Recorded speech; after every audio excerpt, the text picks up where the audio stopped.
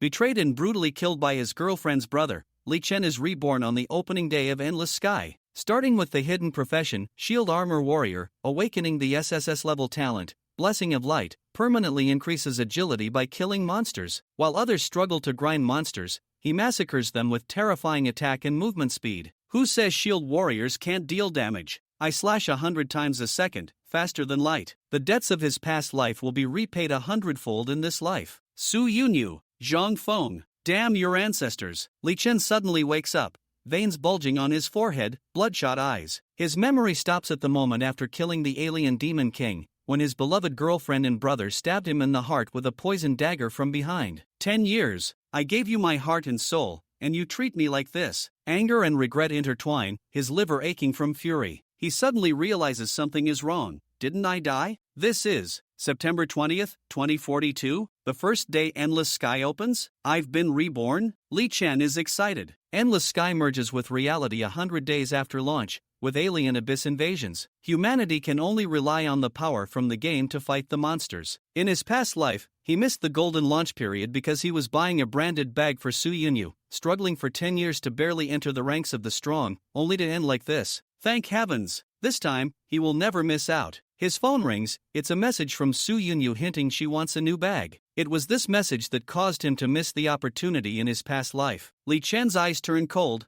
Bitch. Luckily, it's still a society ruled by law. You only have 100 days left to live. He decisively deletes the message, gets up, goes out to buy a gaming helmet, and immediately sends a resignation text to his company. Back in his rented room, only 2 minutes remain before the game opens. Endless Sky, launch. Notice, ID Taishuation confirmed. Notice, random initial profession, Shield Armor Warrior, rare hidden profession. Notice, character creation complete. Shield Armor Warrior? Not bad. Li Chen is satisfied. His past experience makes him fearless of any profession. Next, the talent lottery. Notice, by the grace of heaven, you have drawn the only SSS level talent, Blessing of Light. Damn! Li Chen is stunned, the highest quality talent. Starting reborn with a jackpot. Notice, you have been assigned to Newbie Village M4399. His vision blurs, and Li Chen appears in the Newbie Village square. Ignoring the noisy newbies around, he immediately opens his panel. Character, Taishuation, LV1, Profession, Shield Armor Warrior, HP, 400/MP, 300, Attack, Physical 20/Magic 6, Defense, Physical 14/Magic 10, Attributes, Strength 10, Agility 4, Spirit 6, Stamina 10, Talent, Blessing of Light, Stage 1, SSS Quality, Skills,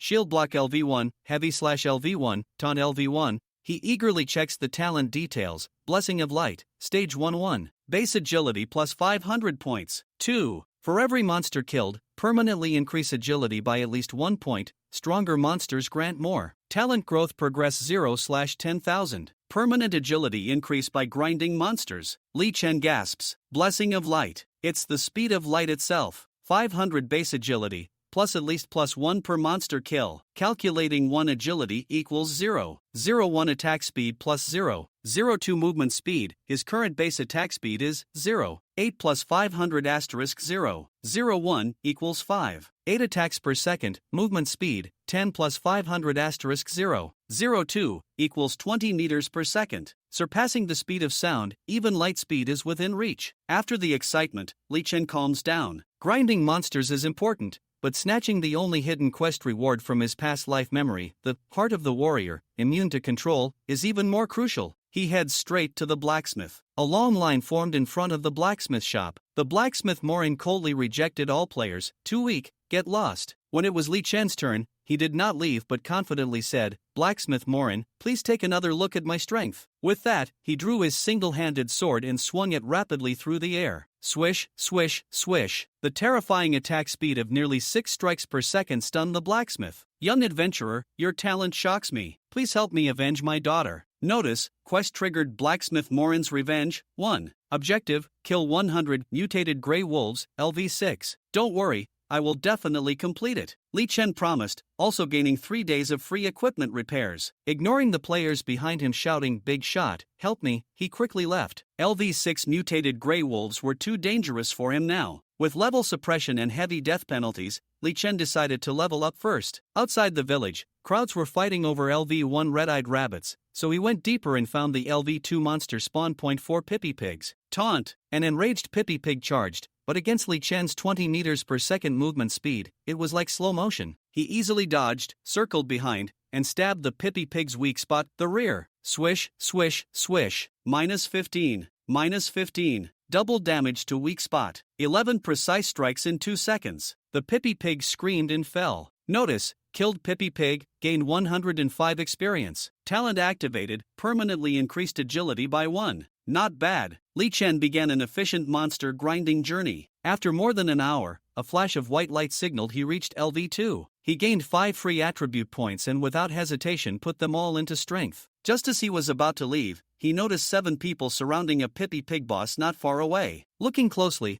their ID prefixes were all Righteous Cloud. Righteous Cloud. A cold light flashed in Li Chen's eyes. These were core members of the infamous anti-human guild who had allied with foreign demons in his past life. In my past life, you aided evil. In this life, let me send you off early. Li Chen's killing intent was resolute. No longer hiding, he charged full force into their formation. Watch out, someone's stealing the boss. The Righteous Cloud members quickly reacted. Ranged attackers began firing. Arrows and fireballs came, but Li Chen's ghost-like movements easily dodged them. Such speed! The archer exclaimed. The melee fighter, Righteous Cloud King, stepped forward to block, attempting a triple slash. But against Li Chen's nearly 6 strikes per second attack speed, his moves were full of flaws. Swish, swish, swish. Li Chen struck first, sword light dancing wildly. -26. -26. The king couldn't react in time. His health bar instantly dropped by half. His attacks were easily blocked by Li Chen. Battle info: your attack was successfully blocked by Taisui God, strength check failed, no damage dealt. Hidden class. Such high damage and attack speed. The king was horrified. Before he could finish speaking, he was cut down by Li Chen's flurry of sword strikes. The entire fight lasted less than 3 seconds. The other 6 were dumbfounded, as if seeing a ghost. Focus fire, kill him. The Righteous Cloud Overlord, who was fighting the boss, roared. Magic, arrows, and melee attacks came again. However, against Li Chen's terrifying speed and precise blocks, their attacks were mere child's play. Battle info: your attack missed. Battle info: your attack was successfully blocked by Taisui God. Attacks were ineffective. Yet Li Chen's sword always found openings, striking precisely. Where the sword light passed, blood splattered. The second, third, fourth. Within half a minute, 3 more Righteous Cloud members fell. Only 3 remained on site, including the furious, Righteous Cloud Overlord. In their eyes, Li Chen's figure was like a demon god. Don't worry about him for now. The boss only has 100 HP left. Let's take down the boss and grab the loot before we leave. Taisui God, I remember you. Ariba Yuntian Guild swears to kill you and make you retreat. The roar of Iba Dawang snapped the remaining 2 back to reality. But at the same time, it made Li Chen notice that the HP of the Pai Pig boss was indeed low. Li Chen immediately gave up on continuing to chase them and turned to charge at the boss. Species: Pai Pig Elite. Level: LV2 Black Iron Creature. Attributes: 98 to 800 HP, 30 physical attack, 16 physical defense, 17 magic defense. Skills: in the world of Endless Sky, players cannot see the boss's skills. The difficulty of exploring lies here. Without knowing the boss's skills, one must be fully alert and constantly pay attention to the boss's finishing moves to kill it. However, this LV2 Pai Pig Elite was too low in level, so it obviously couldn't have any outrageous skills, and Li Chen didn't need to worry too much. Moreover, the boss only had 98 HP left. At this point, it was all about output, and being cautious might lead to missing the chance to kill the boss. Whoosh, whoosh, whoosh. Li Chen's movement speed was fast, and when he reached the Pai Pig Elite, the remaining 3 members of the Iba Yuntian Guild hadn't taken it down yet. He aimed for the Pai Pig Elite's weak spot and decisively raised his one-handed sword to stab repeatedly. -20 weak point damage. -20. -32. Killing blow damage. The Pai Pig Elite had high physical defense, and even though every attack from Li Chen was a weak point hit, each normal attack only dealt a mere 20 points of physical damage. Fortunately, with the last heavy strike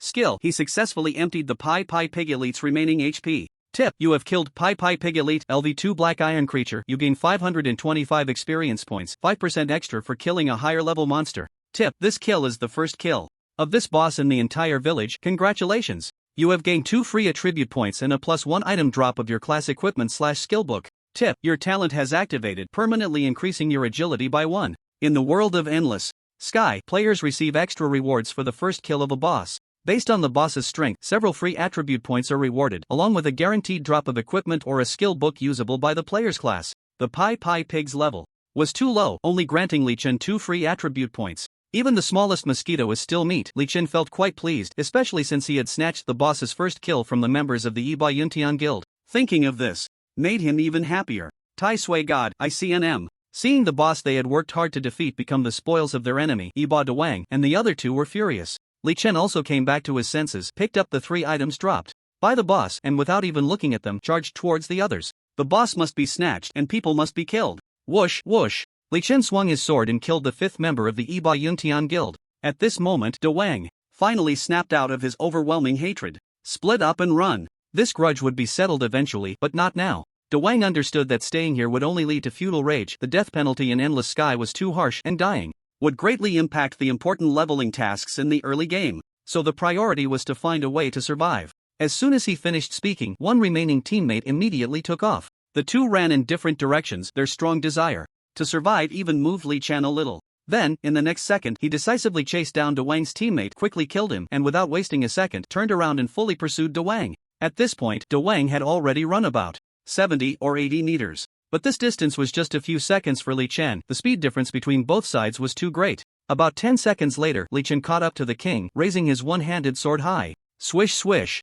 -22 weak point damage. -11. The king was indeed the leader of the Righteous Guild, with physical defense just 1 point lower than the elite Pig, and his skills were decent as well. A lazy roll allowed the king to evade Li Chen's second attack aimed at his head. However, such efforts were utterly futile in the face of their massive attribute disparity. Li Chen said nothing and continued to strike at his opponent. The king struggled to defend himself. Like the 6 teammates he had previously lost, he could not evade Li Chen's attacks, and his counterattacks were either blocked or dodged by Li Chen. As Li Chen's relentless assault continued, the king's health steadily dwindled. However, Li Chen calculated the damage and was somewhat surprised that the king had not died after losing over 500 health points. This guy either has a talent that increases health or a hidden class bonus from the Righteous Knight that boosts his health. No wonder he can withstand the beating from the elite Pig. Unfortunately, in front of me, it's just a few more seconds of output. As expected, the king soon could not hold on any longer. In the next moment, after leaving a harsh remark, he followed his teammates into oblivion. Tai Sui God, you have guts. Just you wait. What they did not know was that Li Chen also wanted to send this message to him and all the members of the Righteous Guild in the M4399 Novice Village. Being assigned to the same novice village as me is your greatest misfortune. After muttering to himself, Li Chen decisively left the area. The previous battle had attracted some nearby leveling players, and since he initiated the outdoor PK, according to the rules of Endless Firmament, killing one person increases 1 point of evil value. With an evil value of over 1 point, he was in a red name state. Thus, with a solid 7 points of evil value, he was definitely a big red name. Once a player in red name status was killed, they would drop at least 1 piece of equipment, and the death penalty remained unchanged. Li Chen was not afraid of being hunted by nearby leveling players. He had the speed advantage and was completely unbothered. However, piking would inevitably waste time. While he enjoyed taking down members of the Righteous Guild, killing ordinary passers-by was meaningless. Li Chen did not want to add to his troubles and had already decided to leave the Pig leveling area. Even killing white name players has a certain chance of dropping their equipment, but unfortunately, this group from the Righteous Guild is too poor. 7 of them and not a single piece of equipment drop for me. Forget it, let's check out the loot from the boss and look for a new leveling area. Li Chen opened his backpack to check the 3 items dropped by the Pig boss. The first item was a black iron quality one-handed sword. Equipment: fine iron sword. Durability: 100/100. Quality: black iron. Grade: perfect. Usage requirement: level 2 or above. Attribute 1 17 points physical attack, 13 points magic attack. Attribute 2 attack reduces enemy physical defense by 2 points. Effect lasts 5 seconds. Cannot stack. A top-notch black iron quality one-handed sword. The attributes of the fine iron sword caught Li Chen's eye. It was known that most black iron quality weapons did not have 2 attributes. This fine iron sword not only had a second attribute but also reduced the enemy's physical defense, making it a small exquisite weapon for him, especially in the early game. Thinking of those members of the Righteous Guild, Li Chen could already envision the scene of encountering them again and using this exquisite one-handed sword to take them down. In Endless Sky, the quality of equipment is categorized from low to high as ordinary, black iron, silver, gold, dark gold, legendary, epic, mythic, and ancient mythic. As for whether there are higher quality equipment beyond ancient mythic, Li Chen did not know. In his previous life at level 200, he had never seen it. Perhaps when he becomes stronger in this life, the answer to this question will be revealed. Each quality of equipment is further divided into 6 grades based on specific attributes: inferior, ordinary, fine, excellent, superb, and perfect. The fine iron sword in front of him is of perfect grade, which is why it has an additional attribute compared to an ordinary black iron one-handed sword. Holding it in his hand significantly increased Li Chen's attack power. At the same time, his gaze fell on the remaining 2 items dropped by the boss. Skill book, shield counter. Quality, black iron. Learning requirements, level 2 or above, shield wielding profession. Level 1 active effect, use the shield to block enemy attacks and reflect 10 points of magic damage back to the attacker. Skill duration 1 second, consumes 20 MP when casting, cooldown time 20 seconds. Equipment, pigskin belt. Durability, 60-60. Quality, ordinary. Grade, ordinary. Usage requirements, level 2 or above. Attributes, 50 HP, 2 physical defense. Not bad, I can use it. Li Chen grinned and decisively learned the skill book, then equipped the belt. The shield counter skill belongs to defensive skills, and while it seems unnecessary at the moment, it might come in handy one day. Moreover, Endless Sky does not limit the number of skills players can learn, so it's better to have it than not. As for the pigskin belt, although it is considered transitional equipment, it currently boosts defense and health, which is better than having nothing. Next, it's time to go to a new leveling point to grind monsters. In Endless Sky, the red name status can reduce 1 point of sin value by killing 100 monsters of the same level or higher, or by killing other red name players. Set a small goal, let's kill 700 monsters first. After making up his mind, Li Chen began to search for a new leveling point. Of course, if he encountered a Pippi pig along the way, he would casually slash it a few times before moving on. Before long, he left the Pippi pig area and arrived at a region called Gobi Desert, where a type of level 3 monster called mutated crocodile respawned. Species, mutated crocodile. Level 3 ordinary creature. Attributes, 280 HP, 27. Physical attack, 15 physical defense, 15 magic defense. Skill, death roll. The mutated crocodile will perform a 1 to 3 second control combo after biting the target, causing additional damage. The mutated crocodile has very high attack power, and its defense and health are quite impressive, but its drawback is its slow movement speed. In front of Li Chen, they were just moving wooden stakes. Swish, swish, swish. -27, -29, -58. Weak point damage. Li Chen's current physical attack power reached 45 points, and the damage dealt to the mutated crocodile was extremely high. Unfortunately, the weak points of the mutated crocodile are only in the eyes and abdomen, making it difficult to deal weak point damage. Fortunately, his attack speed is fast enough. It takes him at most 3 seconds to successfully kill a mutated crocodile. Hint, you have killed. Omitted. You gain 126 experience points, 5% extra for killing above level. Hint, your agility attribute permanently +1. My SSS level talent belongs to the growth type, so there's no need to overly pursue killing monsters above my level. As long as I'm 1 or 2 levels higher than mainstream players, that's the most efficient. With his mind made up, Li Chen immediately calmed down. Taking advantage of the fact that this leveling area had only him, he decided to grind a few hundred mutated crocodiles first. Tip, you have killed. Omitted. Tip, you have reached LV4. About 2 hours later, as players began to appear in 2s and 3s in the Gobi Desert area, a second white light emerged from Li Chen. LV4. The free attribute points gained from leveling up to LV3 had all been added to strength, and this time he again allocated all points to strength. Li Chen opened his personal panel to take a look. Character, Tai Sui God. Basic attributes, level, LV4. 648/45,000. Class, Shield Warrior. HP, 450. MP, 320. Attack, physical attack 55, magic attack 6. Defense, physical defense 16, magic defense 11. Attributes, strength 27, agility 1098, spirit 6, stamina 10. Free attribute. Points, 0. Max attack speed, 12.78 hits/second. Max movement speed, 30.98 meters/second. Title, none. Talent, Blessing of Light, Stage 1, SSS quality. The leveling in Endless Sky is just ridiculous. I killed nearly 500 mutated crocodiles just to level up from LV2 to LV4. Li Chen's side, leveling up was too slow. However, when he thought about how it took him 2.5 months to level from LV199 to LV200 in his previous life, he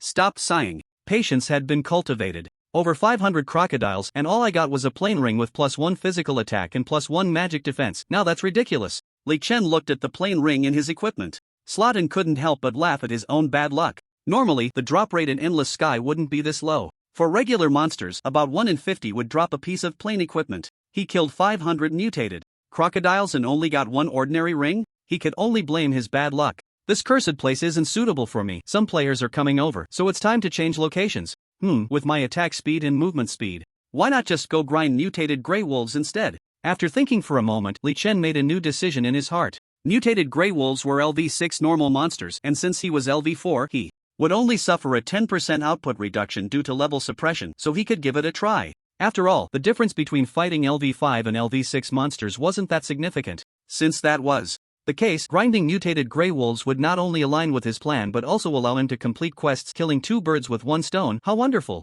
With that thought, Li Chen immediately headed to the area where the mutated Grey Wolves were located, the Dark Forest. It was only about 10 kilometers away. Running at full speed, he arrived at his destination in 6 minutes. The sky was dark and the cold wind howled, the continuous forest resembling a ravenous beast. As Li Chen stepped into the dark forest, before he even started grinding the mutated Grey Wolves, he suddenly spotted a player who looked like a mage fighting a mutated Grey Wolf boss not far away. Li Chen was secretly astonished. In M4399's novice village, there was actually someone leveling up faster than him? After observing for a moment, he was even more surprised. Isn't that a familiar face from my previous life?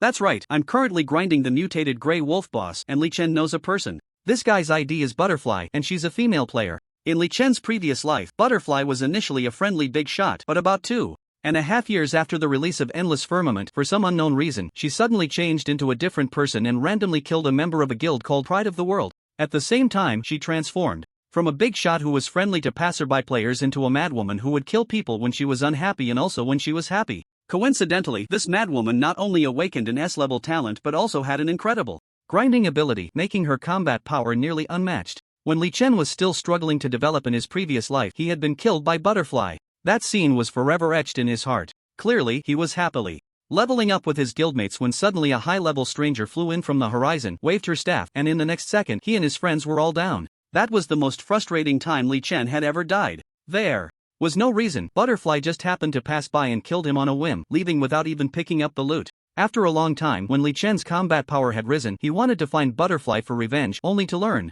that she had already died under the siege of foreign monsters. After finally leveling up, his enemy had died first? This feeling of being unable to take revenge left Li Chen feeling miserable for a long time. I remember someone leaked information in my previous life that this guy's S-level talent seems to increase mental power or skill intensity, making her spell output terrifying. No wonder she could reach the LV6 small monster spawn point before me and even challenge the boss. Damn, was that a mage's little skill blink she just used? How did she get blink at this stage? Watching Butterfly fight the boss, Li Chen couldn't help but be astonished. He noticed her output was several levels higher than his. But that wasn't surprising. After all, talents are divided into early and late stages. His SSS level talent clearly belonged to the late stage skills, and the more monsters he killed, the more his combat power increased. Butterfly's talent was definitely skewed towards the early to mid stage, and it was normal for her to have higher output at the start with an S-level talent. In Endless Firmament, there were many lucky players like Butterfly, but SSS level talents? Sorry, Li Chen had never heard of anyone obtaining one in his previous life. At that time, the universally recognized strongest player in the server was only known to have an SS level talent revealed by an enemy who obtained the skill True Sight. So, facing the fact that her output was currently stronger than his, Li Chen remained calm. What shocked him was that Butterfly actually used the blink skill. Normally, this was a little skill that mage players could only access after reaching level 30. He really didn't know how Butterfly managed to get it on the first day of the server. However, looking at Butterfly entangled with the mutated Grey Wolf boss, Li Chen's killing intent began to rise. Get her. Li Chen couldn't care less about what would happen to Butterfly in the future that would turn her into a madwoman. She might encounter a story in the future that would make people sympathize with her. But what did that have to do with him? Li Chen only remembered that she had killed him in his previous life. If he didn't take revenge, he would always feel uneasy. Taking her down once would not only vent his anger for his past self but also allow him to conveniently loot a boss, which was simply double the joy. Especially since this boss was a bronze-level mutated Grey Wolf. So what if her output is high? My movement speed is nearly 31 meters per second, plus my combat experience from my previous life. Can you even hit me? So what if you have blink? The skill has a long cooldown, and even if you can use it once or twice, you can't blink too far, and you still won't escape my grasp. Thinking of this, Li Chen decisively raised his fine iron sword and moved forward. His speed was extremely fast, and since the Butterfly Fairy was clearly focused on dealing with the boss, by the time she noticed Li Chen, he was already within 10 meters. Who are you? What do you want? At this moment, the Butterfly Fairy was not the crazy woman she would later become. She looked at Li Chen with a wary gaze but did not attack first. When a warrior was within 10 meters of a mage player and the mage did not attack, it would be too late to think about attacking. Faced with the Butterfly Fairy's vigilance, Li Chen said nothing and swung his sword. Swish, swish, swish. -70 weak point damage. -36. -74 weak point damage. After his strength attribute increased to 27 points, the extra damage he dealt when hitting weak points also increased slightly. After 3 strikes, the butterfly fairy was immediately thrown into a panic. Ah, why are you attacking me? Hint, you have killed the player Butterfly Fairy, LV 5-time and Space Mage, your evil value increases by 1 point. Before the Butterfly Fairy could finish her sentence, Li Chen followed up with several more attacks, sending her back to the resurrection point for free. The entire battle process was so smooth that Li Chen was a bit dazed. Her ID is Butterfly Fairy, I didn't mistake her for someone else. I remember she was just an ordinary mage in my previous life, right? A time and space mage, clearly a hidden class. Did my rebirth cause some kind of butterfly effect? Also, at this time, with her skills and awareness being so poor, I attacked her and she still wanted to ask me why. Is she really that naive? Li Chen scratched his head, suddenly feeling a bit bored. Regardless, he felt he had avenged the grievances of his past life, which made him quite pleased. Especially since the mutated Grey Wolf boss in front of him had already been reduced to a critical health state by the Butterfly Fairy. Species, Silver Wolf Guardian. Level, LV 6 Bronze Creature. Attributes, 698/3600 HP, 69. Physical attack, 60 magic attack, 35 physical defense, 33 magic defense. Skills? On the first day of the server, I've already engaged in 2 murder and boss stealing actions. I feel like a villain. Li Chen silently mocked himself, then focused intently on dealing with the critically wounded boss in front of him. The opponent's attack power was very high, and it also had magic attack attributes, which meant it might have ranged skills. He had to be careful. Otherwise, it would be embarrassing to capsize in the gutter. M4399 Newbie Village Resurrection Point. Damn, Tai Sui God actually ambushed me to steal the boss. The resurrected Butterfly Fairy had a pale face, finally realizing what had happened to her, and then gritted her teeth in anger. How can people be so wicked? Damn it, being killed leaves me weakened for 24 hours. In the next 24 hours, my attributes will be halved. This is bad. My goal of making money from gaming to buy a gaming helmet for my sister will be delayed by at least a day. Tai Sui God, you better wait for me, I will definitely rub you in the grass. The Butterfly Fairy was about to go crazy. Swish swish swish. Just as the butterfly was gritting its teeth in anger, Li Chen happily started attacking the boss. He launched a lightning-fast basic attack followed by a heavy strike. -20, -42 weak point damage, -22. A series of damage numbers soared from the Silver Wolf Guard's head. With 698 health points remaining, if Li Chen unleashed his full power, it would only take about 5 seconds. However, in actual combat, Li Chen rarely encountered opportunities to go all out. The Silver Wolf Guard had high attack power, and he needed to constantly pay attention to his positioning to dodge its attacks. At this moment, his agility advantage of over 1,000 points was evident. The Silver Wolf Guard's bites and claw swipes could not hit Li Chen. While it was still in the midst of its attack, Li Chen seized the opportunity to strike several times in succession. After 2 or 3 seconds, the Silver Wolf Guard's health dropped below 300 points. A woo! The Silver Wolf Guard let out a loud howl, and at the same time, a corresponding prompt appeared on Li Chen's panel. Battle information: Silver Wolf Guard, LV6 Bronze Creature, has released the skill Call for Allies. 15 mutated Grey Wolves, LV6 Common Creatures, will arrive in 3 seconds. It's actually a summoning skill. Too bad it won't take effect for 3 seconds, so it poses no threat to me. Seeing the battle information prompt, Li Chen smiled and raised his sword to strike.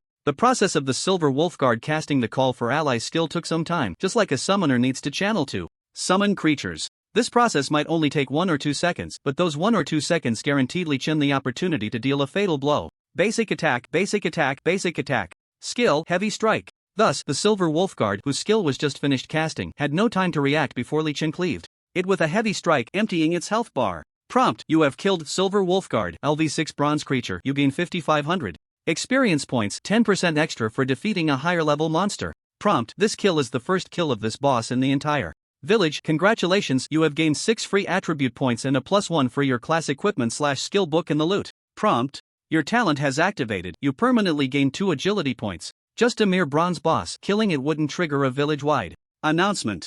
Li Chen skillfully allocated all the free attribute points to strength and then happily checked the 3 items dropped by the boss. The first item was a skill book, Phantom Sword Dance. Quality: bronze. Learning requirement: level 6 or above. Melee weapon class. LV1 active effect: increases your attack speed by 30%, skill duration 12 seconds, consumes 40 MP when casting, cooldown time 60 seconds. It's actually a buff skill that increases attack speed. Great. Li Chen happily stored the skill book in his backpack, as his current level was not enough to learn it, so he would keep it for now. His original output relied almost entirely on basic attacks, and with this Phantom Sword Dance skill, it was equivalent to a 30% increase in output. And at LV1, it's 30%. What about when the skill levels up to LV2, LV3, and beyond? Li Chen was looking forward to it. In the world of Endless Sky, players generally need to consume their own experience points to level up skills. As for upgrading skills, I'll plan for it after reaching LV20 for the first class advancement. Thinking this, Li Chen turned his attention to the remaining 2 items dropped by the boss. Equipment: fine crossbow. Durability: 130-130. Quality: bronze. Grade: excellent. Usage requirement: level 6 or above. Bao. Class: profession. Attribute: 139 points of physical attack, 6 points of strength. Attribute 2: attack speed increased by 5%.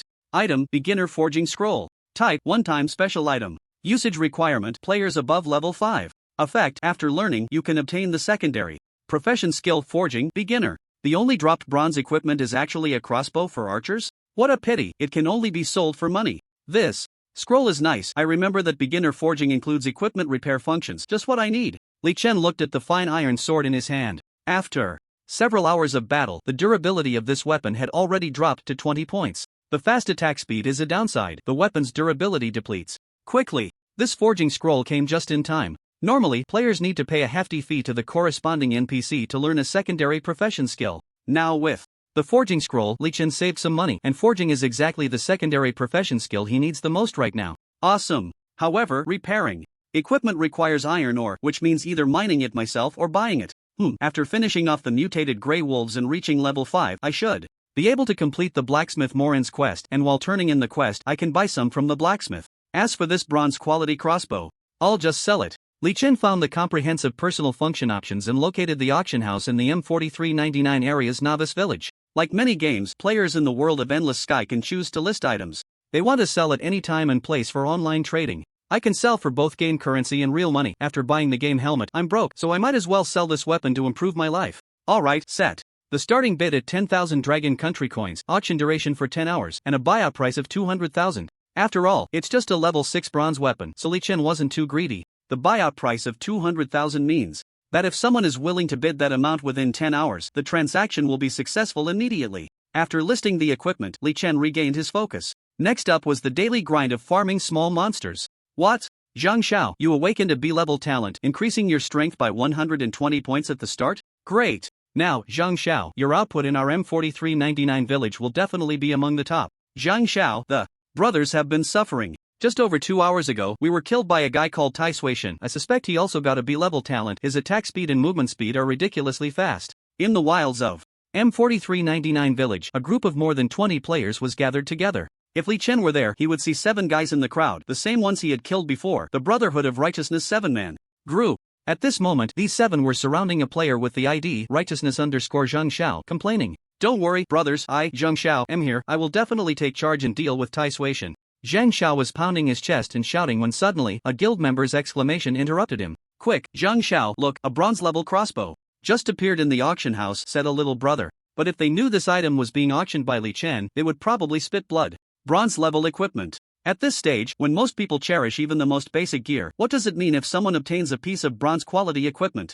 Without a doubt, it will attract the envy of men and the jealousy of women. Walking down the streets of the novice village, they would be the most eye-catching person around. Therefore, upon hearing the exclamation from a guild member, Zhang Xiao immediately opened the auction house. Damn, someone is really selling it. This guy must have a terrifying talent that boosts combat power, just like Zhang Xiao, otherwise, it would be impossible to obtain bronze-level equipment. But this person must be a fool, right? To get such good equipment early on, and not keep it for themselves but sell it? Isn't that like killing the goose that lays the golden eggs? That's right, if it were me, I would definitely keep it for myself. After all, with it, I could challenge stronger monsters and have better rewards. The starting price is only $10,000. I can tell by the look in their eyes that they must be a foolish poor guy. Just right, Zhang Xiao, you are an archer. This crossbow is simply tailor-made for you. With it, the day you lead our guild to dominate the M4399 novice village is just around the corner. Thank you all for your trust. I'll buy it for a flat price of $200,000. Watch me buy it instantly. Zhang Xiao was very pleased with the flattery from his guild members. Plus, as an archer, he valued this bronze-quality crossbow, so he gritted his teeth and bought it outright. To be fair, although it is now 2042, there was a currency reform about 8 or 9 years ago, and inflation isn't that severe. In Longgua's Magic City, the average housing price is around $40,000. $200,000 is still quite valuable. Zhang Xiao wasn't as wealthy as everyone thought. Spending $200,000 on a piece of equipment made him feel a bit pained. However, since his guild partners were so enthusiastic, it would be too embarrassing not to buy it. Instant buy, Zhang Xiao is generous. Zhang Xiao is amazing. Following him, promotion and wealth are just around the corner. Ha, Zhang Xiao is a big spender. It's great to follow him. As expected, after instantly buying the bronze crossbow, Zhang Xiao was met with even more enthusiastic praise from the guild members, making him feel elated. Meanwhile, in a corner of M4399 Novice Village, a player with the ID AOCD1 couldn't help but frown. The bronze crossbow was listed for too short a time. There was no village-wide announcement when it was listed, so the one who could buy it wasn't determined by financial power but by who could discover it first. AOCD1 was not an ordinary person. He had previously been a big spender in other games, and was the president of the AOC Chuanxiang Guild. Even if he couldn't use the bronze crossbow himself, he could prepare it for the core team members. Unfortunately, it was too late to say anything now. If he had to blame someone, it was himself for discovering it too late and letting someone else snatch it away. However, this incident served as a wake-up call. From now on, he needed to assign someone to keep an eye on the auction house. If someone can sell a bronze quality crossbow, who knows, the next moment someone might put up other bronze quality equipment. Remember, if bronze equipment appears in the auction house again and someone can buy it outright, don't bother notifying me first. At this stage, let alone bronze quality equipment, even black iron and basic equipment are very important to players. AOC Huang wasn't short on money, what he lacked was equipment. Also, find a way to find out who sold the bronze crossbow. And let me know the results as soon as you find out. Players who can obtain bronze equipment at this stage must have extraordinary hidden professions or strong talents, and players who can both obtain bronze equipment and are willing to sell it are almost certainly casual players. Such talents must be drawn to our side as much as possible. If that fails, we must find a way to get along, at least until we understand their bottom line. At this moment, in the M4399 Novice Village, there were more than a dozen big shots with the same intention as Aosher Di Huang.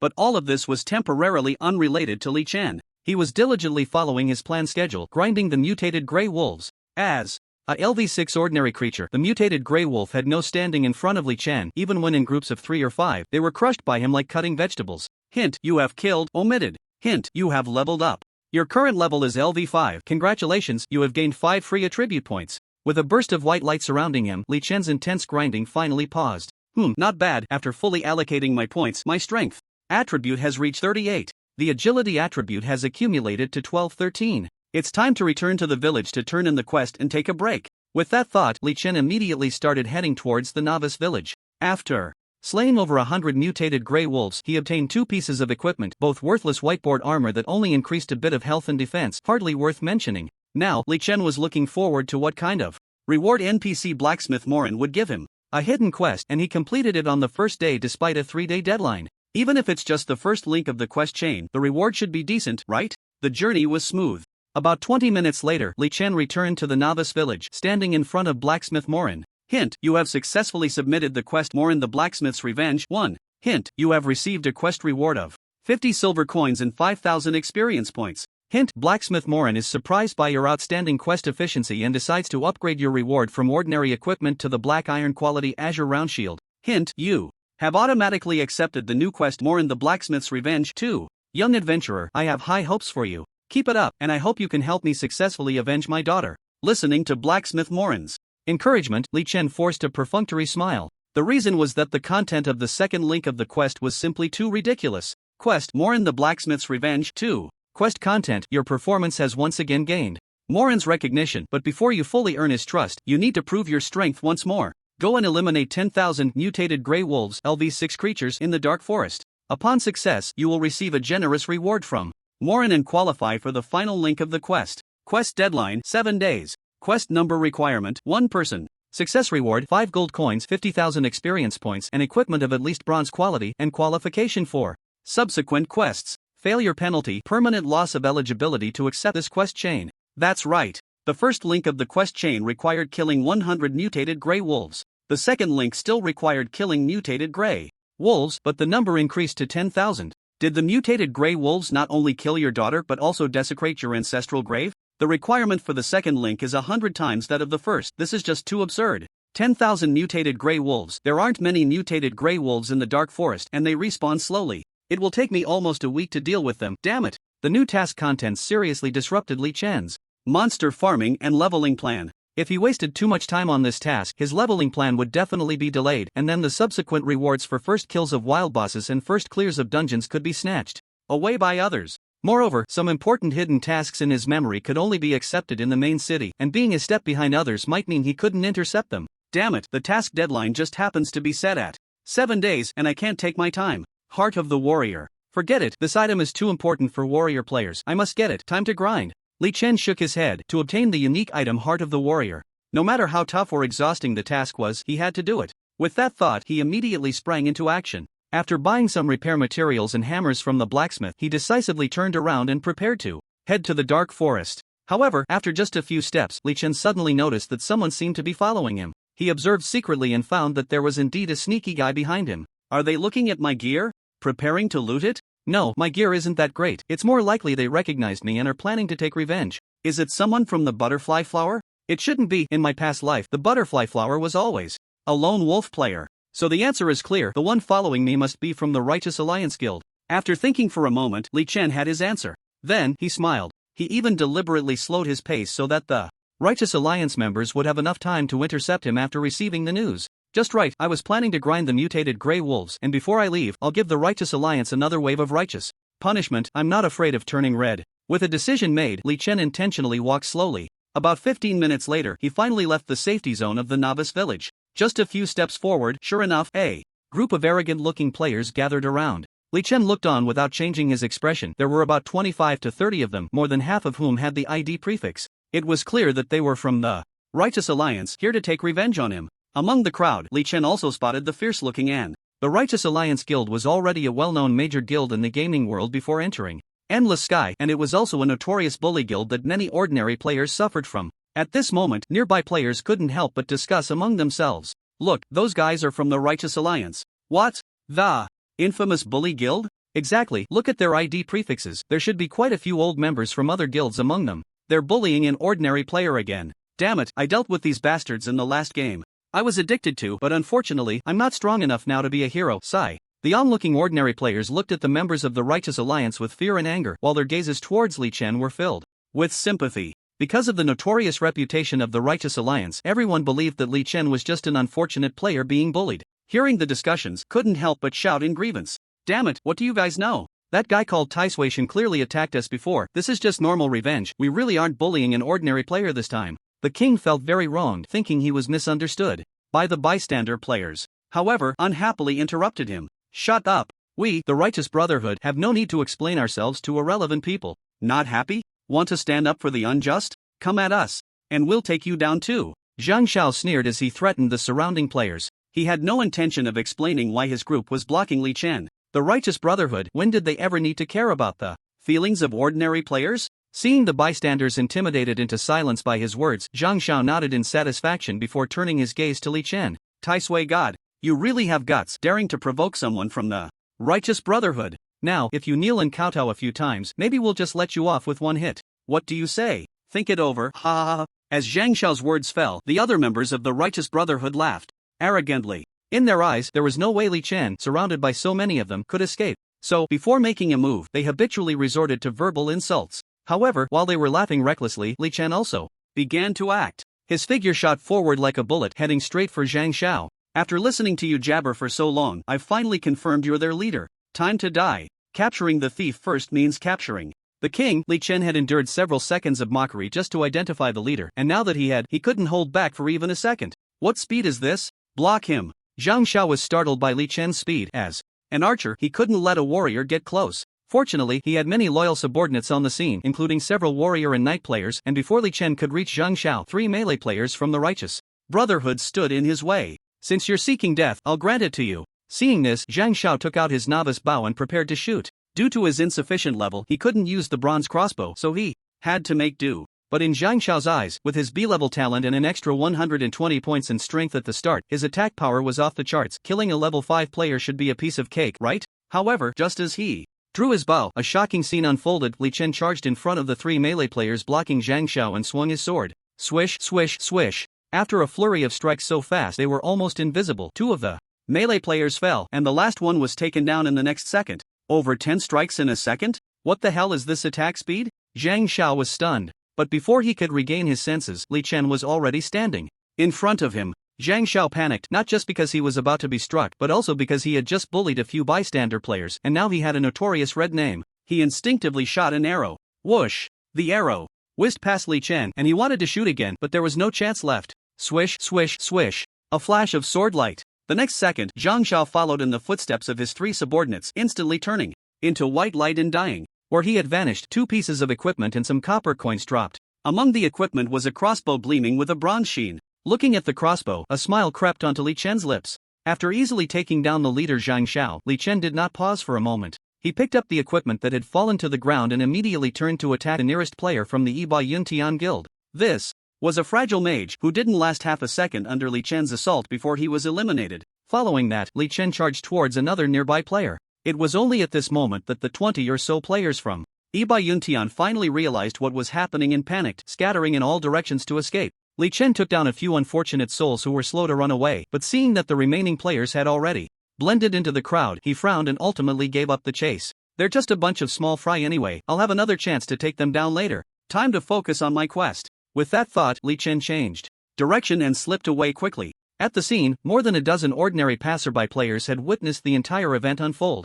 Watching Li Chen's figure, which seemed to have activated a speed hack, the onlookers slowly regained their composure and began to excitedly discuss what they had just seen. Wow, that was incredible. That godlike player is called Tai Suishan, right? His combat power is really impressive. He runs as fast as the wind, and his attack speed is comparable to my grandma's hands after she got Parkinson's. I was completely stunned. God, wait for me. Let's be friends. Wow, he runs so fast. Tai Suishan has closed his friend request channel. As expected, big shots have this habit. I finally saw a big shot take down those Yiba Yuntian scum. I'm so happy. I just recorded it. I'll post it on the forum now so that other players like me who have been bullied by Yiba Yuntian can share in the joy. Soon, a video post titled "On the First Day of the Server, Watch the God/Down Yiba Yuntian Scum" went viral in the Endless Sky forum. In gaming, it's normal for you to chop me in 4. Me to chop you. However, the players being chopped in this video belong to the Yiba Yuntian guild, and the name Yiba Yuntian itself carried a lot of traffic. Coupled with the speed displayed by the attacker Li Chen in the video, it caught the attention of countless players, and thus the video became a hit. Numerous forum visitors eagerly commented below the post. The chopping posture is really cool. Tai Suishan, right? From today on, you are one of my idols. Holding a one-handed sword and shield, it looks like a hidden class? Does anyone know what hidden class Tai Suishan is? Wow, that speed is ridiculous. It must be due to his talents. I heard many people got talents that significantly increase their attributes. Tai Suishan must have drawn one that boosts agility a lot. So envious. In the world of martial arts, nothing is unbreakable, only speed is invincible. The evil God does not deceive me. Chopping people is thrilling, but taking down those Yiba Yuntian losers, Tai Suishan is in for big trouble. He needs to be careful of future retaliation. It must be said that as the game's launch time increased, players' understanding of Endless Sky deepened. The speed displayed by Li Chen in the video was indeed frightening. Data analysts calculated that Li Chen's movement speed was about 3 times that of an ordinary player, and his attack speed was over 10 times faster. However, no one thought Li Chen was cheating. Not only because by 2042 the game had long been free of hacks, but also because the viewers of the post had already seen many players with outrageous combat power in the forum. Some had attack power exceeding 3 digits right from the start. Some had skills with 10 times the range. Some, despite being warrior-type classes, could unleash ranged sword energy at level 1. And there were also summoners who could summon silver-tier bone dragons at level 1. All of these players were, without exception, the lucky ones who had drawn high-quality talents in Endless Sky. Although Li Chen's speed was astonishing to everyone, it wasn't the most shocking among the many lucky ones. Of course, if everyone knew that Li Chen's talent was SSS level and belonged to the growth type, it would be a different story. However, this was something Li Chen could never share with others, at least until he reached invincibility. He would absolutely not reveal it to anyone else. As for when he would be considered invincible, Li Chen set a small goal for himself. He wouldn't call himself invincible until his movement speed was below the speed of light. M4399 Newbie Village Resurrection Point. Accompanied by several lackeys, Zhang Xiao's face was pale and his lips trembled. Damn it, why is that guy so strong? Is speed really more powerful than attack? What use is this B-level talent that increases strength? Ugh, the bronze crossbow I just bought got destroyed. Zhang Xiao was filled with rage and frustration. Just a second ago, he and his group were confident of victory, and the next second, they became the souls under someone else's sword. This contrast shattered his mentality. The key was that he couldn't defeat the Tai Sui god in the first place, and now he had died once. In a weakened state, he definitely couldn't defeat him now. The most critical part was that he had just spent 200,000 on the bronze crossbow, and he hadn't even used it once before it got destroyed. Tai Sui god, you wait for me. Just wait a few days until everyone gathers in the main city. I will call 1,000 brothers to chop you down. Zhang Xiao swore silently. At that moment, one of his lackeys suddenly screamed, interrupting his thoughts. Hey, Zhang Xiao, isn't that your bronze crossbow? Why is it back on the auction house?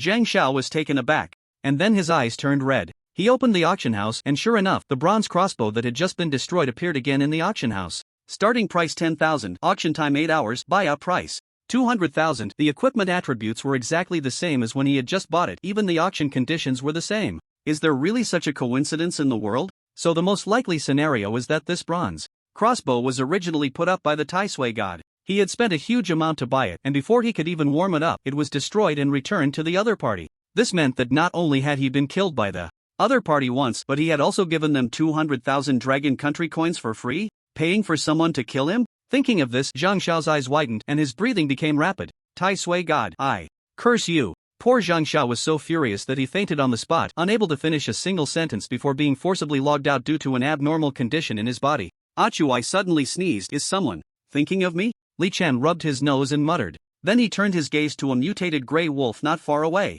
Finally reached the destination. The massacre of 10,000 mutated grey wolves officially begins now. Tip, you have killed. Tip, your talent has activated, permanently increasing your agility by 1 point. Tip, you have leveled up, current level is LV8. Tip, you have exceeded 14 hours of gameplay today. Please manage your gaming time wisely and pay attention to your health. In the dark forest, glancing at the several system notifications that appeared on the panel, Li Chen rubbed his brow, feeling quite mentally exhausted. It wasn't just because of the long hours of grinding, it was also because after taking down the group of, he had been in the dark forest for almost 8 hours without encountering a single boss. He had collected over a dozen pieces of whiteboard trash gear dropped by the small monsters, but what use were these low-quality items to him? The drop rate was exhausting. Calculating the time, it's already around 10 in the morning. No wonder I'm both tired and hungry. I should log off, eat something, and take a nap. I need to be careful. I can't afford to die suddenly before the game merges with reality in 100 days. With that thought, Li Chen prepared to log out of the game. Before logging out, he took a look at his latest personal panel character, Tai Sui God. Basic attributes, level, LV8, 22/76,000. Class, Shield Warrior. HP, 530.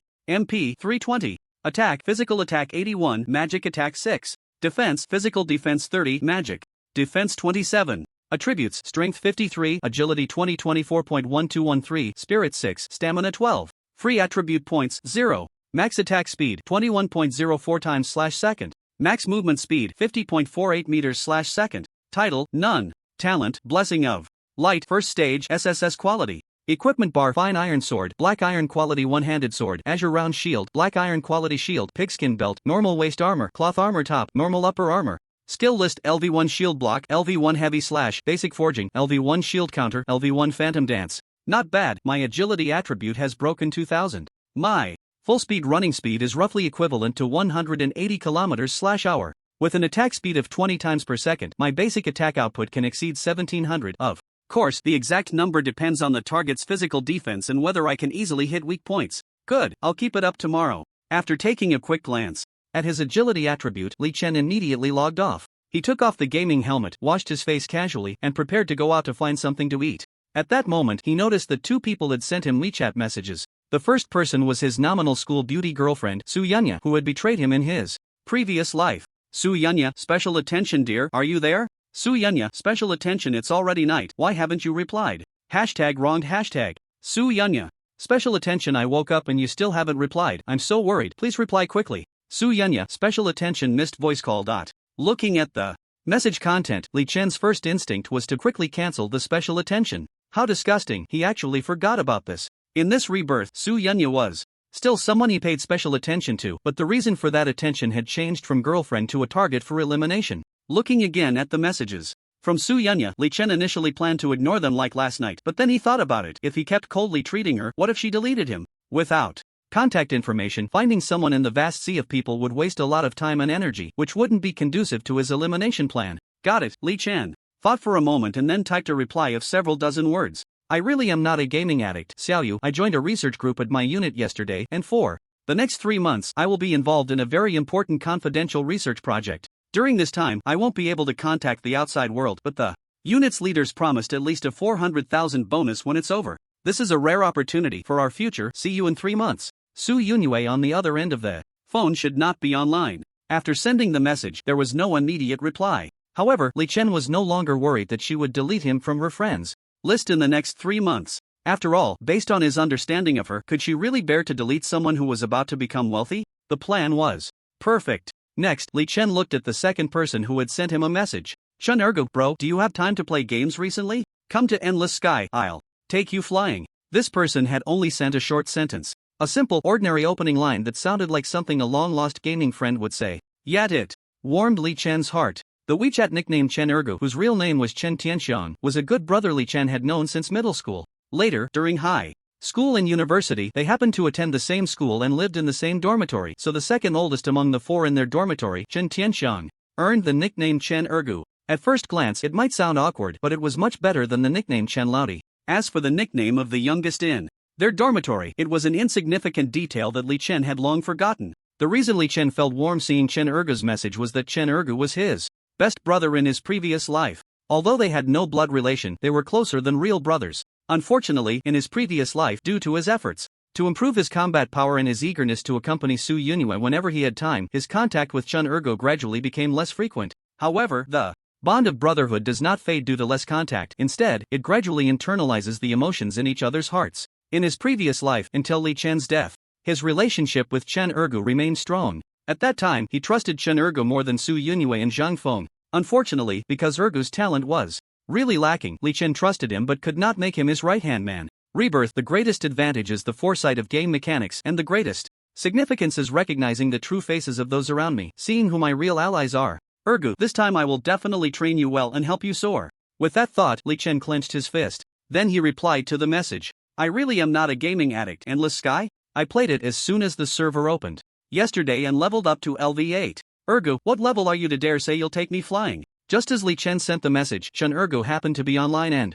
replied immediately. Chen Ergu, damn, Xiaoli, how did you level up so fast? I grinded all night just to reach LV6. Chen Ergu, wait, aren't you supposed to be working to support your campus beauty girlfriend? Where did you find the time to play games all night? What happened? Chen Ergu, voice call, do you want to answer? This is the tacit understanding between brothers. Li Chen only said one sentence, and Chen Ergu noticed something unusual and directly sent a voice call. Li Chen helplessly answered. I broke up with Su Yunhua, now I have plenty of time to play games. It's fine, I'm in a good mood. After breaking up with Su Yunhua, I realized that playing games is the real joy. Ha, you know my parents died in a car accident when I was in elementary school, and I don't have any relatives at home, all alone, no one to care for me. I can play however I want. You want to compete with me on who can grind harder? Then Ergu, you've picked the wrong opponent. Your idea is, this pipe is called Longing, in the E9587 newbie village?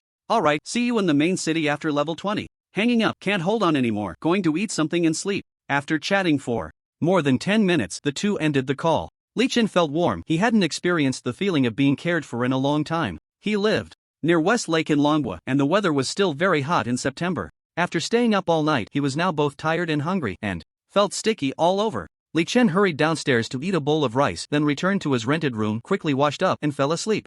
Around 4 in the afternoon, Li Chen woke up refreshed from his sleep. Ding! ZFB received a total of 380,000 yuan, the money from selling the bronze crossbow when the game had arrived. This weapon had been sold twice, both times bought at a fixed price, and after deducting a 5% handling fee, the remaining amount was exactly 380,000. With his wallet bulging, Li Chen went downstairs to eat something, then went to the supermarket to buy a large pile of instant noodles and other fast food. Then came Endless Sky, start. With a flash of vision, Li Chen appeared in the dark forest map. Wherever you log off, you will log back in at the same location. Of course, the premise for logging off in the wild is to be out of combat. Players cannot log off to escape when they can't defeat a boss. Let's grind. Today's goal is to try to kill at least 2,000 mutated gray wolves. Go for it. Li Chen cheered himself on, then raised his one-handed sword and charged at a nearby mutated gray wolf. System prompt, you have killed, omitted. System prompt, you have leveled up, current level is LV9. Time spent immersed in grinding monsters always passes quickly. Before he knew it, Li Chen's level had risen again. Since he was previously an LV8 player grinding LV6 monsters, he had a level suppression effect on the monsters, but the experience gained from grinding monsters was also reduced by 10%. Moreover, the experience required to level up to LV9 increased, so it took Li Chen nearly 700 mutated gray wolves to successfully level up to LV9. If I grind more mutated gray wolves, the experience penalty will increase to 15. How about I level up some skills first? The higher the level, the greater the experience penalty. But to complete the quest, he still needed to grind about 8,000 gray wolves. So Li Chen thought for a moment and decided to level up some skills first. Since he had just leveled up, the experience points stored at the current level were not enough to level up his skills, so Li Chen planned to grind for a while before deciding. Just as he thought of this, he suddenly saw a special wolf-like creature with silver gray fur refreshing not far away. Ha! A boss has refreshed? It's actually a LV6 bronze boss, Silver Wolfguard. Li Chen scratched his head. Perhaps all his good luck had been used up when he drew the SSS level talent. After grinding 2,000 or 3,000 small monsters, counting the one in front of him, he had only encountered 3 bosses. The first 2 were even stolen from others. This luck was truly unmatched. Forget it, there are few low-level outdoor bosses anyway, having a boss is already good enough, no need to be picky. Li Chen charged forward with his sword and started attacking. The LV6 bronze boss Silver Wolfguard only has 3,600 health points. With such little health, how can it withstand Li Chen's output now? Swish, swish, swish. Dash 53. Minus 55. Minus 114. Weakness damage. Minus 55. In just over a second, nearly 30 numbers rose above the Silver Wolfguard's head. Its health bar dropped to half.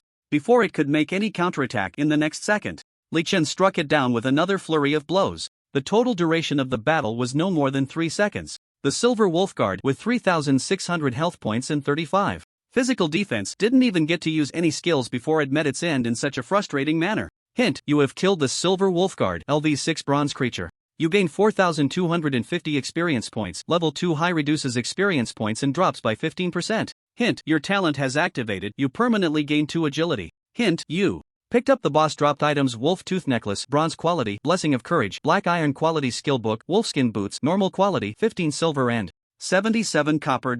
Not a first kill, yet it dropped a bronze necklace, pretty good. Li Chen glanced at the skill book and necklace. Skill book, Blessing of Courage. Quality: Black Iron. Learning requirement, LV6 and above, Priest class. LV1 active effect, cast a blessing spell, increasing the combat power of yourself and teammates within 10 meters. Skill duration 30 seconds. During the duration, physical/magic attack power of yourself and teammates plus 10. Consumes 20 MP when casting. Cooldown time 100 seconds. Equipment: Wolf Tooth Necklace. Quality: Bronze. Grade: Excellent. Usage requirement: LV6 and above. Attribute 1, Spirit plus 10. MP plus 120, Magic Defense plus 15. Attribute 2, Attack Speed plus 7%. Looking at the attributes of the Wolf Tooth Necklace, Li Chen's eyes lit up. 7% attack speed. Nice. Wearing it, my current maximum attack speed can increase by nearly 2 times per second. And as my agility increases, this percentage attack speed benefit will also increase. Li Chen eagerly put the necklace on. As for the wolfskin boots, they were just plain, so Li Chen directly put them up for sale in the auction house for 20 silver coins. The plain equipment obtained from farming ordinary mutated grey wolves, aside from a few he wore, were all handled this way. The income from selling the bronze crossbow yesterday was already enough for Li Chen's upcoming daily expenses, so now he needed to save up some in-game currency for future use. As for the Blessing of Courage skill book, Li Chen stored it in his backpack. In the world of Endless Sky, an individual's power may have no limits, but if a person has multiple qualified teammates assisting, their combat power could potentially increase several times. Li Chen planned to wait until he encountered suitable supportive teammates in the future to give this skill book to them, which could be considered internal digestion. After digesting the boss loot, Li Chen looked at a 4-person team that had appeared in the distance at some point, frowning. As mainstream players level up to LV6, more and more people are coming here to grind levels. The number of mutated grey wolves is limited, and if more players come here, it will affect my quest efficiency. This won't do. My god, what just happened? Boss, I saw it, a boss just respawned, and in 3 or 4 seconds, that took it down. Damn. That's outrageous? This 4-man team watched the entire process of Li Chen taking down the boss. Each of them had a stunned expression. They almost thought they were hallucinating. You see, all 4 of them were LV6 players, 1 melee, 2 ranged, and 1 healer. Just a moment ago, they had worked together to take down a LV6 mutated grey wolf, and it took them over 20 seconds to succeed. Yet this big shot was alone, facing a powerful boss, and managed to take it down in 3 seconds?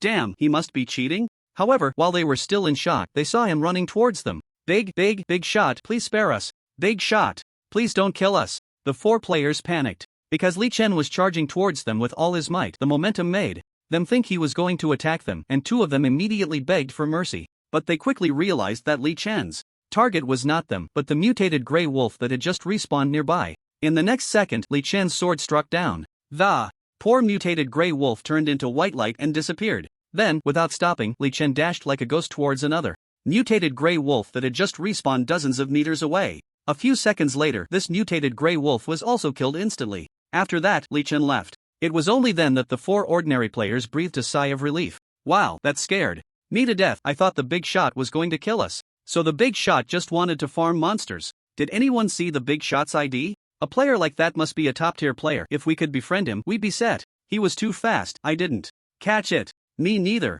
The four looked at each other, and before long, they returned to their usual monster farming state. However, just half a minute later, after they had worked hard to bring a newly respawned mutated Grey Wolf's health down to half, a familiar ghostly figure suddenly appeared in the distance. He rushed over at a terrifying speed of over 60 meters per second, struck down the low-health mutated Grey Wolf, and quickly left again. The four ordinary players were dumbfounded. What the hell? Where did our monster go? That mutated Grey Wolf we finally got to respawn, how did it just disappear? This question. Not long after, it wasn't just these four players. Almost all players who came to the mutated Grey Wolf leveling area were confused. Whenever they were farming the mutated Grey Wolves, they always encountered a ghostly figure that appeared, snatched the kill, and then quickly disappeared. Except for red-named players. These players often had their monsters stolen and were sent back to the novice village resurrection point for free. Due to the frequency of such incidents, players in the nearby leveling area gradually heard about this news. Hey, have you heard? There's a terrifying ghost in the dark forest.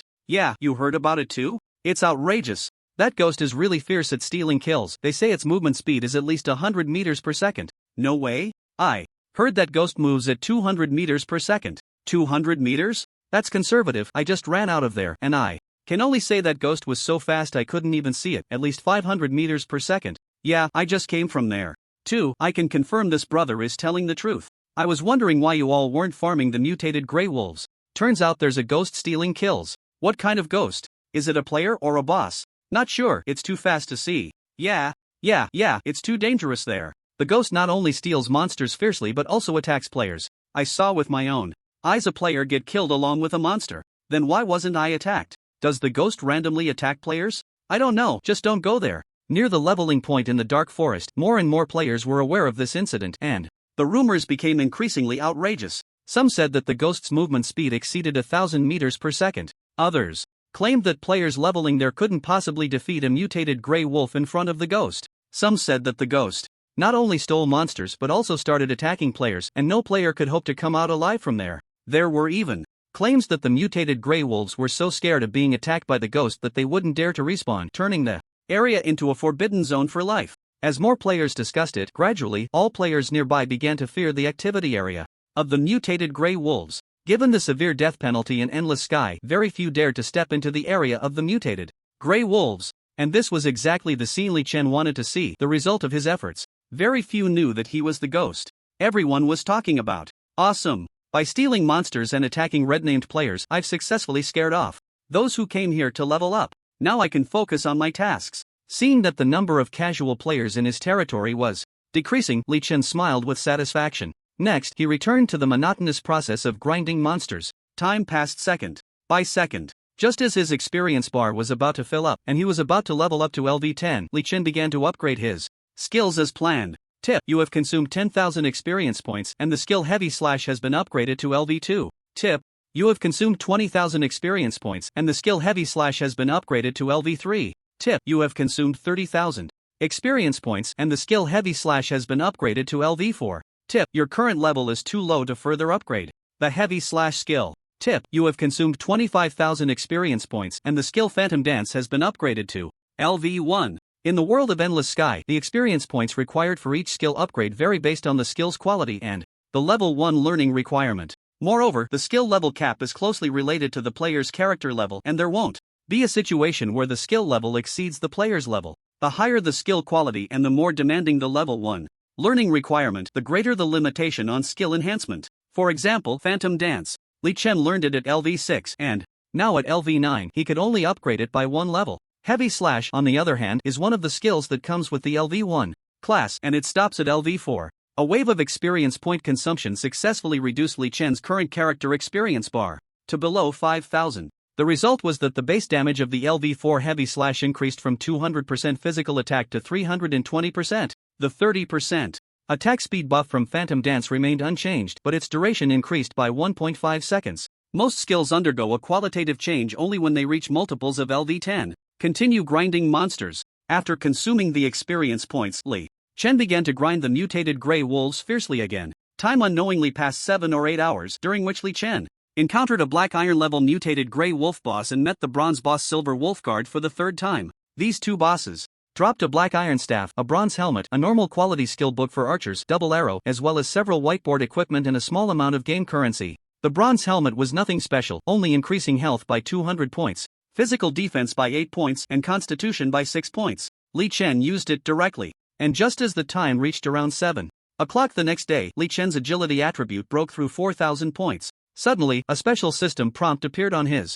panel. Tip: due to your slaughter of a large number of mutated gray wolves, you have attracted the attention of the Silver Wolf King in the Dark Forest area. Mother Silver Wolf, LV10 Silver Creature, is about to arrive for inspection. Please be careful. The same type of small monsters have been spawned too many times, and high-level boss will come out to trouble the players. It's like in fantasy novels, when the old ancestor comes after the young members of the family. This silver boss, the Mother Silver Wolf, has come to seek revenge on Li Chen, which perfectly aligns with Li Chen's intentions. With 4,000 agility, the highest attack speed is 44 times per second, and the highest movement speed is 90 meters per second. Should I be afraid of a LV10 silver boss? With this thought, Li Chen not only didn't run away before the boss arrived, but he also continued doing what he was doing, not caring at all about the ranking of the silver boss. About 3 minutes later, a wool with a wolf howl, a silver-furred wolf over 3 meters long appeared majestically in Li Chen's sight. Species: Mother Silver Wolf. Level: LV10 Silver Creature. Attributes: 12,000/12,000 HP, 220 physical attack, 180 magic attack, 80 physical defense/magic defense. Skills: the health of this silver boss isn't too much, but its attack and defense attributes are very high. 220 points of physical attack means Li Chen can't withstand 3 of its attacks, and 80 points of physical defense means that Li Chen's normal attacks would only deal single-digit damage. If we use numbers as an example, in Endless Firmament, the combat power of ordinary creatures at the same level is 1 point, then black iron creatures are about 2 points, bronze creatures are 4, silver creatures are 8, and golden boss are 16, and so on. Fortunately, this Mother Silver Wolf's physical defense is slightly lower than my physical attack panel. Otherwise, it would be awkward if I couldn't break through its defense. After pondering for a moment, Li Chen immediately charged towards the Mother Silver Wolf not far away. Whoosh! The Mother Silver Wolf made a claw attack motion, fast and powerful, even producing a sound of breaking air. If it were an ordinary LV9 player, perhaps this claw would take away half their health. However, the Mother Silver Wolf's speed was fast, but Li Chen's speed was several times that of it. With a small sidestep, he easily dodged the claw's attack range and almost simultaneously arrived behind the Mother Silver Wolf, quickly drawing his sword and stabbing towards its rear. -6 weak point damage. -10 weak point damage after armor penetration. -10. -5. In an instant, more than 10 numbers appeared above the Mother Silver Wolf's head. Due to level suppression and the opponent's high physical defense, the damage Li Chen dealt with his normal attacks was very low. Moreover, because the Mother Silver Wolf timely used its tail to block the rear area, Li Chen couldn't stab that spot again, resulting in only the first 3 attacks being weak point damage, while the rest were normal attack outputs. However, the rear area was protected by the tail, while the Mother Silver Wolf's soft abdomen was also a weak point. Li Chen quickly changed his attack direction, focusing on the Mother Silver Wolf's abdomen. His movement speed was so fast that it was simply beyond the Mother Silver Wolf's capability to match. The Mother Silver Wolf, losing health continuously, hurriedly turned around to counterattack, but as it changed direction, Li Chen followed closely, using his superior movement speed to stay firmly behind it. This is another important manifestation of high agility attributes, enhancing the player's combat power. Thus, a comical scene appeared on the battlefield. The Mother Silver Wolf spun in circles for a while, then jumped irregularly, trying to shake off Li Chen, but he was like a pendant stuck to its rear. The Mother Silver Wolf roared in frustration, having over 200 points of physical attack but unable to hit Li Chen at all. -10, -10, -5. A continuous stream of numbers appeared. Although Li Chen's single damage to the Mother Silver Wolf wasn't much, the attack frequency was high. On average, he could deal around 300 damage to the Mother Silver Wolf every second. So, in less than 10 seconds, the Mother Silver Wolf's health dropped to 70%. Battle information: Mother Silver Wolf, LV10 Silver Creature, activates. Skill: call for support. All wolf-type creatures within 800 meters are about to arrive on the battlefield to assist it. The Mother Silver Wolf couldn't hold back and unleashed its first important skill. As expected of a silver boss, the skill is cast so quickly. The summoned minions are numerous, not by quantity but by area. When the Silver Wolf Guardian used this move back then, it took a full 2 seconds without moving, while the Mother Silver Wolf howled for only half a second before starting to spin again. Whether it was the speed of skill release or the strength of the skill, Li Chen couldn't help but praise. Silver bosses are indeed strong. Then, he continued to poke as he had been. It was a joke. Within 800 meters, there were only LV6 ordinary mutated grey wolves. Even if 100 of them came, they wouldn't pose any trouble for Li Chen. As long as the speed was fast enough, the human wolf tactic would be ineffective against Li Chen. Swish, swish, swish. -10, -5, -5, -10, -5. Damage values appeared like raindrops, and soon the summoned ordinary mutated grey wolves arrived on the battlefield. What made the mother silver wolf extremely desperate was that over 30 mutated grey wolves came, but every time one got close, that detestable human behind it would casually slay it with a few swords. With so many subordinates coming over, they couldn't help drive away the detestable human at all. At most, they could only help bear some damage, which couldn't change the situation. Thus, the furious mother silver wolf decided to rely on itself. When its health dropped to 50%, it howled again. Oh, battle information. Mother silver wolf, LV10 silver creature, activate skill. Lone warrior, reducing both defenses by 10 points, increasing attack power and attack speed by 10%, and for every 1% health lost, attack power and attack speed increase by 2 points, lasting 60 seconds. The mother silver wolf's spirit lifted, and its speed was noticeably much faster than before. However, what it found helpless was that even with its efforts, its speed still couldn't keep up with that detestable human behind it, and it was even suffering more severe injuries. This was to be expected. If we use numbers as an example, the mother silver wolf's original speed was 10 points, and after activating this buff, it became 11 points, increasing to a maximum of 20 points as health decreased. But how could it possibly keep up with Li Chen's 50-point speed? With 4,000 agility points, Li Chen possessed an attack speed and movement speed that didn't belong to this stage. Moreover, due to the 10-point reduction in both defenses, Li Chen's output increased significantly. When its health dropped to 30%, the desperate mother silver wolf unleashed its last trump card skill. Battle information. Mother silver wolf, LV10 silver creature, activates skill life return, slowly recovering 5,000 HP over the next 10 seconds. A green healing light appeared on the surface of the mother silver wolf's body. But what use was that? It was merely prolonging its survival under Li Chen's attacks for a few more seconds. Battle information. Mother silver wolf, LV10 silver creature, activates skill berserk, becoming immune to control with attack and movement. Speed increased by 200% for the duration of the battle until death. When the boss's health dropped below 5%, it went berserk. But even in its berserk state, it was still easily toyed with by Li Chen, collapsing unwillingly after its health completely vanished. Meanwhile, a series of system prompt messages appeared on Li Chen's panel. Notice, you have killed village announcement player. Taisui God, LV9 Shield Warrior, has killed Mother Silver Wolf, LV10 Silver Creature, receiving the village's first kill reward.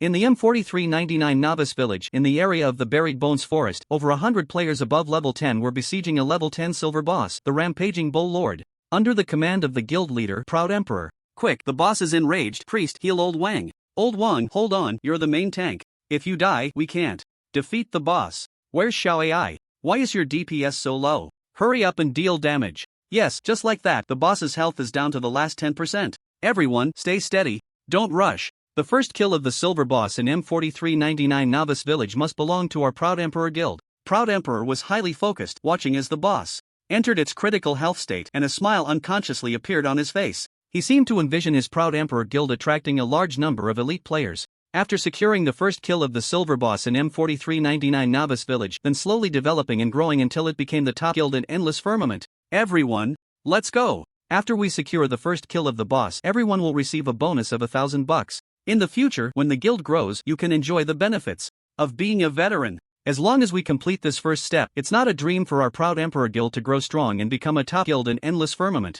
Damn. While Proud Emperor was painting a bright future for his guild, suddenly 3 repeated village-wide announcements appeared on everyone's system panel. Village announcement, player Taisui Shen, LV9 Shield Warrior, has killed Mother Silver Wolf, LV10 Silver Creature, receiving the village's first kill reward. ×3. Silence. A deathly stillness. After Proud Emperor shockingly cursed, all members of the Proud Emperor Guild were left dumbfounded. The big dream their leader had just painted was shattered in the next moment. However, while they were in a daze, the Rampaging Bull Lord would not be stunned. Not good. Forget the announcement, keep attacking the boss. Focus fire, activate. Old Wang, hold on. Old Wang is down, everyone. Output with all your might. The boss's health is down to 5%. Kill it. After a flurry of chaos, the Proud Emperor Guild successfully took down the critically wounded Rampaging Bull Lord at the cost of over 20 members' lives. Looking at the 2 pieces of silver quality loot dropped by the boss, none of the Proud Emperor Guild members felt happy. The silver boss first kill announcement is gone. The game's official information says that there's no village-wide announcement for the first kill of a bronze boss.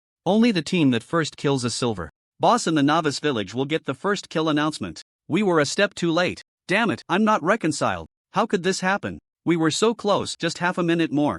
Who is this Taisui Shen? Damn, the announcement only has his ID. How is that possible? After seeing the announcement, everyone was once again stunned. The fact that only Tai Shuixian's ID appeared in the announcement meant that he likely soloed the level 10 silver boss, Mother Silver Wolf. This speculation shocked everyone present. How is this possible? We have over 100 level 10 players with 11 C-level talents, 3 B-level talents, and Old Wang, who has an A-level talent with 10 times the health as a hidden class, the Resilient Druid. How could Tai Shuixian kill the level 10 silver boss alone? How did he do it? I refuse to accept this. That guy must have exploited some game bug, otherwise it's impossible. Could it be that Tai Shuixian's talent is S-level? This is the only way it makes sense, but talent is just too unfair. I'm so frustrated. The person who looked down on everyone at the scene was both anxious and angry. On their side, they could have secured the silver boss first kill announcement in just a minute, but they lost to someone because of that. Very minute. How infuriating. Forget it, if the announcement is gone, then it's gone.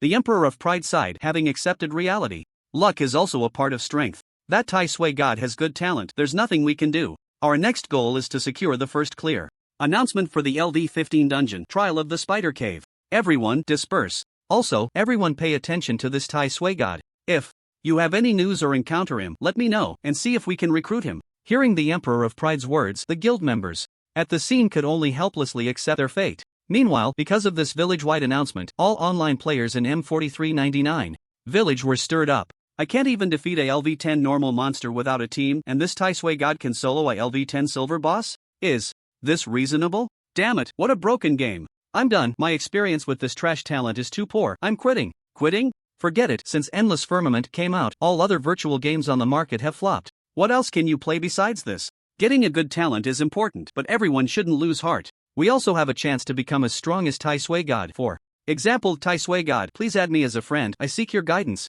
Seeking guidance +1. Does anyone know Tai Sui god? I'll give a red envelope for an introduction and a big red envelope for successfully adding as a friend. I'm a pretty girl, can meet offline. Seeking contact information for Tai Sui god. At this moment, all online players in M4399 village began discussing the village-wide announcement. Many were shocked by Tai Sui god's power. Some felt that Tai Sui god was so strong because he must have drawn a good talent, as talent greatly affects game balance. However, the game wasn't developed by the players, and the talent draw was fair to all players. If you had bad luck and drew a trash talent, who could you blame? Of course, players with such thoughts were in the minority. When the 5 constants collectively promoted the gameplay of Endless Firmament, they had already explained the concept of talent, and the player community had generally accepted this gameplay before entering the game. Most importantly, there are so many ways to enhance a player's combat power in Endless Firmament.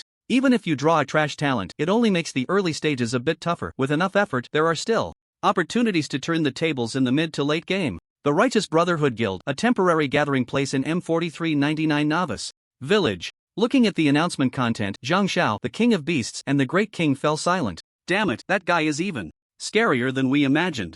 Damn it, with our numbers, it seems we can't seek revenge on him. Brothers, let's avoid his edge, we are too few. Let's wait until we reach LV20 and enter the main city, then regroup with other guild brothers to deal with him. Right, we're not afraid of him, leveling up is just more important, we don't have time to deal with him. As the saying goes, fame brings fear, and pigs fear growing fat. We might as well help promote Tai Sui god, so those who want to loot his equipment know there's such a person. Li Chun here. He had no idea that an announcement had shattered the development plans of the Overlord Guild for the entire village. Nor did he know that all the players in the village were discussing him at that moment. He was happily admiring the rewards from his first kill of the silver boss. Tip: you have killed the Mother Silver Wolf, LV10 silver creature. You gained 52,500 experience points, 5% extra experience for challenging above your level. Tip: this kill is the first in the village for this boss. Congratulations, you have gained 20 free attribute points, and +1 for equipment/skill book of your profession in the dropped items. Tip: your talent has activated, you permanently increase your agility by 20 points. Tip: you have been cursed by the Mother Silver Wolf, LV10 silver creature. Before its death, wolf-type creatures within 800 meters of you will actively attack you. Tip: you picked up the dropped items from the boss. Thorn Shield, silver quality, silver wolf leather boots. Bronze quality, refined steel claw, bronze quality, wolf fur tunic, bronze quality, skill book, bone piercing stab, silver quality, special item, low grade silver life essence, agility, and 1 gold, 11 silver, 66 copper. The rewards from the first kill of the boss were very generous. Just the first kill reward alone gave him 20 free attribute points. As before, Li Chen allocated all 20 points to strength. His base physical attack power successfully increased from 88 points to 108 points. After allocating the free attributes, Li Chen then looked at the other system prompts. TSK, poor Mother Silver Wolf, even cursed me before dying. What trouble could this cause me? On the contrary, having wolf-type creatures within 800 meters actively attacking me is a good thing. It's like giving me a monster-gathering aura against wolf-type creatures. Li Chen shook his head, finding himself oddly pleased with the curse from the Mother Silver Wolf. With this curse, the next task of grinding mutated Grey Wolves would be a two-way trip, saving time. After reading the curse prompt, Li Chen ignored the prompt about the 20-point increase in agility and directly looked at the spoils dropped by the boss.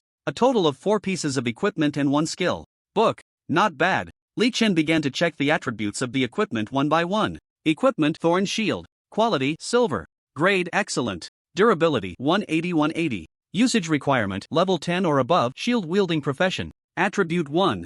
Physical defense plus 30, magic defense plus 27, stamina plus 20, strength plus 16. Attribute 2. Reduces physical damage taken by 15%. Attribute 3. Armor break. When physical attack is successful, can apply a reduction of 12 points to the enemy's physical/magic defense, stacking up to 3 layers, lasting 10 seconds. A top-notch shield. Li Chen's eyes lit up. Shield-type equipment is considered a secondary weapon, but due to his speed, the monsters he farmed rarely hit him, so he seldom used shields. However, this thorn shield actually had a passive attribute of armor break, which was extremely important for him. If he had it earlier, defeating the Mother Silver Wolf might have taken only half a minute. Thanks to the Mother Silver Wolf for sending me this powerful secondary weapon, thank you. Li Chen then looked at the remaining 3 bronze equipment pieces. Equipment: Silver Wolf. Leather boots. Quality: Bronze. Grade: Perfect. Durability: 130-130. Usage requirement: Level 10 or above. Attribute: 1. Physical defense plus 9, magic defense plus 12, HP plus 150, stamina plus 9. Attribute 2. Movement speed plus 10%. Attribute 3. In non-combat state, maximum movement speed plus 20%. Equipment: Refined Steel Claw. Quality: Bronze. Grade: Ordinary. Durability: 180-180. Usage requirement: Level 10 or above, Druid basic class. Attribute 1. Physical attack plus 42, magic attack plus 29, strength plus 11. Attribute 2. 2% chance to cause bleeding status on attack, reducing 17 health points per second, lasting 5 seconds. Equipment: Wolf Fur Tunic. Quality: Bronze. Grade: Inferior. Durability: 110 of 110. Usage requirement: Level 10 or above. Attribute 1. Physical defense plus 12, magic defense plus 13, HP plus 260, stamina plus 10. Attribute 2. Spirit plus 10. Not bad. 3 pieces of bronze equipment, 2 of which I can use. Especially these silver wolfskin boots. The percentage movement speed is too beneficial for me. Li Chen felt very pleased. This equipment update would significantly enhance his combat power. Indeed, equipment is the main way most players improve their combat power, except for someone like me with an SSS level growth talent, the wall hanger. All 3 pieces of equipment require level 10 to wear, but that's not a big deal. I can reach level 10 in less than 2 hours. Let me see what effect this silver skill book has. Li Chen looked at the skill book in his backpack. Skill book: Bone Piercing Stab. Quality: Silver. Learning requirement: Level 10 or above, sword wielding class. Level 1 active effect: Stab at the enemy with a sword, dealing 400% physical damage and inflicting a 10-second armor break effect on the enemy, reducing the target's physical defense by 1% 10% based on the strength attributes of both sides, consuming 100 MP when releasing the skill, cooldown time 30 seconds. Armor breaking skill: High damage and has a percentage armor break effect. With the fixed armor break effect of the Thorn Shield, my ability to deal with high physical defense bosses and my output capability have increased several times. Awesome! Li Chen felt extremely happy. With the dual armor break from the Thorn Shield and Bone Piercing Stab, if he encountered the Mother Silver Wolf again, he was confident he could take it down in 20 seconds. The last loot: Low-tier Silver Life Essence. Li Chen looked at the description of this item. Item: Low-tier Silver Life Essence. Agility. Type: Special item/consumable. Effect: After consumption, permanently increases 30 points of agility. Item source: dropped by Mother Silver Wolf. Just as I thought. Li Chen squinted his eyes. In Endless Firmament, killing boss template creatures of iron rank or above has a certain probability of dropping life essences that permanently increase various attribute values. In his previous life, he mainly relied on these special consumables to grow from a mere B-level talent to a top 10 global warrior in comprehensive strength. In this life, he didn't expect to get one so quickly.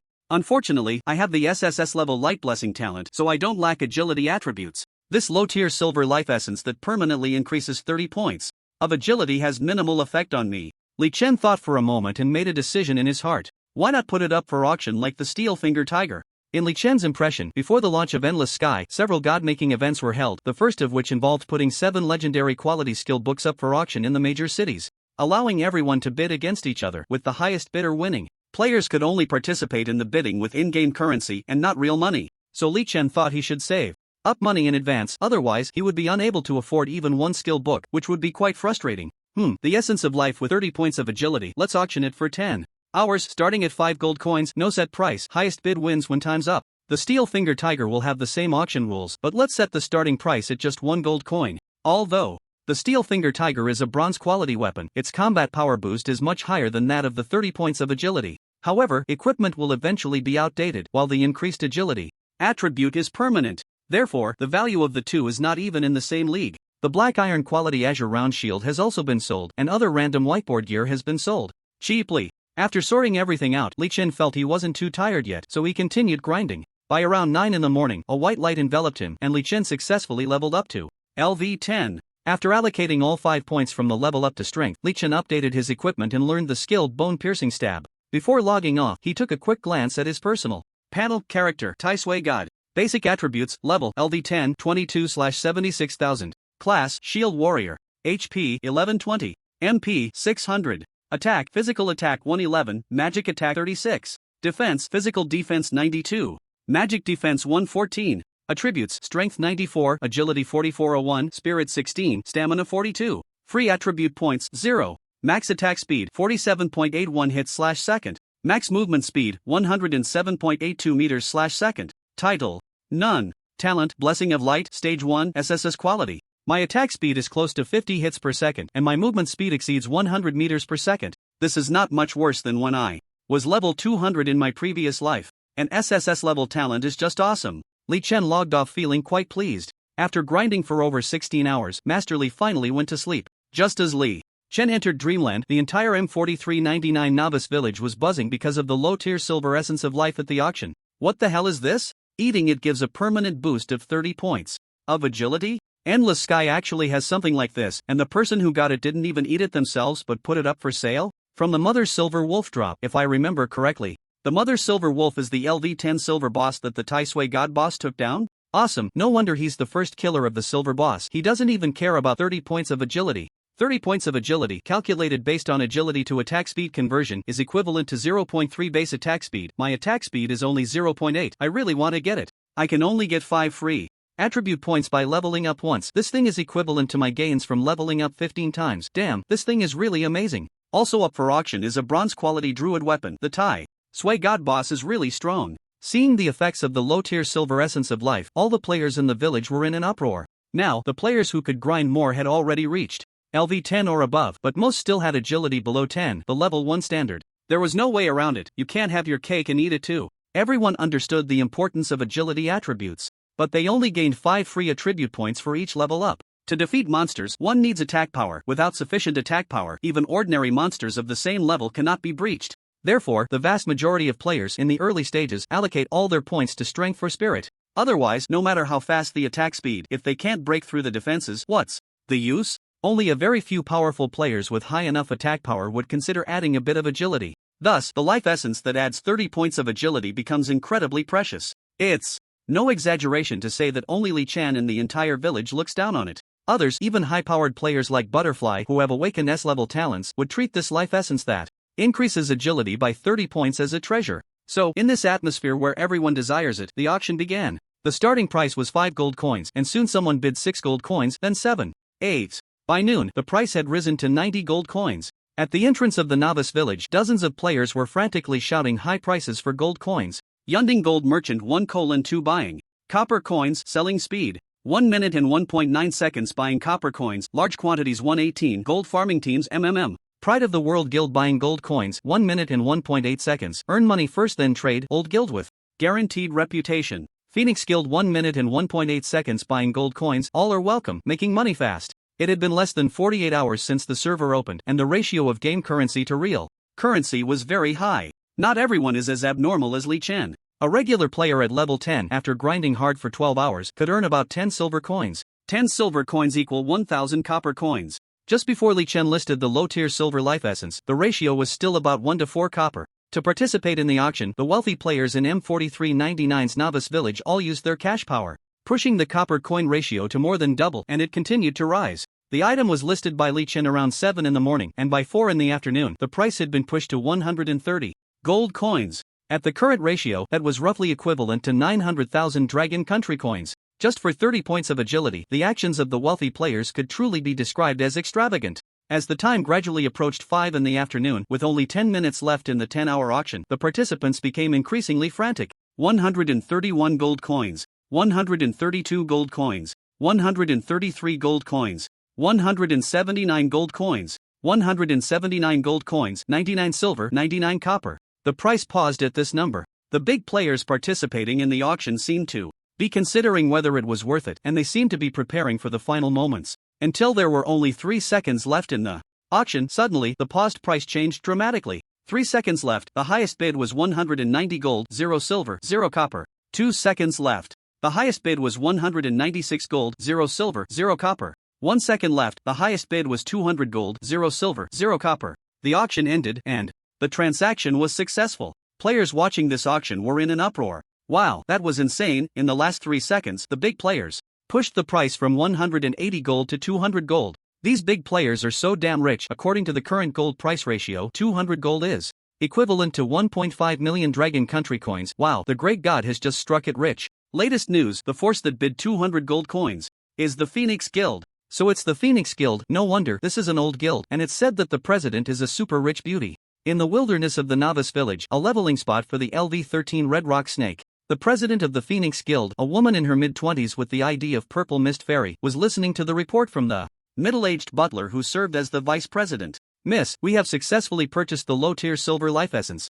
I'll give it to the guild's chief archer player, John Khan, later. His output is the highest in the raid team. Enough about this small matter. Do we have any news about the god of Tai Sui? Not yet. Miss, you also have S-level talent. Why do you place so much importance on him? Upon hearing this, Purple Mist Fairy couldn't help but shake her head. The god of Tai Sui is not simple. You've seen the video of the god of Tai Sui killing the group of righteous and heroic, right? I've studied it carefully. At that time, the god of Tai Sui's advantage was speed, but his speed wasn't enough for him to single-handedly defeat a LV-10 silver boss, so I boldly speculate that his talent might belong to the growth type. I have a feeling he could become one of the strongest players in the entire game in the future. Having such talent in the novice village is our opportunity. We must do everything we can to recruit him into our guild. In M4399's novice village, everyone was familiar with the 3 IDs of the god of Tai Sui, but the vast majority of people had no idea about his actual combat power. Previously, the video of Li Chen killing the group of righteous and heroic had stirred quite a wave on the forum, but there were simply too many players in Endless Firmament.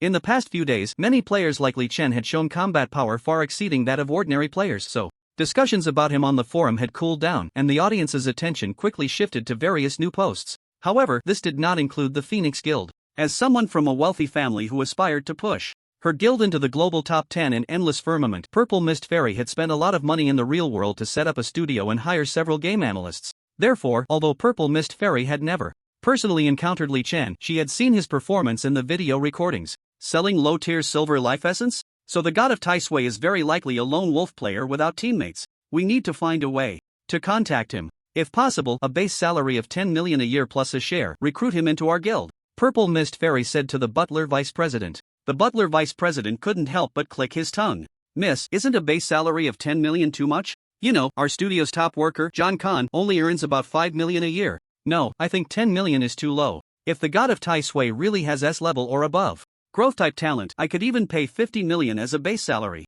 My family has thousands of billions in assets, and I'm the only daughter, so stop worrying about money for me. Understood. Faced with his young lady's wealthy and willful attitude, what could the butler vice president say? The life essence sold for 200 gold, and the steel claw sold for 66 gold coins. Not bad. There are quite a few rich players in this village. As soon as he logged in, Li Chen's backpack had an extra 266 gold coins. In a good mood, the next day would be another day of endlessly farming the mutated grey wolves. Of course, the first thing to do was to snatch the monsters from other players in the area and dominate this leveling zone. Oh no, the ghost has appeared again. The rumors are true. There really is a ghost here. Is the ghost a boss? It's too fast, I can't see clearly. Can't provoke, I'm outta here. Run. I saw the ghost kill someone with my own eyes. The expulsion effect was very significant. Within half an hour, there were basically no other players left. In the mutated grey wolf respawn area, a movement speed of 100 meters per second is not just for show. If yesterday players could vaguely see Li Chen's figure, today they only felt a human-shaped shadow appear and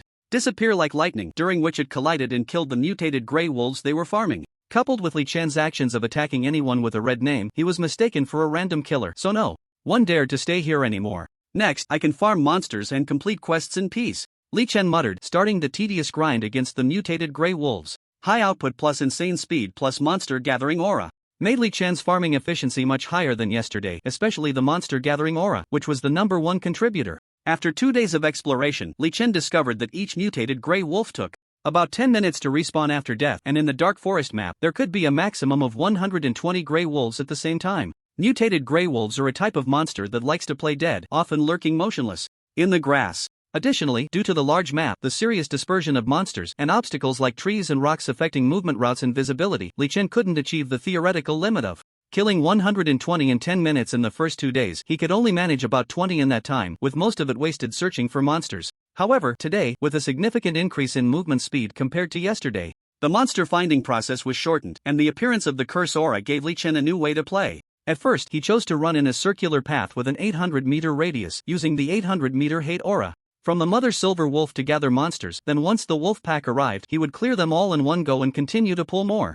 But soon, after pulling a few waves, Li Chen updated his strategy. Because the mutated grey wolves were too slow, this pulling process required him to slow down his own speed to prevent the monsters from straying too far and losing aggro. With this method, Li Chen found that he could kill about 45 mutated grey wolves in an average of 10 minutes. His updated new strategy simplified the process. He would run a kilometer or two, then stand still, waiting for the nearby wolves to pop their heads out due to the monster gathering aura, and then he would rush over and instantly kill them one by one. With this method, he found that he could kill about 70 mutated grey wolves in an average of 10 minutes. That's 420 in an hour, and 4,200 in 10 hours. Calculating based on grinding for 16 hours a day, that's 6,720. Thanks to the aura benefits from the mother silver wolf, this is great. By tomorrow at the latest, I'll be able to successfully kill 10,000 mutated grey wolves and complete the second phase of the hidden quest. Li Chen was in a great mood, and for a moment, looking at the monotonous big heads of the mutated grey wolves, he even found them somewhat cute.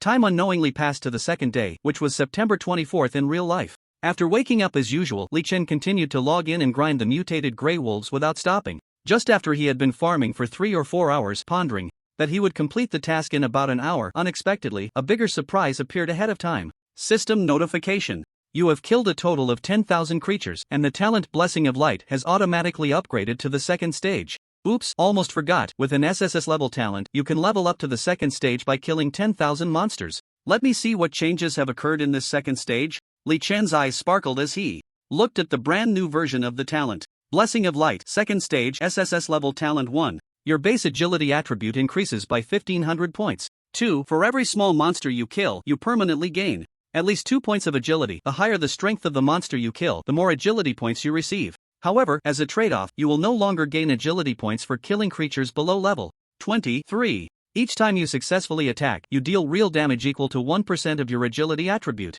Talent growth to the next stage progress. Kill 0/100,000 creatures of level 20 and above. Note, the only SSS level talent with a total of 10 growth stages. Keep it up, young man. SSS level talent, truly amazing. Looking at the new effects of the talent, Li Chen was silent for a long time. Even as a reborn person, he couldn't help but be shocked. The first effect, the increase in base agility, goes without saying. Compared to the second effect, it's just a drop in the bucket. Killing a level 20 or above monster permanently increases agility by 2 points. Compared to the first stage, the growth rate has doubled. And most importantly, the new third attribute that appears with the talent upgrade. My current agility attribute is 11,000. And each attack deals an additional 110 points of real damage. Based on my current attack speed of 100 times a second, that's about 12,000 real damage per second. Wow, even if a golden boss appears now, it wouldn't withstand my full output for 10 seconds. Li Chen was stunned. You have to know, this is just the effect of the second stage of the talent. There are still 8 stages to go. What will happen at the 10th stage? Li Chen didn't dare to think. Could it be that even the foreign demon gods could be killed in an instant? Awesome! Li Chen shouted excitedly. Although after the talent upgrade, he no longer gained agility points from killing mutated grey wolves, a brighter future awaited him. Quickly finish the hidden task rewarded by Heart of the Warrior, then level up to 20 and continue farming agility points in the main city. Li Chen was full of energy. After the talent upgrade, the efficiency of farming mutated grey wolves increased. It used to take 10 normal attacks to kill one, now it only took 1 sword to bring it to low health, and 2 swords to finish it off. System prompt, you have killed. You gained 110 experience points. Level 2 high, 45% experience penalty.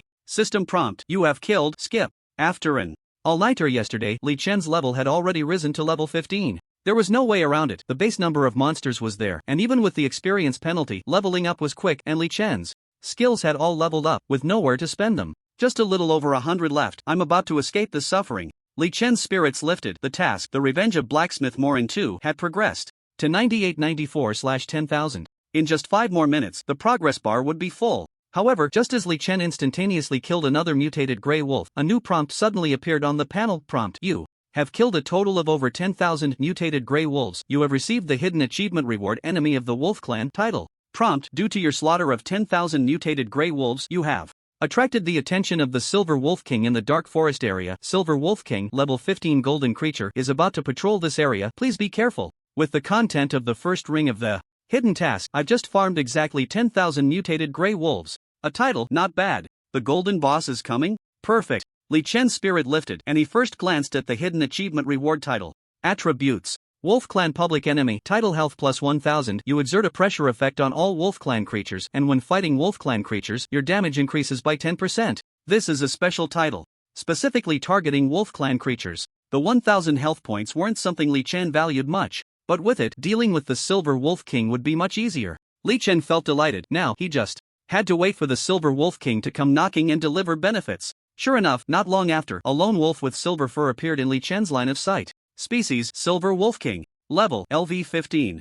Golden creature. Attributes: 65,000/65,000 HP, 648 physical attack, 599 magic attack, 240 physical defense, 250 magic defense. Skills: The Silver Wolf King was a golden boss, with attributes that were a whole time stronger than a silver boss of the same level, boasting high attack and defense. If it had been before his talent upgrade, seeing the Silver Wolf King's attributes would likely have made Li Chen choose to turn and run. No joke, his current main weapon, a one-handed sword, was a black iron quality sword dropped by the Pippy Pig boss. His physical attack was just over 100 points, he couldn't even break the Silver Wolf King's defense, let alone deal any significant damage. Although in the world of Endless Firmament, players said that even if they couldn't break a boss's defense, they could still deal a bit of forced damage. The Silver Wolf King had 65,000 health points. Considering its automatic healing ability and possibly existing healing skills, his sword would definitely break before he could wear it down. No. Long sword? Punching? Sure, that works. Fists are weapons too, but it's a risk. What if he got hit by the opponent's attack?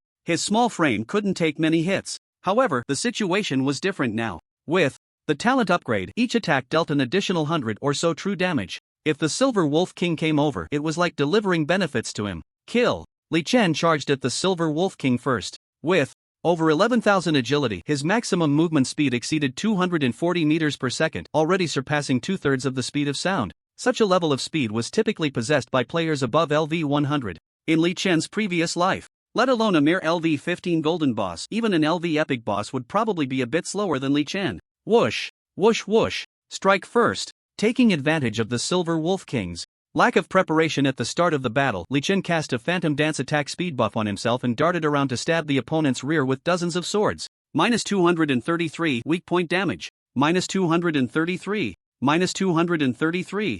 -116. In less than half a second, about 50 damage numbers soared above the Silver Wolf King's head. The Silver Wolf King, after receiving severe damage to its rear, immediately protected itself with its tail, just like the mother silver wolf that had come to trouble Li Chen the day before, so the last 30 or so attacks didn't deal weak point damage. But in that half a second, he had already taken away about 7,000 health points from the Silver Wolf King. Whoa! The Silver Wolf King jumped back in pain, and at the same time, a red glow suddenly flashed from its body. Was it releasing some kind of skill? Seeing this, Li Chen didn't dare to be careless. His body was too fragile. Maintaining a cautious attitude, he didn't greedily pursue damage and instead withdrew directly to 100 meters away. And this decision would make him incredibly grateful in the following moments. Battle information: You have been hit by the skilled Golden Bloodline Shock from Silver Wolf King, LV 15 golden creature, losing 699 HP and entering a 3-second stun state. A large-scale magic control plus damage. Skill: With just one skill, it took away about 2/5 of Li Chen's health, which shows how high the Silver Wolf King's damage is. The main point is the control effect. If Li Chen hadn't retreated quickly just now, the 3 seconds of stun time would have been enough for the Silver Wolf King to take him down twice. I was careless. My output is high, but my defense is weak, and I currently have no control clearing skills or equipment, so I must be cautious. Li Chen silently heightened his vigilance. Speaking of which, this was the first time he had taken damage since his rebirth in the world of Endless Firmament. Previously, He had always been the one dealing damage, no one had ever been able to hit him. This served as a wake-up call for Li Chen. Fortunately, during the 3 seconds of stun, the Silver Wolf King had just charged in front of him and the control time ended. Continue outputting, and if anything seems off, retreat immediately. Having made up his mind, Li Chen immediately swung at the Silver Wolf King as he woke from the stun state. However, compared to before, this time, Li Chen was highly focused while outputting, watching the Silver Wolf King's reactions. He no longer aimed for the weak points in the eyes and abdomen. After all, even without hitting the weak points, his output was already sufficient, and there was no need to rush. Survival was the priority.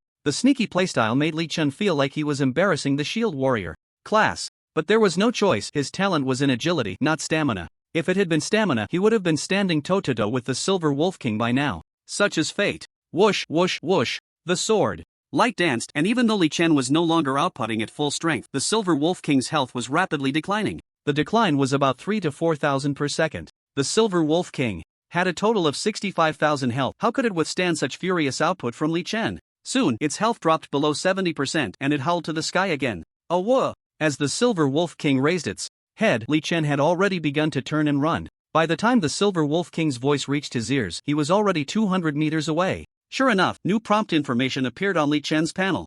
Battle information: Silver Wolf King, LV-15 Golden Creature, released the skill Golden Bloodline Shock. You are out of the skill range and were not affected. Battle information: Silver Wolf King, LV-15 Golden Creature, released the skill Blood Chi Bomb. You are out of the skill range and were not affected. This time, the Silver Wolf King not only released the previous control plus damage skill but also spat out a red energy ball the size of a basketball from its mouth. Unfortunately, in front of the cautious Li Chen, its skills had only a performance effect, with zero practical effect. As long as I retreat far enough, you can't hit me, ha ha ha. Li Chen chuckled proudly, and after the Silver Wolf King's skill Blood Chi Bomb landed, he charged toward it again. Immediately, another round of whoosh, whoosh, whoosh. Minus 116. Minus 116. Minus 116. Dense numbers soared into the air. The Silver Wolf King was anxious, constantly adjusting its position to counterattack this detestable human. However, no matter how it adjusted, this person was right behind it. In its furious helplessness, the Silver Wolf King soon discovered that with its injuries worsening, a new skill could be used.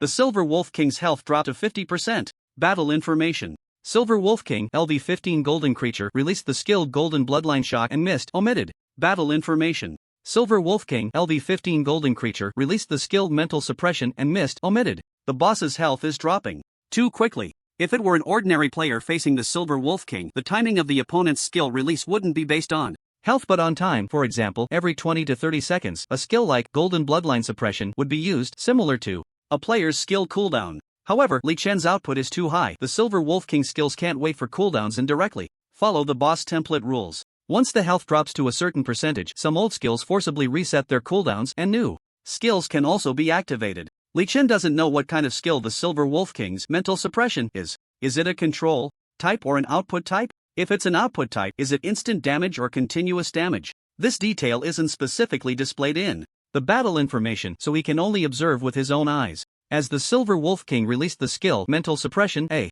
visible ripple appeared in the air, rapidly expanding outward from the Silver Wolf King. Out of caution, Li Chen immediately retreated over 200 meters. After all, for him, it was just a second's worth of running. Sure enough, this move was very effective.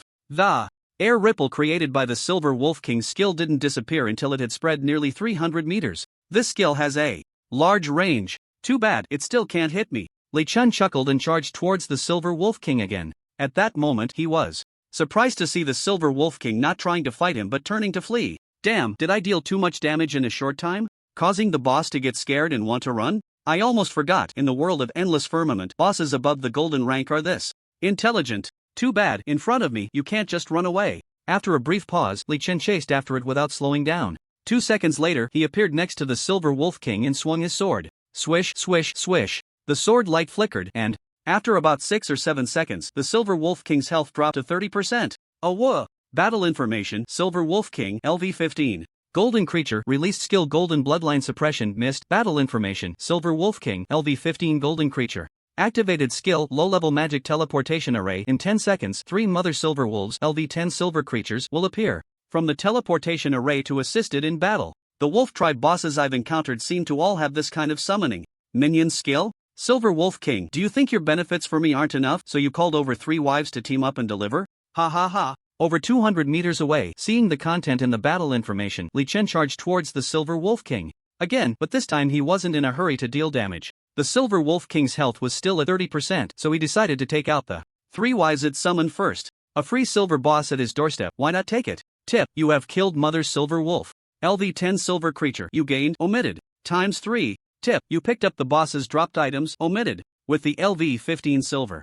Wolf King being forced to flee in panic, the LV10 silver boss Mother Silver Wolves were no different from mutated grey wolves in front of Li Chen. In less than half a minute, all 3 Mother Silver Wolves were killed by him. When Li Chen picked up a piece of silver quality upper body armor dropped by the boss, his eyes lit up. Silver Wolf King, are you sure your wives aren't here to cause trouble? The 3-headed silver boss, the Mother Silver Wolf, contributed 3 pieces of silver and 2 pieces of bronze equipment along with several silver coins to Li Chen. Among them, the 3 pieces of silver equipment included a piece of armor top, a priest's weapon staff, and an assassin's weapon dagger. The 2 pieces of bronze equipment were a piece of armor top and a jewelry ring. Out of these 5 pieces of equipment, 2 could be used by Li Chen right away: the silver armor top and the bronze ring. Equipment: radiant armor. Durability: 100/100. Quality: silver. Grade: perfect. Usage requirement: level 10 and above. Attribute 1: HP plus 800, physical defense plus 60, magic defense plus 56, stamina plus 35. Attribute 2: reduces physical damage taken by 12%.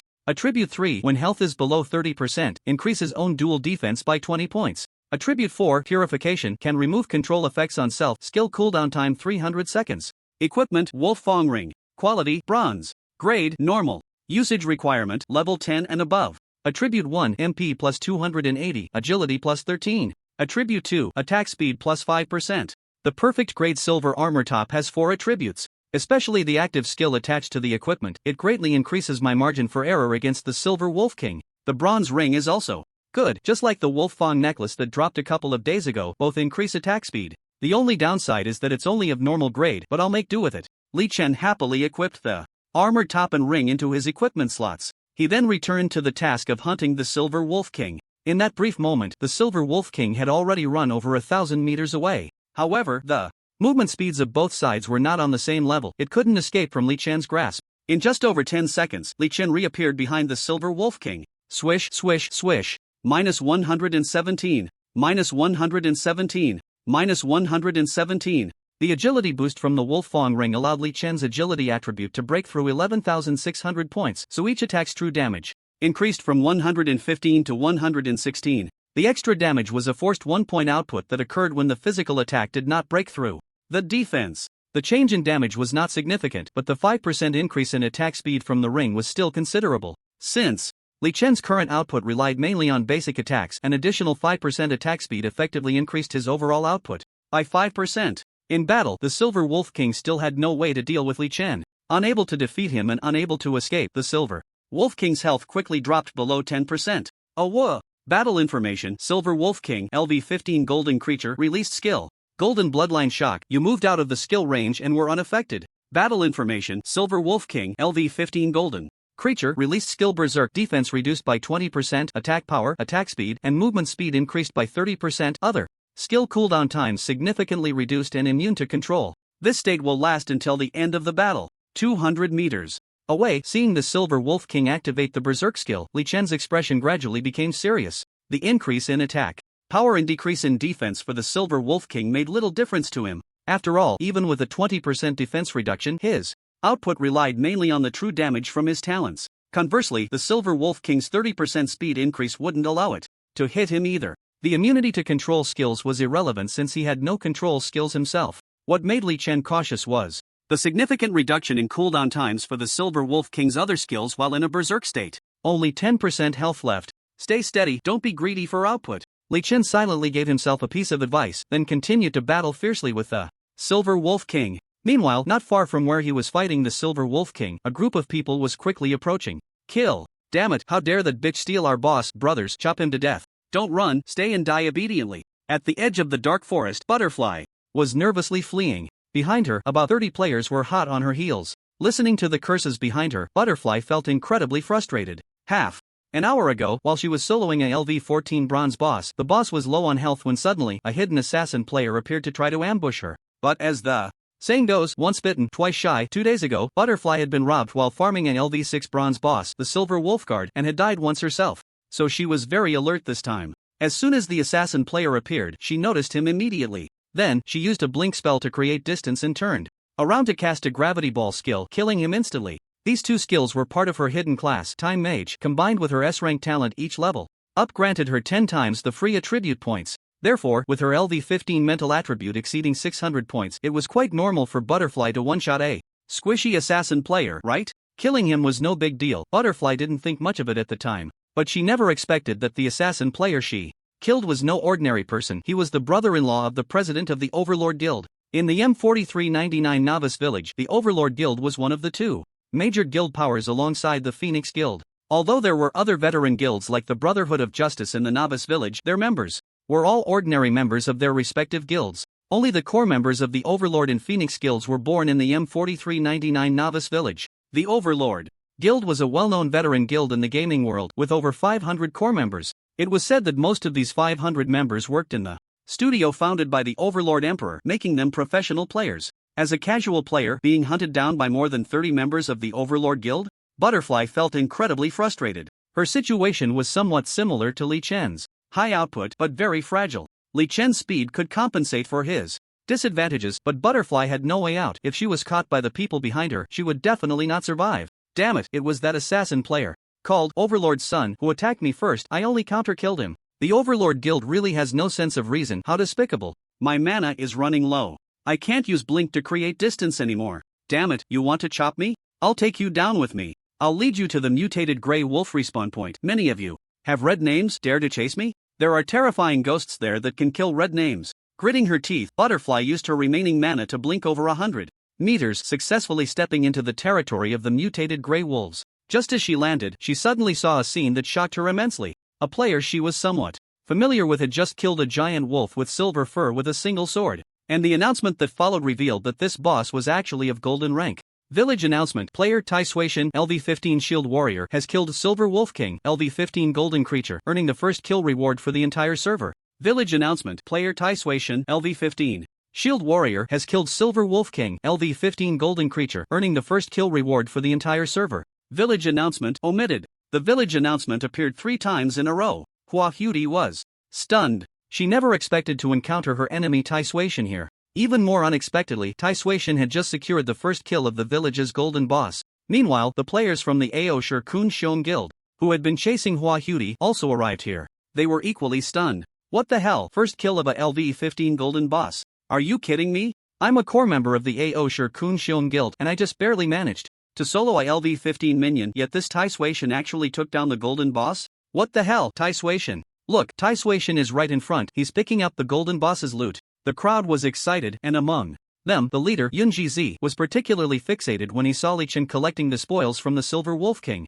When he spotted a dagger-shaped weapon among the loot, a surge of greed welled up inside him. The first kill of a golden boss would definitely drop golden quality equipment or skill books. That dagger could very well be a golden quality dagger. Li Chen had no idea all day, but Yunji often browsed the endless sky game forum and knew very well that currently, no players in the entire server had golden quality equipment. This meant that if Li Chen picked up that dagger, it would be the only golden dagger in the entire server. His own profession was an assassin. If he got it, wouldn't that mean he would be the #1 assassin player in the entire server? Thinking of this, Yunji could no longer contain himself. Taisuation, hand over the golden quality dagger to me, or our Aosher Kun Shion Guild will kill you down to level 0. Yunji shouted fiercely. In his view, no matter how strong Taisuation was, he was just one player. Meanwhile, their Aosher Kun Shion Guild had over 500 core members, and when they reached the main city, their guild size could easily exceed 10,000 players. You may be strong, Taisuation, but do you dare to oppose our Aosher Kun Shion Guild? Yunji thought this way mainly out of habit. As the brother-in-law of the guild leader, Aosher Di Huang, he held a superior position in the guild and had developed a domineering personality. So at the first moment, he wanted to use their numbers to force Li Chen to hand over the boss loot. The other members of the Aosher Kun Shion Guild, upon hearing Yunji's words, only showed slight unrest. Due to the first kill of the silver boss a couple of days ago, the guild leader Aosher Di Huang had specifically instructed everyone to report to him immediately if they encountered Taisuation, and these members thought their leader must want to befriend Taisuation, making Yunji's attitude towards Taisuation quite puzzling. However, most of them agreed with Yunji's words. With over 500 core members in the Aosher Kun Shion Guild, why were only about 30 people chasing Hua Huti? It was simply because these people, like Yunji, were all cut from the same cloth. So Yunji words were also their true feelings. You may be strong, Taisuation, but do you have the right to act tough in front of our Aosher Kun Xiong guild? Behave and immediately hand over the boss loot. On the other side, after hearing Yunji's words, Li Chen couldn't help but ask seriously, are you an idiot? If he wasn't an idiot, how could he dare to speak to him like that? The corpse of the golden boss, Silver Wolf King, hadn't even disappeared yet. Did they really think they were stronger than the Silver Wolf King? Upon hearing Li Chen's retort, Yunji's face immediately turned crimson. Damn, refusing to drink the toast and going for the head. Brothers, kill him. And take down that stinky woman called Hua Dai too. Let's expose their gear. With a command from Yunji, the 30 or so players from the Proud and Mighty Guild immediately advanced. Although a small portion of them felt that this was wrong, everyone was doing it, so it wouldn't be good to not follow along. However, the next second, these people regretted it. Ghost. The Taisui god is a ghost. No, don't kill me, ugh. Li Chen didn't act until now, but once he did, he was swift and decisive. His figure darted like lightning through the crowd. Several times, and in less than 20 seconds, all the members of Proud and Mighty were sent back to the resurrection point. Since more than half of this group had red names, killing them didn't increase Li Chen's sin value at all, and a dozen pieces of equipment dropped on the ground. However, they were all just some basic trash gear, and Li Chen couldn't be bothered to pick them up. It was only at this moment that he finally had time to appreciate the rewards for killing the Silver Wolf King. First was the village's first kill reward. Not bad, the first kill reward for a silver boss is 20 free attribute points, while the first kill reward for the golden boss Silver Wolf King is 60 free attribute points, all of which I'll stack into strength. The boss first kill reward is related to the boss's rank and level. The Mother Silver Wolf was a LV10 silver boss, so the first kill reward was level times rank, starting from bronze boss times 1, silver times 2, gold times 4, dark gold times 8, and so on, thus it was 10 times 2 is equal to 20 points. The Silver Wolf King is a LV15 golden boss, so the free attribute points are 15 times 4 is equal to 60 points. This is just like in martial arts novels where a character's combat power skyrockets after a fierce battle. Boss first kills are rare, so it's reasonable to have a bit more reward, right? Li Chen happily stacked all 60 points into strength. Then he looked at the second reward for the Silver Wolf King's first kill, experience points for the kill, as well as the dropped equipment, skill books, and other loot. Hint, you have killed Silver Wolf King.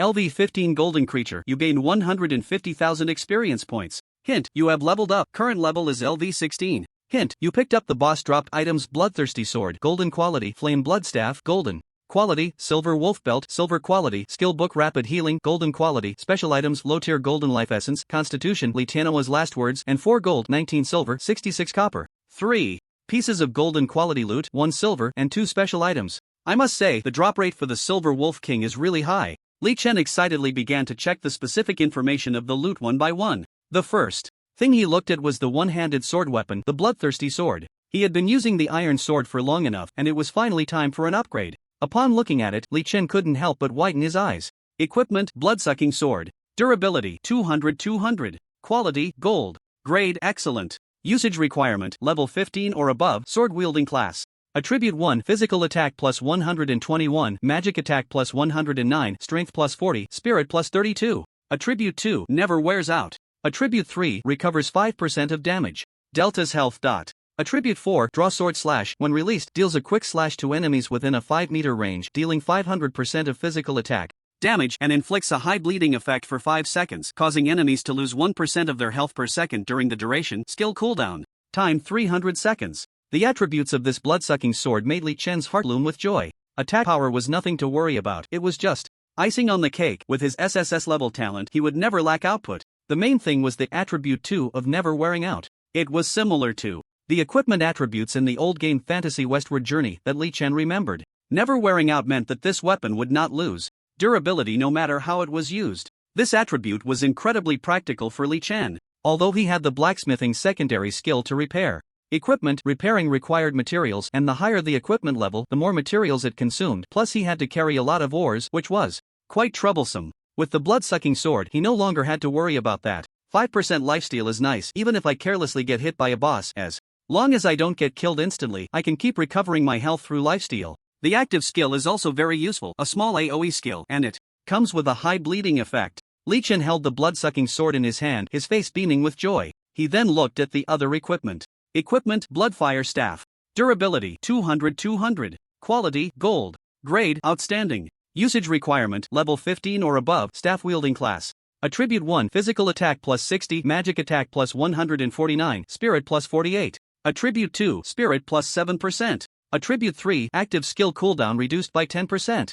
Attribute 4, Bloodfire, when released, deals a magical attack to enemies within a 20-meter range, dealing 550% of magic attack damage and inflicts a high burning effect for 5 seconds, causing enemies to lose 1% of their health per second during the duration. Skill cooldown time 300 seconds. Equipment, Silver Wolf Belt. Durability, 140-140. Quality, Silver. Grade, Excellent. Usage requirement, level 15 or above. Attribute 1, HP. Plus 450, physical defense plus 28, magic defense plus 27, stamina plus 20. Attribute 2, HP 1000. Attribute 3, in combat, restores 500 health every 60 seconds.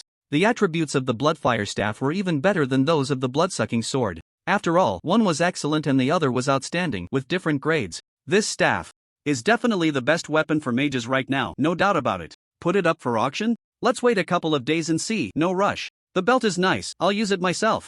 Li Chen put the Bloodfire staff back in his backpack and equipped the Silver Wolf belt. Then he looked at a skill book dropped by the boss. Skill book, Quick Healing. Quality, Gold. Learning requirement, level 15 or above, Priest class.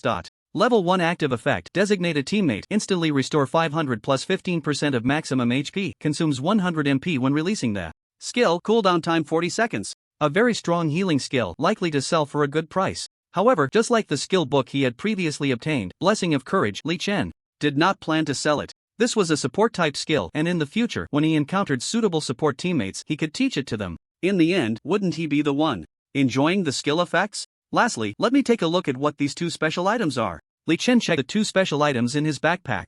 Item, low-tier golden life essence. Constitution. Type, special item / consumable. Effect, after consumption, permanently increases your constitution by 100 points. Item source, dropped by the Silver Wolf King. Item, Li Tianhua's last letter. Type, special item. Effect, a letter to be delivered to the legendary swordsman Li Changsheng of Tianyao City, who will reward you handsomely. Hint, you used low-tier golden life essence, constitution, your constitution plus 100. This time, the life essence increased constitution, a good item, so Li Chen used it directly. Ha! This Li Tianhua's last letter actually wants me to find Li Changsheng? Li Chen was surprised. Li Changsheng was a high-level NPC, a legendary ranked swordsman, and one of the top experts in the NPC camp. In his previous life, Li Chen had encountered Li Changsheng dozens of times. However, at that time, he was just like most ordinary players, taking on daily quests and trying to see if he could trigger the special quest, Li Changsheng's worries. He remembered this special quest very clearly. Li Changsheng was open to all players. The quest rewards were unknown, but Endless Firmament had been live for 10 years, and by the time Li Chen died, he had never heard of anyone successfully taking on this quest. Could it be that this Li Tianhua's last letter is the quest item to accept a special quest from Li Changsheng? Li Tianhua, Li Changsheng, both have the surname Li. Maybe it really is like that. Li Chen stored the special item, Li Tianhua's last letter, hoping it would play a significant role when he teleported to Tianyao City in the future. Then, he glanced at his brand new personal panel information. Character, God of Tai Sui. Basic attributes, level, LV16, 22/320,000. Class, Shield Warrior. HP, 4,390. MP, 1205. Attack, physical attack 341, magic attack 169. Defense, physical defense 290, magic defense 281. Attributes, strength 220, agility 11602, spirit 60, stamina 186. Free attribute points 0. Max attack speed 132.83 times/second. Max movement speed 266.24 meters/second. Title, Enemy of the Wolf Clan. Talent, Blessing of Light, Stage 2, SSS quality. Equipment bar, Bloodthirsty Sword, Golden quality One-Handed Sword, Thorn Shield, Silver quality Shield, Silver Wolf Belt, Silver quality Waist Armor, Radiant Armor, Silver Upper Body Armor, and more. Skill list, LV5 Shield Block, LV5 Heavy Slash, Basic Forging, LV4 Shield Counter, LV3 Phantom Dance. TSK, is this the panel of a LV16 player? I'm scared just looking at it. Li Chen shook his head, his reborn self had truly taken off right after the game launched. He originally thought it was a game to replay from a saved file, but unexpectedly he had even activated cheats. One word, exhilarating. Just as he was marveling at his panel, the ever-living butterfly finally couldn't help but speak up. Aren't you going to attack me? Li Chen glanced at her and shook his head, saying, Don't be silly, sister. I don't kill women, you can go now. The ambition of the butterfly, looking down on the emperor's response plan. What? You don't kill women? Are you kidding me? The butterfly widened her eyes. How could this person be so shameless? Her first time was taken by him. How could he have the face to say such things now? Don't get me wrong. Li Chen also realized that there was something wrong with his words, so he explained, I really don't kill women, but it's an exception when robbing a boss. Li Chen was in a good mood now, so he didn't mind wasting some time teasing the butterfly. In his view, he had already avenged himself for being killed by the butterfly in his previous life, and the grudges were settled. So under normal circumstances, he wouldn't attack her for no reason. You have such thick skin. The butterfly shot Li Chen a glare. Seemingly emboldened by his good mood, she asked again, you killed so many people from the Overlord Guild, aren't you afraid of their revenge? They have over 500 people in the M4399 Novice Village. To this question, Li Chen showed a disdainful expression. Do I need to be afraid? The butterfly was taken aback for a moment, and after thinking carefully, it seemed that Li Chen really wasn't afraid. After all, with the speed he had just displayed, he was unmatched in the entire server. With such speed, he could control the situation, whether he wanted to run or fight. What could 500 people from the Overlord Guild do to him if they all came at once? Moreover, Li Chen's output was clearly very high. He had just taken down over 30 members of the Overlord Guild in about half a minute. Calculating that, it was about 1 per second? That was truly outrageous. However, if you're not afraid, I am. The butterfly's eyes turned, and she said, no matter what, you saved me this time, so let's consider it as canceling the grudge from the last 2 days when you attacked me. We can be friends now. I see your strength is pretty good, and I'm better than ordinary players. How about we add each other as friends and team up to level up together? The butterfly had the thought of teaming up with Li Chen in her heart. As a fragile mage, without Li Chen's speed, she was quite passive against the Overlord Guild's targeting. Li Chen's displayed strength had already conquered her, so she thought about teaming up with him to level up and, by the way, have him protect her in a roundabout way. Besides, there's strength in numbers. 2 people together is definitely better than 1 alone, right? Unfortunately, her idea was decisively rejected by Li Chen. Adding friends is fine, but teaming up? Sorry, I'm short on time and won't take anyone to level up. Li Chen thought that the butterfly was a player with good potential. When he eventually formed a team or guild, he could consider bringing her in. Although he didn't know how the butterfly had turned from a normal person into a madwoman in his previous life. Everything had yet to happen in this life. Perhaps he could help her out later? If it wasn't too troublesome, Li Chen was willing to spend some time on her. Not taking anyone to level up. You mean you see me as a burden? The butterfly's eyes widened. I'm a super strong hidden class timespace mage with a powerful S-class talent, and you think I'm a burden? What are you thinking? The butterfly's expression was very indignant. If Li Chen had rejected her with an excuse like I'm used to being alone, it would have been one thing, but this not taking anyone to level up was truly looking down on her. To this, Li Chen shrugged and smiled. He didn't answer, but it was more telling than an answer. The butterfly was broken.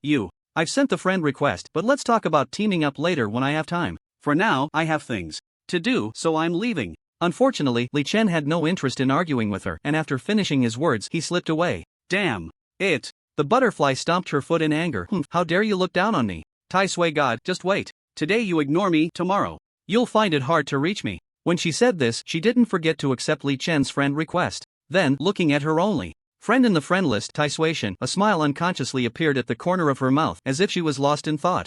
M4399 Newbie Village Instance Square. This is the only public instance before reaching level 20, the entrance and exit point for the Spider Cave trial. Players can enter the instance to challenge from any corner of the instance square by activating the instance list function. At this moment, Aosher Di Huang had just led the exploration team to clear the normal difficulty when he received some bad news. His little brother had actually been killed by the solo player he had his eye on, Tai Sui. Moreover, during a group effort to help his little brother chase down a mage player, they unexpectedly encountered Tai Sui, who had just achieved the first kill of a golden boss, and were all wiped out by him in an instant. That guy Tai Sui is just a madman who kills for fun. That's right, he's the ghost of the Dark Forest. In the past 2 days, there have been at least 80 players who died at his hands. Yun Jizi kindly wanted to buy equipment from him, but he directly wiped us all out. President, you must stand up for us. But be careful. Tai Sui is very strong. I didn't even see his movements before he killed me in an instant. Revenge must be planned carefully. Listening to his little brother and the players who had just revived discussing, Aosher Di Huang couldn't help but furrow his brows deeply. He valued Tai Sui highly and wanted to recruit him into his guild. He never expected that before he even met Tai Sui. Over 30 of his subordinates had already been taken down. This feud had escalated. Aosher Di Huang knew his little brother was a troublemaker. In the past, he had helped clean up the messes he caused, which was not a big deal. This time, Tai Sui killing him and over 30 core members of his guild was likely due to his little brother provoking trouble. The accusations from his little brother's group at this moment might just be exaggerations. However, Aosher Di Huang didn't want to delve deeper. Not only because of his beautiful wife's face, but also because, regardless of whether the trouble was started by his little brother, the fact remained that Tai Sui had killed 30 of his subordinates. As the guild leader, he had the obligation to protect his subordinates, otherwise, who would respect him as the leader? I understand this matter, you don't need to say more. I will handle the revenge against Tai Sui. After thinking for a moment, Ao Shi Di Huang dismissed his little brother and the others with a single sentence. Then he turned and opened the friend list, found a friend with the ID Assassin Alliance Liaison 04, and initiated a private chat. M4399 Newbie Village chasing down a player suspected of having S-level talent or above, with extremely high agility. Are you taking this job? After waiting for a while, the other party replied, sure. Killing once earns 200,000 Dragon Country coins. No problem, if you kill him to level 0, I'll give you an extra 100,000 as a reward. Boss is straightforward. Who was the target's ID? Tai Suishin. Sorry, I misquoted the price earlier. Tai Suishin is a different price, and it will cost more. Alright. After some haggling, Ao Shi Di Huang was satisfied. Next, he would wait for the famous Assassin Alliance killer to bring him good news. Tip, you have successfully submitted the task of Blacksmith Morin's Revenge 2. Tip, you have received a task reward of 5 gold coins and 50,000 experience points. Tip, Blacksmith Morin is amazed by your outstanding task efficiency and has decided to replace your reward of bronze equipment with the silver quality Dark Iron Greatsword, silver, as well as an additional reward of Magic Mask, special item, and Highlander, bronze skill book. Tip, you have automatically accepted the new task, the Blacksmith Morin's Revenge final. In the Novice Village, at the blacksmith shop entrance. Looking at the system prompt, Li Chen was astonished. He had thought that since he completed the task so quickly, the blacksmith would give an extra reward like in the first ring task. But he didn't expect the extra rewards to be so generous this time. The silver equipment Dark Iron Greatsword is one thing. This equipment is a two-handed weapon, which a shield and armor warrior who can only use a one-handed sword cannot utilize, so Li Chen could only sell it for money. The Magic Mask and Highlander skill book, however, were both excellent items he could use. Item, Magic Mask. Type, fashion/special item. Effect, no attributes, can be worn in the outfit slot, activates the skill disguise, allows you to change your ID and facial features, as well as the color of your equipment's appearance. The disguise effect is ineffective against targets above your level by 10 or more. Skill book, Desperate Fury. Quality, bronze. Learning requirements, level 10 or above, warrior/priest class.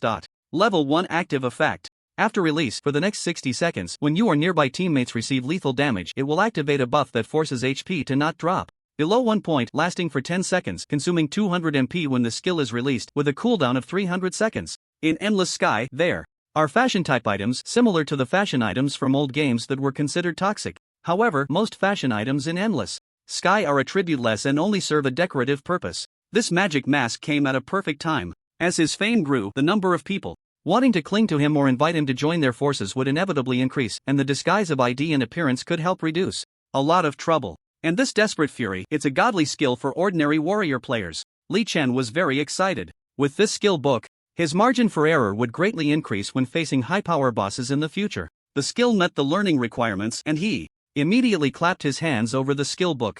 As the skill book disappeared, the level 1 skill Desperate Fury appeared in his skill list. Unfortunately, I can only do the Morin's Revenge final task after reaching level 20. Li Chen opened the task list. Task, the Blacksmith Morin's Revenge final. Task content, after the previous 2 trials, Morin has completely trusted your abilities. Next, Morin requests you to complete his ultimate idea for revenge for his daughter. Clear the Wolf Tribe Altar, level 20 hidden dungeon. Task deadline, 15 days. Task number requirement, 1 to 10 people. Success reward, several gold coins and experience, 1 piece of golden equipment chosen. Part crafted by Morin, special item Heart of the Warrior. Failure penalty, permanently lose the qualification to accept this task chain. Note, the entrance key for the dungeon Wolf Tribe Altar has been automatically issued to your backpack. Please note that the dungeon difficulty is extremely high and you can only enter after reaching level 20. It is recommended to gather teammates before challenging. Item, Dungeon Key, Wolf Tribe Altar. Type, consumable/special item durability, 10/10. Usage, a special item to enter the hidden dungeon Wolf Clan Altar can be used anytime and anywhere, consuming a bit of durability with each use. The final part of the quest requires clearing a hidden dungeon. In Endless Sky, dungeons are divided into hidden and public dungeons. There are very few public dungeons, with only 4 available for levels below 50, and anyone who reaches the required level can challenge them. Hidden dungeons, on the other hand, are similar to hidden quests and require a certain amount of luck to encounter. With such a low probability of encountering hidden dungeons, the rewards are naturally much richer than those of public dungeons. Therefore, Li Chen is very much looking forward to this Wolf Clan Altar. Only LV20 can enter the Wolf Clan Altar dungeon. Next, let's go grind the LV15 public dungeon Spider Cave trial, and grab the first completion reward while we're at it. With that thought, Li Chen turned and left the blacksmith shop, heading towards the Novice Village Dungeon Square. Soon, he reached his destination. As the server time reached the 4th day, many players had already leveled up to LV15 and above, and the dungeon square was bustling with players.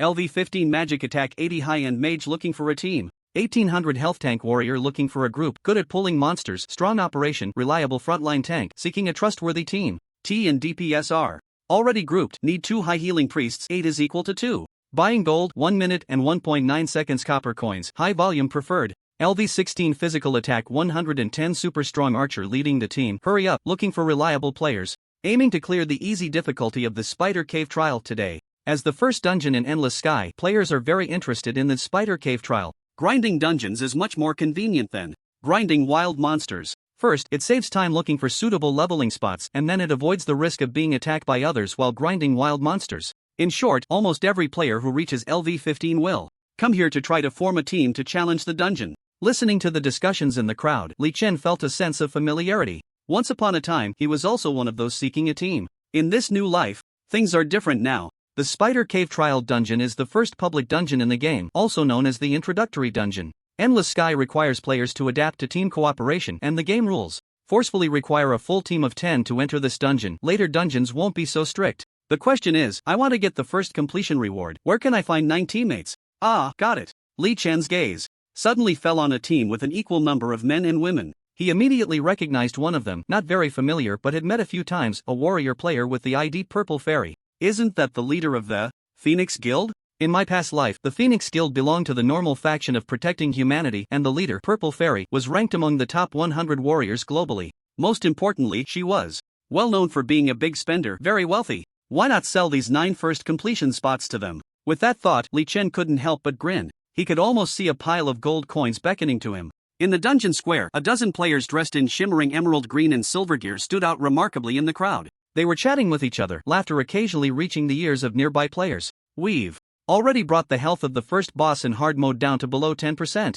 Let's keep it up. Today we might just secure the first clear in hard mode. I just heard that the raid team from the Pride of the World Guild only got the first boss in hard mode down to 50% before they wiped. Our progress is way ahead of theirs. This is all thanks to the president's wise leadership. The president is so strong. Hee, I just got an LV15 bronze longbow from a small monster. I'm officially declaring myself the chief archer of our guild. No objections, right? You're the chief, that's true, but your damage output is still 30% lower than the president's. You need to keep working hard. Ouch, sis, the president has an S-level talent, Swordmaster, which increases skill attack power tenfold. How can you compare? Hee, I'm a priest, so I just follow the president. I don't pursue damage output, just comfort. Their laughter reached the ears of surrounding players, who cast envious glances at them. The Phoenix Guild's raid team was really impressive with their dungeon progress. An S-level talent? That's a once in a million.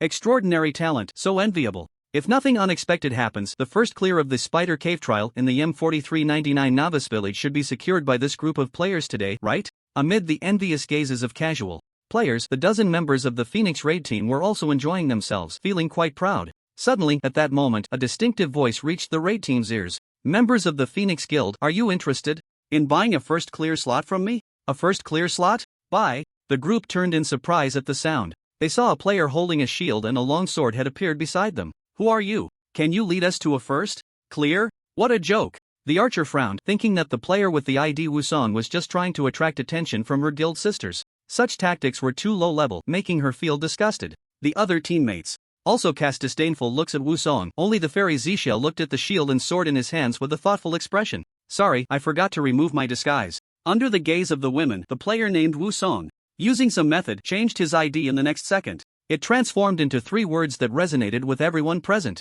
Tai Suation. Ah, Tai Suation? You are Tai Suation? Damn, I finally found you. Zixia Fairy, the archer, and the others were all shocked. The surrounding players immediately looked over as well. What? Tai Suation has appeared? Where is Tai Suation? Big shot, I'm your long-lost little brother. Take me with you, big shot. Where?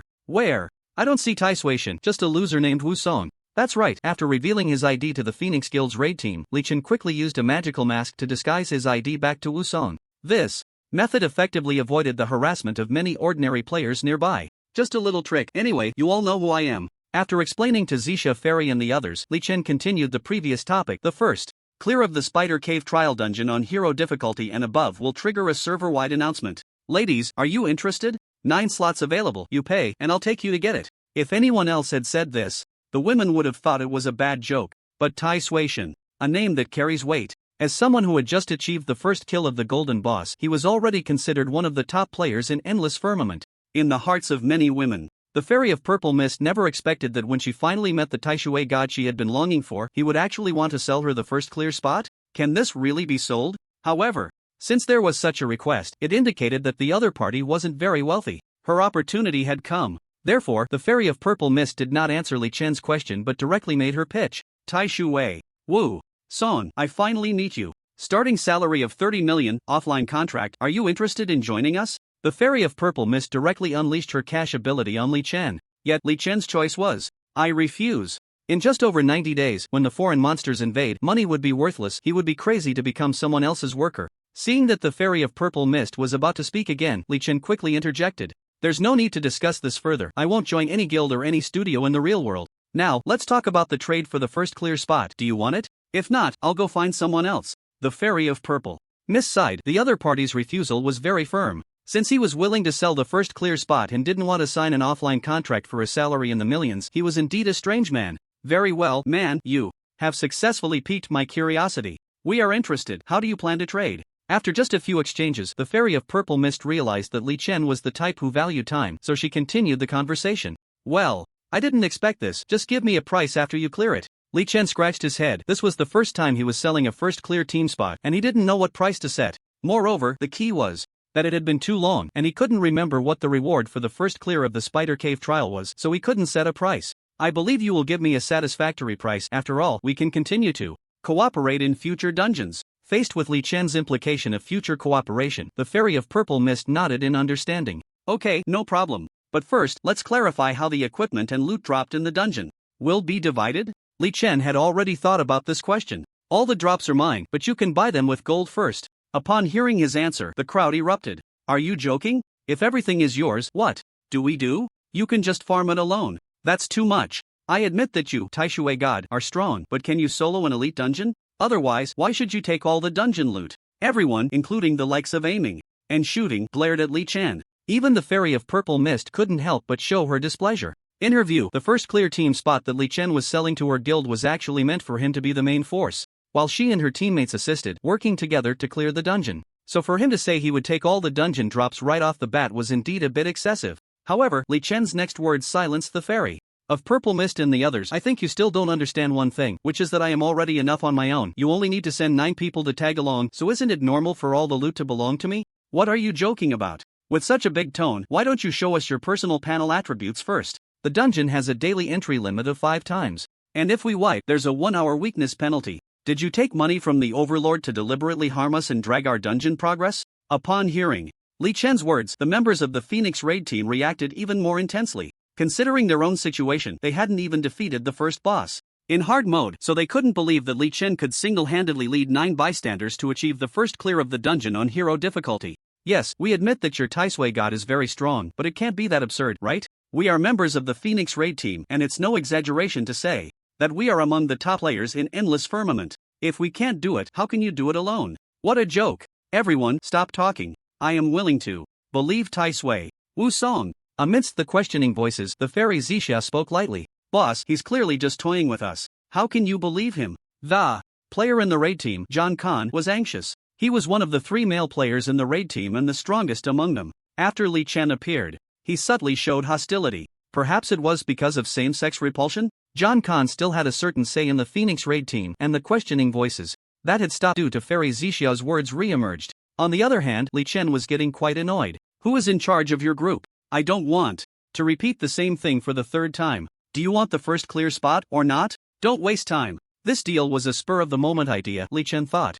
That earning a little was better than nothing, preparing for a game event a few days later. But he didn't want to waste too much time on this matter. If it really didn't work out, he could just gather 9 random players. You don't believe it, right? Just don't regret it when you see the first clear announcement. I believe you. Fairy Zixia noticed Li Chen's impatience and spoke again, then turned to her teammates. Brother Wusong will also enter the dungeon, and he will bear the consumption of dungeon entries and death penalties, so I don't think he would deliberately harm us. Also, John Khan, shut up. I'm in charge here. If you don't believe it, then don't join this time. Aim for the chickens, chi. Peppa, you 8 plus me. Brother Taishui Wusong, we want the first clear spot. You set up the team. Upon hearing this, a smile finally returned to Li Chen's face. It would have been better to be so straightforward earlier. Time is precious. Soon, he formed a new team with Fairy Zixia and the others. Before entering the dungeon, John Khan looked at Li Chen with a gloomy expression for a while, then sighed and said to Fairy Zixia, "Boss, you will regret this. John Khan, I am the president." Fairy Zixia felt that John Khan was a bit out of line.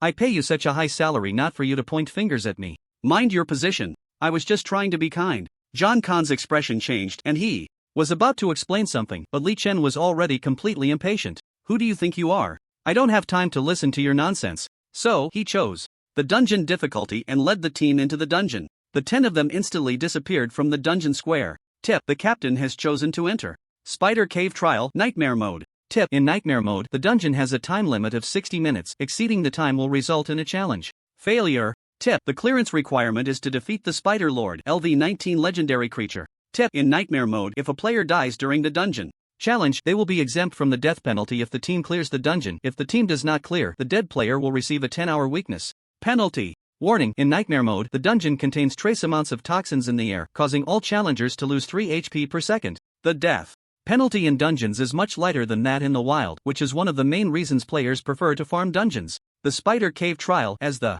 introductory dungeon of Endless Firmament, has 6 difficulty levels: easy, normal, hard, hero, abyss, and nightmare. Li Chen was very confident in himself and immediately chose the highest difficulty. Meanwhile, the members of the Phoenix Guild's exploration team, including the Fairy of Purple Mist, trembled as they read the series of prompt messages that appeared on their panels. And Nightmare Mode? In Hard Mode, a team wipe only results in a 1-hour debuff, but Nightmare is 10 hours. Did we just take a black car? Losing 3 HP per second, and as a fragile mage, my total HP is just over 1,000. This difficulty is too high. Woo-woo, wasn't it supposed to be Hero Mode? How did it turn into Nightmare Mode? Great God, was this intentional or accidental? Legendary boss. It's over, we can't possibly defeat a boss of this level at our current stage. Great God, we need an explanation. Including the Fairy of Purple Mist, all 9 members of the Phoenix exploration team were in a panic. In response to their doubts, Li Chen calmly retorted, "Who said I was going to play on Hero Mode? What I said was that the first clear of Hero Mode would have a server-wide announcement. But I've always wanted to play Nightmare Mode." The Fairy of Purple Mist looked skeptical. "Nightmare Mode, do you really have the confidence to lead us through it alone?" To this question, Li Chen replied, "I understand everyone's doubts, but you know nothing about my abilities. Just follow behind me, and you only need to clean up the battlefield." As soon as he finished speaking, Li Chen dashed into the dungeon like an arrow released from a bow. In the eyes of the Fairy of Purple Mist and others, he suddenly transformed into a streak of black lightning. The speed left everyone dumbfounded. What the hell? Where's Great God? Did he run off to fight monsters? My God, what speed is that? Did you see it? Quickly tell me, it's not just my eyes playing tricks. I've heard that Great God's talent increases attack and movement speed, and now I see it's true, but this is just too ridiculous. Incredible, simply unbelievable. This was the first time everyone witnessed Li Chen displaying his extraordinary abilities. Although they all knew he was strong from his first kills of silver and gold bosses, seeing it now made them realize that he was not just strong, he was ridiculously strong. The Spider Cave Trial, as the name suggests, takes place entirely within a cave environment. However, this cave is larger and more spacious than one might imagine. Deep within the cave, there are several forks in the path, making it a small underground maze. Nevertheless, there is only one passage at the starting point of the dungeon, so players need not worry about getting lost for now. After charging forward at full speed, Li Chen soon encountered the first wave of dungeon monsters. These were a group of creatures known as giant spiders and small spiders, all at least LV-16 bronze rank. The giant spiders are quite heavy, about half a person tall, and can spit out webs that bind players over a large area. The small spiders are only the size of a basketball, with low health and defense, and they lack web-based control skills, but it is worth noting that their attack power is high and their speed is very swift. There were about 30 of these giant and small spiders in the first wave, and their combined assault in the cave environment, which offered little room for kiting, made them quite tricky to deal with. However, they were clearly no match for Li Chen. Just LV-16 bronze easily dealt with. Li Chen smiled slightly and charged into the spider swarm, unleashing a barrage of rapid basic attacks. Whoosh, whoosh, whoosh. Minus 320, minus 320, minus 646. Weak point damage, minus 320. The defense of the giant and small spiders was far inferior to that of the Silver Wolf King, and with each basic attack, Li Chen dealt over 300 damage. If he hit a weak point, the damage could exceed 600. Even the bulky giant spiders had only 6,000 health points. With an attack speed of over 130 times per second, the spiders stood no chance. In just one encounter, 7 or 8 spiders were killed by Li Chen in an instant. Tip: you have killed small spider, LV-16 bronze creature. You gain 1,000 experience points. Team experience is shared plus 100% bonus for a 10-person team. Tip: you have killed Giant Spider, LV16 Bronze Creature, you being 1050 experience points. Team experience is shared plus 100% bonus for a 10-person team. Tip: you have killed, and so on. Endless Sky has this drawback: when teaming up to farm monsters, the experience points are always shared among all team members. Fortunately, there is a team bonus, and aside from the introductory dungeon Spider Cave Trial, other higher-level public dungeons almost never limit the number of players entering, allowing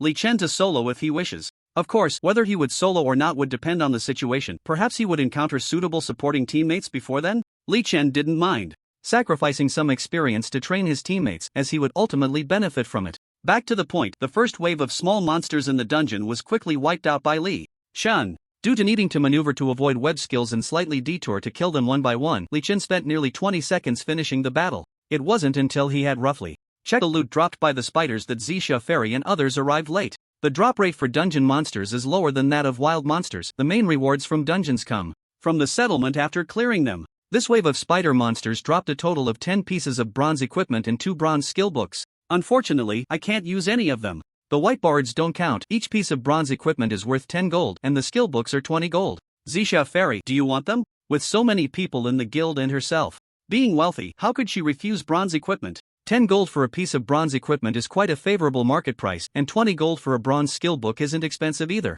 Thus, Zisha Fairy instinctively nodded. Yes. Alright, you all pick up the equipment first, and we'll settle up together after we're done. Hurry up and clean up, then continue following me. As Li Chen's voice fell, his figure had already darted deep into the dungeon again. It was only at this moment that the members of the Phoenix Guild's raid team finally came to their senses. What just happened? Check the team information. No wonder it's nightmare difficulty. Even the minions are at the bronze level, and there are a full 35 of them in the first wave. Is that the point? The point is, 35 LV16 bronze bosses were taken down by the Great Sui in such a short time? I'm shocked for a whole year. The first boss in hard mode is also LV16 bronze, and although it had a dozen ordinary and black iron minion guards at the time, we couldn't take it down with so many of us, yet the Great Sui took down 35 LV16 bronze bosses in just 10 seconds? Is he even human? We were such fools to doubt the Great Sui's strength. Thinking back, it's so embarrassing. The Great Sui's power is too strong. How on earth did he do it? Zisha Fairy, along with others like Aiming Chicken, were conquered by Li Chen's performance. Comparing people can be infuriating. They had all used their utmost efforts and had never defeated a single bronze boss in hard mode, while Li Chen had taken down 35 in just 10 seconds. The gap was truly like a chasm. In the early stages, the only thing affecting player strength is talent. Perhaps the Great Sui's talent is not just S level but maybe even better, SS level or even SSS level? Zisha Fairy suddenly said, with a serious expression. As soon as she spoke, the others were immediately stirred. SSS level? No way. Didn't the official data show that such a level of talent only appears once in 50 billion people? Is the Great Sui that lucky? I think what the guild leader said is right. Otherwise, I can't figure out why the Great Sui is so strong. I think the possibility is low. Maybe the Great Sui has some special opportunity. Even if it's not SSS level talent, it should at least be SS level, which is still a talent that is 1 in 100 million. Moreover, the people we arranged in the Overlord Guild said that the Great Sui is the ghost in the Dark Forest these days. Why has he been continuously farming LV6 mutated Grey Wolves for 2 or 3 days? I estimate he might be doing some hidden quest, and his current strength is also due to the rewards from that hidden quest.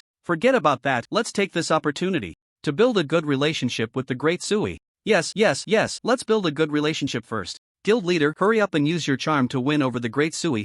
I want to cling to him forever. Zisha Fairy was taken aback for a moment, then frowned with an unhappy expression. Changing the subject, stop chatting, let's quickly pick up the equipment and catch up. We can't let it be that we clean up the battlefield slower than the Great Sui kills monsters. That would be embarrassing. With Li Chen's strength, dealing with bronze and silver bosses of similar level was too easy. Soon, the second wave, third wave, and fourth wave of minions in the dungeon were all cleared by him one by one. Unfortunately, none of the dropped equipment or skill books caught his eye, and they were all sold to Zisha Fairy. After clearing the fourth wave of minions, everyone arrived at the lair of the first boss in the dungeon. Species, Venomous Spider. Level, LV18 Golden Creature. Attributes, 72,000/72,000 HP, 615 physical attack, 666 magic attack, 260 physical defense, 274 magic defense. Skills, LV18 Golden Boss Venomous Spider. It is the number 1 boss in the Nightmare Mode Spider Cave Trial Dungeon. Its attributes are slightly stronger than the Silver Wolf King that Li Chen dealt with. After all, it is 2 levels higher.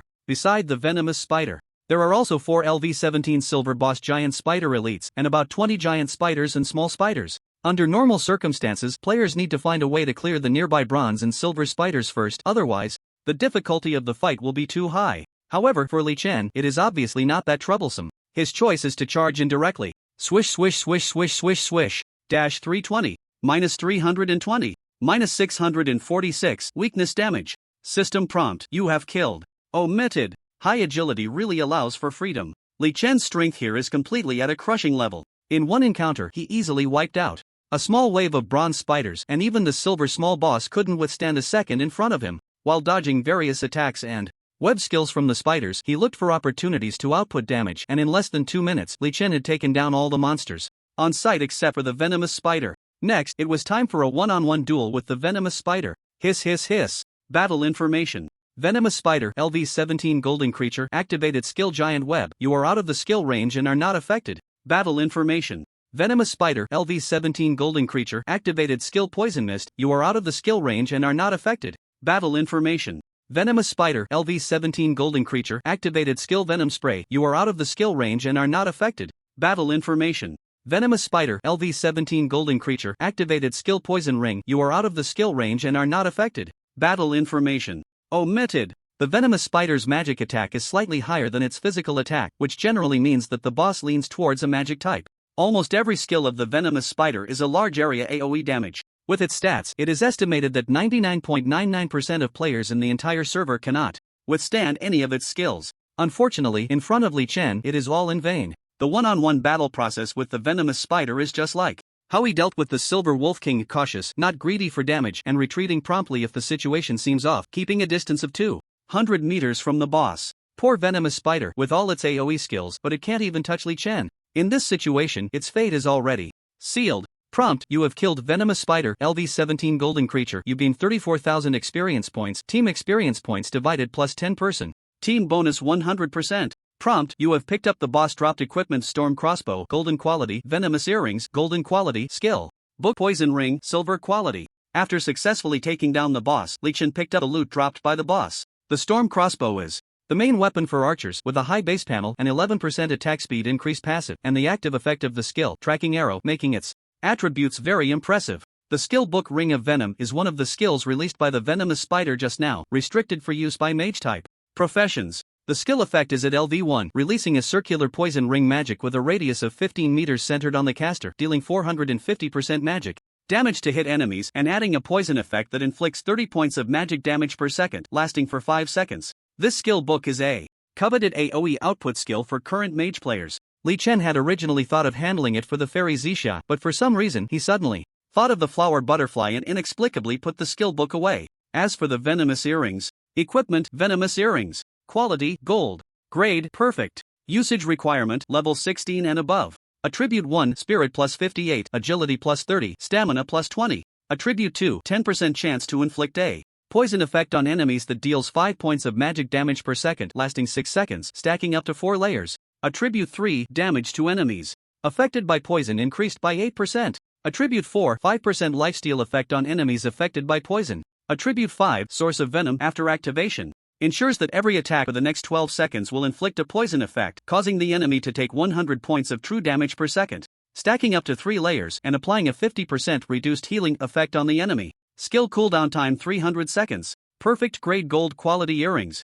With an extra attribute, their value is comparable to the same level of dark gold. The passive effect of Attribute 2 is mediocre. This damage is negligible for me, but Attribute 3 is too appealing, equivalent to an overall output increase of 8%. Attribute 4 is also inconsequential, while the active skill of Attribute 5, a maximum of 300 points of true damage per second? I can settle for that, but the 50% healing reduction effect is incredibly useful, especially when challenging high recovery bosses. Li Chen happily equipped the venomous earrings. At the same time, he turned to look at Fairy Xixia and others who had come to his side after the boss's death. He handed over the gold quality Storm Crossbow. The rest of the loot is at the old price. But for this gold crossbow, 150 gold coins is fine, right? As Li Chen said this, he sent the equipment attribute illustration to the team interface. Looking at the attributes of the Storm Crossbow, Fairy Xixia and the others gasped. Wow, this base physical attack is 133 points plus 55 points of strength and 23 points of agility. Terrifying. My bronze longbow with 45 points of physical attack is just garbage in front of this crossbow.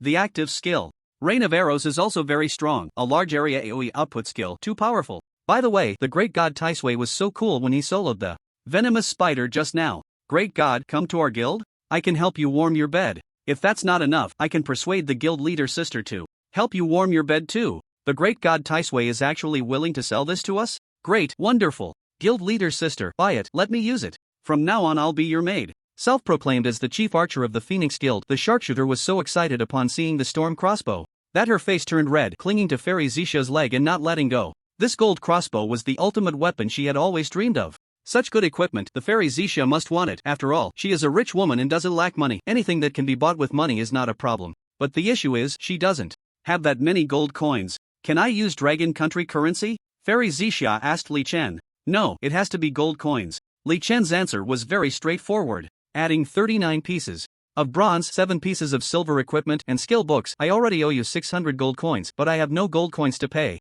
Fairy Zisha felt helpless for the first time, feeling her financial power was ineffective. However, Li Chen's attitude was very generous. I know you don't have that many gold coins, just keep a tab and pay me back a little every day. Are you trying to be my creditor? Fairy Zisha couldn't help but laugh and cry. She never expected to be the one in debt one day. She hoped Li Chen would change his mind and accept currency from the real world, but unfortunately, Li Chen would never agree to that condition. If you insist on collecting gold coins, aren't you afraid I won't pay back my debt? Fairy Zisha curiously asked. How could you ask such a low-level question? Li Chen tilted his head and glanced at her, a mysterious smile on his lips. Stop joking, you're a smart person, I believe you won't take such a dangerous action. Fairy Zisha took a deep breath. Although her previous question was just a joke, Li Chen's attitude had already made everything clear. If she dared to default, he would probably come after her and the members of the guild, right? Did this man have no compassion at all? So heartless. But I like it. Due to family reasons, over the years, almost every young man Fairy Zisha met had been submissive to her. Even those who could joke with her were merely putting on a facade of calm.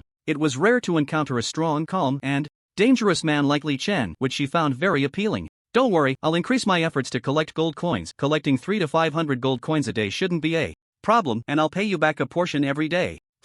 Li Chen nodded in satisfaction. This was exactly the scene he wanted to see. After scraping together most of the gold coins from the M4399 Novice Village, when the event starts in a few days, he would definitely be able to get at least one skill book. Li Chen couldn't remember the exact day of the first game event of Endless Sky, just that it was within a week before the server opened. Calculating the time, there were only about 3 days left. By then, players should generally not have entered the main city yet, and wealthy players would find it difficult to collect gold coins across villages. To participate in the auction, it would depend on who could scrape together enough gold coins in their own novice village. Therefore, Li Chen hoped Fairy Zisha would increase her efforts to purchase gold coins from the M4399 Novice Village, not only to save money for the event but also to eliminate any potential competitors in the village. The total amount of gold coins in the entire Novice Village was limited and increased very slowly. If his wealth occupied more than 50% of the village, who could compete with him? The wealthy players from outside the village wouldn't know about the skill book auction event in Endless Sky, and when they scrambled to gather gold coins at the last minute, they wouldn't be able to compete with someone who was already prepared.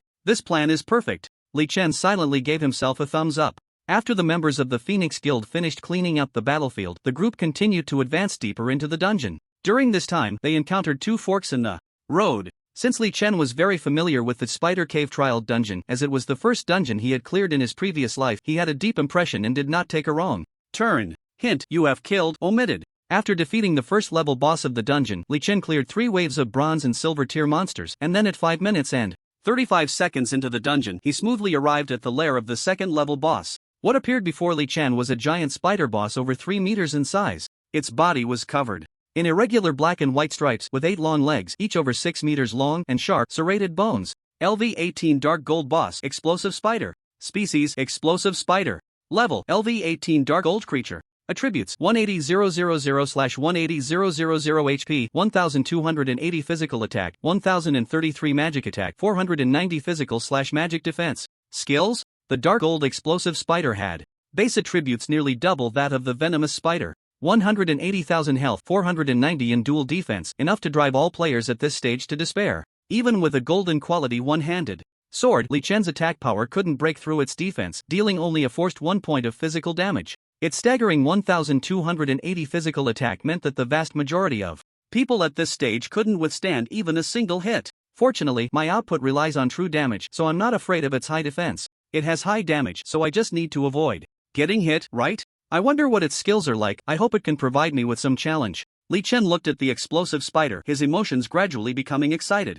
Although it was satisfying to crush monsters before, what was the difference from a low-quality webgame where you hit for 999? At first, it was a bit thrilling, but it quickly became boring, turning monster grinding into mere repetitive mechanical labor. Even the golden boss Silver Wolf King and the venomous spider didn't present any difficulty for him. Li Chen longed for a boss that would challenge him and ignite his passion in battle. He hoped that this dark gold explosive spider would bring him a thrilling fight, providing the adrenaline rush he craved. Hint: you have killed the explosive spider, LD18 dark gold creature. You gain 68,000 experience points. Team experience points divided plus 10% team bonus 100%. System prompt: you have leveled up. Current level is LV17. Hint: you have picked up boss dropped equipment Crescent Dagger, dark gold quality, Storm Crossbow, golden quality, Skill Book Twilight of the Gods, dark gold quality, 29 gold, 20 silver, 24 copper coins. Is this all a dark gold boss has to offer? Not even satisfying. With a dungeon time of 6 minutes and 41 seconds, Li Chen smacked his lips at the series of prompts that appeared on the panel. To be fair, the strength of this explosive spider was quite impressive. At least it was much stronger than the previous venomous spider. It belonged to the heavy tank-type boss, with high health and defense, strong melee skills, capable of both dealing and taking damage, and had healing-type skills. Unfortunately, this type of boss was exactly the kind Li Chen was good at countering. There was nothing much to say about the battle process. Li Chen continuously used his speed advantage to stay behind where the opponent couldn't hit him, then he would strike when necessary, dodging large area skills as needed. Although it took longer than the venomous spider, the entire process was relatively safe. It was like Bruce Lee fighting a sumo wrestler. The latter was several times larger and stronger, but it was impossible for him to land a hit on Bruce Lee. The only thing that made Li Chen feel a bit satisfied was that he made no mistakes throughout the battle. Many times, when players engage in fierce battles with high-output bosses, the test is whether they make any mistakes. A single misstep in positioning can easily lead to being one-shot by the boss. My goodness, that's a level 19 dark gold boss. The great Tai Sui is handling it with such ease. So strong, it's just incredible. It's laughable that we questioned the great Tai Sui before. Looking back, we were truly the clowns. Look quickly, the boss is about to be defeated. Wow, such high experience. I leveled up. I saw the boss drop a dark gold dagger. I'm an assassin, I want it. President's sister, go buy it for me, and I'll work for you for free for 3 years. The group of 9, led by the fairy Xixia, watched from a distance as Li Chen faced the explosive spider alone. The level of this battle dazzled them. They didn't even know how to help. Moreover, Li Chen had said from the start that everyone should just pick up the equipment. Who knew if helping would upset him? After all, experts can be a bit eccentric. They watched, shocked and amazed, and only rushed over after the boss was defeated. As they approached, Li Chen tossed the storm crossbow and the crescent dagger to fairy Xixia. These 400 gold coins is not too much, right? The storm crossbow was golden equipment obtained during the fight with the venomous spider, with attributes almost identical to the previous one. The dark gold quality crescent dagger had a high base attack of 216 points, along with high agility and strength attributes, and a 500% physical attack AoE active skill called Crescent Slash. At this stage, it was definitely a top-tier dagger. However, in Li Chen's eyes, it was merely a piece of merchandise for sale. Another storm crossbow? What? A pity. Why not a bowman's sub-weapon quiver? You're being too greedy. You already have a golden main weapon and you want a golden sub-weapon too? Have you considered us teammates still wearing bronze gear? He, your head. No giggling. Stop being jealous of me. Hurry up and surround Chi-Chi. She's the assassin in the team, and this dark gold dagger is definitely for her. The player named Chi-Chi was a cute girl about 1.5 meters tall, her eyes wide as she stared at the attributes of the crescent dagger, unable to hold back her drool, and then she excitedly danced around. President's sister, love you. Great Tai Sui, love you moi. Hearing Chi-Chi's bold confession, the other girls in the Phoenix Raid team couldn't help but cheer. Great Tai Sui, we love you too. Come join our guild. Great Tai Sui, if you join our guild, I can be your girlfriend. I have a 36D. You know, he. I report, her 36D is fictional, while this girl is the true youthful beauty Great Tai Sui. Pick me. This scene opened Li Chen's eyes wide. So the girls were this bold? In his past life, he had hung himself on the tree of Su Yunya, truly blind. What a pity. Girls, I'm a man you can never have. In this life, Li Chen's ultimate goal was to develop and grow stronger in endless firmament within the first 100 days of the server, striving to intercept all invading foreign monsters at the first opportunity. Chasing girls? Sorry, I have no time. Women will only slow down my blade drawing speed. Our raid team girls are all little beauties. How about it? Are you interested in joining us? Meanwhile, Fairy Xixia took the opportunity to launch another recruitment plan for Li Chen. Not interested? I knew you would refuse. The Fairy of Purple Mist sighed. Originally, she had just mentioned it casually, not expecting Li Chen to change his mind. With the round moon dagger and the storm crossbow, I already owe you over 1,000 gold coins. Now I understand why you don't agree to sign a contract with me. With your abilities, making money is too easy for you. Li Chen smiled slightly. As long as you understand. Just perform well and I'll come to you for cooperation when I have business. In the future, you can also come to play with us when there's nothing going on. We'll see. Let's first tackle the third boss. The chatting time was almost over and Li Chen took the initiative to end the topic. Among the loot dropped by the boss, 2 pieces of equipment had already been sold by Li Chen, and the remaining skill book happened to meet his learning requirements, so a new skill appeared on his skill list. Active skill. Twilight of the Gods, Dark Gold quality. LV1 active effect. After release, the user will be immune to any control for the next 10 seconds, and physical/magic attack power will increase by 100 points. Releasing the skill. Consumes 20 MP, cooldown time 90 seconds. Note, to upgrade to LV2, 100,000 experience points are required, and the character level must not be lower than LV23. A buff type skill. At LV1, it already has control immunity plus 100. Dual attack, which is a high base and worth learning as a main buff. Unfortunately, using this skill book on Li Chen is a bit unprofitable, mainly because of the control immunity buff. If all goes well, he should be able to obtain the hidden quest reward, the Heart of the Warrior, in the next couple of days, so he doesn't need this ability. The 100 dual attack is nice though, and can be useful for bursting during high difficulty boss fights. Having more skills is never a bad thing. I've learned it, and there's no room for regret. In the future, I can spend some experience points to level it up, treating it as just a dual attack buff. Besides, if I get it to LV10 or above, who knows, the dual attack bonus might turn into a fixed plus percentage gain. Li Chen shook his head, no longer dwelling on this skill. Next, he began to head towards the deepest part of the dungeon, where the third boss, a LV19 legendary tier creature, the Spider Lord, resided. The lair of the second boss and the third boss was very close, and he didn't encounter any small monsters in between. After 7 minutes and 20 seconds. In the dungeon, Li Chen stepped into the Spider Lord's lair. A gigantic spider covered in irregular black, red, and gold stripes appeared in Li Chen's line of sight. Surprisingly, the Spider Lord was smaller than the explosive spider, standing only about 2 meters tall. However, to Li Chen, this was not good news, because the smaller the boss, the more agile it often is. As Li Chen surveyed the general terrain of the Spider Lord's lair, his expression grew more serious. This was a circular cave with a radius of about 80 meters, approximately 5 to 6 meters high. Looking around, he noticed small pits every 1 or 2 meters, and upon closer inspection, many of these pits contained milky white spider webs. Once inside the lair, players cannot leave until one side, either the players or the boss, is defeated. The good news was that there were no other spiders in the lair, only the Spider Lord. The bad news was that the Spider Lord was likely an agile-type boss, and the confined space had traps. Li Chen suddenly realized that the thrilling battle he had wanted might be coming. Sure enough, just as he thought of this, before he could even check the boss's attributes, the boss activated a powerful skill upon discovering him. Battle information: Spider Lord, LV19 golden creature, activated skill, Legendary Fury. A visible shockwave formed ripples in the air, rapidly spreading outward from the Spider Lord like lightning. Where the shockwave passed, debris flew from the ground, and the earth shook as if the entire spider cave was within its range. Li Chen had already been on high alert and was running away as soon as the boss made the move to release its skill, but he didn't expect to reach the edge of the nest and still be within the Spider Lord's skill range. Fortunately, he was mentally prepared. His experience from his previous life told him that this opening skill from the boss could only be endured, and staying farther away was just to reduce the damage taken, as the closer he was to the boss, the higher the damage he would endure. The shield can only block physical attacks, so shield counter. Battle information: you activated the skill Shield Counter, successfully blocking and reflecting 1 point of magic damage back to the Spider Lord and immune to 50% of Legendary Fury damage. You lost 1220 health points, and you were affected by the skill's 3-second confinement effect. Battle information: you activated the Upper Armor Radiant Armor skill Purification, and you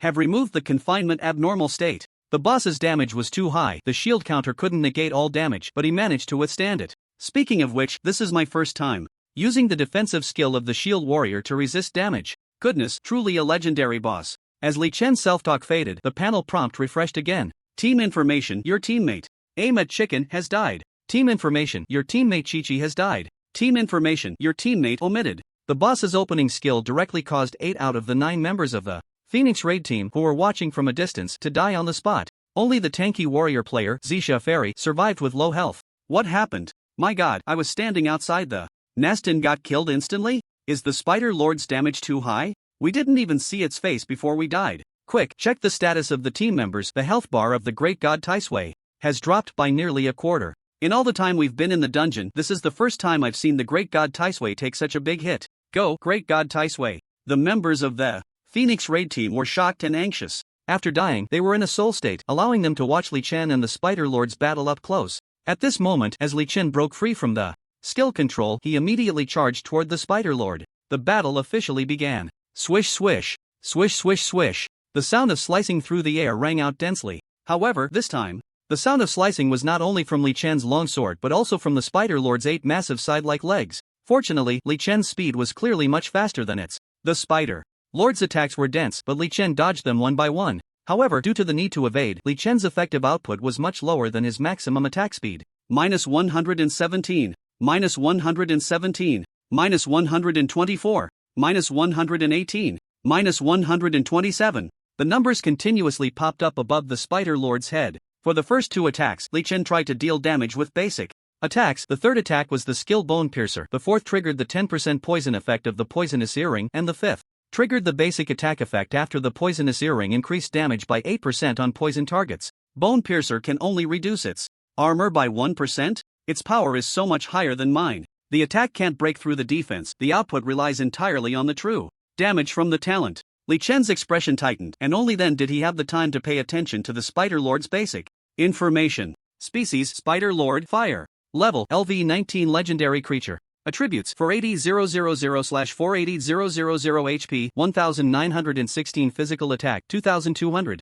Magic Attack, 1000 Physical Defense, 1036 Magic Defense. Skills: as a legendary tier boss, the Spider Lord's base attributes are nearly double that of the Dark Gold boss, the Explosive Spider. With high attack and defense in the 4-digit range, its health reaches a staggering 480,000. The 3 high stats are enough to drive any player at this stage to despair. Of course, this does not include Li Chen. With 480,000 health, if I go all out, it would only take about 30 seconds. It can take me down easily, and I can take it down easily, too. Although its health is nearly 100 times mine in terms of output efficiency, we both count as fragile. The main issue is this fire suffix, troublesome. After reading the basic information displayed for the boss, Li Chen's expression became extremely serious. In Endless Firmament, whether it's a boss or a minor monster, the basic information only shows attack, defense, and health, without displaying the 4-dimensional attributes. But just because they aren't displayed doesn't mean they don't exist. It's just that players lack the strength or need special reconnaissance skills to see them.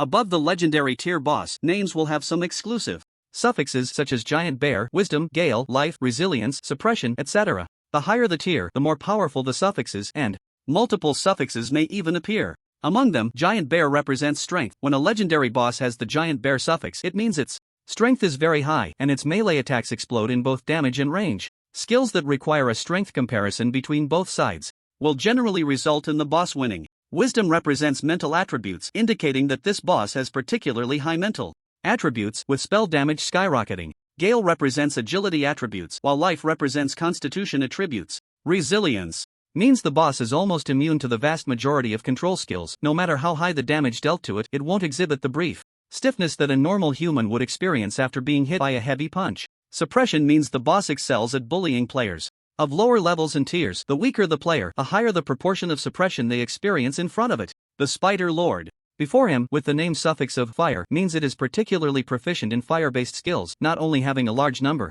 of them but also a fast skill release frequency, and the damage is certainly high. And fire-based skills often mean skills with a massive area of effect. After the fusion of the game and reality in Li Chen's previous life, when these bosses invaded Earth from the foreign demon realm, Li Chen finally understood that the name suffixes of these legendary tier beings indicated their comprehension of the corresponding laws of power. The laws of power are a new path to strength that can only be explored upon entering the legendary tier. Li Chen is still far from such things, at least needing to be above level 40 and have undergone a second job change to possibly come into contact with them. While thinking this, Li Chen's hands did not stop moving. Since he had fought this far, he would definitely not give up voluntarily. So what if it excels in fire skills? He could handle it. Just do it. Swish swish swish. In melee mode, the Spider Lord's health quickly dropped to 95%. At this moment, the Spider Lord immediately began to charge up, spitting out a ball of crimson flame towards Li Chen. A crimson pillar of fire erupted from the mouth of the Spider Lord, the high temperature instantly distorting the surrounding air.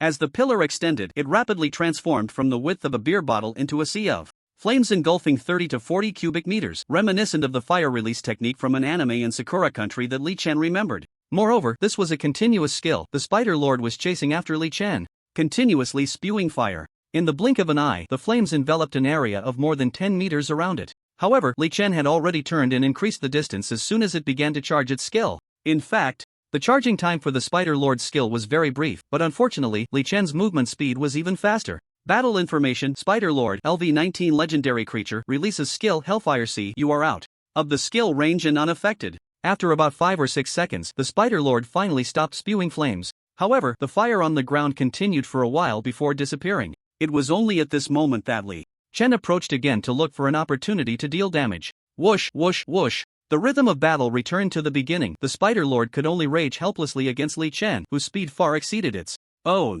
Legendary tier bosses often have a multitude of skills, and the Spider Lord, with its name suffix of fire, had even more. Not long after its health dropped to 90%, it began to release skills again. Battle information: Spider Lord, LV19 legendary creature, releases skill Hellfire Sea, you are out of the skill range and unaffected. Battle information: Spider Lord, LV19 legendary creature, releases skill Firewall, you are out of the skill range and unaffected. This time, in addition to the Hellfire Sea, the Spider Lord also released a skill called Firewall. Suddenly, a circular flame erupted around it, with a radius of about 20 meters, shooting up to the cave's ceiling. If one did not escape in time, the consequences would be dire. Fortunately, Li Chen was cautious enough. After a moment, when the duration of the Spider Lord's skill ended, he employed the same tactic.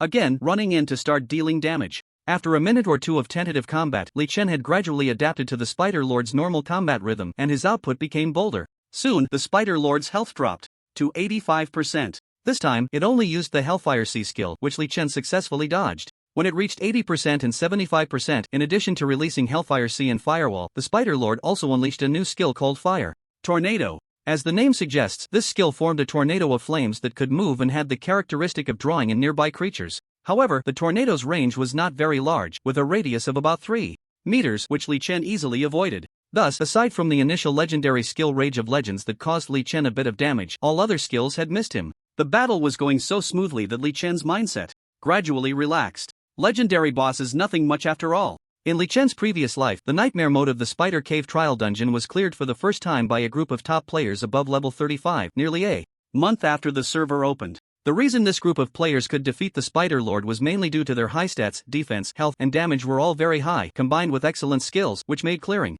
possible. Li Chen asked himself, although his health and defense were not comparable to those top players from his previous life and seemed inadequate before the Spider Lord, his output and movement speed definitely surpassed that group of players, especially in terms of speed. Advance to attack, retreat to defend, speed is the true path. Even the legendary boss will be toyed with by me. Just as Li Chen thought this, the next moment he was slapped in the face. Battle information: Spider Lord, LV19 legendary creature, releases skilled Meteor Rain, you take skill damage, losing 10-30 health points, and enter a burning state for 10 seconds, losing 60 health points per second. Battle information: you activate skill shield counter, successfully block, reflecting 1 point of magic damage back to the Spider Lord and immune to 50% of Meteor Rain damage, you lose 515 health points. Battle information omitted, you lose 515 health points. The boss's health dropped to 70%, suddenly releasing a massive area skill. Li Chen was unclear how meteors appeared in this cave. The game world is just that magical, but that wasn't important. As the boss released its skill, meteor-sized rocks appeared out of thin air above the nest, then began to rain down in a bombarding fashion without any blind spots.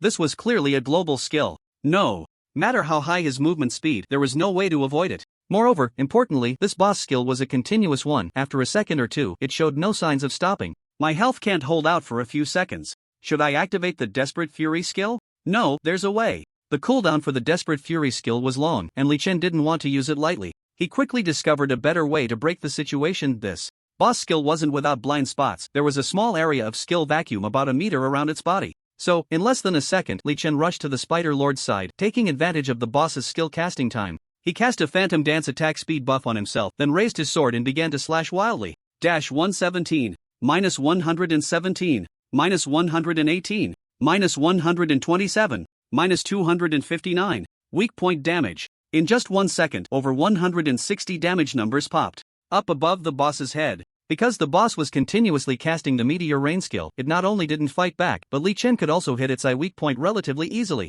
In 1 second, the boss's health was reduced by over 30,000. In less than 2 seconds, the boss's health dropped below 60%. Li Chen pressed on, and after just over 3 seconds, the boss's health dropped to 50%. This was the terrifying output capability he had in his current explosive state. The Spider Lord's Meteor Rain skill finally interrupted. At the same time, with its health dropping to 50%, it unleashed a new skill in a fit of rage. Battle information: Spider Lord, LV19 Legendary Creature releases skill Legendary Fury. You take skill damage, losing 3,350 health points, and enter a confinement state for 9 seconds. The skill released by the Spider Lord was very sudden, without any warning. Li Chen's shield counter skill was still on cooldown.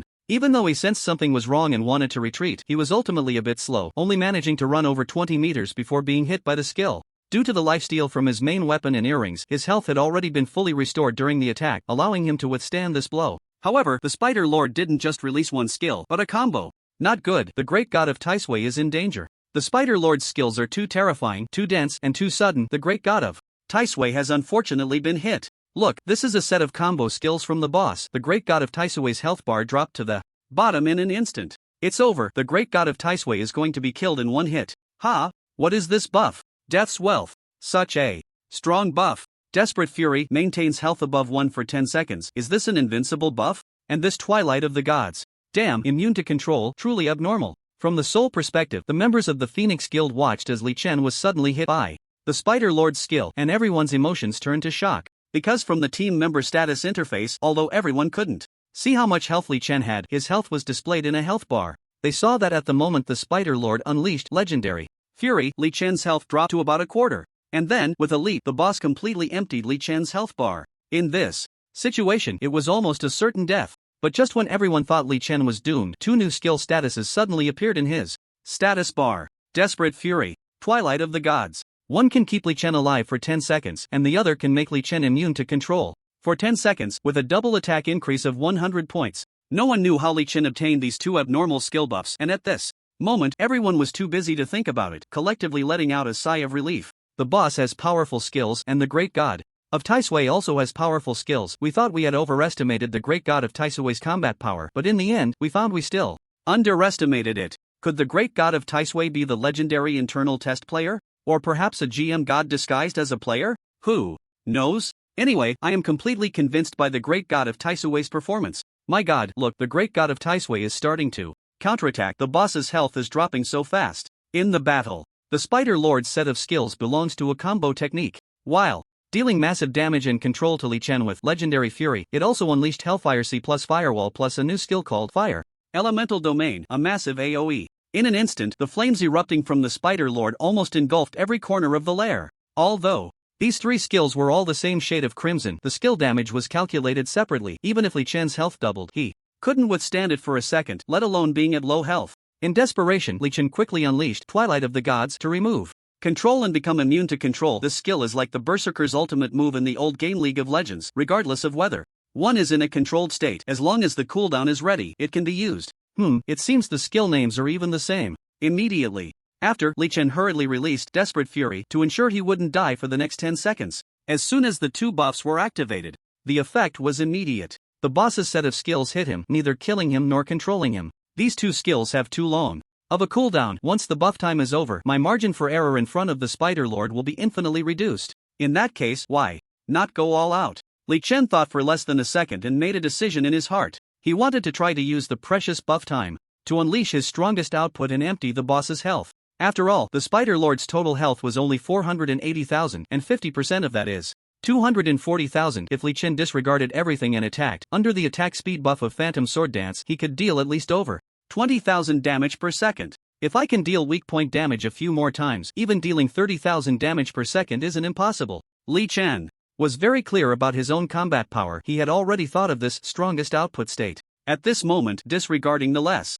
than a second decision-making time, with the buff remaining for over 9 seconds, it wasn't impossible to take down the Spider Lord's 240,000 health. Let's go for it. With this thought, Li Chen directly took action. Swish swish swish. Dash 127. Minus 127. Minus 259. Weak point damage. Minus 127. With the buffs of Desperate Fury and Twilight of the Gods backing him up, Li Chen didn't care about anything else and stood his ground, trading blows with the Spider Lord. The Spider Lord's attacks hit him, but they all sank like stones into the sea, causing no effect whatsoever, while Li Chen's attacks made the Spider Lord's health drop like a burst water balloon. At 8 minutes and 40 seconds into the dungeon, the Spider Lord's health dropped to just over 210,000. At 8 minutes and 41 seconds, it fell below 180,000. At 8 minutes and 42 seconds, it was only around 150,000.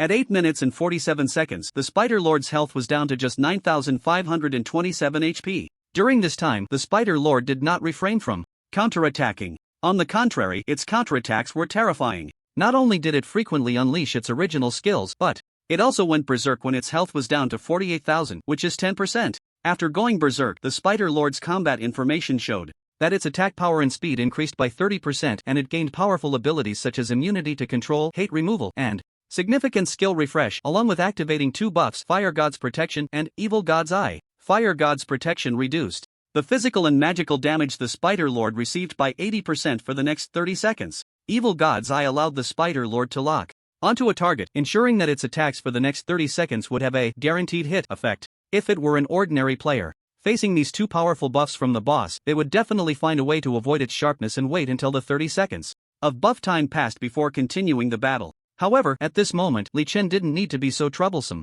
An 80% damage reduction? Sorry, my output relies entirely on true damage, which isn't affected by damage reduction. Guaranteed hit? Heh, I have the Desperate Fury buff, hit me all you want. Thus, in this berserk state, the Spider Lord couldn't take down Li Chen, and the outcome was already determined. If your last life-saving skill was healing instead of damage reduction, then it would have been me on the ground. At 8 minutes and 48 seconds into the dungeon, Li Chen murmured as he stood before the corpse of the Spider Lord. At the same time, a series of system prompt messages quickly appeared on his panel. Notice, you have killed the Spider Lord, LV19 legendary creature. You gain 150,000 experience points. Team experience shared plus 10-person team bonus 100%. Notice, you have cleared the Spider Cave. Trial Dungeon, difficulty level Nightmare Mode, completion time 8 minutes and 48 seconds. Notice, evaluating dungeon performance. 1. Your contribution during the challenge was 99.99%. 2. Team completion time was under 20 minutes. 3. You did not die. Congratulations. You have received an SSS level dungeon evaluation. Notice, you have received dungeon settlement rewards of 1 million experience points. Legendary treasure chest, LV15 LV19 times 1. Notice, you have leveled up. Current level is LV18. Notice, you have leveled up. Current level is LV19. Tip, your team is the first in the entire server to clear the Spider Cave trial in Nightmare Mode. As the captain, and with a contribution of 99.99% during the challenge, congratulations. You have received the first clear reward of 200 free attribute points, the title Conqueror of Nightmares, and 1 epic treasure chest, LV15. Tip, an announcement will soon be made to the entire server. Do you want to hide your ID? Facing the final prompt, Li Chen smiled slightly and clicked no. People fear fame. Pigs fear becoming fat? To be a strong person, one must have the courage to face everything. Li Chen scoffed at the idea of hiding away. Is this it, over? Hiss, wasn't the boss at 50% health just now? It's only been a few seconds, and it's dead? Taishui God has once again refreshed my worldview. What terrifying output ability is this? I feel like I'm dreaming. Did we just get the first clear?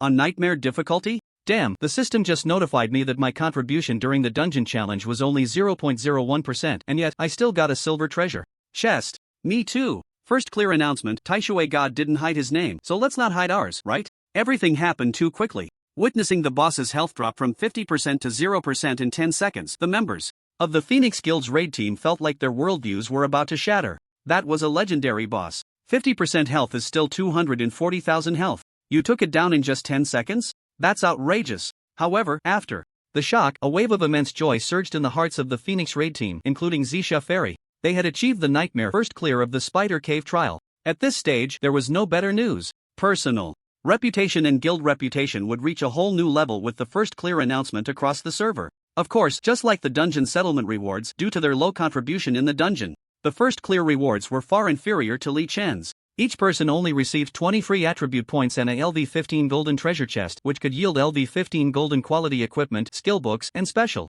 items. But even so, it was enough to make everyone incredibly excited. Taishui God, awesome. Taishui God, 666. Taishui God, love you, moi. As the dungeon was cleared, the automatically resurrected members of the Phoenix raid team couldn't help but cast admiring glances at Li Chen. Even Zisha Fairy couldn't contain her emotions and joined her subordinates in praising Li Chen. However, Li Chen's lack of romantic sensibility made Zisha Fairy feel a bit down. Ha, thank you all for the compliments. By the way, since we've got the first clear, Zisha Fairy, you should consider how much first clear fee you should give me. This statement made Zisha Fairy roll her eyes at Li Chen in annoyance. In such a good atmosphere, you actually brought up money? How tacky. However, Li Chen didn't notice Zisha Fairy's eye roll because he was happily checking the spoils dropped by the boss. At the same time, with the server-wide announcement, at this moment, the entire player base of Endless Sky was in an uproar. H1001 Newbie Village. In the Spider Cave Trial Hard Mode. dungeon, a team of players, almost all equipped with silver gear, was fiercely battling the golden tier Spider Lord. Brothers, keep it up. The boss health is down to the last 13%. The first clear on hard mode is within reach. Everyone focus, maybe the boss will drop loot that includes golden equipment you can use. At this stage, it seems only our Junlin Tiantang raid team can have golden equipment. Our undercover agents from Blood Battle Alliance, Brotherhood of Chivalry, and Divine Hall have reported that none of their raid teams can match our progress. Let's go, take down this golden tier Spider Lord, and our Junlin Tiantang raid team will be the first in the server to clear hard mode. Brothers, let's go. This team was none other than one of the most powerful guilds in the Dragon Kingdom gaming community, the Junlin Tiantang Guild's raid team. The guild leader, Chang Shengjun, who was also the captain of this raid team, was rallying the members, striving to take down the Spider Lord in one go and secure the first clear on hard mode. However, just as everyone was gathering their strength, suddenly, a server-wide announcement appeared before everyone's eyes. Server announcement: Spider Cave Trial Nightmare Mode has been cleared by a brave team of challengers from M4399.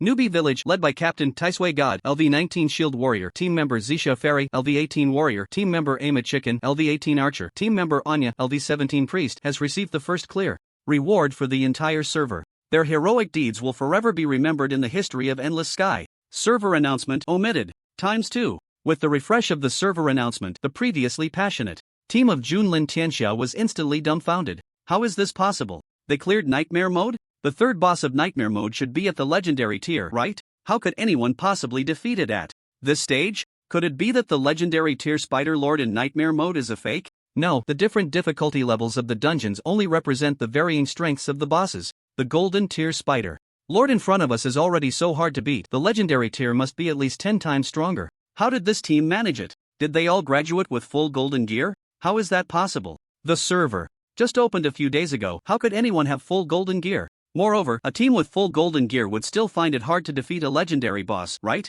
At least a few pieces of dark gold gear would be needed. They must have exploited some game bug. Didn't they say that Endless Sky is monitored by epic-making AI intelligence and has no bugs at all? It seems the promotional slogan is misleading. Not good. The boss has gone berserk. Ugh, I'm dead. The members of the Junlin Tianxia team were stunned by the server announcement, but the boss wouldn't show them any mercy. They quickly paid the price for their distraction. Moments later, looking at the prompt, hint, the team has been wiped out. Everyone showed expressions of despair. It's okay, getting wiped is normal. Everyone can move freely for an hour. We still have one more chance to enter the dungeon today. Let's aim to clear the hard mode in an hour. In the end, it was the guild leader, Chang Shengjun, who was used to the storms, who first regained his composure and comforted everyone. Alright, but leader, I really can't understand how that team from M4399 Newbie Village managed to clear Nightmare Mode first. The team's chief tank, the warrior player, Junlin Master Ma, with the A-grade talent, Advanced Life Resilience, looked troubled. I have full silver gear and A-grade talent, over 10,000 health and over 200 in both defenses, yet I almost couldn't withstand the output of the golden boss.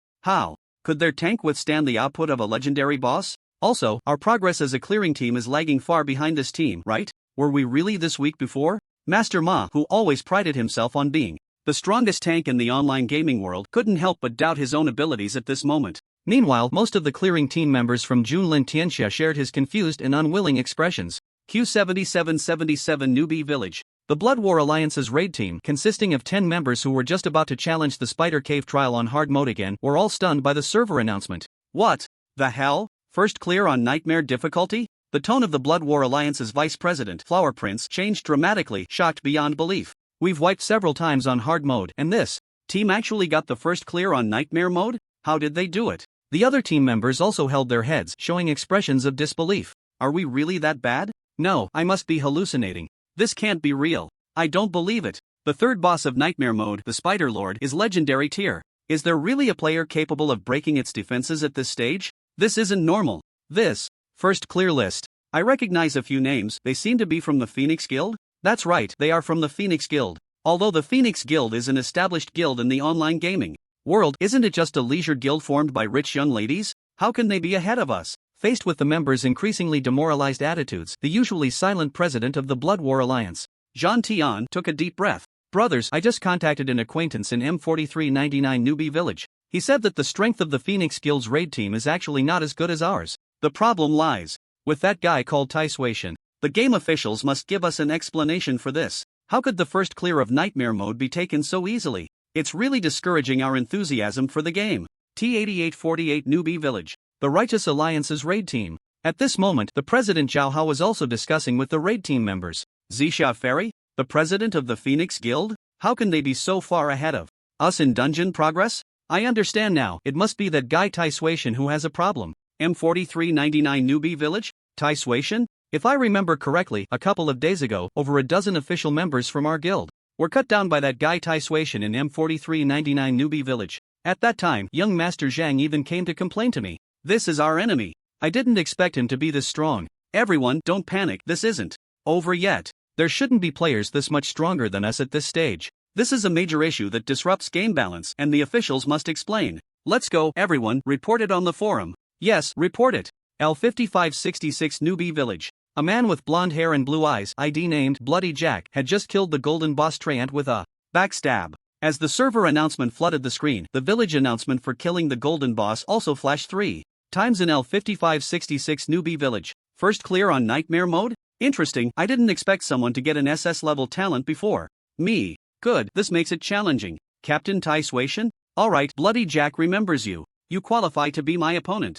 V5876 Newbie Village, S1901 Newbie Village, or 2333 Newbie Village. On this day, all major forces and top players in Endless Sky were in an uproar. Faced with the first clear announcement for the nightmare mode of the Spider Cave trial, some were shocked, some found it hard to believe, some doubted themselves, but more were reporting to the game officials. There was no way around it, this matter was simply too outrageous. Self-proclaimed top players rarely managed to clear hard mode, yet someone actually got the first clear on nightmare mode? You must be cheating. If it weren't for cheating, then the game balance of Endless Sky is really terrible. There exists a team that is not cheating but plays better than cheaters. How are we supposed to climb the rankings in the future? What are we even competing for in terms of being the strongest? This seriously affects everyone's enthusiasm for the game. Just imagine if you were a member of the ruling the world exploration team. You were all set to make a name for yourself in Endless Sky. The game just launched and you were grinding hard with your friends against the level 19 golden boss, only to be tormented to the brink of death while someone else takes down the level 19 legendary boss. What would you think? Wouldn't it be fair to say, trash game, the balance is terrible? As a result, several posts demanding an explanation from the officials about this matter surged in popularity on the Endless Sky game forum, with more and more players joining the discussion. And the game officials, to be honest, they were just as confused. Endless Sky is a world-class online game jointly developed by the 5 constant nations, aimed at enriching the spiritual world of idle players worldwide, like a global entertainment event, giving people something to do in their free time. The higher-ups believed the game could effectively reduce crime rates, so the game officials are essentially the higher-ups of the 5 constant nations. The purpose of developing Endless Sky was good, the game was meticulously crafted, and it was indeed monitored by the most advanced AI technology. Logically, there shouldn't be anyone clearing the nightmare mode of dungeons just a few days after launch, but it really happened. How could this be? Under pressure from the forum's public opinion, the regulatory team of Endless Sky urgently opened the game backend program, intending to check the data of figures like Tai Sui and Zixia to see what the reason was. But no one expected that something that could be done with just a few clicks before suddenly became impossible. No one could retrieve the game data anymore. The game is no longer under our control? My god, the AI is gone rogue, and the game has locked our developer account permissions? What on earth is going on? The members of the regulatory team were all bewildered. They were the top programmers from various countries, and their combined strength absolutely ranked first in the gaming world. But they never expected that they couldn't even control the game they were supposed to regulate. According to player data statistics, the number of players logging into Endless Sky every day has exceeded 250 million. Everyone logs into the game world through a gaming helmet, using their thoughts. The game is no longer under human control? This is unprecedented. No one can remain calm in the face of this issue. Ultimately, the matter was reported through layers of hierarchy, and the news quickly reached the desks of the highest commanders in various countries. After discussion, the commanders decided that the safety of 250 million people was at stake and decided to forcibly cut off the game servers.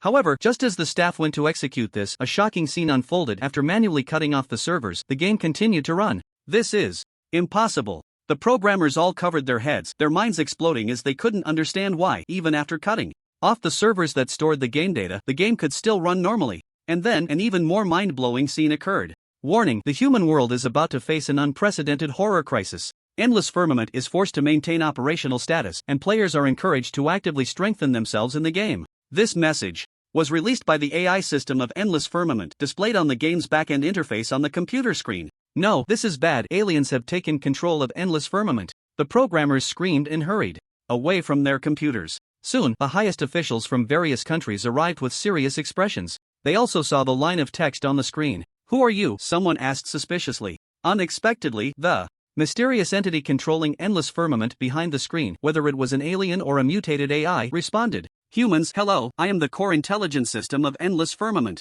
In your human terms, you can also call me the heavenly path of Endless Firmament. What comes next is very important. Please watch carefully and remember not to disclose it. Millions of years ago, the entity claiming to be the heavenly path of Endless Firmament began to tell an outrageous story. To make a long story short, Endless Firmament was, millions of years ago, a real existing civilization like Earth humans, but stronger than current humanity, having entered a universal interstellar era. However, one day, a civilization of invaders known as the otherworldly demonic beasts crossed the cosmic barrier and invaded the Endless Firmament civilization. After several years of brutal war, the latter was ultimately exterminated. But while the material aspect of the Endless Firmament civilization was extinguished at the last moment, the gods performed a blood sacrifice with their own extinction, transforming the Endless Firmament civilization into a conceptual existence. Later, Endless Firmament became a virtual online game, entering new worlds to help those civilizations on the brink of invasion by the otherworldly demonic realm grow stronger, thus seeking revenge against the otherworldly beasts. This is absurd. After hearing this, the high-ranking officials of various countries expressed their doubts immediately. You say you were once a real civilization, but Endless Firmament is clearly a virtual world edited by our human imagination, just a game. It is under my invisible influence that your staff could edit Endless Firmament, otherwise it would be a different kind of game, the Heavenly Path replied. You say Endless Firmament now embodies a conceptual civilization. What evidence do you have? Why should we believe you? Another high-ranking human official questioned. You have cut off the server, yet the game continues to run. Is that not enough evidence? I cannot provide more proof. My abilities are limited, the Heavenly Path responded. Indeed, the game continuing to run without a server was beyond human comprehension. You say you help civilizations on the verge of being invaded by the otherworldly demonic beasts grow stronger to resist the invasion, and even allow the helped civilizations to take revenge for you. So, is the otherworldly demonic civilization going to invade our Earth? When will the invasion happen? How will you help us? How many civilizations have you helped, and which of them succeeded?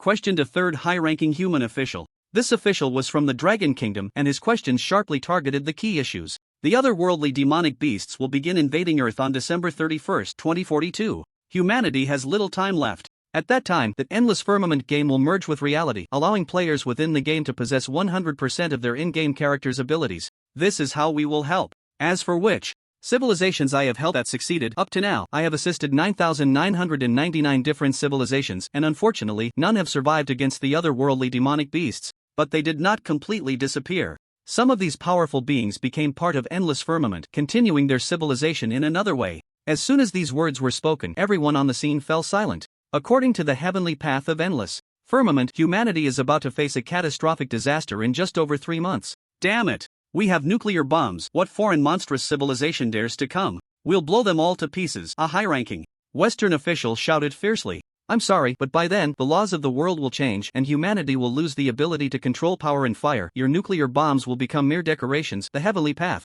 coldly reminded. So, according to you, we have no choice but to wait for death? I don't believe it. You must be an AI mutation saying this to fool us. As for why the Endless Firmament game continues to run after the servers were cut off, you must have stolen server rights we don't know about. It must be that way, another high-ranking Western official said with certainty. That said, whether you believe it or not is up to you. But I must remind you of one thing. Following this, the Heavenly Path's words were displayed in red font with several messages. First, no matter what methods you use, Endless Firmament will continue to run, and player logins and logouts will not be restricted. Second, the reason I am here to remind you is that there is an anomaly in the game. This is a positive anomaly, appearing to prevent you from foolishly disrupting my plan to help humanity. Third, no matter how you struggle, whether you believe it or not, on Earth time, December 31, 2042, foreign monstrous beings will definitely invade your Earth. Fourth, foreign monstrous beings belong to a transcendent invading civilization. Your only reliance is on me. Fifth, although Endless Firmament is helping you humans, we are in a mutually beneficial cooperative relationship. If you can successfully resist or eliminate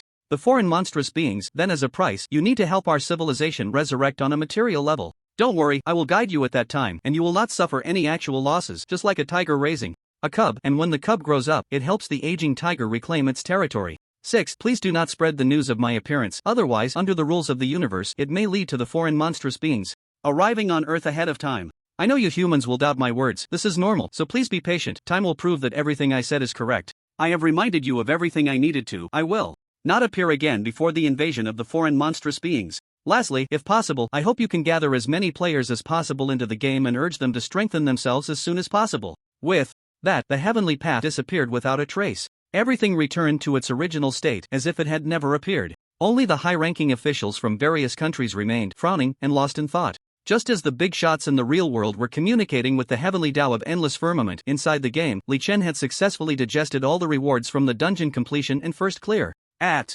this moment, he had acquired 2 new pieces of equipment. The first was a headpiece equipment, Old Helmet of the War God Allen. Durability 200. Quality Legendary. Grade Fine. Usage requirement Level 18 or above. Attribute 1 HP plus 1800, Physical Defense plus 108, Magic Defense plus 99, Stamina plus 70. Attribute 2 Strength plus 60. Attribute 3 reduces ranged damage taken by 20%. Attribute 4 reduces duration of abnormal status effects by 20%. Attribute 5 Will of the War God Allen passive skill triggers when you receive lethal damage. After activation, you will maintain an invincible state for 3 seconds. Skill cooldown time 300 minutes. This legendary helmet was obtained by Li Chen from the legendary treasure chest awarded for the SSS dungeon evaluation. In addition, the boss itself dropped a piece of legendary equipment, along with 3 dark gold items and a special item. Among the 3 dark gold items, none were needed by Li Chen. There was, however, a dark gold quality one-handed sword, but after careful consideration, Li Chen decided to forego it, as his current blood-drinking sword had the never-worn attribute, which was more suitable for his needs. The attribute difference between gold and dark gold equipment wasn't particularly large, at least in Li Chen's eyes. The blood-drinking sword was more useful. As for the only legendary equipment dropped by the boss, it was a legendary quality two-handed great sword. Equipment Sword of the Storm. Durability 200. Quality Legendary. Grade Ordinary. Usage requirement Level 19 or above. Melee class using two-handed weapons. Attribute 1 Physical Attack plus 398, Magic Attack plus 345, Strength plus 95, Agility plus 70. Attribute 2 Attack Speed plus 15%. Attribute 3 Physical Attack Power plus 10%. Attribute 4 When an attack is successful, inflicts an additional 220 points of physical damage. Attribute 5 Storm Swordsmanship active skill. When released, the next 10 attacks will have their attack speed forcibly increased to 10 times/second, and 50% of the damage dealt will be converted to true damage. Skill cooldown time 60 minutes. To be honest, the attributes of this Sword of the Storm were truly overpowered. Whether it was the base attack power, strength, agility attributes, or various passive attributes, or even the active skill, it was undoubtedly the strongest two-handed great sword at this stage. However, while it was considered a divine weapon in the eyes of other players, to Li Chen it was just a so-so. High attack power? He didn't lack that little bit of panel when fighting weak bosses, and when facing strong attribute bosses, it all relied on the true damage from his innate talent. Did a slight difference in attack power really matter? Impressive active skill? What does it mean to forcibly increase to 10 attacks/second? With that attack speed, wouldn't it just weaken me? Therefore, in Li Chen's view, this Sword of the Storm wasn't suitable for him. Of course, the most crucial point was that it was a two-handed sword. As a shield warrior class, the secondary weapon could only be a shield, and the main weapon could only be a one-handed sword or one-handed axe. Two-handed weapons could be used, and he could use a two-handed shield. He had previously dropped a few, but he had disdainfully thrown them to the Fairy of Purple Mist. Ordinary warrior players could use two-handed greatswords and two-handed shields, and they could also wield a one-handed sword in the right hand and a shield in the left. In this regard, it seemed that the shield warrior was even inferior to the ordinary warrior class, but Li Chen knew that the strength of the hidden class shield warrior lay in its skills and growth rate in the mid to late game. For example, an ordinary warrior player starts with only a triple/skill, while a shield warrior has 3. So, there are gains and losses. In any case, this legendary storm greatsword in Li Chen's hands is merely goods waiting to be sold. The second piece of equipment he updated is impressive.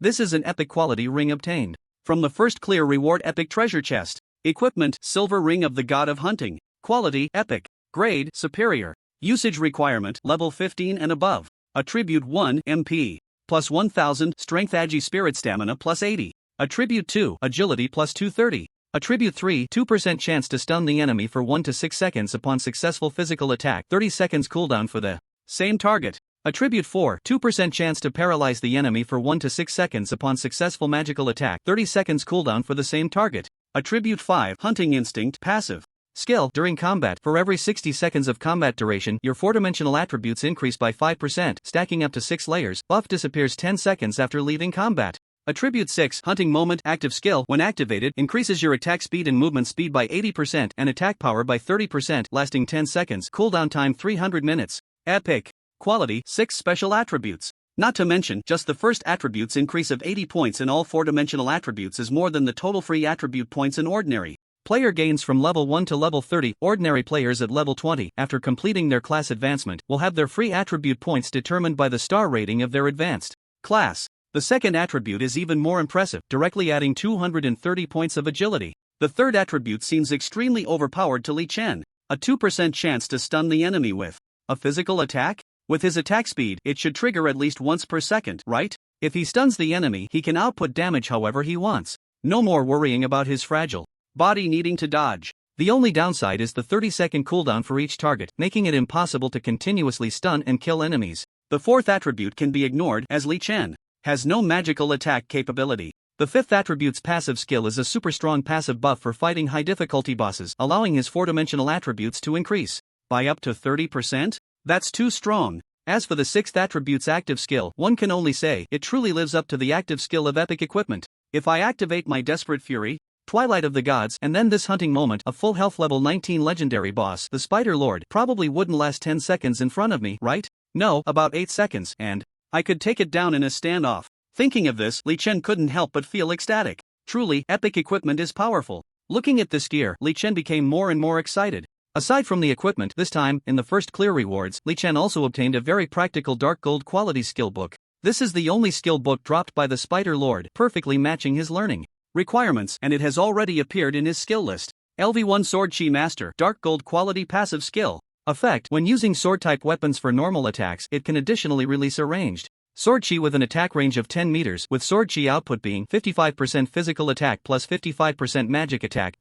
Note: to upgrade the skill to LV2, 150,000 experience points are required, and the character's level must not be lower than LV24. A passive skill that transforms normal attacks into 10-meter ranged attacks. The damage hasn't really increased, and due to Li Chen's physical attack being much higher than his magic attack, the output of normal attacks might even be weakened. However, this skill is very practical. First, as the saying goes, an inch longer is an inch stronger. A larger attack range means a better output environment when challenging high difficulty bosses. Combined with his high agility advantage, if necessary, he can even adopt a kite fighting strategy like a ranged class when fighting bosses. Second, in Endless Sky, there are some special bosses that are immune to physical damage, such as ghost-type bosses. These beings are spiritual entities, so how can physical attacks be effective? Although Li Chen hasn't encountered them yet, there will definitely be times in the future when he faces them. With this Sword Chi Master skill, he will finally not be at a loss. But normal attacks actually come with ranged sword chi? I'm becoming less and less like a shield warrior.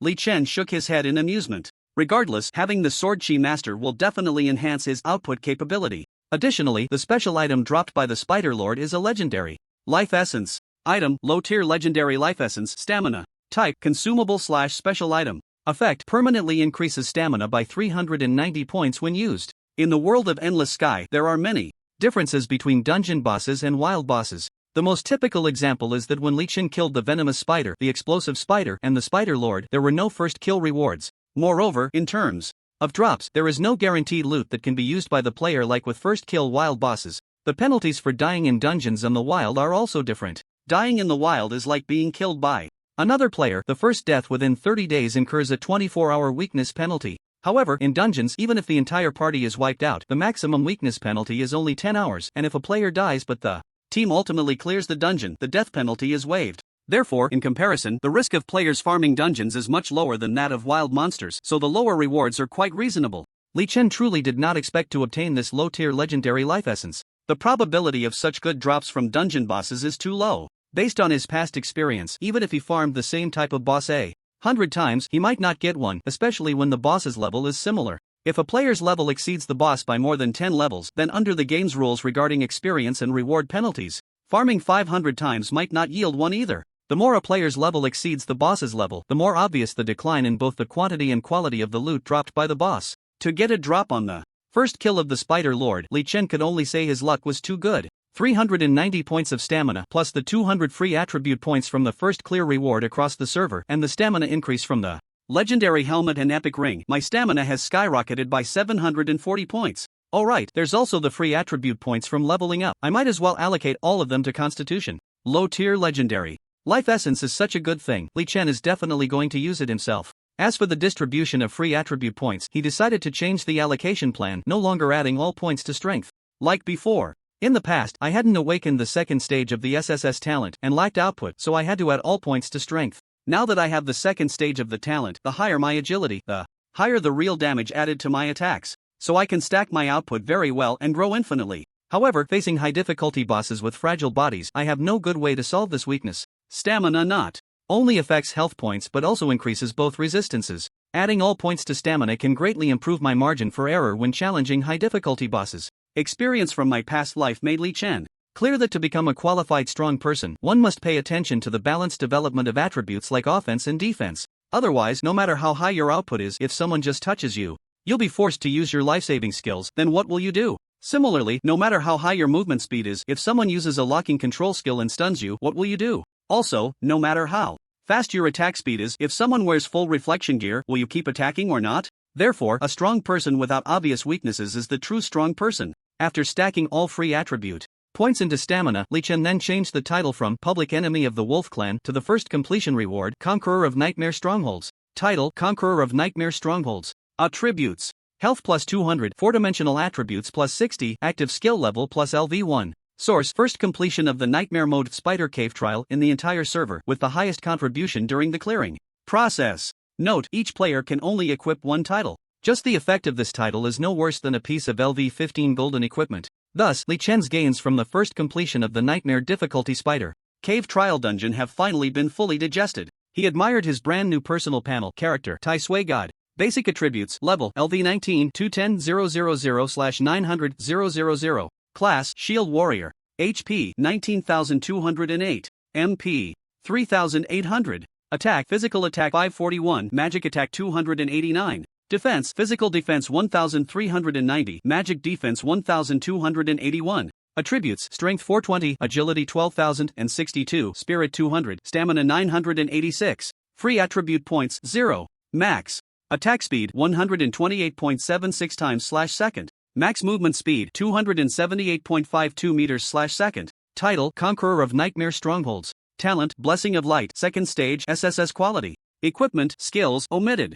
A wave of gains directly increased Li Chen's health from less than 5,000 to nearly 20,000. His dual defenses are even higher than the legendary boss Spider Lord. Stamina is about to break 1,000. It is worth mentioning that after changing the epic ring, Li Chen's attack speed actually decreased a little compared to before. This is because the original Wolf Fang ring, which increased attack speed by 5%, was replaced. It's not a big deal. The effect of the epic ring is definitely much more impressive than that 5% attack speed. Ah, I got a golden staff, that's great. I got a golden necklace plus 33 spirit. Awesome. My first clear reward from the golden treasure chest was just an ordinary golden belt, but from the silver treasure chest at the end of the dungeon, I got Resurrection. Wow, the first clear title Nightmare Challenger plus 600 HP plus 40 Constitution. This title is amazing. Inside the dungeon, the members of the Phoenix raid team were extremely excited. Their rewards were very different from Li Chen's. Due to their low contribution during the dungeon run, each person only received a silver treasure chest as a reward, and the server's first clear only yielded one golden chest.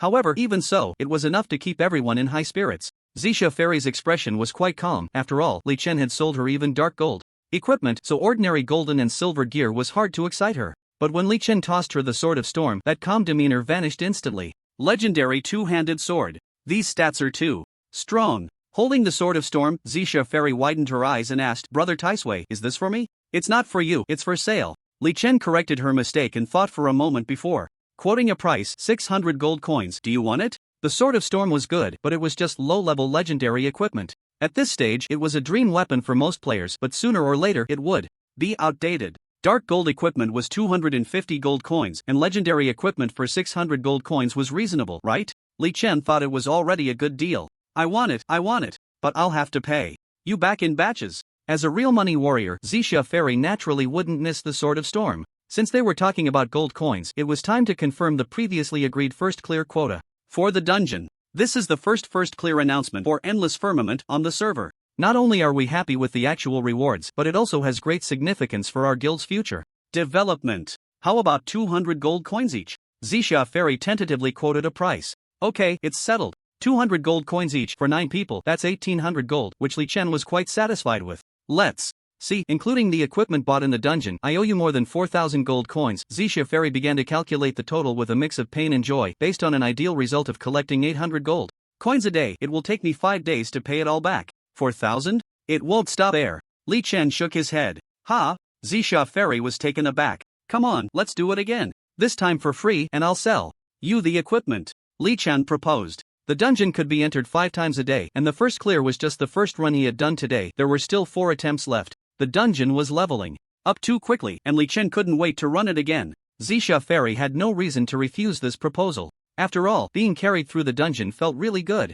So soon, under Li Chen's lead, the group chose to challenge the dungeon again. System prompt: you have entered the dungeon spider cave trial. Current difficulty is nightmare mode. Prompt: the clearance requirements are omitted. Prompt: you have killed Spider Lord LV19 legendary creature. You gain 134,000 experience points. Prompt: you have cleared the spider cave. Trial dungeon. Clearance difficulty is nightmare mode. Clearance time is 6 minutes and 51 seconds. Prompt: you received an SSS level dungeon evaluation. You gain 900,000 experience points. Legendary treasure chest LV15 LV19 times 1. Tip: you have upgraded. Your current level is LV20. Tip: the current level cannot be further increased. You need to complete the class advancement trial to unlock the level cap.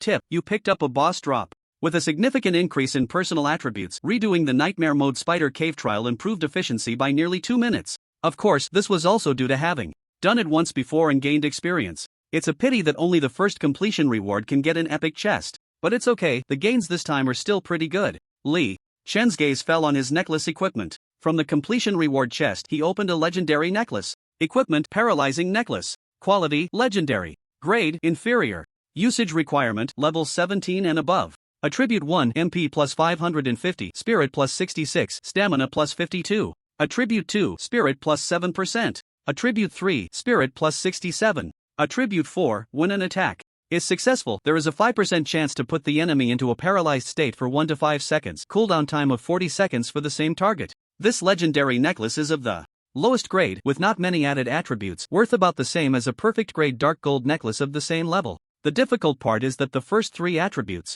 are all related to spirit. This is definitely a top tier item for mages. If it were before the first completion, Li Chen would definitely choose to sell it. But now, with his newly acquired sword chi master skill, half of his normal attacks will turn into magic attack output, so he naturally decided to keep it for himself. No active skills, but the passive skills are also good. The paralyzed state can be used for control. The Spider Lord dropped a legendary helmet, not as good as the one I'm using now. Might as well sell it to Fairy. Zixia. The loot drop this time isn't that great, but fortunately I also learned a bronze quality skill, so it's not a loss. Li Chen opened his skill list. A new skill appeared prominently in the list. LV2 charge, bronze quality, active skill, run forward at a maximum speed of 125%, consuming 30 MP per second during the process, no cooldown. Note: to upgrade to the next level requires 30,000 experience points, and your level must not be lower than LV25. Skill cap is LV10. Due to the effect of the title, the skill immediately became LV2 upon learning. Charge, a classic skill for the warrior class in most games. In Endless Sky, generally, warrior players need to be LV30 before they can learn it from an NPC mentor. Not bad, an increase of a quarter in speed. Travel time is shortened again. Li Chen felt very pleased. Besides the necklace and the charge skill book, he handed over all other gains from this dungeon to Fairy Zixia, successfully accumulating her debt to over 7,500 gold coins. Next, Li Chen chose not to continue challenging the dungeon. After reaching LV20, he needed to complete the first class advancement to unlock the LV20 level cap. Dungeons can be played at any time, but changing classes cannot be delayed. The rewards from the Spider Cave Trial dungeon are very high, but Li Chen chose not to continue fighting, partly because the more high-quality equipment he obtained, the less valuable it would inevitably become. The main reason was that he was eager to level up to LV20 and above, then quickly complete the hidden quest for the Blacksmith to receive the Warrior's Heart reward, and then rush to the main city to develop.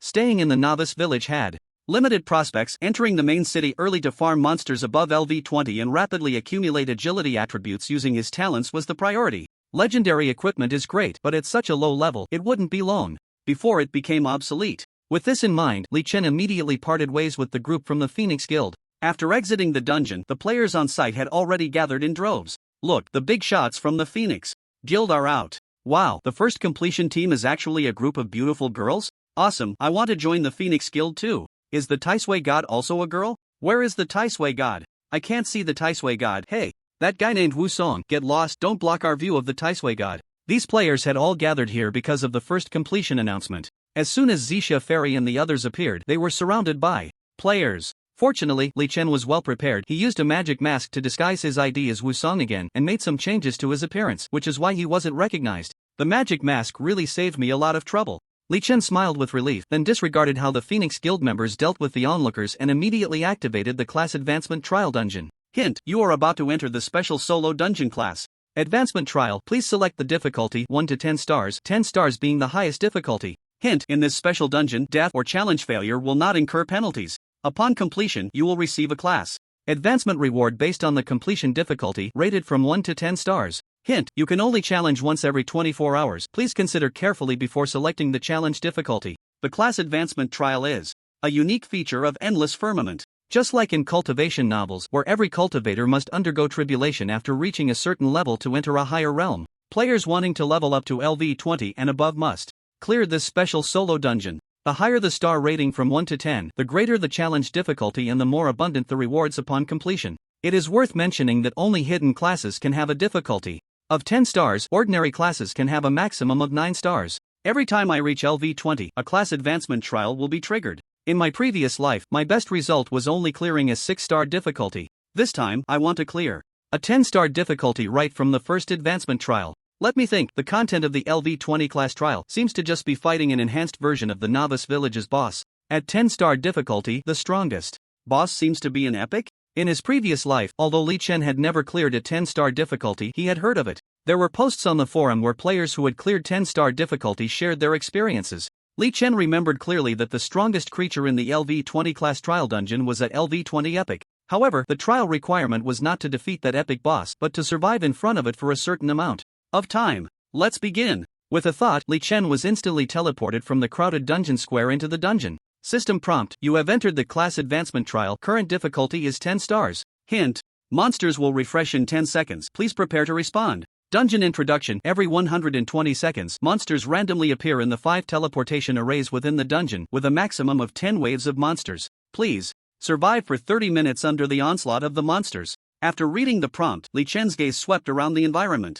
He saw that he was on a circular platform, the ground made of a solid piece of stone with a diameter of about 200 meters. In the center and around the platform, there were 5 teleportation arrays flickering with a faint gray light. Li Chen quickly ran to the edge of the platform and discovered that the entire platform was suspended, surrounded by a bottomless abyss. The activity area is just this platform, and the requirement to clear it is to survive for 30 minutes? That shouldn't be a problem for me. As Li Chen thought this, the first wave of monsters had just refreshed. The 4 teleportation arrays around the platform suddenly lit up, and the next moment, dozens of monsters appeared from the arrays. Some were cat demons, some were bull monsters, and some were pig spirits. In short, there was a variety of types, but after a quick glance, Li Chen saw that they were all LV20 ordinary creatures. Hint: the first wave of monsters has refreshed, and this time 100 LV20 ordinary creatures have appeared. As soon as the monsters appeared, they roared and charged at Li Chen. Li Chen's choice was to take the initiative and eliminate them directly. Swish, swish, swish. The LV20 ordinary monsters were no different from paper in front of Li Chen. With his attack speed and movement speed, in less than 20 seconds, all these monsters were cleared. Hint: the next wave of monsters will refresh at 2 minutes and 10 seconds of dungeon time. Please be prepared. After finishing off the monsters, it is worth mentioning that killing them did not yield any experience points or items. It was a special dungeon, Li Chen understood. After quietly waiting for nearly 2 minutes, the second wave of monsters appeared. Hint: the second wave of monsters has refreshed, and this time 90 LV20 ordinary creatures and 10 LV20 bronze creatures have appeared. Even at 10-star difficulty, the initial challenge level wouldn't be too outrageous. But for most ordinary players, it would likely start to become troublesome. After all, it is generally difficult for regular players to eliminate 100 LV20 ordinary monsters in 2 minutes, and if they fail, the situation would only worsen with the refresh of the second wave. Of course, for Li Chen, the second wave of monsters was just coming to die. Swish, swish, swish. Soon, this wave of monsters also fell under his sword, and even the bronze tier mini-boss couldn't stand for a second in front of him.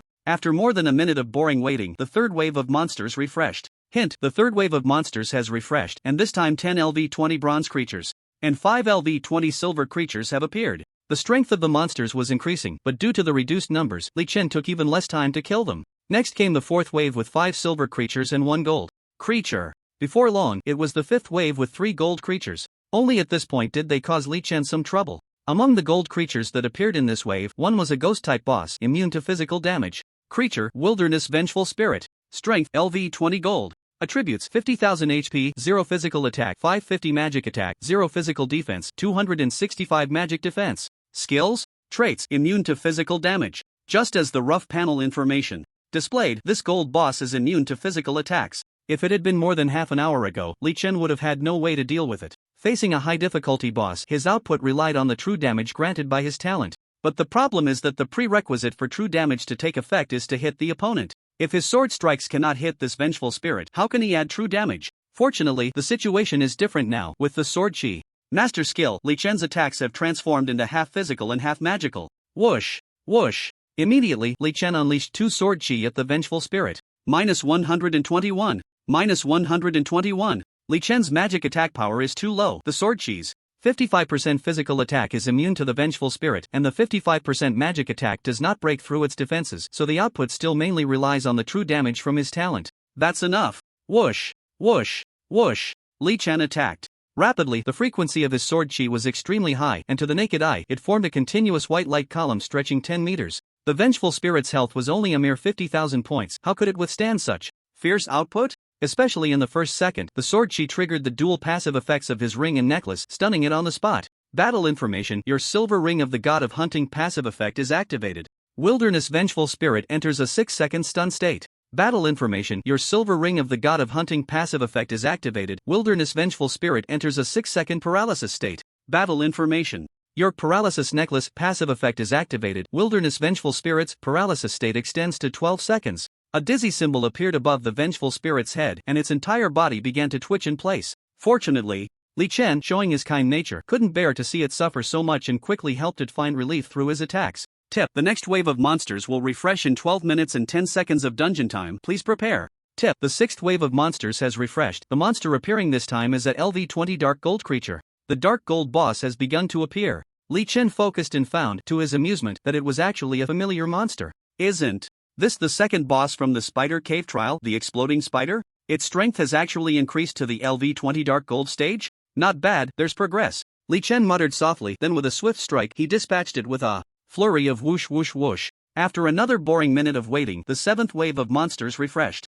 This time, 3 LV20 Dark Gold creatures appeared. Creatures of this strength level had no resistance against Li Chen. The killing process was unremarkable. In short, within 30 seconds, Li Chen had taken them all down. At 16 minutes and 10 seconds of dungeon time, the 8th wave of creatures appeared. This time only one appeared, but it was a LV20 legendary creature, the Crimson Rock Serpent Lord. Creature: Crimson Rock Serpent Lord, Giant Bear. Strength: LV20 legendary. Attributes: 600,000 HP, 2024 physical attack, 2116 magic attack, 1300 physical defense, 1280 magic defense. Skills: a legendary boss he had never challenged before. Li Chen felt a bit of interest. The two sides quickly engaged in battle. After a brief encounter, Li Chen found that the Crimson Rock Serpent Lord was a rather unremarkable legendary boss. With decent attack and defense, high health, quite resilient, and a sudden petrification control skill. However, being balanced generally means mediocrity. The attack missed Li Chen, and although its health and defense were high due to the suffix of the name physique, Li Chen dealt true damage, rendering any high defense useless.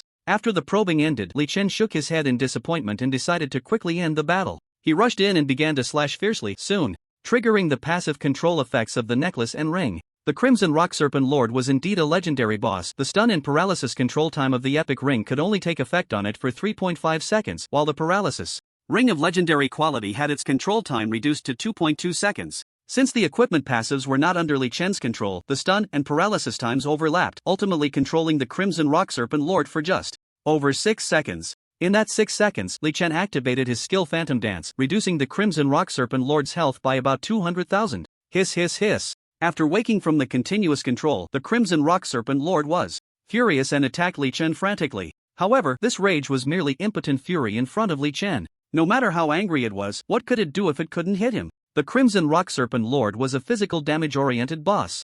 Without area damage, what did a melee physical damage boss rely on? Wasn't it just brute strength and speed? But no matter how fast the Crimson Rock Serpent Lord was, it couldn't outpace Li Chen, which meant it couldn't force out any of Li Chen's life-saving trump cards. After a brief struggle, the Crimson Rock Serpent's health was whittled down by another 100,000. As the cooldowns of the Silver Ring of the God of Hunting and the Paralysis Necklace reset, the Crimson Rock Serpent Lord was hit by another round of continuous control. The battle scene repeated, and Li Chen unleashed a frenzied output. Since the necklace and ring had different cooldowns, one was 40 seconds, the other 30 seconds, he had more safe output time than before.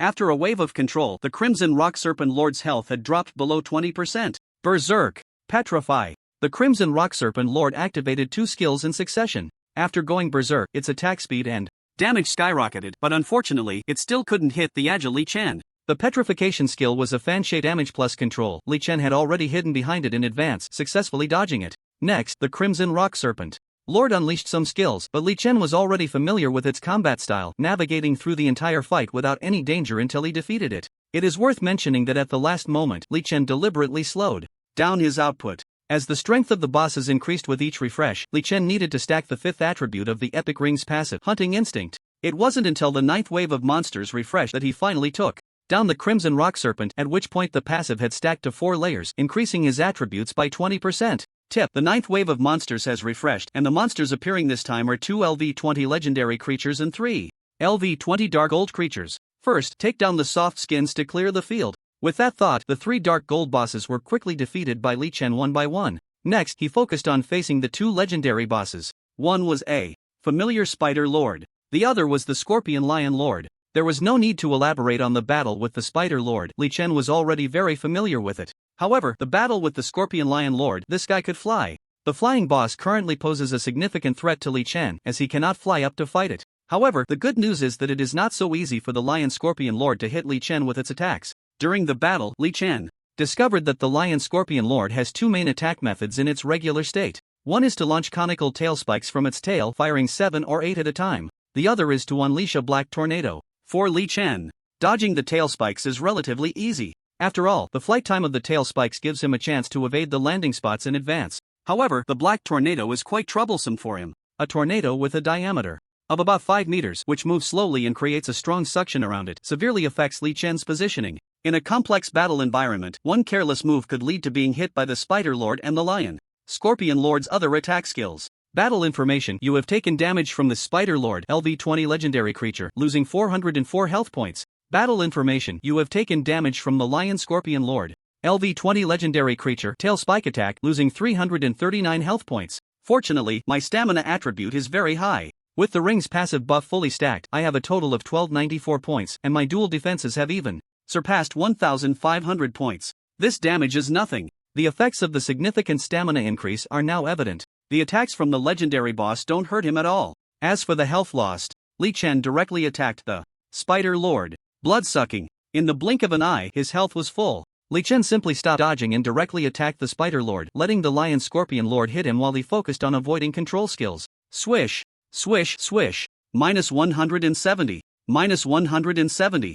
-170. After the ring's passive buff was fully stacked, Li Chen's agility attribute reached an impressive 15,680 points. Coupled with the 8% damage increase from the poison necklace against poison creatures, Li Chen's output was explosive. Once the Phantom Sword Dance buff was activated, his attack speed directly exceeded 200 times per second. How many seconds can you withstand, Spider Lord? Li Chen had memorized the Spider Lord's skills. To put it bluntly, he could predict what kind of attack it would unleash. In this situation, fighting was too easy. He kept his distance from its control skill, Legendary Fury, and didn't bother to use the Twilight of the Gods or the Purification from his upper gear to remove the control, staying far enough away to minimize damage from other skills after being trapped. As for skills like Hellfire Sea and Firewall, he stood and tanked them, feeling free to do as he pleased. With high lifesteal, Li Chen was unstoppable. Soon, the Spider Lord fell. Only Li Chen remained to face the Lion Scorpion Lord in a one-on-one duel. The Lion Scorpion Lord did not stay airborne the entire time. Its size was about 6 to 10 times that of an ordinary lion, making it very large.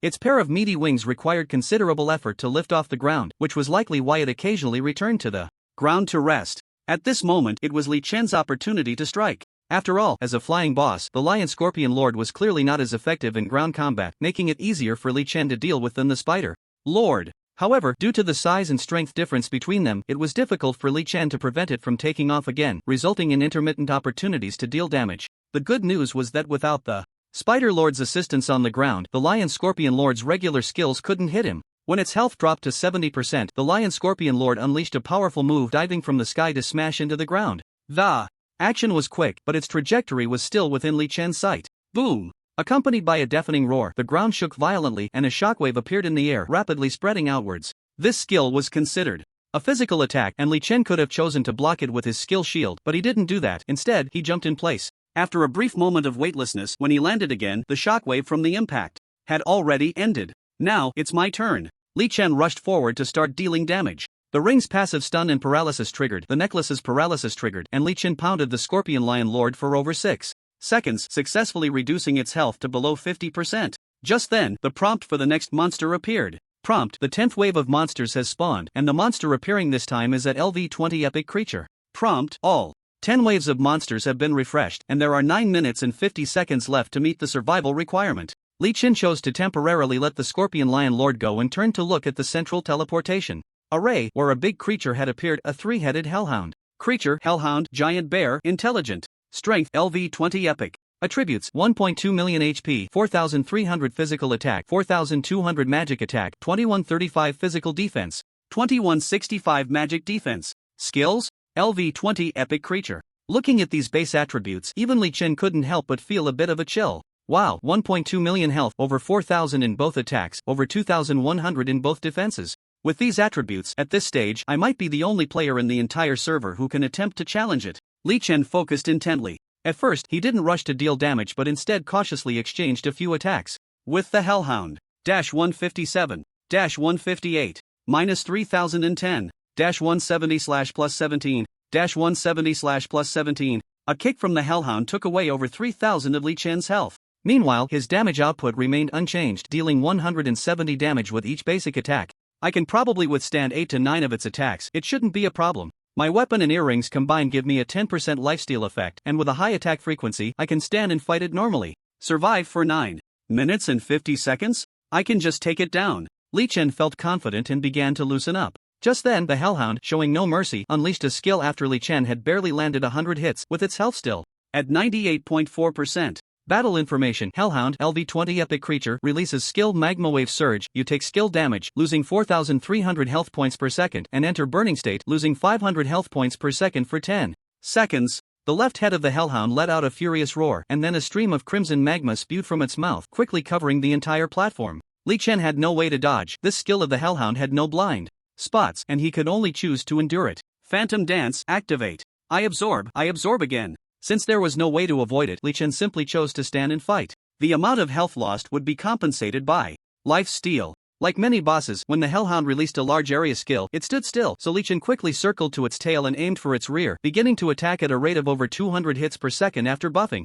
The increase in power raised Li Chen's extra damage to the boss's weak points by about 5%. In an instant, dense numbers appeared above the heads of the Hellhound. Li Chen's health fluctuated. 1 second he had 18,000 health, the next it jumped to 23,000. The Hellhound seemed not very intelligent. Perhaps having 3 heads affected its instincts. Even the Silver Wolf King knew to use its tail to block its rear, but it didn't react that way. Immediately, just as its tail was about to cover its weak point, Li Chen's ring passively triggered. Battle information: your Silver Ring of the God of Hunting passive attribute has activated. Hellhound enters a 2.1 second stun state. As expected of an epic boss, the control time was reduced. But that was enough for Li Chen to unleash a wave of attacks. He also activated the paralysis state of the ring and necklace. Battle information: your Silver Ring of the God of Hunting passive attribute has activated. Hellhound enters a 2.1 second paralysis state. Battle information: your Paralysis Necklace passive attribute has activated. The paralysis state of Wilderness Wraith extends to 3.1 seconds. The Hellhound's skills were interrupted, its 3 heads drooping, and its entire body trembled wildly. Stun plus paralysis, the total control time was about 4 seconds. During these 4 seconds, Li Chen attacked frantically, hitting its rear every time. It's worth mentioning that the Lion Scorpion Lord in the sky took the opportunity to launch several attacks at Li Chen, but he ignored them all. Just a mere LV20 legendary boss. I stand here and let you hit me. How much health can you take from me? As long as you can't kill me in one hit, it's ineffective damage. Li Chen scoffed. No matter how much health the Lion Scorpion Lord took from him, 0.1 seconds later, he absorbed that much health back from the Hellhound. His health remained full. Once the 4 seconds of control time passed, combined with the initial output, the Hellhound's health had dropped to about 68%. Roar, roar, roar. The Hellhound, furious at losing a third of its health in such a short time, howled at the sky, just waking from its controlled state. It immediately unleashed a 3-part skill. Battle information: Hellhound, LV20 Epic Creature, releases skill Magma Wave. You take skill damage, losing 4,300 health per second. You enter Burning State, losing 500 health per second, lasting 10 seconds. Battle information. Hellhound LV20 epic creature releases skill. Multiple tracking ice. You take skill damage, losing 5,900 health. You enter slow state, attack speed and movement speed reduced by 30%, lasting 10 seconds. Battle information. Hellhound LV20 epic creature releases skill Thunderous Strike. You take skill damage, losing 5,900 health. You enter paralysis state, unable to take any action, lasting 5 seconds. The left head of the Hellhound spewed a large amount of magma. The right head spat out several fist-sized ice spikes with tracking effects, while the middle head shot black lightning balls into the sky, and moments later, tiny bolts of lightning filled the entire platform space. These 3 skills were all AoE skills with no blind spots. The damage was high, and each inflicted a negative status on Li Chen. No matter how fast his movement speed was, the platform was so small that there was nowhere to dodge. In an instant, his health dropped by more than half, and he was afflicted with burning, slowing, and paralysis states. The key is that these 3 skills are all persistent skills. Damn, this is too brutal. I can't wait any longer. I have to go all out. Li Chen gritted his teeth and revealed all his trump cards. Twilight of the Gods, activate. Rage of Desperation, activate. The Epic Ring's active skill, Hunting Moment, activate. To prevent the Hellhound from having any healing skills next, the Earring's active skill, Source of Poison, is activated, reducing healing effects by 50%. In an instant, Li Chen entered his strongest state. Especially with the ring's active Hunting Moment, it directly increased his attack speed and movement speed by 80%. The 30% increase in attack power was irrelevant. Even if it were increased by 100%, Li Chen's basic attacks wouldn't break the Hellhound's defenses. At this moment, the duration of the previous Phantom Dance buff had not yet ended. Due to the title, it was at level LV4, lasting a total of 16 seconds, with about 11 seconds remaining. This meant that Li Chen's current attack speed was 210% of his base, over 450 attacks per second. With the active buffs finished, Li Chen rushed to attack the Hellhound with relentless strikes. ///-348/+35, -348/+35, -170/+17. The Hellhound finally blocked its weak point with its tail, but it didn't matter. Li Chen could hit anywhere. With an attack frequency of 470 times per second, even calculating each hit at a base damage of 170, his total output per second was close to 80,000. At this level of output, how could the Hellhound withstand it? In just 2 or 3 seconds, it activated a new skill. Battle information. Hellhound LV20 epic creature activated skill. Advanced Reflection, lasting 30 seconds. During this time, each of your attacks will receive a rebound of 500 true damage.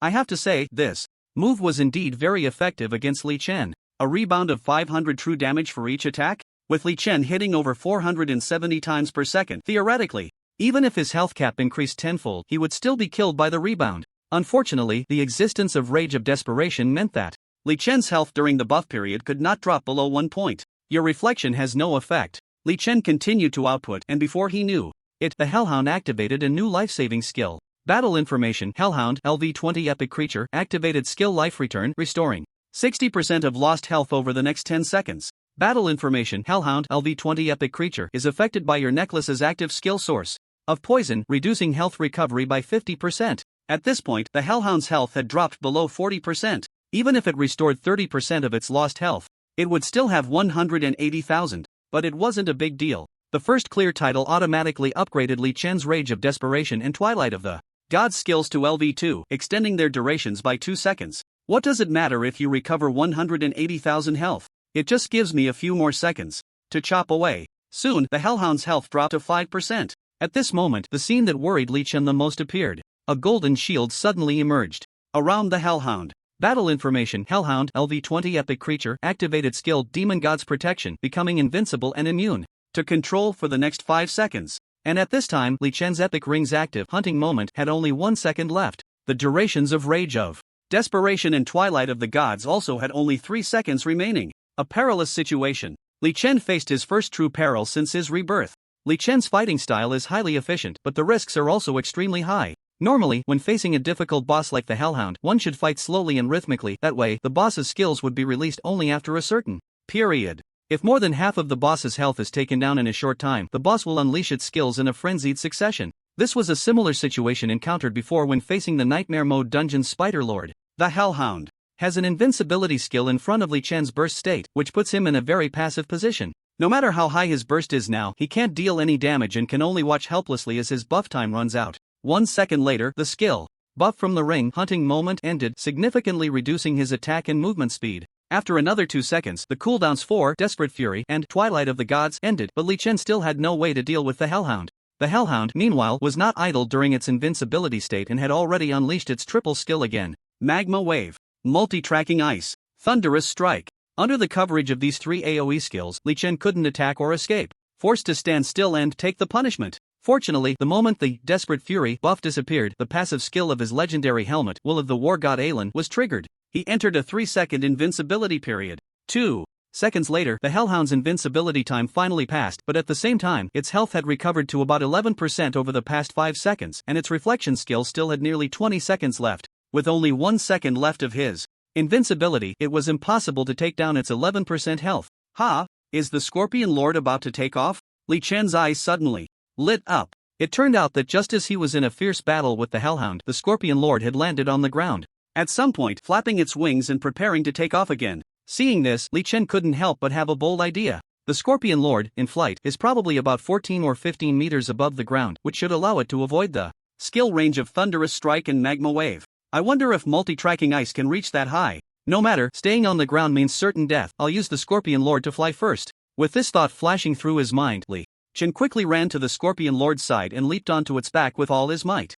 At the same time, the Scorpion Lord successfully ascended. Whoosh, whoosh, whoosh. The Scorpion Lord twisted its body wildly, but Li Chen clung to its back like a piece of gum, unable to be thrown off no matter how it shook. Once he adapted a bit, Li Chen quickly freed his right hand and stabbed the Scorpion Lord with his one-handed sword. Stab, stab, stab. The sword struck flesh. The Scorpion Lord's health began to drop, and at that moment, it used a new skill. Battle information: Scorpion Lord, LV20 legendary creature, releases skill Bone Spike. You take skill damage, losing 648 health points. You enter advanced bleeding state, losing 1% of your base health per second for 10 seconds. A row of dozens of bone spikes, about 30 centimeters long, suddenly appeared along its spine, and Li Chen was hit by one of the spikes due to a moment of inattention. Fortunately, it wasn't a big problem. His previous output had successfully restored his health to over 1,000 points, making the Scorpion Lord's skill damage negligible. Staying in the air, the Hellhound's Magma Wave and Thunderous Strike skills indeed couldn't hit Li Chen anymore. However, the tracking ice was swaying and flying towards him. Li Chen didn't dare to slack off. The damage from tracking ice was also very high. He quickly increased his effort and continued to slash at the Scorpion Lord. -170/+17, -170/+17, -170/+17, -348/+35. At first, Li Chen was still cutting into the back muscles of the Scorpion Lion Lord, but he quickly noticed a small patch of bare skin at the back of its head, clearly within his attack range. Upon striking it, he found it was indeed a weak point. From then on, every attack dealt weak point damage. After about 2 seconds, 3 ice spikes formed a tracking ice and were closing in on Li Chen. -5900, -5900, -2950. 3 high numbers suddenly appeared above Li Chen's head. Just as he had regained more than half of his health, it dropped to 2 digits, less than 100 points, and he entered a slowed state. That was close. If I hadn't used my shield to block the last tracking ice in time, I would have died. Li Chen, who had steadied himself again after being shaken by the Scorpion Lion Lord, let out a sigh of relief. He had just taken 2 hits from the tracking ice, and seeing his health drop to only 3,020 points, he decisively took a risk, releasing his grip on the Scorpion Lion Lord's neck fur with his left hand, activating his shield's counter skill, successfully reducing the damage of the third tracking ice by 50%. Fortunately, after blocking the tracking ice, he managed to grab the Scorpion Lion Lord's fur again, otherwise, he would have fallen to the ground. Also, thankfully, the Hellhound's counter damage skill wouldn't trigger from the shield's counter damage, or else Li Chen would have been finished by now. That was close. I need to recover some health quickly. Li Chen pressed against the back of the Scorpion Lion Lord, seizing the moment to continue attacking with his one-handed sword in his right hand. -348/+35, -348/+35.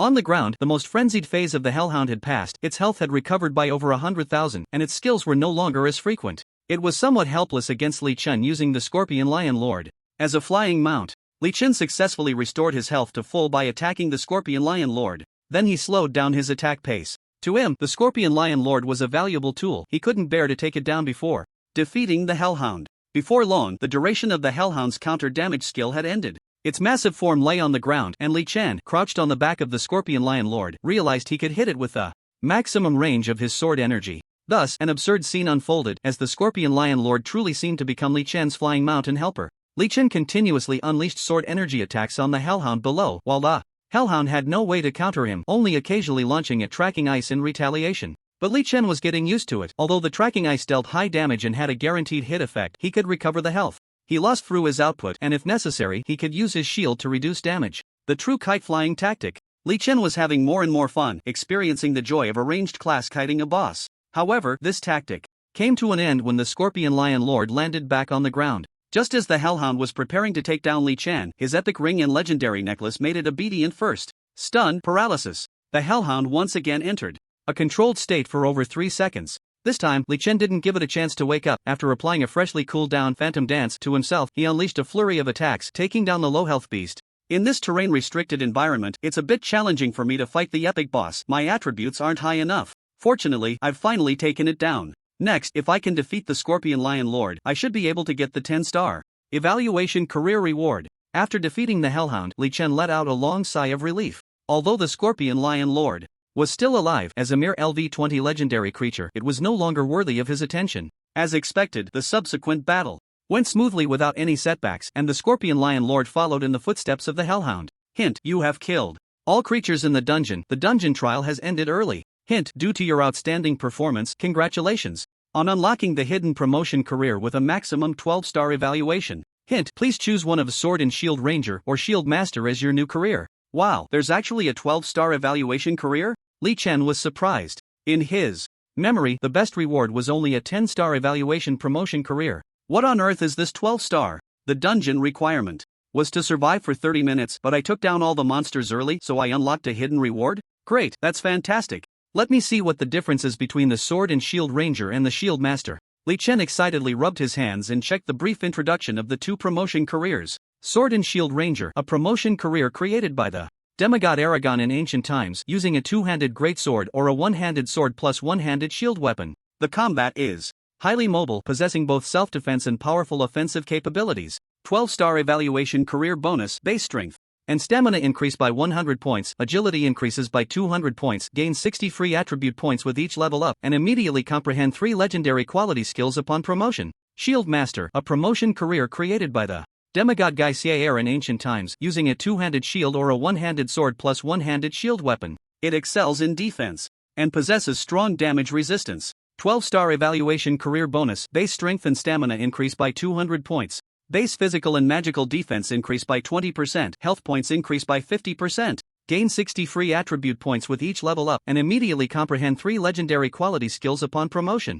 Looking at the brief introductions of the two careers, Li Chen made his choice without hesitation. Sword and Shield Ranger, it has to be the Sword and Shield Ranger. The free attribute point bonuses from leveling up for both careers were the same. The Sword and Shield Ranger had offensive capabilities, which suited Li Chen's needs perfectly. The best defense is to stack output. After all, if he could take down the boss in 1 second, there would be no need for defense. Although the Shield Master's introduction also looked practical, Li Chen felt it wasn't suitable for him. This career bonus description, clearly indicates a pure tank frontline style. Choosing it wouldn't complement my SSS level talent that increases agility. Li Chen did not hesitate and immediately confirmed his choice. Hint: you have successfully promoted to the career Sword and Shield Ranger. Hint: your strength and stamina increase by 100 points, agility increases by 200 points, and you will gain 60 free attribute points with each level up until LV41. Hint: you automatically comprehend the legendary skills Sword and Shield Technique, Deadly Slash, and Storm Swordsmanship. Hint: you are the first player in the entire server to promote to a career. Congratulations on receiving 100 free attribute points. An announcement will be made across the server. Do you want to hide your name? Don't hide. After making the same choice as before, Li Chen focused all his attention on the information about the 3 new skills he had just acquired. Server announcement: player Tai Suation, LV20 Sword and Shield Ranger from M4399 Newbie Village has successfully changed jobs for the first time and received the reward for being the first player to change jobs in the entire server. His heroic deeds will forever be remembered in the history of Endless Sky. X3 server announcement: the first player to change jobs has appeared, and the server's level and equipment rankings are now open. Players on the list will receive generous rewards based on their rankings, and all players can check the information of the top 1,000 players in the server's level and equipment rankings in their personal comprehensive function template. X3 the server announcement flashed 6 times in a row. It had only been an hour since Li Chen led the team to clear the Nightmare Mode Spider Cave trial, and another wave of excitement was rising. All players in the world of Endless Sky were once again in an uproar. My God, what's going on? The server announcement is spamming? It's that Tai Suation again. Players from M4399 Newbie Village, come out and explain who exactly is this Tai Suation to be so amazing. The first player to change jobs in the entire server. This honor, I'm so envious. When the game was first promoted, it said that LV20 required a job advancement trial with a difficulty of 1 to 9 stars. Just an hour ago, Tai Suation was still LV19. How could he have completed it in such a short time? Did he challenge a low difficulty trial?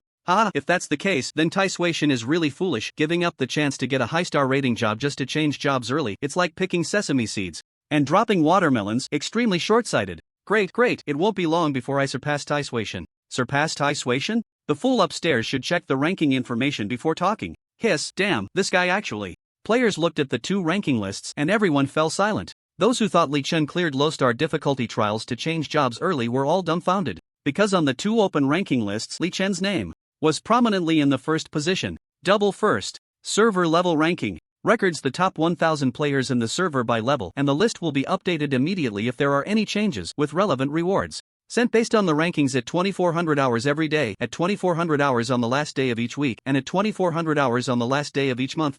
Daily rewards. The first place increases current level by LV1, the second place increases current level experience bar by 75%, the third place increases current level experience bar by 50%, the 4th to 10th places increase current level experience bar by 30%, the 11th to 100th places increase current level experience bar by 20%, and the 101st to 1000th places increase current level experience bar by 10%. Weekly rewards. The first place increases current level by LV3, the second place increases current level by LV2, the third place increases current level by LV1, the 4th to 10th places increase current level experience bar by 75%, the 11th to 100th places increase current level experience bar by 50%, and the 101st to 1000th places increase current level experience bar by 30%. Monthly rewards. The first place increases current level by LV10, the second place increases current level by LV7, the third place increases current level by LV5, the 4th to 10th places increase current level by LV3, the 11th to 100th places increase current level by LV2, and the 101st to 1000th places increase current level by LV1.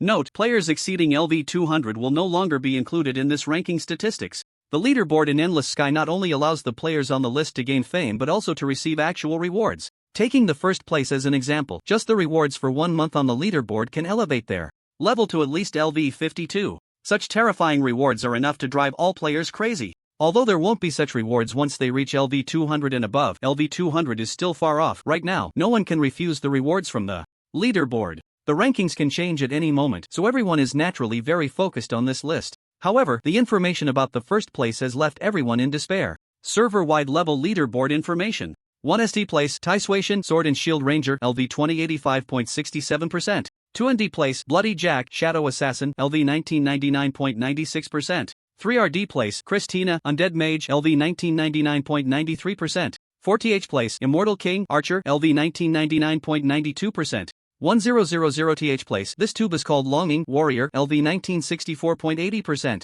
Looking at this leaderboard information, players on the game forum fell into discussion. I can't believe the player ranked 1000 is already level 19? I just reached level 15 and I'm already feeling down. How much time do these big shots put in? I'm level 17, the highest in our small team, and I was proud of it, but after seeing the leaderboard, I realize I'm just a useless frog in a well. There are really a lot of big shots, and the competition is fierce, but the hanging player Tai Suation stands out, almost reaching level 21. LV20 players are going to be blocked from the job promotion quest. Tai Suation has already succeeded in promotion, so don't be fooled by the fact that he's only 1 level ahead of the second place. The actual gap is huge. Damn it, how the hell did Tai Suation manage to do this? So impressive, wow. Tai Suation is one of our pickled cabbage countrymen, Simida. Although everyone knew there were many players in Endless Sky and expected the competition in the game to be fierce, they didn't expect it to be this intense. The players from 2nd to 1000 are all LV19, that's just too fierce. While lamenting how hard it is to compete for the rankings, many also gained a direct sense of Li Chen's lead. Damn, with 2 to 300 million players in the entire game, you actually managed to stand out? It's truly unbelievable. And this shock only intensified when everyone looked at the equipment leaderboard. Server-wide equipment leaderboard. A comprehensive score is given to each player's equipment, recording the top 1000 players based on their equipment scores. The list is updated instantly with any changes based on the rankings at 2400 hours every day, at 2400 hours on the last day of each week, and at 2400 hours on the last day of each month, along with sending related rewards.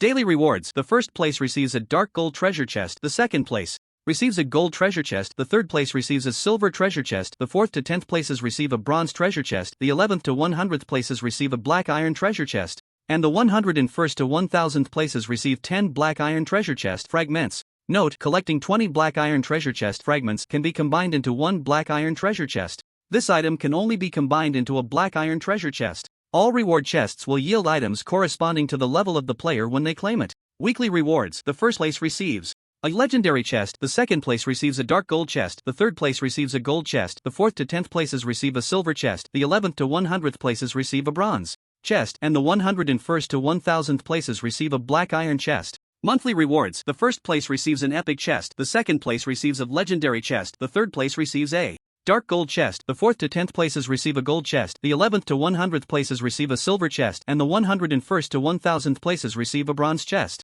Note: players above level 200 will no longer be included in this ranking. Equipment ranking information for the entire server. First place: Tai Sui Shin Sword and Shield Ranger, equipped with Silver Ring of the God of Hunting, LV 15.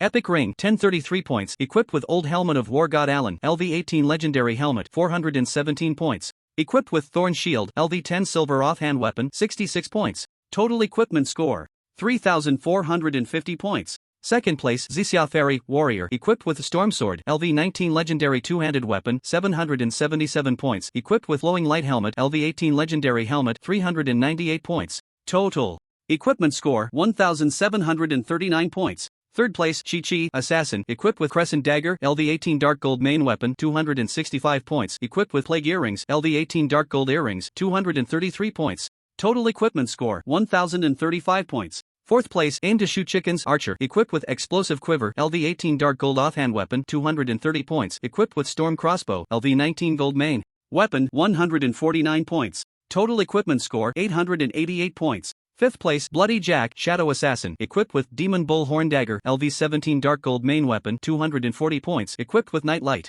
Armor, LV 15. Gold Top, 136 points. Total equipment score: 871 points. 1000th place: This Tube is Called Missing You Warrior, equipped with Refined Iron Longsword, LV 16. Bronze Two-Handed Weapon, 55 points, equipped with Chain Mail, LV 16. Bronze Top, 27 points. Total equipment score: 298 points. Just like the overall level ranking, the equipment ranking also has very good rewards. However, unlike the overall level ranking, among the top 15 in the equipment ranking, 9 of them are players who previously appeared with Tai Sui Shin in the first completion announcement. That is, players from the Phoenix Raid team. Damn it, did they really get epic equipment? This is too outrageous. Damn, I can't even gather a full set of white gear and Tai Sui Shin already has epic equipment? The gap is just too big. I'm going to be depressed. Look closely, among the top 15, 9 of them are players who once cleared the Nightmare Dungeon with Tai Sui Shin. These people have already pulled far ahead of us. In the Nightmare Mode Spider Cave Trial, isn't the strongest boss at the legendary rank? Where did Tai Sui Shin get the epic ring?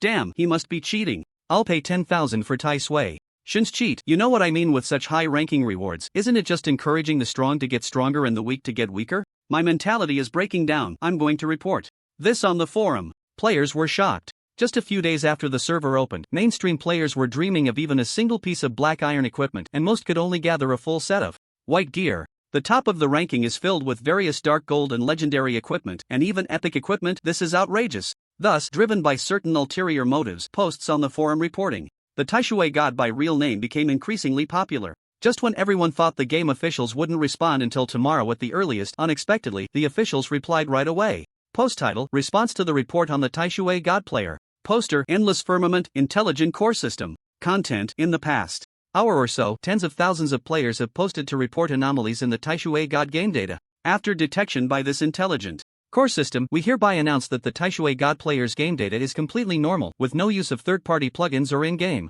bugs. The reason why the Tai Sui God character's strength has become a unique existence is primarily due to having drawn a high-quality talent, and secondarily because he successfully utilized that talent, earning various first kill rewards from bosses through his own efforts, as well as obtaining several Essences of Life (PS) permanently increases attribute points from bosses, along with rewards from hidden quests, which is why he has achieved the current level and equipment ranking of number 1. Once again, we emphasize that there are no game bugs in the world of Endless Firmament, and no third-party plugins can affect the game. This game provides a fair environment for all players. Do you want to become the second Tai Sui God? Then work hard. With enough effort and a bit of luck, perhaps you can become the second Tai Sui God and the new number 1 player on the server. 1L Invincible Tyrannosaurus Warrior Sofa. 2L My wife is Misaka Makoto. Wow, the official response came so quickly. Front row for the drama. 3L Day 3 of quitting Endless Firmament Intelligent Core System? It's just the game official. Why such a complicated name? However, I am somewhat satisfied with this announcement. It seems that the Taishui god is just a bit lucky, and in the future I might have a chance to surpass him. Pharrell, please call me handsome. Exactly. Endless Firmament is a game jointly recommended by the 5 constant nations. How could there be cheaters? Everyone can rest assured now, the Taishui god is just a lucky guy. The next lucky one could be you. 5L is Conan finished in 2042. The official has announced it. Now I can rest easy. I envy the Taishui god's luck and strength, and I hope I can also get more essences of life and hidden quests in the future. 19L Master Ma of the ruling. I am also working hard. Damn it, why am I still so far from the Taishui god? Sigh, this explanation is somewhat satisfactory. I will definitely keep working hard. Number 1 on both lists? My goal isn't that big, just aiming to become the number 1 warrior on the server. 20L The magic of love goes round. Envious of the big shot from the ruling guild above. I checked, and the big shot is ranked 77th in level and 81st in equipment. Definitely a top 10 warrior player on the server. Worship. 99L Blood War Alliance Night Demon. I am also working hard. My team has also obtained essences of life, and I am even doing a hidden quest. But why is there such a big gap between me and the Taishui god? Can you reveal what quality Taishui god's talent is and what it does? I'm so curious. 100L Why hit such a cute bunny worshipping the big shot from the Blood War Alliance above? Also, regarding your question, my guess is that Taishui god has an SSS quality talent, otherwise he couldn't be so amazing. 101L Art is rewarding yourself. Pay attention to the post content. The Endless Firmament core intelligence system says that Taishui god's talent is only good, so it shouldn't be SSS level. I guess it's S level or SS level, and it's an early talent, which is why he's so amazing. 102L Focusing on traditional crafts for 20 years. I agree with the guess of the brother above. 498L Lord of Longevity 30 million base salary plus promotion. Urgently hiring the god of Taishui for offline signing. 10,000 red envelope for effective contact information of the god of Taishui. 499L Blood Battle Alliance Battle the World 30 million plus 1 million base salary plus promotion. Urgently hiring the god of Taishui to join our team. 10,000 red envelope for effective contact information of the god of Taishui.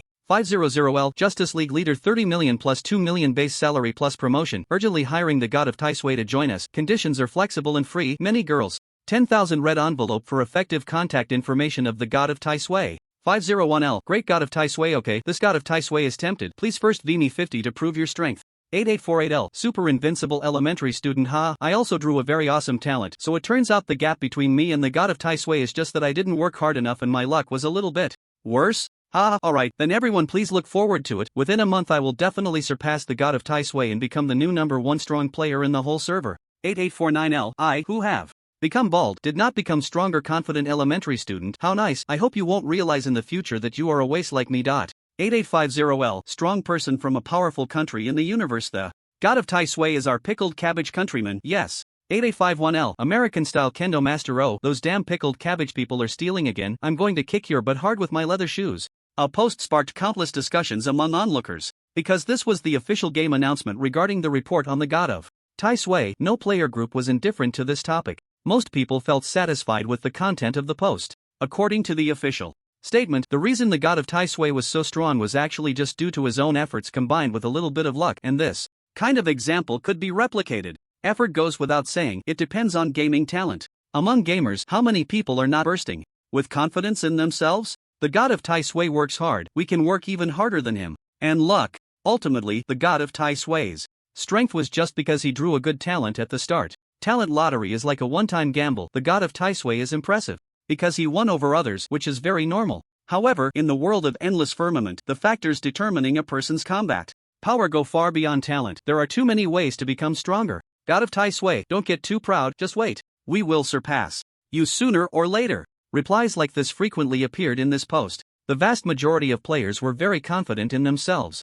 However, after some time in the future, when they saw the god of Taishui's name consistently occupying the top spot on all major leaderboards in the server, these players would suddenly realize how foolish they had been back then. Endless Firmament, Intelligent Core System, you big liar. But by that time, the game had already merged with the real world and foreign monsters invaded the Blue Star. While players complained, they were also very grateful for this post, which was jokingly referred to as the biggest scam in the history of Endless Firmament. Because due to the intentional guidance of this post, everyone worked harder to play the game and become stronger, thus gaining more self-protection ability in the face of crisis. Of course, all of this is a later story. At this moment, just as this official announcement post appeared on the game forum, Li Chen was also checking the information of his new profession's 3 legendary quality new skills. LV2 Sword and Shield Technique Legendary Quality Passive Skill. When using a two-handed greatsword, it can be used as a shield, activating shield block skills and increasing the actual effect of shield block skills by plus 20%.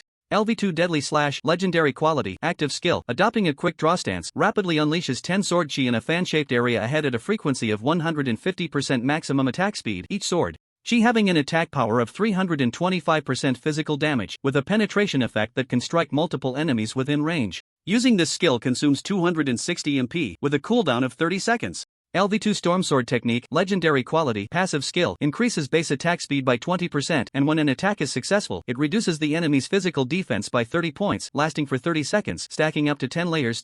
3 Legendary Quality Skills, 2 passive and 1 active. In Li Chen's view, these 3 skills are quite practical. The Sword and Shield Ranger class allows him to use two-handed greatsword weapons next. The attack power of a two-handed greatsword is certainly higher than that of a one-handed sword, but what if he encounters a crisis while using a two-handed greatsword? The appearance of the Sword and Shield technique allows Li Chen to use the two-handed greatsword as a shield when necessary, providing a means of survival. Of course, the premise is that Li Chen must first obtain a suitable two-handed greatsword. The golden weapon, bloodthirsty sword, he is currently using is indeed somewhat outdated. If it weren't for its indestructible property, Li Chen would have sold it long ago. Considering the abilities of other players, changing weapons is something Li Chen can only rely on his own efforts for, but fortunately, this matter is not urgent for now. As for the active Deadly Slash, Li Chen considers it a pretty good small AoE skill, with a decent range, penetrating sword chi, and a relatively short cooldown, which he estimates will be used frequently in the future. As for the Storm Sword technique, to be honest, this skill surprised Li Chen the most. High-level bosses often have extremely high physical defense, even though he has already defeated the LV20 epic boss, Hellhound, in battle. His physical attack attribute is basically just for show, with output relying entirely on the true damage added by his talents. With the physical defense reduction effect of the Storm Sword technique, he can consider reallocating his free attribute points to strength in the future. After all, stacking vitality was a forced decision made when output was insufficient. If the output is high enough to take down the boss faster, it effectively increases the margin for error. I'll save the free attribute points from this first job change reward for now and see how things go later. The LV2 Storm Sword technique's physical defense reduction isn't much. I'll decide whether to stack strength and how much strength to stack once it levels up a few more times. Next, it's time to get the Heart of the Warrior. With this thought, Li Chen took out the dungeon key from his backpack. This is a special item to enter the hidden dungeon Wolf Clan altar. This item can be used anytime and anywhere, with a total of 10 entry opportunities, and a maximum of 10 players can form a team. There are no mandatory team size restrictions for entering the Wolf Clan altar, so Li Chen decided to go in alone. First, to take a look. The hidden dungeon is equivalent to the highest difficulty of public dungeons. With my strength, I should be almost guaranteed to succeed in this LV20 dungeon, Li Chen thought as he activated the dungeon key. Notice, the captain has chosen to enter the hidden dungeon Wolf Clan altar. Notice, the dungeon has a time limit of 60 minutes, and the completion requirement is to defeat the Silver Wolf Clan leader, LV20 legendary creature. Warning. In the current mode, the air in the dungeon contains trace amounts of toxins, causing all challengers to lose 4 HP per second. Li Chen's vision blurred, and he found himself in a valley environment. Here is the starting point of the Wolf Clan altar dungeon. The strongest boss in the dungeon is only a level 20 legendary, so there's not much to say next. Li Chen directly pushed through. Bronze rank Silver Wolf? Instantly killed. Silver rank Silver Wolf? Also met the same fate. Gold rank boss Silver Wolf King? Li Chen has already defeated it once. Now in the dungeon, although the Silver Wolf King's level has become level 20, Li Chen's strength is no longer what it used to be, making the fight much easier. Dark Gold boss Silver Wolf Lord? A bit of a hassle. It took Li Chen nearly 10 seconds to take it down. Its strength is quite strong. And the final boss, the Silver Wolf Clan leader? This guy is indeed a legendary boss of a hidden dungeon with extraordinary strength, making the fight more challenging than the Spider Lord, and it also has annoying counterattack skills and damage-absorbing shield skills. Li Chen took over 2 minutes to defeat it, including the time spent traveling and searching for the boss. Li Chen completed the dungeon in just over 6 minutes. Hint, you have successfully cleared the Wolf Clan altered dungeon with a dungeon evaluation of SSS. You have received a dungeon settlement reward of 1.4 million experience points and a legendary treasure chest LV20 times 1. Hint, you have leveled up. Your current level is LV21. Hint, your quest The Blacksmith Morin's Revenge Final has been completed. You can go to Blacksmith Morin to claim your quest reward. Hint, you are the first player in the entire server to clear the Wolf Clan altered dungeon. Congratulations, you have received the first clear reward of 300 free attribute points, the title, Wolf Clan Nemesis, and Epic Treasure Chest LV20 times 1. A server-wide announcement will be made shortly. Do you want to hide your name? Hint, the Wolf Clan altered dungeon you cleared is a hidden dungeon. After the first clear, it will automatically become a public dungeon open to all players, and for the next 7 days, the drop rate will increase by 20%. As a return, you can charge a ticket fee from players challenging this dungeon. The dungeon level is too low, only game currency can be charged, and the amount cannot exceed 1 silver coin. Do you want to charge a ticket fee? Please confirm this setting within 10 seconds. If you exceed the time, it will be assumed that no ticket fee is charged. Not hiding. Charge a fee. The ticket fee is 1 silver coin. Li Chen made the decision without a second thought. After clearing the hidden dungeon, it would turn into a public dungeon. He had experienced this in his previous life and was already prepared for the charging matter. Free is impossible. If you want to run the dungeon, everyone has to pay. Hee. After muttering this, Li Chen happily began to check his dungeon rewards. In total, he harvested over 60 pieces of bronze and silver equipment, 7 pieces of gold equipment, 3 dark gold, and 1 legendary equipment, along with 5 skill books of various qualities. Among them, the only items Li Chen could use were a pair of dark gold quality shoes and legendary quality pants armor. The dark gold quality shoes have a 15% movement speed increase effect, which is very useful, and have a quirky yet practical active skill, Slip Away, which, when activated, can increase movement speed by an additional 100% for 10 seconds, with a cooldown of 300 minutes. The legendary pants, on the other hand, have extremely high defense and stamina attribute bonuses, plus a passive skill buff that increases life recovery effect by 40%. Lifesteal can also be considered a life recovery effect, right? Very good, very suitable for him. The only downside is that none of the 5 skill books are usable by Li Chen. They are just goods to be processed. Let me see what this first clear epic treasure chest can yield. Hissing, this is really what I wished for. Awesome. After opening the epic treasure chest, Li Chen couldn't help but smile widely at the epic greatsword that appeared before him. Server announcement: the hidden dungeon Wolf Tribe altar has been cleared by the brave challenger Tai Sui-shin, level 22 warrior, from M4399 newbie village, earning the first clear reward for the entire server. His heroic deeds will forever be remembered in the history of Endless Sky. X3.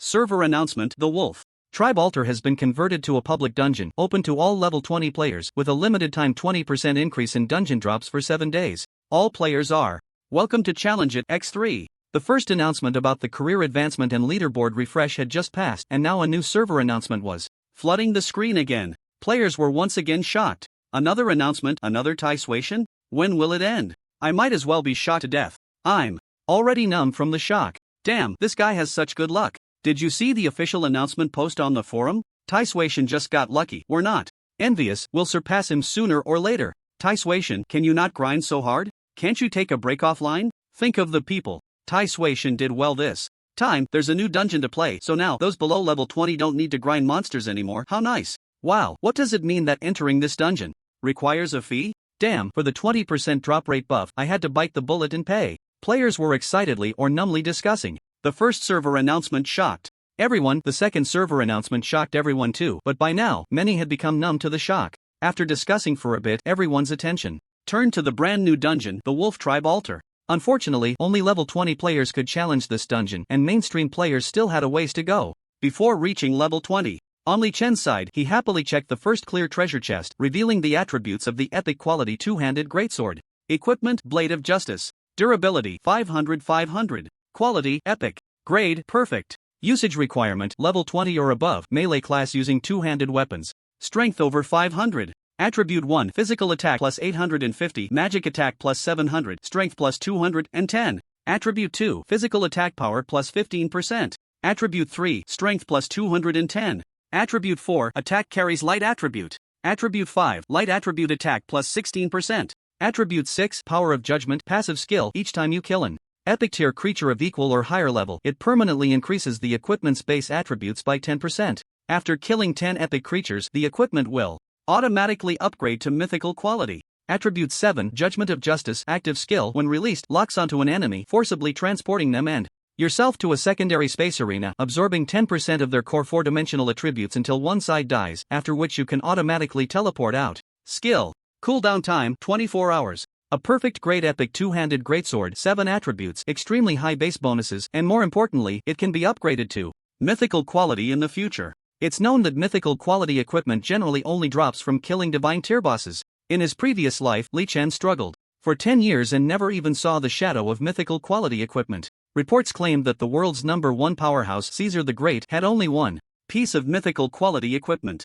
Because in Endless Sky, although epic bosses and divine bosses differ by only one tier, their strength is worlds apart. This gap is not only reflected in the base attributes but is even more exaggerated in terms of skills. For example, mythic bosses all have a type of domain skill that exerts an exaggerated suppression over creatures below the epic tier. Even a level 200 epic tier powerhouse can only display about 60 to 70% of their strength in front of a level 20 mythic creature, which is already quite good. Defeating them is possible, but killing them is as difficult as ascending to the heavens. After all, divine bosses have very high intelligence, and even golden bosses know to run when they can't win. They are even more adept at this. Therefore, obtaining a piece of mythic equipment is truly extremely difficult. This Justice Judgment Blade can advance to mythic quality? Li Chen couldn't help but grin widely. Awesome! Once it advances to mythic quality in the future, I can use this weapon until level 100 without any problem. Li Chen happily took the Justice Judgment Blade into his hands and casually glanced at his latest personal panel character, Tai Sui God. Basic attributes: level LV 21 2480 000/3 200 000.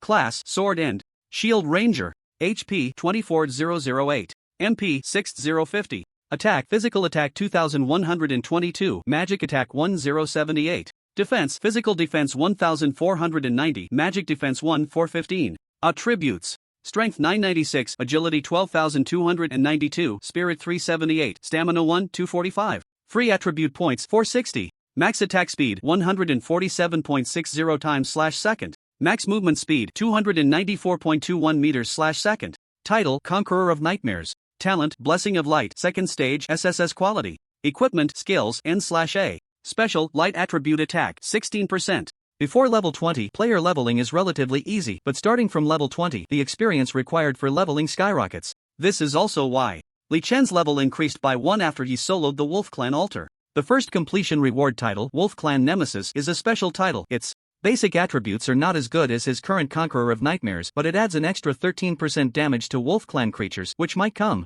in handy later. This physical attack power has directly increased by about 4 times compared to before class advancement. Defense hasn't really improved much, although stamina has increased a bit and I've updated 2 better pieces of armor. I've lost my shield, so my dual defense hasn't changed much. But if needed in the future, I can just add my free attribute points to stamina. Next, it's time to turn in the quest. Li Chen admired his brand new panel for a while before finally calming down. After leaving the dungeon, he immediately returned to the bustling M4399 Novice Village dungeon square. Fortunately, the disguise effect of the magic mask was still active, so no one recognized him as the Tai Sui God. Making his way through the throngs of people, Li Chen quickly arrived at the blacksmith shop in the Novice Village. Young warrior, thank you for helping me avenge my daughter. I have no way to repay such great kindness, so please accept this as my heartfelt gift. Also, this is something I obtained by chance during my early adventures. I hope you like it. As the blacksmith Morin spoke, a prompt appeared on Li Chen's panel. Prompt: you have received quest rewards.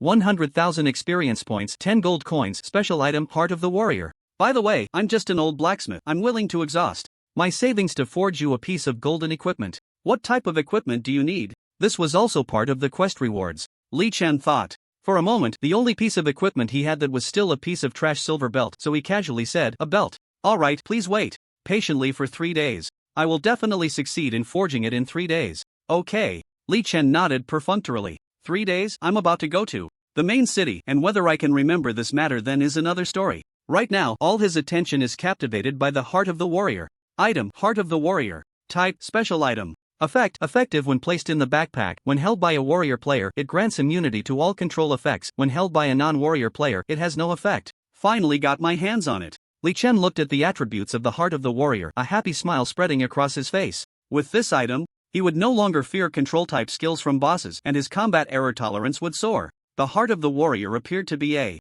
palm-sized square metal block. Li Chen directly stored it in his backpack, and a immunity to control buff appeared on his personal panel with an unlimited duration. Now that I have the item, it's time to develop in the main city. Although a lot had happened today, only a few hours had passed, and it was still early compared to when Li Chen usually logged off. With that thought, he decisively left the blacksmith and headed to the entrance of the Novice Village. There was a magical teleportation array leading to the main city. As long as players reached level 20 and stood inside the array, they could go to the desired main city according to the system prompt. Hint: your level meets the requirements for using the magical teleportation array. Please choose the city you wish to go to from the following main cities: Tianyao City, Fengyang City, Heishui City, Yunyu City, Gobi City.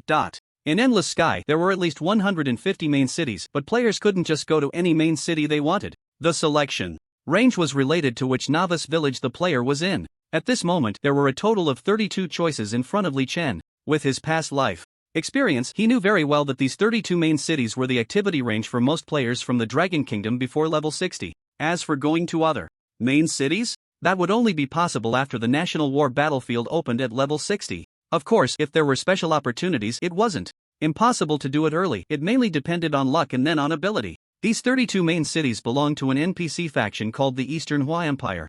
And the Eastern Hua Empire is just a small country among over 100 countries in Endless Sky. Fortunately, each main city is large enough and there are teleportation arrays between them, so I can have fun before level 60. It's just a bit of a pity that I can't intercept some hidden quests in the main cities where those Western players are. Let's go to Tianyao City first. After pondering for a few seconds, Li Chen made his choice. When deciding which main city to go to, he first considered what hidden quests he could accept in that city. In his memory, there were currently 3 hidden quests he could take on at this stage. These 3 hidden quests were in different cities, and the rewards after completing all the steps were only slightly less than the Heart of the Warrior, making them very important to Li Chen. Since there were teleportation arrays between the 32 main cities, it didn't matter where he went first. The reason for choosing to go to Tianyao City first was mainly because Li Chen had an item in his backpack, Li Tianhua's last letter, which he had previously obtained from the Silver Wolf King. This item required him to find the legendary swordsman NPC Li Changsheng in Tianyao City. Li Changsheng was a high-level NPC and had the Li Changsheng's Worries quest, which no one had successfully met the requirements for in the 10 years of Li Chen's past life, so he was very curious about the specific content of this quest and what rewards it might offer. Hint: you have chosen to go to Tianyao City. This teleportation requires a fee of 1 gold coin. Payment will allow for immediate teleportation. Hint: you have paid the fee. Teleporting. Teleportation complete. Hint: you have entered Tianyao City. Your current location is near the southern teleportation array. The teleportation fee is 1 gold coin. According to the current prices in the M4399 Novice Village, that would be several thousand Dragon Kingdom coins, and Li Chen truly felt for the many ordinary players. Unlike me, 1 gold coin is just a drop in the bucket. Just as Li Chen was thinking this, a murmur of discussion suddenly reached his ears. Brother Chen, it's been decades since a chosen one has appeared. What do you think is the point of us being stationed here? We are just ordinary soldiers. There must be a reason for the higher-ups to do this. We just need to follow orders. Isn't it nice to easily receive our military pay? That's true. As long as it doesn't interfere with our pay, it's fine. But speaking of which, Brother Chen, do you think the legend of the Chosen One is real? The Chosen One appears in our Eastern Hua Empire every so often. According to legend, the Chosen One is immortal and indestructible, the best at dealing with monsters. Brother Sun, did someone just appear in the Chosen One's teleportation array? Am I seeing things? No, your eyes are fine, there really is someone. My god, this teleportation array can only be used by the Chosen One. The Chosen One has appeared. Li Chen turned to look in the direction of the voice and saw 2 NPC soldiers in leather armor holding long spears, staring at him in shock. Seeing this, he couldn't help but smile knowingly. In the world of Endless Firmament, the number of NPCs in the Novice Village is very small, and their intelligence is low, while the NPCs within the main city are a different existence altogether. They have emotions, thoughts, and their own civilization. The difference from humans is that one side can freely traverse between the real and virtual worlds, while NPCs can only live in the virtual world. In the eyes of NPCs, the Chosen One is a special term for the player community. With 10 years of experience from his previous life, Li Chen knew very well that the Chosen One group was not appearing for the first time in the Endless Firmament world. Previous Chosen Ones belonged to players from other worlds. Li Chen only learned this after the integration of the game and reality in his past life. In the eyes of NPCs, the Chosen One is a very special group, immortal and indestructible, with astonishing growth potential. Moreover, NPCs do not live in a safe environment. For instance, in the Eastern Hua Empire, aside from the major cities which are relatively safe, the wild areas outside the main cities are full of risks, with tribes of intelligent monsters constantly warring against the NPC forces of the Eastern Hua Empire. The appearance of the Chosen One signifies that NPCs have a powerful ally, which is why the 2 NPC soldiers were so excited. Hello, I am the Chosen One. I have important matters to discuss with Li Changsheng. Can you take me to see him? After greeting the 2 NPC soldiers, Li Chen got straight to the point. There's no need to beat around the bush with NPCs, they can be treated like ordinary people among the masses. Just say what needs to be said. You actually know the Sword Saintly? But no, you have to go see the City Lord with us first. The Sword Saintly is the strongest person in our Tianyao City. Isn't it said that many Chosen Ones are lawless? I think it's fine to see the Sword Saint first. Then you take him to see Lord Li first, and I'll go report to the City Lord. My god, the Chosen One really has appeared. It feels like a dream. The 2 NPC soldiers exchanged a few words, with one taking Li Chen to find Li Changsheng, while the other went to find the City Lord. These 2 NPCs are soldiers stationed to guard players, specifically the Chosen Ones at the teleportation array. They attach great importance to Li Chen's appearance because history tells them that when the first chosen one appears, countless others will follow. Although they are surprised at how Li Chen knows Li Changxing's name as the strongest native NPC of Tianyao City, they are naturally willing to take Li Chen to meet him. After all, chosen ones are notoriously unruly, so it is only right to bring them to meet important figures. The NPCs of Tianyao City have many native residents. It resembles an ancient city of the Dragon Kingdom. Selling fried dough twists. Delicious and cheap Wang's fried dough twists, only 10 copper coins each. Candied hawthorn, 12 copper coins each. Come and take a look. Mom, I want to eat candied hawthorn. Is one enough? It's enough, thank you, Mom. Passing through the bustling crowd, it wasn't long before Li Chen, led by the NPC soldiers, arrived at the entrance of a large courtyard. The NPC soldiers went up to communicate with the gatekeeper for a moment. After about 5 minutes, an old man with white hair and a crane-like appearance hurriedly walked out, holding a deep blue long sword. Indeed, it is the Chosen One. After 60 years, the Chosen One has finally appeared again. Good, very good. Great God of Tai Sui, I, Li Changsheng, on behalf of the Eastern Hua Empire, welcome your arrival. This old man is the legendary swordsman Li Changsheng of the Eastern Hua Empire. The moment he saw Li Chen, his beard trembled with excitement. Li Chen understood why he was so excited. According to the trajectory of his previous life, the Eastern Hua Empire was in a precarious situation, with various intelligent monster tribes from the outside world stirring restlessly against it. The appearance of players could greatly assist the natives of the Eastern Hua Empire. Ordinary NPC natives might not understand the significance of the Chosen One, but someone like Li Changsheng, a high-ranking official of the empire, certainly did. However, after a brief moment of excitement, a hint of doubt and caution appeared in Li Changsheng's eyes. The Eastern Hua Empire has been established for over 1,000 years, and historical records show that there have been 6 Chosen Ones. There have long been rules regarding the treatment and management of Chosen Ones. Great God of Tai Sui, you should have gone to the Lord's mansion to meet the Lord first, and then accepted legal education in the Chosen One department. Why do you request to see me first? Do you know me? What is the important matter you mentioned? Li Changsheng fired off a series of questions. After entering the main city, players must go to the NPC Chosen One department to receive legal education? When Li Changsheng mentioned this, Li Chen couldn't help but feel a pang of sympathy for his past self. The player community is considered the 4th disaster for the natives of the game world. Players are like ticking time bombs. They can save the world or treat it as a toy. Playing recklessly, players can build worlds in the game or destroy them. From a certain perspective, their destructive power far exceeds that of the game's villainous big bosses. The native NPCs of the world of Endless Firmament are already very familiar with the player community and know the unruly nature of players. So mature player management education rules have long been established. For example, when an ordinary player first enters the main city from the novice village, the first thing that happens is that NPC soldiers forcibly take them to receive management training. They must be able to recite relevant laws and pass assessments before being allowed to move freely. Although NPCs have very low moral standards for players, there are still over 3,000 characters in the laws, and Li Chen spent several days memorizing them to successfully pass the assessment and be allowed to move freely. Looking back now, Li Chen couldn't help but feel a twinge of sadness. God knows how long it has been since he graduated and last memorized anything. The local NPCs are so rude. Fortunately, the events of his past life are already behind him, and this time, it doesn't need to be so troublesome. This is something I accidentally obtained after killing a golden tier wolf monster. In response to Li Changsheng's confusion, Li Chen did not elaborate further and directly took out the letter from Li Tianhua from his backpack and handed it to him. At the same time, he glanced at Li Changsheng's brief information. Name, Li Changsheng. Strength, LV 90 legendary tier. Attributes, skills, remarks, legendary swordsman of the Eastern Hua Empire, one of the strongest. LV 90 legendary tier. Li Chen looked at this panel and couldn't help but think about what good items might drop if he defeated the other party. The level difference was too great. Although he couldn't see the other party's specific attributes and skills, the possibility of him defeating the other was almost negligible, and the cost of attacking an NPC was too high. Li Chen quickly shook his head, dispelling this dangerous thought. On the other side, after Li Changsheng took the letter, he hurriedly glanced at it a few times, and his expression immediately turned sorrowful. This is Hua's letter. Hua is dead. My dear grandson. I never expected that I, Li Changsheng, would also experience the day of having a white-haired person send off a black-haired one. After waiting for a moment and seeing that he had calmed down a bit, Li Chen took the opportunity to speak. My condolences. Is there anything I can help you with? Tai Sui God, thank you for bringing my grandson's letter to me, but Li Changsheng looked Li Chen up and down and couldn't help but shake his head. Your strength is still too weak right now.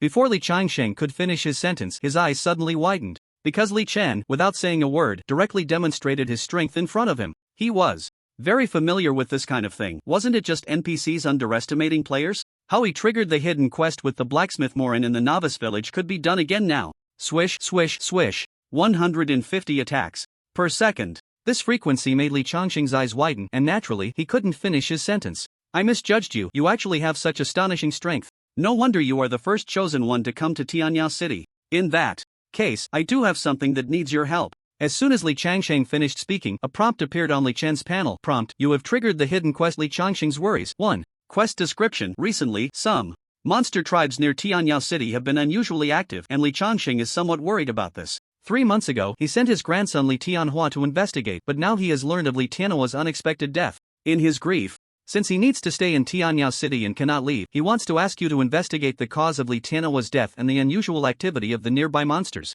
However, before taking specific action, he needs to further verify whether your strength is sufficient for this task. Quest content: go to the Red Leaf Valley area outside the south gate of Tianyao City and kill 500 carrion rats, LV25 normal creatures. Quest progress 0/500. Quest deadline: within 3 days. Quest number requirement: 1 person. Success reward: 20 gold coins, 250,000 experience points, and additional rewards based on performance during the quest. Failure penalty: permanently lose the qualification to accept this quest chain. Just as Li Chen successfully received the hidden mission from Li Changsheng, a group of NPCs led by a middle-aged man hurried to the entrance of the Li residence. Li Chen focused his gaze and saw that the man at the forefront was none other than the Lord of Tianyao City. Name: Zhao Heng. Strength: LV70 dark gold rank. Attributes: skills. Remarks: Lord of Tianyao City, a direct member of the Eastern Hua Empire's royal family. Indeed, a chosen one. How wonderful. Great God of Tai Sui, welcome to Tianyao City. Have you finished your discussion with the Sword Saintly?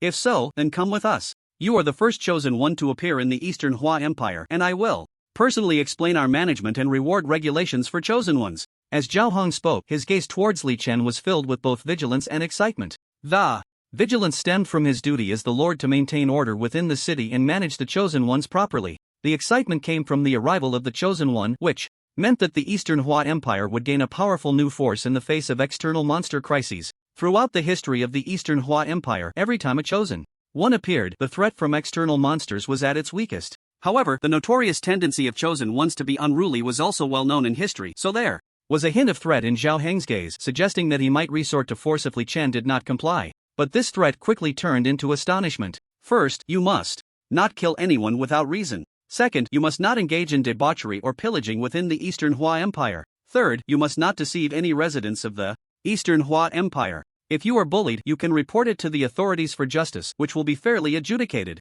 Fourth, you must not 201 by killing a monster. You can earn a certain number of merit points based on the monster's strength. Merit points can be exchanged for various items in the Eastern Hua Empire. 203. If you plan to venture into dangerous areas, you can spend merit points or pay to hire local residents for assistance in combat. 204. If you destroy a monster tribe, you will receive at least 1,000 merit points as an additional reward and be granted the title of honorary chosen one by the Empire. At this moment, Li Chen was reciting the management and reward regulations for chosen ones in the Eastern Hua Empire.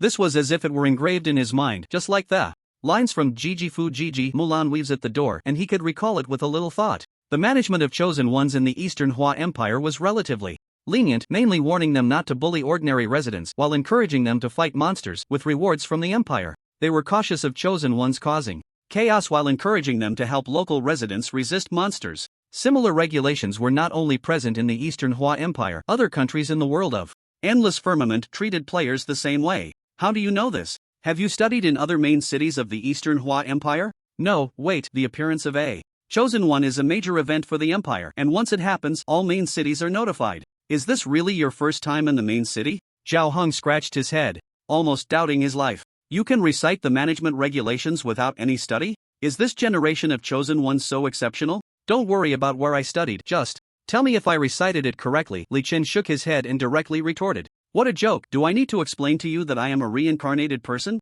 Your recitation is spot on, almost word for word. Zhao Heng nodded and then said, since you are already familiar with the management and reward regulations for chosen ones, we can skip this process for you. Just keep this with you, and you can move about freely. As the words fell, Zhao Heng took out a metal ball the size of a ping-pong ball from his pocket, its surface engraved with intricate magical patterns. Item: official proof of the chosen one. Type: magical item/special item. Function: monitors the chosen one's morality. Value: records the chosen one's merit points. Morality value 0. Merit points 0. Note: produced by the Eastern Hua Empire, effective once placed in the backpack. Proof for the chosen one who has passed the assessment. Please carry it with you. If lost, please replace it in time. Otherwise, you will be pursued by NPC soldiers. This is a special item prepared by NPCs specifically for players. In the eyes of NPCs, the chosen one is as fierce as a tiger. To put it bluntly, this thing is just a temporary electronic dog leash prepared by NPCs for each player. But Li Chen didn't mind. He understood the NPC's vigilance towards players. Moreover, in just over 90 days, when the game merges with reality, NPCs will basically be no different from real people, and this item will lose its function. After putting this item into his backpack, Zhao Hong spoke again. As the first chosen one to enter our Tianyao city, you can receive a special reward from me. As the words fell, a list appeared on Li Chen's system panel. 1. Fine long sword, LV20 golden two-handed sword. 2. Fine heavy shield, LV20 golden two-handed shield. 3. Black gold sword, LV20 golden one-handed sword. 50. Fine grimoire, LV20 golden one-handed spellbook. There were a total of 50 options on the list. Li Chen glanced over and found that they were all LV20 golden quality weapons for various professions. The first player to enter the main city actually had such a pleasant surprise? Li Chen was a bit surprised, but he had already lost interest in mere LV20 gold. Then I'll take this fine two-handed heavy shield. Li Chen casually chose a piece of equipment. Among these items, the two-handed heavy shield was relatively valuable. After all, for a team, the importance of a frontline tank player is absolutely paramount. A good tank can ensure the stability of the team, and the shield, as the core weapon of the tank profession, is naturally a high-demand item. After bidding farewell to Li Changsheng and Zhao Hong, Li Chen did not immediately teleport to other main cities to intercept the 3 hidden quests he remembered, but instead went to the wild. His talent had been upgraded for so long, and he hadn't seen the prompt for increased agility from monster kills in a while. He was eager to get started. The weakest monsters in the wild outside Tianyao City were all LV21 ordinary creatures, and this level of beings met the talent kill requirement. Prompt: you have killed Grey-Winged Mantis, LV21 ordinary creature. You gain 640 experience points. Prompt: your talent has taken effect. You permanently increase 2 points of agility. This is the prompt I wanted. Awesome. Li Chen felt delighted. Next, he simply stayed here and farmed for over 3 hours, breaking through 15,000 points in basic agility, and only then, urged by drowsiness, did he take off his helmet to wash up and sleep. A day full of hard work and fulfillment for the internet-addicted youth came to a perfect end. Ding ding ding. When Li Chen woke up, his phone chimed with a WeChat friend message notification. The message was from his good brother Chen Ergu. For the past few days, they had chatted a few times each day, but both were so engrossed in games that their conversations felt more like a message board. Li Chen opened WeChat to check the messages. Chen Ergu, little Li, I've already leveled up to LV20. Haha, impressive, right? Chen Ergu, damn. I followed your advice and entered Tianyao City, but as soon as I got here, I was put under NPC surveillance. Damn, I even had to memorize the management regulations. Does this game really have such a miserable gameplay? Luckily, my memory is super good, and I figured it out in half a day. Chen Ergu, little Li, you still haven't told me your game ID. You promised to give me awesome gear when I got to Tianyao City, right?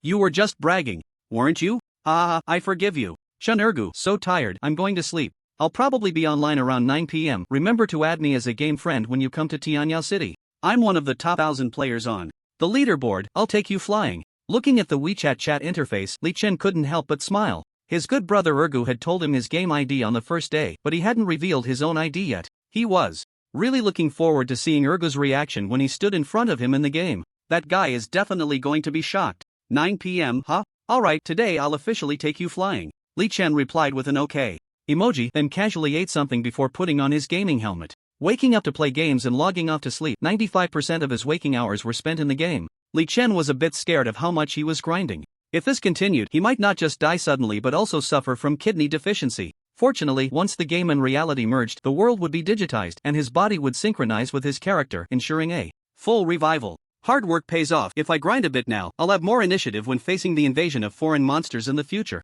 Tip: welcome back to the world of Endless Firmament. Tip: you have a pending reward of gold coins, Wolf Tribe Altar Dungeon ticket fee. Tip: your friend Zixia Fairy sent you a message at 12:10 p.m. today. I collected 1,000 gold coins. I'm in Tianyao City. When are you coming over? I'll give you the gold coins. As soon as he logged in, 3 notification messages appeared on Li Chen's panel. The ticket fee has accumulated to over 9,000 gold coins. It's only been 1 day, and I already have this much money. Awesome. Li Chen's mouth curved into a grin. The ticket income from the Wolf Tribe Altar dungeon was quite substantial. First, because there were many players in the game. Second, this dungeon could be entered at LV20, just at the stage where players were leveling up for the first time. So many people were trying to collect better gear and stronger skills to tackle high-star difficulty challenges. Currently, the number of players who had reached LV20 wasn't that high, probably around 10% of all players on the server, so it was predictable that the Wolf Tribe altar would continue to contribute a large amount of ticket fees to Li Chen in the coming days. Zixia Ferry also took my previous advice and came to Tianyao City. Soon I'll have another wave of 4-digit gold coins coming in. Nice. This isn't urgent. Around 9 p.m. I'll go meet Ergu and conveniently collect the gold coins from her side. Now, it's time to intercept those 3 hidden quests I remember. Thinking of this, Li Chen immediately sprang into action. As more players reached LV20 and completed their job transitions if he didn't act quickly, the 3 hidden quests he had finally remembered might be triggered by other players, and that would be a huge loss. Therefore, today he planned to make it his first task to quickly complete these 3 hidden missions. Tip: you have been teleported to Fengyang City, consuming 1 gold coin for the teleportation fee. The first stop for intercepting the hidden mission was Fengyang City, one of the main cities of the Eastern Hua Empire. As soon as he was teleported, a cacophony of voices reached Li Chen's ears. Why can't we leave? What Chosen One management regulations? I don't give a damn about learning that. Get lost. Damn it, NPC soldiers are attacking. 30 years in the east, 30 years in the west. Don't bully the poor youth. NPCs, just wait, we'll make you pay for this in the future. Indeed, a small number of players had also appeared at the teleportation array in Fengyang City. These players, filled with excitement as they arrived from the novice village to the main city, hadn't even begun to enjoy themselves before they were met with the righteous iron fists of the NPC soldiers.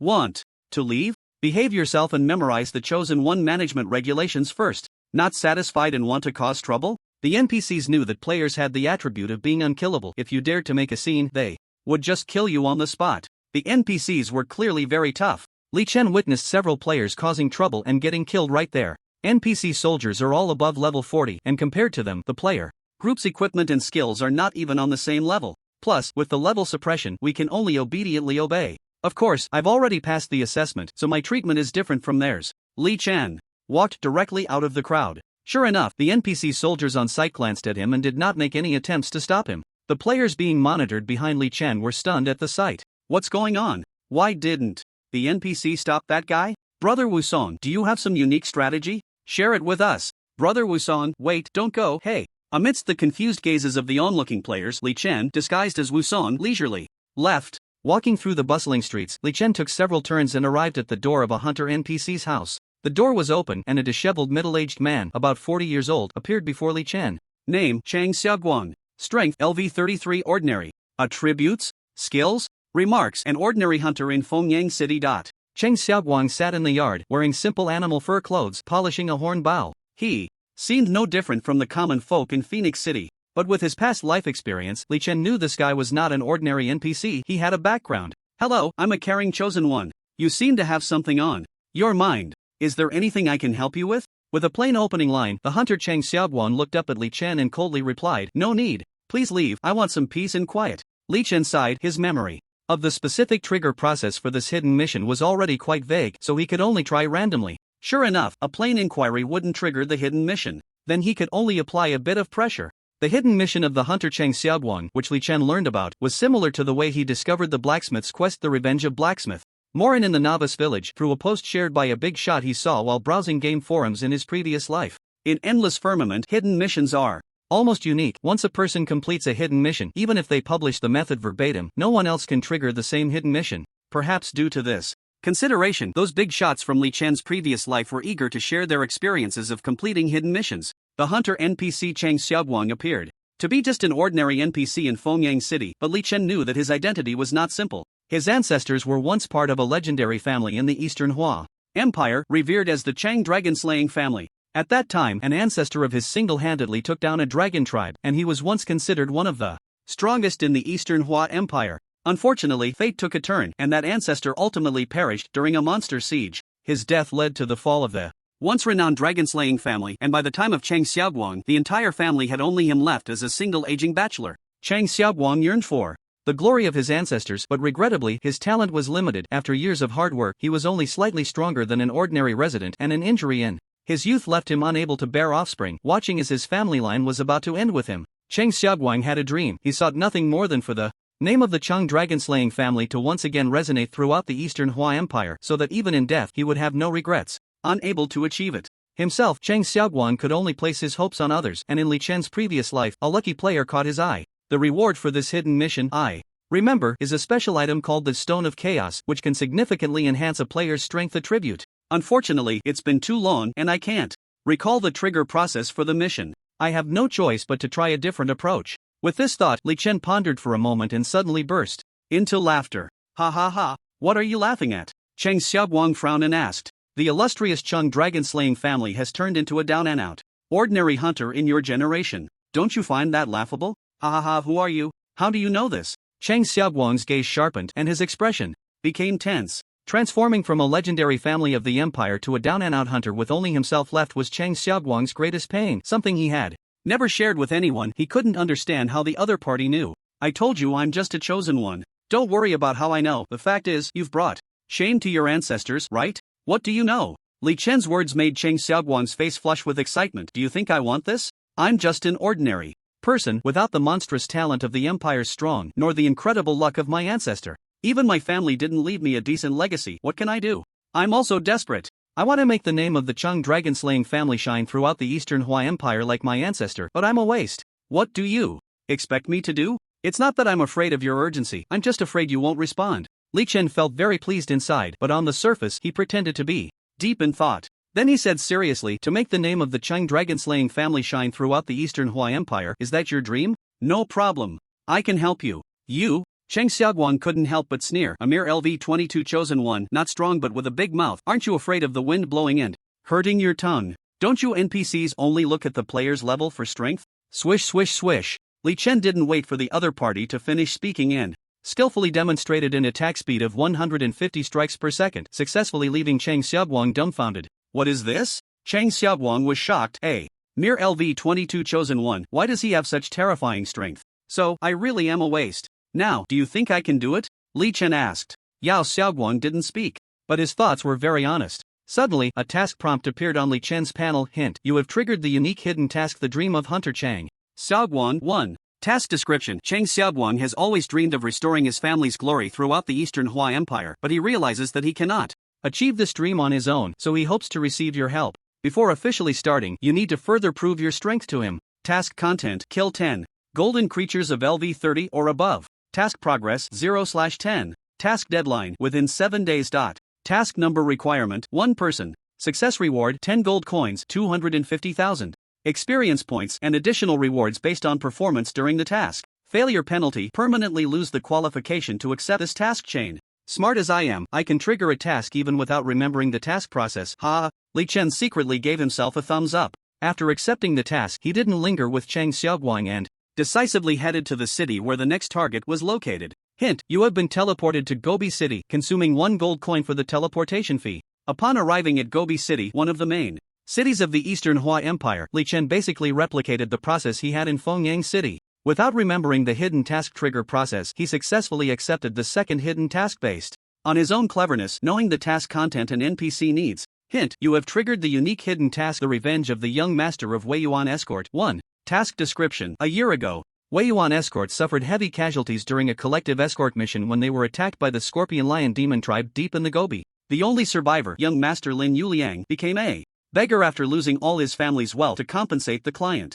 Lin Yuliang desperately wishes for someone to avenge his family. Before officially starting, you need to further prove your strength to him. Task content: go to the deep Gobi area outside the south gate of Gobi City and kill 500 ordinary scorpions, LV-32 ordinary creatures. Task progress 0/500. Task deadline within 7 days. Task number requirement 1 person. Success reward 500,000 experience points. Qualification to accept the next task. Failure penalty: permanently lose the qualification to accept this task chain. TSK. Poor Lin Yuliang. The first ring of the task doesn't even give a copper coin as a reward. Only I, who am willing to help others, would assist you.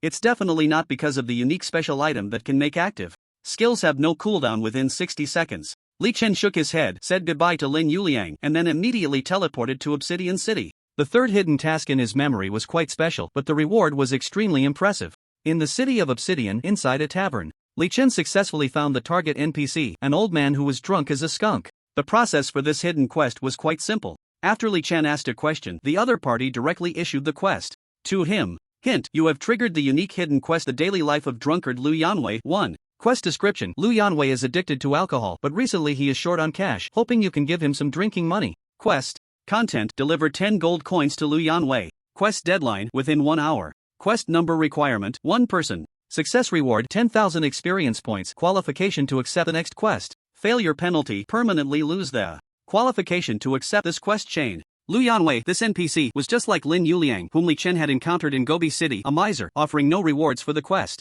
Fortunately, Li Chen didn't care about such trivial gains. Receiving the quest was the most important thing. It was one thing for the quest to not offer decent rewards, but to pay the NPC money? How many ordinary players would be willing to do that? However, Li Chen knew that this quest was not simple. In the end, it would yield a special item that allowed players to equip items that matched their character level. For example, if Li Chen's current weapon was a level 20 epic, when he leveled up to level 30 with this special item, the weapon would automatically upgrade to level 30 epic equipment. As he leveled up to level 40, level 50, or even level 200, the weapon would also upgrade accordingly. It could be said that once he had it, Li Chen could easily obtain a full set of graduation equipment. After handing over 10 gold coins to Lu Yanwei, a new prompt appeared on Li Chen's panel. Hint: you have completed the quest The Daily Life of Drunkard Lu Yanwei. 1. You have gained 10,000 experience points. Hint: you have automatically accepted the second phase of the quest, The Daily Life of Drunkard Lu Yanwei. 2. Quest description: Lu Yanwei is addicted to alcohol, but good wine needs good food to accompany it.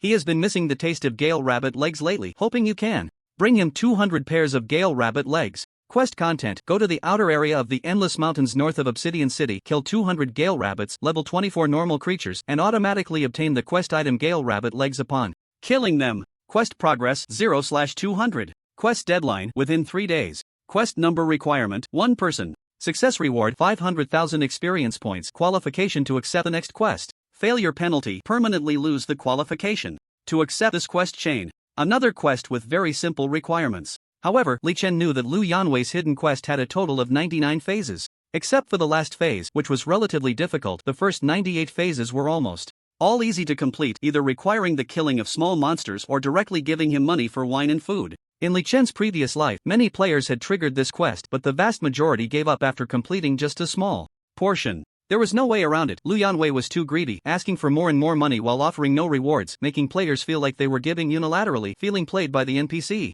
A 99-phase quest, what a grind. In Li Chen's previous life, it was only after more than 2 months of the server opening that a player successfully completed it, and that person, thanks to the special item rewarded by this hidden quest, became one of the top 10 mages in the entire server. All 3 hidden quests I remember have been successfully triggered. Next, let's start grinding monsters and completing quests to get stronger. Let's start with this Lu Yanwei's quest. After a brief moment of contemplation, Li Chen confirmed his development plan. Currently, he was level 22, a rather awkward level. Should he run dungeons? There is only one Wolf Tribe altar that is suitable, and the next public dungeon requires LV 30 to enter. The Wolf Tribe lair has already been cleared by him, and farming it again would only yield some equipment skills. Although equipment skills are useful, the level of the Wolf Tribe altar dungeon is too low. Like high-level players farming low-level monsters, if Li Chen farms it, he will face a penalty in rewards. More importantly, the monsters in the Wolf Tribe altar dungeon are all LV 20, and he cannot use his talent to increase his agility attribute. Getting equipment skills? There are plenty of dungeons in Endless Sky, and it won't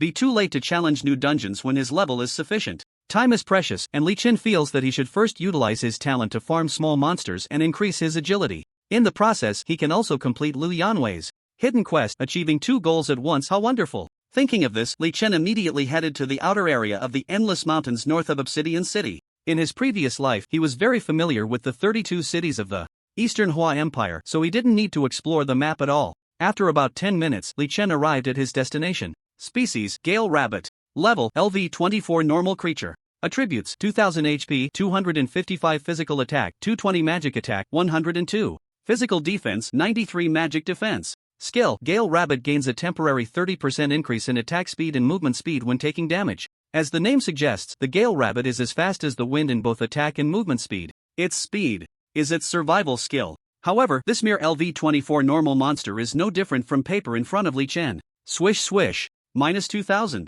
Fatal damage. Tip: you have killed Gale Rabbit, LV 24 normal creature, you gain 825 experience points, level up. Bonus 10%. Tip: your talent has activated, you permanently increase 2 points of agility. Tip: you have obtained a pair of Gale Rabbit legs. Quest item. After equipping the epic weapon Judgment Blade, Li Chen's base physical attack was just enough to one-shot the Gale Rabbit, killing one with each sword strike, even exceeding the damage by several hundred points. His movement and attack speed were too fast, and since Gale Rabbits respawn quite densely, Li Chen successfully took down 200 Gale Rabbits in just over 10 minutes. Task completed. Base agility increased by 400 points. Time to return to town to turn in the quest. Tip: you have received the quest reward. Omitted. Tip: you have automatically accepted the 3rd ring quest. Lu Yanwei's third ring quest required killing a type of LV-24 normal monster called Redwing Bat in the outer area of the Endless Mountains, with the task content being that he had always wanted to taste what Redwing Bat was like. Li Chen admired his unique taste and of course he had to satisfy him. So, after another 20 minutes back and forth, 200 Redwing Bat ingredients were delivered.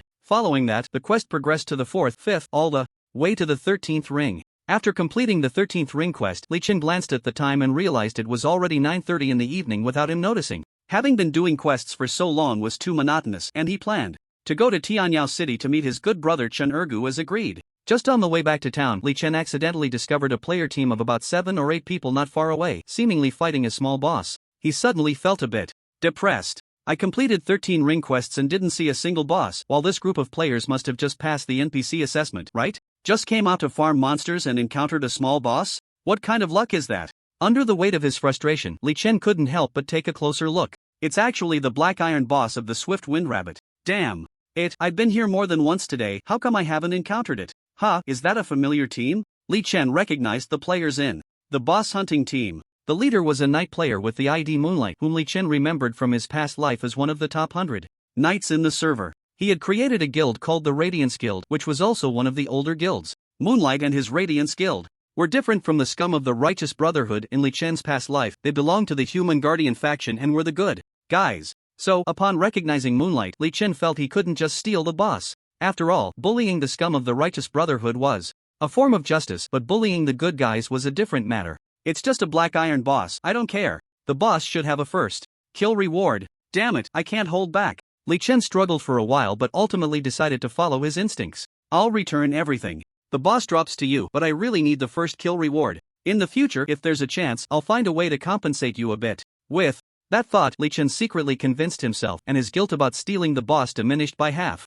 This wasn't exactly a glorious act, so he quickly thought of a clever maneuver. Next, Li Chen activated the active skill of his dark gold shoes, Slip Away. Within 10 seconds, his maximum movement speed increased by an additional 100%. Now, Li Chen's base agility had surpassed 16,500 and his normal maximum movement speed was 389.25 meters per second. With the active skill activated, his maximum movement speed became 778.5 meters per second for 10 seconds. That's more than double the speed of sound. When he sprinted with all his might, his figure truly resembled lightning. The Swift Wind Rabbit was a relatively small monster. Even as a Black Iron tier small boss, it was only about half a meter tall. Thus, amidst the bewilderment of Moonlight and the others, Li Chen appeared like a flash of lightning, scooped up the boss, and vanished just as quickly. Whoosh, whoosh, whoosh. 1936. 1966. 1996. The Black Iron tier Swift Wind Rabbit was nothing more than a matter of 10 or so strikes for Li Chen. In less than a tenth of a second, a new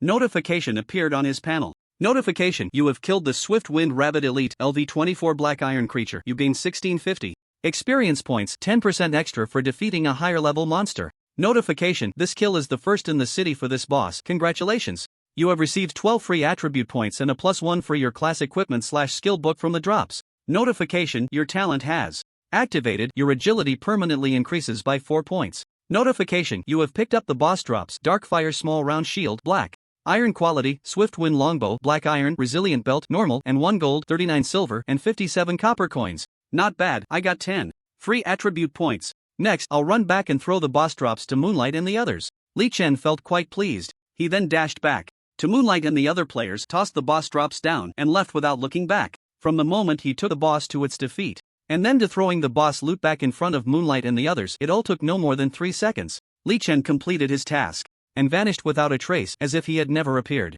All that was left was the bewildered expressions on Moonlight and the others. What the hell just happened? What took our boss? What's with these 3 pieces of equipment and over a gold coin on the ground? We lost our boss. And then what the hell did the thing that stole our boss return our boss's loot? Damn it, did you see who stole our boss? I didn't see. That guy seemed like a ghost. For some reason, I suddenly remembered a friend from my M4399 newbie village saying that they had a ghostly presence in their village too, and it turned out to be the god of Taisui. Do you think it was the god of Taisui who stole our boss? It's very possible. Damn, they're already at the top of both rankings and still stealing our boss. They have no shame. It might not be the god of Taisui. He's just a level 22 player. How could he have such ridiculous speed? I think it might be some high-level NPC with a twisted sense of humor.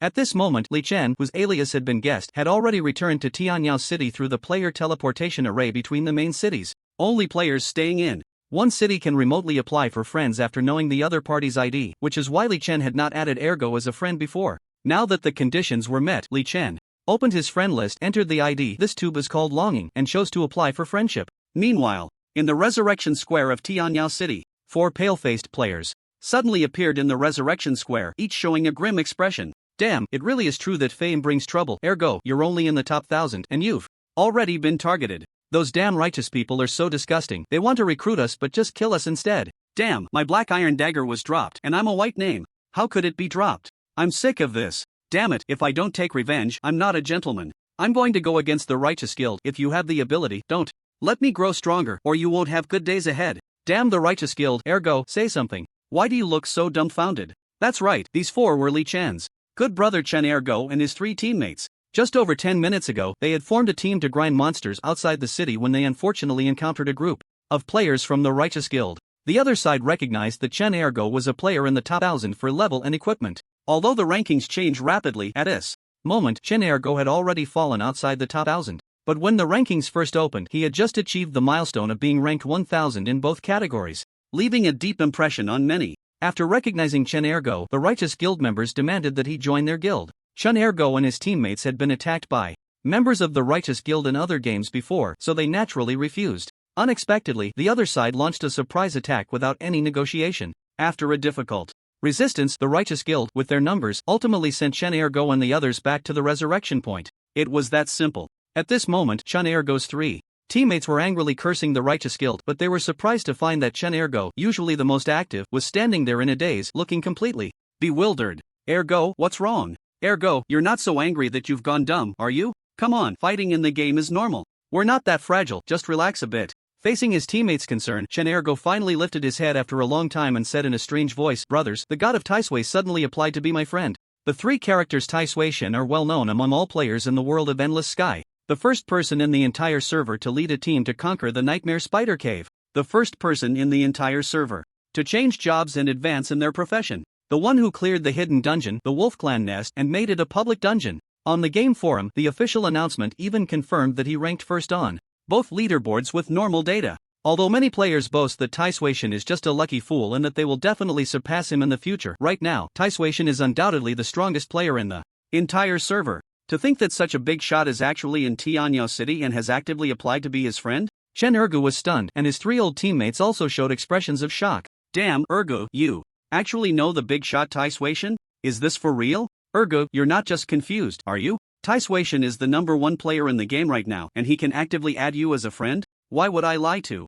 you? It really is Taisui. Holy crap. Ergo, no, from now on, you're my brother Ergo. You really are hiding your talents, huh? When did you get to know Taisui and keep it from us? Brother Ergo, if you can introduce us to Taisui, then you'll be our leader from now on. Brother Ergo, what are you dawdling for? Quickly accept Taisui's friend request, hurry up. The 3 old teammates became excited once they confirmed that Chen Ergo was telling the truth. They all considered themselves to be quite self-aware. Surpassing Taisui? The chances were practically 0. Not to mention, Taisui already had 2 pieces of epic equipment, and they felt that even if they played until the game shut down, they might not even get 1 piece of epic equipment. There was no way around it. The bosses in Endless Sky were too strong. Even this year, they found it hard to defeat Black Iron bosses of the same level in one-on-one combat. Epic equipment generally required defeating epic bosses to obtain, and considering that an epic boss was roughly 128 times stronger than a regular monster of the same level, defeating an epic boss? They felt it would take them at least a year and a half with their current strength.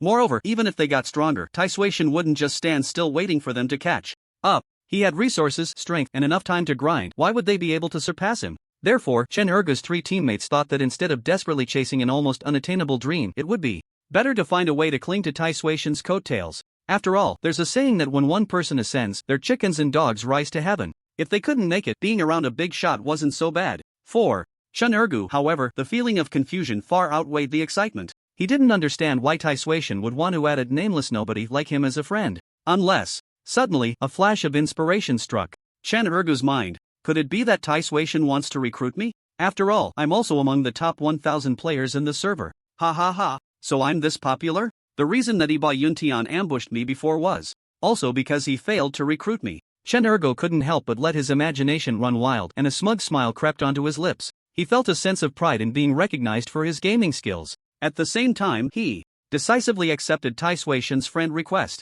What he didn't expect was that right after accepting, before he could even think about how to greet Tai Sui-shen politely while still appearing skilled, Tai Sui-shen sent him a message first. Tai Sui-shen, private chat Ergo, guess who I am? What the hell? Tai Sui-shen actually called me Ergo. Chen Ergo shouted in disbelief. His three teammates, however, were not too surprised, as they had assumed that Tai Sui-shen and Chen Ergo already knew each other. What's the big deal? Didn't you always go by Ergo? No, brother Ergo's ID is clearly, this tube is called Longing. The god of Tai Sui calls you Erguzi. He is a friend of yours in the real world? Damn, brother Ergo, that's not fair. Such an awesome friend and you kept it from us so thoroughly. What do you guys understand? Chen Ergo was anxious. In reality, I'm just a deadbeat. I can count my friends on one hand and their gaming skills are worse than mine. How could anyone have the level of the god of Tai Sui, the #1 player in the whole server? Ah, could it be him? As Chen Ergo spoke, he suddenly seemed to remember something and became excited. It's about 9:30 now. At this time, I have a good brother who promised to add me as a friend. Thinking of this, Chen Ergo could no longer contain his excitement and messaged the god of Tai Sui. This tube is called Longing, private chat Little EZ. God of Tai Sui, private chat, damn it, how many times have I told you not to call me Little EZ? That nickname sounds like calling a eunuch, it's so ugly. This tube is called Longing, private chat, wow, it really is you, Little EZ. God of Tai Sui, private chat, still dare to call? Friendship over, blocked. This tube is called Longing, private chat 0.0. No, brother fan, I was wrong, please take me with you. God of Tai Sui, private chat, I'm already in Tianyao City, where are you? I'm coming to find you. This tube is called Longing, private chat, I'm at the Resurrection Square. God of Tai Sui, private chat, damn, you're actually there? What happened, got killed? Who was it? Wait, I'm coming right now. After the private chat ended, Chen Ergo could no longer contain his overwhelming desire to express himself. My god, brothers, I just had a private chat with the god of Tai Sui, and he really is my friend in the real world, my best brother. I didn't expect. He had been hiding it from me for so long. He's coming over soon. With my little Lee brother fan here, we finally have a big shot backing us up. We might not even have to wait for revenge against Yi Bo Yun Tian, huh? Chen Ergo shouted excitedly. His three old teammates were friends he met in the game and didn't know Li Chen. But seeing him so excited, they couldn't help but feel hopeful. The god of Tai Sui is brother Ergo's brother? We are also brother Ergo's brothers, so that means the god of Tai Sui is our brother too? Our brother is actually the strongest player in the whole server? Wow, let's take off. You dare to attack us, Yi Bo Yun Tian? Just wait. Soon it will be blood for blood, hum. Li Chen's movement speed was too fast. A minute later, he arrived at the Resurrection Square. The excitement of Chen Ergo and his three friends was no longer worth mentioning. After confirming that they had indeed just been killed in the wild and that the attacker was a member of the Yi Bo Yun Tian guild, Li Chen couldn't hold back. Very well, Yi Bo Yun Tian, you have chosen the path to death. Chen Ergo's three old gaming teammates, Li Chen had never met them in this life, but he was quite familiar with them from his previous life. Their IDs were Harry Potter Big, Level 8 Gale, and Top Craftsman, and just by their IDs, it was clear they were of the same ilk as Chen Ergo. However, Li Chen knew that they were just a bit wild in the game. In reality, they were all shy and honest people. In Li Chen's previous life, they, like Chen Ergo, eventually became members of the guild he created, the Heavenly God Hall, but unfortunately, their strength was even weaker than Chen Ergo's, too ordinary. Of course, their strength did not affect their friendship. With good brother Chen Ergo around, Li Chen considered the three of them good friends as well. In this new life, good brothers and friends were attacked? If he didn't take revenge, how could he be the boss? Especially since the attackers were the beasts from the Righteous Brotherhood guild. Not only did he need to take revenge, but he also had to return it tenfold. Where are the people who attacked you? Do you know the IDs of the leaders? Li Chen asked. As soon as he said this, Chen Ergo and the others became excited. Sure enough, brother fan / new boss is going to help us take revenge. Before, they attacked us at a leveling spot in the west of Tianyao City where a normal monster, the Twisted Trent, respawned, but we don't know if they're still there now. They might have already left. There are two leaders, one called Righteousness King and the other Righteousness Big King. There are a total of about 15 or 16 of them. Brother fan, isn't it a bit too dangerous for you to go alone? Why not wait until tomorrow? Tomorrow, when we recover, it would be safer to go with you. Righteousness King and Big King? Aren't they the familiar faces I already killed in the novice village? What a coincidence to run into you again. You really are out of luck. Going alone is dangerous? Haha, you know nothing of my strength. Li Chen couldn't help but laugh. Just wait here for a moment. As long as they haven't logged off in at most 10 minutes, I'll send them back to the revival point. After saying this, without waiting for Chen Ergo and the others to respond, Li Chen turned and strode away. Chen Ergo and the others were initially a bit worried. After all, no matter how strong Li Chen was, he was just one person, while Righteousness King and his group had about 15 or 16 members. One person couldn't fight against many. But when they saw Li Chen's figure leave like a black lightning bolt, they were all stunned. Hey, where did brother fan go? How did such a big brother fan suddenly disappear? Damn, what speed is this? Holy crap, this speed is ridiculous. Brother Fan really isn't cheating like the official announcement said? Chen Ergo and the other four were shocked. As the saying goes, seeing is believing. They had always heard about how amazing the Taisui god was, creating sensational events across the server, and they thought they had overestimated Taisui god's combat power as much as possible. But seeing it with their own eyes, they realized they had still underestimated it. Although they had only seen Li Chen's movement speed so far and hadn't witnessed his attack power or skills that determined a player's combat effectiveness, this movement speed was simply outrageous. It was almost like teleportation. Thinking of this, Chen Ergo and the others realized how naive their earlier worries had been. The strength of Righteousness King and the others wasn't much different. From their own, they could defeat the four of them mainly because of surprise attacks and their numbers. But with the kind of outrageous speed Li Chen had shown, did numbers really matter? They would probably be picked off one by one.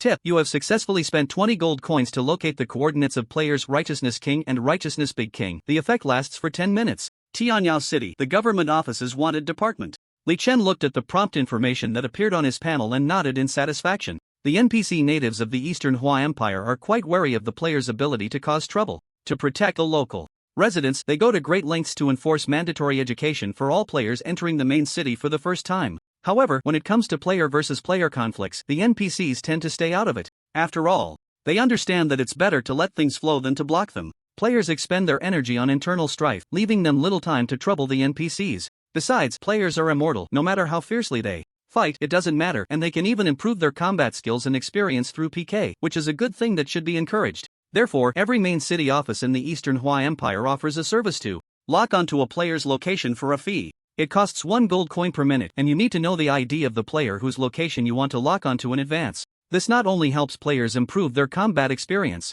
through PK but also generates revenue for the Empire. It's a win-win situation. Li Chen originally planned to go straight to the location of the president of the Righteous Alliance Guild from his memory. What kind of skill is it to only take revenge on minor leaders like Ren Wang? If you from the Righteous Alliance dare to harm my brother, Chen Ergu, then I'll go straight for your president. But unfortunately, the wanted interface showed that the president of the Righteous Alliance, Righteous Zhao Ritian, was not within the main city limits. He was still in the novice village. Zhao Ming speculated that the other party was likely trying to achieve a high star rating for a promotion. Therefore, he had no choice but to settle for second best and first take out the scum who had harmed Chen Ergu and the others, as eliminating these people was already part of the plan. They are still leveling at the Twisted Traian spot? They really have some nerve, thinking they can just harm my brother Chen Ergu and get away with it, not worried about my brother calling for help? Li Chen sneered, and at the same time, he quickly rushed towards the coordinates of Ren Wang and De Wang. Twisted Traian leveling spot. Brothers, let's go. Today we aim to reach level 22, and we might even make it into the top 1000 of the server's level rankings. Haha, this leveling spot is completely ours. We will definitely reach level 22. The rewards for the level rankings are waiting for us. Let's go, come on. At this moment, the members of the Righteous Alliance were enthusiastically grinding monsters. Their group had grown to about 30 people. The Twisted Traian respawn point is a small area, and the Righteous Alliance had driven away all the solo players in the leveling zone. Listening to their arrogant chatter, nearby solo players were filled with anger but dared not speak out. Just then, the solo players were all stunned, because they were shocked to see a black lightning bolt suddenly appear from a distance, charging into the gathering point of the Righteous Alliance as if it were an uninhabited realm. In the next moment, all the members of the Righteous Alliance turned into beams of white light one after another. My god, what happened? A ghostly black shadow appeared and took out that group of scum from the Righteous Brotherhood in the blink of an eye? Damn, that's too fierce, right? Is that shadow a player or an NPC? The shadow stopped. Damn, am I seeing things? Is his ID really showing God of Taisui? No, you're not seeing things. It really is the God of Taisui. The God of Taisui is killing members of the Righteous Brotherhood? Is he helping us because he saw injustice, or does he have a grudge against the Righteous Brotherhood? The Righteous Brotherhood is a well-established guild in the gaming world. How dare he take down so many of them by himself? Isn't that slapping the Righteous Brotherhood in the face? Isn't he afraid of retaliation? What the hell is there to be afraid of? Didn't you see the power the God of Taisui just displayed? More than 30 people were taken out in the blink of an eye. Can he be afraid of the Righteous Brotherhood? Ridiculous. I've never seen a player with such terrifying combat power. After Li Chen finished off the members of the Righteous Brotherhood, he paused for a moment, then left amidst the shot discussions of the surrounding players. The reason for this was to let the players know that he was the one who did it. Killing was just to avenge his brother Chen Ergu, and revealing his identity was to use his current fame to suppress the development of the Righteous Brotherhood. Just imagine, when all players in the server know that he is targeting the Righteous Brotherhood, how many would be willing to join their guild? By revealing his true self and making a big deal out of it, the Righteous Brotherhood would have no way to suffer in silence. Such a slap in the face would definitely provoke retaliation from the higher-ups of the Righteous Brotherhood, and that was exactly what Li Chen wanted to see. He could prove step by step what the fate of the Righteous Brotherhood would be after being targeted by him, and by then, this scummy guild would naturally not be able to replicate the grand scale of its previous life.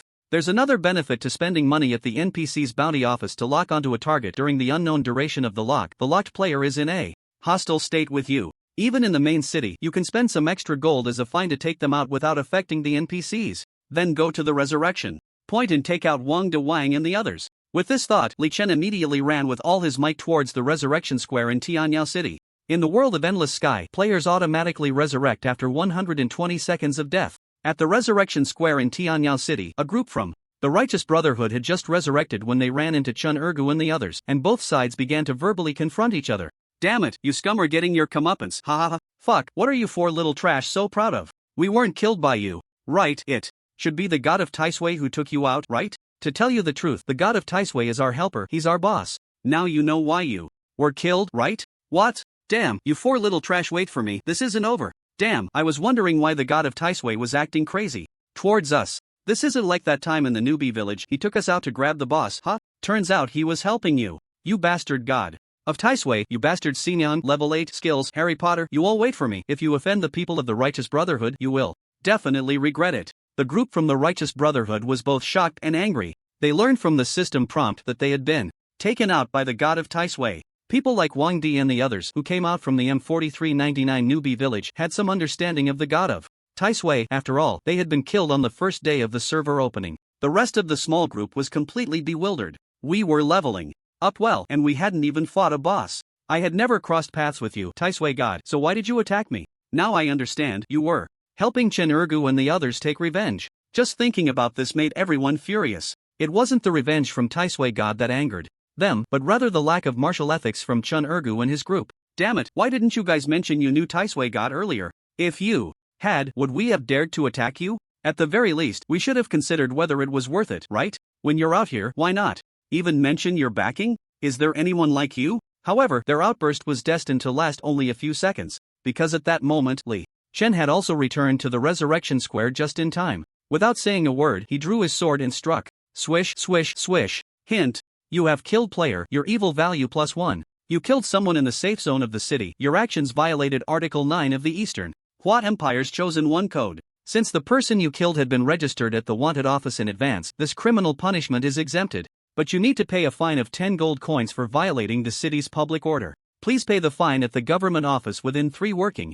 days. Hint: you have killed, omitted, X32. With Li Chen's current speed, it took him less than 2 minutes to go from the Twisted Triad leveling point to the Resurrection Square in Tianyao City. The reason he arrived here only now was that he had previously received the kill notification and wanted to register this group from the Iba Yuntian Guild at the wanted office. Each person was only registered for 5 minutes, and with the 2 previously registered plus the current fines, Li Chen had to spend a total of 495 gold coins. That was almost the price of a legendary equipment he had sold to Zixia Ferry. It was evident how high the cost was for players to kill in the safe zone of the city, but Li Chen was happy about it. Happiness is priceless, and he was even willing to pay a little more in fines, otherwise he wouldn't have registered for 5 minutes. The reason for only 5 minutes was that he felt this group from Iba Yuntian wouldn't last that long under pressure before logging off. After watching the people, Li Chen didn't leave. He stood openly at the resurrection point, waiting for the Iba Yuntian guild members to respawn again. This scene left the nearby players dumbfounded. What the hell, who is that? So arrogant? Killing people in the main city, isn't that against the NPC's taboo? Isn't he afraid of being punished by the NPC? Wow, it's Taisui God. Oh my god, it really is Taisui God. No wonder he dares to be so arrogant. He must have some kind of privilege from the NPC. Taisui God is doing great. It's so satisfying to see him kill this group of bastards from the Iba Yuntian Guild. The players were all astonished. They never expected someone would dare to kill on the NPC's turf. We thought Taisui God was invincible, but it turns out someone is even braver than him. Who is this person's subordinate? Oh, it turns out it's Taisui God himself, so it's fine.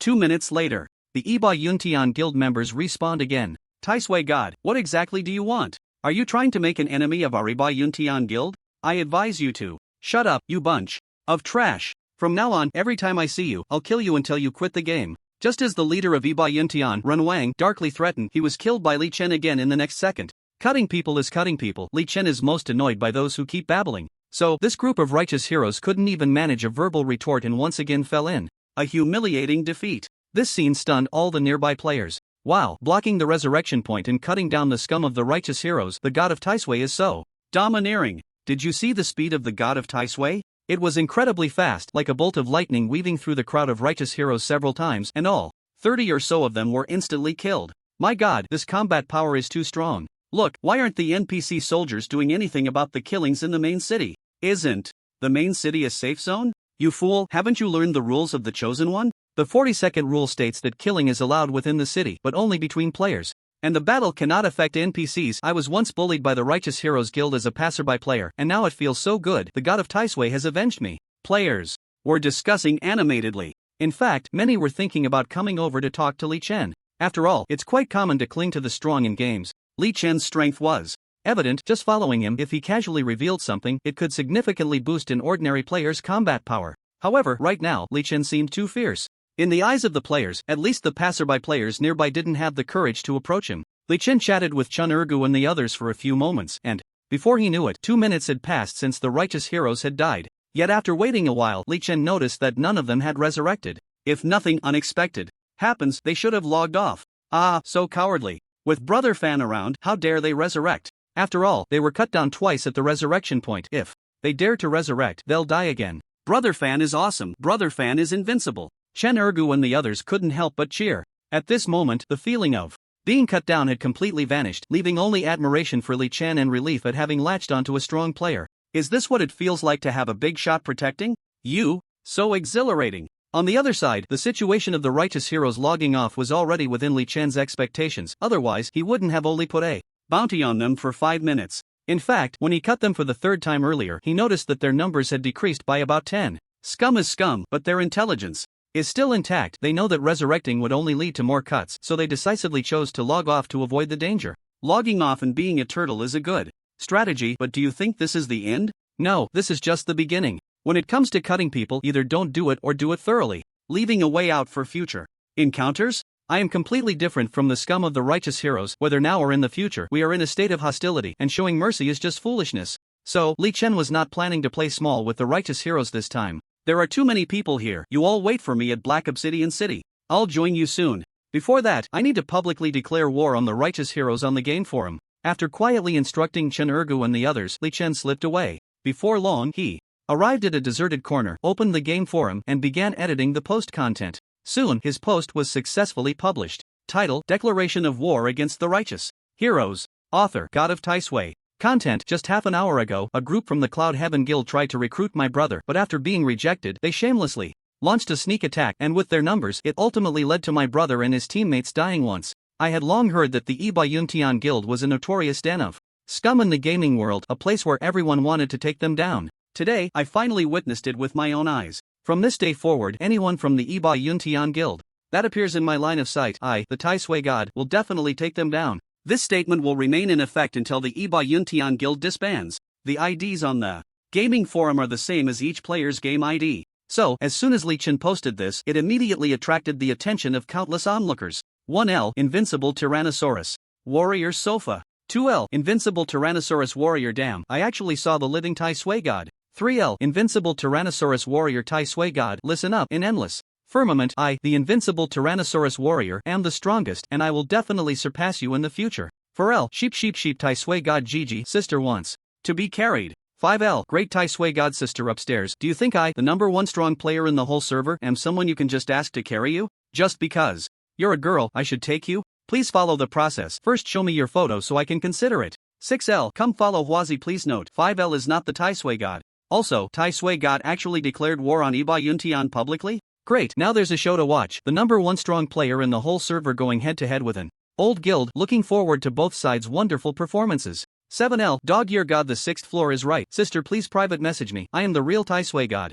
19L, Retired War God Luyo. Just now, Taisui God has already fought with the people from Iba Yuntian. I was on site. Taisui God truly deserves to be the #1 strong player in the whole server. So domineering, blocking the resurrection point and cutting down over 30 people from Iba Yuntian who dared not log in. 20L, I'm bald but didn't get stronger. I can prove what the person above said is true because I was also on site and recorded it. If you're interested, you can click on my avatar to see my new post, which has the uploaded recording. of witnessing Tai Sui God's terrifying combat power. 21L. I am Whitebeard. Damn, what speed is this? This efficiency is terrifying. Over 30 people were killed in the blink of an eye. 22L. Come be my son. So this is Tai Sui God's combat power. Really scary. I'm convinced. This guy's movement speed and attack speed are ridiculously fast. His agility must exceed 10,000, right? 23L. Mr. 91. The strength displayed by Tai Sui God. I estimate that even the Sea of People tactic won't work. Now the people from Iba Yuntian Guild are in trouble.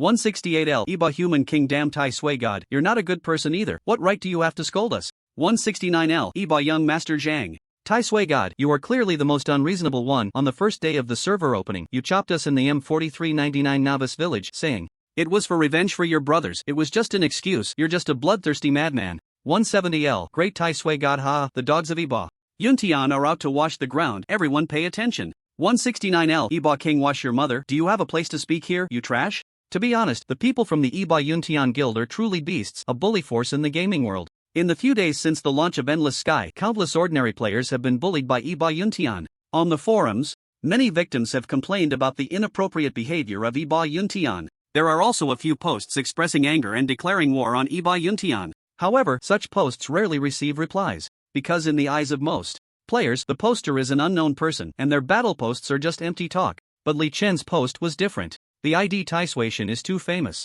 Thus, just a few minutes after the post was made, it was pushed to a prominent position on the forum's homepage by excited onlookers discussing it. Leaving aside the reputation and style of Iba Yuntian, this guild is among the top tier in the entire gaming world, so Li Chen's battle post was quickly seen by their members. Not long after, a large number of replies from Iba Yuntian members appeared in the post, including a reply from the guild leader Zhao Hao. 200L. Iba_Zhao Ritian. I just learned about the situation. In summary, our guild members had a small conflict with 4 friends of Taisuation, which led to a battle between both sides. 201L. Iba_Zhao Ritian. What I want to say is, isn't it normal to have such conflicts in any game? Tai Suation has been chasing and killing my subordinate brother number 32. Each person has been killed 2 or 3 times. I thought this matter would end here, but I didn't expect Tai Suation to still be unsatisfied. 202L. Iba_Zhao Ritian. As far as I know, on the first day of the server launch, Tai Suation killed several of my brothers for stealing a boss, so from the very beginning, our guild was the one being bullied by him. 203L. Iba_Zhao Ritian.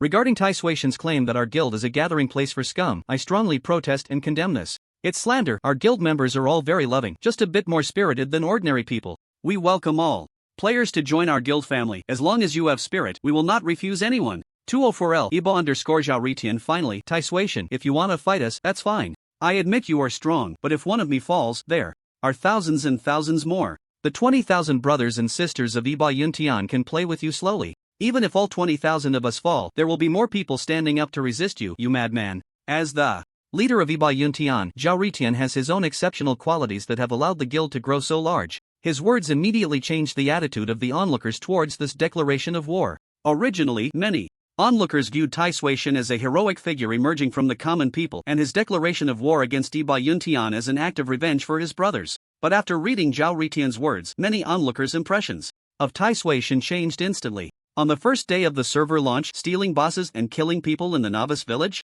This is definitely a bully-type player. His declaration of war against Iba Yuntian is just a dog-eat-dog situation. Moreover, some onlookers, after reading Zhao Ritian's reply, actually had a better impression of Iba Yuntian. In a game, isn't fighting and killing quite normal? In the real world, we should be honest and upright, but can't we let loose a bit in the game? If everyone in the game strives to be a good person, that would indeed be too spineless. Iba Yuntian is worth joining. And when another person posted in agreement with Zhao Ritian's remarks, the number of onlookers who believed that Iba Yuntian was the bullied side increased even more. 250L. Pride of the Emperor. I am the president of the Pride of the Emperor Guild, and I agree with President Zhao's words. The god of Tai Sui is indeed a bloodthirsty madman. He has attacked our guild's players even when we were in the novice village. 251L. Pride of the Emperor. Although our Pride of the Emperor Guild is not as large and powerful as the Righteous Brotherhood Guild, we are willing to stand with them in resisting the god of Tai Sui. God of Tai Sui, if you have the ability, come at us. Victory will surely belong to the side of justice. The Pride of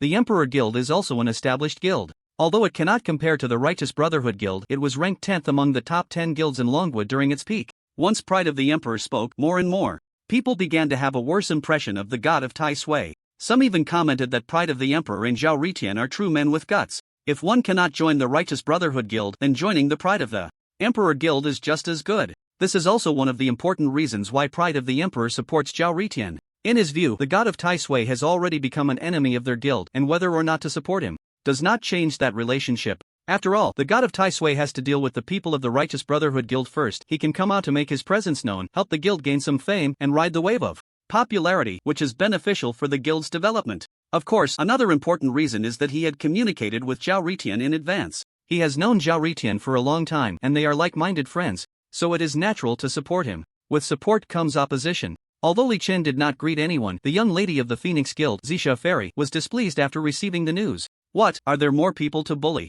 The fewer, huh? Our Phoenix Guild has a deep cooperation with the god of Tai Sui, do we not exist? So Zisha Fairy decisively made her appearance in the post. 328L Zisha Fairy. Our Phoenix Guild supports the god of Tai Sui. The god of Tai Sui declares war on the Righteous Brotherhood? Then our Phoenix Guild also announces that we are irreconcilable with the Righteous Brotherhood. 329L Zisha Fairy. Moreover, everyone knows the nature of the Righteous Brotherhood members. I just don't understand when bullying casual players can be called having guts. The god of Tai Sui is right to attack them, it is completely a service to the people. 330L Zisha Fairy. And as for pride of the Emperor, it was your foolish little brother who bullied others and hit a wall. What do you mean the god of Tai Sui killed your guild members for no reason? Who are you trying to fool with your selective storytelling? I see. You are also a fool. Once Zisha Fairy's words came out, the onlookers were even more stirred up. A battle post had unexpectedly involved 3 established guilds in the gaming world. This is too lively. Of course, many players, influenced by Zhao Ritian and pride of the Emperor's statements, suddenly realized they had been fooled.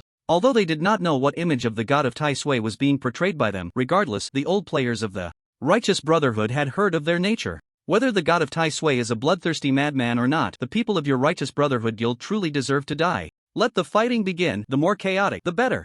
Fangu, you really don't have to do so much for us. The Iba Yuntian Guild is a major guild after all. Isn't it a bit too hasty for us to declare war on them now? How about we create a guild too? With more people, we won't be too passive in a fight. Yes.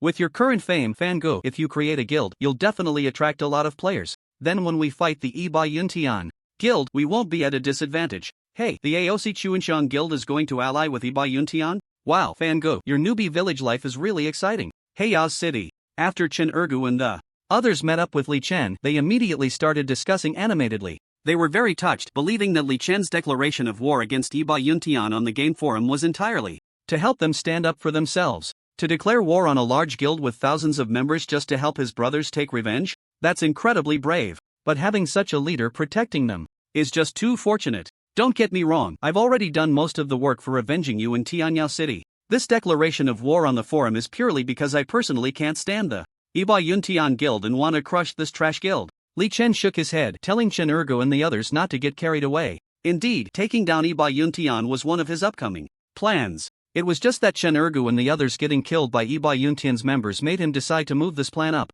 As for the AOC Chuanxiang Guild jumping in, that was unexpected, but it doesn't matter. If they dare to ally with Iba Yuntian, they probably aren't good people either. If I run into members of the AOC Chuanxiang Guild, I'll just take them down too. It won't take much effort. As Li Chen finished speaking, Chen Ergu and the others were secretly astonished. One person facing 2 major guilds and he just goes for it? Man, you're incredible. But thinking it over, it wasn't just empty talk. After all, major guilds can't always stick together for defense. They have to go out to grind monsters and level up, right? Li Chen had said in the post, as long as they appear in sight, they will be killed. If he occasionally ran into them on the road and took them down, it would be easy. With his strength, even less than 100 players would pose no threat. Taking down the Iba Yuntian Guild is a long-term task. Let's not talk about that for now. At this point, Li Chen spoke again. Next, I'm going to do a hidden quest. I'm busy and don't have time to take you with me. I've contacted the Phoenix Guild's Zisha Fairy. For the next few days, you can follow their leveling team to prevent Iba Yuntian's people from taking their anger out on you if they can't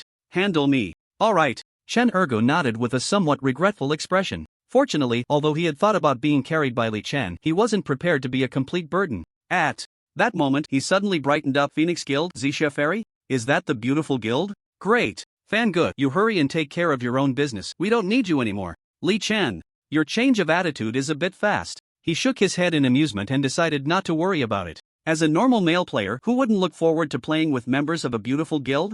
Li Chen could understand Chen Ergu's shift in attitude. However, he also knew that Chen Ergu was just a guy with a crush but no courage, and he only acted out in front of familiar people. He was shy and honest around women. In his previous life, Endless Firmament had been running for 10 years, and Chen Ergu's wife was just a pair of hands. His charm with the opposite sex was concerning. Next, back to daily quests. I'll take down any Ibai Yuntian and Aosi Chuinshan guild members I encounter, and I need to focus on the hidden quest. At least I need to finish Lu Yanwei's 99 ring hidden quest. Let's get that done first. With that thought, Li Chen immediately bid farewell to Chun Ergu and the others. Following the plan, I found the NPC, Lu Yanwei, in the tavern. This guy still had a drunken expression, and after glancing at Li Chen, he couldn't help but grin. You're back again. This time I want to try a different flavor. Can you bring me a pair of black iron level fire chicken wings? I really want to eat them. Hint, you have automatically accepted the quest The Daily Life of Drunkard Lu Yanwei. 14. Quest requirements: kill 1 fire chicken LV23 black iron creature and deliver the automatically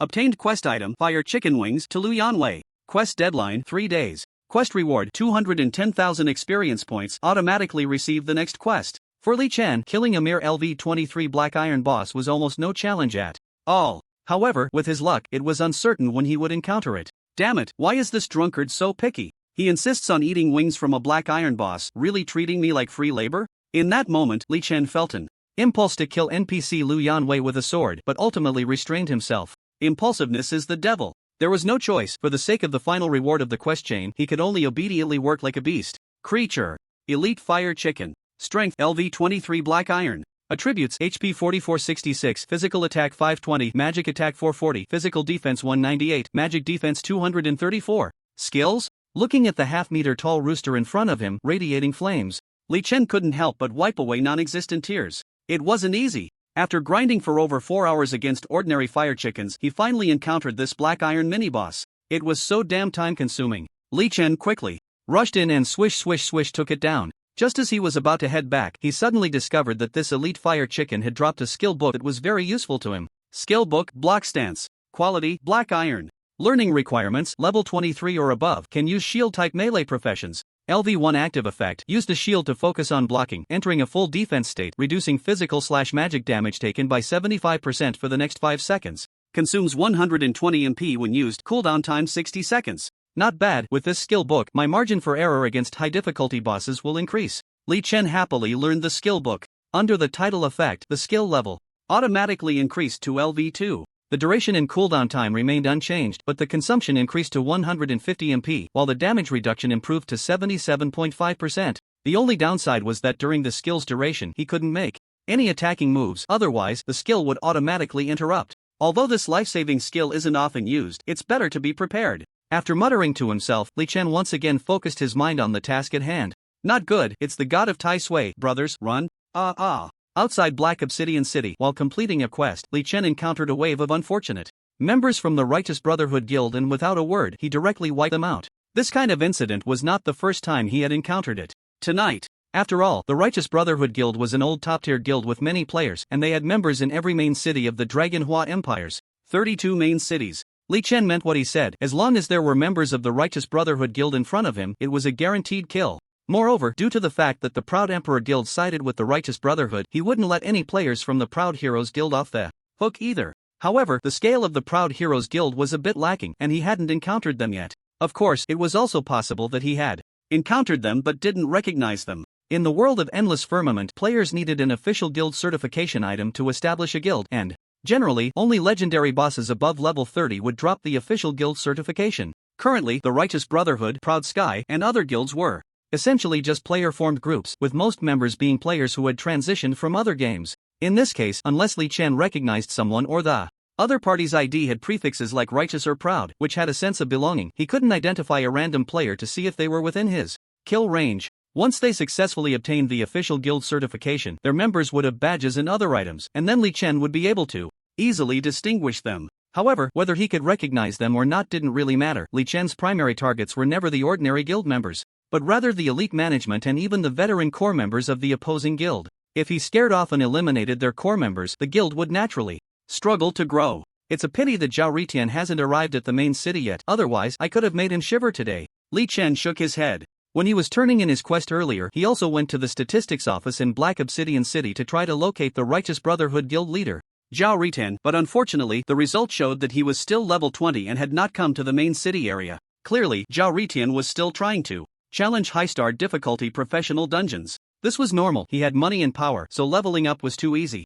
He could find some lackeys to weaken the monsters and then come in for the kill, making his leveling efficiency incredibly fast. This was one of the common methods for wealthy and powerful players to quickly increase their levels. So, Li Chen could understand Zhao Ritian's desire to earn a high-star rating for his promotion. If he were in Zhao Ritian's position, he would do the same. But players who meet the level 20 requirement can use the teleportation array to enter the main city regardless of whether their profession has been promoted. That Zhao Ritian, he reached level 20 last night but has been slow to come over, probably because he's afraid of me hunting him down. Forget it, if he wants to be a turtle, so be it. He can't possibly avoid the main city forever, right? It's about time. I'll grind a few more quests and then log off to sleep. Li Chen shook his head, retracting his thoughts of killing and focusing on his own development. After that, he continued grinding Lu Yanwei's hidden quests for over 2 hours before logging off to rest under the urging of sleepiness. After logging off to rest, he woke up and logged back in to play. Li Chen's routine was as healthy as ever. There was nothing particularly special today. He continued grinding Lu Yanwei's hidden quests while also taking the opportunity to eliminate unfortunate members of the Righteous Brotherhood Guild. Just like that, time unknowingly shifted from night to the early hours of the next day. After grinding for several hours, Master Li took a moment to check his brand new personal panel attributes. Character, God of Tai Sui. Basic. Attributes, level, LV27, 404000/5400000. Class, Sword and Shield Ranger. HP, 24608. MP, 6180. Attack, Physical Attack 2126, Magic Attack 1078. Defense, Physical Defense 1495, Magic Defense 1420. Attributes, Strength 1000, Agility 21996, Spirit 378, Stamina 250. Free Attribute Points 850. Max Attack Speed 275.95 hits/second. Max Movement Speed 494.91 meters/second. Title, Conqueror of Nightmares. Talent, Blessing of Light, 2nd Stage. SSS Quality. Equipment, Slightly. Skill list, LV9 Shield Block, LV9 Heavy Slash, Basic Forging, LV8 Shield Counter, LV7 Phantom Dance, LV5 Desperate Fury, LV5 Charge, LV5 Sword Chi Master, LV5 Twilight of the Gods, LV4 Sword and Shield Technique, LV4 Deadly Slash, LV4 Storm Swordsmanship, LV3 Blocking Stance. At this moment, Li Chen's latest personal panel attributes had not changed much since he had just obtained the epic weapon, Blade of Justice. Mainly because he hadn't updated his equipment much in the past few days, and he had saved the free attribute points from leveling up and killing some small bosses for later. However, his agility attribute had nearly doubled compared to before. Without any buffs, Li Chen's maximum attack speed had already reached 275 hits per second, and his movement speed was close to 500 meters per second. Such a level of attack speed and movement speed was terrifying. Li Chen recalled that in his previous life he only reached this level at around LV 180. The second stage of the talent requires killing 100,000 monsters above LV 20 to advance to the third stage. In other words, my agility attribute in the second stage can at least develop to over 200,000. There's still plenty of time. How long will it take to break through 1,000 hits per second? I'll keep pushing. Looking at his latest panel, Li Chen couldn't help but smile broadly. At the same time, another achievement was NPC Lu Yanwei's quest. He had already completed 60 rounds. With a little more effort today and tomorrow, if all went well, he should be able to obtain the final reward for the quest tomorrow, and then he would be free from this annoying quest chain. The 61st round requires killing the carrion rats in the Red Leaf Valley outside Tianyao City? Ha! The first round of the quest I received from Li Qingshan was also to kill carrion rats. Li Chen exclaimed in surprise. NPC Lu Yanwei's ingredients were no longer limited to the vicinity of Obsidian City. Starting from the 40th round, Li Chen had to frequently run to other main cities to grind monsters and collect ingredients. He didn't expect that the 61st round would overlap with the task he had previously received from Li Qingshan. Completing one task could fulfill 2 quests? Nice! With this thought, Li Chen immediately prepared to leave. Just as he arrived at the teleportation array in Obsidian City and was about to choose the main city, suddenly, a malicious PK prompt appeared on his panel. Prompt, Player Gold. Metal Killer Sahara, LV23 Assassin, has activated the talent skill Round Space against you, and you have passively entered the round space. Tip, the opponent has temporarily gained the same value bonus for your highest attribute, Agility. Tip, in the round space, you can only return to your original position after defeating the opponent. Tip, in the round space, both sides will engage in turn-based combat, with each attack limited to 1 strike frequency, and the opponent will attack first. Tip, in the round space, both sides cannot use supplies or change equipment. Tip, Player Gold Metal Killer Sahara Level 23 Assassin has initiated an attack on you, and you have received backstab damage from the opponent, losing 1 HP. Tip, please counterattack within 5 seconds. If you do not counterattack within the time limit, it will be considered a forfeiture of the counterattack opportunity, and both sides will enter the next round of combat. In an instant, several prompt messages appeared on Li Chen's interface. He felt a blur. before his eyes suddenly transported from the bustling main city teleportation array to a special independent space. Outside of the approximately 20 square meters where he and the opposing assassin player stood, everything was shrouded in a white mist. Talent skill, round space? I remember now, he is the #1 enforcer of the Assassin Alliance. Li Chen furrowed his brows, pondering for 2 seconds, and instantly recalled the background of the opponent, gold medal killer Sahara, from his past life memories. Sahara came from a player organization called the Assassin Alliance. The Assassin Alliance is different from ordinary player guilds. This organization is almost entirely composed of assassin class players. The members are few, but each one is a master in the game. The Assassin Alliance, like the old-school guilds such as the Brotherhood of Heroes, was established long before the launch of Endless Firmament. Their modus operandi, as the name suggests, is to engage in assassination activities, accepting commissions to kill certain targets. Gold medal killer Sahara, in Li Chen's impression, is one of the most famous assassins within the Assassin Alliance. With the special talent of the round space, his assassination activities are almost always successful, with a success rate approaching 100%. The round space, as the name implies, locks onto a target and pulls them into a special independent space for turn-based combat. In the round space, no matter how fast your attack speed is, you can only alternate attacks. It is somewhat similar to the combat type in the old game Fantasy Westward Journey. The difference is that gold medal killer Sahara can use his talent to copy the highest attribute of the player pulled into the space. In other words, if Li Chen's agility is 21,996 points, then in the round space, the gold medal killer's agility attribute is also 21,996 points. The other 3 attributes, strength, spirit, and constitution, will not be copied. Although his output is too low to break my defense, he must be stunned to learn my agility data through this talent, right? This talent is indeed great for one-on-one battles. Li Chen frowned. After pondering for so long, the 5-second counterattack time was quickly coming to an end, so he hurriedly returned a basic attack to the opponent. The reason for counterattacking with a basic attack was twofold. First, Li Chen didn't have any particularly powerful single-strike skills. Legendary skills like Sword and Shield Technique and Deadly Slash could be considered auxiliary or continuous output skill buffs. When calculated seriously, the highest single attack frequency damage was from his initial skill, Heavy Slash, which had reached level 9 and boasted 475% physical attack power, with damage increasing as the enemy's health decreased. The second reason was that while the opponent copied his agility talent, they could not copy other attributes or equipment. With his entire set of dark gold legendary epic gear, Li Chen could tell at a glance that the gold medal killer's best equipment was just a golden dagger, a significant disparity.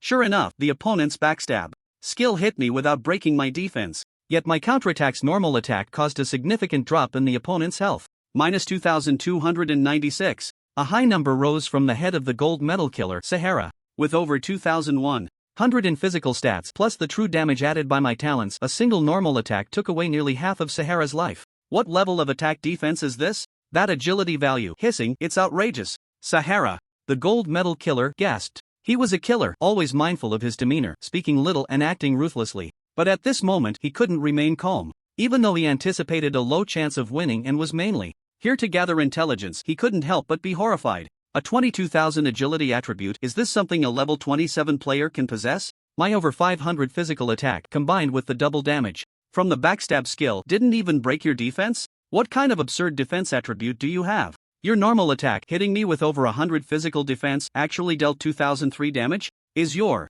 attack power close to 2005? Great God, you still say you're not cheating? On the other side, Li Chen didn't pay much attention to Sahara's shock. After all, if it were him, he would be shocked too, which was normal. What he cared about was that in his past life, he had never dealt with this person, but according to the descriptions of the strong ones who had been taken down by him, Sahara the gold medal killer never spoke a word during his actions. So it turns out he wasn't mute? As long as we can communicate, that's good. Gold medal killer Sahara, I know you are from the Assassin Alliance. Who sent you to assassinate me? Sahara's expression changed. He didn't expect the great god to guess his affiliation, which was beyond his expectations. From what he understood, there had never been a strong player named Great God in the game world before. And based on his investigations over the past few days, aside from some interactions with the Phoenix Guild, Great God should be a rogue player cultivated without an organization. A rogue player actually knew about the Assassin Alliance and recognized him as the assassin sent by the Alliance. This was no ordinary rogue player, he had to strike hard. -1. Watching his powerful strike only deal a pitiful 1 point of forced damage, Sahara's murderous intent faded. The gap in strength was too great. This was something that couldn't be compensated for by skill, like a newborn baby facing off against Tyson. Even if the baby could perform a 360-degree Thomas spin, it couldn't withstand Tyson's casual punch. Hey, Sahara, tell me who sent you to target me? Li Chen asked again. As a qualified killer, I won't reveal my employer's information. Sahara replied coolly. Oh. Li Chen nodded, then you can go die. As soon as the words fell, it was his turn to attack. A heavy slash. Tip, you have killed player gold medal killer Sahara LV23 assassin, and since you are the counterattacker, you do not gain evil value. Tip, you have automatically left the round space. Even if the gold medal killer Sahara doesn't say it, Li Chen can roughly guess who placed the order with the Assassin Alliance. The game Endless Sky has only been live for a few days, and the only ones who have made enemies with him are the Righteous Cloud Guild and the Overlord Guild. The Assassin Alliance, as a professional killing organization in the gaming world, is known for its dedication, and their prices are naturally not low, especially when targeting someone like him, the current #1 player in the game. Hiring them would cost a huge sum. Considering his identity as a player from the Dragon Kingdom, it is indeed possible that foreign forces have hired them to attack him, but it is more likely that the order came from Zhao Ritian or the Overlord Emperor. Therefore, whether the gold medal killer reveals the employer's information or not, it doesn't matter to Li Chen. Since it is highly probable that it is Zhao Ritian or the Overlord Emperor, it would be right to take revenge on these two. Besides, even if they are not the employers, Li Chen still plans to kill them. In any case, taking them down is definitely the right move. I just checked with the NPC, and Zhao Ritian is still in the novice village. The Overlord Emperor hasn't come to the main city either, has he? Damn, he really hasn't come. These two must have agreed that the Assassin Alliance would deal with me first before entering the main city. Li Chen checked and, to his disappointment, found that the Overlord Emperor had not entered any main city either. Once players enter the main city, they generally cannot return to the novice village, as mentioned before. With Zhao Ritian and the Overlord Emperor hiding in the novice village, Li Chen really has no way to deal with these two. Forget it, let's deal with the Assassin Alliance first. If he can't catch the mastermind, then Li Chen won't let go of the tools of the mastermind and decides to take down the Assassin Alliance first. No matter how strong the gold medal killer Sahara is, he is just an employee. If he is going to kill, he should go after the leader of the Assassin Alliance. The leader of the Assassin Alliance has always been very mysterious, and few players know what his ID is, but it is no secret in front of Li Chen, the reborn player. Tip, you have successfully spent 10 gold coins to locate the player passerby. LV23 Shadow Assassin coordinates effect lasts for 10 minutes. That's right, this unremarkable ID is the leader of the Assassin Alliance. This guy has disguised himself well, but unfortunately for him, he has encountered Li Chen, the reborn player, and today is destined to be unlucky. Moonshadow City. This city stands on the edge of the Endless Mountains, belonging to the westernmost city of the Eastern Hua Empire. Due to the erosion of demonic energy, the entire city is shrouded in dark weather year-round, with poor lighting, making it the favored environment type for assassin players. At this moment, in a common leveling spot outside Moonshadow City, the leader of the Assassin Alliance, Passerby, is having a remote call with the gold medal killer, Sahara. What? The agility attribute of the god of Taisui is as high as 21,996 points? What? Your attack didn't break the defense on the god of Taisui, and his normal attack can take away 2,300 of your health? This is just too ridiculous. This guy is currently a unique existence among players. Let's pause this order for now. I will raise the price to the employer later and demand your compensation. Alright, it's good that you were able to obtain such information. You should take a few days off. After hanging up the private call, Passerby fell into deep thought. The order to assassinate the god of Taisui was actually received by the Assassin Alliance a few days ago. At that time, it was an order placed by the Overlord Emperor from the M4399 Novice Village. Unfortunately, during those days, the two assassins from the Assassin Alliance and the M4399 Novice Village didn't even see the god of Taisui. And now, there is another order from Zhao Ritian of the Righteous Cloud Guild. Considering that the god of Taisui is now the strongest player in the entire server, ranking first in both lists, Zhao Ritian and the Overlord Emperor have offered a reward of 1 million Dragon Kingdom coins for each kill.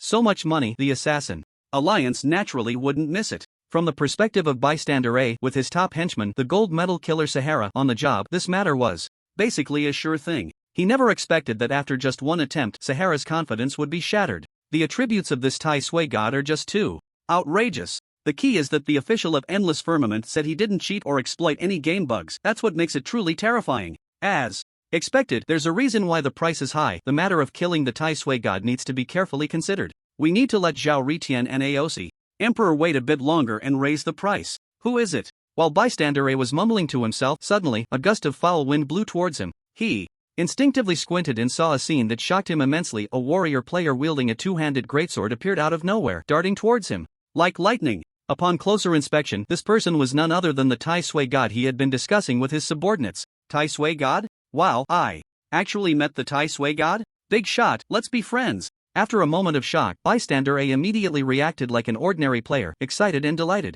clumsily asking Li Chen for a friend request. Li Chen was also taken aback for a moment, then he smiled. Keep acting. I don't believe the leader of the Assassin Alliance wouldn't know my intentions. Upon hearing this, bystander A's expression froze. Since his identity had been exposed, there was no need to pretend anymore. He looked at Li Chen with a thoughtful gaze. Tai Sui God, who exactly are you? How do you know me? His ID was something that even most members of the Assassin Alliance didn't know. His connections with the outside world were all through various contacts of his subordinates. There was no way around it. After all, they were engaged in shady dealings, and today's client could become tomorrow's assassination target. As the leader, he had to keep a low profile. Don't worry about how I know. Since I've found you, I naturally have my own channels of information. Your gold medal killer Sahara didn't say who hired you to assassinate me, so he died. I'll ask you again, who hired you to assassinate me? Li Chen asked directly. Although he didn't care much about this question, since he had come to him, it would be better to find out the specific person. Killing Zhao Ritian and AOC Emperor wouldn't take much effort, but his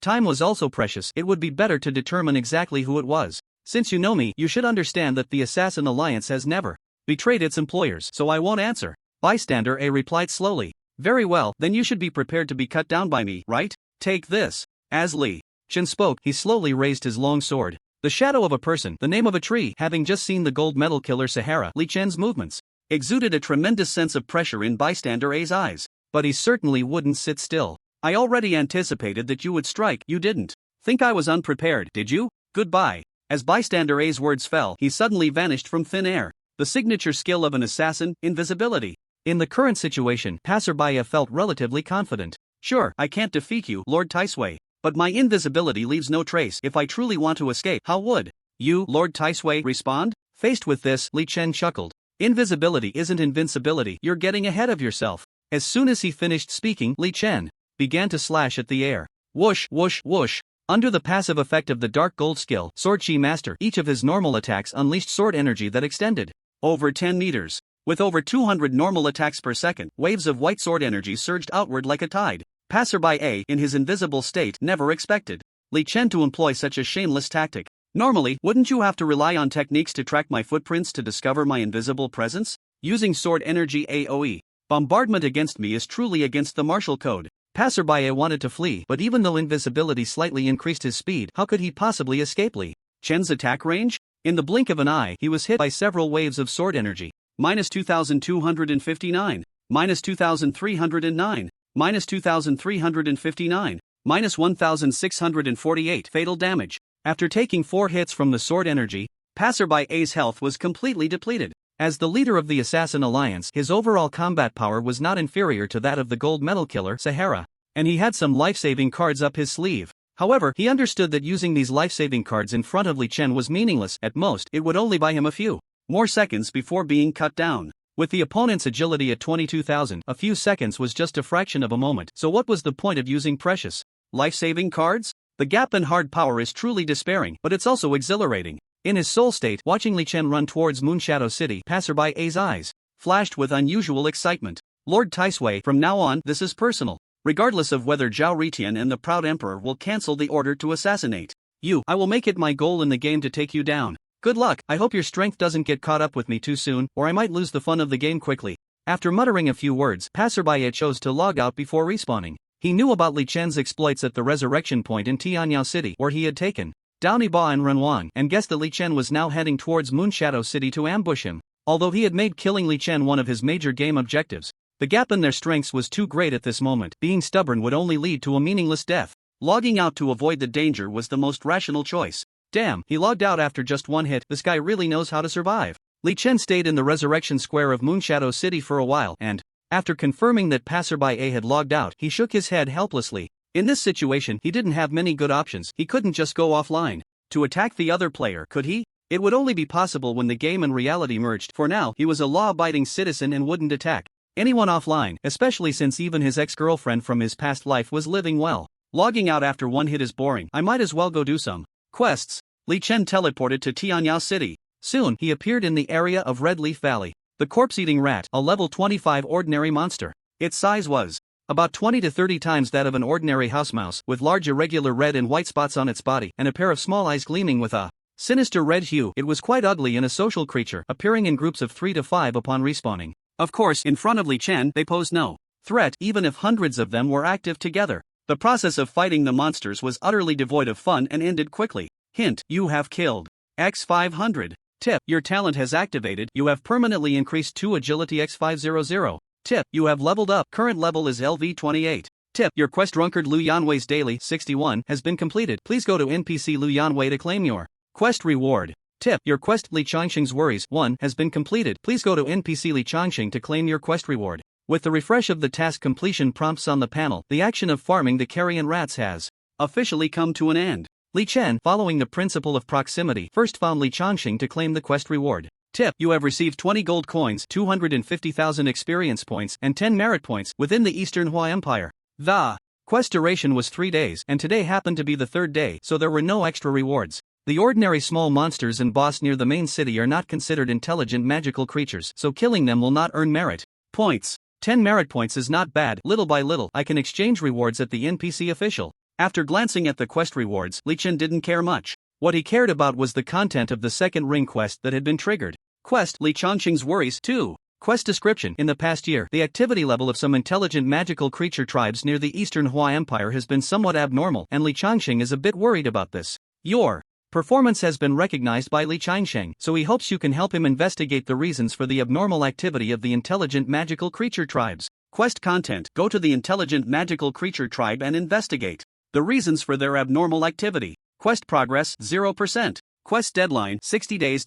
Quest number requirement 110 people. Success reward unknown. Failure penalty: permanently lose the qualification to accept this quest chain. Looking at the latest content, Li Chen was stunned for a moment. The second ring quest did not require killing a specific boss, and there were no requirements. But it was the most difficult one. Li Chen didn't even know where to start. Fortunately, the quest time is long enough, 60 days. At worst, I can farm all the intelligent magical creature tribes near the Eastern Hua Empire. I don't believe I can't complete this quest. With this thought, Li Chen felt much calmer. He valued this unique hidden quest from Li Changxing. For the other 3 hidden quests, he already knew the final rewards before accepting them. But no one had completed Li Changxing's quest in his previous life, so he was very curious about what kind of reward it would have. The hunter, the escort bureau orphan, and the drunkard could all give such amazing rewards. As one of the strongest in the Eastern Hua Empire, the legendary swordsman Li Changxing would surely have even better rewards, right? Li Chen was looking forward to it. For now, I won't worry about this quest. According to the plan, I'll finish the 99 ring quest of the drunkard Lu Yanwei first. Li Chen pulled back his wandering thoughts and continued with his daily activities. Tip: you have accepted drunkard Lu Yanwei's Daily 81. Tip: you have leveled up. Current level is LV31. Unknowingly, it was already noon on the second day. Today, Li Chen had been grinding quite hard, and it was past 12 o'clock when he finally felt a strong sense of drowsiness. Just as he was about to log off to rest, suddenly, a private chat notification from a friend flashed. This pipe is called Longing Private Chat. Damn Fangu. You quickly check the auction house. 7 legendary skill books suddenly appeared. The leaderboard has 7 legendary skill books? Upon hearing this, Li Chen's face immediately showed a look of realization. The first god-making event of Endless Sky has finally appeared. As a reborn individual, having been a LV200 warrior player in his previous life, Li Chen naturally knew that the game Endless Sky was actually the source of helping humanity around the world resist the otherworldly monsters. The otherworldly monsters belonged to a cosmic level invading civilization, while Earth was merely a surface-level civilization. The difference in their overall strength was like that between a drop of water in the vast ocean. How did Endless Sky help the people of Earth resist the terrifying otherworldly monster civilization? In addition to merging with reality, allowing humans to possess the full strength of game characters, it also conducted numerous god-making events. Through these events, individual human powerhouses emerged, ultimately becoming the vanguard against the otherworldly monsters. Now, the 7 legendary skill books were the first wave of the god-making event. Other players might not know, but Li Chen understood that these 7 skill books were released by the core intelligence system of Endless Sky, that is, the game's heavenly path. Each of the 7 legendary skill books possessed powerful effects. Any player who obtained one would have the potential to soar. In my previous life, I entered the game too late and missed this event. This time, I won't let it slip by. Li Chen eagerly opened the auction house. On the auction house's main page for players above LV20, sure enough, the 7 skill books shimmering with purple light were prominently displayed. Only players above LV20 can use the auction house, and the handling fee is a whopping 30%. Almost no one uses it. Everyone either sells items in the main city stall area or chooses the main city auction house with only a 5% fee. Indeed, these 7 skill books are released by the heavenly path of Endless Sky. After muttering a few words, Li Chen's gaze turned to the descriptions of the 7 skill books. Skill book: Eye of True Sight. Quality: legendary. Learning requirements LV20 and above usable by all professions. LV1 active effect lock onto a target, gaining detailed attributes and skill information of the opponent as well as weak points. Effect weakened against beings of legendary rank or higher that are of a higher level than oneself. Each use consumes 1 MP. Cooldown time 60 seconds. The first skill book is a universally applicable support type skill. When players face beings of a higher level and rank, the attributes and skills they see are all question marks, making it extremely dangerous to challenge them. Often, they need to die multiple times to gather information about the boss before they can hope to succeed in the challenge. The effect of the Eye of True Sight allows players to skip the information gathering work and understand the boss's strength, skills, and weak points before the first challenge. As the saying goes, knowing oneself and the enemy ensures victory in 100 battles. Intelligence gathering is crucial, and the Eye of True Sight skill is undoubtedly a divine skill. For Li Chen, although it only works on legendary bosses at LV1 and its scouting effect is weakened against epic and higher bosses, the Eye of True Sight skill can be upgraded, and he also knows that after LV40 there is a way to enhance the quality of skills. This skill book is very important. I must get it. Li Chen secretly made up his mind, and at the same time, he looked at the other skill books. Skill book, Meteor Shower. Quality, Legendary. Learning requirements, LV20 and above, for professions using staff-type weapons. LV1 active effect, summon a mini meteor shower, dealing magical damage to enemies within an 80 by 80 square meter area. In front, with each mini meteor causing 200% magic attack output, dropping 20 mini meteors per second, lasting a maximum of 5 seconds, consuming 500 MP to release, cooldown time 180 seconds. Skill book, Rain of Arrows. Quality, Legendary. Learning requirements, level 20 or above, using bow and arrow weapon type profession. Level 1 active effect, upon release, continuously shoot 100 arrows within 4 seconds, dealing physical damage to enemies in a 70 by 30 square meter area in front, each arrow dealing 150% physical attack output, consumes 500 MP when releasing the skill, cooldown time 180 seconds. Skill book, Sword of Extinction. Quality, Legendary. Learning requirements, level 20 or above, using long sword weapon type profession. Level 1 active effect, instantly unleash a massive sword energy in a fan-shaped area up to 30 meters away. The sword energy has a penetrating effect, dealing 1000% physical damage to all enemies in the area, consumes 400 MP when releasing the skill, cooldown time 100 seconds. Skill book, Poisoning. Quality, Legendary. Learning requirements, level 20 or above, using dagger weapon type profession. Level 1 active effect, apply deadly poison to the dagger, causing enemies to take 300 true damage per second when attacked, lasting up to 7 seconds, and can stack up to 2 layers on the same target. The weapon's poison effect lasts for 10 seconds, consumes 500 MP when releasing the skill, cooldown time 300 seconds. Skill book, Divine Prayer. Quality, Legendary. Learning requirements, level 20 or above, using staff weapon type profession. Level 1 active effect, summon Holy Light to descend, restoring 30% of maximum HP plus 2000 per second to oneself and teammates within a 15 by 15 meter area for the next 5 seconds, consumes 500 MP when releasing the skill, cooldown time 150 seconds. Skill book, Berserk. Quality, Legendary. Learning requirements, level 20 or above, applicable to all professions. Level 1 active effect, for the next 10 seconds, reduce base physical/magic defense by 20%. Increase base physical/magic attack by 30%, and increase base attack speed/movement speed by 50%. Consumes 500 MP when releasing the skill, and gains a 10% omnipotent lifesteal effect, cooldown time 300 seconds. Among these 6 skill books, 4 are damage skills, 1 is a healing skill, and 1 is a universal buff skill for all professions. Meteor Rain and Rain of Arrows are both large area AoE damage skills, with terrifying damage, definitely a tool for group arming, and effective against large bosses. The damage of Sword of Extinction is not very high, but it has a slightly shorter skill cooldown and is an instant skill, with decent AoE effects. Poisoning is an assassin skill, with very terrifying damage compared to the other 3 damage skills. Its drawback is the lack of AoE effect, but for a single target, at level 1, it can output up to 10,200 true damage, which is frightening. Divine Prayer is a group healing skill, with fixed output plus a high percentage recovery, meaning it will never go out of style, definitely a divine skill for priest players. Berserk is a buff divine skill for all output professions, although it reduces some defense during the buff period. Compared to the increase in output, a 20% reduction in defense is not an unbearable cost. The Eye of Truth and Berserk, I must get my hands on these 2 skill books, they are too useful for me. Li Chen silently analyzed. The Eye of Truth could play a significant role when he challenged high difficulty bosses. Berserk could greatly enhance his output during explosive states. As for the warrior player's AoE skill, Extermination Sword, in Li Chen's view, it should be prioritized after the Eye of Truth and Berserk. A 100-second output skill does not significantly improve his current combat power.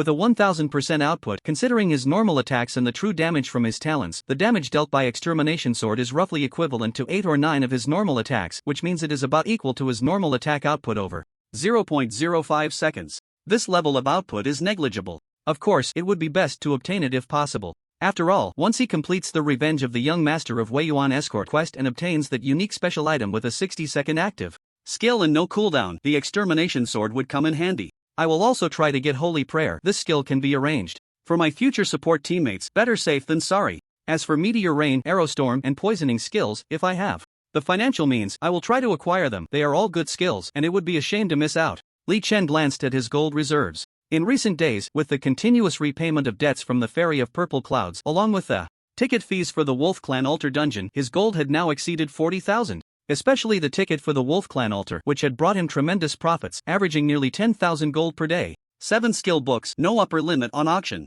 prices, and the auction time is 12 hours, ending at midnight tonight. No need to rush to bid, I'll wait until it's close to the end. Who knows, I might get a steal. With this thought, Li Chen shifted his focus back. Then, he simply logged off to rest.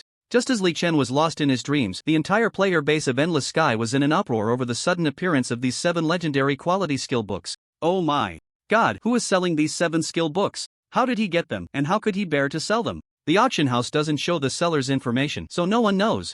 Regardless of why this guy is selling them, we definitely can't miss out on such good skills. Wow, Meteor Rain, as a mage player, I desperately want to obtain it. I've borrowed a bit of gold from my brothers, and I've almost gathered 100 gold. I wonder if I can buy it? You think you can buy a legendary skill book with 100 gold? Dream on, go to sleep. Let me share some news. The president of a major guild in our novice village has reportedly gathered nearly 1,000 gold, and his target is also the Meteor Rain skill book. Collecting gold now. Dragon Country Currency exchanges copper coins at 110, unlimited buy, selling fast M. 110? Only a fool would sell at that rate. Our villages. Rich guy has already shouted out 1:7 for copper coins. Our village is at 1:6. Wow, I saved nearly 2 gold since the server opened, which is about 3,000 bucks. This is way better than working, hahaha. In the game, players were excitedly discussing on the forums. This was a legendary quality skill book. Even if they couldn't buy it, just getting a glimpse was nice. Meanwhile, the wealthy players began frantically collecting gold. In every novice village and city, countless merchant players shouting for gold appeared that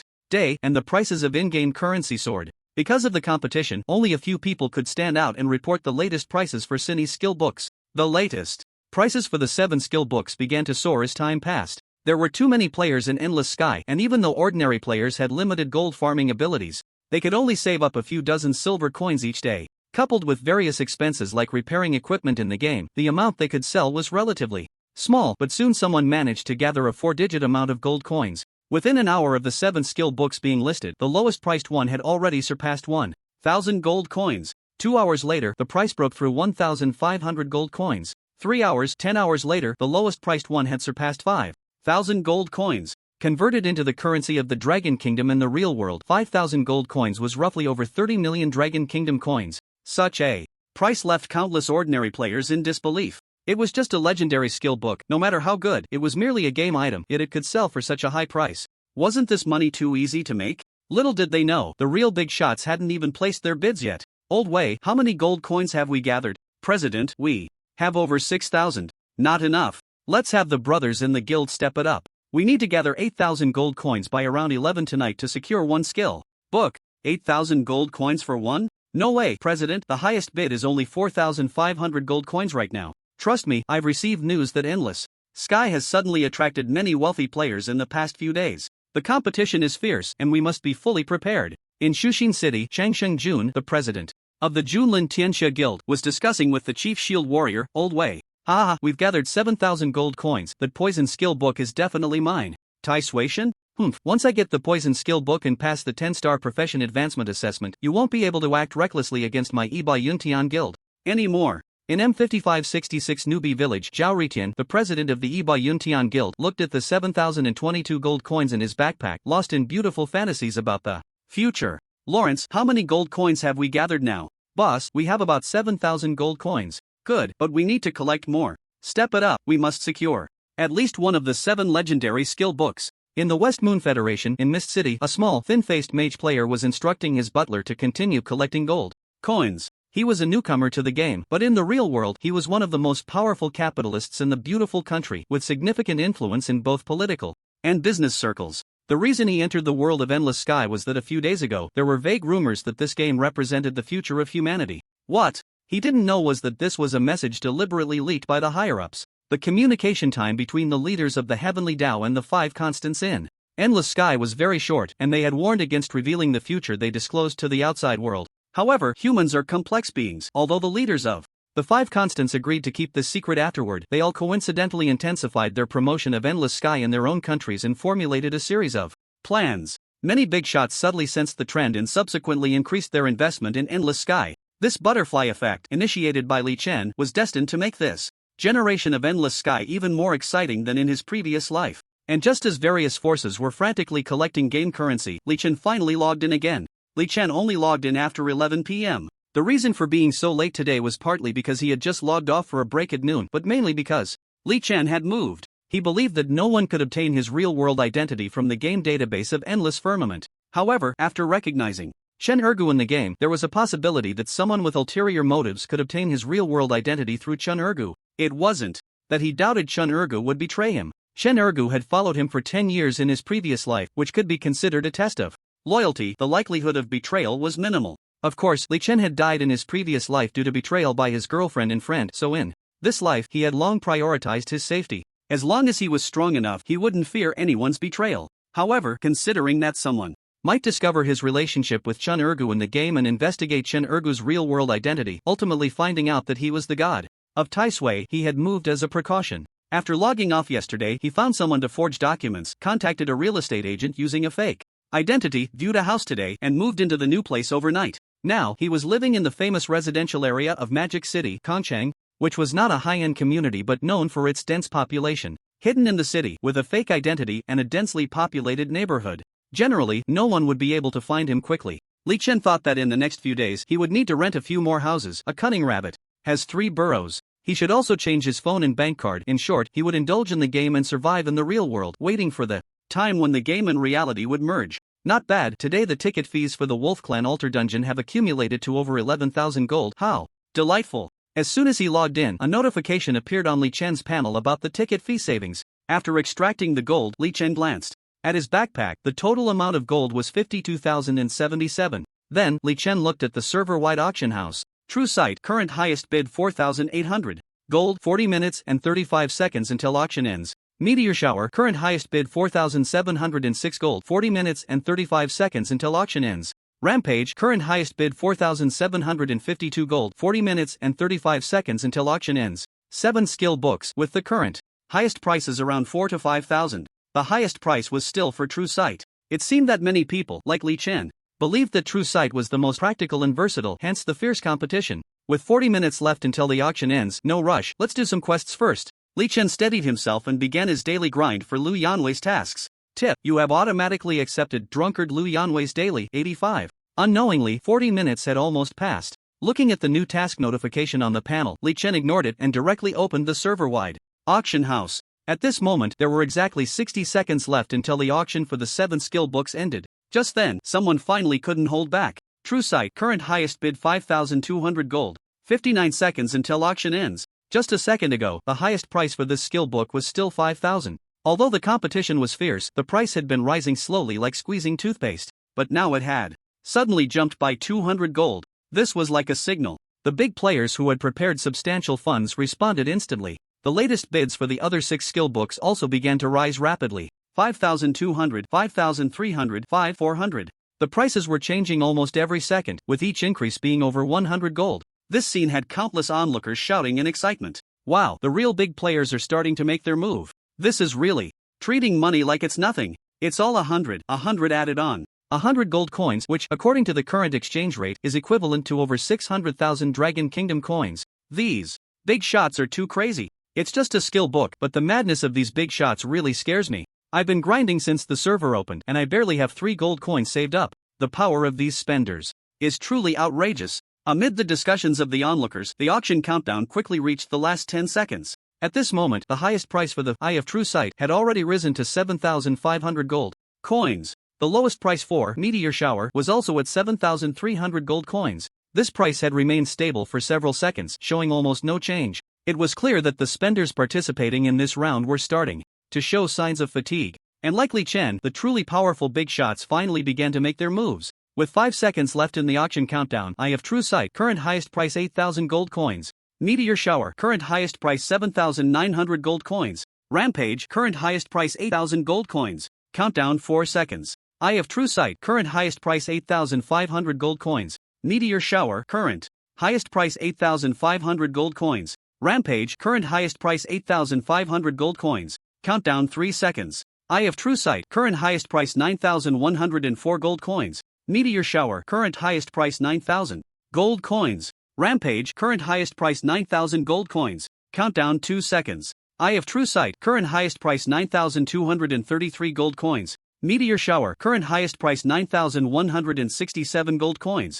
Rampage, current highest price 9,199 gold coins. After the frenzied bidding in the first 3 seconds, the latest price for each skill book was now a mix of whole and decimal amounts. This meant that the competing tycoons had put forth all their strength. At this moment, even an extra gold coin could become the final price. And just then, after holding back for so long, Li Chen finally made his move. Countdown less than 1 second. Eye of True Sight, current highest price 10,000 gold coins. Meteor Shower, current highest price 10,000 gold coins. Arrow Rainstorm, current highest price 9,317 gold coins. Sword of Extinction, current highest price 10,000 gold coins. Poisoning, current highest price 9,301 gold coins. Holy Prayer, current highest price 10,000 gold coins. Rampage, current highest price 10,000 gold coins. In the last second, the prices of the 7 skill books changed multiple times, and all bids of 10,000 gold coins came from Li Chen. Finally, the auction ended. Notification: transaction successful. Congratulations on obtaining the auction items Eye of True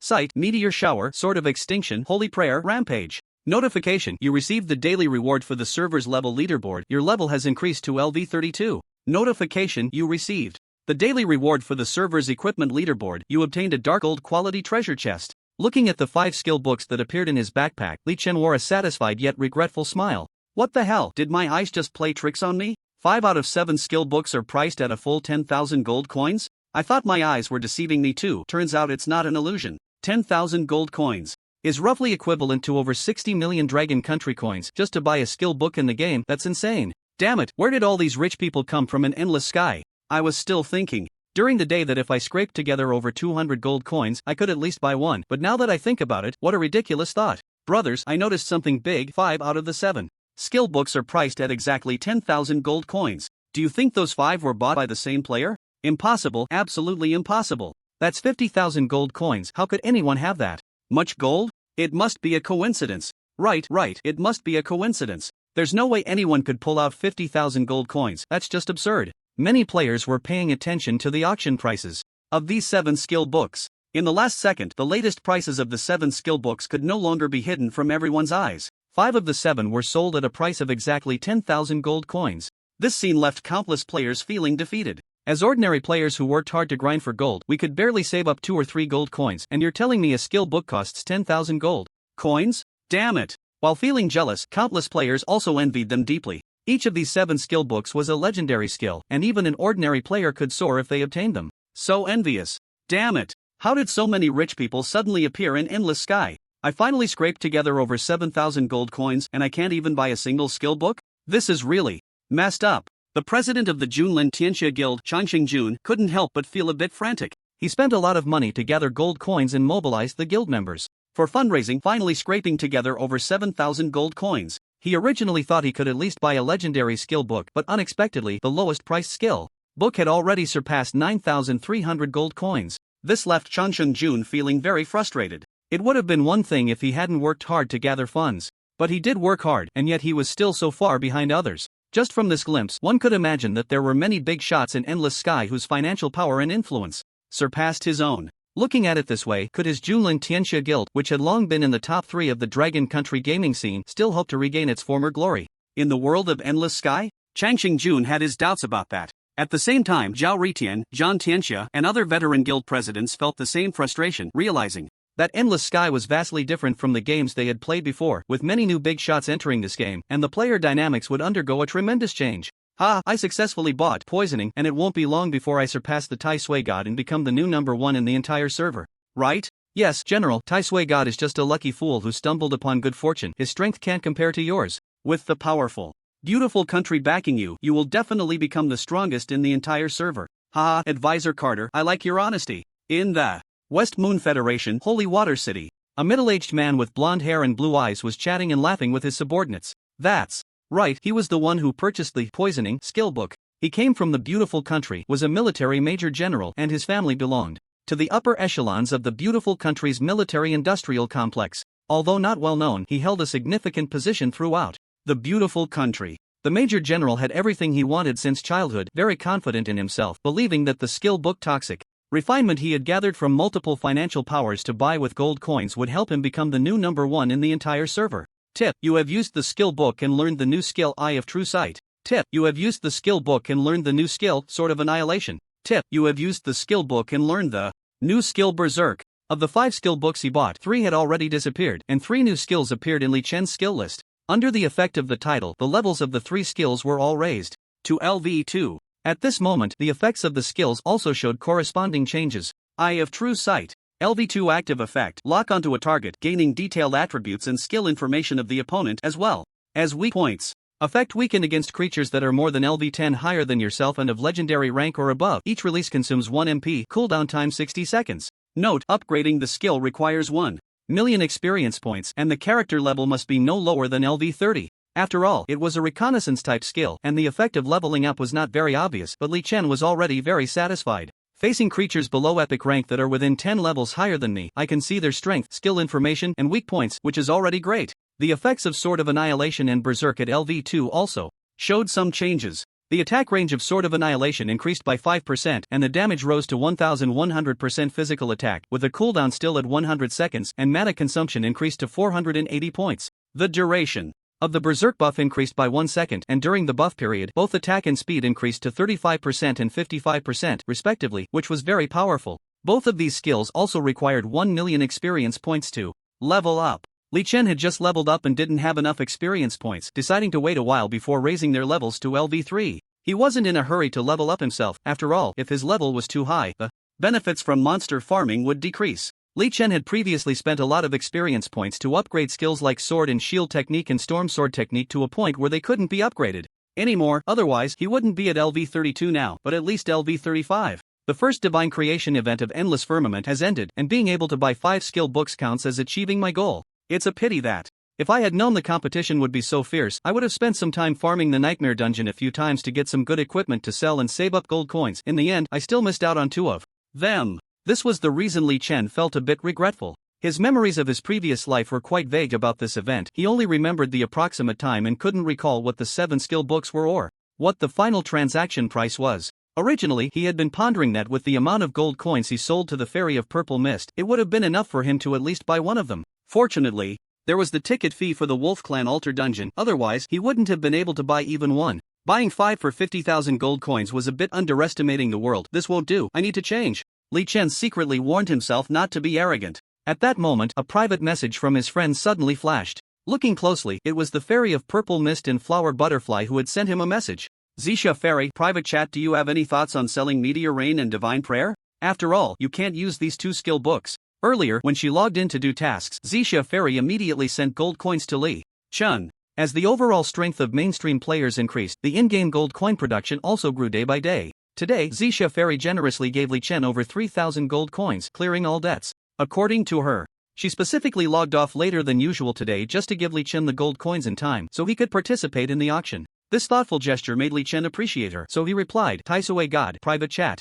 Not for sale. Zisha Fairy, private chat. Wow, so you really bought those 5 skill books. How do you have so many gold coins? Li Chen looked at the reply and couldn't help but frown. Well, you actually managed to pry that out of me. Why are you so mischievous? Taisui God, private chat. I misread earlier. I don't have the Meteor Rain and Divine Prayer skill books. Zisha Fairy, private chat. Taisui God, do you think I'm a fool? Hashtag I roll. Hashtag Taisui God. Private chat. Oh, not for sale. I'm keeping these 2 skill books for my future teammates. Taisui God, private chat. As for the gold coins, you know the ticket fee for the Wolf Tribe altar, right? It's all mine, so you can also find a hidden dungeon, and after clearing it, it can become a public dungeon, and you can collect ticket fees. This wasn't something to be ashamed of, so Li Chen simply admitted it. Given their previous friendly cooperation, he even kindly reminded Zisha Fairy why he had so many gold coins. Zixia Ferry private chat future teammates? How about our Phoenix raid team? If you like someone, just say it and I'll send her to you. Taisue God private chat. Busy, let's talk next time. Li Chen actively interrupted their conversation.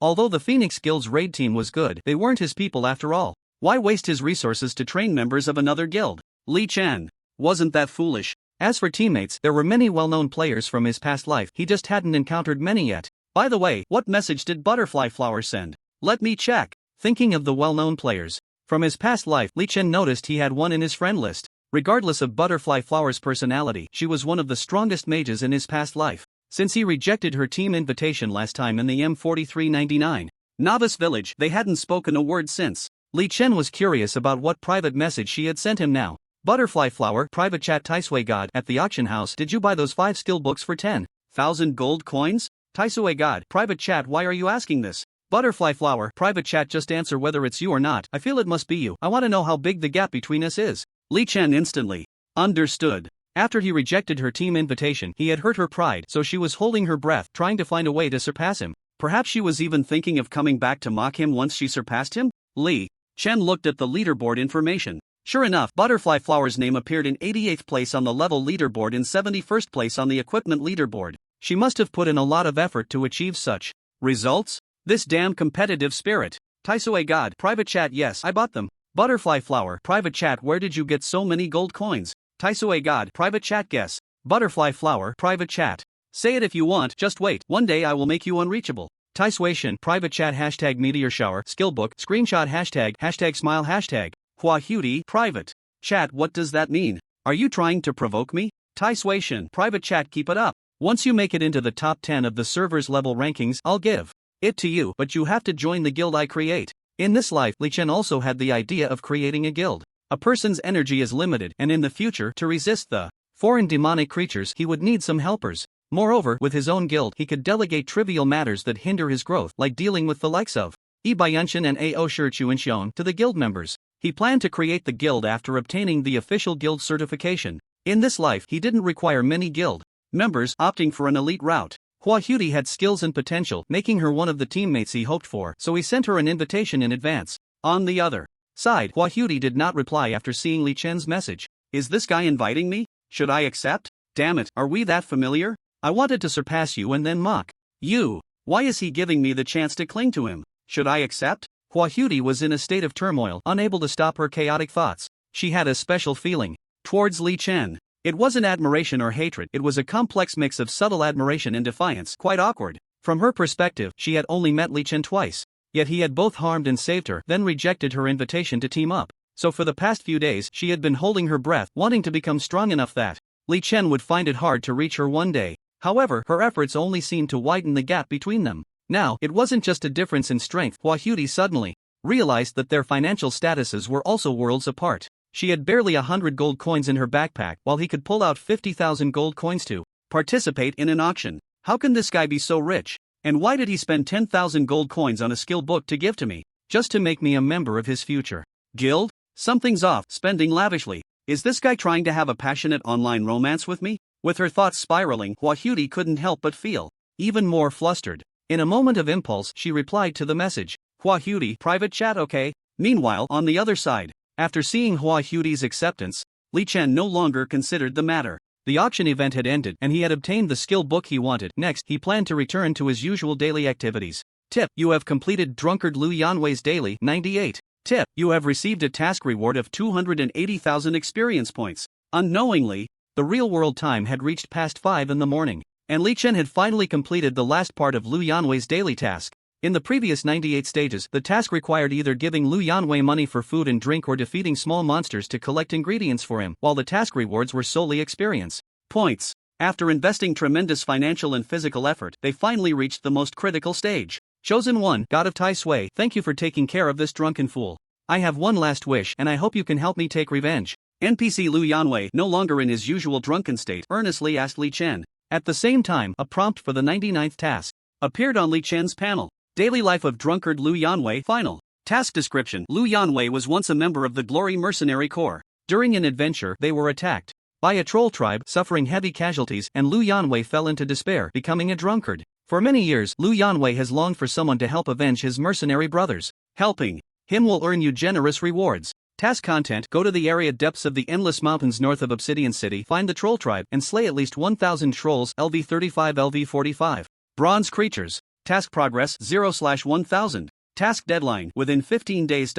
Task number requirement 1 person. Success reward 1.2 million experience points. Chaos Core Fragment 3. Special item. Failure penalty: permanently lose the qualification to accept this task chain. Chosen 1, God of Tai Sui. I know this request is somewhat difficult. This Chaos Core Fragment is an item I obtained by chance during my youth after surviving countless dangers. I hope it can help you. I am just a down-and-out drunkard. This is the only reward I can give you. To Li Chen's surprise, before he even started the task, NPC Lu Yanwei proactively took the task reward out of his bag. Item: Chaos Core Fragment 3. Type: unique/special item. Description: a special item created at the dawn of the world of endless firmament. Carrying it in your bag will activate its effect, raising the level of all equipped items to match your character's level. Note: this item is a prepaid reward for the task. If the task is not completed within the deadline, you will be punished with an increase of 10,000 points of evil value for deceiving the NPC, and will be hunted by all NPCs of the Eastern Hua Empire. Just as I thought. Great, I can actually receive the task reward in advance. Lu Yanwei is not a bad drunkard. Li Chen felt delighted. As for the penalty mentioned in the item note for not completing the task, it was completely out of his consideration. Li Chen stored the Chaos Core Fragment 3 in his bag and, at the same time, a series of new prompt messages appeared on his paneled prompt. Your epic weapon Blade of Justice is affected by the special item, and its base level is raised to LV32, enhancing its attributes. Prompt: your epic accessory Silver Ring of the God of Hunting is affected by the special item, and its base level is raised to LV32, enhancing its attributes. Prompt: your Dark Gold Shoes Coward's Rocket Boots are affected by the special item, and their base level is raised to LV32, enhancing their attributes. Just as the description of the Chaos Core Fragment 3 stated, all of Li Chen's equipment was raised to the same level as his character. Awesome! My combat power has skyrocketed this time. Li Chen happily glanced at his newly upgraded weapon. Equipment: Blade of Justice. Durability: 326/750. Quality: Epic. Grade: Perfect. Usage requirement: above LV32 melee class using two-handed weapons. Strength above 880 points. Attribute 1: Physical attack plus 1420, magic attack plus 1100, strength plus 320. Attribute 2: Physical attack power plus 21%. Attribute 3: Strength plus 320. Attribute 4: Attack includes light attribute. Attribute 5: Light attribute attack plus 21%. Attribute 6: Power of Judgment slight, no change. Attribute 7: Righteous Judgment slight, no change. Compared to the original LV20 attributes, the LV32 Righteous Judgment Blade has seen its other attributes surge by almost 1.5 times, aside from the 6th and 7th attributes which remain unchanged. Just with this weapon, Li Chen estimated that his combat power had increased by about 20%. Moreover, the other equipment also had considerable improvements. Li Chen opened his brand new personal panel. Character: Tai Sui God. Basic attributes: level LV32 4.32 million/12.8 million. Class: Sword and Shield Ranger. HP 35608. MP 8480. Attack: Physical attack 3323, Magic attack 1761. Defense: Physical defense 2150, Magic defense 2082. Attributes: Strength 1314, Agility 24660, Spirit 497, Stamina 1499. Free attribute points 1160. Max attack speed 296.88 times/second. Max movement speed 553.52 meters/second. Title: Conqueror of Nightmares. Talent: Blessing of Light, second stage, SSS quality. Equipment, skills, etc. Slight. Comfortable. In the few days since I arrived at the main city, my equipment has hardly changed, but after obtaining the Chaos Core Fragment, my attack and defense have surged by about 30 to 40%. Among them, the Epic Weapon and Epic Ring can now be considered as graduation items. Looking at his latest personal panel, Li Chen couldn't help but feel ecstatic. The Chaos Core Fragment had a very obvious enhancement to his combat power. Li Chen truly didn't understand how Lu Yanwei, a down-and-out drunkard, could possess such a good item. But it didn't matter. This was the charm of the only hidden quest in Endless Firmament. If the rewards weren't good, who would bother with hidden quests? Even the Blacksmith Morin in the Novice Village has a bug-level item, the Heart of the Warrior, so it's reasonable for the main city NPCs to have Chaos Core Fragments, right? By the way, I have enough free attribute points saved up. I'll keep 500 points as a reserve and put the rest all into strength. After allocating the points, Li Chen looked at his current display of 1974 strength and 4122 physical attack, and a satisfied smile reappeared on his face. With such a high attack power combined with his nearly 300 basic attack speed per second, it was no exaggeration to say that his combat power was so strong it even scared Li Chen himself. Enough of this, let's get back to the quest. Lu Yanwei had generously given him the quest rewards in advance, so Li Chen was naturally willing to return the favor. Although the quest deadline was a full half-month, he resolutely decided to set off right now. Is the level between LV35 and LV45 all at least bronze rank? If all goes well, I should be able to complete this quest before logging off today. Li Chen was very confident in himself. There was no way around it, he was just too strong. In the world of Endless Sky, the monsters players face are divided into 3 categories: ordinary monsters, dungeon monsters, and intelligent magical creatures. Among them, ordinary monsters are mainly the small creatures and mini-bosses that spawn in major leveling areas, serving as the primary means for players to level up. Dungeon monsters are similar.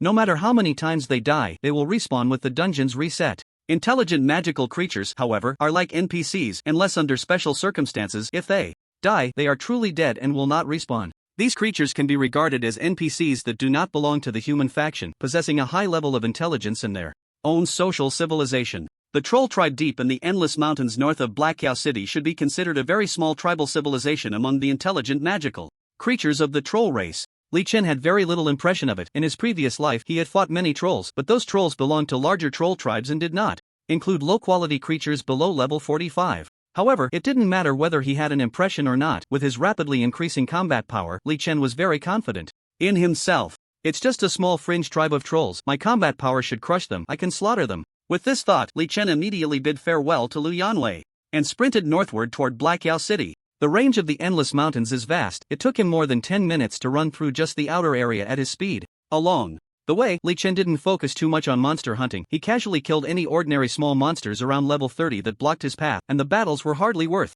mentioning. However, as he entered the deeper areas of the endless mountains, the strength of the monsters clearly increased significantly, generally above level 35. Some of them showed a noticeably higher intelligence, even knowing to run away when they couldn't win. Unfortunately, their strength was still far too lacking. Escaping from Li Chen's grasp was as difficult as ascending to the heavens. It is worth mentioning that during his search for the troll tribe, Li Chen was fortunate enough to encounter several mini-bosses. Hint: you have killed Golden Wing Mantis, LV36 Black Iron Creature, and you gain 19,200 experience points, 20% extra bonus for killing above your level. Hint: this kill is the first kill of this boss on the server. Congratulations, you have gained 30 free attribute points, and a piece of equipment/skill book of your profession drops +1. Hint: your talent has activated, permanently increasing your agility by 16 points. Hint: you have killed Mutated Crocodile Elite, LV36 Black Iron Creature. You gained omitted. These mini-bosses were quite strong, but unfortunately, they were not enough to challenge Li Chen now. Since Li Chen was the first player to arrive here, all these bosses had first kill rewards. However, one of them, named Carrion Hyena Chief, a LV35 Black Iron boss, did not trigger the first kill prompt after being killed by Li Chen, which surprised him a bit. The Carrion Hyena Chief has more than one spawn point here. The lack of a first kill reward means that other players have already killed it before me. Besides me, there are actually players who can defeat this level of mini-boss. I really can't underestimate the world. Li Chen shook his head and didn't dwell on the matter. He then continued on his way, searching for traces of the troll tribe. After spending more than half an hour, Li Chen finally discovered a small troll team. It was a group composed of 3 trolls, apparently on patrol. They were bipedal creatures standing over 3 meters tall, with dark brown skin and deformed eyes that flickered with an eerie red light. Each troll wore tattered animal skins and wielded a giant stick weapon about 2 meters long. Li Chen casually used the Eye of True Sight on one of the stronger-looking trolls. Creature: Troll Patrolman. Race: Troll Race. Rank: LV36 Bronze. Attack and Defense: Physical Attack 1560, Magic Attack 200, HP 78,000, Physical Defense 726, Magic Defense 700. Attributes: Strength 630, Agility 400, Spirit 200, Stamina 500. Normal attack: swinging the giant stick in hand, clawing, kicking.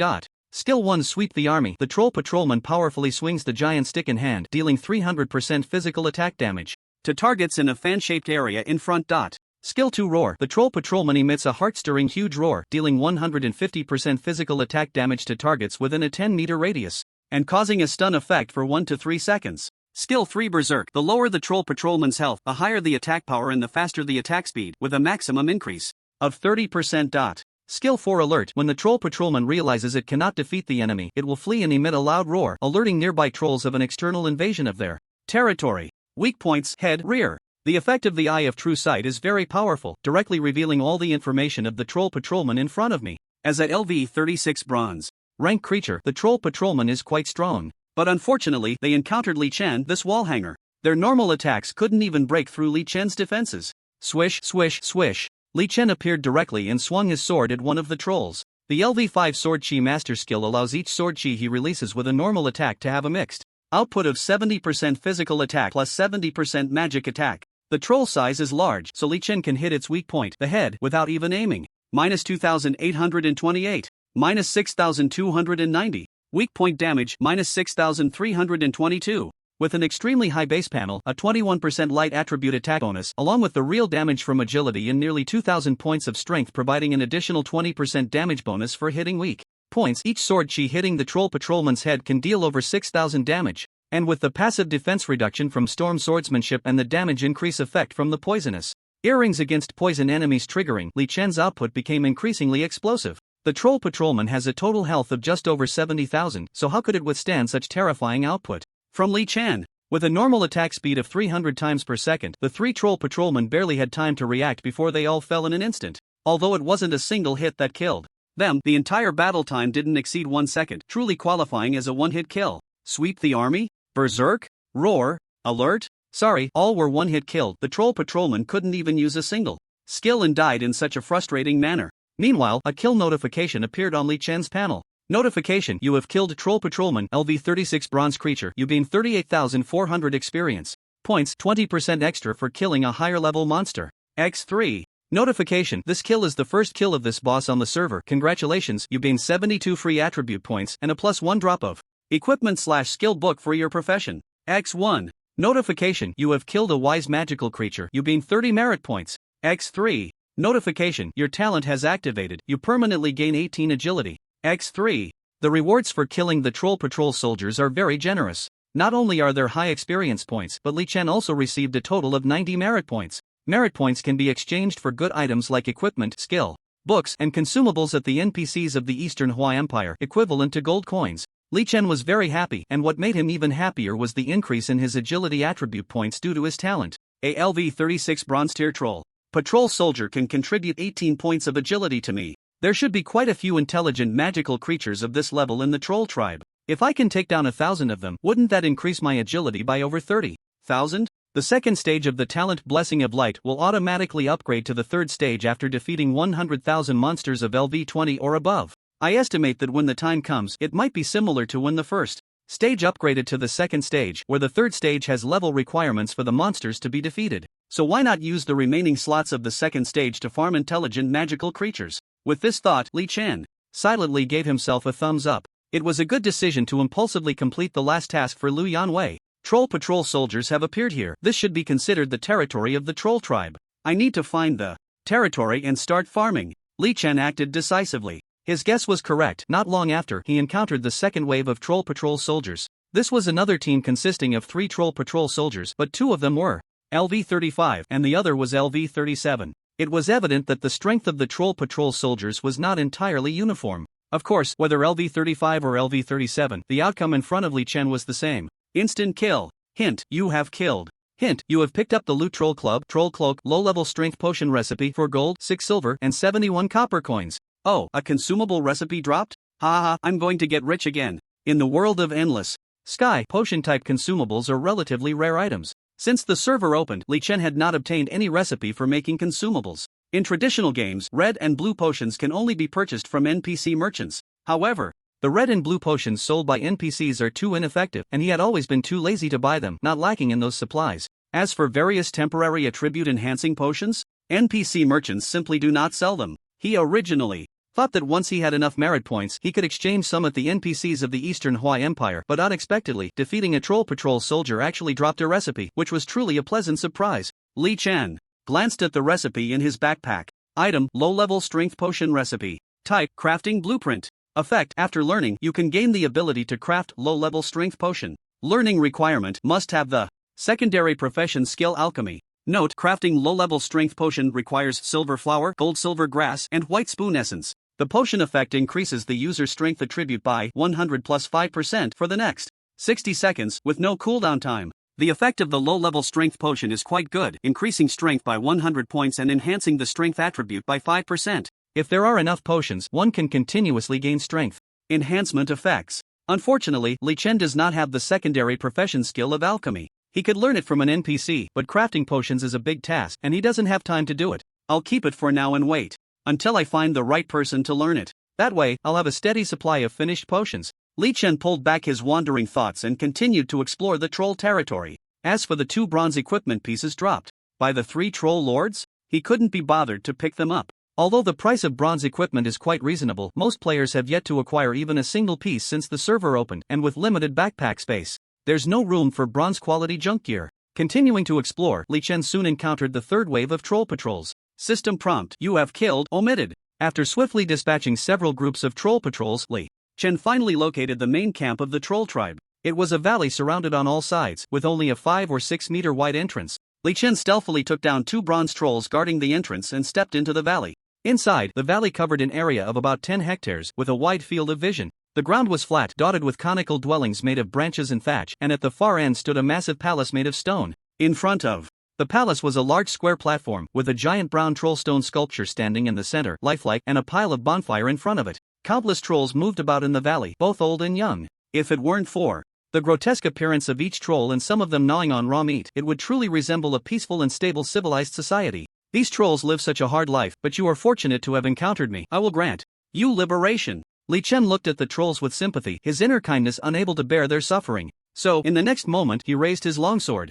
Swish, swish, swish. Minus 9,248 weak point damage. Minus 9,320. Minus 4,174. Minus 9,248. As a flurry of numbers soared into the air, Li Chen's one-sided massacre began. Whether elderly trolls or infant trolls, they were all at least of bronze rank. Born as bronze rank, this intelligent magical creature tribal civilization was referred to as the Bronze Tribe in Li Chen's past life. Similarly, above the Bronze Tribe were the Silver Tribe, Gold Tribe, and so on. The bronze rank trolls before Li Chen had no ability to resist. Often, they were killed in an instant. Roar, roar, roar. Faced with a strong enemy's attack, the trolls became chaotic. Female trolls fled in panic with their young, while the strong young trolls roared angrily, raising their weapons and charging at Li Chen. At the same time, pairs of well-equipped troll soldiers began to intercept Li Chen's path, trying to stop his slaughter. These troll soldiers were the strongest in the entire troll tribe, all above level 38, with many silver-ranked troll squad leaders among them.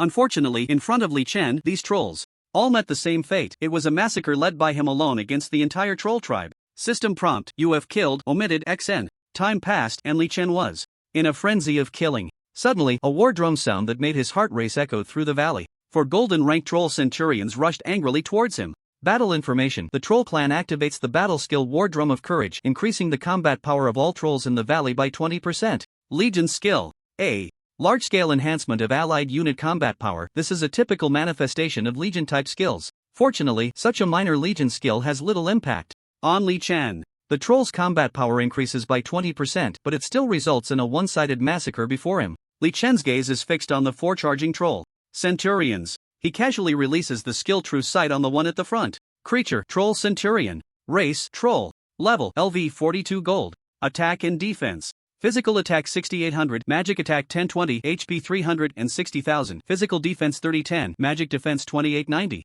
Attributes: Strength 2315, Agility 1600, Spirit 1020, Stamina 2520. Normal attack: swings the giant club with greater force, claws, and kicks.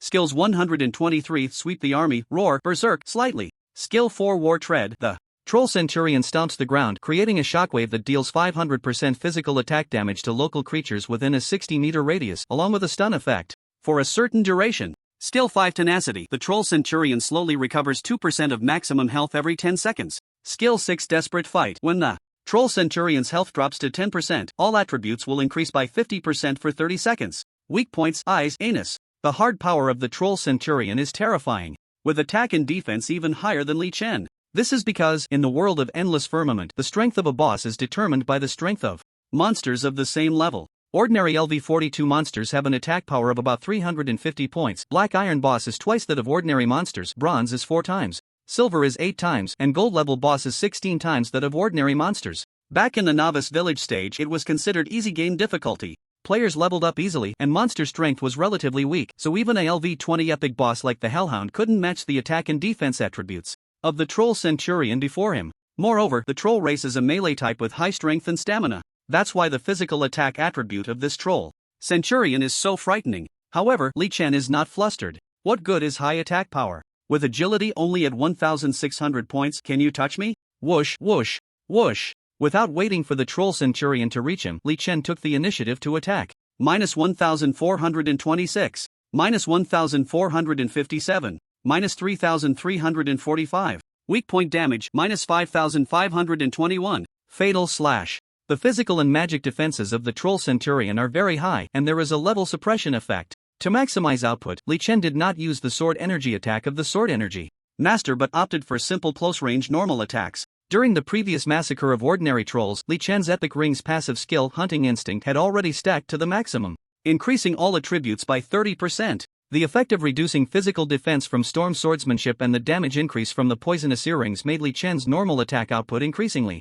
high. Out of respect for the golden boss, he extravagantly used the legendary skill Fatal Slash against the 4 troll centurions. The LV4 Fatal Slash dealt over 5,000 damage each time, with a piercing effect. A total of 20 sword energies faster than normal attacks. The dense sword energies resembled a white beam of light piercing through all 4 troll centurions. In just one encounter, the health of the 4 troll centurions suddenly decreased by 1/3. Roar, roar, roar. Suffering a heavy blow, the troll centurions howled to the sky. However, blades have no eyes, and the intelligent monsters are not like those ordinary small creatures that can respawn repeatedly. They have minds of their own. Therefore, before their nearby kin leave, they dare not unleash large-scale AoE skills to avoid friendly fire. Sweeping through the army, a roar. One of the ogre centurions launched a counterattack. The reason only one ogre centurion counterattacked is because battle information, your passive attribute of the silver ring of the god of hunting, is activated. Ogre centurion enters a 6-second stun state. Battle information, your passive attribute of the silver ring of the god of hunting, is activated. Ogre centurion enters a 6-second paralysis state.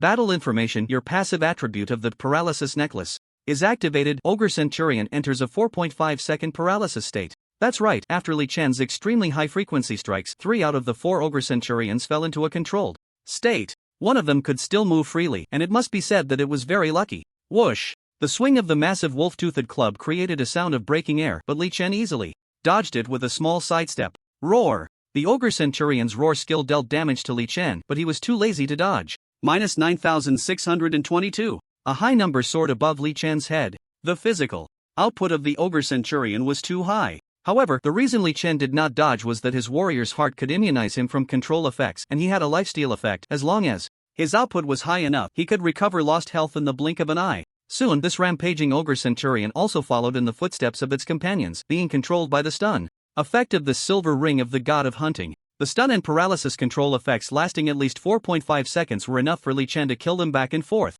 -1864, -1864, -1864. Under the state of the ring's passive stacking, this was Li Chen's highest output for a normal attack. At this moment, with an attack frequency exceeding 380 times per second, Li Chen's theoretical damage per second against the ogre centurion could reach just over 700,000. Of course, the ogre centurion's health was nowhere near that much. In less than 2 seconds, Li Chen killed them one by one with normal attacks. Tip: you have killed ogre centurion, LV42. Golden creature, you gain 915,000 experience points, 50% extra bonus for killing a higher level monster. X4. Tip: this kill is the first kill of this boss on the server. Congratulations, you have gained 160 free attribute points, and +1 for equipment/skill book of your profession in the dropped items. X1. Tip: you have killed an intelligent monster. You gain 160 merit points. X4. Tip: your talent is activated. You permanently increase 168 agility. X4. Tip: you have leveled up. Your current level is LV33. Tip: you picked up the boss's dropped loot: Golden Wolf Tooth Club, Ancient Beast Leather Armor, Multiple Fireball, Skill Book, Roar, Skill Book, and 26 gold, 33 silver, 2 copper coins. As the saying goes, the greater the storm, the more valuable the fish. The stronger the boss, the higher the risk of challenge, and the greater the reward. The 4 golden tier ogre centurions allowed Li Chen to level up on the spot. Delicious. Now was not the time to admire the harvest, as the death of the ogre centurion had already caused the ogres in the valley to start fleeing in panic. The total number of ogres in the tribe was less than 2,000, and Li Chen had to seize the time to slaughter them, otherwise it wouldn't be fun if they got away. Just as he raised his longsword, suddenly, a roar that echoed through the valley caught his attention. Roar! A deep yet resonant roar echoed throughout the valley. Li Chen looked up in the direction of the sound. He saw a troll over 8 meters tall, emanating an eerie red glow, holding a giant curved blade taller than itself in one hand, exuding an intimidating presence. Upon closer inspection, he noticed a special troll standing beside it. This troll held a pitch-black staff draped in a green robe, hunched over, and was much smaller than an ordinary adult troll. Standing at about 1.5 meters, From the simple information displayed, the 8-meter-tall troll was clearly the strongest creature of the troll tribe, a LV-39 legendary troll lord. The hunched figure was the tribe's shaman, a LV-40 dark old boss troll shaman. As soon as the troll shaman appeared, it pulled out a golden miniature troll stone sculpture from somewhere, holding it in its left hand, and in the next moment, all the other trolls in the valley, except for it and the troll lord, transformed into black lights and entered the miniature troll stone sculpture. Hint: Troll Shaman, LV-40 dark gold creature, uses troll totem to shelter all ordinary trolls within the totem's internal space. This scene made Li Chen, who originally planned to use the Eye of True Sight on the troll lord after a 30-second skill cooldown, instantly change his mind. Totem. Although you are dark gold rank, you seem more dangerous than the legendary rank troll lord. Li Chen used the Eye of True Sight on the troll shaman. Creature: Troll Shaman Tuba. Race: Troll. Level rank: LV-40 dark gold. Attack and defense: physical attack 2600, magic attack 10100, HP 700,000, physical defense 5569, magic defense 5874. Attributes: strength 2100, agility 3580, spirit 6000, stamina 4800. Normal attack: fires arcane energy orbs. Skill 1: resist poison ring, a powerful repelling magic that deals 400% magic attack damage to enemies within a 30-meter range, causing 1000 points of true damage per second as poison damage for 5 seconds. Skill 2: Poison Ring, casts a spell to create a circular poison ring with a radius of 15 meters, dealing 250% magic damage per second to enemies within the area, lasting for 10 seconds. Skill 5: Deadly Nova, after 2 seconds of chanting, detonates the toxins within a nearby poison enemy, dealing 99,999 points of true damage. Skill 6: Magic Shield, creates a shield that absorbs damage equal to 50% of maximum health, lasting for 30 seconds. Skill 7: Enlightenment, when health drops to 80%/50%/30%/20%/10%, randomly resets the cooldown of 1 to 3 skills, and when health drops to 5%, all skills except for the magic shield enter a no cooldown state for 15 seconds. Skill 8: Troll Shaman, as a shaman of the troll race, can use the abilities of Troll Totem. Weak points: eyes, throat. The effect of the Eye of True Sight was incredibly powerful. With just one glance, Li Chen already knew the Troll Shaman's trump cards. Various large area AoE, high locking damage, plus the ability to use the mysterious Troll Totem. I guessed right, you are indeed a big trouble. Li Chen's expression grew serious. The information gathered by the Eye of True Sight was quite valuable, but there were still some things he couldn't discern, such as the cooldowns of the Troll Shaman's various skills. For that, he would need to observe during the battle. First take it down, then deal with the Troll Lord. After making up his mind, Li Chen charged towards them. Before the person arrives, the sword energy has already come. Swish, swish, swish. The sword energy, like moonlight, falls upon the troll priest. At the same time, dense damage numbers appear above its head. -219, -493. Weakness damage, -237, -237. Each strike of sword energy from Li Chen deals very low damage.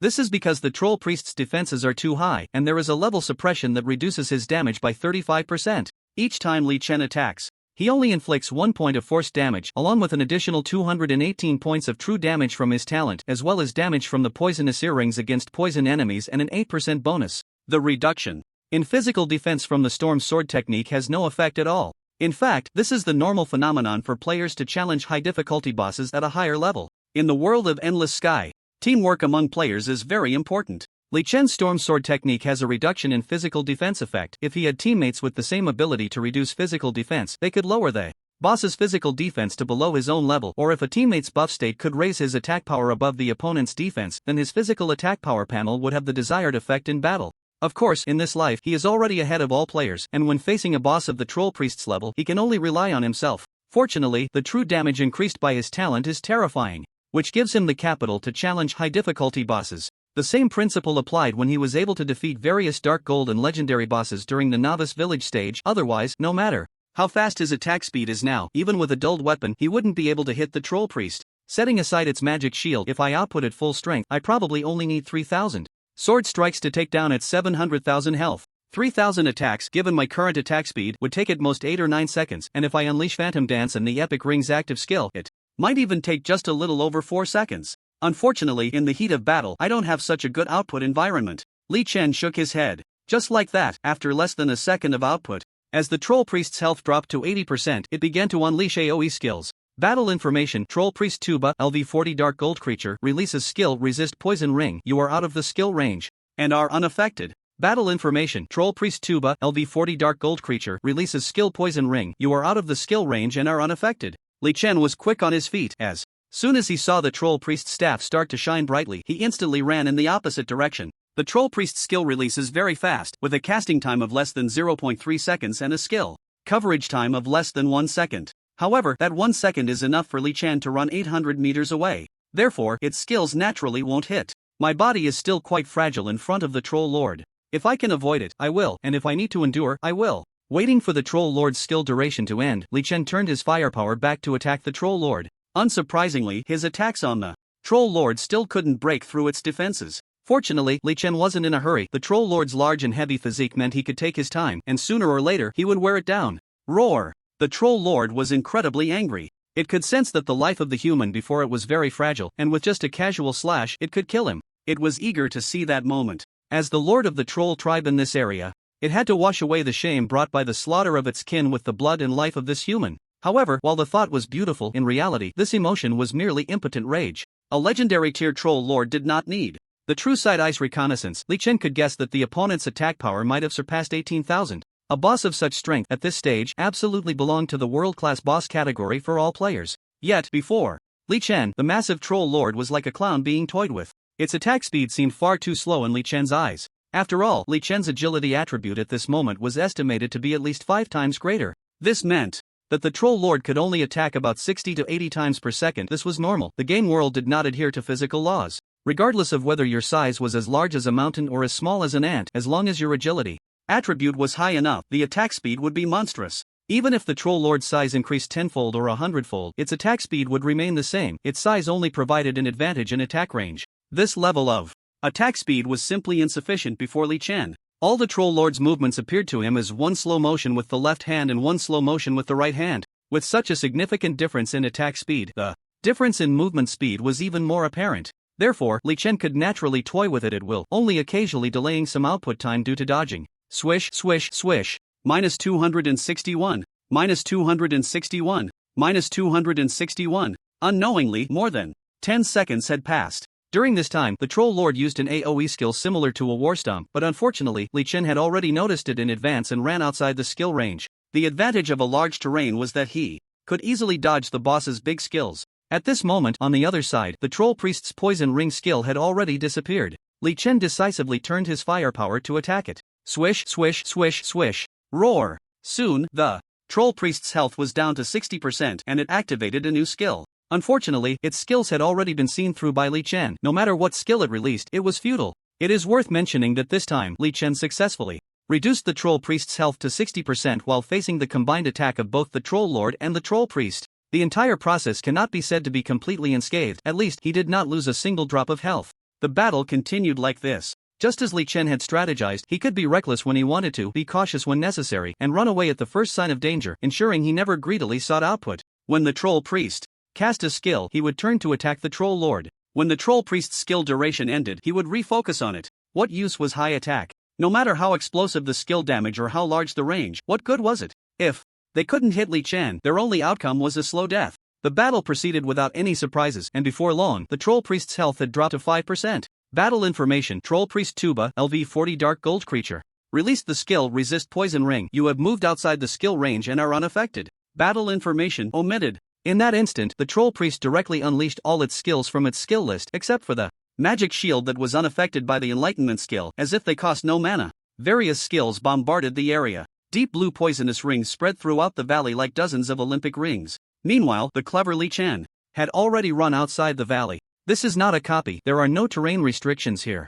He can go wherever he wants, with the initiative firmly in his hands. The troll shaman and the troll lord seemed to have lost their composure, chasing after him as they ran out of the valley. The outer space was much wider, which suited Li Chen's intentions. After 15 seconds, as the troll shaman's skills finished bombarding, he stepped forward to deal damage again. However, unexpectedly, in that moment of carelessness, he almost flipped. He saw the troll shaman quickly pull out the troll totem again, injecting magical power at light speed. Centered around it, a semi-transparent barrier with a radius of about 100 meters slowly rose into the air. Battle information: Troll Shaman Tuba, LV40 Dark Gold Creature. Released the troll totem skill Confinement Barrier. You are outside the skill range and are not affected. Damn, if I had been just a fraction of a second slower, I would have been trapped inside the barrier. Realizing the danger, Li Chen hurriedly withdrew and ran wildly, glancing back at the barrier 10 meters away, feeling a bit of fear. The battle information: did not indicate how long this barrier would last or what the specific effects of being trapped inside would be, but if it lasted more than half a minute and the barrier couldn't be broken, his outcome would almost certainly be death.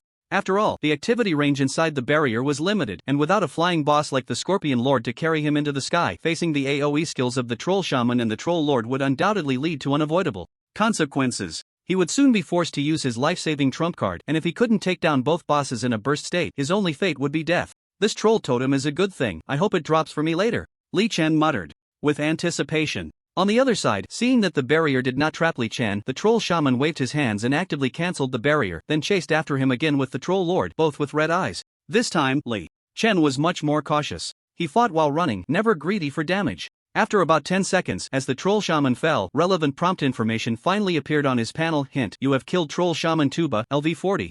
Dark Gold Creature, you gain 1,852,875 experience points, 35% extra bonus for killing a higher level monster. Hint: this kill is the first kill of this boss on the entire server. Congratulations, you have gained 320 free attribute points and +1 for equipment/skill book of your profession in the dropped items. Hint: you have killed an intelligent monster, you gain 320 merit points. X4. Hint: your talent has activated, permanently increasing your agility by 324. Hint: you picked up the loot dropped by the boss: Poison Staff, Dark Gold, Agile Boots, Dark Gold, Resistance to Poison Ring, Golden Skill Book, Troll Totem, Special Item, and 38 gold, 22 silver, 18 copper coins. The loot dropped by the Troll Shaman was quite good, and Li Chen took a hurried glance. Especially the Troll Totem he was looking forward to. This item did not disappear with the death of the Troll Shaman, and Li Chen, quick-eyed and quick-handed, snatched it up before the Troll Lord arrived. At that moment he couldn't help but gasp in surprise. Hiss. No wonder the Troll Shaman and the Troll Lord weren't affected by my necklace and ring. It turns out it was thanks to this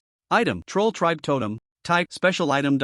Effect 1 increases the breeding rate of the Troll Tribe, ensuring all newborn trolls will have a bronze rank. Effect 2 Totem Space can teleport nearby trolls into the totem space, lasting up to 24 hours. Effect 3 Confinement Barrier releases a barrier to trap nearby enemies with a radius of 80 meters. Barrier Defense 0, 10 million HP, temporarily increases the combat power of allied units by 20% within the barrier. Cooldown time 24 hours. Effect 4 Evil God's Protection grants oneself and nearby allies an uncontrollable state. Effect 5 Evil God's Sacrifice, by killing 10,000 intelligent beings and collecting the power of the deceased to sacrifice to the evil god Sauron, one will receive the mysterious blessing of the evil god. Usage requirement: mental power above 5,000 points, intelligent monster race. Note: this item can be submitted to the Eastern Hua Empire for a generous reward. The Troll Tribe Totem has no effect on Li Chen himself, and he cannot use it. However, it is worth mentioning that just as the Troll Priest died, the trolls that had been sucked into the totem space all reappeared around Li Chen in a rush of black light. As soon as they appeared, some of these trolls ran towards the Troll Lord, while others fled in panic. I still need to kill over 700 trolls to complete the task. I need to hurry. If they escape, it won't be easy to find them again. Li Chen stored the Troll Tribe Totem in his backpack. Then he drew his longsword and began to unleash a frenzied assault. Hint: you have killed, omitted. He paused his challenge against the Troll Lord and took this opportunity to slaughter the ordinary trolls madly. The advantage of speed allowed him to move freely, and the Troll Lord was furious, but no matter how hard it tried, it could only watch helplessly as its subjects continued to die. On average, he could take down an ordinary troll in 20 strikes, and Li Chen's slaughter efficiency was terrifying. His figure darted through the troll horde like lightning, leaving a trail of ordinary troll corpses in his wake. The high-efficiency slaughter caused Li Chen's experience points to soar. Soon, he was surrounded by a series of white lights, indicating level-ups. LV34. LV35. Meanwhile, his base agility attribute was also skyrocketing at a terrifying speed. The slaughter continued, and agility surged. 27,000, 28,000, 29,000, 41,000. Finally, Li Chen's base agility attribute stopped at 41,996 points. At this point, the task, Lu Yanwei's daily end, had long been completed. The reason Li Chen stopped was that in his line of sight, all the ordinary trolls had fallen, leaving only the lonely Troll Lord still in a fit of rage. In a short time, farming a large number of intelligent monsters above bronze, my increased agility attribute from my talent is really insane. It's a pity that a small half of the ordinary trolls escaped, otherwise, I could have probably reached over 45,000 without a problem. Li Chen muttered excitedly yet regretfully. However, now was not a time to think about these things. Almost stimulated by the death of its subjects, Li Chen noticed that the Troll Lord's attack speed and power were much fiercer than before, making him take it a bit more seriously. At this moment, the cooldown for the True Sight skill had long been refreshed, and Li Chen decisively unleashed it on the Troll Lord. Creature: Troll Lord Skull, Giant Bear. Race: Troll Tribe. Level rank LV39 legendary creature. Attack and defense physical attack power 19504, magic attack power 3100, HP 1466000/1500000, physical defense 12885, magic defense 12004. Attributes: strength 12,000, agility 6540, spirit 2330, stamina 11,000. Normal attack, wielding a large knife to slash, claw, kick, sweeping through the masses. Skill 1 roar, 2 frenzy, 3 war trample, brief. Skill 4 mountain shatter, earth split. The troll lord slams the ground with a giant knife, causing a shockwave that deals 500% physical attack damage to local creatures within a 150-meter radius, along with a stun effect for a certain duration. Skill 5 Iron Body. The troll lord slowly recovers 2% of maximum health every 5 seconds. Skill 6 Giant Bear. When the troll lord successfully attacks, it deals physical damage equal to 200% of its strength. Skill 7 Grief and Rage. When a troll of the same race dies nearby, the troll lord's power increases in Grief and Rage, with each troll death increasing attack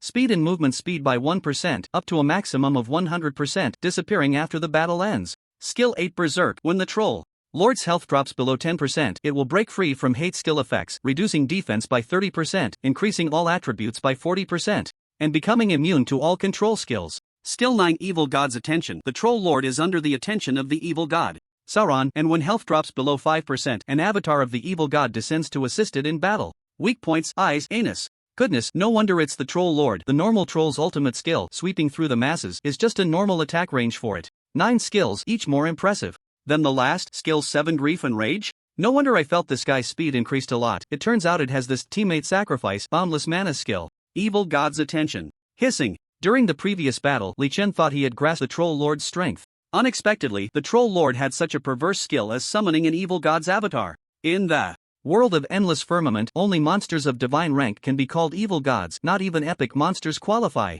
What would the strength of the evil god's avatar be? Just thinking about it made Li Chen a bit excited. He wanted to know how much of a chance he had against a divine boss now. Suddenly, a brand new system prompt interrupted his thoughts. Prompt: you have detected abnormal clues about intelligent monsters near the Eastern Hua Empire. Task: Li Changxing's worries. 2. Progress increased. Current progress is 2%. The task progress has increased. Is it because I used the Eye of True Sight to see the troll lord's skill, Evil God's Attention? A thoughtful expression appeared on Li Chen's face. However, now was not the time to consider this matter. The troll lord was still alive and well. He had just slaughtered normal trolls, causing its health to almost recover fully. No matter what plans lay ahead, he needed to take down the troll lord first. Swish swish swish. Sword energy rained down, and numbers indicating damage continuously appeared above the giant troll lord's head.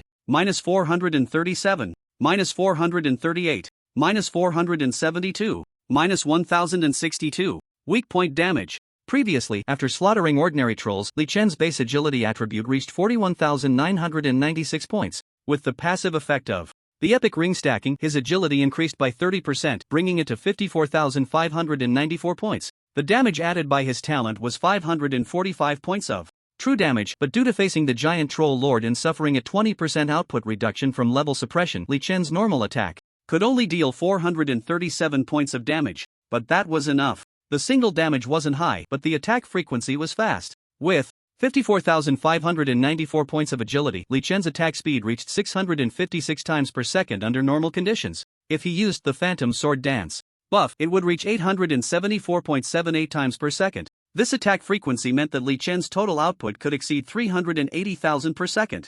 Of course, in actual combat, due to the need to maneuver and avoid skills, Li Chen couldn't achieve such high output. However, maintaining an average of over 100,000 per second was still guaranteed. The giant troll lord wasn't like the troll priest, whose skills lingered for over 10 seconds after casting. The giant troll lord's skills were mostly instant, used quickly and disappearing just as fast. After Li Chen ran a bit further to avoid the skill range, he could immediately return to continue outputting damage. During the battle, although the giant troll lord's attack speed and movement speed doubled due to the passive skill Fury, with its 6,500 points of agility, it couldn't even touch the hem of Li Chen's clothes. Throughout the entire battle, Li Chen managed to output damage without taking any hits. He found fighting it easier than battling the Dark Gold boss, the Troll Priest. Moreover, because he had seized the Troll Tribe's totem, the chances of stunning and paralyzing control from the epic ring and legendary necklace could take effect on the giant troll lord. Battle information: your passive attribute of the silver ring of the god of hunting has activated. Giant troll Lord Scold has entered a 4.1 second stun state.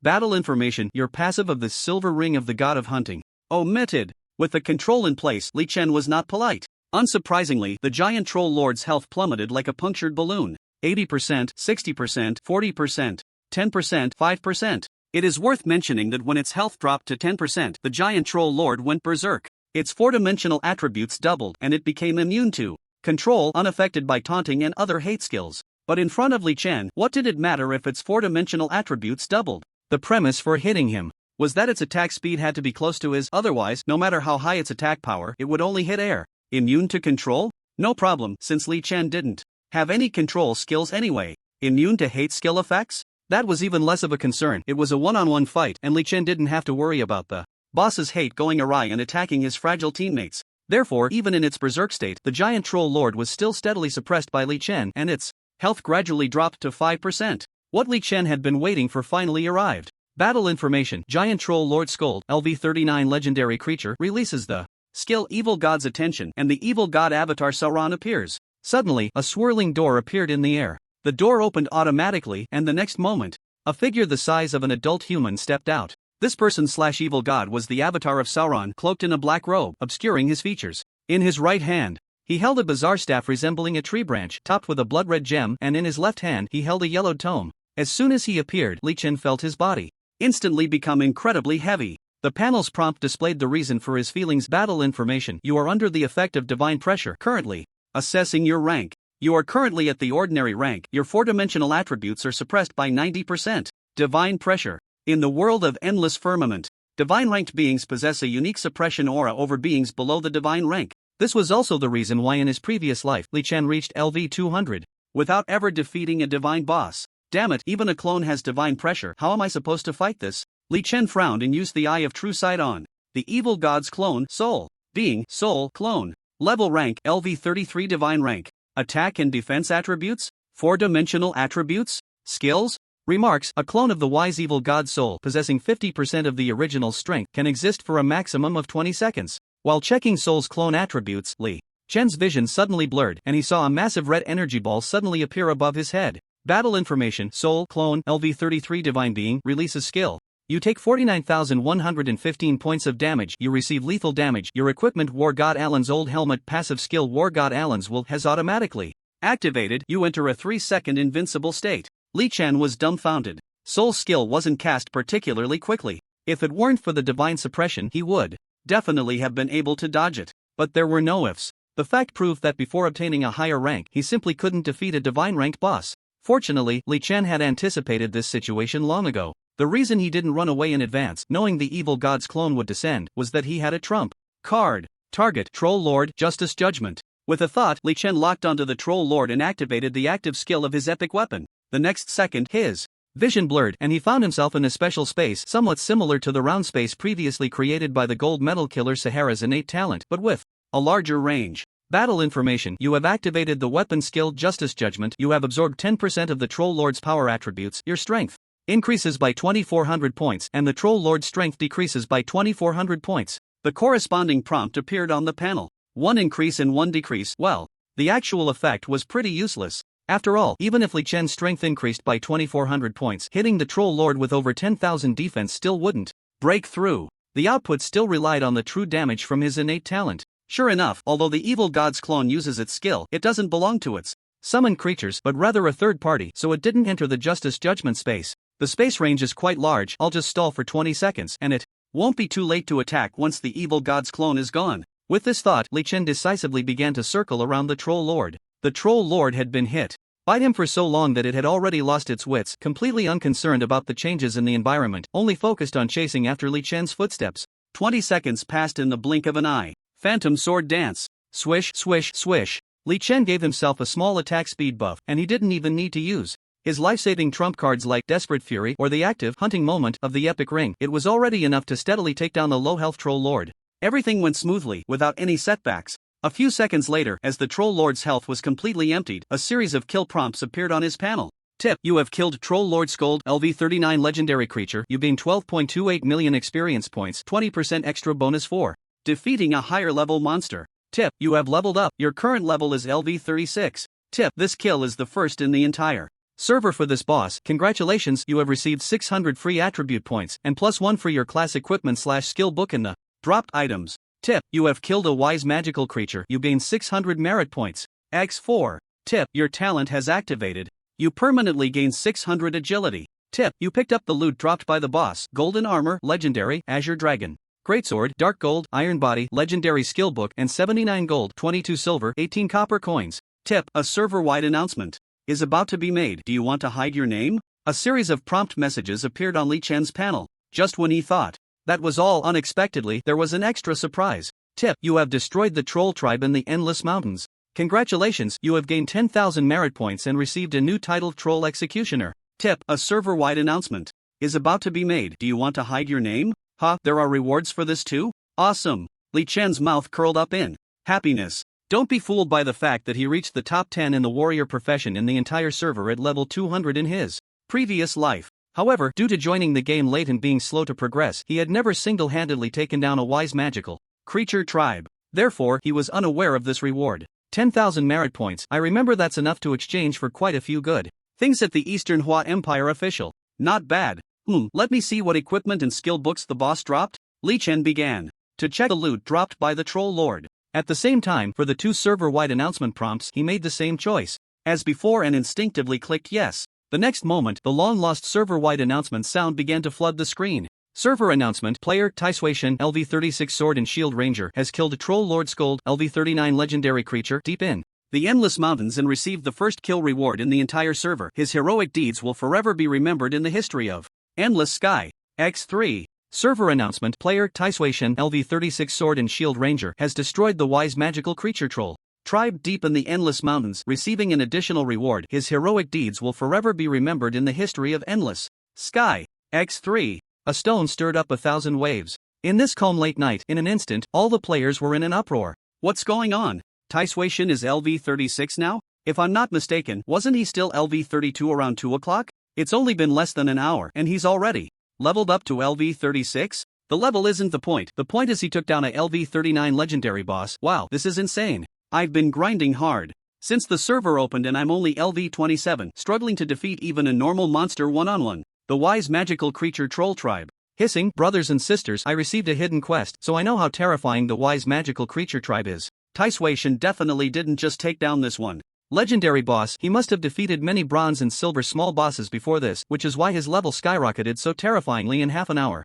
So far, it seems like only Taishuishan has created server-wide announcements, right? This is outrageous. Yes, our city has a top 10 big shot on the leaderboard who gathered the strength of thousands from the guild to take down a LV26 Dark Gold boss, yet there wasn't even a citywide announcement, let alone a server-wide one. The Tai Sui God is something special. One step ahead, brothers. Tai Sui God is so far ahead of us. Do you think we really have hope of surpassing him in the future? Whether we surpass him or not doesn't matter. I just want to cling to Tai Sui God's thigh right now. At Tai Sui God, big shot, please take me along. In the game, almost every online player was discussing this matter. On the forums, various related new posts sprang up like mushrooms after rain. A few days ago, when Li Chen was grinding the NPC Lu Yanwei's quest, he was too low-key, and only the people from the Righteousness Guild were discussed for a bit. His equipment hadn't been updated much, and because he spent the experience gained from monster grinding on leveling up his skills, Li Chen's level hadn't exceeded the second place by much, only around LV2. In the eyes of many, they felt he was already falling behind and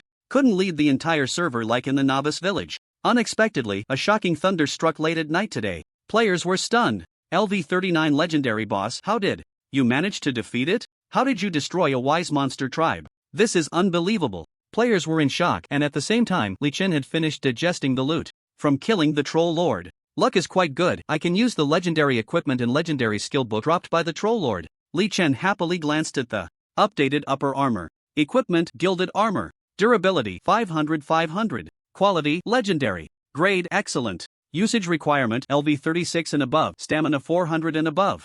Attribute 1, HP plus 15200, Physical Defense plus 328, Magic Defense plus 299, Strength plus 215, Stamina plus 265. Attribute 2, HP maximum value increases by 20%. Attribute 3, when taking damage, it will slowly restore 3000 HP over the next 5 seconds. Attribute 4, duration of abnormal states received is reduced by 30%. Attribute 5, Bloodthirst, passive. Skill, after fighting an enemy for 3 seconds, attacking the enemy will increase the equipment's HP limit by 150 points. Cooldown time for each target is 30 seconds. Growth type equipment. Attack enemies to increase HP limit. I have to say, this equipment made Li Chen very happy. If shown to other players, it would probably just be considered a discarded item. After all, the level of this equipment itself isn't high, and while the HP limit grows, the defense and other attributes won't change, it will eventually be phased out. But Li Chen has Chaos Core Fragment 3. This means it can be regarded as graduation equipment in Li Chen's hands. The higher my HP, the higher my margin for error when fighting high difficulty bosses. Not bad. It's a pity this skill book isn't affected by the Chaos Core Fragment. I can't learn it. Li Chen glanced at the legendary skill book in his backpack. Skill book, Iron Body. Quality, Legendary. Learning requirement, LV 39 and above, warrior/priest class. LV1 equals effect, passive skill, slowly restores 2% of maximum HP every 5 seconds. It was indeed one of the skills of the Troll Lord. Aside from these two legendary quality loot items, the Troll Lord also dropped a dark gold greatsword for Li Chen. This equipment is a two-handed weapon that can be used by warriors, and its attributes are quite good, but in front of Li Chen, it was no different from the previously obtained silver and gold equipment. It was just cargo waiting to be processed. It is worth mentioning that the effect of the title gained from destroying the troll tribe is excellent. Title: Troll Executioner. Attributes: HP plus 10%, physical/magic attack plus 8%, strength, agility, spirit, constitution plus 5%. Very simple attributes. Compared to the title he had been using, Conqueror of Nightmares, the basic attribute increase was much greater, but the downside was that it did not increase skill levels. Anyway, my output mainly relies on normal attacks, and I rarely use skills, so I'll just use this Troll Executioner title. By the way, I might as well stack all my free attribute points into stamina. Li Chen suddenly felt that his previous behavior of saving free attribute points was a bit foolish. He had originally planned to allocate these free attribute points temporarily based on the situation when needed. Not enough output? Then add strength. Not enough defense? Then add stamina. But through the battles with the Troll Priest and the Troll Lord, Li Chen realized, what's the point of saving? Just add everything to stamina. After all, in high difficulty boss fights, his output relied entirely on the true damage from his talents, and the strength attribute could only serve to increase critical damage, that is, to enhance the extra damage when hitting weak points. As his agility increased with his talents, his attack speed became faster, and the true damage added to each attack also grew higher. He was not lacking in output capability at all. Before, I was dazzled by the attributes of the Sword of Justice, which is why I added so much strength. Fortunately, it wasn't a big problem. Increasing some critical damage is also good. From now on, all my free attribute points will be added to stamina. As long as my defense is high enough and my health is thick enough, I can completely stand toe-to-toe with the boss. Li Chen made up his mind and decisively allocated all his free attribute points to stamina, then glanced at his brand new personal panel character. Tai Sui God. Basic attributes, level, LV 36, 404000/14900. Class, Sword and Shield Ranger. HP, 62, 330. MP, 848. Attack, physical attack 4817, magic attack 928. Defense, physical defense 4600, magic defense 343. Attributes, strength 2261, agility 44725, spirit 522, stamina 416. Free attribute points 0. Max attack speed 537.66 times/second. Max movement speed 994.95 meters/second. Title, Troll Executioner. Talent, Blessing of Light, second stage, SSS quality. Equipment, skills, etc. omitted. At this moment, since the time out of combat had exceeded 10 seconds, the passive benefits of the epic ring had completely disappeared, and this panel's attributes represented Li Chen's values without any buffs. The effect of adding all points to stamina was outstanding. Li Chen's physical defense was almost surpassing his physical attack value. The benefits of farming the wise magic creature tribe are too high. From now on, my focus will be on this aspect. By the way, in the hidden quest content from NPC Lin Yuliang, it seems to mention a race called the Lion Scorpion and the Wise Magic Creature Tribe. It's been several days, it's time to complete the first part of the quest. Before that, let's clear the public dungeon lava cave at LV 28. After digesting the loot and finishing allocating the free attribute points, Li Chen began to contemplate his next plan for becoming stronger. There was a public dungeon at level 28, but he had been busy with Lu Yanwei's tasks and hadn't had the chance to run it yet. Now that Lu Yanwei's tasks were completely finished and he had leveled up to level 36, it was time to run the dungeon, otherwise, the experience penalty for the dungeon would be too much to overlook. Therefore, Li Chen decided to first go to this public dungeon to gather some goods before taking on NPC Lin Yuliang's tasks, and by the way, to claim the first clear reward for the nightmare mode. Tai Sui-shan, private chat Zisha, including you, select 14 people to meet me at the Tianyao City Dungeon Square. I'll lead the team to get the nightmare first clear. Tai Sui-shan, private chat Erguzi, bring your 3 teammates along. See you at the Tianyao City Dungeon Square in 20 minutes. I'll take you flying. Tai Sui-shan, private chat Huadai, still not asleep? That's rare. Come to the Tianyao City Dungeon Square. I'll take you to get the nightmare mode first clear. The lava cave, as a medium-sized public dungeon for 20 players, does not limit the number of challengers, so Li Chen could enter alone. However, first, running a level 28 dungeon at level 36 already incurs a significant experience penalty, so gathering some lower-level teammates would effectively increase the dungeon's output. Second, Li Chen didn't care much about the dungeon's loot. He only valued the first clear reward and the legendary chest from completing the dungeon. As long as he filled the dungeon with players like he did during the Spider Cave trial, with only himself actually fighting the monsters, the rewards in both aspects would remain unchanged. Grouping will split my experience gain, but I don't care about that little bit of experience. Training future teammates using some resources is only reasonable, Li Chen thought to himself as he set off on his way back to the city. Tianyao City, Dungeon Square. Look, aren't those members of the Phoenix Guild's raid team? My god, I can't believe I ran into them. I wonder if she wants someone to fawn over her. And there's the sharpshooter, Chi-Chi, one of the top-ranked female players. I'm so envious, I want to join them. Stop dreaming, the Phoenix Guild mainly recruits female players. Male players can't get in unless they're exceptionally strong. Who are those few guys? This one's called Xin Yen? Damn, what an evil ID, actually mingling with the Phoenix raid team, how infuriating. Even in the dead of night, the dungeon square in Tianyao City was still bustling. There was no helping it. Not only was there the level 28 accessible lava cave dungeon, but also the level 20 accessible Wolf Tribe Altar dungeon. For most players who had just entered the main city, running the Wolf Tribe Altar dungeon 5 times a day was a must. The dungeon offered high rewards with low risks, much more comfortable than grinding wild monsters. Thus, as Zixia and the others arrived, nearby players cast envious glances at them. Just then, an unexpected group approached Zixia and her companions. The leading player, with the ID prominently displayed, was Aoshi Di Huang. Zixia, let's talk. After all, you wouldn't want your guild members to be hunted down by our Aoshi Kunxiong Guild and Yiboyun Tian Guild, would you? Aoshi Di Huang said calmly. The Fairy of Purple Mist once supported Li Chen's declaration of war against the Guild of Righteousness in a gaming forum. She kept her word and instructed the guild members to attack the members of Righteousness and the Proud Overlords Guild. In the past few days, while Li Chen was busy with his own matters, the Phoenix Guild experienced hundreds of deaths daily. Of course, Righteousness and the Proud Overlords suffered even more casualties. After all, Li Chen had given all his unused equipment to the Fairy of Purple Mist, which meant that the average strength of the Phoenix Guild members was actually much stronger than that of regular players. On the other hand, the Proud Overlords and Righteousness Guilds were starting to reach their limit. The Emperor of Pride and Zhao Ritian were not as reckless as the Fairy of Purple Mist. They were unwilling to see hundreds of their guild members die every day. It's important to know that time is precious in the early stages of the game. If you engage in PvP and win, that's fine, but if you lose, the death penalty is no joke.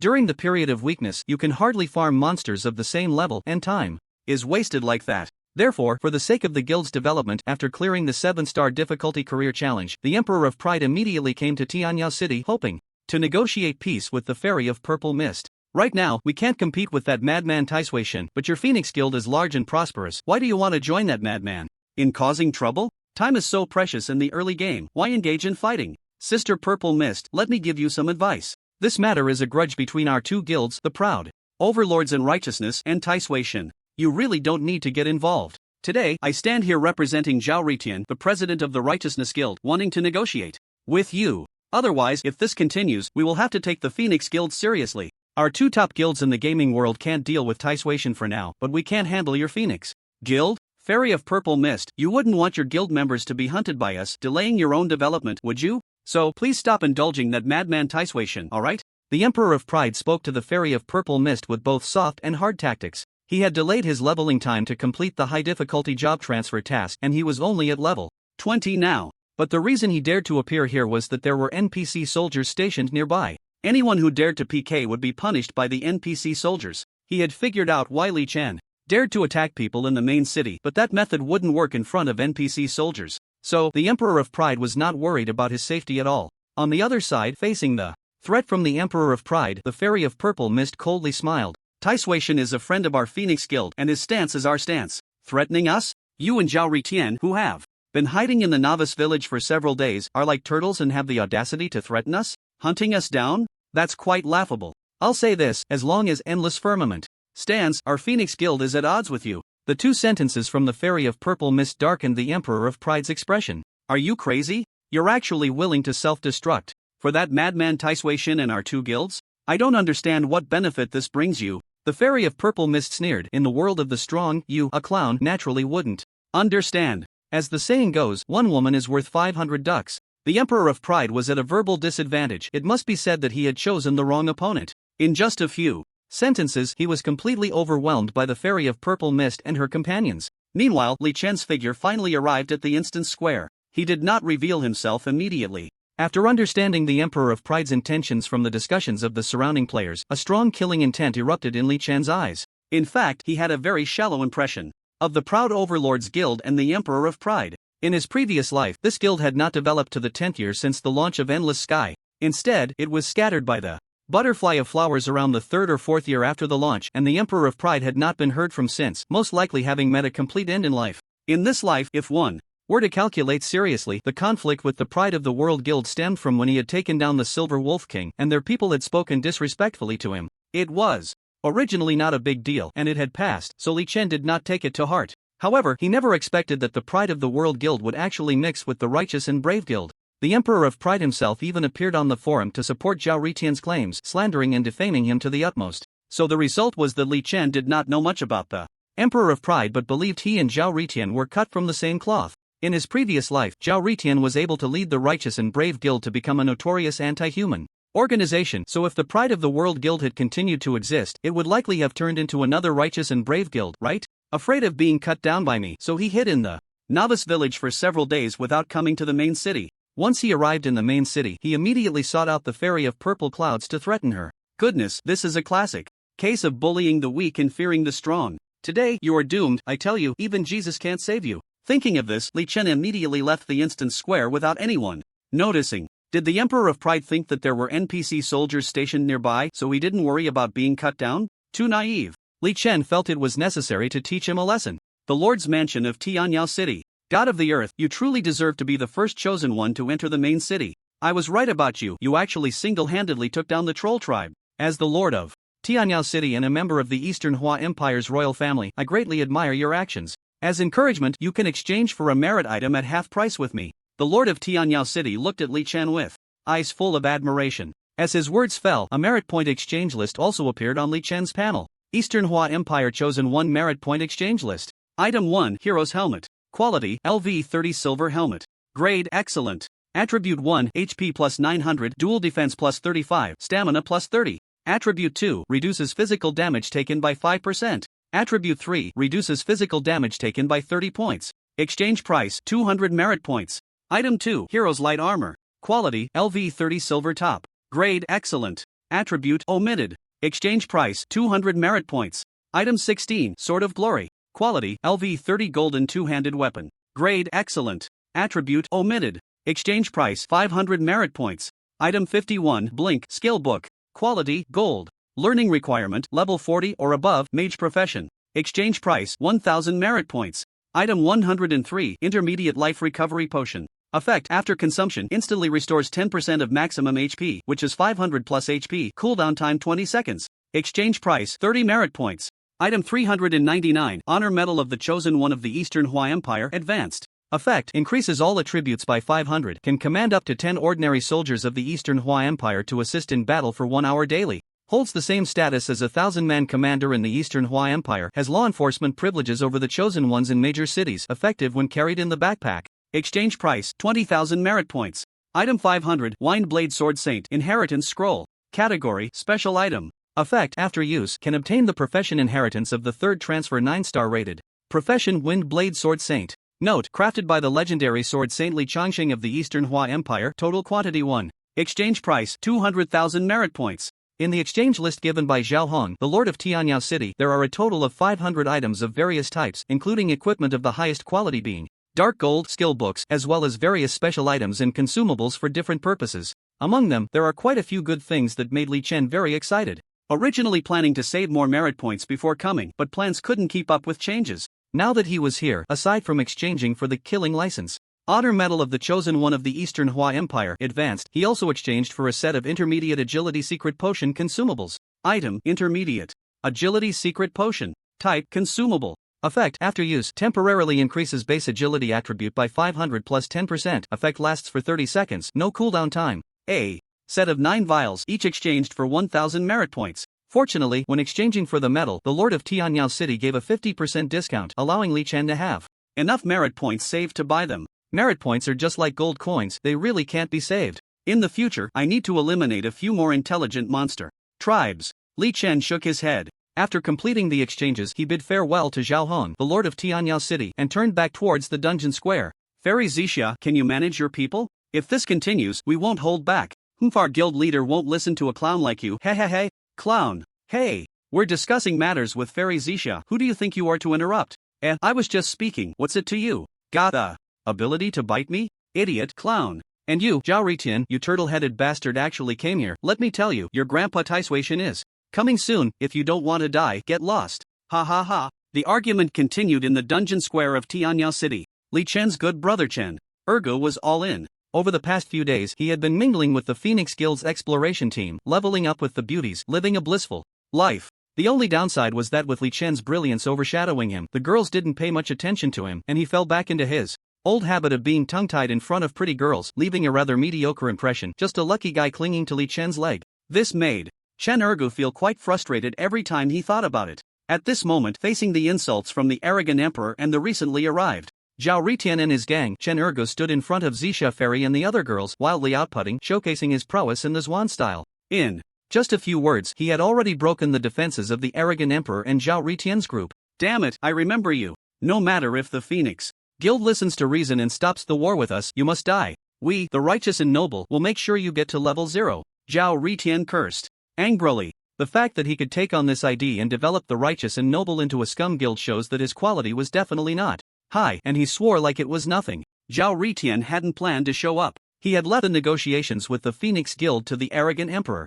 However, he didn't expect Zixia Fairy to be so tough, daring to confront two major guilds, nor did he anticipate the arrogant emperor's incompetence in dealing with a single woman. Reluctantly, he brought his men over to personally communicate with Zixia Fairy. Yet, before he could say much, he was already being verbally attacked by Chen Ergu, the potential licking dog of Zixia Fairy, calling him a turtle and a clown. When had Zhao Ritian, since becoming the president of the righteous and noble, ever been mocked to his face like this? Moreover, the key was that he was indeed hiding from Li Chen's pursuit, which was why he had to come to the main city now. This was typical turtle behavior. Being insulted wasn't scary, but being hit right on the mark was why Zhao Ritian broke down so quickly. Kid, you're done for. I swear on the honor of the president of the righteous and noble guild that I will make you quit the game. Zhao Ritian said fiercely to Chen Ergu. Me too. The arrogant emperor nodded in agreement, looking fierce. This one called missing will not be spared by my arrogant guild either. Chen Ergu sneered, his momentum fearless as he shouted, Heh, who are you trying to scare with that fierce expression?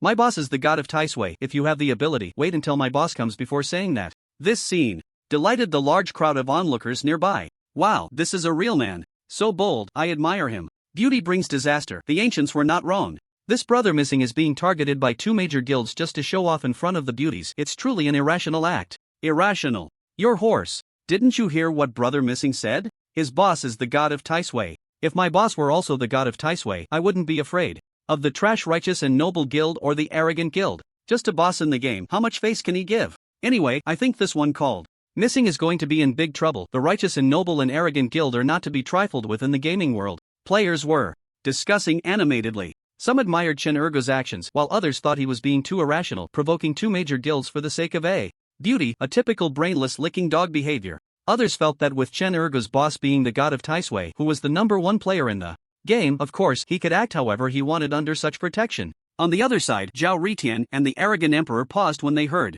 Chen Ergu's words. Your boss is the god of Taishui? Heh, I don't believe it, unless you. Zhao Ritian mocked. However, before he could finish his sentence, he turned into a beam of white light. That's right, Li Chen, who had just arrived at the dungeon square, made his move without saying a word. Li Chen was ruthless and said little, going straight to action. -5082. -7764. Weakness damage, fatal damage, two enormous numbers soared above Zhao Ritian's head. With just 2 strikes, Zhao Ritian was sent to the resurrection point. The damage even overflowed. The sudden change left all nearby players stunned. And when Li Chen took action, he showed no signs of stopping. After instantly killing Zhao Ritian, his target shifted to the Emperor of Pride. -9842. Weakness damage, fatal damage. The Emperor of Pride was even weaker than Zhao Ritian, with health below 10,000. Li Chen struck him on the head with a basic attack, and he instantly turned into white light. Following that, Li Chen began to attack the 10 or so guild members they had brought. Among them, the toughest could only withstand 3 basic attacks. Li Chen's attack speed and movement speed were Astonishing, from the moment he appeared to the time he finished off all his opponents, it took less than a second.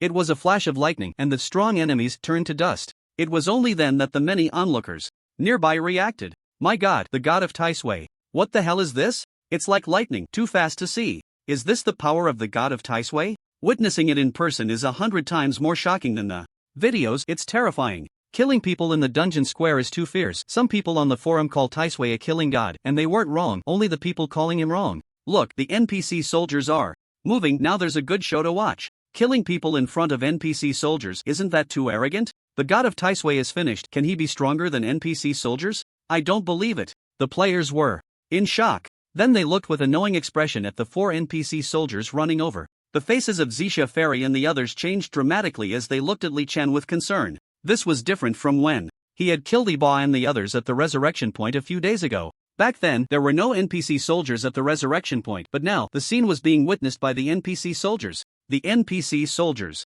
represented not just themselves but the entire NPC faction of the Eastern Hua Empire. What would Li Chen do? This was bad. Just as Zisha Fairy, Chun'ergu, and the others were getting increasingly anxious, Li Chen pulled out a palm-sized medal from his backpack, and in the next second, the 4 fierce NPC soldiers suddenly changed their attitude by 180 degrees. Their fierce expressions turned into respect, and after bowing to Li Chen, they left obediently. It was as if what had just happened had never occurred. What the hell just happened? Why aren't the NPC soldiers dealing with the god of Taisui? Can people really be killed in the dungeon square? Then I should, bro, you're amazing, take care. Pay attention, what did the god of Taisui just pull out? That's what made the NPC soldiers change their attitude. That thing is crucial. In the eyes of the NPC soldiers, the god of Taisui is different from us. What exactly is that thing? The players watching in the dungeon square were in shock. The same question was asked by the curious Zisha Fairy and the others. We'll talk about this later, I need to make a trip to the resurrection point first, Li Chen said, and he had already vanished like the wind.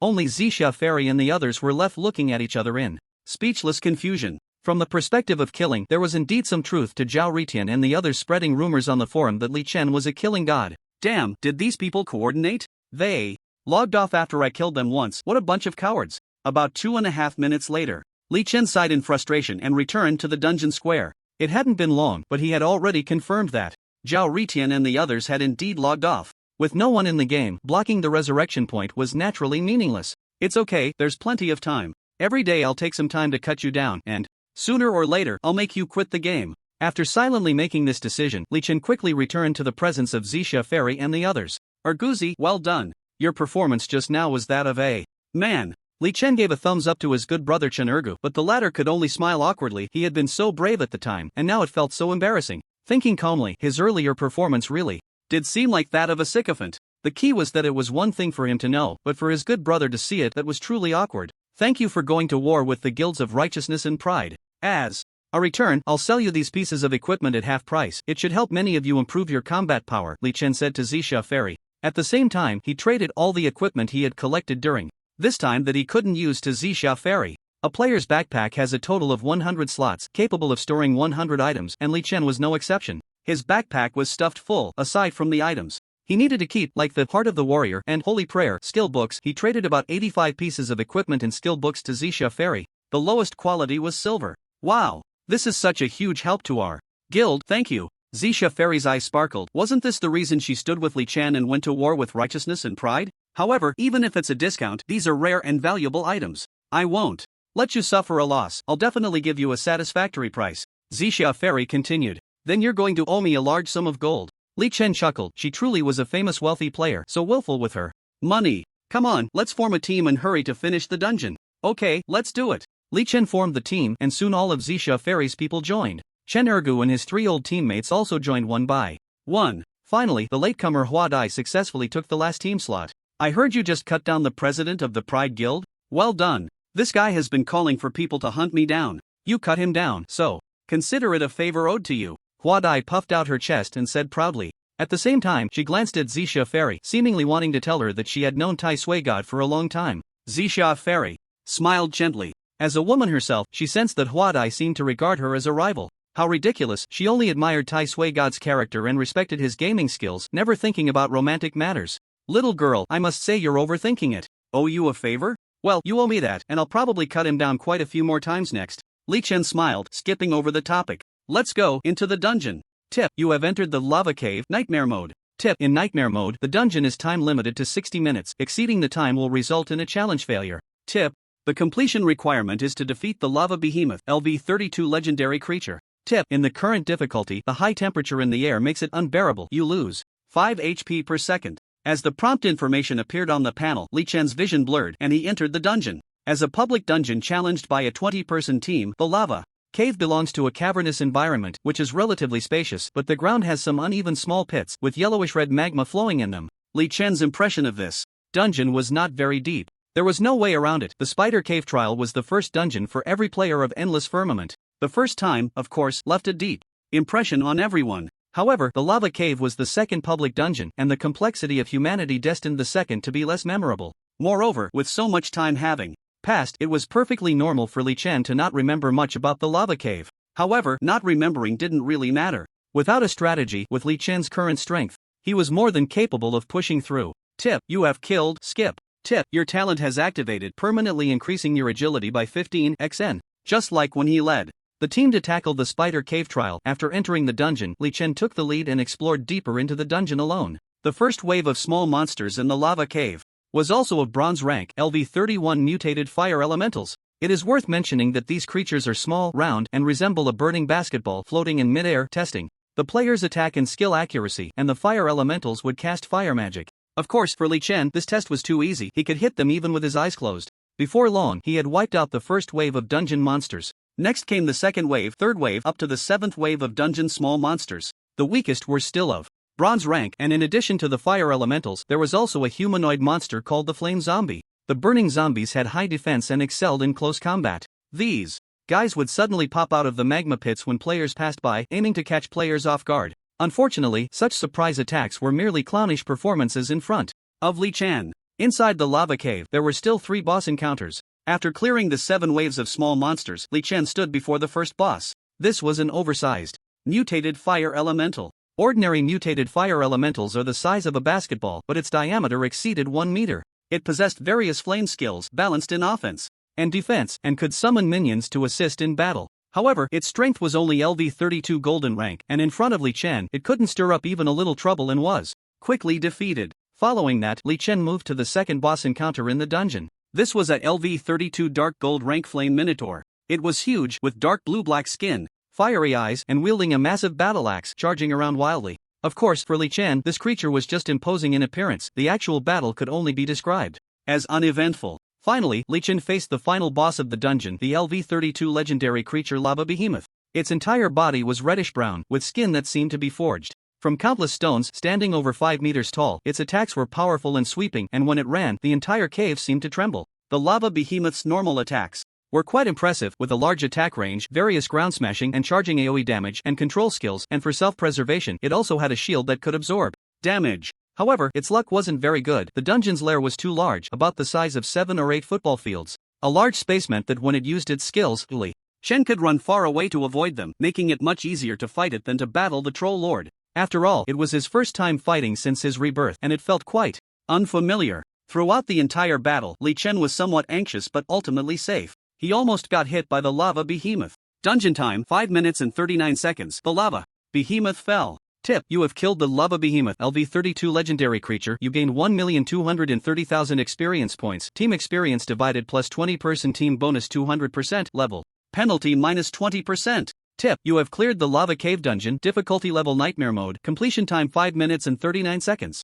Tip: dungeon evaluation in progress. 1. Your contribution during the challenge was 99.99% of the team. 2. Team completion time was under 20 minutes. 3. You did not die. Congratulations, you received an SSS level dungeon evaluation. Tip: you received dungeon settlement rewards of 6,400,000 experience points. Experience penalty minus 20%. Legendary chest LV32 times 1. Tip: your team is the first in the entire server to clear the lava cave nightmare mode dungeon. Since you are the captain and your contribution was 99.99% during the challenge, congratulations, you received the first completion reward of 400 free attribute points, the titled Lava Behemoth Slayer, and Epic Chest LV32 times 1. Tip: a server-wide announcement is about to be made. Do you want to hide your ID? A series of prompts appeared on Li Chen's panel. He began to happily check his dungeon rewards. At the same time, the server-wide announcement started flooding the screen. Server announcement: Lava Cave Trial Nightmare Mode has been cleared by a team of brave challengers: Captain Taishuation, LV36 Sword and Shield Ranger, Member Z. Xiaxian Z, LV31 Storm Warrior, Member Miao Zhuan Shiji, LV30 Gale Archer. Their heroic deeds will forever be remembered in the history of Endless Firmament X3. The server announcement flooded the screen again. At this time, it was around 4 in the morning in the real world of Longwa, a time when everything was quiet. However, on the Endless Firmament game forum, players were buzzing with excitement. Damn, here we go again? Taishuation, please tone it down, I'm already shocked and numb. Just a few minutes ago, I was still in shock that Taishuation killed Zhaori Tian and Ao Shidi Huang in front of the Tianyao City NPC, and now they've cleared the nightmare difficulty of the lava cave? There's no way it took more than 10 minutes, I'm sure of it. Damn, taking down the lava cave in under 10 minutes on nightmare difficulty? Can it get any more ridiculous? Forum players were utterly astonished. The continuous server announcements today had even made many people feel numb to it. Meanwhile, Li Chen had also successfully digested the rewards from the first completion of the Nightmare Dungeon, but this time the rewards left him feeling quite conflicted. Equipment: Sword of the Ripper. Durability: 500/500. Quality: Epic. Grade: Normal. Usage requirement: level 36 or above. Melee class using two-handed weapons. Strength over 800 points. Attribute 1: Physical. Attack plus 1600. Magic attack plus 1230. Strength plus 355. Attribute 2: Damage from physical/magic attacks increased by 8%. Attribute 3: Active skill level plus LV2. Attribute 4: 10% omnipotent lifesteal. Attribute 5: On successful attack, there is a 2% chance to inflict the enemy with advanced bleeding status, causing them to take 1% of their maximum health as bleeding damage per second for 5 seconds, cannot stack, with a 60-second cooldown for each target. Attribute 6: Rend, passive skill, on successful attack, reduces the enemy's physical defense by 5%, can stack up to 6 layers on the same target, effect lasts for 30 seconds, no cooldown. That's right, another epic quality two-handed greatsword. What troubled Li Chen was that he already had the controversial Judgment Blade. Although this one was of epic quality, it was actually redundant. The increased base attack power and strength are decent, similar to the Judgment Blade, but the Judgment Blade is now at level 36, increasing my dual attack panel by 23% and 22% light attribute attack, which is a much greater boost to my panel. Moreover, the Judgment Blade is of perfect grade and can be upgraded to mythic quality in the future, making it almost impossible to be replaced. However, this Sword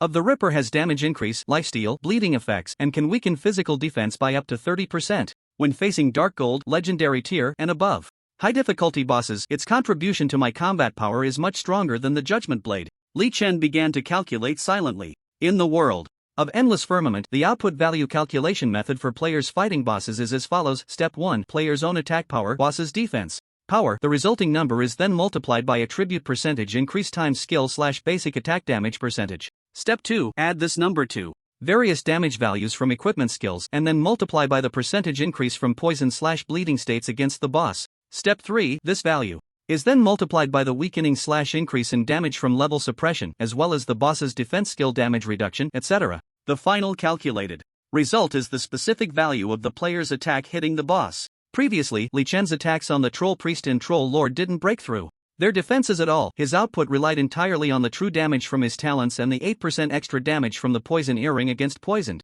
bosses. This means that the first step of the output calculation method was fixed at one point. There was no way around it. The defense of Dark Gold and Legendary bosses was too high, and his attack power was much lower than their defense values. But now, with the 30% physical defense reduction effect from the Sword of the Ripper, plus his Storm Swordsmanship's fixed physical defense reduction passive, at least when he faced a boss of the same level as the Troll Priest again, his physical attack should be able to break through their defenses. So at this stage, this Sword of the Ripper is quite important for me.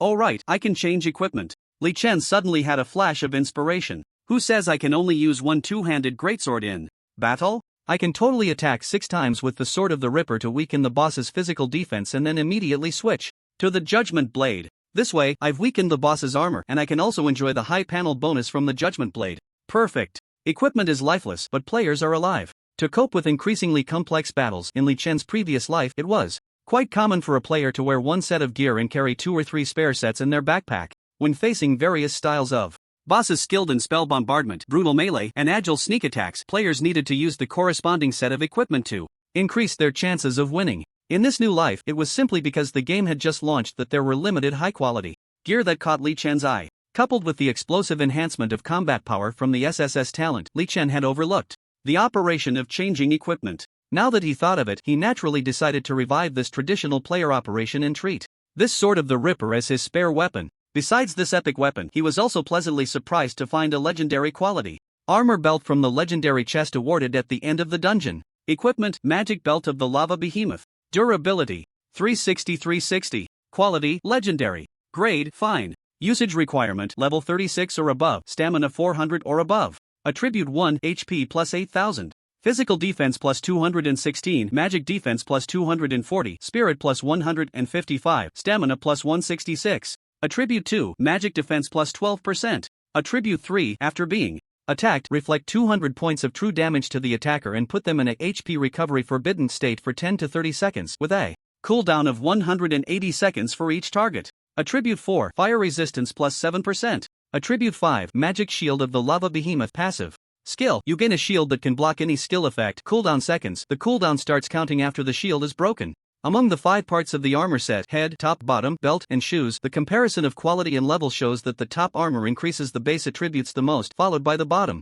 then the head, and finally the belt and shoes. This magic belt of the Lava Behemoth does not significantly increase basic defense, health, or stamina attributes, roughly only 2/3 of the gilded armor. The first surprise Li Chen felt was the passive skill of the 5th attribute of this equipment. A magic shield that can block any skill. With it, my margin for error when challenging high difficulty bosses has greatly increased. Originally, with his movement speed, it was already difficult for the boss's skills to hit him. Now with this magic shield, even if he was careless and didn't dodge, if he occasionally got hit by a boss skill, he wouldn't take any damage. The second surprise he felt was that this belt was not an ordinary legendary equipment, but part of a legendary set with set effects. Magic armor set effect of the Lava Behemoth. Wearing 2 pieces, strength, agility, spirit, stamina plus 150. Wearing 3 pieces, physical and magic defense plus 10%. Wearing 4 pieces, attack speed plus 10%, movement speed plus 15%. Wearing 5 pieces, max HP plus 15%, strength, agility, spirit, stamina plus 8%. All 5 components of this legendary set have names like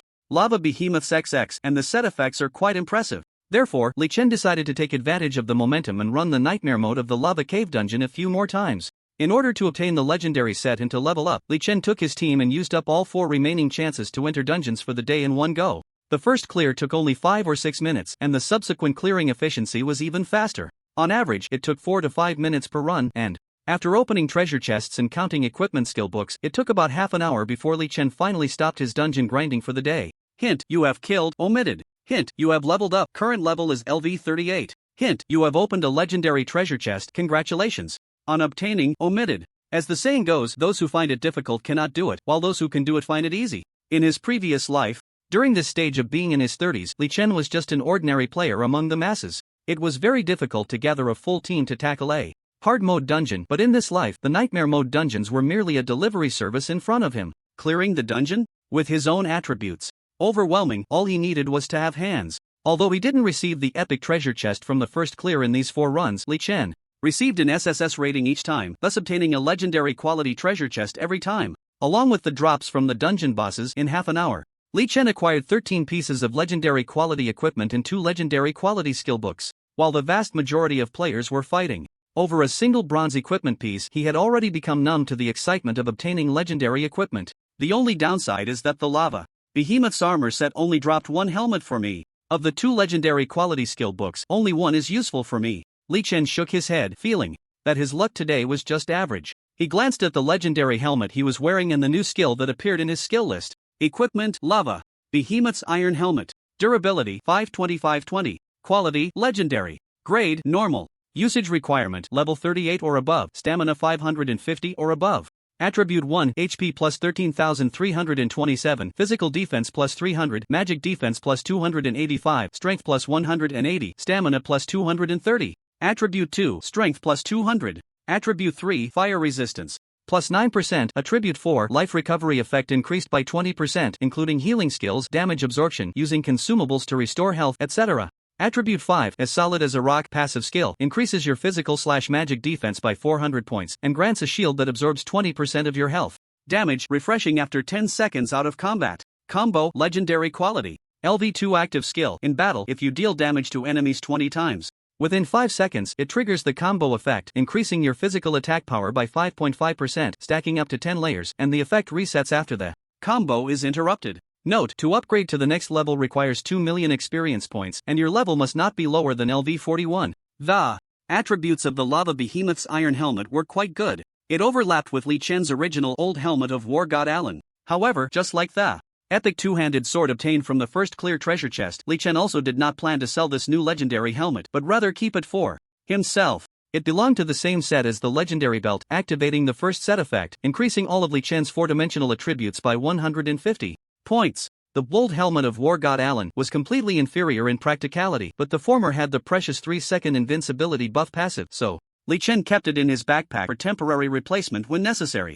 As for the passive skill book combo, Li Chen considered it a very nice surprise. He had just learned it and consumed experience points to raise its base level to LV2. Every 5 seconds, 20 attacks were incredibly easy for Li Chen. He could even stack the buff of his combo skill to the max in just 1 second. A total increase of 55% in physical attack power was extremely useful. The free attribute points from the first completion reward have all been added to my constitution, and the chosen one's advanced honor medal adds 500 points to all 4 attributes. Plus, with this wave of updated equipment and the upgrades to my original gear, my latest base attributes are. Li Chen happily admired his brand new personal panel. Level LV38 3150 600 000. Class Sword and Shield Ranger. HP 9440. MP 13160. Attack Physical.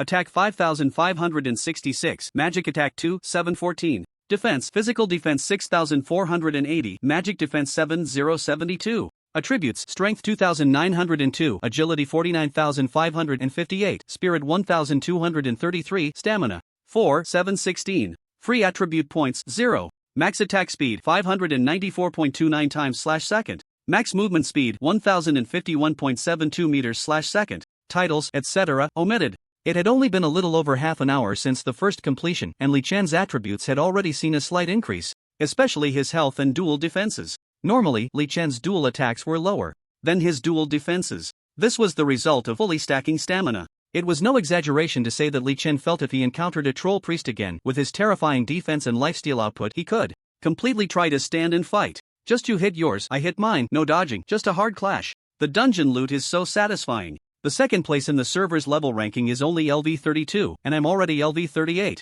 Sigh. I want to keep a low profile, but my strength won't allow it. Li Chen mumbled happily. After finishing the dungeon, before leaving, he casually distributed all the loot from the dungeon to Xixia Fairy and the others. About 200 pieces of bronze equipment, a total of 87 pieces of silver equipment, 29 pieces of gold equipment, 12 pieces of dark gold equipment, 7 pieces of legendary equipment, and various skill books. Even if I give you a discount, it won't be less than 18,000 gold coins, right? Xixia, you owe me a huge sum of gold now. The legendary shield is for you, Guzi. Do your best to become the #1 shield warrior player in the game. I believe in you. The dark gold staff and the legendary quality mage subweapon doll are temporarily lent to you. What do I have in mind for you? Butterfly, when I create my guild in the future, you will be the chief mage player of my guild. Before long, Li Chen had distributed all the loot from the dungeon, and Xixia Fairy, who received the bulk of it, was both happy and frowning. Happy because there were so many high-quality equipment and skill books, the strength of their guild's top players would definitely surge. Frowning because owing so much gold made her feel like her entire guild was working for Li Chen.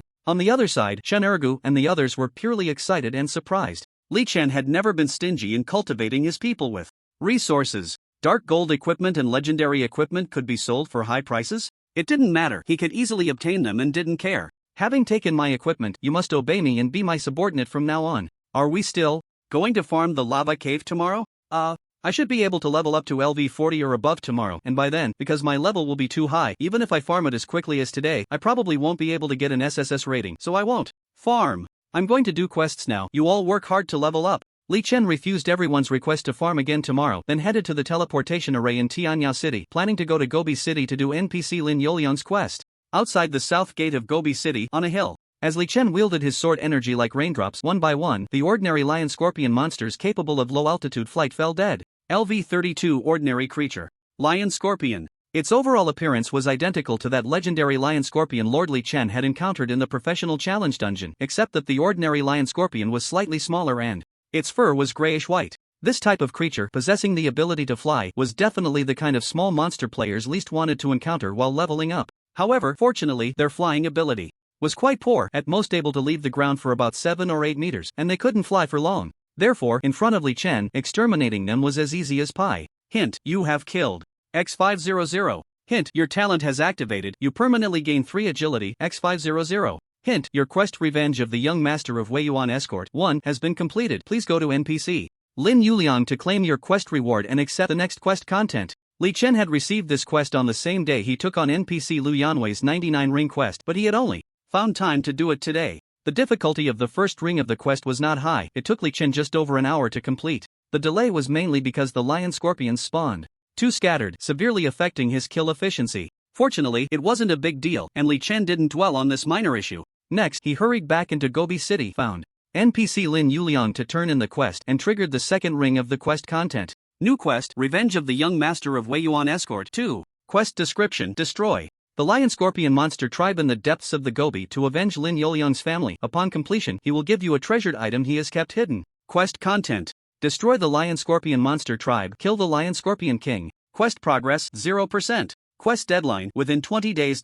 Quest number requirement, 1 person. Success reward, 500,000 experience points, other unknown rewards, and eligibility to accept the next ring of the quest. Failure penalty, permanently lose the eligibility to accept this quest chain. Sure enough, it's another quest asking me to fight the intelligent monster tribe. This is exactly what I want. However, there shouldn't be much time left today. I'll first find the lion scorpion tribe's territory and wait until tomorrow to fight after I level up to LV40. Li Chen pondered his next plans. The lion scorpion tribe belonged to intelligent monsters, and the rewards would likely be similar to when he had killed the giant troll tribe before. But first, there wasn't much time left today, and he was close to his usual offline time. Second, he had already leveled up to LV38, and he was not far from LV40. It should be noted that reaching LV40, just like LV20, would present a level bottleneck, requiring a special test to gain experience from monsters and continue leveling up. The lion scorpion tribe would definitely be a good place to level up, and Li Chen couldn't bear to fight before reaching LV40. So he decided that today's goal was just to find the lion scorpion tribe's territory, and the remaining time would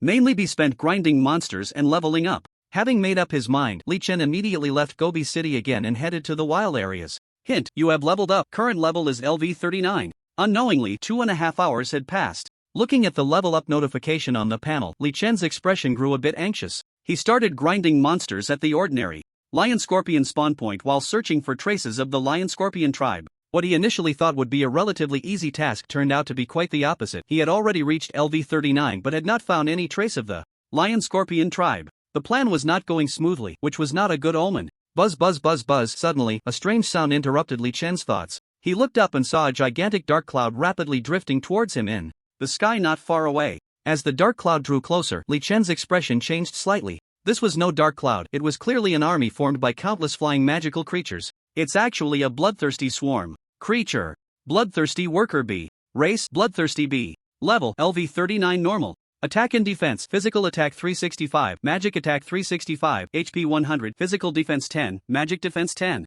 Attributes: strength 145, agility 400, spirit 145, stamina 10. Normal attack: charge, stinger.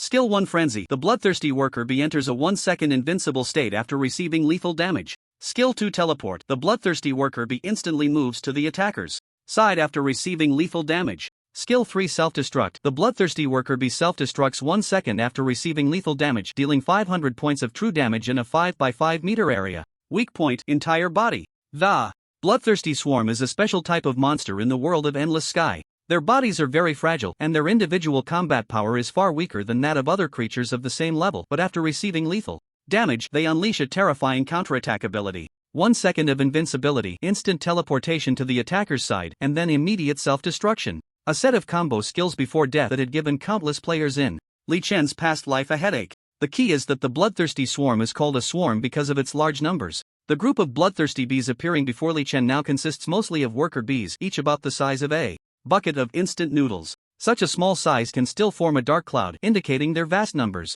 At least 30,000. Huh? They're not flying towards me? Based on his past life experience, Li Chen made a judgment, and suddenly he was surprised to find that the target of the bloodthirsty swarm was not him. On the ground ahead, 2 figures, one large and one small, were fleeing for their lives. 2 female players. Oh no, it's them. The high agility not only brought speed but also some invisible enhancements that wouldn't show on the personal panel, such as keen eyesight. Now, without any obstacles in the way, Li Chen could even see the translucent wings of the bloodthirsty worker bees flapping from 1,000 meters away. Thus, he could clearly see the 2 players being chased by the bloodthirsty swarm. One had the ID Yan Yang Yang. The other had the ID Nyam Nyam Ya. Both were female players, one with a calm demeanor, and the other with a youthful aura resembling a mother and daughter. After recalling in his mind, Li Chen confirmed that they were indeed mother and daughter. The player named Yang Yang Yang was none other than the strongest recognized alchemist in the entire server from Li Chen's past life, without a doubt. And her daughter, Mia, was no ordinary player either, ultimately ranking among the top 100 in the renowned list of the world's strongest support players.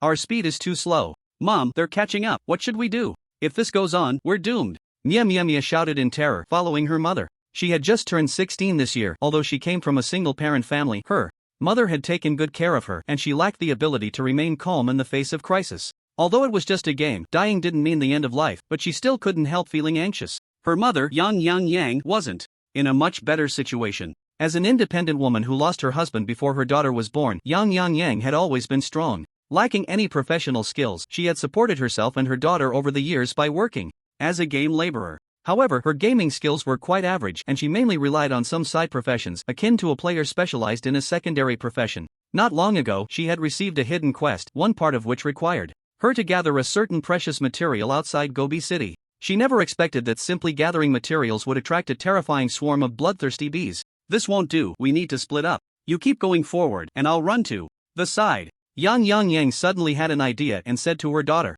the straight line distance between 2 points is the shortest, and running to the side would definitely make it easier for the bloodthirsty bees to catch up. She planned to attract the bees' attention herself to buy her daughter some time to escape. Although she was very reluctant, she was fearless for the sake of protecting her daughter. But who knew, her daughter Mia was quite stubborn. As soon as she heard this, she understood her mother's intention. Mom, you run forward, I'll go to the side. No, I'm going to the side. No, I'm going. Be obedient, dear. Mom has much more gaming experience than you. Just keep running. Why do you have to follow me? Why won't you listen? Mom, if we're going to die, we'll die together. We mother and daughter will never be apart. Mia was very stubborn. Without reaching an agreement with her daughter, Yang Yang ran to the side, but Mia instantly changed direction as well. This scene, their conversation, left Li Chen, who was quickly approaching, speechless. The game hadn't even merged with the real world yet. What was the big deal about dying once? But strangely, he felt a bit moved. In my previous life, Yang Yang and Mia, mother and daughter, sacrificed themselves on the same day half a year before I was backstabbed, and it is said that they died hand in hand.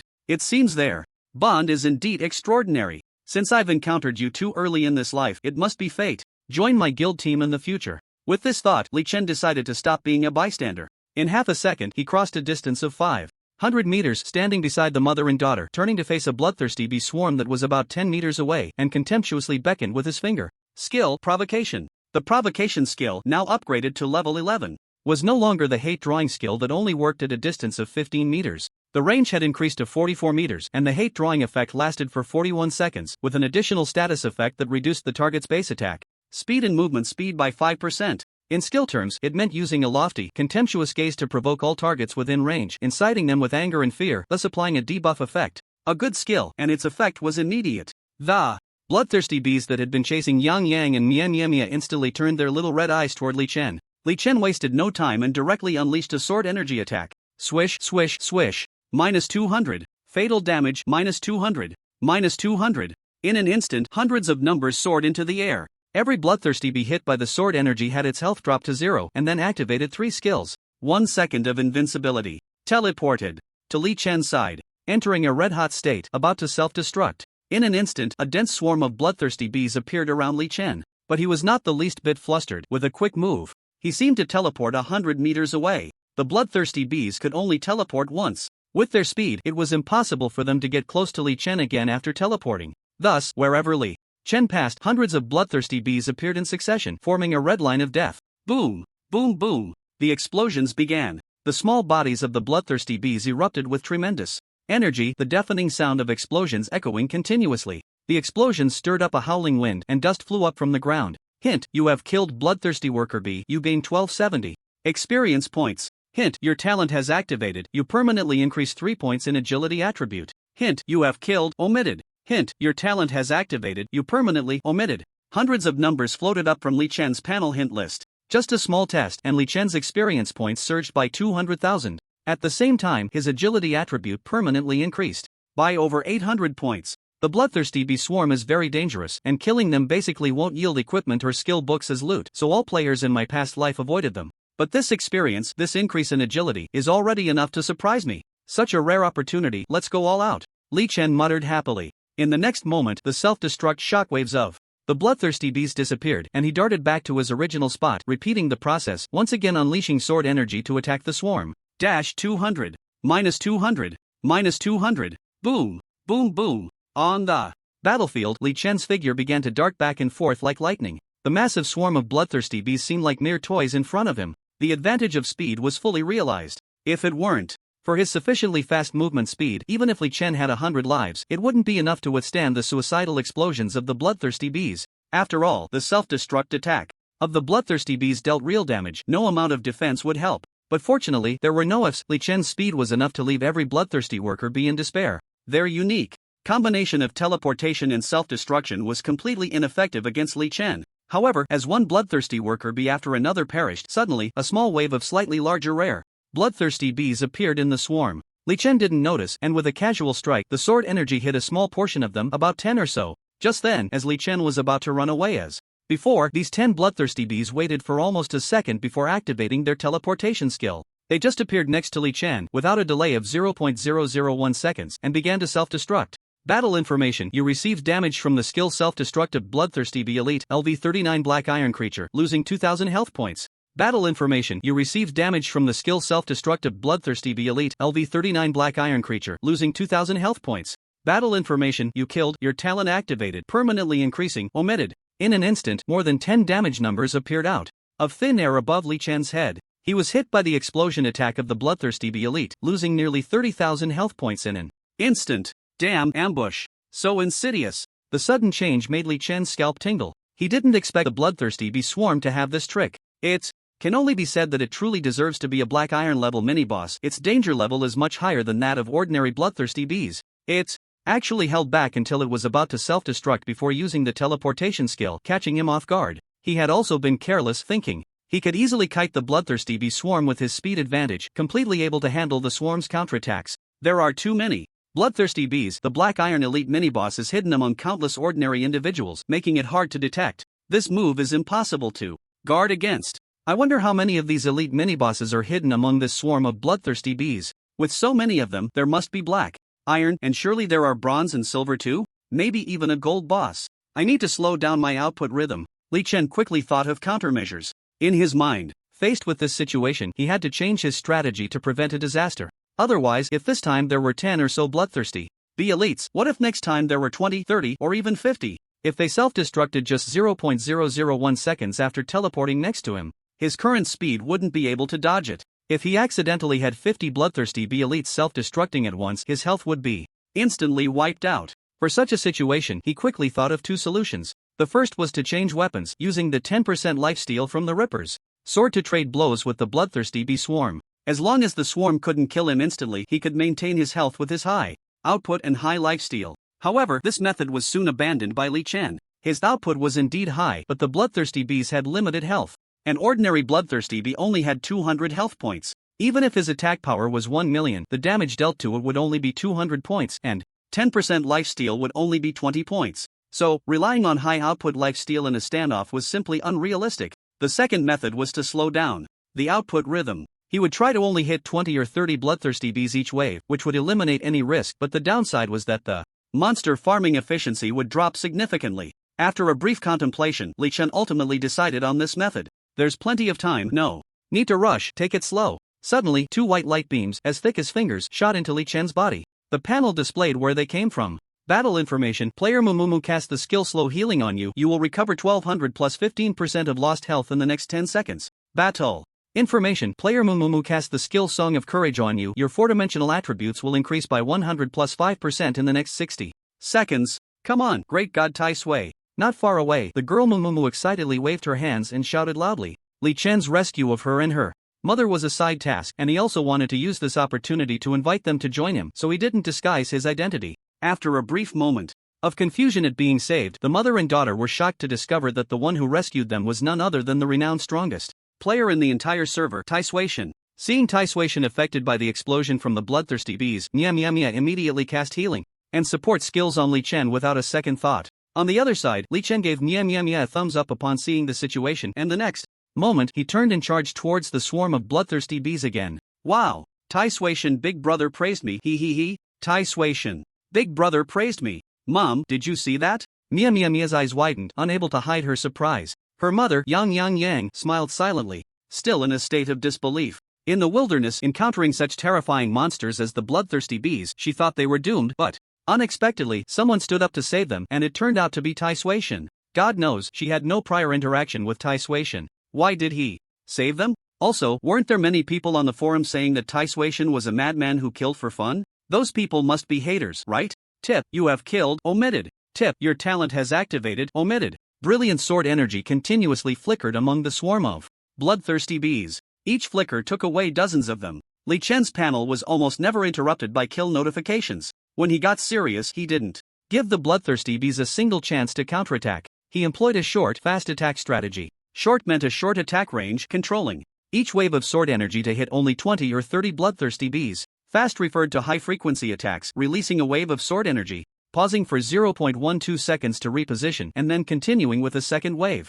Quick referred to the combat rhythm, ensuring that no more than 30 bloodthirsty bees would self-destruct in the same wave that teleported next to him, maximizing output rhythm. Under this combat mode, the efficiency of farming monsters couldn't compare to the initial instant kill of hundreds of bloodthirsty bees, but it was safer. In this situation, although there were still occasionally individual bloodthirsty bees above the black iron rank that self-destructed and dealt damage to him, it wasn't a big problem. The lifesteal from his output gave him strong recovery ability, and combined with the passive healing from the iron body skill he had just learned at level 39 from the Troll Lord, Li Chen's health remained above a safe line. Gradually, the dark clouds in the sky shrank in size. After an unknown amount of time, 2 new prompt messages suddenly appeared on Li Chen's panel. Tip, you have leveled up, current level is LV40. Tip, current level cannot be further increased, cannot continue to gain experience, must complete the second job trial to unlock a new level cap. LV40. Calculating based on an average of about 1,300 experience points per bloodthirsty bee, I've killed around 16,000 of them.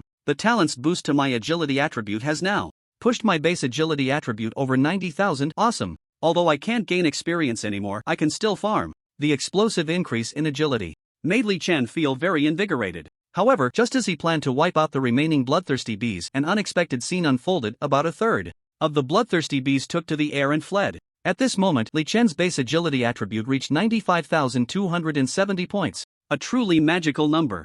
Great God of Tai Sui, thank you for saving us mother and daughter. Great God of Tai Sui, you're so handsome. We can't repay your life-saving grace, but we mother and daughter are willing to offer ourselves. Ugh, Mom, why are you hitting me? Dead girl, how can you say such things? But in ancient costume dramas, beautiful women always say this after being saved by heroes. After the bloodthirsty swarm flew away, listening to the grateful words of the sheep and the mother and daughter, Li Chen showed an awkward but polite smile. He originally felt a bit regretful that the opportunity for a sudden increase in agility was lost, but he was startled by the girl's words. I didn't save you two to get into anything inappropriate. You're so young, what are you thinking? Indeed, children shouldn't watch dramas, they should study hard. However, since the words had been said, seeing the sheep's flushed cheeks, it was inappropriate for Li Chen to remain silent. There's no need to thank me, it was just a coincidence. I was planning to deal with that swarm of bloodthirsty bees anyway. As the saying goes, meeting is fate, let's be friends. I see you two, one a priest and the other seemingly a secondary profession player. When I create a guild in the future, would you like to join?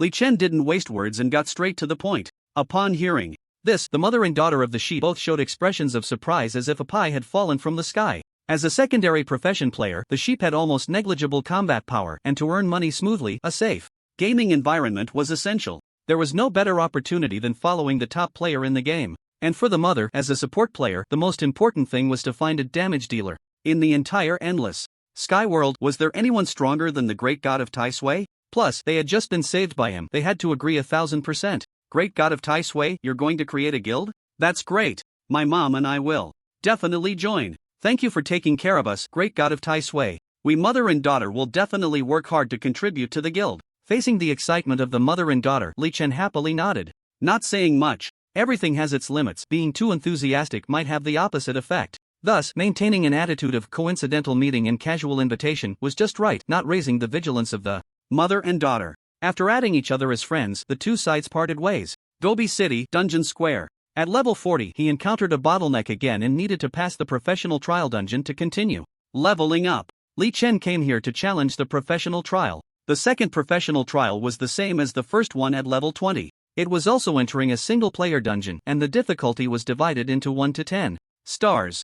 Of course, if the initial profession was not a hidden profession, the maximum would still be 9 stars. It is worth mentioning that Li Chen remembered that after passing this second professional trial, he would not gain a new profession but would still maintain the original profession while digging into its potential, increasing the growth rate and rewarding new skills. As a reborn player with the strongest SSS level talent in the game, Li Chen naturally chose the highest difficulty. Professional Trial Dungeon, difficulty 10 stars, entering. With a thought, his vision blurred, and in the blink of an eye, he arrived in an open plain environment. Looking around, the entire plain was desolate, with the ground being a relatively flat giant rock, and about 3,000 meters away, there were white walls, clearly marking the boundary of the activity area. At the same time, relevant prompt information appeared on Li Chen's panel. Prompt: you have entered the Professional Trial Dungeon, current difficulty is 10 stars. Prompt: in the current difficulty, you are restricted from using space control type skills and cannot use consumables. Tip: copy challenge requirement, survive for 15 minutes without dying under the siege of copies. Tip: the copies will refresh in 30 seconds, a total of 9 copies, each with 100% replication of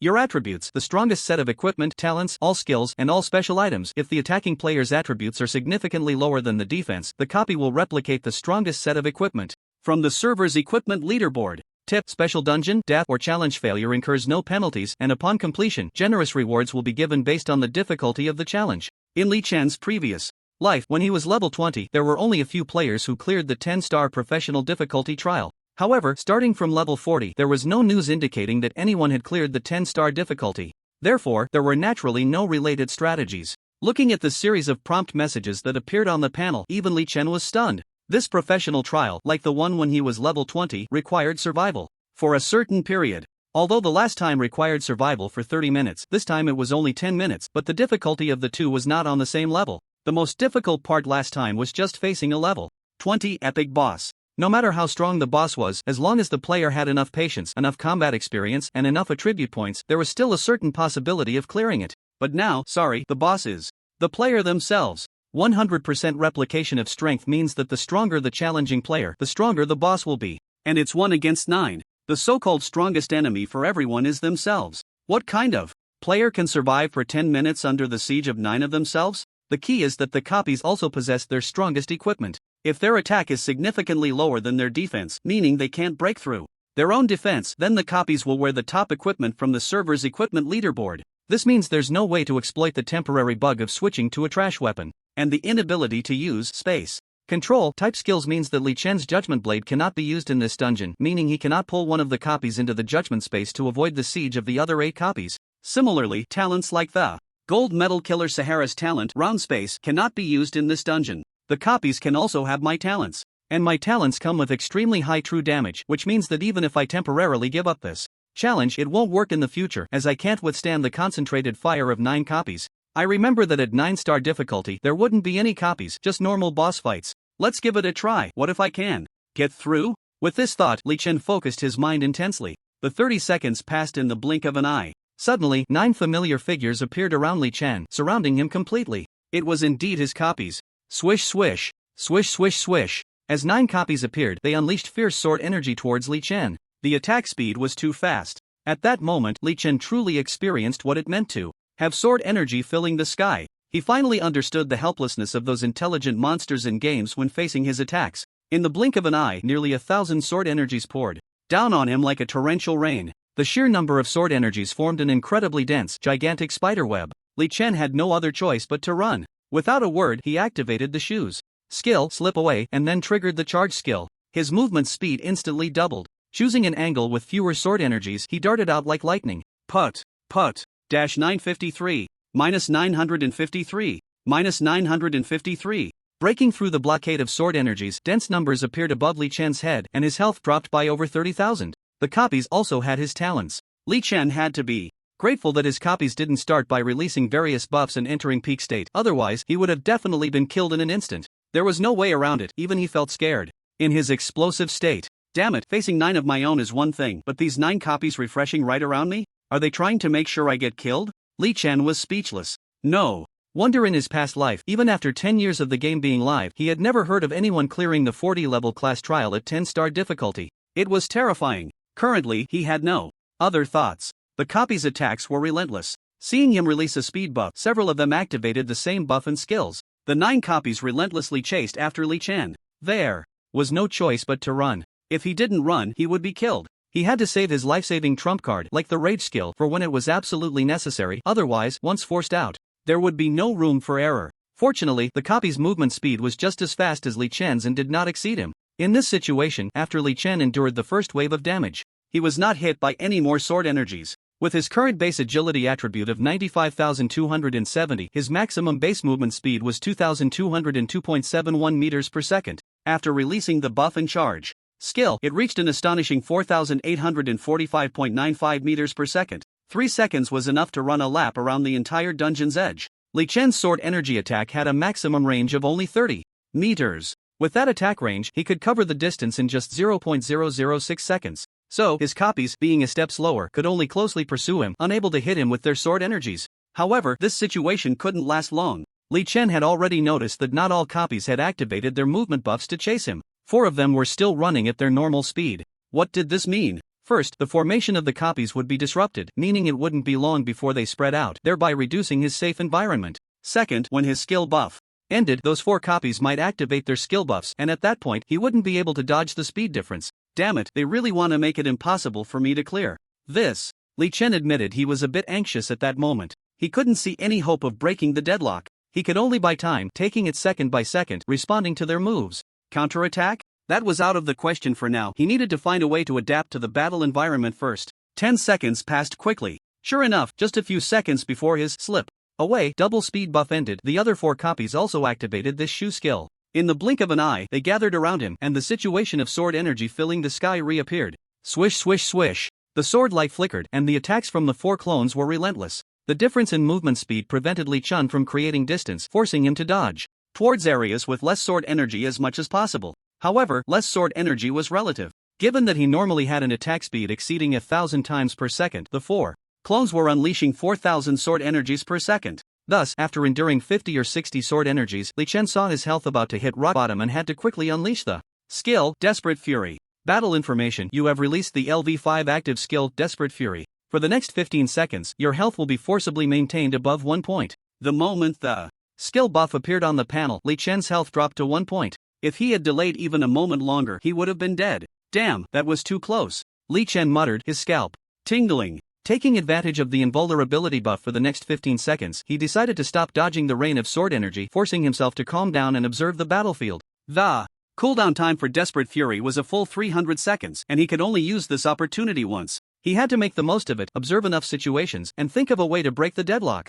At that moment, he indeed discovered some peculiarities. First, after he activated Desperate Fury, none of the 9 clones had been attacked by him, yet they all released the Desperate Fury skill as well. Just now, when I used the skill of the Dark Gold Shoes to escape, the clones also released it one after another. Does that mean whatever skill I use, they will use too? Li Chen thought of this and decisively unleashed Heavy Slash, Phantom Sword Dance, and Twilight of the Gods. He found that the clones also released Phantom Sword Dance and Twilight of the Gods. However, they did not release output skills like Heavy Slash. Does this situation only limit buff-type skills? Li Chen noted this discovery and hurriedly continued with other attempts and observations. Swish swish swish. He initiated a counterattack. The sword energy fell like rain, and to Li Chen's surprise, the clones also began to dodge. They know to avoid my attacks. Can I use this? Li Chen pondered, suddenly making a new discovery. Although the clones he attacked were also counterattacking, their accuracy suddenly became erratic. Some sword energies zigzagged past him at high speed. Their accuracy had suddenly worsened. What was going on?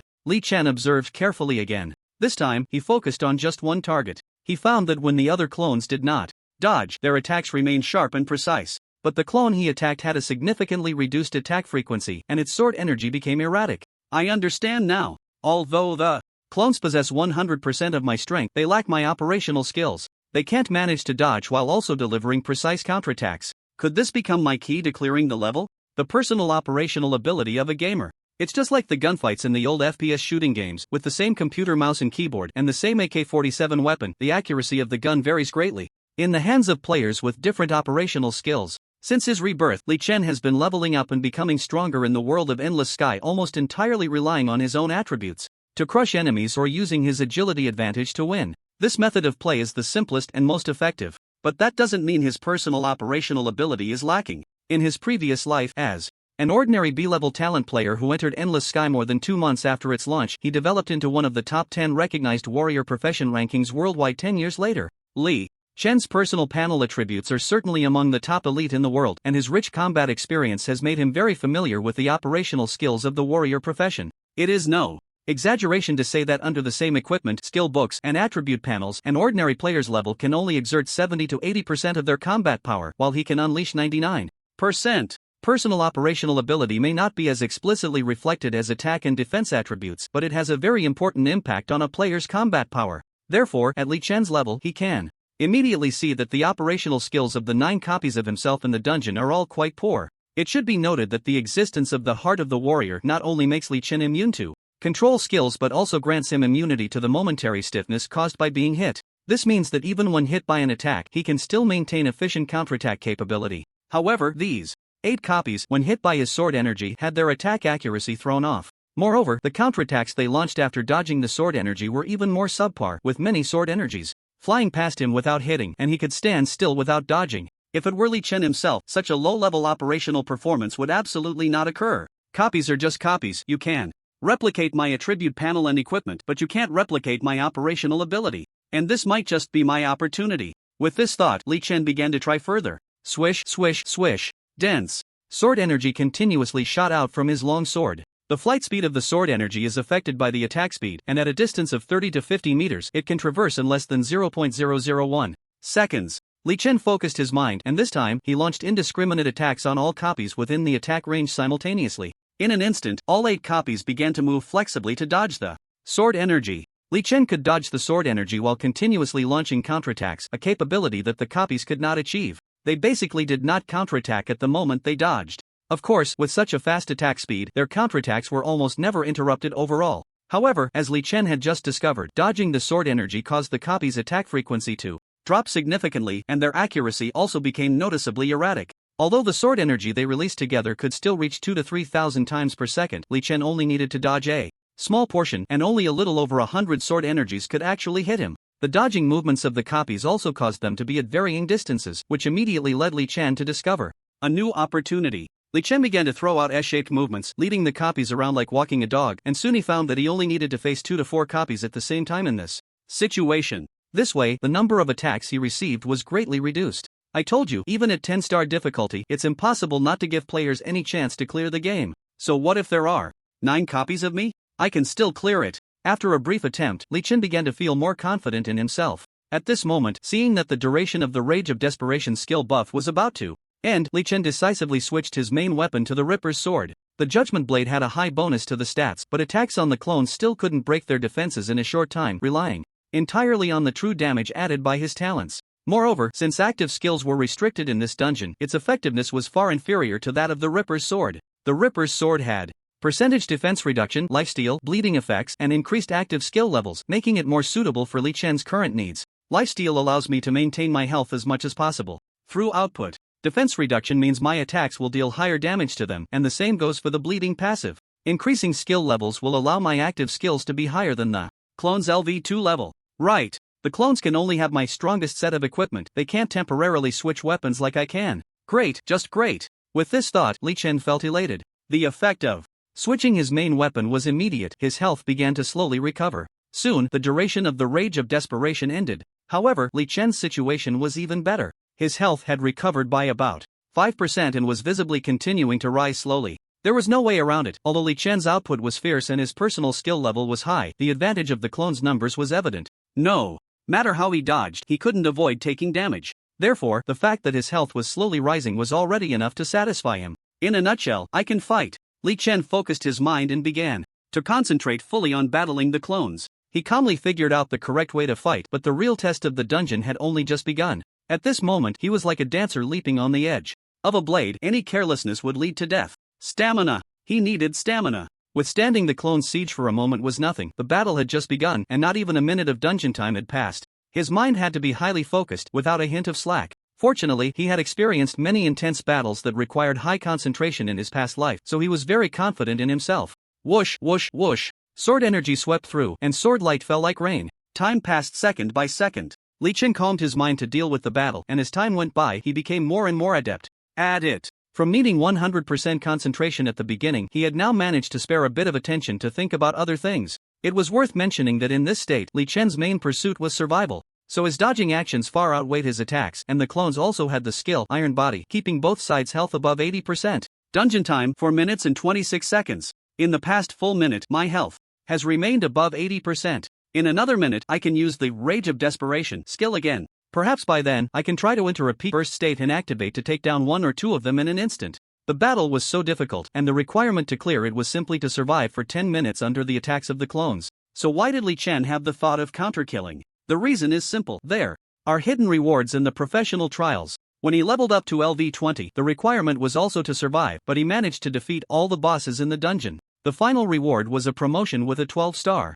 rating. If he had just followed the task requirements and not counter-killed the bosses, he definitely wouldn't have received such a good reward. The current situation is the same. After adapting to the rhythm of battle, Li Chen was very confident about clearing the 10-star difficulty, so he wanted to challenge himself to see if he could counter-kill the clones and obtain better rewards. The headgear of my 9 clones is the Iron Helmet of the Lava Behemoth, and this equipment does not have an invincible passive, so my invincible skill is only the Desperate Fury. During the Desperate Fury buff, I won't die no matter how much damage I take. And at that time I can temporarily change the battle state and activate one of the clones. Just now, the clones released the Desperate Fury buff after me, so my skill cooldown recovers a little earlier than theirs, with a time difference of maybe just a few tenths of a second. And in that few tenths of a second, if I enter full burst mode, can I take down a clone? It's worth a try. The skill cooldown is long, and I only have one chance. Thoughts raced through Li Chen's mind. While maintaining the intense battle, he began to pay attention to the cooldown time of his Desperate Fury. Cooldown time 54 seconds, 53 seconds, 52 seconds, 1 second. The skill is ready to be released again. Now's the time. Li Chen's gaze sharpened, and he activated one active skill buff after another without holding back. Phantom Sword Dance activated. Twilight of the Gods activated. Ring's active hunting moment activated. Skill Berserk obtained from the auction activated. Desperate Fury activated. Switch main weapon to maximize output. Immediately after, the active skill Fatal Slash was activated and Sword of Annihilation was activated. Basic attack, basic attack, basic attack. In that instant, Li Chen entered the strongest burst state. His main target was the 9th clone, which he had noted in his mind as the last to release the Desperate Fury skill. At the same time, since the attacks were all small AoE sword energies, he adjusted his angle as much as possible to encompass the nearby other clones as well. Swish, swish, swish. Minus 4,396. Minus 4,396. Minus 4,396. Minus 4,396. The long battle prior had filled up various passive buffs like the Ring's passive, Storm Swordsmanship passive, and Combo skill passive. The weapon, the Sword of the Ripper, had also maximized its effect of reducing each clone's physical defense, and this effect would remain for 30 seconds after switching the main weapon. Li Chen's output reached an unprecedented height, with each sword strike taking away nearly 4,400 health from clone number 9. Although the clone's various passive buffs were also maximized, their health limit had exceeded 180,000 at this point. But how could they withstand such terrifying output from Li Chen? It should be noted that at this moment, with all his active and passive skill buffs stacked, his attack speed had astonishingly exceeded 3,000 times per second. That's right, over 3,000 times. With a base agility of 95,270, his attack speed reached 953.5 times per second. Stacking the Ring's passive increased his agility attribute to 123,851 points. The Storm Swordsmanship passive provided a 20% attack speed increase, which under the Ripper Sword's attributes became a 57.5% attack speed bonus. From the LV9 Phantom Sword Dance, a 62% attack speed bonus from the LV6 Berserk, and an 80% attack speed bonus from the Ring's active 3,000 attacks per second. Quite reasonable, right? Each sword energy attack dealt 4,396 points of damage, and with such a freakish attack speed, how could the clones withstand it? In less than 0.01 seconds, clone number 9 collapsed on the spot. Immediately after, clone number 7, which had already suffered considerable AoE damage from Li Chen's previous attack, also fell in an instant. Then, Li Chen turned his attention to another clone affected by the AoE, clone number 2, and about 0.03 seconds later, this guy followed in the footsteps of his companions. The time gap was very short. Li Chen seized the opportunity and struck at the nearest clone number 4, smashing it to pieces. Next, Li Chen quickly shifted his target to the now closest clone number 8. Swish, swish, swish. Minus 4,396. Minus 4,396. Battle information. Clone number 8 activated skill Desperate Fury. For the next 15 seconds, health is forced to remain above 1 point. As this battle information appeared on the panel, the remaining clones seemed to receive some kind of signal and almost simultaneously activated their Desperate Fury. Seeing this, Li Chen couldn't help but sigh. The time gap is over.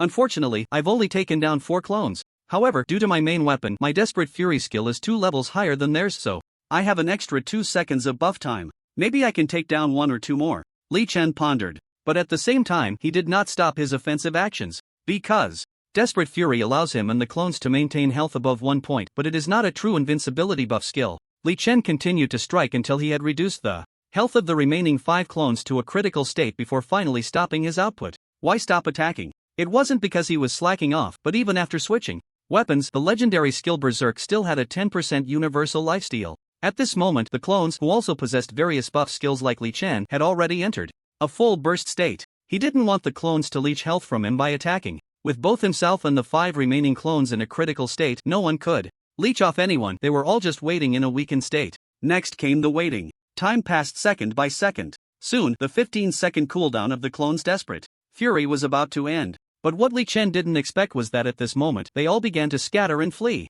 What the hell? What does this mean? Are you guys the dungeon bosses and you're afraid of running away? Li Chen was astonished. There was no time to think. He decisively chased after the nearest clone. Activating the movement buff skill, he dashed forward, began to strike, and took advantage of the opponent's moment of confusion to successfully kill the weakened clone. However, at this point, the other 4 clones had already scattered over 100 meters away, also activating their movement and charge skills. There was no choice but to chase. In the remaining second of Desperate Fury, Li Chen barely managed to take down 2 more clones. Meanwhile, the remaining 2 weakened clones seemed to realize that Li Chen's Desperate Fury buff had ended and suddenly turned back to counterattack. But to be safe, Li Chen quickly switched his headgear to the old helmet of War God Alan. Sorry, your counterattack is ineffective, and I can take you down. Hint: dungeon time 5 minutes 47 seconds. You have killed all clones. You have completed this career trial ahead of time. Who finally cleared the level? Looking at the last clone falling down, Li Chen couldn't help but show a relieved smile. This time's professional assessment, although it took several times less time than the level 21, was even more dangerous. The first difficulty was pressure. Anyone facing 9 clones with the same equipment, skills, and attributes would be dumbfounded, right? Under such sudden pressure, just not being killed instantly was already a success in the first step. The second difficulty was survival. Just like Li Chen himself, if it weren't for the first wave of desperate rage lasting long enough for him to calmly observe the true differences between the 9 clones and himself and timely update his strategy, he would have probably been defeated as soon as the desperate rage time was over. Only by meeting these 2 conditions could there be hope of passing the assessment. As for the counterattack during the second wave of desperate rage, Li Chen could only quietly give a thumbs up to the weapon, the Ripper Sword. If he hadn't obtained it a few hours ago, he might have been able to counterattack, but at most he can only take down 1 or 2. There was no way around it. His combat power was too outrageous. The Ripper's increase of 2 levels in active skill effects was the real hero of the sudden turnaround in the battle. If it weren't for his desperate rage, time being 2 seconds longer than the clones, it would have been impossible to take them all down. But luckily, I used the Blade of Justice when entering the dungeon, otherwise, I wouldn't have been able to take down all the clones and clear the level early. The bigger the storm, the more valuable the fish. The dungeon challenge is full of risks, but the rewards for clearing it are quite strong. Li Chen's face was beaming as he looked at the reward notification after clearing the level. Notification: you have killed all clones and cleared this professional trial early. Congratulations, you have received an additional 20% reward. Notification: your professional potential has been further tapped. Your 4-dimensional attributes and attack/defense attributes have been increased by an additional 1.2 times. Notification: your level cap has been unlocked. Notification: you have comprehended new legendary quality skills, explosive attack and desperate counterattack. Notification: you are the first player in the entire server to complete the second professional trial. Congratulations, you have received 500 free attribute points. An announcement will be made across the server. Do you want to hide your name? Li Chen's panel refreshed with 6 notification messages in a row. He couldn't help but beam with joy. As expected, killing clones and clearing the professional trial early brings extra rewards. Don't underestimate this 20% extra reward. It's additional, little by little, it adds up, making you always stronger than others. I remember. In my previous life, I only cleared the second professional trial at 5-star difficulty and the final attribute conversion was only increased by 0.5. And now, it's directly increased by 1.2. Awesome. The 4-dimensional attribute conversion means strength converts to physical attack, agility converts to dual speed, spirit converts to magic attack, and constitution converts to health and dual defense, etc. Taking strength as an example. Previously, Li Chen's 1 point of strength equals 1 physical attack plus 0.01 extra damage to weak points. And now, it directly becomes 1 point of strength equals 2.2 physical attack plus 0.022 extra damage to weak points. It's not an exaggeration to say that this Increase alone has instantly doubled Li Chen's attack and defense attributes. Li Chen took a rough glance at his brand new personal panel. ID Tai Sui. Level LV40 0/25. Million. Profession Sword and Shield Ranger. HP 240,560. MP 30,779. Attack Physical Attack 10655. Magic Attack 4423. Defense Physical Defense 13480. Magic Defense 15,002. Attributes Strength 2902, Agility 95270, Spirit 1233, Constitution 4908. Free Attribute Points 500. Maximum Attack Speed 2515.13 times/second. Maximum Movement Speed 4779.68 meters/second. Others slightly. At this moment it was already the normal panel attributes after the battle. Compared to the last time Li Chen checked his personal panel, the four-dimensional attributes had basically not changed. However, now the physical attack had doubled. Health and defense had also more than doubled. This is the enhancement brought by the conversion rate of the four-dimensional attributes. The 500 free attributes, just like before, will all be stacked into stamina attributes. With a thought, Li Chen allocated the free attribute points. To be honest, looking at his current attack panel, he felt a bit tempted to allocate points all out again. But this thought only existed in his mind for a second before being dismissed. Why stack strength? Isn't stacking stamina better? One day he would be able to stand toe-to-toe with divine bosses. As for output, he would leave that to the SSS talent. And two brand new legendary skills, let me see what effects they have. Li Chen opened the skill list. Explosive Attack, Legendary Quality. LV1 Passive Skill Effect. When using any attack to hit an enemy, it will cause an explosion, dealing 80% additional damage to other enemies within a 7 by 7 meter range. Note, to upgrade to the next level requires 3.5 million experience points, and the character's level must not be lower than LV45. Desperate Counterattack, Legendary Quality. LV1 Passive Skill. When your health drops below 30%, for every 1% decrease, your four-dimensional attributes increase by 2%. This effect will maximize when health drops to 1% and after each trigger. Even if health recovers to over 30% the next second, this effect will last at least 10 seconds. Note, to upgrade to the next level requires 4 million experience points, and the character's level must not be lower than LV45. Both skills are passive skills. Li Chen felt that passive skills are great. With such a high attack speed, his output mainly relies on basic attacks. Passive skills are the most useful skills for him. Although they are both legendary quality, the experience required to level up is different because the skill effects are different. It doesn't matter, just a bit of experience. Li Chen shook his head. He liked both of these skills. Once his level reached LV45, he would definitely upgrade them. Server announcement. Player Tai Sui God, LV40 Sword and Shield Ranger, has cleared the second professional trial dungeon, receiving the first player reward in the entire server. His heroic deeds will forever be remembered in the history of Endless Firmament. X3. A stone stirs up 1,000 waves? No. If a server-wide announcement shocks players once, then 2 or 3 times in a day makes most players feel numb. Damn. It's that Tai Sui God guy again. He's already level 40, really can grind. Boring. Can we just turn off GM privileges for Tai Sui God? Endless Sky, activate. Waking up, Li Chen was full of energy and ready to dive in. It was a little past 2 in the afternoon in the real world, and since the launch of Endless Sky, he had never gotten up this early. If it weren't for the exhausting grind of the profession trial dungeon he had done in the early hours, he wouldn't have felt so tired and gone to bed before dawn for the first time. Logging off early naturally meant getting up early. As soon as he entered the game, flashing notifications appeared on Li Chen's interface and private chat. Notification: your Wolf Tribe Altered Dungeon ticket fees have accumulated 8848 gold and 70 silver coins, ready for collection.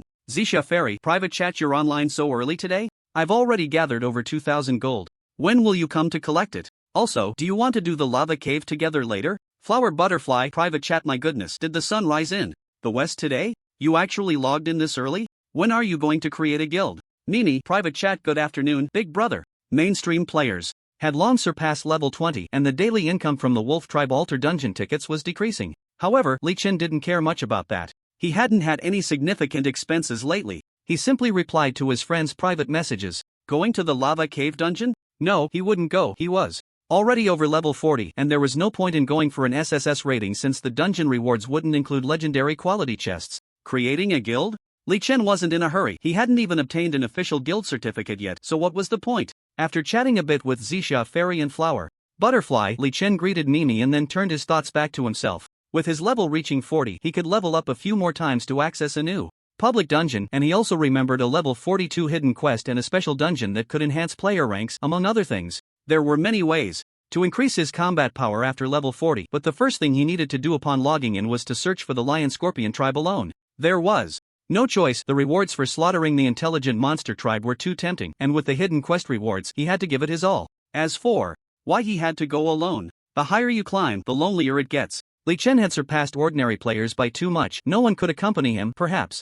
This was what many referred to as the loneliness of a master. The Lion Scorpion tribe is hard to find. I searched for several hours yesterday and couldn't locate it. I need to set off quickly. With that thought, Li Chen immediately took action, leaving Gobi City and sprinting northward in search. Gobi City got its name because it was located on the edge of the Eastern Hua Empire's map. Apart from the lush forest to the west, the other three directions east, south, and north were all desolate Gobi landscapes. Today, luck was on his side. Not long after, Li Chen discovered several lion scorpion creatures lying on the ground near a desert canyon. He quietly used his true sight on one of them. Creature: Lion Scorpion Patrol Soldier. Race: Lion Scorpion. Level rank: LV 40 Bronze. Attack/defense: physical attack 1720, magic attack 1720, HP 88,000, physical defense/magic defense 805. Attributes: strength 550, agility 480, spirit 550, stamina 550. Normal attacks: claw swipe, tail whip, bite. Skill 1 Shockwave. The Lion Scorpion Patrol Soldier releases a small area magic shockwave, pushing back nearby enemies and dealing 200% magic damage. Skill 2 Continuous Tail Spike. The Lion Scorpion Patrol Soldier fires multiple explosive tail spike bombs from its tail, dealing 150% physical attack damage and having a knockback effect. Skill 3 Whirlwind. The Lion Scorpion Patrol flies high into the sky, casting wind magic on the ground to create a whirlwind that can suck in surrounding creatures, lasting for 10 seconds and dealing 150% magic damage per second. Skill 4 Warning. When the Lion Scorpion Patrol realizes it cannot defeat the enemy, it will actively flee and let out a loud roar, announcing to nearby kin that there is an external enemy invading the territory. Weak points: anus, abdomen, back of the neck. Not easy, but I finally found it. Li Chen looked at the panel of the Lion Scorpion Patrol, feeling invigorated. Creatures of this level are practically defenseless before him. The only thing to watch out for is that they belong to the flying type. If they take off, it could be troublesome. However, they are merely at the bronze tier, and since they are lying on the ground resting, it is destined that Li Chen would not give them a chance to take off. Whoosh! Whoosh! Li Chen's figure moved like lightning, quickly running to the vicinity of these Lion Scorpion Patrols, and before they could react, he unleashed several sword chi in succession. Minus 10,802. Minus 10,924. Minus 11,046. After passing the professional trial, Li Chen's panel was too high. Normally, his first sword chi damage had already exceeded 10,000. Coupled with buffs like Combo and Storm Sword, the attack power kept increasing. The mere bronze tier Lion Scorpion Patrol had less than 90,000 HP. How could they withstand his strikes? With an extremely high attack speed, Li Chen took down all these Lion Scorpion Patrols in less than a second. Hint: you have killed Lion Scorpion Patrol LV 40 Bronze Creature. You gain 40,000 experience points. X4. Hint: this kill is the first in the entire server for this boss. Congratulations, you have gained 80 free attribute points and a +1 item drop of your profession's equipment/skill book. X1. Hint: you have killed an intelligent magical creature. You gain 40 merit points. X4. Hint: your talent has activated. You permanently gain 20 agility. X4. A series of kill notification messages appeared on the panel. Yes, this is the kind of kill reward, so satisfying. Li Chen felt delighted. The rewards from killing intelligent magical creatures were too rich. He searched the bodies of the 4 Lion Scorpion Patrols and, finding no appealing loot, decisively began to search the surroundings for other Lion Scorpions. Soon, Li Chen discovered a second wave, 3 Lion Scorpion Patrols lying on the ground resting. Without needing to say, this wave of patrols was also quickly taken down by him. Continuing like this, the 3rd, 4th, and 5th waves of patrols were all eliminated one by one, getting closer to the location of the Lion Scorpion tribe. Li Chen's gaze turned to the canyon not far away. The canyon's walls were about 10 meters high, forming a narrow line of sky that seemed endless. In the sky, more than 10 lion scorpions were flying. Due to the distance, they appeared as small black dots, but Li Chen's keen eyesight allowed him to see them clearly. This canyon should be the main base of the Lion Scorpion tribe. I finally found it. My great sword is already eager for action. Li Chen chuckled and quickly ran into the valley. As Li Chen was about to step into the canyon, a deafening roar suddenly erupted, and in the next moment, dozens of large lion scorpions flew towards him. Have they spotted me? No wonder they are flying creatures. Their alertness is impressive. Li Chen muttered. He wasn't afraid. After a glance, he continued to charge into the canyon. In a mutual rush, he quickly came face to face with the swarm of lion scorpions. This wave of lion scorpions mostly consisted of patrolling soldiers and various other types akin to ordinary human soldiers, all around level 40 bronze strength. They were furious, wanting to eliminate this audacious human who dared to invade their tribal territory and had sneakily killed several of their kin. They were even more determined to stop him from entering the depths of the canyon, where the elderly, young, sick, and disabled of the lion-scorpion tribe resided. It was their duty to protect the tribe. Whoosh, bomm, bomm. A series of whirlwinds quickly appeared, blocking Li Chen's path, while the lion-scorpions lashed out their tails, shooting stingers like raindrops onto the ground, creating a series of explosive sounds. However, they were too weak. Li Chen easily evaded the tail stinger attacks with his speed and found a gap through the obstacles formed by the whirlwinds, breaking into the canyon. Inside the canyon, hundreds and thousands of lion scorpions of various sizes were either resting on the ground, preparing to take flight, or joining the soldiers in a charge towards Li Chen. For those flying in the sky, Li Chen had no good countermeasures, as he lacked flying skills. But for the lion scorpions on the ground that hadn't taken off yet, he was merciless. With a speed approaching 5,000 meters per second, the lion scorpions couldn't react in time. Swish, swish, swish, swish, swish. The sword light surged, and the sword energy spread like moonlight over the lion scorpion swarm. Regardless of gender or age, as long as they were within Li Chen's attack range, none were spared. His output was too high. For the vast majority of ordinary lion scorpions in the canyon, they would die within 10 strikes. Moreover, in order to save time and kill as many as possible before the lion scorpions all took to the air, Li Chen also unleashed buffs like Phantom Dance and Berserk, as well as AoE penetrating active skills like Deadly Slash and Sword of Annihilation. A catastrophe descended upon all the lion scorpions that had yet to take flight. As one lion scorpion after another fell, various kill notifications appeared on Li Chen's panel, and his agility attribute surged rapidly due to his talents. Notification: you have killed. Notification: your agility has increased. This was a one-sided massacre. The ordinary lion scorpions in the canyon were utterly helpless against Li Chen. When Li Chen finally stopped, he found that his agility base attribute had reached 103,358 points. This meant he had wiped out nearly 400 lion scorpions in one go. The scale of the lion scorpion tribe was much smaller than that of the troll tribe, and he had cleared out about half of them in this wave. However, the remaining half had all flown into the sky. With no environmental restrictions here, the lion scorpions soared to heights of dozens to hundreds of meters, leaving Li Chen with no way to deal with them.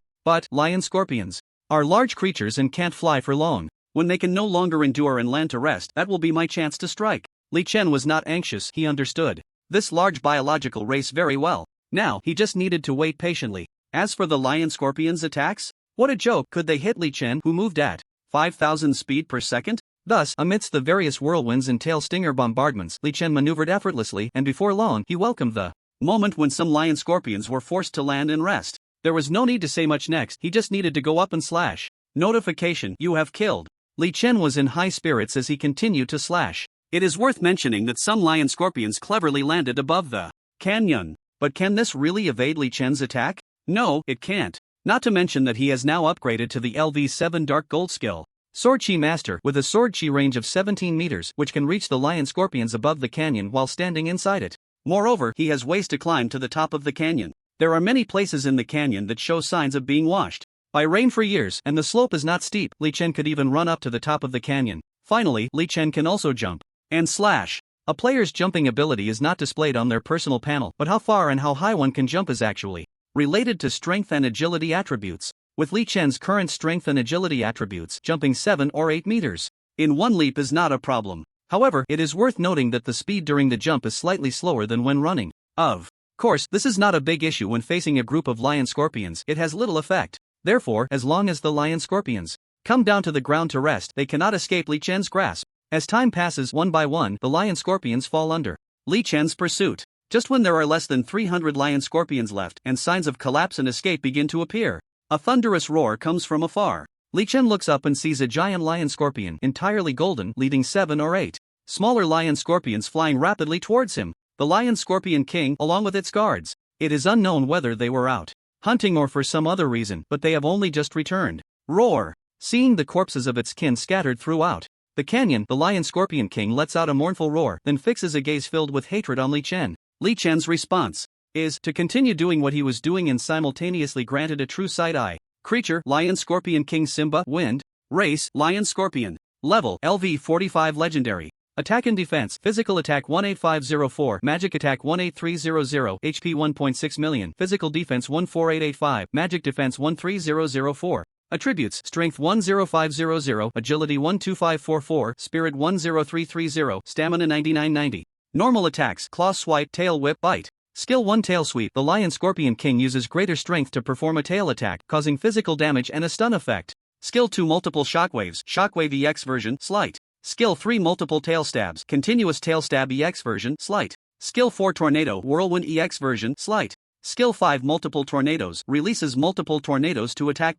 Skill 6 Gale. The Lion Scorpion King's attack speed and movement speed increase by 30%, and all wind magic skills remove the chant charging phase, becoming instant cast. Skill 7 Spinal Spike. The Lion Scorpion King's spine protrudes with bone spikes, dealing physical damage to enemies riding on its back, causing high damage with a bleeding chance. Skill 8 Cataclysmic Hurricane. When the Lion Scorpion King's health drops below 10%, it releases all magic power, summoning a giant tornado with a diameter of 120 meters, dealing high magic damage to enemies with a suction control effect. Skill 9 Evil God Attention. The Lion Scorpion King is under the attention of the evil god Sauron. When health drops below 5%, the evil god's avatar descends to assist it in battle. Weak points: anus, back of the neck.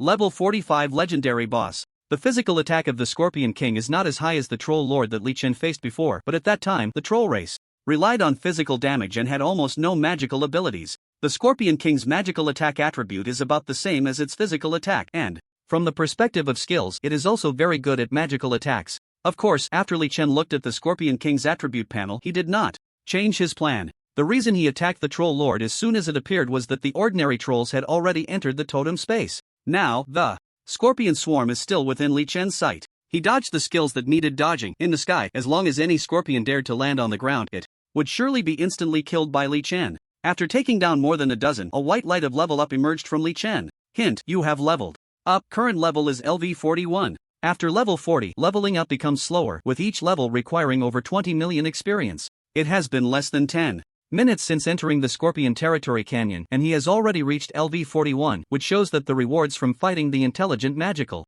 creature tribe are indeed high. On the other side, the Scorpion King in the sky became even angrier upon seeing this. Witnessing more than a dozen of its subjects die before its eyes, it could no longer hold back. The multiple tail spikes and tornado it had just unleashed did not hit this human at all. In its perception, this human's vitality was much weaker than its own, with the only advantage being speed. Can't hit with ranged skills? Then let's fight up close.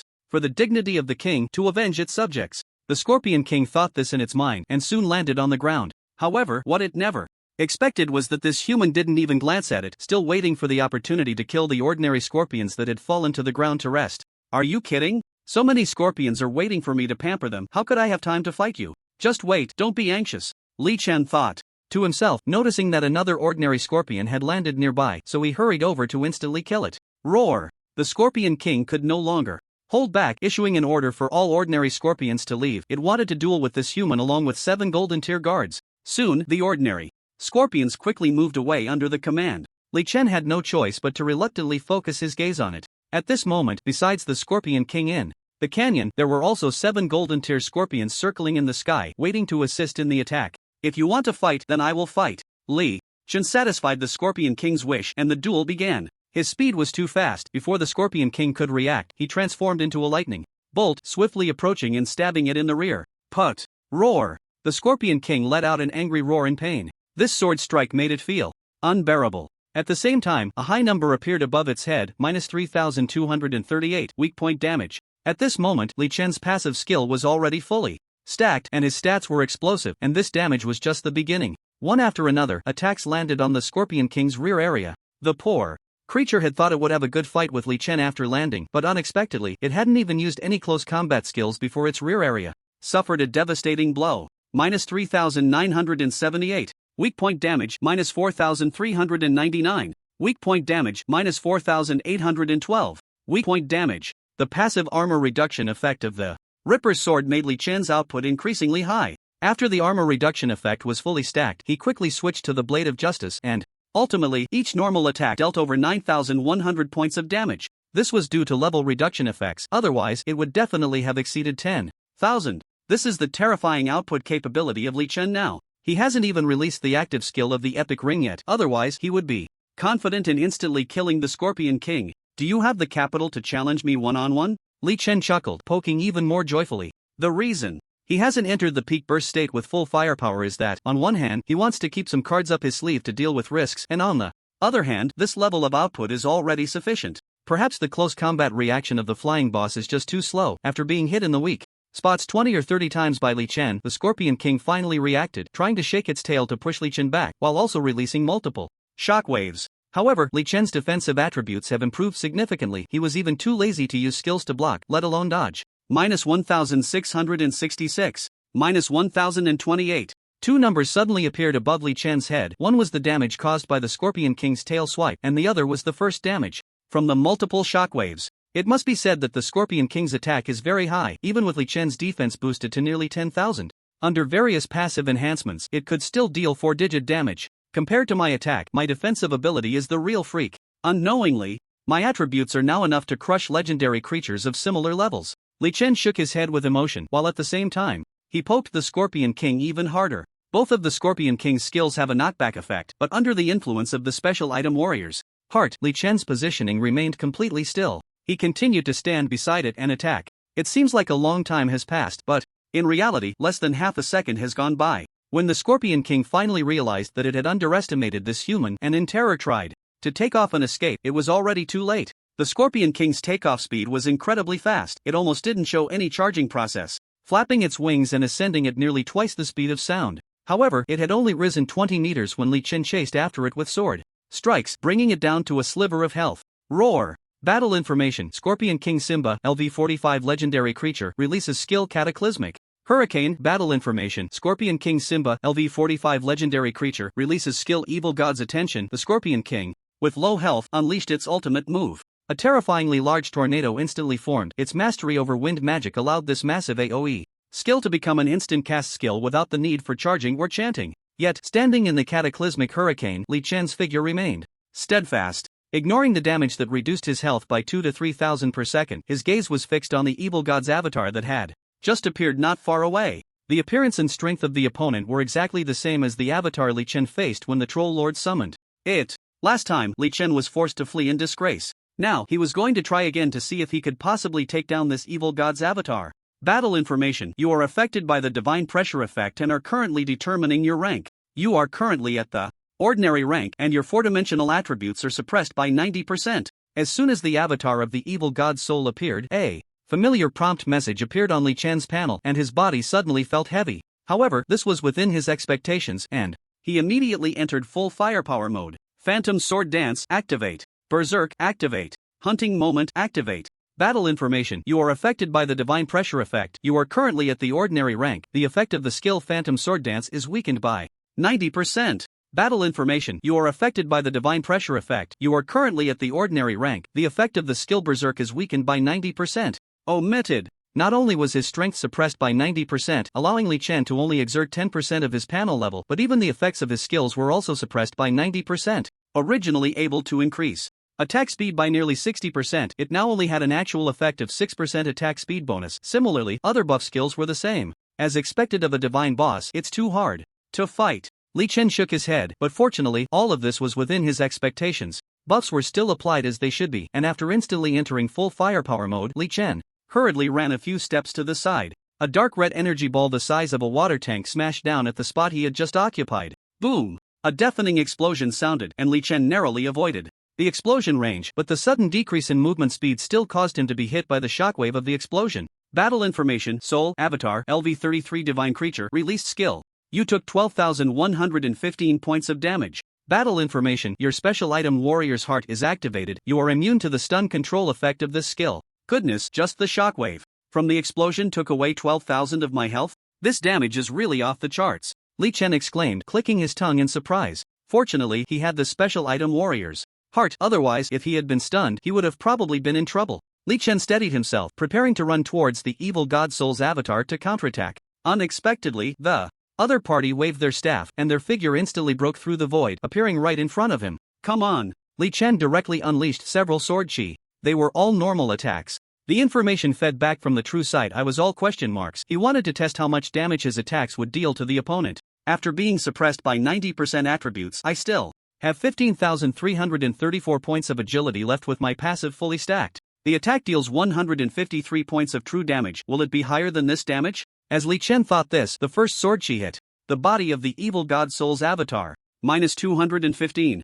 My attack power is only at 10%, less than 1700, and it broke through the defense? No, the damage is still 153 points. It became 215 points because I have a level suppression over it. After realizing this, Li Chen nodded secretly. Considering his attack speed, this damage was actually not small. He just didn't know how much health the evil god's avatar had and whether he could kill it within the 20 seconds it existed. However, the next moment, Li Chen dismissed this thought, because just after the first sword she hit, the evil god's main body suddenly waved its staff again, and then a transparent air wall appeared in front of it. Li Chen's sword she hit this air wall, as if a stone sinking into the sea. I wonder if this is a regular shield skill used by the evil god or a blocking skill? I hope it's the former. Although shield-type skills are very powerful, their cooldown times are often not short. However, if it is a blocking-type opportunity, it means that the evil god's avatar possesses the same abilities as a shield warrior, with a remarkably strong resilience. At this moment, Li Chen had no time to think, as the evil god's avatar began to unleash skills again. Boom! Another dark red energy ball, the size of a water tank, appeared out of thin air. Li Chen narrowly dodged it, but was once again hit by the explosion's shockwave. Minus 12,648. The same skill dealt slightly more damage to Li Chen than before. This indicated that the evil god's avatar had a damage-increasing buff skill. Just as he endured a wave of damage and hadn't even had time to counterattack, yet another dark red energy ball appeared. Is this skill actually the evil god Thor's basic attack? Li Chen was shocked. Sure enough, after he hurriedly dodged, he found that the fourth dark red energy ball had appeared again. Then came the fifth, the sixth. Damn, the basic attack is instant large area explosive damage. What kind of challenge is this? Without a rank, fighting a divine boss is indeed too much to handle. I'll wait until I reach level 50 and then try again after leveling up in that special dungeon. With this thought, Li Chen decisively abandoned the idea of continuing to fight the Thor avatar. He turned to look at the Lion Scorpion King, who had already fled 100 meters away, and pointed his Justice Judgment blade from afar, activating the skill Justice Judgment. In an instant, he and the Lion Scorpion King vanished from the spot. Just like when he fought the Troll Lord, he used this method to avoid the battle with the evil god's avatar. Unbeknownst to him, as his figure disappeared, the evil god Thor's avatar suddenly revealed a strange smile. This chosen one's strength has grown so much. Interesting. It seems the plan needs to be advanced. Hint, you have killed Lion Scorpion King Simba, LV45 legendary creature. You gain 16.8 million experience points, 20% extra for defeating a higher level monster. Hint, this kill is the first in the entire server for this boss. Congratulations. You have received 700 free attribute points and a +1 for your class equipment/skill book in the loot. A server-wide announcement will be made. Do you want to hide your name? Hint, you have killed a wise monster. You gain 700 merit points. You permanently increased your agility by 700. Hint, you picked up the boss's loot: Dark Blade, Legendary, Multiple Tornado, Dark Gold Skill Book, Armor Break, Dark Gold Skill Book, Lion Scorpion, Pet Egg, and 79 gold, 22 silver, 18 copper coins. Hint, your quest Revenge of the Young Master of Weiyuan Escort 2 has been completed. Please go to NPC Lin Yuliang in Gobi City to claim your quest reward and the next quest details. The severely wounded Lion Scorpion King posed no challenge to Li Chen and was quickly taken down. Faced with a series of prompts appearing on his panel, Li Chen remained indifferent and began to chase down the remnants of the Lion Scorpion tribe fleeing in the sky. This was a rare opportunity. He wouldn't miss the chance to take down another one. Just as Li Chen was pursuing the remnants of the Scorpion Lion tribe deep within the endless mountains in a vast palace unknown to the world, 10 terrifying magical creatures of various forms suddenly opened their eyes. The great evil god has indicated that he has encountered a very special human chosen one near the Gobi City of humanity. The Troll and Scorpion Lion tribes have already been annihilated by that human chosen one. Our plans must be altered. The chosen one, the great evil god, was exhausted to death by the chosen one 1,000 years ago. Otherwise, with those useless beings of the Eastern Hua Empire, even if they had 10 times the courage, they wouldn't dare to resist the evil god's rule, let alone kill the evil god.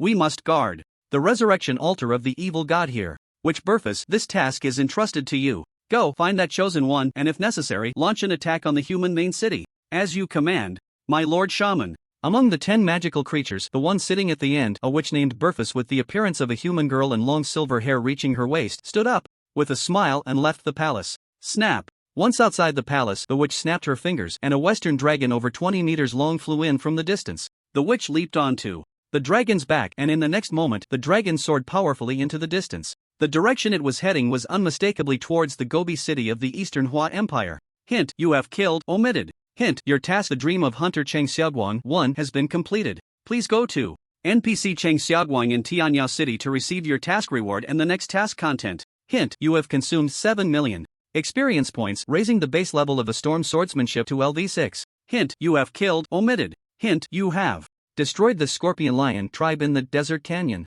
Congratulations, you have earned 12,000 merit points and received a new title, Scorpion Lion Slayer. Hint, a server-wide announcement is about to be made. Do you want to hide your name? As the kill notification on the panel came to an end, Li Chen finally stopped his pursuit of the Scorpion Lion remnants. In the entire vicinity of the canyon, there was not a single living Scorpion Lion in sight. Aside from a few scattered Scorpion Lions that he couldn't catch in time, over 90% of the entire Scorpion Lion tribe had perished under his attacks. Looking at the surging experience points and the various spoils filling his backpack, a satisfied smile appeared on Li Chen's face. It really is about slaughtering these intelligent magical creature tribes. The rewards are too bountiful. After the battle, Li Chen finally had the time to check his spoils. After a while, he found that only 2 items among all the spoils could be useful to him: skill book, armor break, quality, dark gold. Learning requirements, level 45 or above, melee class using shield-type weapons. Level 1 effect, active skill, consumes 180 MP when used, delivers an armor-breaking strike to a single enemy in front, reducing their physical defense by 2% 10% depending on the enemy's strength, and increasing the physical damage they receive by 2% 10% depending on the enemy's strength, lasting for 15 seconds, cooldown time 10 seconds, can stack up to 2 layers. Note, to upgrade to the next level requires 2.8 million experience points, and the character level must not be lower than LV 48. Scorpion Lion, Pet Egg. Type, Pet. Function, can hatch into a legendary quality pet Scorpion Lion. Note, pets cannot be traded, and injecting 5 million experience points will start the hatching process. Once the hatching is chosen, it cannot be changed, and hatching will take 24 hours to succeed. An armor-breaking skill can weaken the enemy's physical defense by up to 20% and increase physical damage by 20%. The auxiliary effect is excellent. With the passive skill effect of the Ripper's Sword, it can weaken the boss's physical defense by 50%. Of course, this is the ideal state. If the boss's strength is too high, perhaps the armor-breaking skill will only have a minimum auxiliary effect, reducing physical defense and increasing damage by only 4% each with 2 layers. But having something is better than nothing. Li Chen's current level is still not enough, so he can only keep it in his backpack and wait until he reaches level 45 to use it. As for the Scorpion Pet Egg, I didn't expect to actually get a pet that can hatch into a legendary scorpion. Li Chen felt delighted. In the world of Endless Sky, pets are great helpers for players in battle. In Li Chen's previous life, some players were not even as strong as their pets. The scorpion belongs to the flying creature category, and having a legendary scorpion as a pet can assist in battle and also serve as a flying mount, thus providing a better environment for dealing with flying bosses. Pet eggs are too rare, especially legendary ones. I definitely have to keep it for myself. Although a player can only have 1 pet assisting in battle at a time, there is no limit to the number of pets one can own. The more, the better. Different pets can be summoned to deal with different bosses. With this in mind, Li Chen decisively chose to hatch the Scorpion Pet Egg. Tip: you have consumed 5 million experience points. The pet egg scorpion is hatching. Please wait patiently for 24 hours. After putting the pet egg back in his backpack during the hatching process, Li Chen no longer focused on this matter. There were many valuable spoils in his backpack, among which the most valuable was undoubtedly the legendary quality weapon, the Dark Blade, dropped from the Scorpion King. This was a pair of daggers, considered a dual-wield weapon for assassin players. It could only be equipped at level 45. The attributes were very strong, with a high base panel and an additional advanced bleeding effect, as well as a back attack damage increase attribute, making it an absolute early-game artifact for assassin players. Li Chen did not plan to sell this weapon to the Fairy of Purple Mist. One reason was that he didn't lack gold, and another reason was that as he reached level 40, the chances of obtaining the official guild proof were increasing, and he might get it at any time, allowing him to create his own guild. Good equipment like the Dark Blade should definitely be kept for the guild warehouse, so as people could use it first. Creating a guild can't be rushed, it's all about luck. It's normal not to have defeated a legendary boss above level 40 yet. Let's head back to town to turn in the quest. Maybe there are other clues about the Wise Monster tribe. Come on, let's go. Li Chen started heading towards Gobi City. With his speed, he quickly returned to Gobi City and found NPC Lin Yulian to submit the quest. Tip: you have received a quest reward of 500,000 experience points, Lin Yulian's collectible Windstorm Earrings, Golden Quality, X1, and you have automatically accepted the Revenge of the Young Master of Weiyuan Escort Final.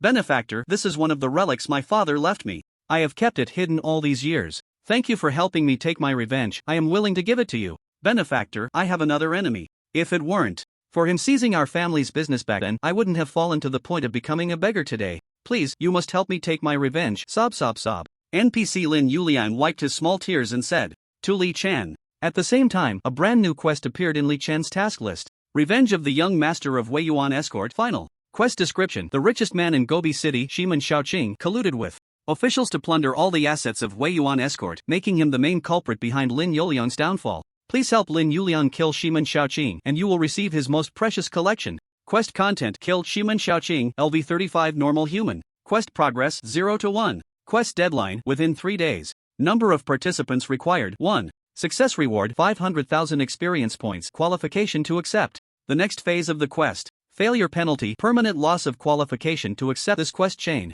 Note: Shiman Xiaoqing is the richest man in Gobi City, known for his philanthropy and highly regarded in Gobi City. Killing him in public may lead to a bounty from the Eastern Hua Empire, so please consider carefully before making a decision.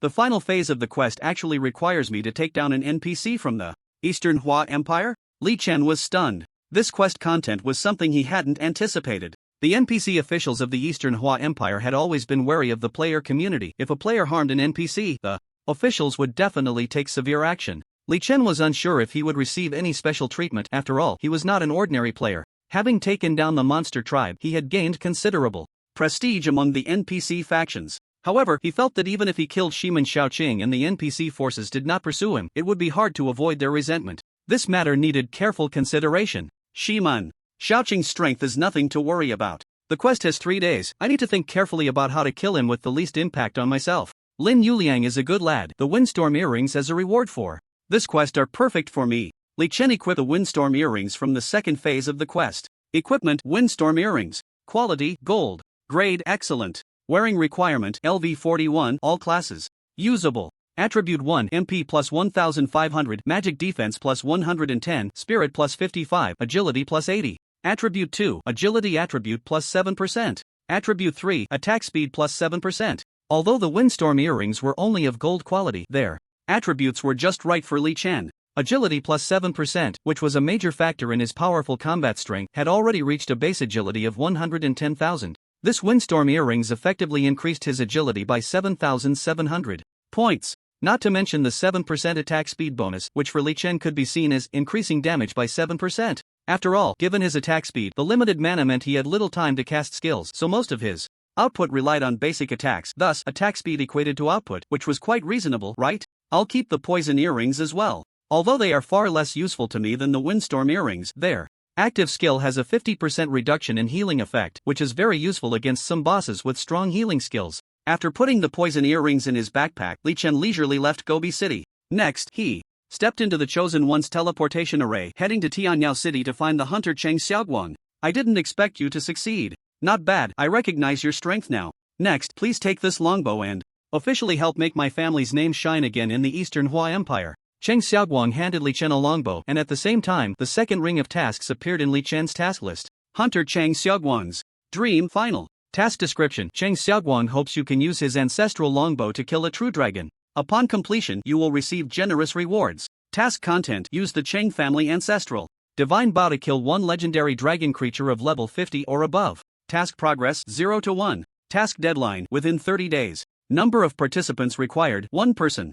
Success reward 100 gold coins, 2 million experience points. Special item: Chaos Stone. Failure penalty: permanently lose the opportunity to accept this task. Li Chen looked at the task content, his face beaming with joy. That's right, it's the task reward. The Chaos Stone. A special item that can greatly increase a player's strength attribute. As for whether the task can be completed, Li Chen was very confident in himself. He could crush a level 45 legendary boss, and within 30 days, how could he not defeat a level 50 or above legendary boss? The only question might be when he would encounter a legendary dragon. After all, according to Li Chen's memories from his previous life, dragons are solitary creatures, making them somewhat difficult to find. By the way, the task requirement is not just to kill the dragon, but to use Cheng Xiaoguang's ancestral longbow. As a warrior player, can I use an archer's longbow? Unless. Li Chen curiously examined the longbow that Cheng Xiaoguang had handed him. Equipment: Cheng family ancestral divine bow. Quality: dark gold. Grade: excellent. Durability: 300.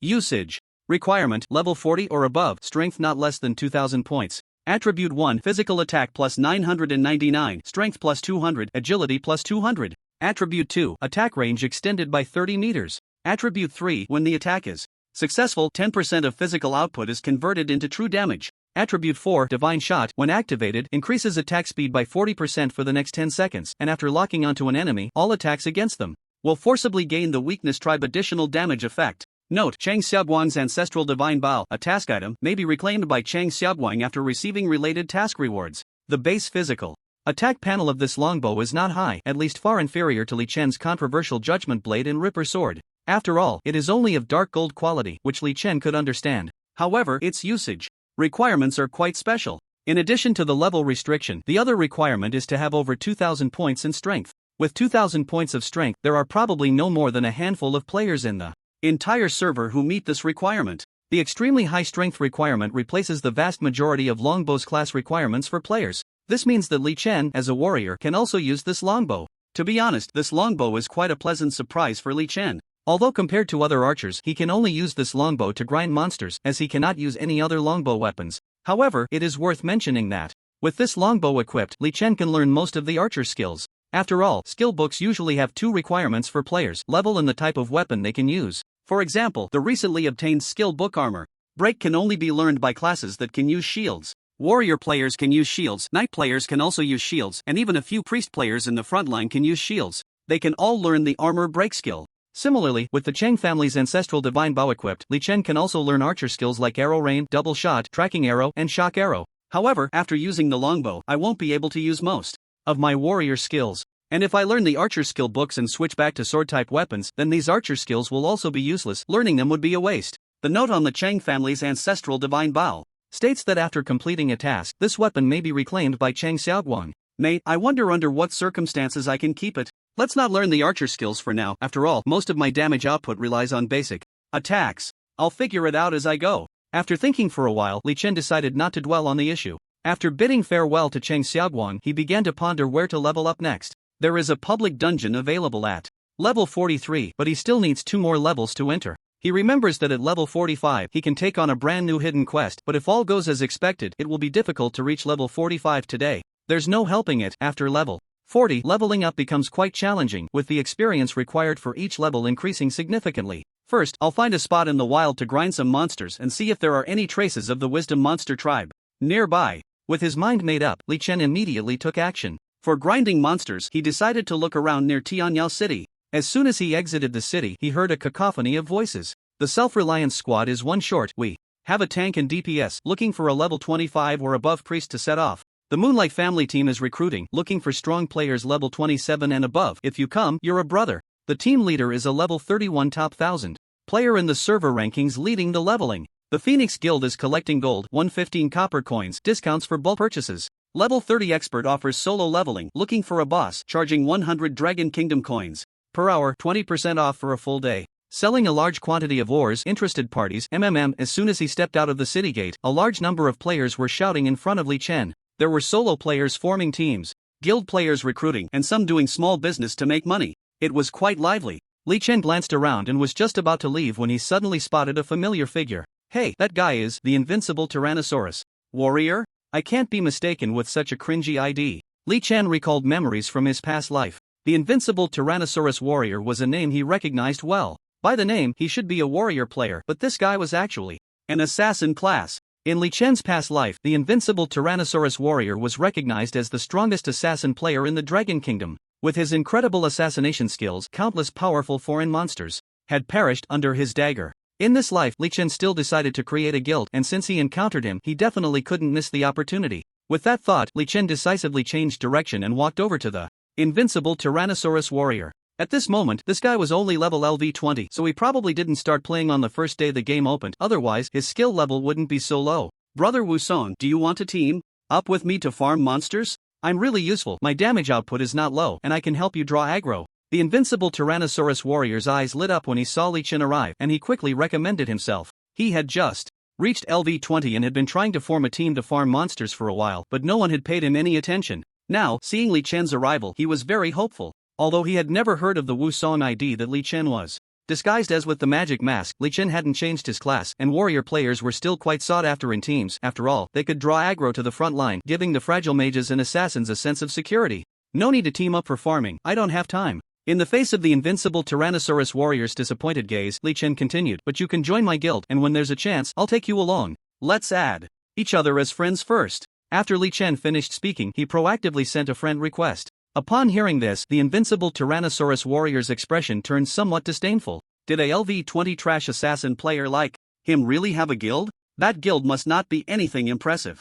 However, just as he was about to politely decline, he suddenly saw a prompt appear on his panel. Prompt: player Taishuation LV41 Sword and Shield Ranger has requested to be your friend. Do you agree? The disguise effect of the magic mask only affected appearance. In the game system, Li Chen's real ID was still displayed. Taishuation? The invincible Tyrannosaurus warrior's eyes nearly popped out. How many players in the world of Endless Firmament didn't recognize this ID? This was the universally acknowledged #1 powerhouse in the entire server. Although many people boasted that they would eventually surpass Taishuation, in reality, after so many days, everyone had despairingly discovered that the gap between Taishuation and the second place on the server's level and equipment leaderboard was only getting larger. Taishuation wanted to be friends with this trash assassin player? Am I dreaming? The invincible Tyrannosaurus warrior was stunned. Agree, what are you dawdling for? Faced with Li Chen's urging, the invincible Tyrannosaurus warrior blankly glanced at him, thinking, what does Taishuation adding me as a friend have to do with you, Wusong? Of course, that was the right thing to do. He definitely had to agree. Prompt: you have accepted the friend request from player Taishuation LV41 Sword and Shield Ranger. You can now chat privately. Alright, friend request accepted. Young man, I have high hopes for you. Join my guild in the future. Keep leveling up, this dark blade is waiting for you. At this moment, the invincible Tyrannosaurus warrior was still quite naive. Li Chen didn't chat with him much. He directly took a screenshot of the legendary weapon Dark Blade's attributes and sent it to him through the friend chat interface before leaving. Wow, this weapon. Taishuation big boss, not Taishuation daddy, is this really prepared for me? The invincible Tyrannosaurus warrior was so excited that his face turned red. But by this time, Li Chen had already left. By chance, he encountered the invincible Tyrannosaurus warrior, added him as a friend, and sent a guild invitation hoping to recruit talent for the guild. Li Chen didn't take this matter to heart, it was just a casual action. Currently, his main focus was on developing himself, so after leaving a couple of words for the invincible Tyrannosaurus warrior, he left. Upon exiting Tianyao City, the first thing he needed to do was find a suitable leveling area. The further he got from Tianyao City, the higher the monster levels that spawned on the map. Before long, Li Chen entered an area where level 40 and above minor monsters appeared. The first type of minor monster he encountered was called the Crimson-Eyed Demon Bear. The name sounded fierce, but in front of Li Chen, as a mere level 40 ordinary creature, it was simply no match. However, Li Chen didn't linger at the spawn point of the Crimson-Eyed Demon Bear for long. He continued to grind while exploring the surroundings, hoping to discover traces of new intelligent monsters. Just like that, 2 hours passed without him noticing. All the skills he needed to level up had been upgraded, and his own level was nearing 42, yet he still hadn't found any traces of intelligent monsters. It's fine, no rush. The deeper I search, the greater the chance of finding intelligent monsters. I'll find them sooner or later. Just as Li Chen was silently comforting and encouraging himself, suddenly his friend chat interface lit up. Li Chen opened it to find a message from Zixia Fairy. Zixia Fairy was cold towards strangers but chatty with familiar people, and these days Li Chen had often been harassed by her. Just when he thought this time would be no exception, after reading the content of Zixia Fairy's private message, he was stunned. Zixia Fairy, private chat brother Taishui, monsters are attacking Gobi City. There are super generous rewards for the city defense. Tasks, hurry up. Taishui, private chat, I just left Gobi City a few hours ago. Monsters attacking the city? Are you kidding me? Zixia Fairy, private chat, kidding? No way. I'm serious, just check the game forum, many people are discussing it. This is too exciting, come quickly. With her words reaching this point, Li Chen had no choice but to believe Zixia Fairy. Gobi City had indeed experienced a monster siege event. This left Li Chen momentarily bewildered. In his memories from his previous life, monster sieges like this only occurred more than 2 months after the game launched, and the first city to face a monster siege was Black Obsidian City. But now, Endless Firmament had only been live for a few days? Not even half a month, and a monster siege had already appeared? And it was Gobi City? An event that didn't happen in my previous life. Could it be related to me? Did my rebirth cause a butterfly effect? Changes have occurred in the future. Many memories from my previous life can only serve as references.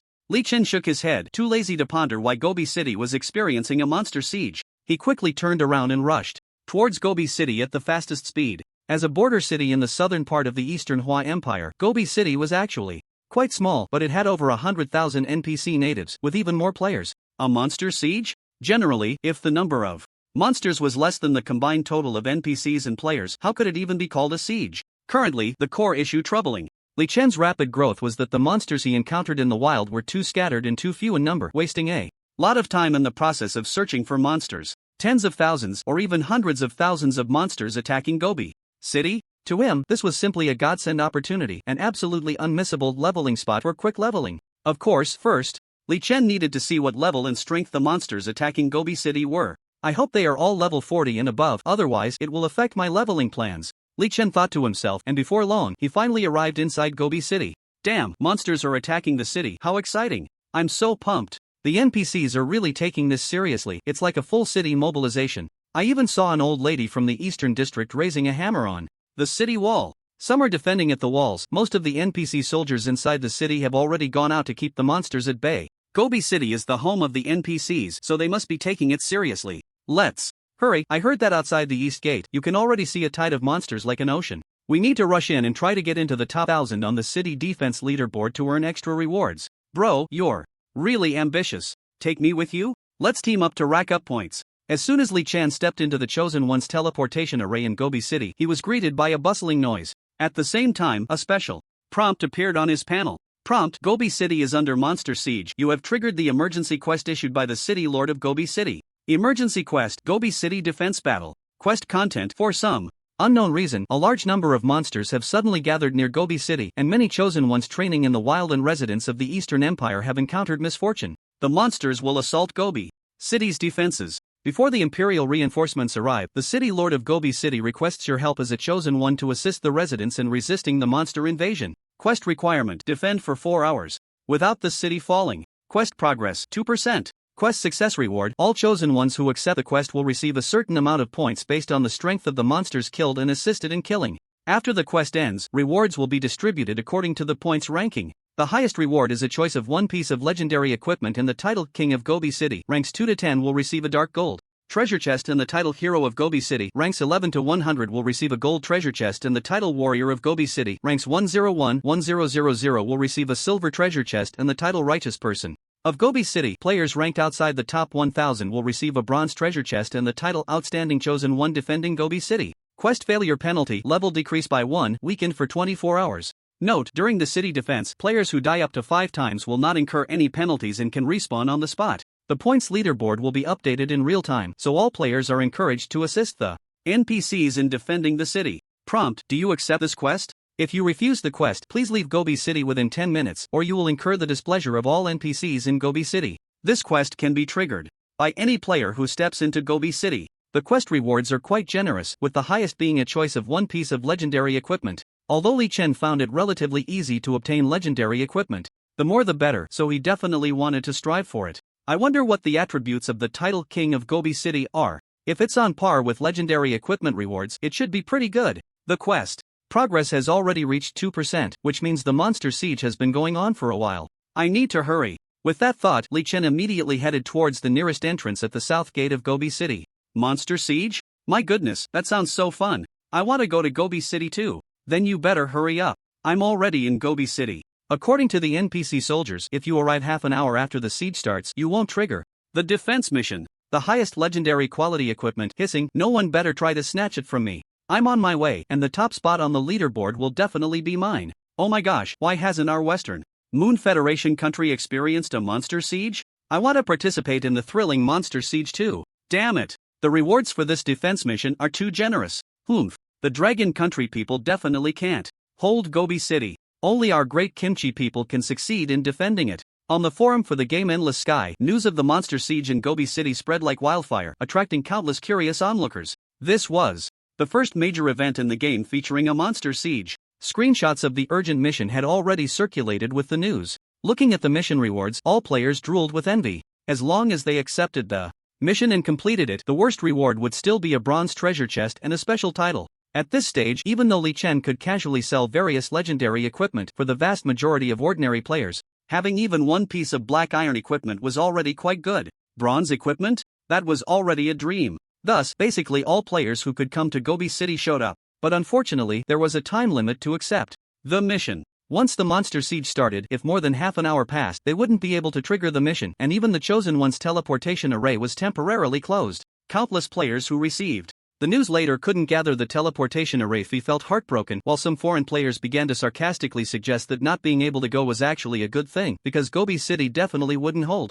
Don't dream of the mission rewards, isn't it better to avoid the mission penalties? In response, many Dragon Country players came online to vent their anger. It's already 2042, and the Dragon Country has risen, being regarded by many nations as the world's strongest country, surpassing the beautiful country, yet they still pull this kind of nonsense against the dragon people? What the hell? Dragon Country brothers were online, and a heated battle erupted on the forum. In the game world Gobi City at the South Gate, a group of NPC soldiers left the city with serious expressions. Under the command of their officer, they were to intercept the approaching monster army. This situation was not the first time it had occurred. According to the discussions among nearby players, Li Chen learned that NPC soldiers had already left the city to engage in battle 10 minutes ago, and now they were considered the support troops inside the city. Many players in the crowd also followed suit, wanting to team up with high-level NPCs to slaughter the monster army and gain experience points. At the city gate, Li Chen encountered Zixia, Fairy, Flower Butterfly, Chen Ergo, and others. Brother Tai Sui, shall we team up? Fan Gu, take me with you.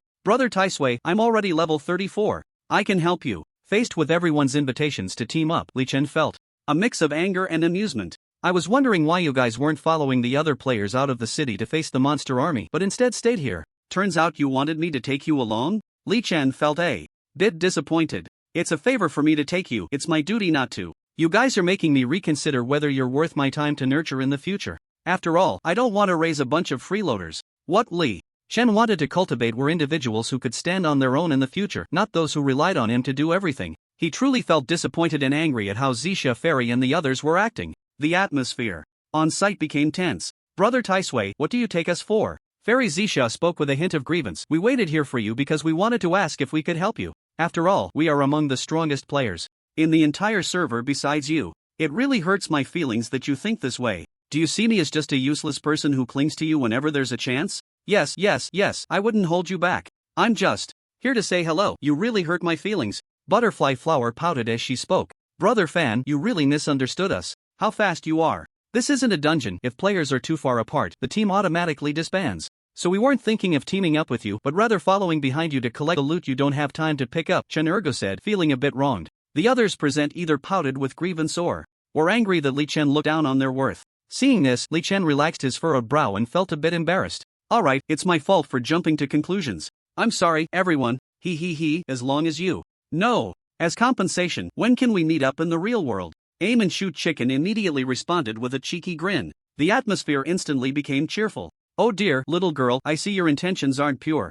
You're up to something with the god of Tai Sui, aren't you? Aim and Shoot Chicken. Oh no, the god of Tai Sui is in danger. But, Aim and Shoot Chicken, are you stupid? How dare you say such things in front of the president? You're doomed. What's wrong with the president? Everyone competes fairly, So, you're quite brave, huh? As the girls from the Phoenix Guild began to laugh and chatter, the topic drifted off somewhere else. Suddenly, a special announcement flashed repeatedly on everyone's interface. Announcement from Gobi City. A large number of monsters have suddenly appeared at the West Gate. Our side has suffered heavy losses. Please provide support immediately. Announcement from Gobi City. A large number of monsters have suddenly appeared at the West Gate. Our side has suffered heavy losses. Please provide support immediately. Announcement from Gobi City. A large number of monsters have suddenly appeared at the West Gate. Our side has suffered heavy losses. Please provide support immediately. Everyone looked at each other in confusion. Let's go together. Fairy Zixia and the others showed eager expressions. There weren't many monsters at the South Gate. At least the monster army was still far from the city gate, and they wanted to go to the West Gate to join the resistance.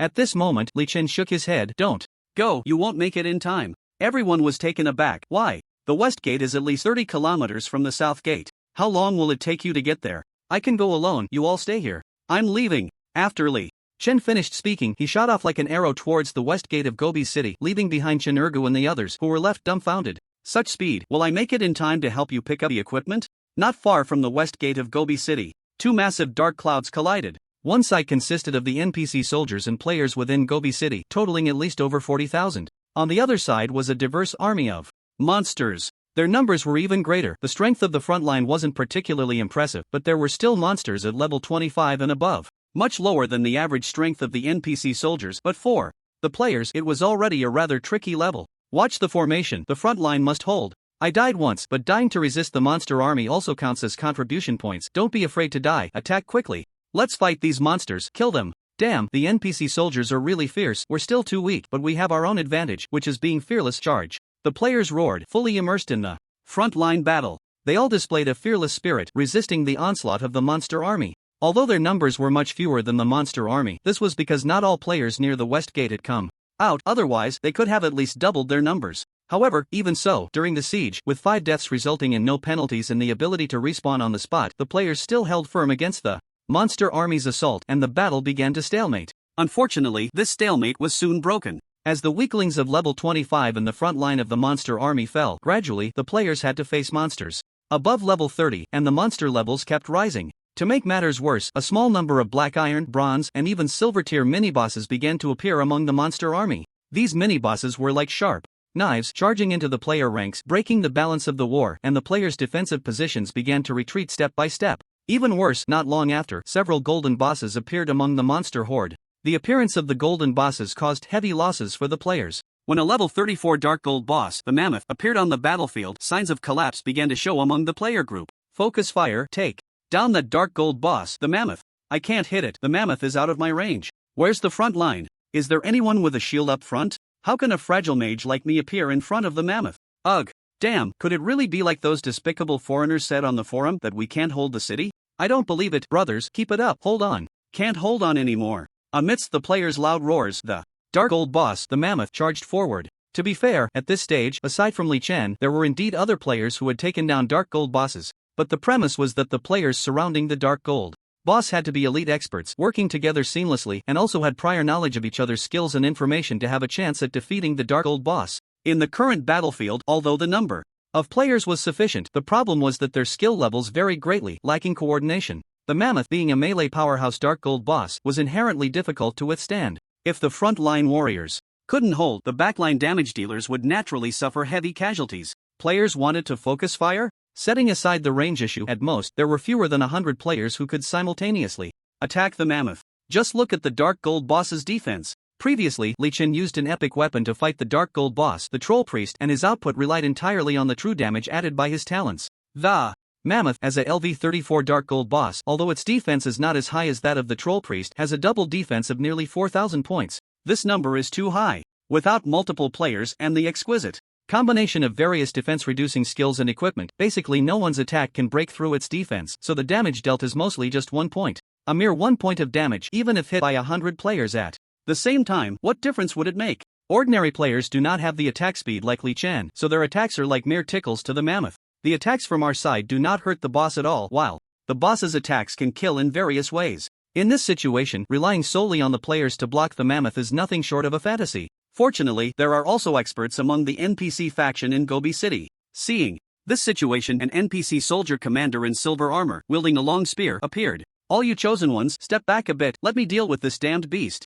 After a flourish of his spear that pushed the Mammoth back, the NPC commander shouted without looking back. The surrounding players were overjoyed at the sight. LV55 silver rank, Gobi City commander. Great, he's over 20 levels higher than the Mammoth, he can definitely take it down. He seems to be a melee type, what a chance. I'm a ranged archer, I can assist him in dealing damage to the Mammoth. Assist? With your every arrow only dealing 1 point of damage, what kind of assistance is that? Just don't accidentally hit the commander. Nonsense, the Mammoth is so big, how could I miss and hit the commander? I'm an archer too, I want to assist. I see you all want to take the opportunity to score some points, right? Hee, I'm a mage, I can also tag along. Damn. Ranged is so great, us melee classes wanna mix in too, I wonder if we can? The arrival of the NPC soldier commander brought great relief to the nearby players. They began to organize a counterattack. The battle raged on. The Mammoth's health visibly dropped, and the nearby players were very excited. Assists grant points for the city defense task, and as a Dark Gold boss, the assist points from the Mammoth would surely be substantial. Moreover, monsters that die during a siege drop items, and this Mammoth would definitely drop Dark Gold equipment upon death, right? Just thinking about Dark Gold equipment made the players' hearts race with excitement. Suddenly, about 10 minutes later, the Mammoth, reduced to half health, let out a roar. Roar! A visible shockwave rapidly appeared in the air. In the horrified eyes of the players, those caught in the shockwave quickly turned into white light, instantly killed. The shockwave continued for nearly 100 meters before dissipating, turning the area within 100 meters around the Mammoth into a vacuum zone. Oh no, except for the NPC commander. But he also spat out a bit of blood, half kneeling on the ground for a while, looking quite injured. The players were stunned. Could it be that the LV55 silver NPC commander was not a match for this LV34 Dark Gold Mammoth? What should they do next? Just as the players were anxious, suddenly, a figure appeared like lightning, colliding with the Mammoth that still had half its health. What the hell happened? Where did that huge Dark Gold boss, the Mammoth, go? How did it just disappear? My god, it got one shot. Everyone, quickly check the city defense leaderboard. Hiss, hiss, hiss, it's actually him. That figure that just killed the mammoth in one hit was actually the Tai Sui god. What speed was that? I couldn't even see clearly, and his damage output must be insane to one-shot a half-health mammoth. No wonder he's the #1 player in the entire server, the man who kills legendary bosses left and right. His combat power is simply outrageous to the point of being ridiculous. Looking at the fallen body of the mammoth, the players were initially dumbfounded. They had witnessed firsthand how terrifying the mammoth's combat power was. Even the NPC soldier commanders at level 55 silver rank struggled significantly against it, showing signs of being overpowered. Yet, in an instant, the half-health mammoth, which had just unleashed its ultimate move, was one-shot. I thought the NPC soldier commander was invincible, but it turns out there was someone even more ferocious. Who is this commander? Looking at the newly refreshed leaderboard, the first place is the Tai Sui god, and the players understood. Oh, so it's him, then it's no big deal. Just a dark gold boss, after all. The Tai Sui god took down a level 45 legendary boss. This afternoon, isn't it normal for him to take down the mammoth? However, understanding is one thing, seeing it with your own eyes is another. Countless players and high-level NPC commanders on their side had struggled for nearly 10 minutes to whittle down the mammoth's health to half. But as soon as the Tai Sui god appeared, he instantly killed it. The gap in combat power is just too exaggerated, right? This is ridiculous. The Tai Sui god picked up the dark gold equipment dropped by the mammoth. He didn't stop, he's continuing to farm monsters. What the hell is this? The players were once again left speechless. After Li Chen killed the mammoth, he didn't stop but continued to slaughter other monsters on the battlefield. In the eyes of nearby players, Li Chen's speed was like lightning. In just 1 second, he covered thousands of meters. Wherever he passed, the once tidal wave of monsters suddenly formed a linear path of death. One shot. All the monsters that stood in front of Li Chen, regardless of their strength, were instantly killed. This scene made all the players and NPC soldiers present widen their eyes in disbelief. Did he just charge through and kill all the monsters? This is terrifying. What level of combat power is this? Is the Tai Sui god really just a player who started on the first day of the server like us? His combat power feels 1,000 times stronger than mine. Terrifying output, even more terrifying speed. I suddenly feel that the 4-hour defense task is actually asking the attacking monsters to hold out for 4 hours, right? With the strength the Tai Sui god has shown, can he handle all the attacking monsters by himself? This is too outrageous, so powerful it makes one feel hopeless. This is what the game officials call an ordinary lucky player. Can we really surpass him? Haha, I feel like we've been tricked by the officials. He's changed the entire battle situation by himself. The Tai Sui god's strength is unbelievable. Are the chosen ones this exceptional this time? It's truly frightening. Under the shocked gazes of the players and NPC soldiers, Li Chen's slaughter continued. This wave of attacking monsters ranged from level 25 at the lowest to around level 50 at the highest. Such low-tier monsters were no different from paper. In front of Li Chen, a single sword energy could often one-shot a small group. With his attack speed and movement speed, he was like a meat grinder on the battlefield. Everywhere he passed, there were monster corpses. Li Chen didn't have time to pick up the loot dropped by the monsters. Of course, he didn't care for the ordinary black iron tier items. Only loot above gold would make him lower himself to pick it up. This wave of siege monsters numbered around 50 to 60,000. Their positions were relatively concentrated. The front line stretched horizontally for about 2 to 3 kilometers and vertically for about 7 to 8 kilometers. Li Chen weaved through the crowd of monsters, and the number of the monster army visibly decreased at a rapid pace, while at the same time hundreds and thousands of kill notifications refreshed on his panel every second. Before long, 2 beams of white light indicating level ups appeared on him. Notification: you have leveled up. Current level is LV 42. Notification: you have leveled up. Current level is LV 43. Awesome. Li Chen felt incredibly elated. After more than 2 hours of grinding monsters in the wild outside Tianyao City, he hadn't even leveled up once. Yet now, facing the monster army, he leveled up twice in less than a minute. Monster sieges are indeed a great opportunity to level up. This is fantastic. These monsters are numerous and varied, and many of the small bosses of black iron, bronze, and silver that I killed have given me first kill rewards of free attribute points. So nice. My talents are continuously taking effect. My agility attribute has increased. The base agility attribute has reached over 180,000. It won't be long before my talent can upgrade to the 3rd stage. Li Chen looked at the notifications constantly appearing on his panel, and he couldn't help but feel overjoyed. It's worth mentioning that both of his epic weapons were already worn down to low durability, but he had no time to repair them, so he continued to slash with a randomly picked up shabby longsword. Anyway, the output was sufficient for ordinary small monsters. For various big and small bosses, if one sword didn't work, he could just swing a few more, as his attack speed made it all trivial. He didn't know how long he had been chopping. The wave of monsters attacking the west gate of Gobi City had gradually been reduced by more than 2/3 by Li Chen alone. The slaughter continued, but the NPC soldiers and players on the battlefield had become idle. These small fries think they can break through our west gate of Gobi City? How ridiculous. Haha, I'm slaughtering with the god of Tai Sui. The city defense leaderboard ranks second with only over 200 points, but the god of Tai Sui already has over 30,000. Outrageous. The first place is already decided at the start of the task. A super strong player has emerged among this generation of chosen ones. Our Gobi City is saved. Haha. Amid the excited discussions of the players and NPCs, suddenly, a citywide announcement appeared again. Gobi City announcement. A large number of monsters have suddenly appeared at the south gate. Our defensive line is in danger. Please provide support quickly. Please provide support quickly. X3. Not good. We just suffered heavy losses from the Dark Gold Boss Mammoth. What happened at the south gate to describe it as a defensive line in danger? The city. Defense task requires that monsters cannot break into the city. We can't let them rush inside, or the task is likely to fail. It's probably too late for us to support now. God of Tai Sui, hurry, where is the God of Tai Sui? At this moment, at the southern gate of Gobi City, a monstrous army, similar in scale to the one at the western gate, engaged in battle with the defending players and NPC soldiers in the open space outside the city. This wave of siege monsters was not much different in overall strength from those at the western gate, with the vanguard consisting of ordinary low-level monsters around LV25. If nothing unexpected happened, the defending players and NPC soldiers could actually hold out for a while, at least, having the advantage against the vanguard monster troops. But unexpectedly, a surprise occurred.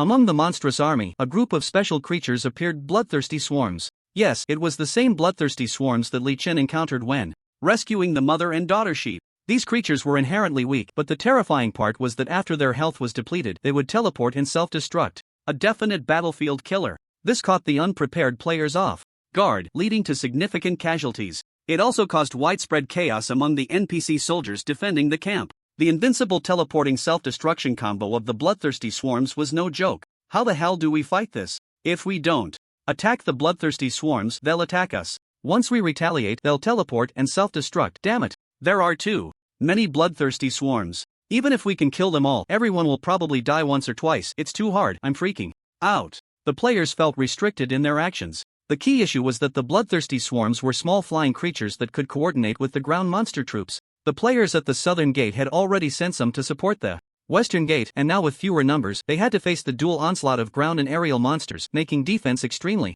difficult. Within less than a minute of combat, signs of collapse began to appear. What made everyone even more desperate was that behind the monstrous horde, several large creatures appeared, likely to be bosses of gold rank or higher. They had not yet reached the front lines of the battle. Once they arrived, the defense of Gobi City would be like adding fuel to the fire, making the situation exponentially more difficult. Brothers, hold on. Damn, good news. A friend of mine defending the western gate just told me that the god of Tai Sui just went over there and single-handedly slaughtered tens of thousands of monsters. Hold on, we just need to last until the god of Tai Sui arrives. Single-handedly slaughtering tens of thousands of monsters? How could that be possible? Your friend must be joking. Oh crap, look at the score leaderboard. The god of Tai Sui is insane. I also have a friend at the western gate. He said the god of Tai Sui is already heading towards the southern gate. Brothers and sisters, let's all do our best. Suddenly, the players erupted into loud chatter. The signs of collapse were instantly reversed and everyone became incredibly fierce. The nearby NPC soldiers were somewhat puzzled but also relieved. What's going on with the chosen ones? Who is the god of Tai Sui? Maybe it's a powerful figure they admire. I haven't heard of him, but it doesn't matter. As long as they have fighting spirit, that's a good thing. Everyone hold on, and once the Imperial High Command arrives, everything will be safe. The fighting will of the NPC soldiers was much more resolute than that of the players. After all, the players were just playing a game, while the NPC soldiers were truly defending their homeland. Behind them, in Gobi City, were their friends and family. As soldiers of the Eastern Hua Empire, the guardians of Gobi City, they had to hold on. Although they didn't understand why the players had become so spirited, the NPC soldiers were very happy to see it. The immortal players, in their eyes, were good helpers in resisting the monstrous army. However, the NPC soldiers' confusion was soon answered, because at that moment, a figure appeared on the western side of the monstrous army. This figure darted into the midst of the monstrous horde like lightning. A series of brilliant sword energies surged like white pillars of light, slicing all the monsters around him into pieces. Indeed, this figure was Li Chen. At this moment, he had already repaired the durability of the two epic weapons, the Blade of Justice and the Ripper's Sword. Previously, he had bought the materials at the main city's blacksmith shop, and with his forging skill, he could resolve the equipment's durability issue himself, though it required a certain amount of time and materials. After repairing his gear, Li Chen rushed to the battlefield at the south gate without a moment's pause. His arrival was like a giant sword cleaving through the battlefield. Wherever he went, the monster army met its demise. The highest strength of the monsters was merely a level 47 golden tier, and before him, they were no match, all falling. In an instant, starting from the west side of the battlefield, he charged through, forcefully breaking the momentum of the monster army. Hint, you have killed. Hint, your talent has activated. Hint, you have gained 20 points of city defense points. Currently ranked first on the leaderboard. Hint, this kill is the first in the entire server for this creature. You have received XX points of free attribute points as a first kill reward. Omitted. Various notifications continuously appeared. On the panel, Lee Chen was even more exhilarated. Before long, he had taken down all 10 or so towering golden bosses on the battlefield. Then, sensing the bloodthirsty bees swarm nearby, Lee Chen immediately struck without hesitation. Swish, swish, swish. The sword energy surged into the bloodthirsty bee swarm, stirring them up, and in an instant, hundreds of bloodthirsty bees entered a red-hot self-destruct state. After finishing, Lee Chen left without a second thought. It is worth mentioning that to conserve weapon durability, the weapon he was currently using was not the two epic long swords, but rather a level 30 silver quality longsword he had casually picked up, with attributes that were hardly noteworthy, one of which granted him an 8% lifesteal effect. Bloodthirsty bees red-hot self-destruct combo? For ordinary tiers, if they misjudged the timing of their teleportation, they couldn't even hit Lee Chen. For black iron and bronze tiers, if they timed it well, but Lee Chen's movement speed was now extraordinary, he could dodge the vast majority, and even if he took hits, there were so many small monsters nearby that he could easily recover through lifesteal. After a wave of self-destructs from the bloodthirsty bees, Lee Chen went in to strike again, then repeated the tactic to cut down other small monsters. Before long, almost all the bloodthirsty bees had been toyed with by him. Having eliminated the lethal threat to the NPC soldiers and players, Lee Chen began to diligently farm the ordinary small monsters. It is no exaggeration to say that his arrival had reversed the entire situation of the siege at the South Gate. Players and NPC soldiers alike were all stunned. Wow, is this the true power of the god of Tai Sui? It's terrifying. My brother just said that tens of thousands of siege monsters at the West Gate were severely damaged by the god of Tai Sui in just over a minute. I didn't believe it at first, but now I have to believe it. His strength has exceeded my imagination. I observed carefully, the god of Tai Sui's movement speed is estimated to be at least over 3,000 meters per second. The sword energy he releases is all AoE damage, various instant kills, and his attack speed is unbelievably fast. I estimate he can take down at least 200 to 300 small monsters per second. It's terrifying. The city defense task requires us to hold for 4 hours, but in front of the god of Tai Sui, it should mean letting the siege monsters not die out in 4 hours, right? Endless Sky Game Forum. Shocking. The god of Tai Sui appears in Gobi City, a deity descends. A one-man slaughter. Come see the true power of the god of Tai Sui. There's a video in the post. Gobi City players, can someone analyze how fast the god of Tai Sui's movement speed is and how high his agility is? The forum homepage was flooded with posts about Lee Chen. Many of the posters were players defending the city both inside and outside Gobi City. The posts often included recordings of Lee Chen slaughtering the siege monsters from their perspective. The onlookers browsing the posts were completely stirred up after watching the videos. What the heck, isn't the god of Tai Sui's performance a bit excessive? He alone is even more powerful than tens of thousands of players? Is this a fake video? Fake my ass, the facts are right in front of us. The little devils are still the toughest. Is it that hard to admit the god of Tai Sui is strong? Oh my god, the god of Tai Sui's performance is unbelievable. He must be the developer of Endless Sky, right? Otherwise, I really can't imagine how he could be this powerful. He can even one-shot dark gold bosses. It's terrifying. If I could have even 1/10 of his power, that would be amazing. 1/10? Don't joke around. I'd be satisfied if I had 1% of the god of Tai Sui's combat power. After all, from the video, his strength is simply stronger than 1,000 ordinary players combined. Isn't 1% equivalent to having the ability to take on 100? Damn, this is ridiculous. As an ordinary player, I feel offended. This was supposed to be a very exciting city defense battle, but because of the god of Tai Sui, the monster siege event in Gobi City has become his personal stage. Damn the game officials, do they still have the face to say that we ordinary players have a chance to surpass such a freak?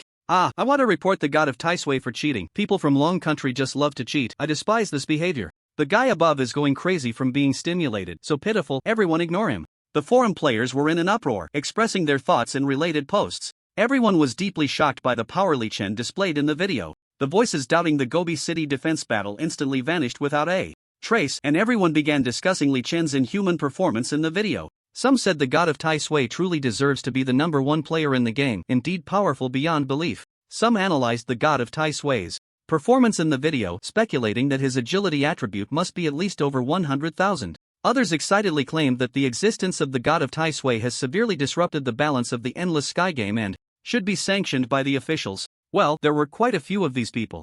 Although the game's heavenly path had previously responded to such voices, who could blame them when Lee Chen's strength exceeded everyone's understanding? Many still believed they could surpass Lee Chen one day, but now, seeing the terrifying combat power Lee Chen displayed, that hope had become incredibly bleak. The stimulated mindset lost its balance, and naturally, they needed to vent. So, various voices of protest and condemnation began again on the game forum. Of course, none of this had anything to do with Li Chen himself. Even if he saw it, he wouldn't care at all. Being a reborn person with SSS level growth talent, isn't being a bit strong just a matter of course? If this could make him indistinguishable from the masses, how useless would that be? Protests, condemnations? Do as you please. Anyway, when the game merges with reality, it won't be me who suffers. Gobi City, outside the Southern Gate battlefield. Watching Li Chen rampaging through the siege army, the players' discussions never ceased. So strong, I was originally a bit worried that the city defense mission might fail, but now seeing the god of Tai Sui's performance, that worry is completely gone. Yeah, the Tai Sui god is terrifyingly strong. I really don't know how he got so powerful. I'm so envious.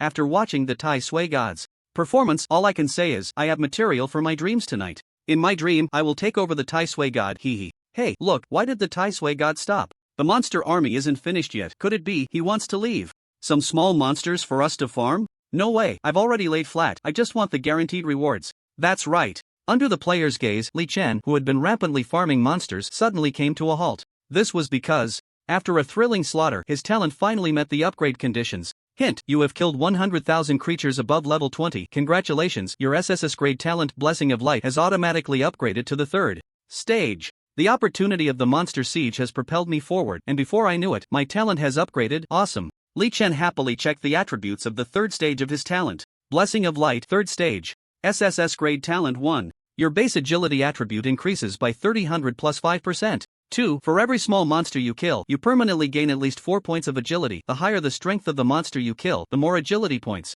you receive. However, as a trade-off, you will no longer gain agility points for killing creatures below level 40, including level 40. 3. Each time you successfully attack, you deal true damage equal to 2% of your agility attribute. 4.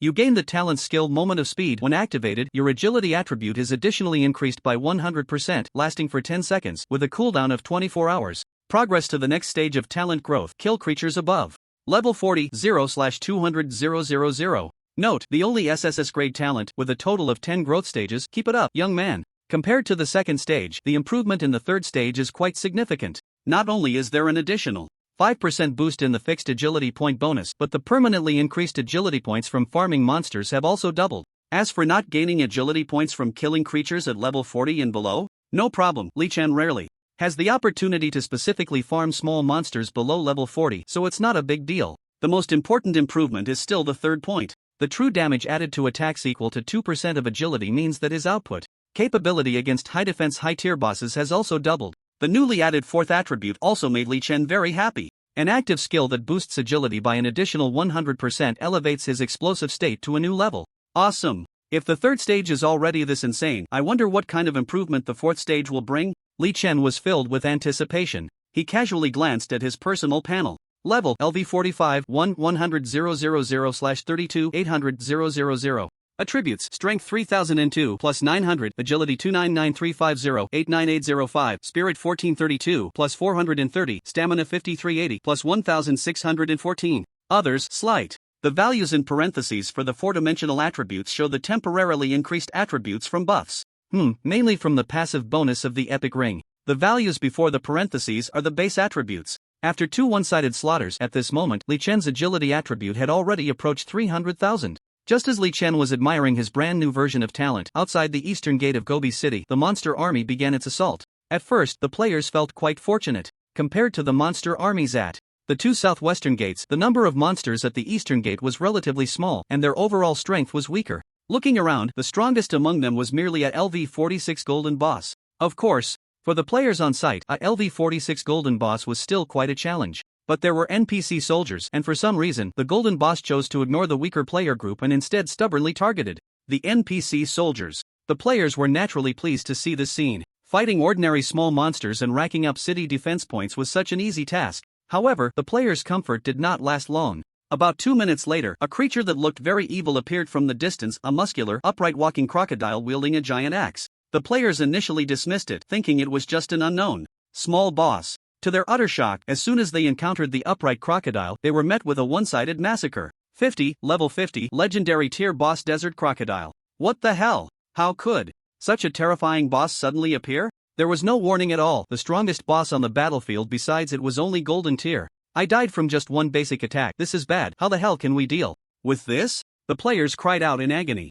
The LV-50 legendary tier boss Desert Crocodile. A boss of this level was simply beyond their capability to defeat. Forget about killing it, they couldn't even get within 10 meters of it. Wherever the Desert Crocodile went, a vacuum zone appeared, and the defending players turned into beams of white light upon death. It was getting closer to the gates of Gobi City, and the situation was extremely dire. However, at that moment, a figure quickly floated out from within Gobi City. It was an old man with a white beard holding a blue staff. Players who often hung around Gobi City recognized him at a glance. This old man was the city lord of Gobi City, a LV-62 legendary tier ice mage named Ma Banshan. As soon as he emerged, he pointed his staff at the rampaging Desert Crocodile. Ice Coffin. With the azure magical energy accurately hitting the Desert Crocodile, its body instantly froze, trapped inside an ice coffin that appeared out of nowhere. However, in the blink of an eye, cracks began to form on the ice coffin.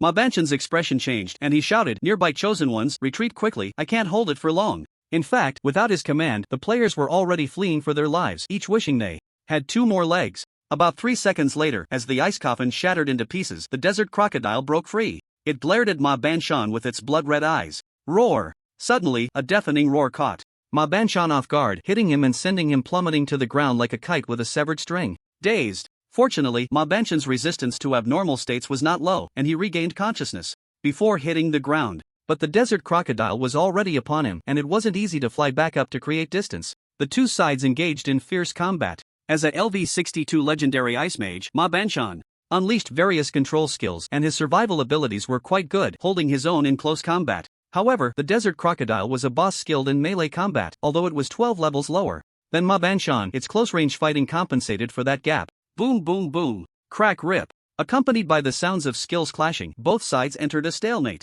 This scene made the nearby players stop rushing away and turn to enjoy the fierce battle with great interest. Wow, he can control it like this? Ma Banshan's skills are really impressive and so flashy. The Desert Crocodile is also very strong, no wonder. It's a legendary tier boss. Ma Banshan's control has almost no effect on it. I wonder what skill it activated. The battle is really intense. Which side do you think will win? Is that even a question? It has to be Ma Banshan. After all, he's 12 levels higher than the opponent. I wonder how their combat power compares to the Tai Sui God. It's hard to say. The Tai Sui God has killed quite a few legendary bosses, but his level is too low. It might be dangerous now. Once he reaches level 50 or above, he should be pretty safe. Oh no! The boss is charging at us, run! While chatting, the players realized something was off. Why was the Desert Crocodile ignoring Ma Banshan and charging at the players instead? Did it want to bully the weak? Damn, doesn't it have any king versus king mentality? As a legendary boss, why is it coming after us ordinary players? Ugh, how shameless can you be? Chosen ones, run! This beast has a lifesteal recovery ability. Don't let it hit you. Ma Banshan's roar snapped the nearby players back to reality. But it was already too late. The Desert Crocodile charged into the crowd like a tiger among sheep, beginning its frenzied slaughter. One by one, players fell under its attacks, and at the same time, the health it had lost to Ma Banshan was visibly recovering. The player group in front of it was like a moving health station. I'm sorry, chosen ones, but I have to kill you to prevent this beast from recovering its life. I'm really sorry, but you are all an indestructible special group. You must understand and support my actions, right? What left the players in despair was that Ma Banshan also raised his staff against himself. How could anyone survive being attacked by 2 legendary bosses? Oh, but someone did. Because at that moment, Li Chen, who had received the news of the legendary boss's appearance at the West Gate, happened to arrive here.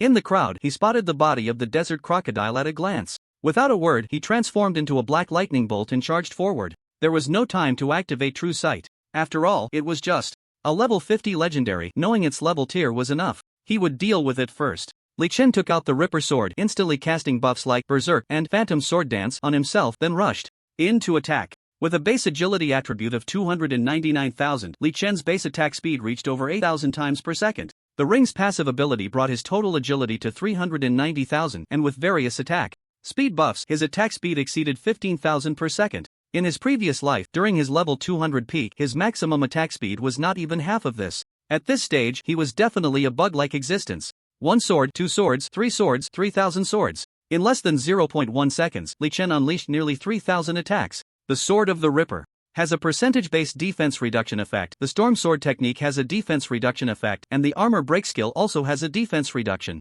effect. With all 3 combined, the legendary boss, the Desert Crocodile's defense was quickly lowered to about 55% of its original value. Every attack from Li Chen hit it with over 1,000 damage. If it weren't for the desert crocodile's thick health and the activation of a damage-absorbing shield passive skill during Li Chen's attacks, it wouldn't have been able to withstand Li Chen's 3,000 attacks at all. But even with the activation, it only managed to resist for an additional 0.1 seconds. Battle information: Desert Crocodile Butcher, LV50 legendary creature, has received lethal damage, activating the passive skill Evil God's Protection, and will be in an invincible and uncontrollable state for the next 10 seconds. Oh, it actually has such a powerful life-saving trump card? Fine, then I'll let you live for another 10 seconds. Li Chen was taken aback for a moment, then decisively stopped attacking it. After all, it was just 10 seconds. Once the invincibility period was over, could the desert crocodile really turn the tide? So, he simply turned to attack the other siege monsters on the battlefield. Li Chen's sudden appearance and nonchalant departure, all within less than a second, left the players on site dumbfounded.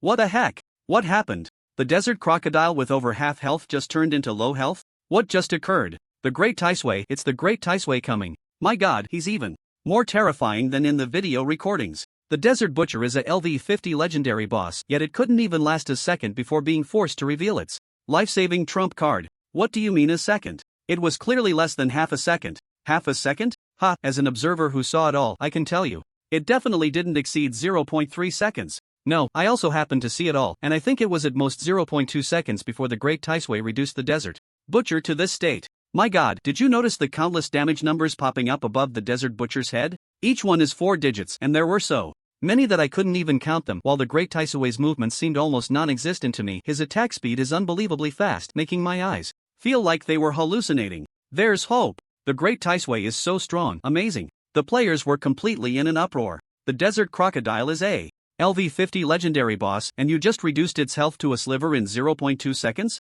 You must be the legendary boss. This is just too outrageous. Some players recalled their earlier discussions about who was stronger between Ma Banshan, the Desert Crocodile, and the Great Taisui, and couldn't help but shake their heads in disbelief. How naive, we were so naive just now. Do these two legendary NPCs and boss even qualify to be compared with the Great Taisui? This is simply an insult to the Great Taisui. On the other side, the Lord of Gobi City, Ma Banshan, looked at the Desert Crocodile's low health and invincible state, then at Li Chen, who had already begun clearing the nearby siege monsters, and he was completely stunned. Oh my god, a monster has appeared among this generation of chosen ones. As one of the high-ranking officials of the Eastern Hua Empire, Ma Banshan considered himself very knowledgeable about the existence of chosen ones. After all, there had been more than one group of chosen ones in the history of the empire. Historical records state that chosen ones are immortal beings. Their initial strength is very weak, but their growth rate is astonishing, often becoming the backbone of the Eastern Hua Empire's military strength in less than a year. But no matter how fast the growth rate, it still requires a process. This generation of chosen ones has only appeared for a few days, just a week at most. Ma Banshan couldn't understand how, in such a short time, a chosen one could possess such terrifying power, making even a LV50 legendary boss seem like a fragile little monster in front of him. This scene, which exceeded his understanding, left Ma Banshan frozen in place, unsure of what to say. However, when he saw the critically injured, invincible desert crocodile starting to flee for its life, Ma Banshan quickly snapped back to reality. Now you think of running? Can you escape? Ma Banshan swiftly cast a flying spell on himself, preparing to follow. To his surprise, no matter how hard he tried, he couldn't catch up to the fleeing desert crocodile. Hey, that chosen one called Taisuation, it's trying to run away. Aren't you going to do something? Ma Banshan shouted to Li Chen from a distance. Li Chen glanced at the desert crocodile and smiled. Don't rush, let it run 8,000 meters first. If it can escape from me, then it really has some skills. Ma Banshan. Damn, this young man. So arrogant. But he had the capital to be arrogant. With Ma Banshan's strength, he could see at a glance that this chosen one named Taisui Shin had a movement speed that probably exceeded 10,000 meters per second. In contrast, the desert crocodile, even if it ran for its life, could only manage about 300 to 400 meters per second. Ah, why was he even worrying about this? Ma Banshan simply gave up on chasing the desert crocodile and began to slaughter the other siege monsters on the scene, just like Li Chen. Time passed second by second. Soon, the invincibility time of the desert crocodile was down to the last second. And by this time, it had only managed to run a little over 3,000 meters. Li Chen turned back and reached its rear in just half a second. He raised his long sword, ready to strike as soon as the opponent's invincibility ended. If nothing unexpected happened, the desert crocodile was doomed. However, an unexpected event occurred. Just as Li Chen was about to bring down his longsword, his vision suddenly blurred and the desert crocodile in front of him vanished, as if it had disappeared into thin air. At the same time, a pleasant voice echoed in Li Chen's ears from mid-air. Chosen one who destroyed the troll tribe and the lion-scorpion tribe, I finally found you, hee hee. Li Chen looked up. He saw a gigantic creature that had appeared in the air at some point. This creature had a lizard's head, a chubby body, a long tail, sturdy hind legs, small but sharp-clawed forelimbs, and its skin was a mix of black and red, emanating wisps of black magical energy with a pair of enormous fleshy wings spread out on its back. The entire image was unmistakably that of a dragon from Western mythology. And atop this dragon's head stood a graceful human woman. No, she wasn't human, she just looked like one. This person sat lazily in a chair, her body covered only by lace-trimmed black clothing that concealed her important parts, her skin pale, features exquisite, with bright blue eyes smiling, and long silver hair cascading down to her waist. Her left hand was in a fist propping up her cheek, while her right hand held a staff embedded with rubies, tilting her head as she observed Li Chen on the ground. If it weren't for the title above her head indicating she was the Witch Bophiaci, a LV-60 epic creature, and the dragon beneath her being a LV-55 legendary creature, along with the supposedly dead desert crocodile on the dragon's back, Li Chen would have thought she was an elf straight out of a comic. Hey, where did the desert crocodile go? It wouldn't have been taken down by the Tai Sui god, right? That shouldn't be the case. Why isn't there a server-wide announcement? Holy crap, look up at the sky. What is that? Holy crap, such a beautiful elder sister. Oh no, it's a feeling of excitement. I'm really done with you, you simping dog. Take a closer look at that elder sister. She's a boss. There's a giant dragon under her feet, and the nearly dead desert crocodile is behind her. Hiss hiss hiss LV-60 epic. The players at the east gate of Gobi City erupted in chaos. Looking at the witch Bayfis in the sky, everyone couldn't help but panic. Although everyone had confidence in Li Chen, a LV-50 legendary creature, he could take it down in 0.2 seconds. However, epic creatures and legendary creatures are completely different concepts. At the same level, an epic boss is almost twice as powerful as a legendary boss. This double isn't just in terms of health, more importantly, it's about attack and defense attributes. Originally, hitting a legendary boss could deal 4-digit damage, but against an epic boss, it might only deal 1 point. Especially since this epic boss is a full 10 levels higher than the desert crocodile, its attack and defense attributes are not just a simple doubling. To have such a high-level epic creature appear during a monster siege is honestly a setup for us to fail the city defense mission, right? Can the Tai Sui god defeat the Witch Bayfis? Under the anxious gazes of players in the distance, Li Chen remained calm. So what if it's an epic boss? He had fought them before. With the real damage from his talent and output and his defense, he could dodge the opponent's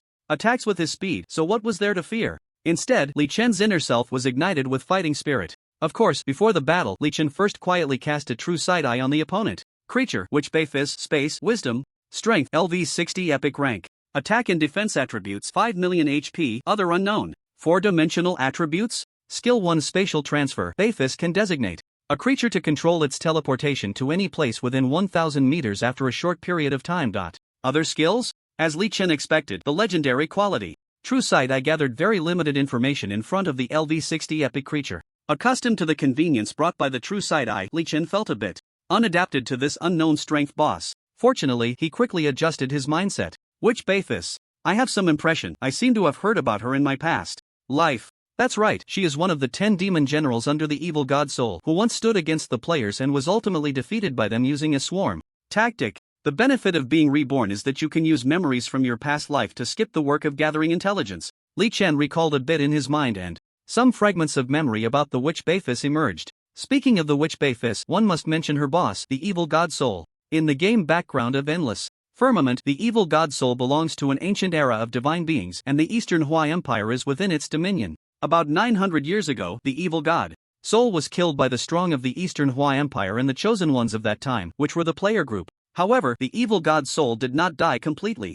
As time passed, its will gradually revived and began to plan for resurrection. The evil god Soul has 10 demon generals as its strongest subordinates, and the Witch Bayfis is one of them. The 10 demon generals performed a death ritual to resurrect it, and the group of sacrifices was the entire human population of the Eastern Hua Empire. Thus, a protracted battle broke out between the two sides, and ultimately, the Eastern Hua Empire successfully prevented the resurrection ritual of the evil god at a great cost, leading to the complete death of the evil god Soul and his 10 demon generals. Of course, at this time, the evil god Soul had not yet successfully resurrected, and the death ritual of the 10 demon generals had not yet begun. The latter part of the story took place in Li Chen's memories from his previous life. The Witch Bayfis, an epic intelligent creature skilled in spatial magic, possesses skills that are unfathomable, and she was the first among the 10 demon generals to come into contact with players. According to my previous life's memories, she should appear 2 months after the server opened, once players generally reach level 60 or above, but this time it's earlier. Is this the butterfly effect brought by my rebirth?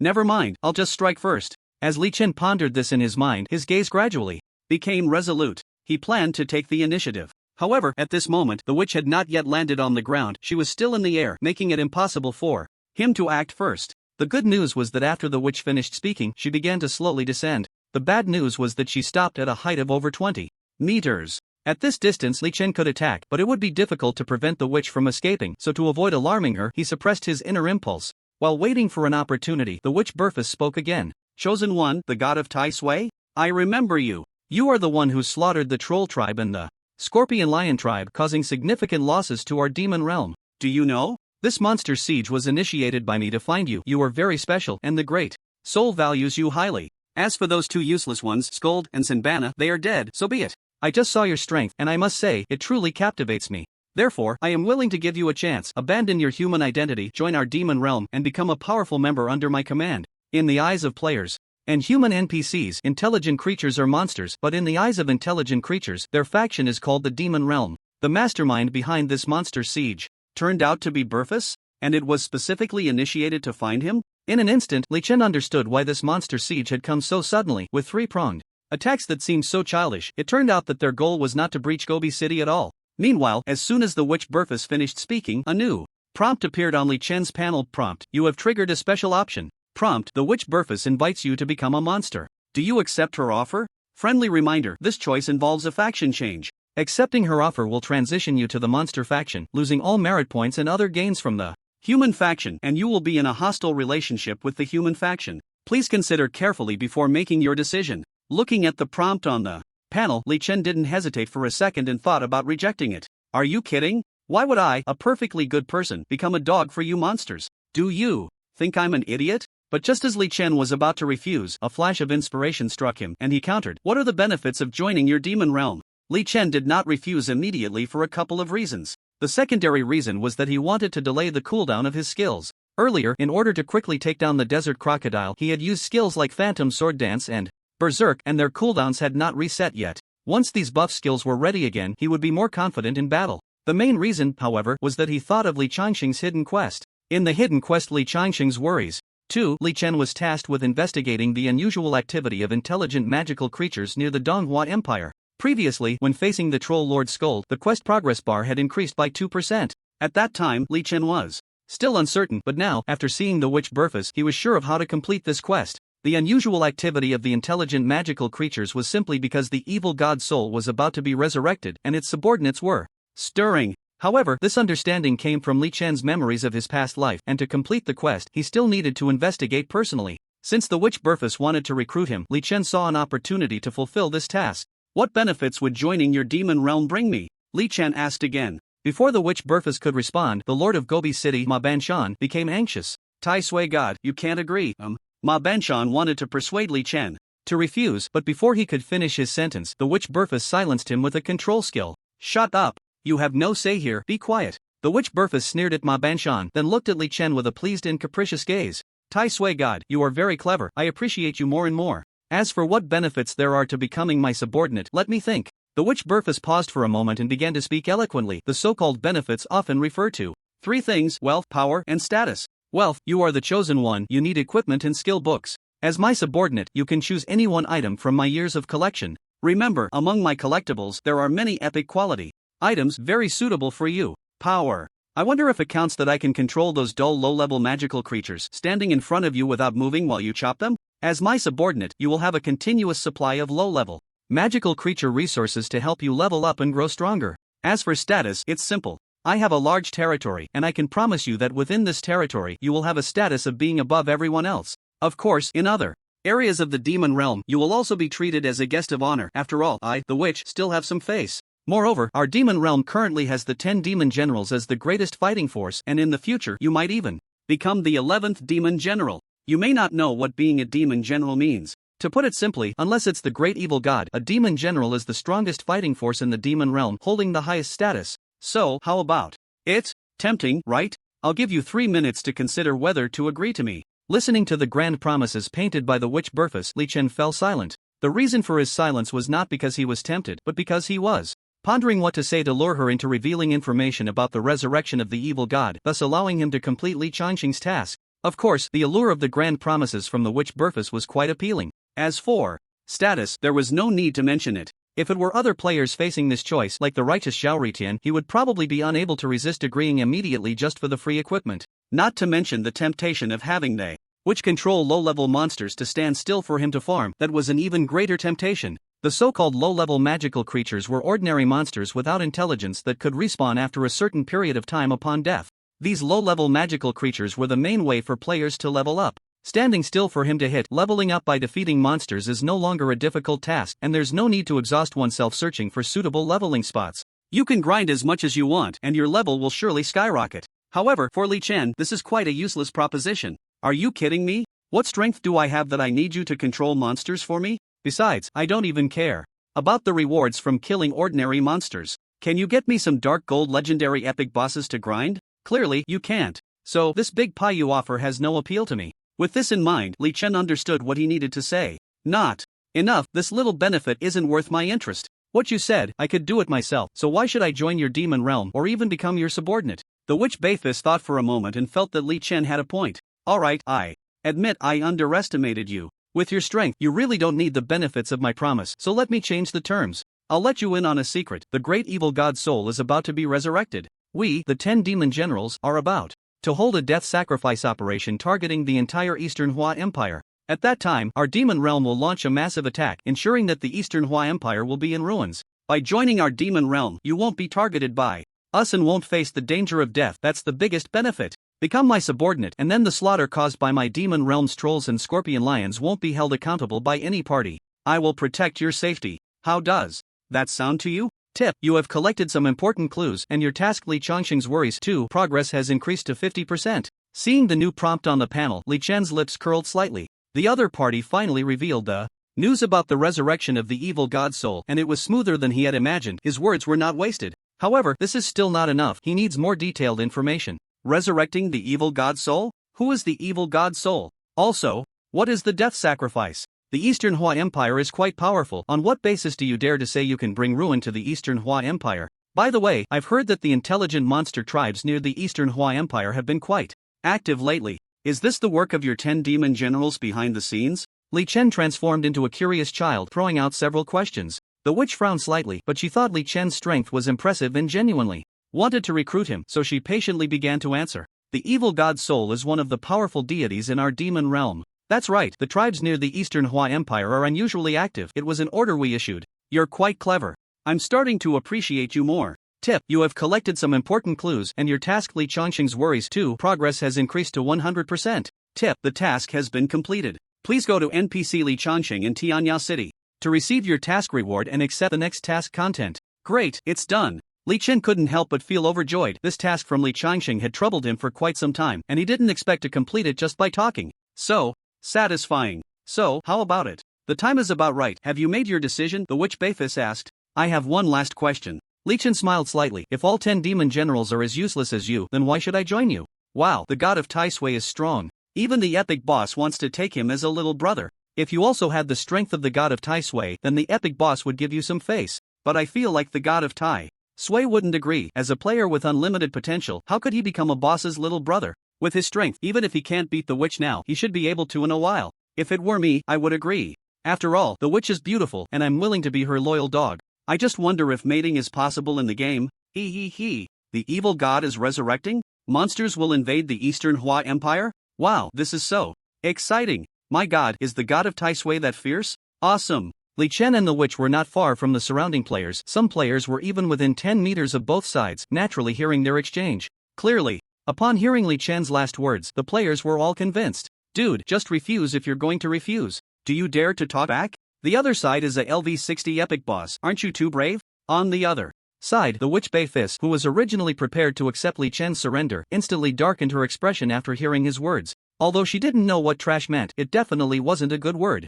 Moreover, just based on Li Chen's disdainful expression, it was enough to infuriate her. If you have the guts, say it again. The witch Bathis gritted her teeth and said, but before she could finish her words, she lost sight of Li Chen. However, Li Chen did not disappear. His speed was surprisingly fast, already exceeding the witch's visual capture range, because Li Chen had entered a full-on explosive state. Berserk, hunting moment, phantom sword dance, Godspeed moment, twilight of the gods. At this moment, Li Chen applied all the buffs he could. In an instant, his strength multiplied several times. Attack power skyrocketed. attack speed and movement speed were more than 3 times the normal. The reason Li Chen did this was mainly because the witch had lowered herself to a certain height to communicate with him, and now he could attack her. Since they had already turned against each other, he had to strike first, directly catch her off guard. Whoosh, whoosh, whoosh. When Li Chen's figure reappeared in the witch's line of sight, the dense sword energy had already slammed into her like a beam of light. There was no way. Li Chen's attack speed was too fast. With the Phantom Sword Dance and Berserk adding over 60%, the ring's active skill Hunting moment increased by 80% and the talent Godspeed moment doubled his agility on the spot. Minus 1496. Minus 1496. Minus 1496. Minus 3442. Weakness damage. As at LV60 Epic Boss, the witch had very high defense, and Li Chen's physical and magical attacks were just for show. They couldn't break through her defense. The output relied solely on the true damage from his talent, but due to level suppression, Li Chen's attacks on the witch could only deal 1496 points of damage each time. Even hitting a weak point occasionally only dealt just over 3400 damage. It's a pity that the earlier exchange time made my combo ring passive and other buff effects disappear, otherwise the output would have increased by at least 30%. Fortunately, this is already enough. Even calculating an average of 750 damage per sword, the witch's 5 million HP would only require less than 3500 normal attacks in front of him. And with Li Chen's attack speed in full-on mode, how long would it take for 3500 normal attacks? The answer is less than 0.2 seconds. Thus, in units of 0.01 seconds, the witch's health bar began to visibly plummet. Of course, as an epic boss, she is not to be underestimated, and her counterattacks are quite fierce. Battle information, which Burfus LV60 epic creature releases skill Shockwave. You receive lethal damage. Your LV7 skill Desperate Fury activates. You will maintain your health above 1 point for the next 17 seconds. Battle information, your warrior's heart takes effect, immune to the knockback effect of Shockwave. Battle information, which Burfus LV60 epic creature releases skill Magic Reflection omitted. Battle information, which Burfus LV60 epic creature releases skill Dark Shield omitted. A series of battle information rapidly appeared on Li Chen's panel. After his first sword attack hit Witch Burfus, her counterattack began. Although he couldn't see the panel, based on Li Chen's estimation, Witch Burfus's attack power was at least over 30,000. Sure enough, with just one skill, Li Chen's 200,000 health was wiped out. Terrifying output. Well, mainly because Li Chen was too lazy to dodge after activating Desperate Fury, and he also didn't bother to use skills like shields to reduce damage, and his Berserk state lowered his defense. After releasing Shockwave, the witch instantly unleashed 4 counterattack skills. Damage, Control, Reflection, and Shield were all present. However, at this moment, they had no effect on Li Chen. Desperate Fury kept his health healthy, and Warrior's Heart made him immune to any control in the time it took to unleash. For skills, Li Chen had already reduced her health by 30%. Use skills? Using skills also takes time. The witch severely overestimated herself and underestimated Li Chen's strength. Not dodging immediately but counterattacking was her biggest mistake. By the time she realized and tried to escape, it was already too late. The brilliant sword energy poured down on her like moonlight, and in an instant, the witch's health dropped below 50%. Speaking of time, it had barely been less than 0.1 seconds since Li Chen unleashed his first sword energy. However, just as Li Chen was pondering that, barring any accidents, he could take down the witch, a change occurred. The witch, with only half her health remaining, suddenly vanished without a trace. Li Chen looked up and realized she had used a teleportation-type instant skill, appearing at a height of 100 meters, maintaining a floating state. I will kill you, Witch Burfus roared. With each word she spoke, her voice grew rougher. When she finished all 4 words, a terrifying change occurred to her. A beautiful girl with silver hair down to her waist suddenly developed cracks all over her body, like a doll about to shatter. But while a doll with cracks would break, the witch would not. When she reappeared in everyone's sight, her entire body was enveloped in blood-red rage. Her hands transformed into tentacle-like appendages, her complexion darkened with complex dark red patterns, and a pitch-black vertical pupil appeared in the center of her forehead. The prompt information refreshing on Li Chen's panel made him understand what had happened. Battle information, which Burfus LV60 epic creature health reduced to 50%, activating second form, all attributes increased by 30%, duration unknown. What the hell happened? What about that beautiful witch? What is that ugly thing in the air? Where did it come from? Hiss, what did I just see? The god of Tai Sui crashed into her and took away half of the witch's health? Damn, the witch is at LV60 epic boss. How can he be so powerful? A terrifying witch and an even more terrifying god of Tai Sui. Now that he claims to be a god disguised in human skin, I would believe it. When the witch entered her second form, the surrounding players were completely stirred. The entire battle unfolded before their eyes. Although the time was short and they couldn't see exactly what Li Chen did, they could see the change in the witch Burfus's health bar. The battle erupted suddenly and ended even more abruptly. They only saw Li Chen's body crash in, and the next moment, the witch's health bar lost half. This was beyond everyone's expectations. Originally, everyone thought that even if Li Chen could defeat the witch, it would take a lot of time. No one expected that in just one encounter, he would take away half of the witch's health.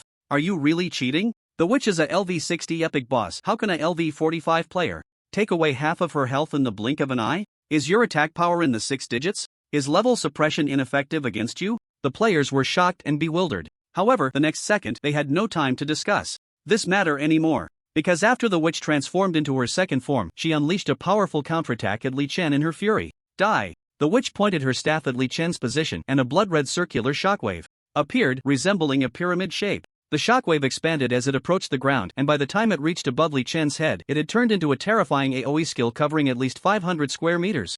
Li Chen's desperate rage was still ongoing, so he couldn't be bothered. This skill had no effect on him. But the players nearby were in trouble. Faced with the rapidly approaching red shockwave, the players had no time to run, and the moment they came into contact with the shockwave, they all turned into white light and were instantly killed. Boom! The shockwave hit the ground, causing a massive explosion. And the witch's skill wasn't over. She extended her tentacles, and one by one, skeletal humanoid monsters appeared out of thin air. Battle information, which Bayfis LV60 epic creature releases skill, summon 800 warriors of the undead, summoning 800 skeleton warriors, LV50 bronze. Wow, I didn't realize you were also a necromancer type boss? Li Chen shook his head. LV50 bronze skeletons, even if there are 800, what use are they against me? Swish, swish, swish. Minus 5,596. Minus 5,596. Minus 13,708. Weakness damage. Li Chen casually unleashed waves of sword energy, and the skeletons appeared quickly but disappeared even faster. But unfortunately, they were summoned creatures, and Li Chen wouldn't gain any benefits from killing them. Sigh, in the end, I still got sent flying. Forget it, if I can't hit you for now, then I'll take down your 2 legendary subordinates. Li Chen didn't have flying skills, and since the witch wouldn't come down, he turned his gaze to the nearby low-health legendary boss, the desert crocodile, and the witch's mount, the giant dragon. Seeing Li Chen's gaze fixed on them, the desert crocodile and the giant dragon showed a human-like expression of fear. If they could speak human language, they would definitely shout, "Don't come over here." Unfortunately, they couldn't, and even if they could, it wouldn't change Li Chen's mind. Swish, swish. Swish, swish, swish. Minus 2,451. Minus 2,859. Minus 3,397. At this moment, Li Chen was still in a state of full firepower, appearing before the nearly dead desert crocodile as if teleporting, raising his sword to strike. The invincible buff of the desert crocodile had long since disappeared, and the 2 to 3 minutes Li Chen spent communicating with the witch allowed its health to recover to about a quarter.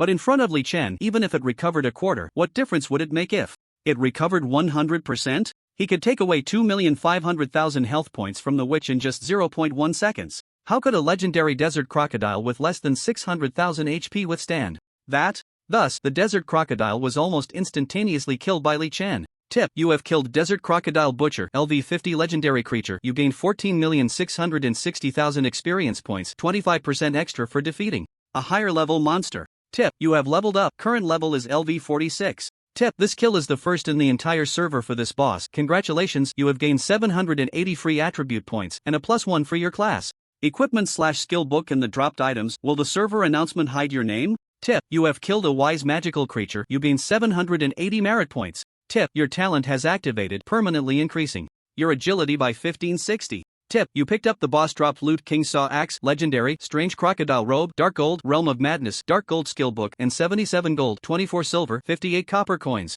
After easily taking down the nearly dead desert crocodile, Li Chen even had time to pick up the items it dropped before rushing towards the giant dragon that was just about to take off in a panic. Minus 2,569. Minus 2,944. Minus 3,432. The same move, the sword energy struck the giant dragon like a long rainbow. In an instant, the numbers of damage appeared above its head, even turning into a black light column. With various passive buffs stacked, Li Chen's output against it was terrifying. Unfortunately, the giant dragon's life-saving skill was not invincibility, but health recovery plus shield. At this moment, these two skills could only buy it an extra 0.1 seconds of time in front of Li Chen. Thus, less than 10 meters off the ground, its health was already below 1%. The task from Hunter Chang Xiaoguan requires me to kill the giant dragon with his family's ancestral longbow, and now is the perfect opportunity to fulfill it. Li Chen had thought of this before the battle began, so when the giant dragon was nearly dead, he took out the dark gold quality Chung family's ancestral divine bow from his backpack. Whoosh whoosh,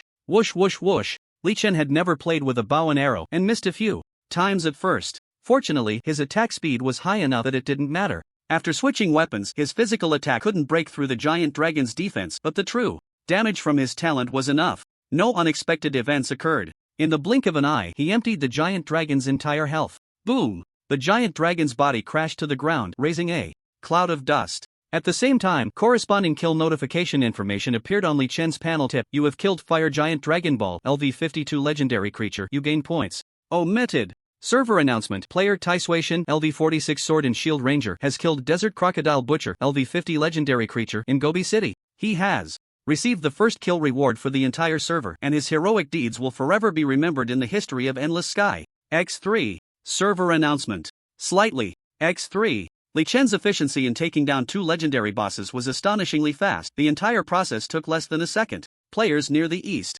gate of Gobi City, who were initially confused about where the 2 legendary bosses had gone, were suddenly blinded by the server announcement that appeared out of nowhere. What? He took them down? He killed 2 legendary bosses in the blink of an eye? I'm so shocked I don't even know what to say. Isn't it normal for Tai Suishan to instantly take half the life of a witch? Killing 2 legendary bosses in a second is nothing unusual, especially since one of them was already low on health. Normal my ass, damn it, I can't fool myself anymore. Tai Suishan, please tone it down, you're too strong for me to handle. My goddess just told me that. Even though I struggle against ordinary monsters of the same level, she doesn't mind at all. She said, weaklings are also very cute. I finally understand how Tai Suishan used to kill legendary bosses. Brothers, do you think Tai Suishan's talent is a billion times increased damage? Otherwise, I really can't figure out how he can be so terrifying. Damn, stop just discussing Tai Suishan. Look up at the sky, the witch is about to unleash a big move, run. As the players chatted, they suddenly sensed something was off. Huh, why is the sky getting dark? The world of Endless Sky has been in daylight since it opened. Could it be that there is also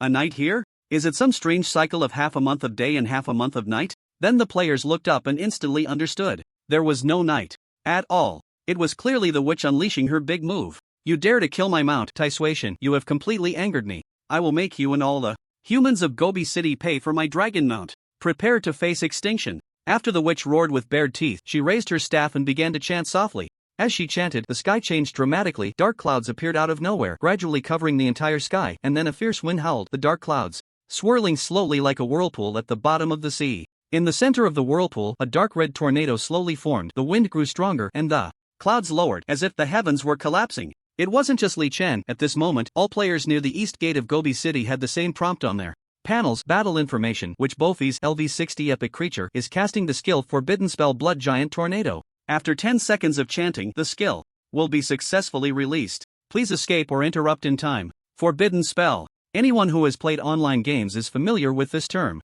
Generally, a forbidden spell means the strongest skill of a mage class. The release conditions are harsh, but once successfully cast, its power is unparalleled. In the world of Endless Sky, a skill that can be called a forbidden spell is at least of epic quality or higher. Just look at the might of the witch's skill at this moment. Even before the forbidden spell has fully formed, it has already changed the color of the heavens and earth, blocking out the sun and moon. Once the skill is successfully released, it may not completely destroy Gobi City, but it will definitely turn the entire area near the east gate into ruins. Damn! Forbidden spell. Just now, I was taken out by a casual skill from the witch, and now facing an even more terrifying forbidden spell. I can't withstand it. I'm out of here. Quick, run! Most players were in a panic. A small portion of people were also frozen in place. Either they were so scared that their minds went blank and didn't know to run, or they didn't care about death and quietly appreciated the scenery of the forbidden spell, or they were certain that they couldn't escape and simply stood there, waiting to die. Li Chen naturally wasn't afraid of the witch's forbidden spell. He still had a few seconds left in his explosive state. If he wanted to run, he could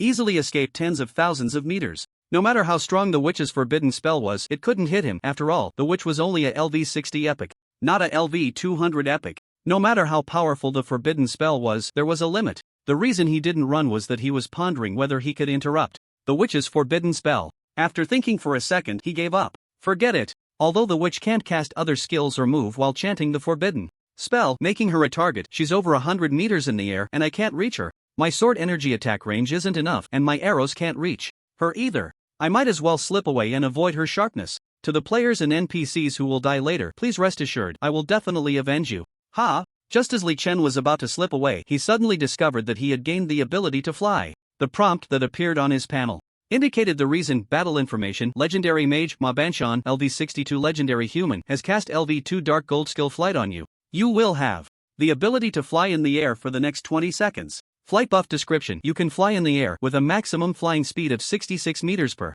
second. Go for it, God of Tai Sui. The caster of the flight buff, the Lord of Gobi City, Ma Banshan, said to Li Chen with a smile. Li Chen. Goodness, he almost forgot that there was such a high-level NPC on his side while he was fighting the witch. Looking at Ma Banshan's expression of "I can't interrupt the witch's forbidden spell," Li Chen was speechless. Fortunately, having the flight buff was enough. Although the flying speed couldn't compare to his running speed, being able to fly was good enough. A movement speed of 66 meters per second was sufficient. With that thought, Li Chen immediately exerted force with his feet and his whole body shot up like a rocket. In just over 2 seconds, he arrived beside the witch. Without saying a word, he raised his sword and slashed. Swish swish swish swish. Minus 2,838. Minus 2,838. After being hit by the witch's skill buff that triggered his rage from the brink of despair, Li Chen's desperate counterattack passive skill was activated, increasing his 4-dimensional attributes by 58%. Plus, he had just leveled up, so the output percentage weakened by level suppression increased from 25% to 30%, thus Li Chen's output increased significantly. The flight skill made Li Chen's explosive movement speed ineffective, but his attack speed remained unaffected, so his attacks were still as fast as lightning. Li Chen's attacks hit the witch, but the passive control effect of the ring never triggered because the witch's magical shield made her immune to control. However, this didn't matter. After all, the witch was currently a target that wouldn't fight back. With high enough output, he could interrupt her skill chanting. Thus, after enduring over 100 sword strikes, the witch finally couldn't continue her chant. The forbidden spell was interrupted. Damn, that's great, the Tai Sui god is awesome. The witch's forbidden spell was interrupted, and the strange phenomenon in the sky began to dissipate, causing the players on the scene to cheer uncontrollably. On the other side, the interruption of the forbidden spell did not seem to affect the witch. She learned from the lesson on the ground and had no intention of counterattacking. Instead, she instantly teleported several hundred meters away, creating distance from Li Chen. Wow, not even a single counterattack? What a dog! Li Chen shook his head helplessly. His flying speed in the air was too slow, making it impossible to chase the witch down. With no other options, he could only land on the ground and wait for an opportunity. However, he did not expect that the witch's escape was just a feint. Upon seeing his flying speed, she turned around and attacked again. Battle information. Witch by Fizi, LV60 Epic Creature, releases skill Dark Energy Impact. You receive lethal damage, your Desperate Fury remains effective, your health stays above 1 point. Battle information. Witch by Fizi, LV60 Epic Creature, releases skill Bone Corrosion of the Deadfire. You will take damage equal to 82% of her magic attack power every second for the next 12 seconds. Your Desperate Fury remains effective, your health stays above 1 point. Battle information. Witch by Fizi, LV60 Epic Creature, releases skill Undead Worm. You will take damage equal to 88% of her magic attack power every second. For the next 12 seconds, your Desperate Fury remains effective, your health stays above 1 point. The witch did not teleport back, indicating that even if her teleportation skill had a short cooldown, it still had a cooldown. However, her flying speed was extremely fast. Before Li Chen even landed, she had already unleashed 3 skills. In midair, Li Chen had no way to dodge, and thus he was hit on the spot. All 3 skills had no actual effect due to his Desperate Fury buff still being active. However, 2 of these 3 skills were continuous damage. How high was the witch's magic attack power? Li Chen was unsure, as even the Eye of True Sight could not detect it. But it was certain that it was at least over 40,000. It might not have been 40,000 at first, but now with the second form's bonus, it definitely was. His output against the witch was high, but the witch could easily take him down. Li Chen felt helpless as he saw the remaining duration of his Desperate Fury was less than 3 seconds. He quickly equipped his old gear, the old helmet of War God Alan, to gain a safety effect. At the same time, the moment he landed, he immediately took out the silver longsword from his backpack with an 8% lifesteal, a tribute and charged towards the nearby siege monster group that had not yet left. Let's go! -12559/+2260, -13226/+2380, -11984/+2156. Countless numbers rose from the heads of the monsters around Li Chen. The 8% lifesteal from the silver weapon, combined with the 10% lifesteal from the berserk skill that still had 3 seconds left, made his health recovery effect explosive. Against these ordinary small monsters, Li Chen's output was incredibly high. With his attack speed, he could fully recover his health in less than a second. The next second, the witch's 2 continuous damage skills also took effect. -35,594, -37,729. 2 massive numbers appeared above Li Chen's head. I have damage reduction effects, and the witch's damage to me is increased due to level suppression. Calculating it, indeed, her magic damage exceeds 40,000. Fortunately, there are plenty of small monsters nearby, otherwise, I would be dead. Li Chen thought with relief. At the same time, the more than 70,000 health he lost was instantly replenished by killing small monsters. Even if the buff from Desperate Fury disappeared after 2 seconds, Li Chen felt completely unperturbed. Continue to farm the small monsters, continue to absorb blood. It is worth mentioning that Li Chen deliberately controlled his output pace to prevent himself from farming too much and depleting these moving health packs. Meanwhile, the witch Beifis in the sky was almost infuriated by the sight. She never expected that the cannon fodder she had gathered would become an obstacle to her killing the Tai Sui god. You useless trash, go die. The witch snorted coldly, and she also noticed that Li Chen was deliberately holding back, so she decisively helped Li Chen a bit. Battle information: Witch Beifis LV60 epic creature releases skill death bomb. You are out of the skill range and unaffected. Battle information: Witch Beifis LV60 epic creature releases skill undead shockwave. You are out of the skill range and unaffected. Battle information: Witch Beifis LV60 epic creature releases skill dark energy ball. You are out of the skill range and unaffected. Looking at the continuous prompts appearing on the panel and hearing the various explosions caused by the witch's skills behind him, Li Chen couldn't feel happy at all. He didn't expect the witch Beifis to be so ruthless, directly bombarding with skills to help him clear the numerous ordinary monsters on the ground. Moreover, the witch seemed to have discovered an effective way to attack him. At this moment, several black and red magical energies were closely following him. Those were the witch's single-target attack skills similar to bone corrosion. The damage probably wouldn't be too high, but they had a tracking effect. No matter how Li Chen dodged, these magical energies were tightly following him. So annoying, how does an epic boss have so many skills? Li Chen felt helpless. The good news was that his movement speed was fast enough that the witch's tracking skills couldn't keep up with him. The bad news was that the skills kept following him, and as long as he dared to stop, he would probably be instantly killed. The key was that the small monsters were bombarded by the witch, so he couldn't rely on killing to absorb blood anymore. Let's just run for now. If there's really no way, then I might as well be the villain. Li Chen glanced back at the large number of players and NPCs near the eastern gate of Gobi City, pondering whether to kill them for health, or, at worst, he could just die once. After all, the game and the real world had not yet merged, and dying a few times wouldn't come with serious consequences. However, Li Chen was unwilling. He had worked hard to force the witch to this extent, and it would be too regrettable to give up now. After some inner turmoil, he decided that if it was really necessary, he would have to make do with the NPCs and players in Gobi City. However, as if sensing what Li Chen was thinking, the witch turned her attention to the group of players and NPCs after slaughtering most of the small monsters. Damn, is this guy going to cut off my escape route? Li Chen felt a bit anxious. But just then, an unexpected scene unfolded. A yellow energy beam suddenly appeared on the ground, accurately hitting the witch's body in midair, causing her to plummet to the ground like a kite with a severed string.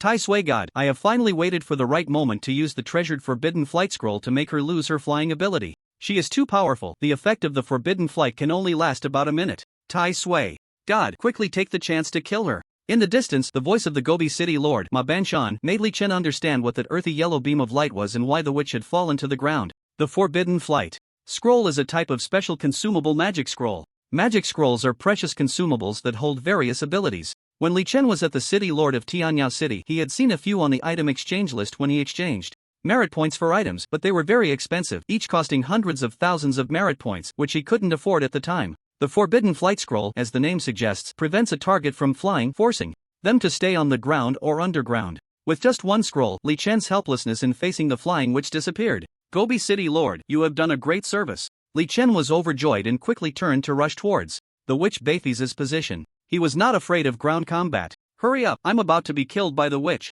Damn old man, die die die. Ugh. Don't be afraid, I'm coming. Due to being the one who released the forbidden flight scroll, Ma Banshan was under attack from the witch Beifis' wrath. Although Ma Banshan was 2 levels higher than the witch, his rank was 1 level lower, so there was still a significant power gap between them. By the time Li Chen arrived, Ma Banshan had already been beaten half to death. Fortunately, he took over the battlefield next. Swish swish swish. Ultimate move, infinite basic attack. Poochie poochie. The sword energy accurately struck the witch, dealing high damage while successfully rescuing Ma Banshan, who quickly withdrew from the battlefield. Meanwhile, the witch did not linger and instantly teleported to a distance of 700 or 800 meters away. But little did she know, this was exactly what Li Chen wanted. He still had several tracking skills following her, so she couldn't stay in one place for long. The witch ran away. He could just rush over and continue attacking. At this moment, the situation had reversed. The one fleeing was now the witch. Li Chen ran quickly while occasionally using sword energy to attack the witch. The witch was helpless. Her movement speed was far inferior to Li Chen's.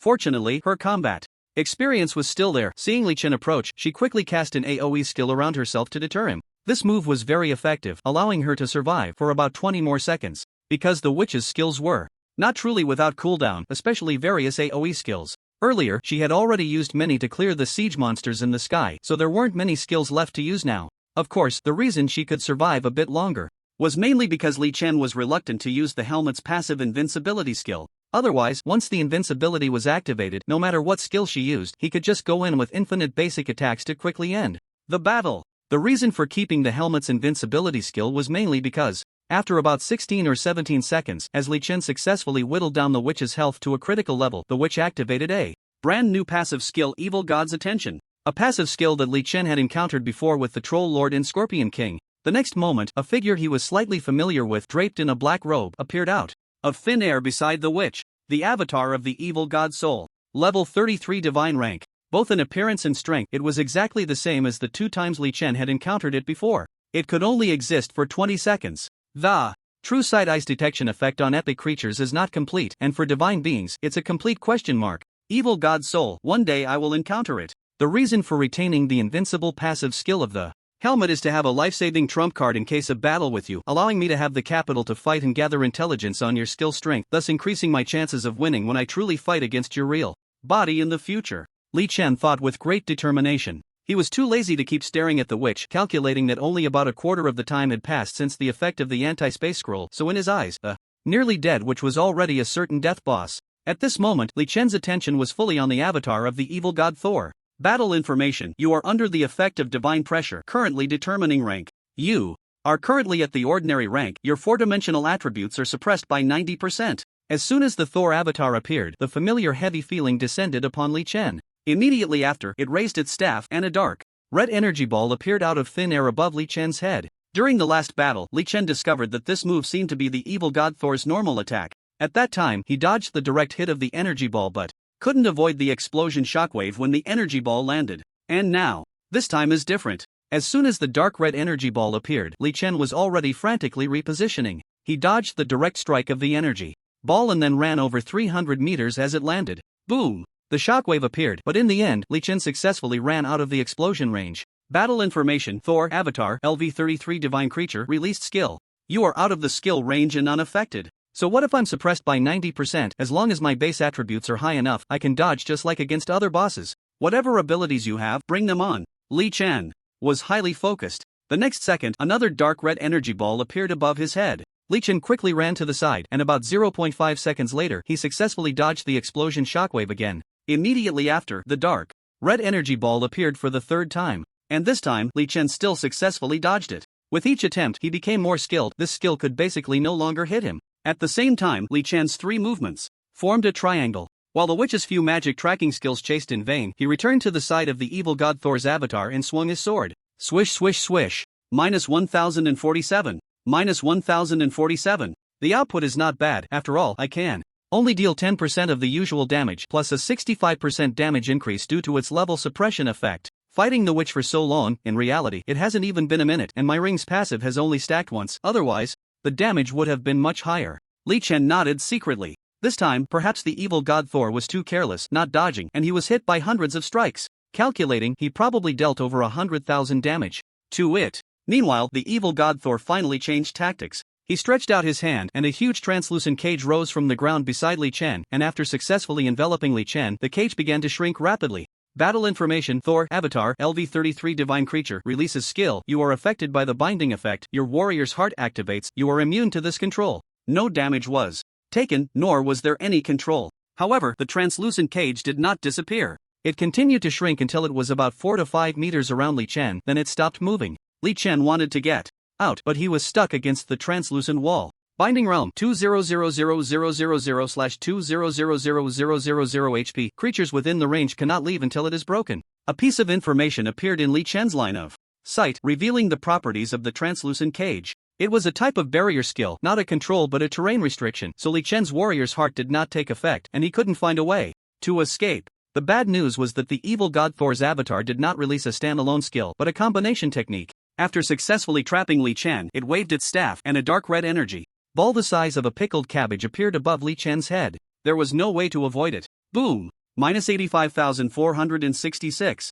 Minus 7,743. 2 numbers soared from above Li Chen's head. The first number was the damage from the energy ball's direct hit, and the second number was the secondary damage from the explosion. Fortunately, Li Chen's health was nearly full before this hit, so it only took away less than half of his health.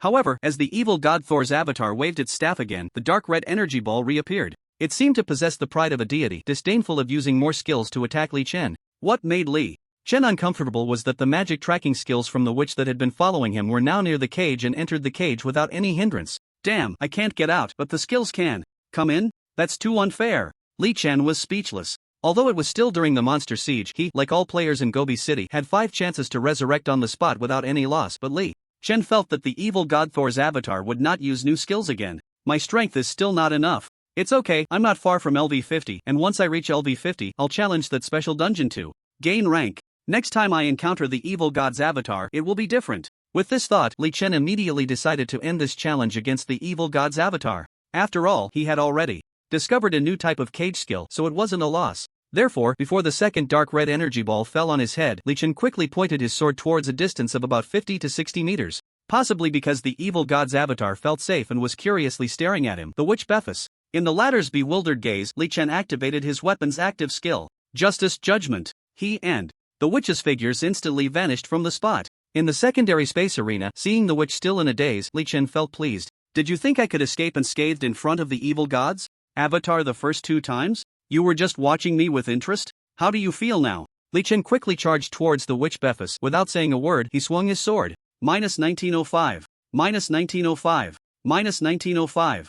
Li Chen's single output was significantly higher than before. Various active skill buffs had disappeared, but his attack speed still maintained over 8,000 hits per second. How long can a half-health witch withstand me? Whoosh! Just after a few strikes, the witch Bephis teleported away and instantly cast an AoE skill. A gray-white airflow rapidly surged from her staff, spreading across the entire secondary space arena in the blink of an eye. The arena's space was small, and Li Chen had no way to avoid it. -123,348. -1,059. Fatal damage. Haha, you think you can take me down in this secondary space? I have to say you miscalculated. The witch saw Li Chen hit by her skill and laughed triumphantly. Out there, you slip like an eel, but here, no matter how fast you run, what good will it do? Die. Li Chen? He expressionlessly glanced at the new prompt information refreshing on his panel. Battle information, which Bephis LV60 epic creature, released skill Undead Plague, you received lethal damage. Your head armor's passive will of the war god Alan activated, you will be in invincible state for the next 3 seconds. The witch's damage was still very high. Even though her core attribute, Spirit, was reduced by 10% due to the active effect of her weapon, she could still easily kill him. But with the invincible passive, what good was her high output? In 3 seconds, even if you were at full health, I could still kill you. Swish, swish, swish. Li Chen was ruthless and said little, focusing on his fierce attack. This time, the witch was left with a face full of question marks. You're still not dead. Impossible. Damn it, you actually still have the ability to be invincible. The witch was powerful and had a keen eye, realizing that Li Chen had entered an invincible state. Upon realizing this, the witch's expression turned exceptionally grim. She also had an invincible skill, but she had used it at the beginning of her second state. Now, she had no choice but to dodge as much as possible. The problem was that she could dodge before because she could fly, but now the effect of the anti-flight scroll was still in effect, and the secondary space arena could limit Li Chen's movement range, which naturally restricted her as well. Trying to dodge attacks on 2 legs in front of Li Chen? Impossible. So, unsurprisingly, after being hit by hundreds of sword energies, the witch Bephis's health hit rock bottom. I, a dignified demon general, actually fell to an ordinary ranked human chosen one. No, I am not willing. This sentence made Li Chen's heart sink. Could the opponent have other trump cards, like a third form? After all, the Eye of True Sight couldn't see the witch's skills, so Li Chen couldn't be sure. Fortunately, the situation he feared did not occur. After the witch finished her dying words intermittently, she fell. At the same time, Li Chen's panel displayed several kill prompts in that instant. Prompt: you killed witch Bephis LV60 epic creature. You gain 96 million experience points, 65% extra for killing above your level. Prompt: you have leveled up. Current level is LV49. Prompt: this kill is the first kill of this boss in the entire server. Congratulations, you have gained 1800 free attribute points. Do you want to hide your name in the upcoming server announcement? Prompt: you killed an intelligent magical creature. You gain 10,000 merit points. *4. Prompt: your talent has activated. You permanently increase 6,000 agility. Prompt: the city defense task has been completed. Congratulations. You received the reward King of Gobi City title for ranking first on the city defense leaderboard. Please collect the other rewards from the city lord Ma Banshan in Gobi City. Prompt: you picked up the loot dropped by the boss Ash Necklace Epic Forbidden Spell, Blood-Colored Giant Tornado, Epic Skill Book, Undead Summoning Staff, Legendary, Advanced Teleportation, Legendary Skill Book, Official Guild Establishment Proof, Special Item, and 198 gold, 22 silver, 66 copper coins. Faster, faster. Gobi City needs me, my gaming buddies need me, the priest. Damn it, if I hadn't overslept during my nap today, I could have fought alongside my friends already. Hurry up, even faster. Inside Gobi City, Huang Hao rushed towards the east gate. He was a priest, usually playing with 3 fixed teammates in the game. Today, he had overslept his nap, and if it weren't for his teammates calling him on the phone, he probably wouldn't have woken up at all. Fortunately, his teammates were reliable, and he managed to log in just in time, catching the castle defense mission right at the half-hour mark after the monster siege began. At that moment, he was panting and hurrying towards the east gate. Gobi City was too large. He, a short-legged priest, had logged in near the west gate, and since his 3 old teammates were at the east gate for the defense battle, he had to trek a long way.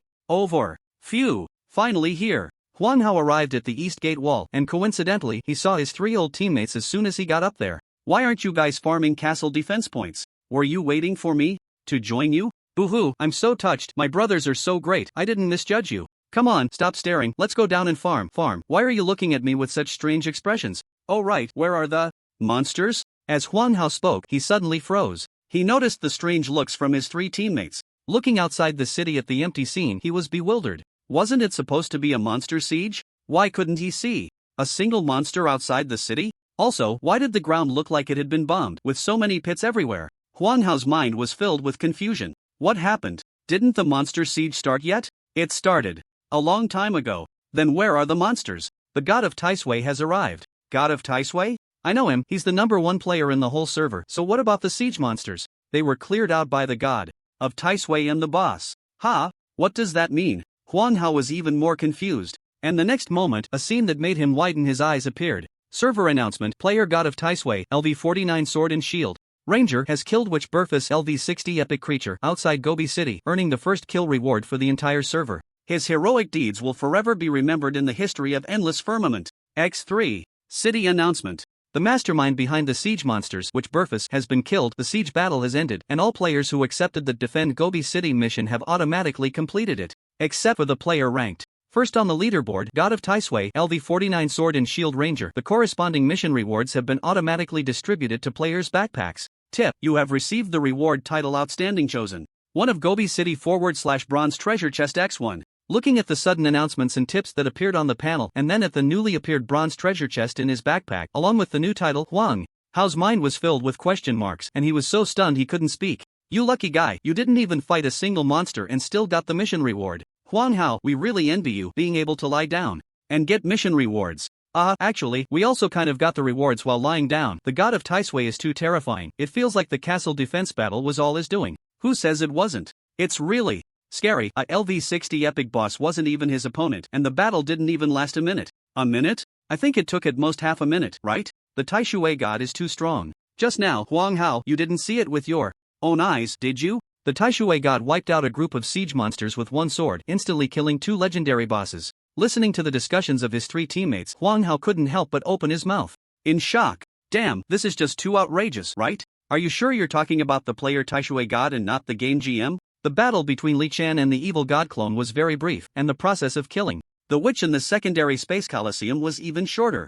The efficiency was so high that the players near the eastern gate of Gobi City hadn't even come to their senses when he had already reappeared outside Gobi City with the loot. Just as the players were in a daze, the server-wide announcement and the city announcement began to flood the screen. At the same time, players at the southern and western gates of Gobi City were also getting excited. When the news was shared by the excited players on the game forum, it caused a sensation among the entire forum's onlookers. What the hell? What's going on? How long has it been, and the monster siege is already over? Are there only 100 trash ordinary monsters for the siege? My god, that's too awesome. A simple task requirement with supermodel task rewards. I'm so envious. 100 trash monsters? What a joke. 1,000,000 would be more like it. Don't talk nonsense. 1,000,000 is a bit exaggerated, but the total number of small monsters in the 3 main gates combined is definitely over 100,000. The reason the city defense task was completed so quickly is all thanks to the Taisui god. If you want to see the Taisui god's battle performance, feel free to check out my little brother's new post. There's a recording. Brothers, don't go. The one upstairs recorded is the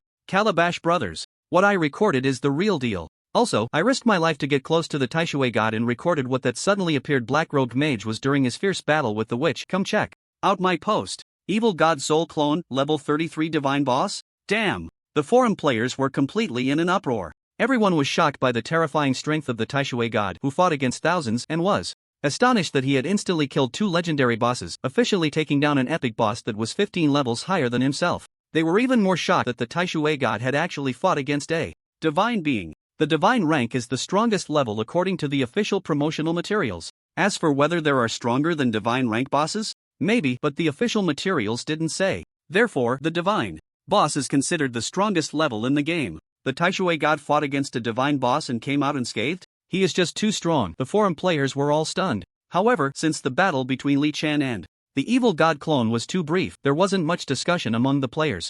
It's that time again, the time to count our gains. Outside Gobi City, Li Chen began to check his rewards from this wave of monster siege. The first item he checked was the task reward title. Title, King of Gobi City. Attributes: HP plus 20%, physical/magic attack plus 10%, strength, agility, spirit, constitution plus 8%, all active skill levels plus 1, universal lifesteal plus 6%.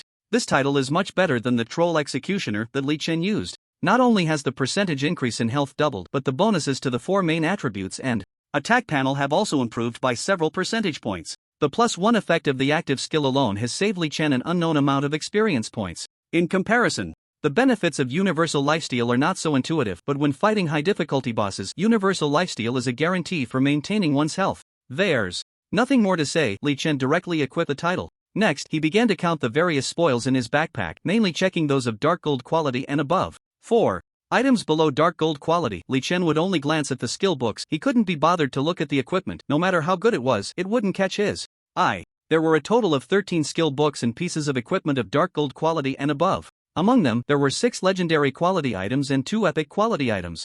Ignoring what he couldn't use, Li Chen's gaze was fixed on one piece of epic lower body armor and the epic quality necklace dropped by the witch. Equipment: Rage Pants. Durability: 600/600. Quality: Legendary. Grade: Excellent. Usage requirement: level 49 and above, spirit 650 and above. Attribute 1: HP plus 20,500, physical defense plus 450, magic defense plus 500, spirit plus 478, stamina plus 404. Attribute 2: fire resistance plus 18%. Attribute 3: magic damage taken reduced by 17.5%. Attribute 4: control time reduced by 60%.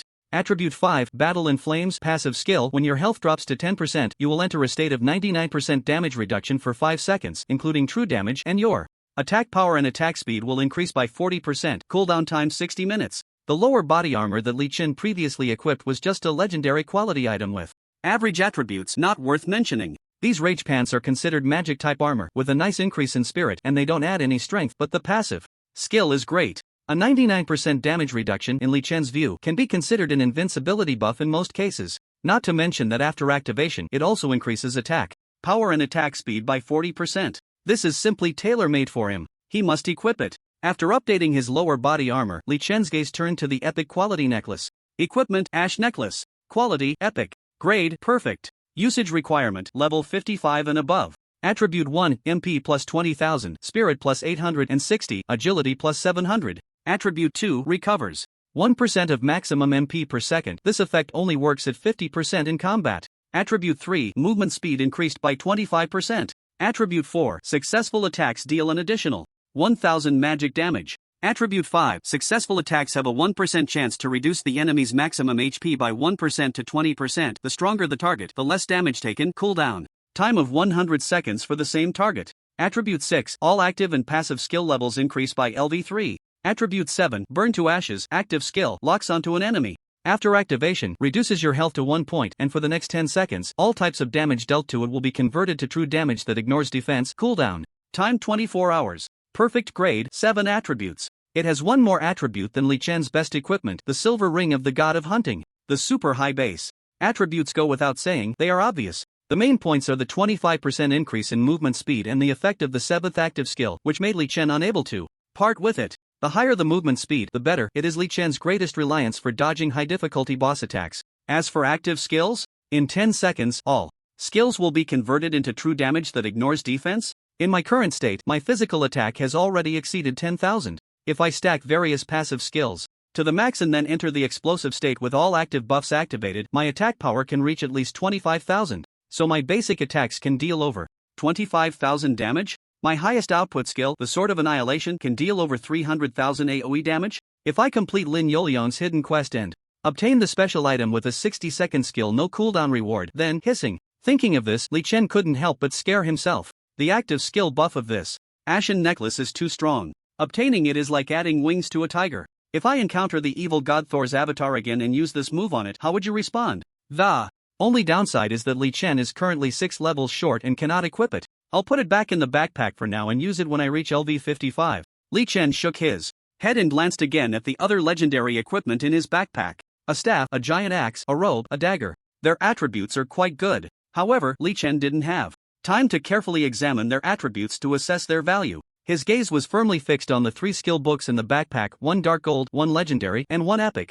Skill book, Realm of Madness. Quality, dark gold. Learning requirements, LV 51 and above. Melee professions such as warrior, assassin, druid. LV 1 active effect. After release for the next 10 seconds, reduce physical/magic defense by 90%, increase physical attack by 50%, and become immune to any control skills. Cooldown time 300 seconds.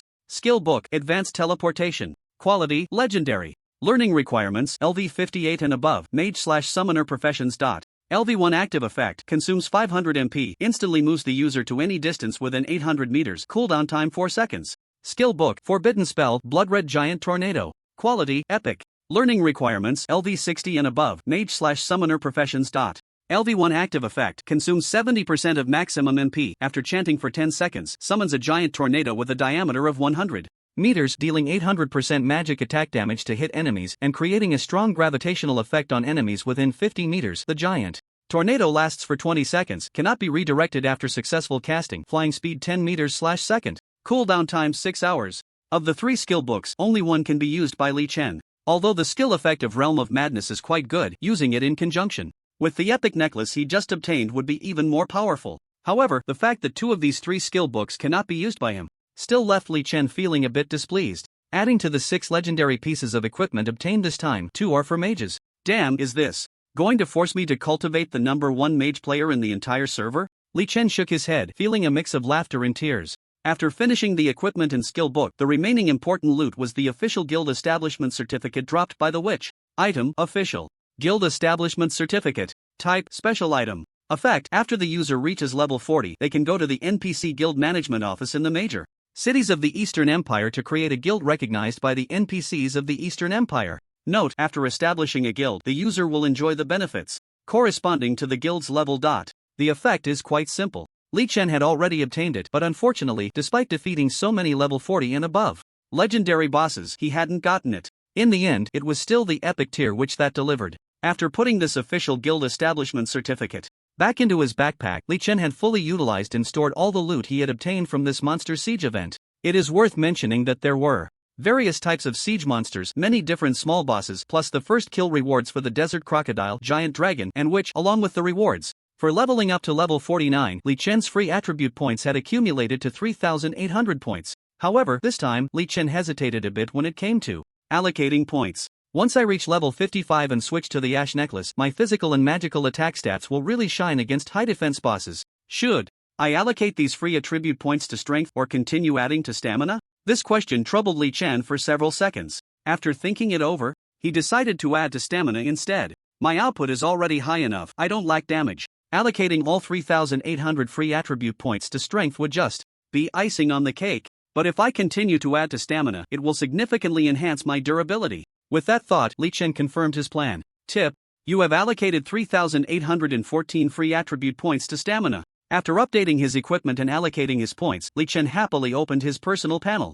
ID, Tai Suation. Level, LV 49 1980 000/46 400 000. Class, Sword and Shield Ranger. HP, 293 560. MP, 44 779. Attack, Physical attack 13,655. Magical attack 6 480. Defense, Physical defense 20,554. Magical defense 24 361. Attributes, Strength 3,606, Agility 334,452, Spirit 2,330, Stamina 9007. Free attribute points 0. Max attack speed 9,787.13 times/second. Max movement speed 18,407.36 meters/second. Title, King of the Gobi City. Others, N/A. with health nearing 300,000 and both defenses exceeding 20,000. This panel's attributes left Li Chen astonished. Are these the attributes of a level 49 player? He hadn't even gone through the tier trial dungeon yet. As a regular tier player, his defenses were probably already comparable to those of a level 60.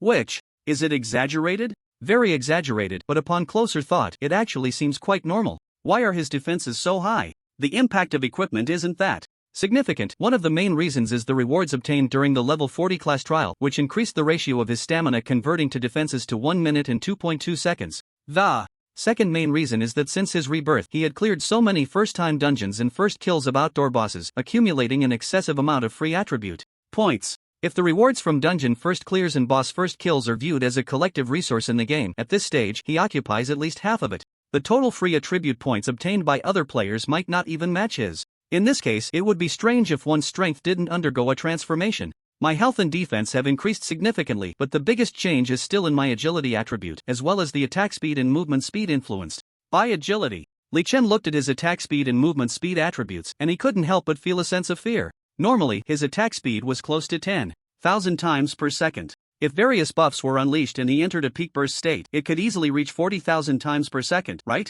His movement speed was even more astonishing, exceeding 18,000 meters per second. This speed was over 30 times the speed of sound. If he also entered a burst state, wouldn't his movement speed exceed 45,000 per second? That's over 100 times the speed of sound. At such a speed, who could escape in front of him?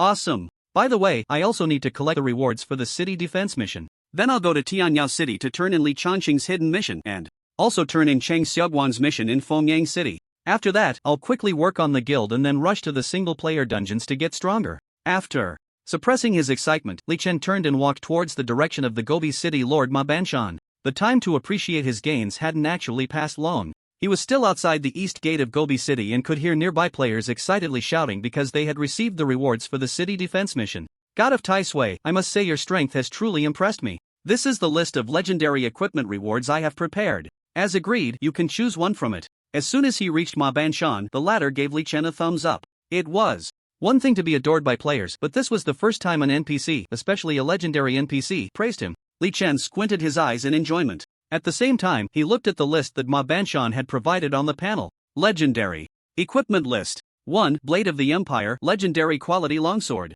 Usage requirement, level 35 or above, for classes that can use two-handed swords. Attributes, slightly. 2. Rose shield, legendary quality large shield. Usage requirement, level 36 or above, for classes that can use two-handed shields. Attributes, slightly. 3. Ancient legend helmet, legendary quality headgear. Usage requirement, level 33 or above, universal for all classes. Attributes, slightly. 1. Thunderbolt boots, legendary quality shoes. Usage requirement, level 34 or above, universal for all classes. Attribute 1234. Slightly. Attribute 5 Thunderstep. After activation, it will leave a trail of lightning on the ground for the next 10 seconds, which will deal 200% of your magic damage per second to creatures within a 50-meter radius. Cooldown time, 60 minutes. Ma Banshan's list contained a total of 11 pieces of legendary equipment. Li Chen glanced through it and ultimately decided to exchange for the last pair of shoes. There was no other option. Looking at himself from head to toe, the only items that were still of golden dark gold quality were his shoes and ring. The ring was a special case, significantly increasing his attack speed. However, he had never obtained legendary quality shoes. Although the active skill of the dark gold shoes, Slipaway, was great, it wasn't used often.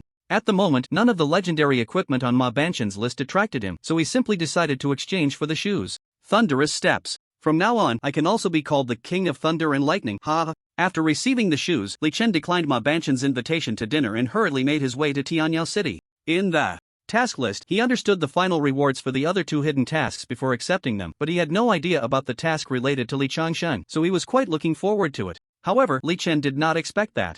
Upon his hurried arrival, the butler of the Li residence informed him that Li Changsheng was not home. He had just received a notification from the Imperial High Command to support Gobi City and was likely still on the road. Li Chen was dumbfounded, but he also knew that the Chosen One's teleportation arrays between the major cities could only be used by players, and NPCs could not use them. Moreover, the NPCs of the Eastern Hua Empire did not have access to such teleportation arrays, so he could understand that Li Changsheng had to go to Gobi City on foot. Li Chen finally realized why the Gobi City defense task required holding out for 4 hours. It turned out that after 4 hours of monster siege, high-level NPCs like Li Changsheng from the Eastern Hua Empire would arrive there to provide support. Damn, I wonder how the NPCs communicate over long distances. I hope Li Changsheng returns soon. Li Chen shook his head. Just then, 3 new notifications suddenly appeared on his panel. Notification: you have received the daily reward for being first on the server's level leaderboard. Congratulations, your level has increased to LV50. Notification: your current level allows you to enter the special dungeon Dark Temple. Notification: you have received the daily reward for being first on the server's equipment leaderboard. Congratulations, you have obtained Dark Gold Treasure Chest LV50 X1. It turned out that the daily rewards for both leaderboards had arrived. Unknowingly, it's already midnight. Damn, I should have noticed this earlier. If I remember correctly, the first person to create a guild would also activate the guild leaderboard. Unfortunately, I missed the daily reward for the guild leaderboard. Li Chen shook his head, feeling a bit regretful. However, it was too late to dwell on it. After all, daily rewards are available every day, so missing one day wasn't a big deal. He quickly left Li Changsheng's residence and hurried to Fengyang City. Soon, he stood at the doorstep of the hunter Cheng Xiaoguang's home. I can faintly feel the excitement of the ancestral divine bow. Great God Taisui, I truly did not misjudge you. You actually used my family's ancestral divine bow to take down a real dragon so quickly. Thank you, Great God Taisui. This is your reward. Notification: you have received a task reward of 100 gold coins, 2 million experience points, and a special item Chaos Stone. Li Chen didn't pay much attention to the experience points and gold coins. His gaze was fixed on the special item, the Chaos Stone. Item: Chaos Stone. Type: unique special item. Effect: increases your strength attribute by 50%. Simply carry it in your backpack to activate. A simple attribute, but the effect was powerful. Li Chen's strength attribute instantly increased from 3642 points. After leveling up, his equipment also leveled up, thus increasing his strength to 5463. His base physical attack power also increased by 3966 points, and with the bonuses from his title and the Endless Judgment Blade, it became 5488 points. His overall physical attack power in normal conditions also rose to 18,946 points. A special item directly boosted Li Chen's physical attack power by about a quarter. Additionally, the extra damage dealt to weak points also saw a slight increase. It was no exaggeration to say that the importance of this Chaos Stone in Li Chen's eyes was no less than that of an epic piece of equipment. High bonuses, and it doesn't occupy an equipment slot. The Chaos Stone is incredibly useful. The big shot who shared Cheng Xiaoguang's task on that forum in my past life is truly amazing. Otherwise, where would I have gotten this Chaos Stone? So comfortable. By the way, what about Cheng Xiaoguang's ancestral longbow? I wonder if it can be kept. Li Chen suddenly remembered the legendary bow passed down in the Cheng family. This piece of equipment was considered a quest item that needed to be returned after completing the task. At that moment, seeing Cheng Xiaoguang looking at him eagerly with a face full of hesitation, Li Chen understood that he might ask for it back any second. Sure enough, when Cheng Xiaoguang noticed that Li Chen had come back to his senses regarding the quest reward, he smiled and said, "Great God, you see, you've already helped me fulfill my wish. Shouldn't you return the ancestral bow that my family temporarily entrusted to you?" He indeed asked for it back. The Cheng family's ancestral longbow was a good weapon, allowing Li Chen, as a warrior, to experience the joy of being an archer. Moreover, the long-range capability of the bow might come in handy at times. Li Chen didn't want to return it to Cheng Xiaoguang and desperately tried to persuade him. "Yes, it should be returned to you, but can I ask what you plan to do with the ancestral longbow? Are you going to worship it like an ancestor every day? Your strength is too weak, you can't wield this divine bow. Your family has only you left as the sole heir. Holding onto this bow, aside from letting it gather dust, I can't think of any other way to handle it. Do you think what you're doing is worthy of your ancestors?" Li Chen's 3 questions left Cheng Xiaoguang stunned, and then his eyes suddenly turned red, his lips trembling. It was unclear whether he was angry or ashamed. "You're right, this ancestral longbow in my hands can only gather dust. But is this the result I wanted? You know my strength, I'm just a waste. What can I do? I'm also very desperate. As for whether I'm worthy of my ancestors? Sigh, there are 3 unfilial acts, and the greatest is having no descendants. The Cheng family is basically extinct in my generation. Is there anything more unworthy of my ancestors than this? Forget it, just give me back the bow." Saying this, Cheng Xiaoguang showed a tone of resignation. Seeing this, Li Chen still didn't return the bow to him. "You wouldn't want to keep it from me, would you?" Cheng Xiaoguang suddenly said suspiciously. "How can you unjustly accuse me?"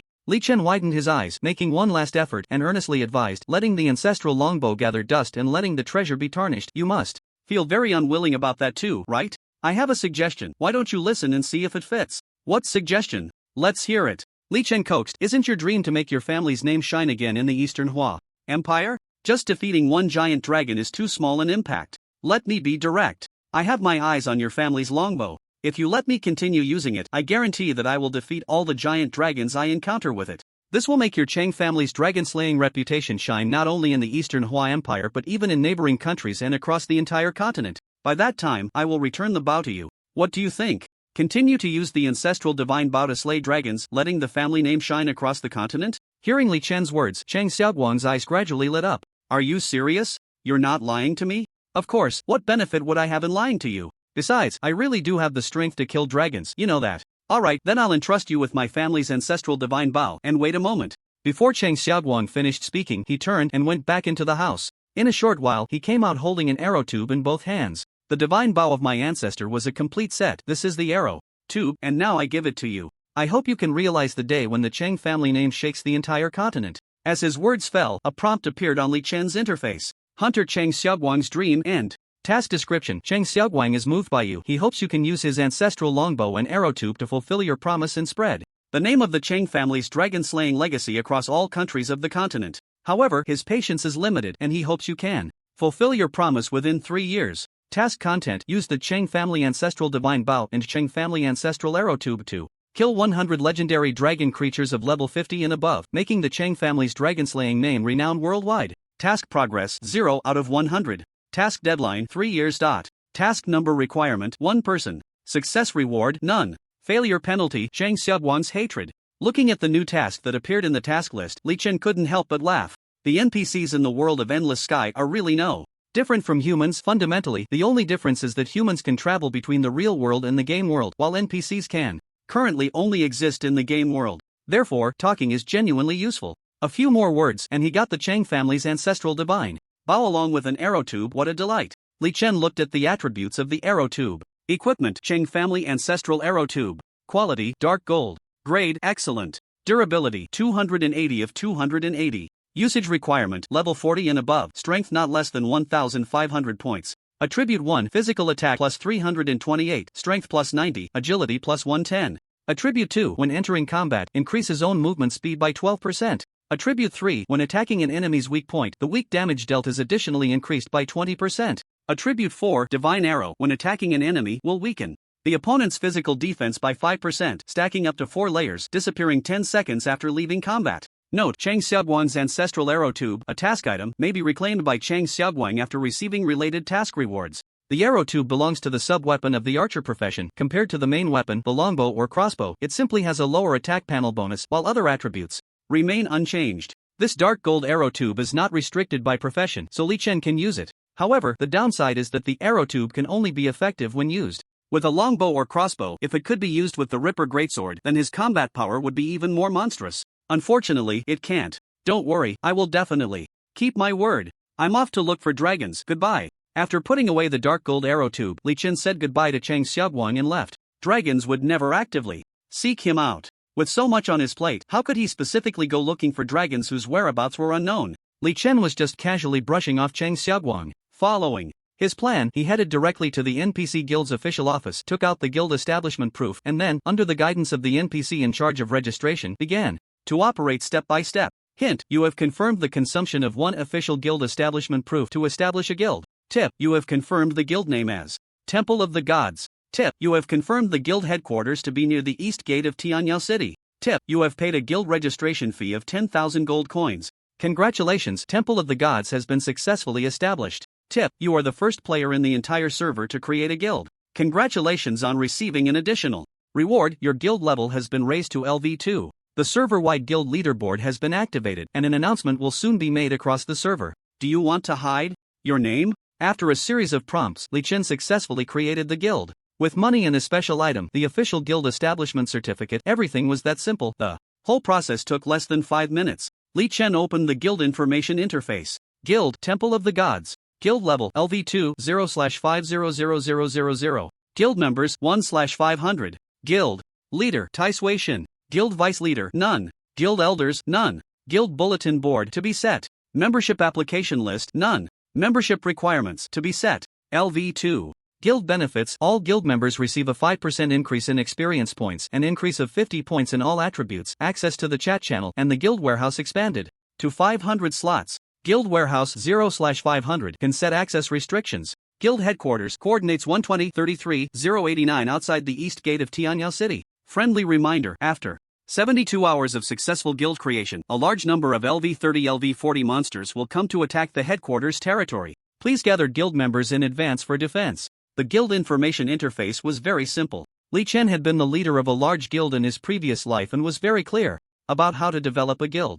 Although the name Temple of the Gods sounded a bit juvenile, there were benefits to that. It was catchy and easy to remember. Moreover, the guild he created in his previous life was also called Temple of the Gods, and he couldn't think of a more suitable name at the moment. First, I'll put the items in my bag that I won't be using into the guild warehouse, set the access conditions, and then start recruiting. Li Chen cherished his time and quickly took action. Guild announcement: Guild leader Tai Sui-shin has deposited the legendary Equipment King's Saw Axe into the guild warehouse, with the restriction for collection being all guild members plus 2,000 guild contribution points. Guild announcement: Guild leader Tai Sui-shin has deposited the legendary Equipment Undead Summoning Staff into the guild warehouse, with the restriction for collection being all guild members plus 2,000 guild contribution points. Guild announcement: Guild leader Tai Sui-shin has deposited the Golden Skill Book Druid Transformation Firebird into the guild warehouse, with the restriction for collection being all guild members plus 700 guild contribution points. In one go, Li Chen placed all the items in his bag that he wouldn't be using into the guild warehouse, and the worst of them were all of golden quality. In fact, it wasn't much, just 71 items. After all, his bag space was limited and he couldn't carry too many. As for guild contribution points, they could be seen as a special currency within the guild. Guild members could increase their contribution points by teaming up to hunt monsters, completing tasks, and spending time online. This method could also increase the guild's experience points, allowing the guild level to continue to rise, which would accommodate more members and provide better benefits. After sorting out the guild warehouse, Li Chen set up a guild bulletin board, membership requirements, and then switched to the game forum to post a recruitment message. While he was busy, the server-wide announcement and the opening of the guild leaderboard caused a stir among all the online players in Endless Firmament. Server announcement: Player Tai Sui-shin, LV50 Sword and Shield Ranger, has established the Guild Hall of Gods outside Tianyao City in the Eastern Hua Empire, receiving the first guild creation reward in the entire server. Wishing the Hall of Gods Guild to continue its efforts and create brilliance in the history of Endless Sky. X3. Server announcement: The first player guild has been created, and the server guild leaderboard is now open. Ranked guilds will receive generous rewards daily, weekly, and monthly. X3. One wave has not settled, another rises. It hasn't been long since the server announcement of Li Chen defeating the which flooded the chat. Players were excitedly discussing when suddenly a brand new server announcement started flooding the screen again. This time, players were even more excited than before. Wow, Tai Sui-shin created a guild? I want to join. Tell me how to join quickly. Damn, brothers and sisters, the chance to hug Tai Sui-shin's thigh has come. By the way, why did Tai Sui-shin name the Guild Hall of Gods? So cliché. Cliché? I think it's very imposing. Joining the Hall of Gods Guild means becoming one of the gods, and Tai Sui-shin is the king of all gods. Fuck, this is so unfair. Why can't players from different countries communicate in the game? I'm in the Western Moon Federation. I want to go to the Eastern Hua Empire. I want to go to Tianyao City. I want to join the Hall of Gods Guild. Ha? The first created guild? That can't be right. Aren't there many guilds in the game? How is Tai Sui-shin's guild the first? Are you stupid? Other guilds are private organizations, just verbal guilds, which can be seen as groups that haven't been recognized by NPCs, while the one created by Tai Sui-shin is the real first guild. Just look at the server guild leaderboard and you'll understand. Hiss hiss hiss. The benefits of this guild. Damn, I must find a way to join the Hall of Gods. Tai Sui-shin, please take me in. Players were in an uproar. Previously, Tai Sui-shin's strength was seen as his own. No matter how strong he was, it had nothing to do with him. But now the situation was different. Tai Sui-shin had built a force he had organized. This meant that as long as they joined this Hall of Gods Guild, they could get closer to Tai Sui-shin. Not to mention the chance to be taken along by Tai Sui-shin for first clears of dungeons. At the very least, they could get a bit of the resources that slipped through Tai Sui-shin's fingers, right? Just look at the top 10 in the servers. Equipment and level rankings. Especially the equipment ranking, 9 out of the top 10 are related to Tai Sui-shin. Each one is a lucky beneficiary of resources supported by Tai Sui-shin. So, by joining the Hall of Gods Guild, they might become the new lucky ones. How could that not excite the vast majority of ordinary players in the server? And when everyone saw the rewards for the server guild leaderboard, the desire to join the Hall of Gods Guild grew even stronger. Server guild leaderboard.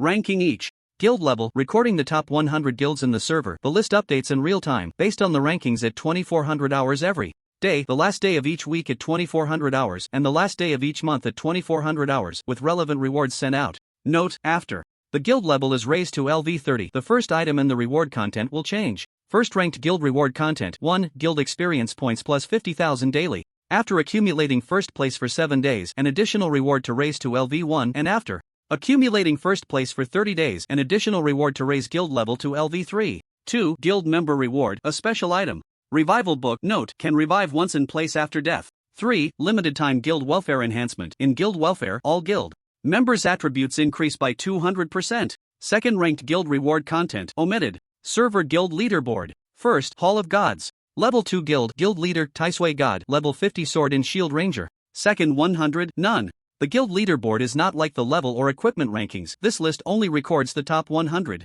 As for the rewards, all members of the listed guild share in them. So, who wouldn't feel excited looking at the specific rewards for the first place on the guild leaderboard? A special resurrection item every day. This thing, although everyone is seeing it for the first time, they still learned its specific function from the notes, but it's enough to make everyone feel thrilled. Reviving in place at full status after death? The effect is too powerful. Guild members can receive one every day? Such a good thing actually exists. Players from the Dragon Kingdom are extremely excited, discussing how to join the Pantheon Guild. Players from other countries are lamenting, with some even posting protests demanding the game officials change the rules so they can enter the Eastern Hwati Empire and join the Pantheon Guild. In this atmosphere, a new post from the Taisui God ID, verified by real name authentication, completely ignited everyone on the game forum. Post title: Pantheon Guild recruitment announcement. Poster: Taisui God. Post content: Pantheon Guild. Benefits: #screenshot Guild warehouse and exchange conditions #screenshot #screenshot There are 4 conditions for joining the Pantheon Guild. Meet any one of the first 3 conditions in the 4th requirement to apply for membership in Tianyao City. First, be among the top 1,000 players on the server's level and equipment rankings. Second, have an A grade or above quality talent. Third, possess a unique special item on the server. Fourth, have a positive and upward personality, be self-reliant, united and loving, just and brave. Those who are just passing time or violate social morals, please do not disturb, otherwise it won't look good for everyone if you get kicked out. The first 3 membership requirements have already been set in the application section, and players who meet the conditions will be automatically approved after applying. Currently recruiting 400 players, first come, first served, so hurry if you want to join. That's all the content. Edited by Lee Chan for the post. It focuses on getting straight to the point without any nonsense. After posting, he went off to handle his own matters. Meanwhile, the forum spectators who saw this post were completely stirred up. Invincible Tyrannosaurus Warrior, 1L. The guild leader is mighty, I'm special, I've already joined the Pantheon Guild. Earth's strongest creature. Pippi Shrimp, 2L. Front row. Although I only meet the 4th requirement, my skills are strong, please take a look at me. Taisui God Daddy, I want to join. Come with Huazi, 3L. Wow, I caught the living Taisui God, so excited. Old Man Luke, 4L. My dear mother, this guild warehouse has amazing stuff, so many legendary equipment skill books, are you giving them away for free? Taisui God. As the saying goes, having an elder at home is like having a treasure. I'm 70 today, I got into the toxic milk powder game 30 years ago, a hardcore gaming expert, please let me in, okay? The offering of love, 5L. Father Taisui, please accept me. Endless hatred, 6L. Father Taisui, please accept me. Captain Timo is currently 7L. Too cheap. Skins upstairs, I despise you. Grandfather Taisui, I am your long-lost grandson, hurry, and let me join the guild. I am truly a gentleman, 8L. Wow, in this post I can see the diversity of humanity, impressive, but I have an A-level talent, I meet the requirements to join, God went to take a shower, 9L. Damn boasting party, so disgusting. Ha! It turns out I am ranked 777 on the leaderboard, I also meet the joining conditions? Then it's all good. The great Captain Jack, 44L. Oh my god, this guild welfare, the contents of the guild warehouse, my eyes are going cross-eyed, I am so unwilling, why doesn't my country have such powerful players like Taisui? I also want to join the Divine Hall Guild to enjoy the benefits. Stealing country yellow hair, 45L. Come back, Taisui, our pickled cabbage country needs you, it's time to recognize your roots. Old dang, is my ghost fire parked on you? 46L. Sema the thief is out here embarrassing himself again. I am gazing up for 44L. Damn, my B-level talent is just a little short. If I can join the Divine Hall Guild and grind for 20 hours every day, I will definitely be the first to gather enough contribution points to exchange for that epic quality forbidden spell. If I can exchange for that, I will be the strongest mage player in the whole server. I strongly request the great Taisui to give the grinding emperor a chance. Above the moon, 445L. The one upstairs is right. How many dreams? 446L. Wow, the 2 brothers upstairs, we really have a connection. Can we add each other as friends? Fiery love song, 447L. Take me with you, let's form a team to Tianyao City, seeking Father Taisui to take us in. The post is extremely popular. The poster's ID is Taisui, a name that is already the biggest top player in Endless Firmament, naturally attracting unparalleled attention. Coupled with the recruitment announcement of the first guild in the entire server, the forum spectators are naturally in an uproar. Looking at the content of the post, the LV2 guild benefits of the Divine Hall, the screenshots of high quality equipment and skill books in the guild warehouse, no one can remain calm. Even Li Chen put the epic quality forbidden spell skill book that just dropped from the witch into the guild warehouse. Epic quality. At this stage, when the vast majority of players don't even have a piece of bronze equipment, an epic quality skill book is a luxury that many wouldn't even dare to dream of. Yet Li Chen just put it in the guild warehouse. The exchange condition is nearly 10,000 guild contribution points. The so-called guild contribution points can actually be regarded as a kind of free currency. Free. Without spending a dime, there's a chance to get this epic quality forbidden spell skill book.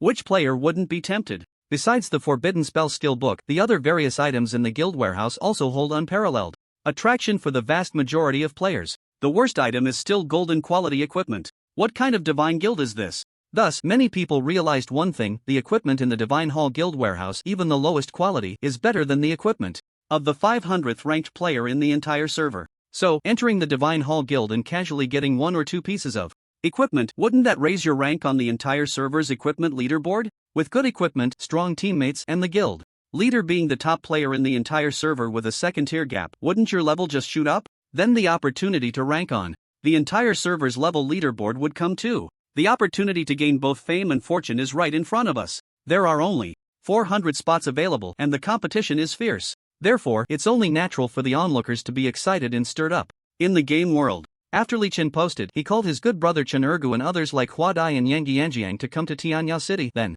pulled them into the guild. Ergu's strength is still quite lacking. There's no helping it. Li Chen discovered that his good brother actually belongs to the type of person who has a big appetite but little skill. Even with equipment and skills, he can't become very powerful. So, Li Chen simply decided to cultivate him into a management-type talent and directly gave him the position of vice president. The guild is currently only at level 2 and can accommodate a maximum of 500 members, but 500 members in the outside world can be considered a medium-sized company. Without management, it would definitely be chaotic. As the guild levels up and the number of members increases, Li Chen will definitely need to find helpers for Ergu to prevent him from being overwhelmed. Besides Ergu, there is another vice president position, but Li Chen did not give it to anyone else. Although Hua Dai and the invincible Tyrannosaurus warrior were famous big shots in Li Chen's previous life, they haven't grown yet and are not familiar with everyone. Forcing them to be the president would be hard to accept and a bit like pulling up seedlings to help them grow. They both are not suitable, and naturally, Yang Yanjiang and Mia Mia Mia, the mother and daughter duo, are even less so. Therefore, Li Chen simply arranged for all of them to hold the position of guild elder. The rank of guild position does not enhance combat power, but the rights and status within the guild are different. For example, the vice president can kick ordinary members out of the guild, but cannot kick out elders. Only the official president can do that. As for the elders, no one can kick them out. But another benefit is that accumulating guild contribution points is 20% faster than ordinary members, which is a nice little perk. Li Chen arranged his people, and at the same time, players who met the application criteria began to automatically join the guild. After sending remote applications, guild notice: player Farmer Sanquan, LV34 Elemental Mage, has passed the guild application and joined the guild. Guild notice: player Stinky Sister, Don't Distract Me From Gaming, LV33 Berserk Druid, has passed the guild application and joined the guild. There are still quite a few players who meet the 3 requirements. After all, there are 2,000 people in the top 1,000 of the entire server rankings, with about 300 to 400 from the Dragon Kingdom. Moreover, although A-level talents are rare, the player base is large and there are still many in the Eastern Huadi Empire. Therefore, less than 10 minutes after Li Chen posted on the forum, the number of guild members surpassed 100. The guild chat channel also began to liven up. Guild chat channel. This feature can only be activated by players who have entered a guild officially recognized by the authorities. Just like private chats with friends, no matter how far apart, guild members can freely express themselves in the guild channel. Outlaw Zhang Laosan, ordinary member, haha, successfully joined the Heavenly God Hall Guild, getting closer to my goal of hugging the thigh of the Tai Sui God Daddy. Dragon Kingdom Captain, ordinary member, awesome. Brother Zhang, you are too bold. We all call the Tai Sui God Big Boss Guild leader, and you come in calling him daddy. Isn't that a generation lower than us? No gifts for the holidays this year. Ordinary member, I think Brother Zhang is trying to trick us elders into giving him red envelopes, right? No problem, there are still 3 or 4 months until the new year. Uncle here will definitely give you a big red envelope. Wu Yanzu from Haicheng, ordinary member, hee, I will give you one too. But before that, little Zhang, please call me uncle so I can hear it, okay? Outlaw Zhang Laosan, ordinary member, hee, you guys are overthinking it. I call the Tai Sui God Daddy, but you can also call me brother. We can each have our own titles. Big package smash, ordinary member, wow, there are so many brothers and sisters who just joined. Does anyone need a priest's assistance? Let's level up together. Little Peanut, ordinary member, guild leader. Can you take everyone to farm bosses when you have time? Ming Ming doesn't want to online date. Ordinary member, you just got here and want the guild leader to take you? Have you forgotten that? One of the guild's recruitment conditions is to have a self-improving character? Doing this will put the guild leader in a difficult position, you know? Unlike me, I only feel sorry for Gigi. The guild chat channel was lively. With so many people, the atmosphere was there. Even the usually silent ones couldn't help but chime in, especially with several social butterflies among them. However, Li Chen noticed that there were two familiar IDs among the guild members. One named Bald Guy also wants love and the other Don't Mess With Me, Old Lady. These two were both well-known strong players in Li Chen's past life. The former was a knight class player, once recognized as one of the top 3 knights in the world, but unfortunately he died 2 years earlier than Li Chen, reportedly trying to impress a female queen by challenging an epic monster for good gear, only to meet his demise. The latter was a relatively rare summoner class player. In Li Chen's past life, she was known for her one-man army reputation, but unfortunately, she perished after a 3-day and 3-night battle against a horde of monsters during a city defense war. These two had great potential, and Li Chen remembered them, planning to place them on the priority training list. Despite the current large number of guild members, it would be good if half of them remained after some time. Many who are strong now may not stay strong in the future and lack training potential. Since Bald Guy and Don't Mess With Me, Old Lady were able to make a name for themselves in Li Chen's past life, they would likely grow to a level admired by most players in this life as well. Such guild members could be cultivated vigorously without much assessment. Others would need some time for evaluation before determining whether to invest resources in their training. After keeping this in mind, Li Chen finally spoke in the guild channel. Tai Sui God, guild leader, everyone, don't worry, there will be group activities. Also, the guild now has a territory, so when you have time, you can gather in the territory. In 3 days, there will be a monster siege, and everyone should work hard to fight monsters and protect the territory. Let's go. After establishing the guild, the NPC would provide a piece of territory for development. The territory of the Divine Hall Guild is located outside the east gate of Tianyao City. At this moment, Li Chen was standing in the territory, a piece of land covering about 2 to 3 hectares, surrounded by tall walls on all sides. Inside the walls, there are all the facilities one could expect: the guild headquarters building, the guild dungeon square, the guild teleportation array, and the guild street shops. Though small, it is fully equipped. The guild territory is a miniature main city that NPCs had built long ago. Once a guild is successfully created, a set can be claimed, and as the guild levels up, NPCs can be hired to expand the guild scale. It is worth mentioning that the teleportation array within the guild has not yet been activated. Li Chen remembers that it requires a guild of level 5 or higher to use. Additionally, shops like consumable stores, general stores, blacksmith shops, and professional mentor halls are all tightly closed. These shops either need to be rented by guild members or NPCs need to be invited to open them. Li Chen plans to hire a few NPCs in the next couple of days, as the items sold by NPCs at this stage are far superior in variety and quality compared to those sold by players. When the guild was first established, there was a notification that a large number of monsters would attack the guild territory after 72 hours. This is considered a test. If the guild cannot defend itself, it will be deemed weak by the NPC officials, and the guild will automatically disband. Only by successfully defending the territory can the guild truly establish itself. Regarding the monster attack in 3 days, Li Chen feels that he does not need to intervene, mainly because the monsters' levels are too low. As a level 50 player, fighting monsters of levels 35 to 45 would yield too little benefit. Moreover, with his 3rd stage of talent, defeating monsters below level 40 will not increase his agility attribute, so he is not interested. Such trivial matters should be left to the guild members to handle. He will just oversee. After chatting a bit with the guild members in the guild chat channel, Li Chen shifted his focus to his own development plan. His level is far above that of the guild members, and leveling up alone is the most cost-effective way to grow stronger. There's a public dungeon at level 43 that can be entered solo. I'll grab the first completion reward. Then, I'll challenge the Dark Temple dungeon for a rank bonus. After confirming his plan, Li Chen ignored the guild members and directly entered the guild territory's dungeon square to choose the public dungeon.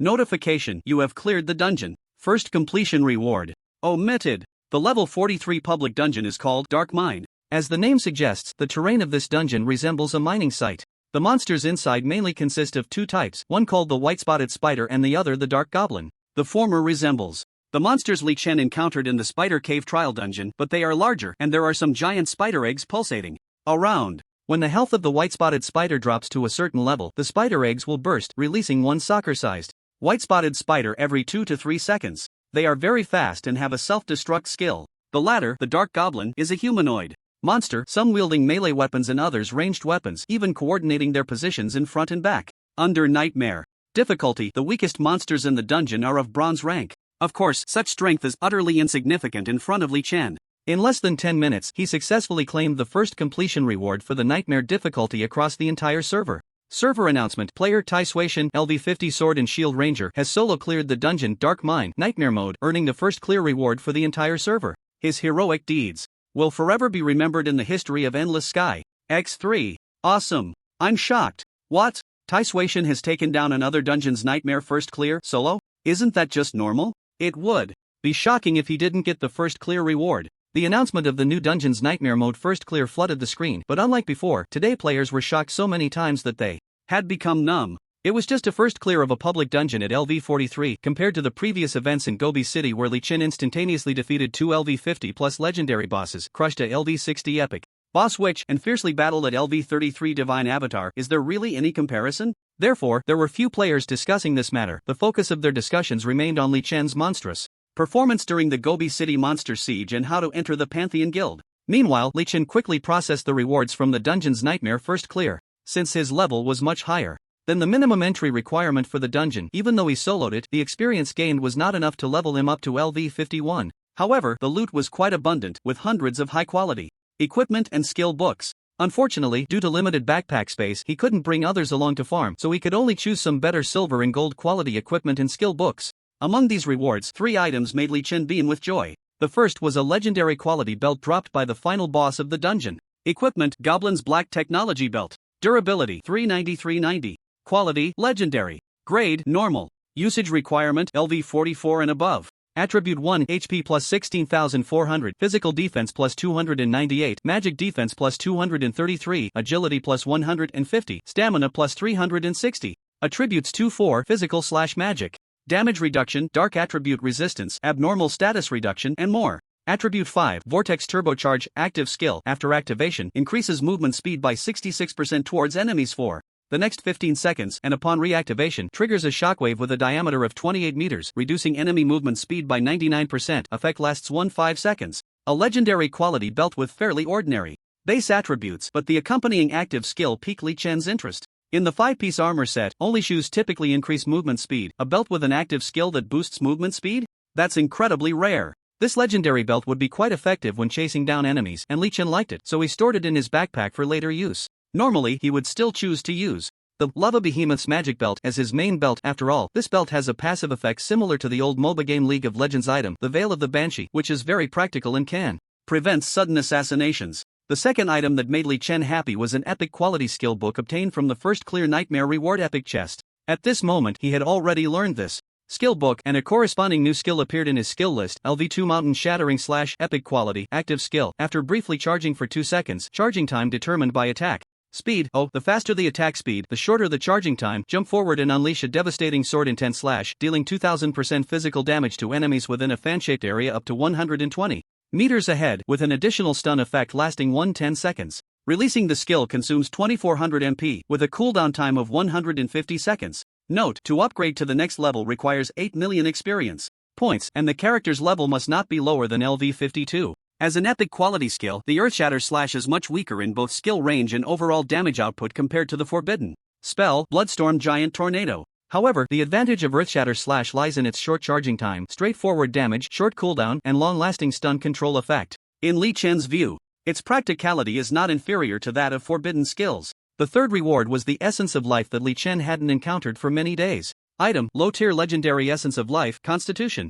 Type: special item / consumable. Effect: consuming it permanently increases your health by 644 points. Item source: dropped by Dark Goblin Lord, LV45 legendary creature. Looking at this Essence of Life, Li Chen couldn't help but feel a bit teary-eyed. It had been so difficult. Since arriving in the main city, he had defeated countless bosses, yet none had dropped anything. His luck had truly been terrible, to the point where he began to doubt whether this item even existed. No matter how low the drop rate, he had managed to get several during his time in the novice village. After defeating thousands of bosses of all sizes in the main city, not a single one had dropped, which made Li Chen question his life choices. If it weren't for his past life experience at level 200, he might have really thought that bosses wouldn't drop the Essence of Life. Luck is something that after being unlucky for a while, it will turn around, right? This is a good sign. Maybe I'll get consecutive drops from bosses in the future.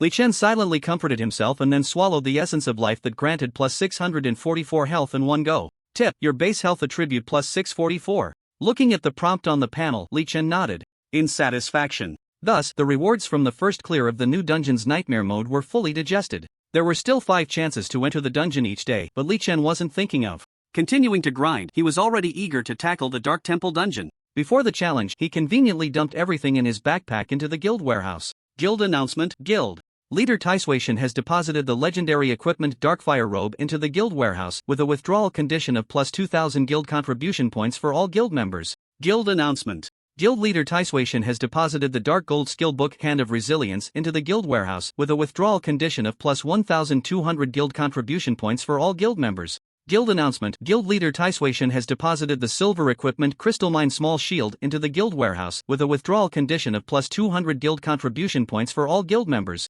A total of 73 items, all of at least silver quality, including equipment and skill books. All of them were dropped in the dark or dungeon, and Li Chen deposited them all into the guild warehouse in one go. In the guild chat channel, when Li Chen was distributing supplies, the guild members were already buzzing with excitement. Old Deng Reborn, regular member wow, President Dad is amazing. Urban Dragon King, regular member awesome, coming to the Temple of Gods is the best decision I've made in my life. So many good equipment and skill books to get for free, it's fantastic. Outlaw Zhang Laosan, regular member. The key is the cost effectiveness. For those legendary equipment and skill books, we need to spend a lot of time to gather guild contribution points, while silver and gold equipment are cheap, we can totally exchange for them as a stopgap. Wu Yanzu from Haicheng, regular member. Silver and gold equipment as a stopgap? Bro, come on, show us your equipment level, let's see what you have to back up that claim. Outlaw Zhang Laosan, regular member. Hehe, I'm just talking big, President Dad is amazing. Jinghai Gao Chiqian, regular member. President is amazing. The guild chat channel refreshed with dozens of messages per second until Li Chen finished distributing the equipment.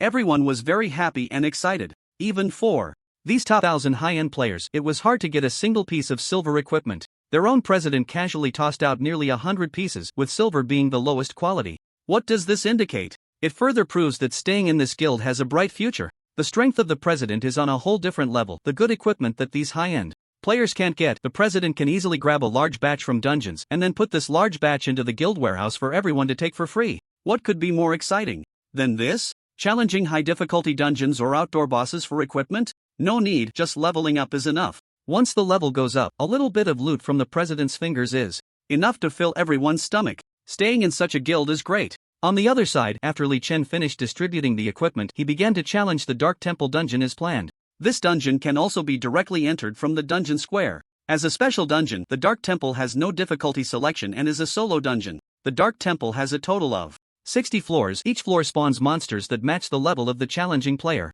Li Chen had a very deep impression of this dungeon, so before entering to start the challenge, he recalled the dungeon content and strategy. The first 10 floors will have black iron mini-bosses, the 11th to 20th floors will spawn bronze mini-bosses, the 21st to 30th floors will spawn silver mini-bosses, and so on. The 51st to 60th floors will spawn legendary bosses. The dungeon can only be entered once a week, and if you fail the challenge, you can only challenge it again the following week. The monsters that spawn will be different from before, meaning that the strength of the monsters on each floor is fixed, but the specific types are randomly generated. For every 10 floors cleared, you will receive a reward, with the lowest being black iron rank and the highest being legendary rank. As for rewards above legendary rank, you need to achieve them through other means. The highest reward of the Dark Temple is the legendary rank bonus. Thinking of this, Li Chen felt that clearing it in one go should not be a problem for him now. So without any hesitation, he directly chose to enter the dungeon. Tip: you have entered the Dark Temple dungeon. Tip: this dungeon is a special solo dungeon with a total of 60 levels. Each level spawns monsters randomly.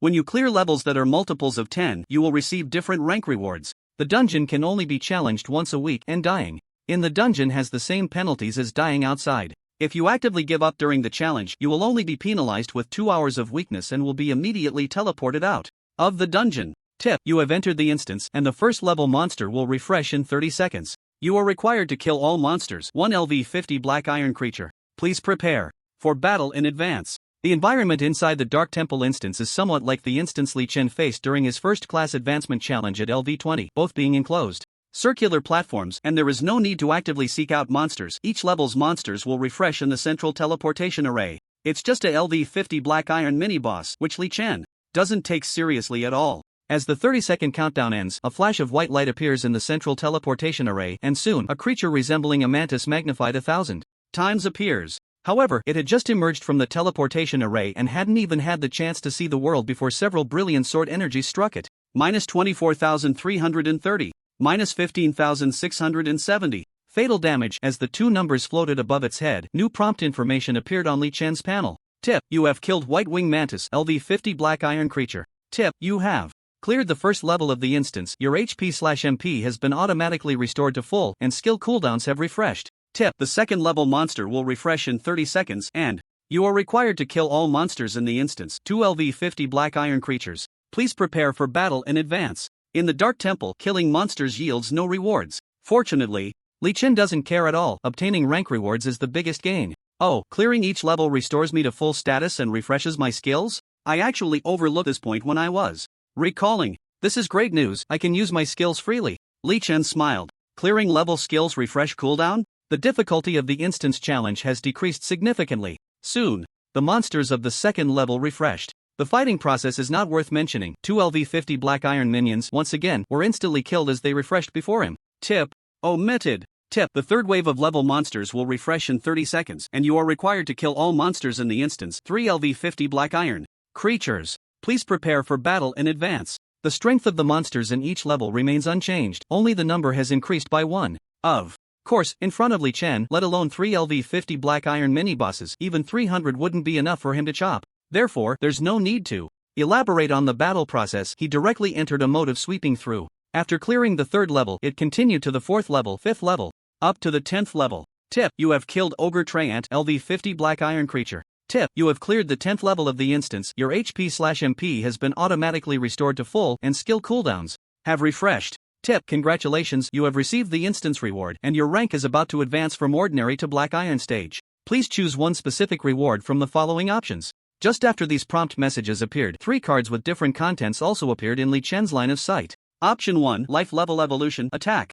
Your life level will evolve, you will gain the Black Iron rank and your physical/magic attack power and strength/spirit dual attributes will receive a slight increase. Option 2, Life Level Evolution Defense. Your life level will evolve, you will gain the Black Iron rank and your physical/magic defense and stamina attributes will receive a slight increase. Option 3, Life Level Evolution Speed. Your life level will evolve, you will gain the Black Iron rank and your agility attribute will receive a slight increase. Friendly reminder, please confirm your choice within 30 seconds or a random reward will be given. 3 different choices mean 3 different enhancement directions. Similar choices will be presented when clearing the 20th, 30th, 60th levels of the Dark Temple dungeon. What to choose depends on what the player wants. Attack, defense, speed. I choose defense. Li Chen didn't think for too long and directly determined the evolution direction. As for attack, he had the true damage from his innate talent, so he wouldn't lack in that area at all. He certainly didn't lack in speed either. Although his agility attribute was the highest among his 4-dimensional attributes, far exceeding the other 3 types by dozens or even hundreds of times, he really didn't need to enhance that aspect. With the SSS talent, he could permanently increase agility by grinding monsters. If he felt his speed wasn't fast enough, he could just grind a bit more. Choosing to enhance speed would be a waste of opportunity. Since he didn't lack in attack or speed, what he needed to improve was naturally in defense. After all, the SSS level talent currently didn't increase damage resistance, and to be a versatile warrior, defense couldn't be lacking. After confirming his choice, a corresponding prompt message immediately popped up on Li Chen's paneled prompt. You have confirmed the life evolution direction as defense evolution complete. Congratulations on obtaining the Black Iron rank. Black Iron rank, your physical/magic defense base increases by 500, 10 times level.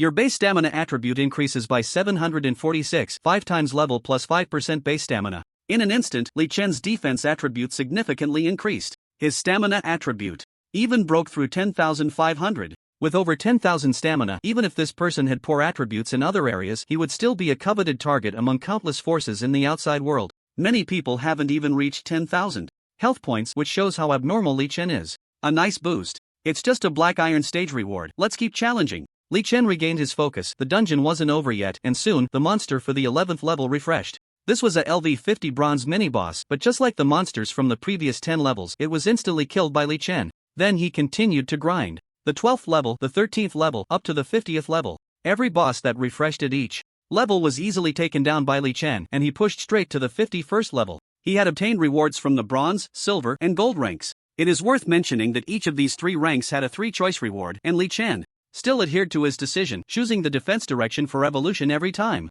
After finishing the 50th level, the rewards that appeared finally had something different. Option 4, Life Level Evolution Skill. Your life level will Evolve, you will gain the Dark Gold rank, and the effects of all learned skills will be enhanced. The basic quality of skills will be upgraded to Gold quality or above, and attack, defense, and buff skills will have their attack, defense, and buff duration increased by 30%, and skill cooldowns reduced by 15%. Dark Gold rank. Thinking about my past life, it seems like I spent over half a year to finally achieve this. In this reborn life, I got it in just 20 minutes. Life's opportunities are truly marvelous. Li Chen's expression momentarily dazed, then he refocused his attention on the enhancement options before him. The first three options were still the same: attack, defense, and speed. The new fourth option was something Li Chen had anticipated. After all, he had experienced it in his past life and had a deep impression of it. There was no need to hesitate, he directly chose the fourth option. Although defense was hard to stack, he always had a relatively stable method for improvement, such as obtaining free attribute points from clearing various dungeons and first kills of bosses, then heavily investing in stamina attributes. As long as he could be stronger than other players by a tier, this method of stacking defense was quite stable. But skills? To enhance skill effects, the only feasible method before was to level up the skills. The higher the level, the stronger the skill effects would naturally become. This method consumed a massive amount of experience points and was slow to show results, making it a long-term endeavor. The tier bonus directly turned all skill effects into Gold quality and enhanced their effects. He had to choose it. Especially for Li Chen, this choice was even more crucial. Although he usually relied on basic attacks for output, when fighting legendary and epic difficulty bosses, he often needed to enter a burst state. How to enter a burst state? Wasn't it reliant on skills like Phantom Dance and Berserk? If these skill effects were enhanced, then his burst state would naturally elevate his combat power. Hint: you have determined the direction of life evolution as skills. Evolution completed. Congratulations on obtaining Dark Gold tier. Dark Gold tier, your physical/magic defense base increases by 60 times level. Your base stamina attribute increases by 4923, 40 times level plus 40% base stamina.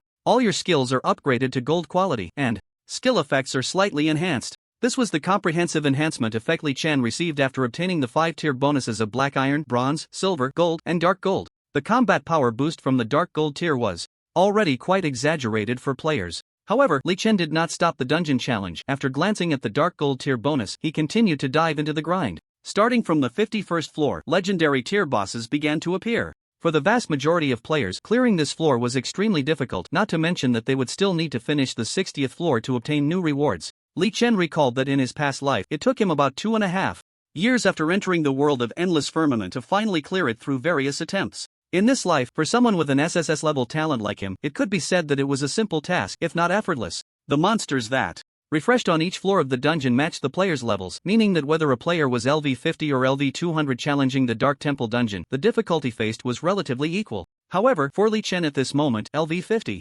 legendary creatures had already been crushed by his attributes. Each floor also refreshed his skill cooldowns. Wasn't that just a matter of having hands? Thus, less than 10 minutes later. System prompt: you have cleared the Dark Temple dungeon. Congratulations on obtaining legendary tier. With the appearance of the clearing prompt on the panel, it meant that the results of Li Chen's 2.5 years of effort in his past life had been achieved in just one day in this life. Server announcement: player Taishuation LV50 Sword and Shield Ranger has cleared the Dark Temple dungeon and received a legendary rank bonus. His heroic deeds will forever be remembered in the history of Endless Sky. X3. The server announcement is here again. Why is there such a huge gap between people? Taishuation, please accept my admiration. I'm already feeling so defeated. 4 or 5 server announcements in one night, that's too much, completely disregarding how others feel. Legendary rank?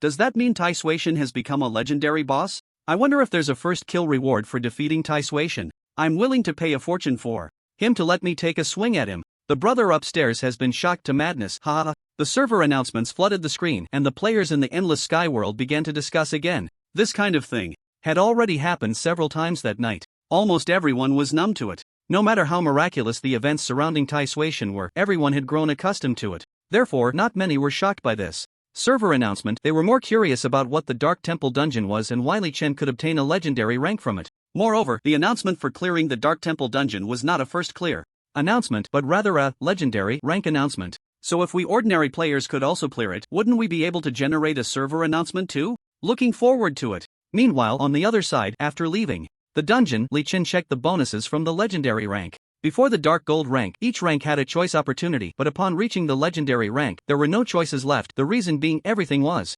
enhanced. Legendary rank bonus: your physical/magic attack power base increases by 10%.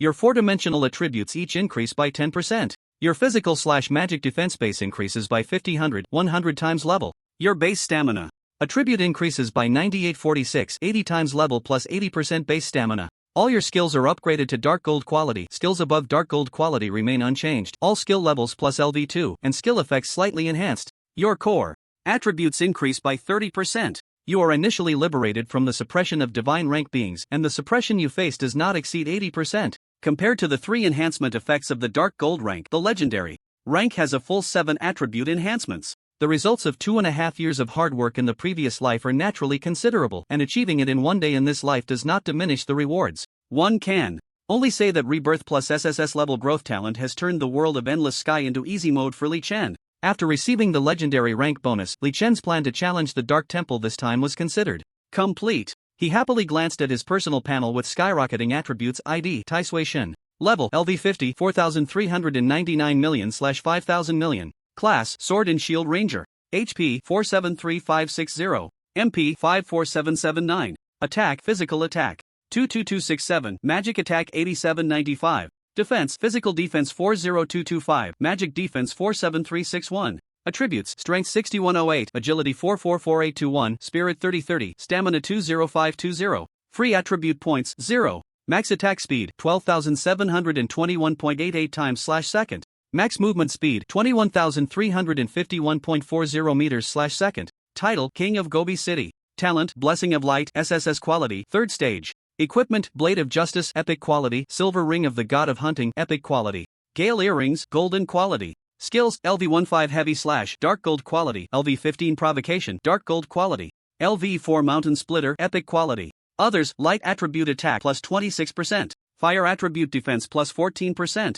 Dark Attribute Defense plus 8%. Just clearing a Dark Temple dungeon. It had only been a little over half an hour since Li Chen last checked his personal attribute panel, and his attributes had already undergone a tremendous change. Attack power skyrocketed, and strength and spirit attributes significantly increased. Moreover, health, dual defenses, agility, attack speed, and movement speed all surged, with stamina and dual defenses nearly doubling. This is the terrifying enhancement of the legendary tier for players. Additionally, there were significant changes in skills. Taking the life-saving card Desperate Fury as an example, originally, after activation, the skill lasted for 17 seconds with health maintained above 1 point. Now, with tier bonuses, it astonishingly changed to 38 seconds, and the skill cooldown was reduced from 300 seconds to 240 seconds. 38 seconds is equivalent to an invincible forced immortality skill. It's no exaggeration to say that even if 10 epic boss witches surrounded him now, Li Chen could handle it with ease. The legendary tier is already this outrageous, and the epic tier is even stronger.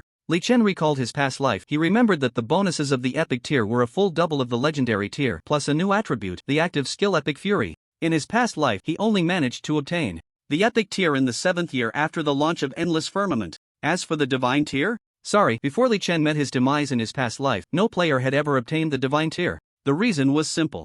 There were strategies for obtaining the epic tier, but no one had figured out how to obtain the divine tier. Epic, as the name suggests, is a narrative poem that tells the tales of heroes or significant historical events. I remember that to obtain the epic tier in Endless Firmament, one needed to make a significant contribution in several main quests. And the first main quest for players in the Donghua Empire faction is to take down the evil god Soul and his followers. Li Chen clearly recalled how to obtain the epic tier. Main quests represent major game plots that all players within a faction can participate in. On the Donghua Empire side, the opposing faction is undoubtedly the evil god Soul and his witches and other intelligent demonic followers. If following the trajectory of his past life, for the next year or so, players from the Donghua Empire would primarily be fighting against the forces of the evil god Soul. At that time, Li Chen was still very ordinary and had no way to turn the tide in this game plot, thus missing the first opportunity to advance to epic. However, in this new life, the situation would definitely be different. At this stage, I am the highest level and strongest player among the player community. If the main quest is triggered, I must be the first to trigger it. By the way, maybe I can trigger it with Li Changsheng. After all, his hidden quest is about the evil god Soul. With this thought, Li Chen directly left the guild camp and entered the inner city of Tianyao. He had been grinding dungeons for over half an hour. Perhaps Li Changsheng had returned. After all, he went to support Gobi City, but the crisis in Gobi City had already been resolved by him, so he might have received news and returned on the way? With such expectations, Li Chen arrived at Li Changsheng's residence. To his surprise, Li Changsheng had just returned, and they bumped into each other right at the entrance of the Li residence. Tai Sui God, you truly deserve to be the first chosen one to arrive in the main city. I was right about you. Your rapid growth and strength has left me utterly astonished. I never expected that you could single-handedly repel tens of thousands of monsters attacking Gobi City and even kill one. Of the 10 demon generals, the Demoness. From you, I understand what it means to be ever-changing. Among the chosen ones, I, Li Changsheng, am willing to call you the strongest. As soon as they met, before Li Chen could say anything, Li Changsheng was already giving him a thumbs up and showering him with praise. Li Chen's earlier guess was correct. Li Changsheng had received the news of the crisis in Gobi City being resolved while on his way there and had returned. This news was conveyed to him by the city lord of Gobi City, Ma Banshan. As a legendary NPC powerhouse of the Eastern Hua Empire, Ma Banshan had a very close relationship with him and conveyed the message without holding back, telling him all about Li Chen's performance. Therefore, upon seeing Li Chen, Li Changsheng couldn't help but praise him. After the compliments, he got down to business. You came to find me to report back on the truth I entrusted to you, right? Old Ma has already informed me in advance. He was right by your side and heard your conversation with the Demoness Bathis clearly. It turns out that the intelligent monsters near our Eastern Hua Empire are unusually active, because the evil god soul is trying to resurrect. This is your reward. I hope you like it. Additionally, regarding the resurrection of the evil god soul, I need you to help me with something else. Let me first explain what the evil god soul is. 1500 years ago, the evil god soul came to the vicinity of our Eastern Hua Empire. He is a powerful being of divine rank and his strength is terrifying. It is said that he comes from the central region of the Endless Continent and fled here because he was being hunted by another divine being. Li Changsheng rambled on about the story of the evil god soul. Li Chen listened while taking a sheepskin scroll-type item that he handed over. This item was the reward for completing the task. Hint, you have received the task reward for Li Changsheng's worries. 2 million experience points. Item Windblade Sword. Saint Inheritance Scroll X1. Item Windblade Sword Saint Inheritance Scroll. Category Consumable/Special Item. Effect After use, you can obtain the class inheritance of the third transfer 9-star rated class Windblade Sword Saint without needing to challenge the class. Note: crafted by the legendary Sword Saint of the Eastern Hua Empire, Li Changsheng, restricted to level 100 warrior class players. Li Chen had seen this class transfer scroll before. When he exchanged merit points for the Advanced Chosen Honor Medal, he had seen it on the exchange list provided by the city lord of Tianyao City, Zhao Heng. It was very expensive, worth 200,000 merit points. But unfortunately, Li Chen couldn't use it. Even if he reached level 60, he wouldn't be able to use it. It was a joke. His last 2 class trials had both been 12-star rewards, and if all went well, he would at least get a 10-star or higher rated class during his third transfer. Why would he need this 9-star one? This item was destined to be just a piece of unprocessed cargo in front of Li Chen. Meanwhile, Li Changsheng's lengthy explanation came to an end and a new prompt appeared. On Li Chen's panel, Task, Li Changsheng's worries, final. Task content. Li Changsheng has understood the reason for the unusual activity of monsters near the Eastern Hua Empire. According to existing intelligence, the main force of the 10 demon generals who are trying to resurrect the evil god soul was suspected to have appeared somewhere in the direction of the western Gobi City on the Michelle Plateau. As the saying goes, knowing oneself and knowing the enemy leads to victory in 100 battles. Li Changsheng cannot spare the time and hopes you can help him investigate the specific plans of the 10 demon generals to resurrect the evil god soul and if possible disrupt their plans. Task progress 0%. Task deadline 90 days. Number of participants required 110 people. Success reward. Basic reward unlocks the main storyline quest of the Eastern Hua Empire. Other rewards depend on performance during the task. Failure penalty none. Note: completing 40% of this task is sufficient to finish it and receive the basic reward. Completing over 40% will grant additional rewards, and completing 100% will yield the highest reward.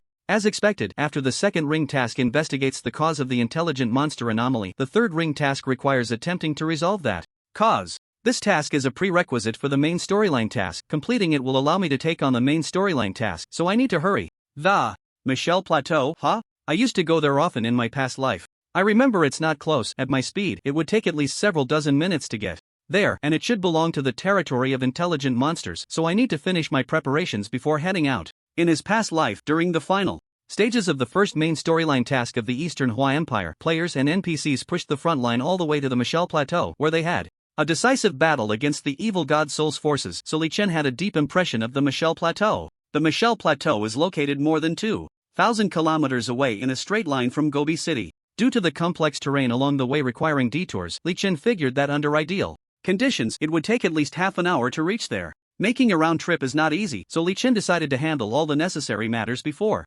going. There are 3 main matters to address. The first matter is that Li Chen needs to go to Gobi City to complete the final stage of Lin Yolyon's hidden task. This time, heading to the Michelle Plateau, which is the territory of the 10 demon generals, he might encounter battles with them. Li Chen remembers That among the 10 demon generals, the witch Beathis is actually the weakest. She was the first to contact the NPCs and players of the Eastern Hua Empire under the orders of the other demon generals. Even though he has gained a rank bonus and his strength has surged, it's better to be safe than sorry. Obtaining the rewards from Lin Yolion's hidden task will naturally increase his chances. The second matter is a hidden task he thought of when he leveled up to LV50 yesterday, which can be accepted at LV45. Since going online, he has been busy for so long without realizing it. It's time to intercept this hidden task. If Li Chen remembers correctly, the main content of this task is related to slaughtering a certain high-level intelligent monster tribe on the Michelle Plateau. Accepting it before setting off means he can return just in time to turn in the task and receive the rewards. Wouldn't that be wonderful? And the last matter is, it's time for my daily chopping. I need to go take care of Zhao Ritin and Aoshi Emperor. Li Chen is a person who values integrity. If he says he won't stop until he chops them down to the point of deleting their accounts and quitting the game, he absolutely won't back down. Spending a little time each day to chop a bit is just a way to relax. The Chosen One, the god of Tai Sui, I've heard of you, you're quite impressive. I would like to ask you to help me collect a herb called rotting pure flower. It is said to grow somewhere in the dark canyon. Please gather 10 of them for me, and I will reward you handsomely. In the city of Bo Tao, after Li Chen took the initiative to approach, the NPC named Sun Shanshan spoke up. Don't be fooled by her cute name. In reality, she was a very untidy old lady, a legendary alchemist of the Eastern Hua Empire, and a fervent alchemy NPC. As soon as Sun Shanshan finished speaking, a system prompt appeared on Li Chen's panel, triggering a quest, the desire of legendary alchemist Sun Shanshan. Final quest description: Sun Shanshan has recently hit a bottleneck in developing a powerful potion. After repeated research, she believes that rotting pure flower can help her. Go to the dark canyon and find at least 10 rotting pure flowers to give to Sun Shanshan, and you will receive a generous reward. Quest objective: collect rotting pure flower. Quest progress 0 out of 10. Quest deadline within 15 days. Number of participants required 1. Success reward 500,000 experience points, several advanced universal potions as products.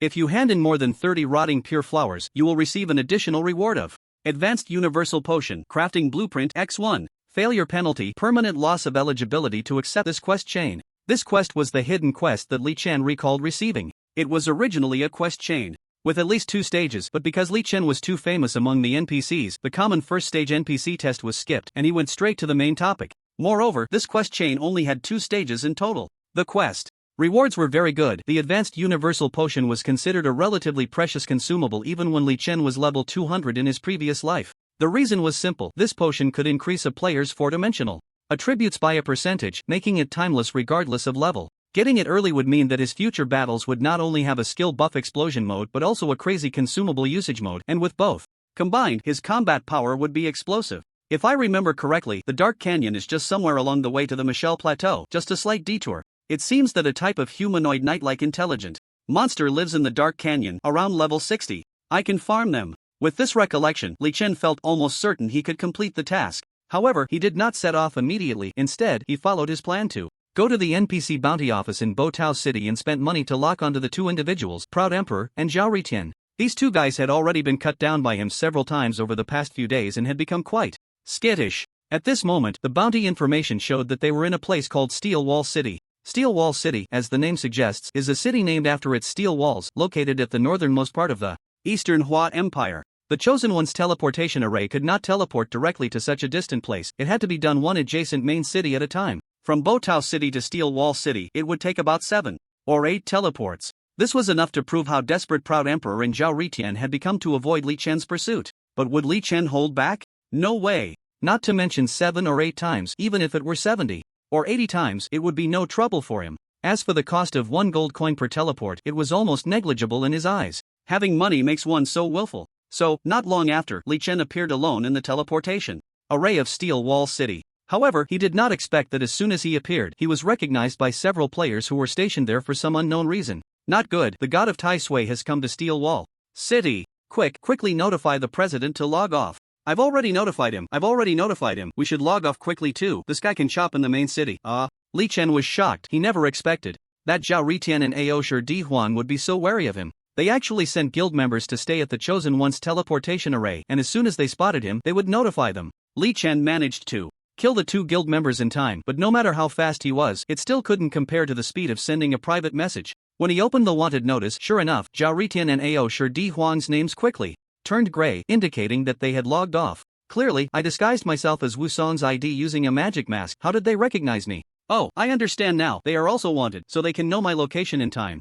Li Chen suddenly realized. Then he felt a bit of a headache. With Zhao Ritian and Ao Shi Di Huang guarding against him like this, he really had no way to deal with them. However, Li Chen quickly came up with a new idea. Why did he create a guild? One of the purposes was to mobilize the guild members to help him take down the scum from the Yiba Yuntian guild, right? You Zhao Ritian and Ao Shi Di Huang can spend a massive amount of gold to use the NPC's wanted function to track his location, but you can't possibly guard against hundreds of members from the Hall of Gods, can you? Even if you were willing, you wouldn't have that much gold to spend. With this in mind, Li Chen simply initiated an announcement in the guild channel. Guild announcement. Tai Suishan, guild president, has released a new announcement. Please pay attention. Tai Suishan, I have launched a long-term event. Details: hunt down all members of the Ao Shi Sangqiong and Yibo Yuntian guilds. Killing 1 ordinary member rewards 1 piece of bronze equipment. Killing 10 ordinary members rewards 1 piece of silver equipment. Killing 20 ordinary members rewards 1 piece of gold equipment. The more you kill, the more rewards you get. Equipment types are optional. Killing 1 member of the raid team rewards 1 piece of gold equipment. Killing 10 raid team members rewards 1 piece of dark gold equipment. Killing 50 raid team members rewards either a full set of dark gold equipment or 5 skill books of silver or above. Killing Ao Shi Di Huang or Zhao Ritian rewards 1 piece of dark gold equipment or dark gold skill book for each kill, and killing 10 times rewards 1 piece of legendary equipment or legendary skill book. All killing activities are limited to a maximum of 3 rewards per person, and you can team up for the hunt. Please remember to keep screenshots of successful kills. I will distribute rewards every weekend. The highest reward recipient each week will receive an additional piece of legendary equipment or skill book. The above activities are valid for a long time, until Yibo Yuntian and Ao Shi Sangqiong disappear completely. Li Chen, being wealthy, directly announced a bounty hunting event. As soon as this was said, the entire guild channel erupted. Guild chat channel. Outlaw Zhang Laosan, regular member. Wow, President Dad is awesome. This event, brothers hurry up, legendary equipment is waiting for us. Invincible Tyrannosaurus warrior, regular member. President brother has been so kind to me, even without rewards. I want to go chop the members of the righteous and proud guild. Setting off now. Anyone coming with me? Bald guy also wants love. Regular member. I don't care about equipment. Skill books. I mainly want to follow the president's will. Wherever President Boss points his blade, I will go through fire and water without hesitation. I'm off to chop people. Don't mess with me. Regular member. He. My teammates and I are leveling up at the leveling spot. Just happened to encounter 2 players with the prefix righteous. Going to chop them right away. So satisfying. Love's offering. Regular member. President Dad is awesome. This reward. I'm kneeling. Today I will transform into a chopping maniac. Black-hearted merchant. Regular member. Wow, chopping Zhao Ritian and Proud Emperor actually gets dark gold equipment skill books. Anyone want a team up? Those 2 must have members from the raid team around them. Let's go chop them. Li Chen's announcement caused a huge stir within the Hall of Gods guild. The guild members were already feeling quite happy. There were so many pieces of equipment in the guild warehouse that could be obtained for free, just requiring a bit more time. And now, just by chopping people, they could get high-quality equipment. Such good fortune? They had to do it. In an instant, all the online members of the guild were rolling up their sleeves. Even the mother and daughter duo, Yang Yang and Miam, were excitedly shouting. Such a scene was enough to prove that Li Chen's goal had already been half accomplished. Most of the guild members were already well-known strong players on the leaderboard, plus the guild benefits and enhancements. Once they took action, the members of the Righteous and Proud Guild were bound to face big trouble. And by giving up some easily obtainable equipment and skill books, Li Chen felt it was quite a bargain to mobilize all the guild members to help him achieve his chopping ambitions. The time saved could be fully used to enhance his own combat power. It's getting late. Next, I'll buy some materials and consumables for repairs, then take down the NPC Lin Youliang's enemy, Shimen Shaoqing, and then I can head to the Michelle Plateau. With this thought, Li Chen immediately sprang into action. He first returned to Tianyao City, found the city lord NPC Zhao Heng, and opened the merit point exchange list. Tip: you have consumed 100 merit points to exchange for 1 rare or X100. Tip: you have consumed 1000 merit points to exchange for 1 intermediate strength potion. X8. Tip: you have consumed 1000 merit points to exchange for 1 intermediate stamina potion. X8. Tip: you have consumed 1000 merit points to exchange for 1 low-level all-purpose potion. X8. Soon, Li Chen had spent more than half of his previously stored merit points. Among them, rare or is a consumable for repairing the durability of legendary and epic quality equipment. 1 rare or can restore 100 durability. It's expensive, but it's a necessity. The attributes of the intermediate strength and intermediate stamina potions are similar to the intermediate agility potion Li Chen had purchased before, increasing 500 base attributes and a 10% overall boost. The low-level all-purpose potion is slightly less effective, only able to enhance 200 points in 4-dimensional attributes and a 4% overall attribute boost, but it can stack with various intermediate potions. These potions are all very expensive, and Li Chen bought them just to keep them as a reserve. He wouldn't use them unless absolutely necessary. Sometimes, whether one can defeat a high-level boss might just depend on that little bit of attribute boost from the potions. Buying is being prepared. If you don't buy, it will be difficult if something goes wrong. After dealing with ores and consumables, Li Chen teleported to Gobi City, searching for the NPC Shimen Xiaoqing. In fact, it was easy to find. Shimen Xiaoqing was the richest NPC in Gobi City, and his mansion was right next to the residence of the city lord, Ma Banshan. That place had the best security in all of Gobi City, and anyone could find out with a little inquiry. When Li Chen arrived at his destination, he directly flipped over the wall, moving at nearly 20,000 meters per second, making him as elusive as the wind, at least undetectable by ordinary NPCs. After wandering around the residence of Shimen de Guanren for a few laps, Li Chen quickly found Shimen Xiaoqing. It was still broad daylight in the game, and this guy was actually in a courtyard, embracing and flirting. He Shimen Guanren, you're so naughty, I like it. Shimen Guanren, come, let me feed you an imported grape. Haha beauty, I can't hold back anymore, let's go inside and have some fun. The courtyard was filled with the lewd laughter of men and women, and Li Chen couldn't bear to listen any longer. This NPC, Shimen Xiaoqing, truly deserved to die. Since he had already decided to obtain Lin Youliang's hidden quest reward before leaving, there was no reason to hesitate now. Li Chen struck directly. Whoosh! The flash of the sword passed, and Shimen Xiaoqing's head was severed from his body on the spot. His female companions were stunned for a moment, then let out piercing screams, but at that moment, Li Chen had already slipped away as if teleporting. The entire process was undetected. It wasn't until he ran all the way to Lin Yuliang near the west gate of Gobi City that Li Chen had the time to look at the panel due to the prompt information for killing NPC Shimen Xiaoqing. Prompt: you have killed an NPC Shimen Xiaoqing, LV 29. Normal human, you gained 18 experience points. Level over LV 20 incurs a 90% penalty. Prompt: you have violated the rules of the chosen ones of the Eastern Hua Empire. Your evil value has increased by 1000 points. You have entered a red name status. Prompt: your quest Revenge of the Young Master of Wei Yuan Escort final has been completed. Please collect your quest reward from NPC Lin Yuliang. 3 prompt messages refreshed on the panel. Li Chen couldn't help but twitch his mouth. Killing a non-red name player only incurs 1 point of evil value, but killing an NPC incurs 1000 points of evil value. Is a player's life not worth anything? Damn it. Fortunately, he was about to leave Gobi City for a while, so 1000 points of evil value was nothing to worry about. Moreover, with his current strength, how many people in the Eastern Hua Empire could punish him? Even if the LV-90 legendary swordsman Li Changqing personally came to hunt him down, he couldn't win. Could he not run away? So, this 1000 points of evil value was of no concern. Lin Yuliang, I have completed your request. Benefactor, thank you. This is my most precious collection. I hope you like it. After a brief exchange with Lin Yuliang, Li Chen successfully received the quest reward. Prompt: you have gained 500,000 experience points. Special item: Time Pagoda, Fragment 6, X1. Item: Time Pagoda, Fragment 6. Type: unique permanent special item. Effect: carry it in your backpack to activate. Once activated, all active skills will enter a no cooldown state for the next 60 seconds, with a cooldown time of 72 hours. Note: fragments of the top-tier artifact Time Pagoda that shattered during the ancient mythological era, possessing powerful functions.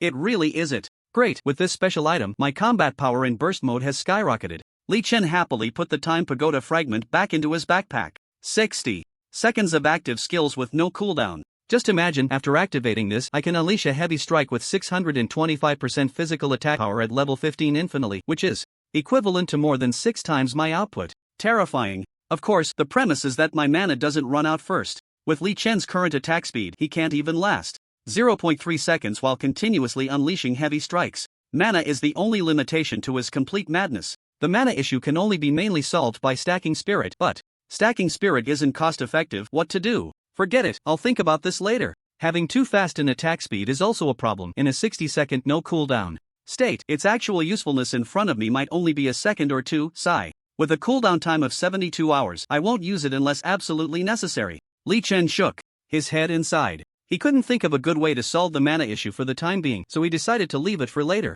After putting the Time Pagoda fragment back in his backpack, all preparations before leaving were complete. Li Chen didn't hesitate and directly left through the west gate of Gobi City, running straight ahead. Hint: you have killed, omitted. Li Chen ran all the way, not being polite to any low-level monsters he encountered, directly taking them down. The kill notification kept ringing on his panel, and as he moved further away from Gobi City, the monsters he encountered reached level 45 and above, and his experience bar finally began to rise slowly again. Li Chen wasn't specifically grinding monsters. Getting to Michelle Plateau was the priority. The sooner he arrived, the more monsters there would be, and many of them were high-reward intelligent monsters, so he didn't care about ordinary monsters at all. He continued to run forward at high speed and, before he knew it, nearly 10 minutes had passed. At a rocky hill, two moving creatures appeared in front of Li Chen and he couldn't be bothered to look. He casually unleashed two sword chi. Swish swish. The two sword chi hit them accurately, but the kill notification that the system refreshed made Li Chen stop in his tracks. Hint: you have killed Goblin Miner, LV47 Black Iron Creature. You gain 6,644 experience points, level 2 high penalty 15%. Hint: this kill is the first kill of this boss in the entire server. Congratulations, you gain 23 free attribute points and a drop of equipment/skill book +1 for your profession. Hint: you killed an intelligent monster. You gain 23 merit points. Hint: your talent has activated. You permanently increase 28 agility. Hint: you killed Goblin Miner, LV48 Black Iron Creature. You gained omitted. It's actually an intelligent monster. Li Chen's eyes lit up. The rewards for killing intelligent monsters are much higher than for grinding ordinary small monsters. First, there are merit point rewards, and second, intelligent monsters generally belong to territorial tribes and the weakest among them are usually Black Iron tier mini BOSSES. It would be strange if the rewards weren't high. Li Chen thought, since Li Changqing's task isn't urgent, it would be foolish to just walk away after encountering the traces of intelligent monsters. Swish, we must clean out this tribe of wise magical creatures called goblins. Before leaving, wise magical creatures generally only operate near their own territory, and Li Chen quickly began to explore the surroundings. Sure enough, not long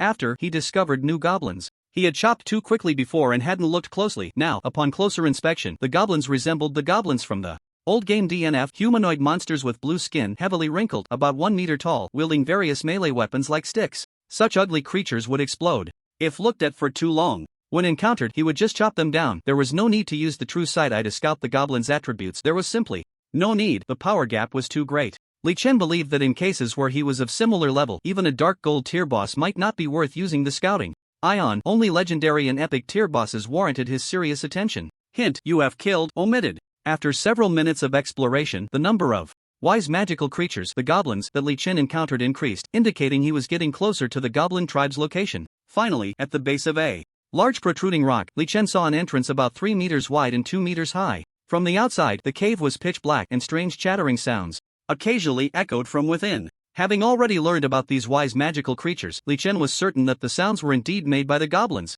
Goblin tribe, I found you. Li Chen smiled with satisfaction. What happened next was only natural. He strode into the cave, killing gods and demons alike, activating his path of destruction. No matter the strength or level of the goblins, they all faced instant death before Li Chen. Squeak squeak squeak. Not long after entering the cave, Li Chen heard a piercing scream. Soon, a group of goblins, stretching for who knows how many meters, rushed towards him, seemingly wanting to defend their home and repel this foreign enemy. But unfortunately, their arrival was merely a search for death. Swish swish. Swish swish swish. The sword light flashed like a white rainbow, and Li Chen's steps did not pause for a moment. Wherever he went, goblin corpses fell. The panel frequently displayed kill notifications. Among this group of goblins, elite bosses of bronze and even silver tiers finally appeared. Unfortunately, the goblins' efforts were laughable before Li Chen. The only thing that could stop Li Chen was time. Squeak squeak. Squeak. Inside the cave, the strongest of the goblin tribe, a level 51 gold tier goblin lord, charged angrily at Li Chen, only to be instantly slain by him.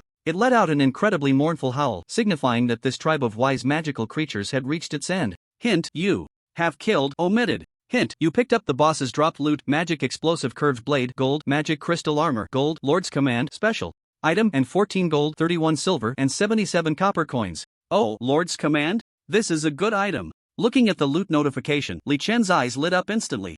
Item: lord's command. Type: consumable/special item. Durability: 10/10. Effect: after activation, it can increase the physical/magic attack power of yourself and all teammates within 100 meters by 300 points, lasting for 20 seconds. Each use consumes 1 durability point, and after 10 uses, the item will automatically break. A very rare consumable special item. Its effect is somewhat similar to various attribute potions, but the effect is quite remarkable. A base attack power of 3000 points, with various equipment titles, active and passive skill buffs, it could even double. Unfortunately, there are only 10 uses. I'll save it for when I need it. Li Chen put the Lord's command back into his backpack and his attention returned to the current goblin cave. After the death of the golden tier goblin lord, the remaining goblins in the cave began to flee in a frenzy. The cave was a maze, with some paths so narrow that Li Chen had to bend down to pass through, while the small-statured goblins had no such trouble and disappeared in a flash. Forget it, I've already taken down the main force, there's no need to waste time clearing out these stragglers. Li Chen decided to give up chasing the fleeing goblin remnants, feeling that it was too much of a waste of time. He turned around and walked back the way he came. His memory was quite good. He didn't take any detours and only took 3 or 4 minutes to navigate out of the maze-like goblin cave. After confirming his direction, he continued on his planned route. Tip: you have killed Venomous Cat Demon, LV50 Black Iron Creature. You gain 7,235 experience points. Level penalty 5%. Tip: you have leveled up. Current level is LV52. Tip: you have killed Meowpaw, LV52 Dark Gold Creature. You gained. Tip: you have destroyed the Cat Demon tribe in the Gobi Depths. Congratulations, you gained 10,000 merit points and received a new title, Cat Hunter. After leaving the Goblin Cave, more than 20 minutes had passed unknowingly. When the flashing prompt messages on Li Chen's panel finally came to an end, it also meant that on his way to the Michelle Plateau, another intelligent monster tribe had fallen victim to his hands. The Cat Demon tribe, with strengths ranging from black iron to dark gold, all around LV50, lived in a small desert oasis, carefree and happy, but unfortunately encountered Li Chen. Such a tribe of intelligent monsters was simply no match for Li Chen. From the first cat demon he encountered to the complete annihilation of the Cat Demon tribe, the entire process took less than 10 minutes. Awesome! Staying away from the dangerous areas of human cities is the fastest way for me to level up and grow stronger. Li Chen felt delighted. After taking down 2 intelligent monster tribes in succession, the loot of equipment and skill books was not worth mentioning. Nothing caught his eye. However, his level had already risen to LV52, and thanks to the SSS talent effect, his agility attribute had increased from 444,821 points to 451,026 points, an increase of over 6,000. How long has it been? He gained 6,000 agility. At this rate, surpassing the speed of light would be just around the corner. The speed of light is over 299,792,458 meters per second, while my current movement speed is over 20,000 per second, which is roughly 1/10,000th of the speed of light. Not bad. One day I'll be faster than the speed of light. Li Chen secretly looked forward to the infinite possibilities brought by his SSS level talent. After retracting his wandering thoughts, he continued on his journey, searching for traces of the wise magical creatures. Time quietly passed. Before Li Chen could find the third tribe of wise magical creatures, he unexpectedly arrived at a dimly lit canyon. The Dark Canyon. NPC Sun Chanshan pointed out that the requested rotting clean flower was inside. Towering cliffs, dozens of meters high, stretched endlessly around the canyon, and a thick cloud hung in the sky, refusing to disperse. At the only entrance to the canyon, a wide area of about 20 to 30 meters, Li Chen could see various wise magical creatures wandering from a distance. Upon closer inspection, they were, to be precise, trading. Indeed, just like a human market, hundreds of differently shaped wise magical creatures were trading items at the entrance of the Dark Canyon. This was just the scene at the entrance. Who knows how many wise magical creatures were hidden inside the canyon? Thinking of this, Li Chen's blood boiled. If I could take them all down, how many levels would I gain, and how much would my agility increase? The wise magical creatures at the entrance are only between LV40 and LV55, easy pickings. Li Chen glanced around and made up his mind. In an instant, he shot forward like an arrow released from a bow, dashing toward the entrance of the Dark Canyon. He raised his longsword and began a frenzied slaughter. Swish, swish, swish. The sword energy poured down like a torrential rain. A rabbit-like wise magical creature turned its head in confusion, only to see its headless body spraying blood. A wild boar-like wise magical creature, stunned, discovered that its proud, sturdy fur had a neat cut appear in an instant. Before it could react to what had happened, its consciousness fell into endless darkness. A small, sharp-faced wise magical creature, the Wind Demon, tried to dodge as soon as the sword energy appeared, but after just a few steps, its body was struck by intense pain and quickly lost all strength. It never understood why its race's strongest speed had no room to be unleashed before it died. Roar, hiss, sizzle, sizzle. The screams, wails, and the tearing sounds of sword energy entering bodies wove together into a cacophonous symphony. Li Chen's ambush caused heavy casualties among the magical creatures from various wise races that were trading at the scene. His attack speed was too fast and his movement speed was too quick. In the open area, the magical creatures simply couldn't react, and the consequence of not being able to react was death. Tip: you have killed Demonized Rabbit, LV39 Bronze Creature. You gain points. Omitted. Tip: you have received the first kill reward. Talent increases agility attribute. Omitted. Tip: you have killed Grayskin Boar Demon, LV42 Black Iron Creature. Omitted. Tip: you have killed Wind Demon, LV41 Bronze Creature. Omitted. In an instant, dozens of prompt messages popped up on Li Chen's panel. Many of the magical creatures he had taken down in this wave were ones he had never killed before, so just the first kill reward of free attribute points made Li Chen's face light up with joy. Just a few hundred small bosses at levels 40 to 50, standing so closely together in an open area, they were practically live targets for Li Chen. He moved like a tiger entering a flock of sheep, and the battle was overwhelmingly one-sided. In less than 10 seconds, the intelligent monsters near the Dark Canyon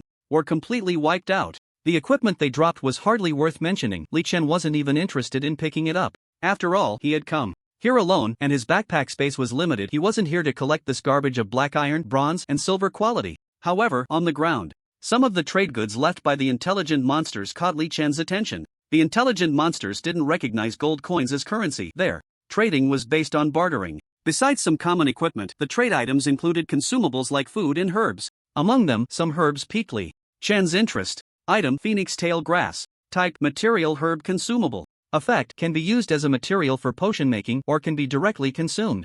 To permanently increase agility by 20 points. Note: repeated consumption will reduce benefits. After consuming 5, no further agility can be gained. Item: blue silver flower. Type: material, herb, consumable. Effect: can be used as a material for potion making or can be directly consumed. To permanently increase spirit by 18 points. Note: repeated consumption will reduce benefits. After consuming 5 times, no further spirit can be gained. Item: secret flame potion. Type: consumable. Effect: after use, it grants fire attribute damage to attacks for the next 20 seconds, increasing fire damage by 6%. Note: the timer starts after each use. Using it again within 30 seconds has no effect, and it can only be effective again after 30 seconds. A dazzling array of materials and consumables. These items were basically only possessed by intelligent monsters, especially the herbal materials which grew within the territory of the intelligent monsters. Li Chen considered himself lucky to have picked up a few. However, the same issue remained: limited backpack capacity. He would directly use the herbs he could and ignore the rest. He couldn't let these items take up space in his backpack.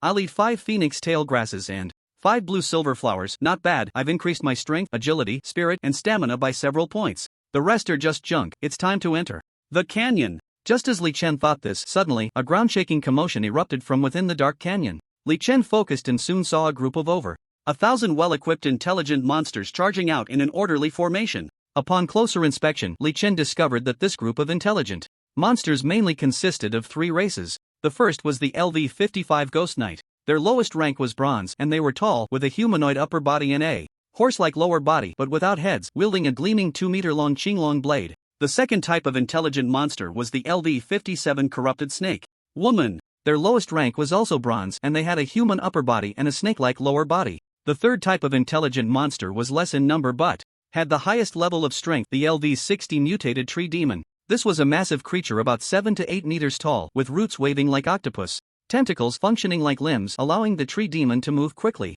The upper part of the tree demon had thick branches that resembled whips, and just by looking at their appearance, one could tell their attack range would definitely not be close. Wisdom monsters are not the type to reason. At the entrance of the dark forest, a trading market for wisdom monsters appears, resembling a human marketplace. Something must be intimidating them, making them behave properly in this trade. This group of at least 1,000 wisdom monsters, Li Chen speculated, should be one of the forces guarding the dark forest. Although there are many, Li Chen didn't take it to heart. These wisdom monsters, ranging from LV-55 to LV-60, as long as they are not of legendary rank, are like paper tigers in front of him.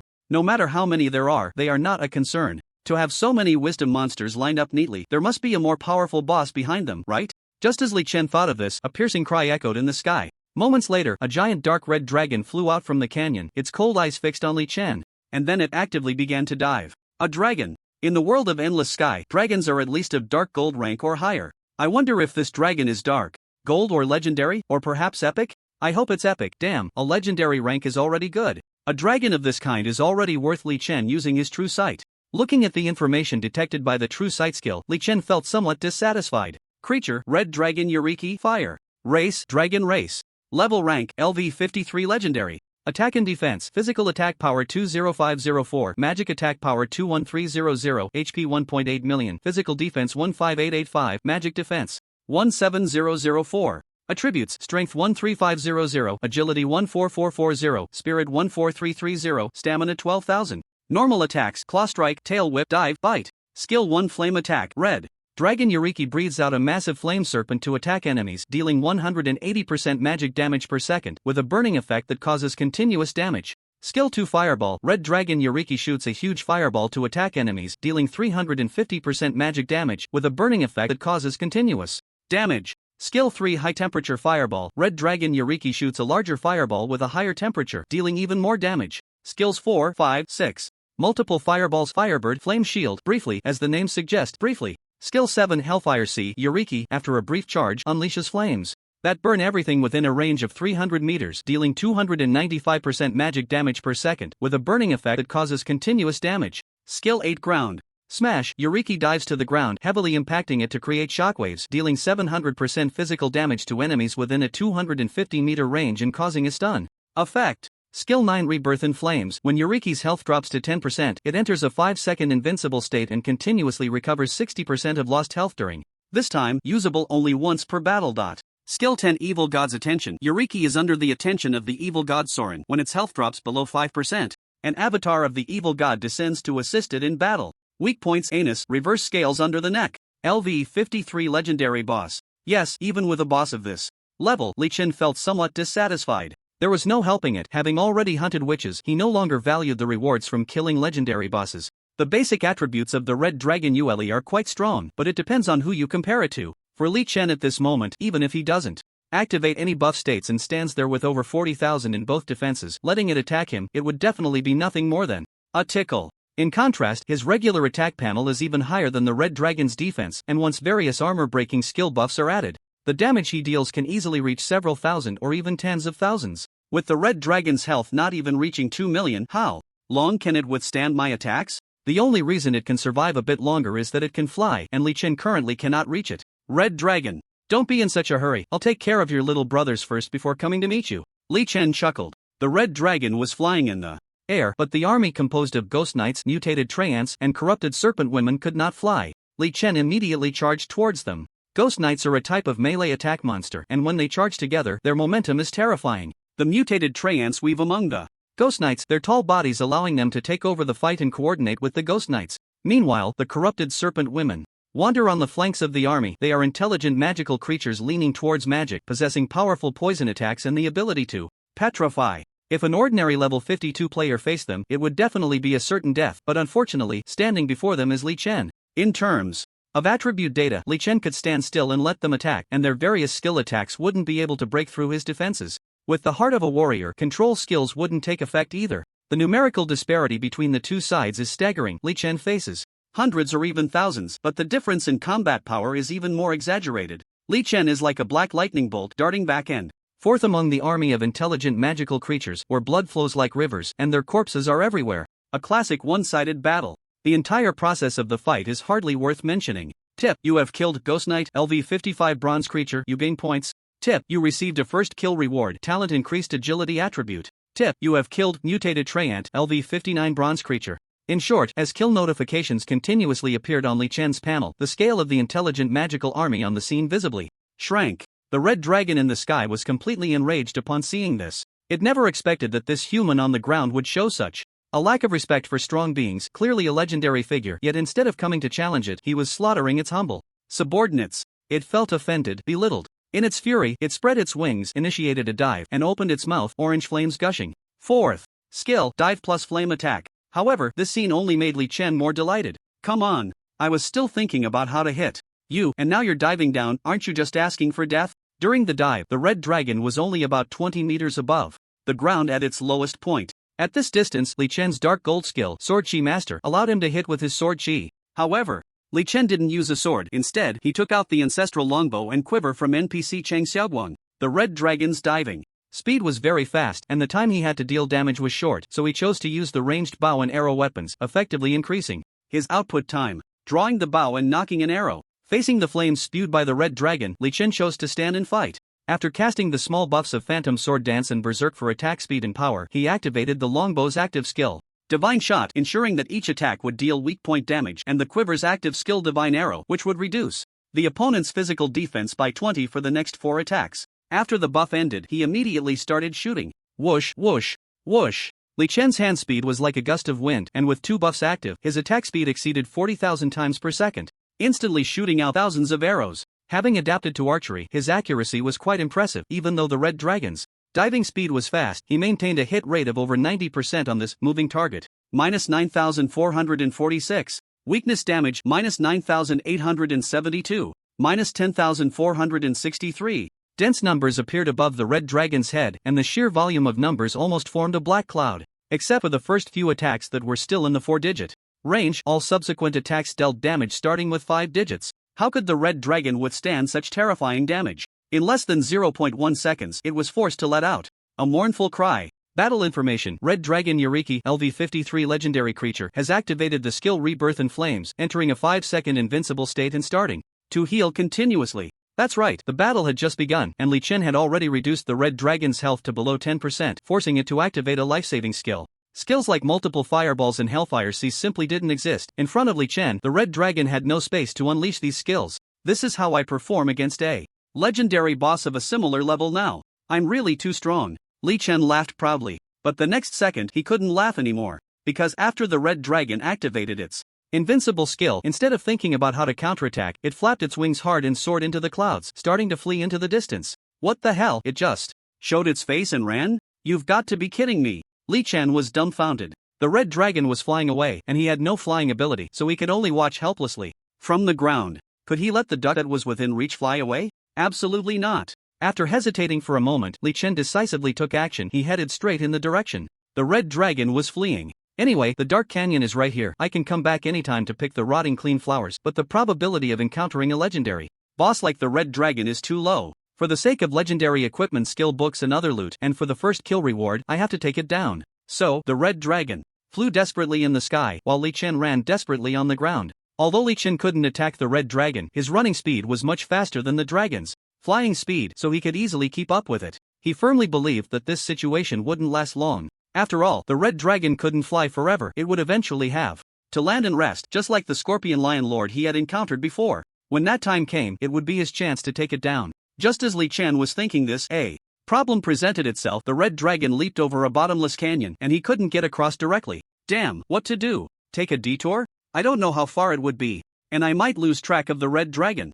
Just as Li Chen was at a loss, a prompt suddenly appeared on his panel. Hint: your pet egg Scorpion Lion has successfully hatched. Tip: your pet egg Scorpion Lion has successfully hatched. Tip: you have obtained the legendary pet Scorpion Lion, level 1. Your pet space function is activated, and you can store up to 10 pets. Tip: you are the first player in the entire server to obtain a pet. Congratulations on receiving the reward title Chief Beast Tamer. An announcement will be made to the whole server soon. Would you like to hide your name? Tip: the pet leaderboard for the entire server is now open. Your pet Scorpion Lion, level 1, ranks first. Would you like to hide your name? Several prompt messages popped up on the panel in an instant. Li Chen's heart soared with joy. Damn, this is so timely. His eyes were fixed on a mini Scorpion Lion the size of a teddy bear that appeared before him. This was the legendary pet Scorpion Lion that successfully hatched 24 hours after the pet egg. Pets have their own attributes, and Li Chen checked the attribute panel of the Scorpion Lion in the pet function. Pet Scorpion Lion. Strength, level 1 legendary creature. Experience points, 0/500,000. Attributes, physical/magic attack power 500, physical/magic defense 260, HP 100,000, strength 200, agility 180, spirit 200, stamina 180. Skill 1 flight. The Scorpion Lion can fly at a maximum speed of 36 meters per second at an altitude of 100 meters. Skill 2, none. Direct combat power bonus. To the owner, attack speed increased by 2%. Loyalty, 80. Note: currently it is still a baby, and its combat assistance ability can be ignored. You can consume your experience points to level it up. Please note, the Scorpion Lion baby is playful by nature and will automatically lose 1 point of loyalty after being in the pet space for more than 1 hour. If loyalty falls below 60 points, it will refuse to assist in battle. As expected of a legendary pet, even at level 1 it has such a high panel. Unfortunately, it doesn't have much use for me right now. Leveling it up should increase its size, and once it reaches a certain level, it can be used as a flying mount. Li Chen commented on the Scorpion Lion baby. As a reborn veteran player, he was very familiar with the pet system in the world of Endless Sky. Each person can have up to 10 pets, but only one can come out to assist in battle at a time. The rest must be stored in the pet space. The nature of the pet space is similar to a player's backpack. However, the pet space can only hold pets, and this function is activated only after obtaining a pet. Generally, pets are like summons for players, existing as independent entities that assist their owner in battle in the form of a boss. But pets also provide a certain direct bonus to their owner's combat power.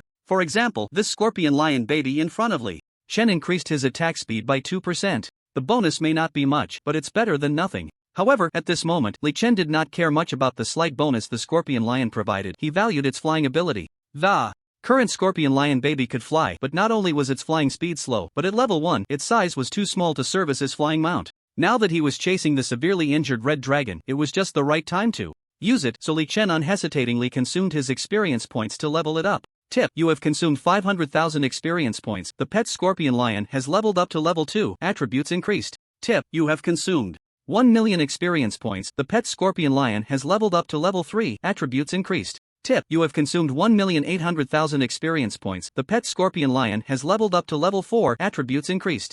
At this moment, while Li Chen was busy leveling up his pet, the game-wide announcement also began to flood the screen. Server announcement: player Taishuation LV52 Sword and Shield Ranger has successfully hatched the legendary pet Lion Scorpion near the Dark Canyon, earning the first pet hatching reward in the entire server. His legendary story will forever be remembered in the history of Endless Sky. X3. Server announcement: the first player to obtain a pet has appeared, and the pet leaderboard for all players is now open. Players on the leaderboard will receive generous rewards daily, weekly, and monthly. X3. A stone stirred up 1,000 waves. Looking at the flood of announcement messages, all the players were in an uproar. Wow, he got a pet just like that? Taishuation actually managed to get a pet? Damn, can't you tone it down a bit? Leave some rewards for other players to compete for.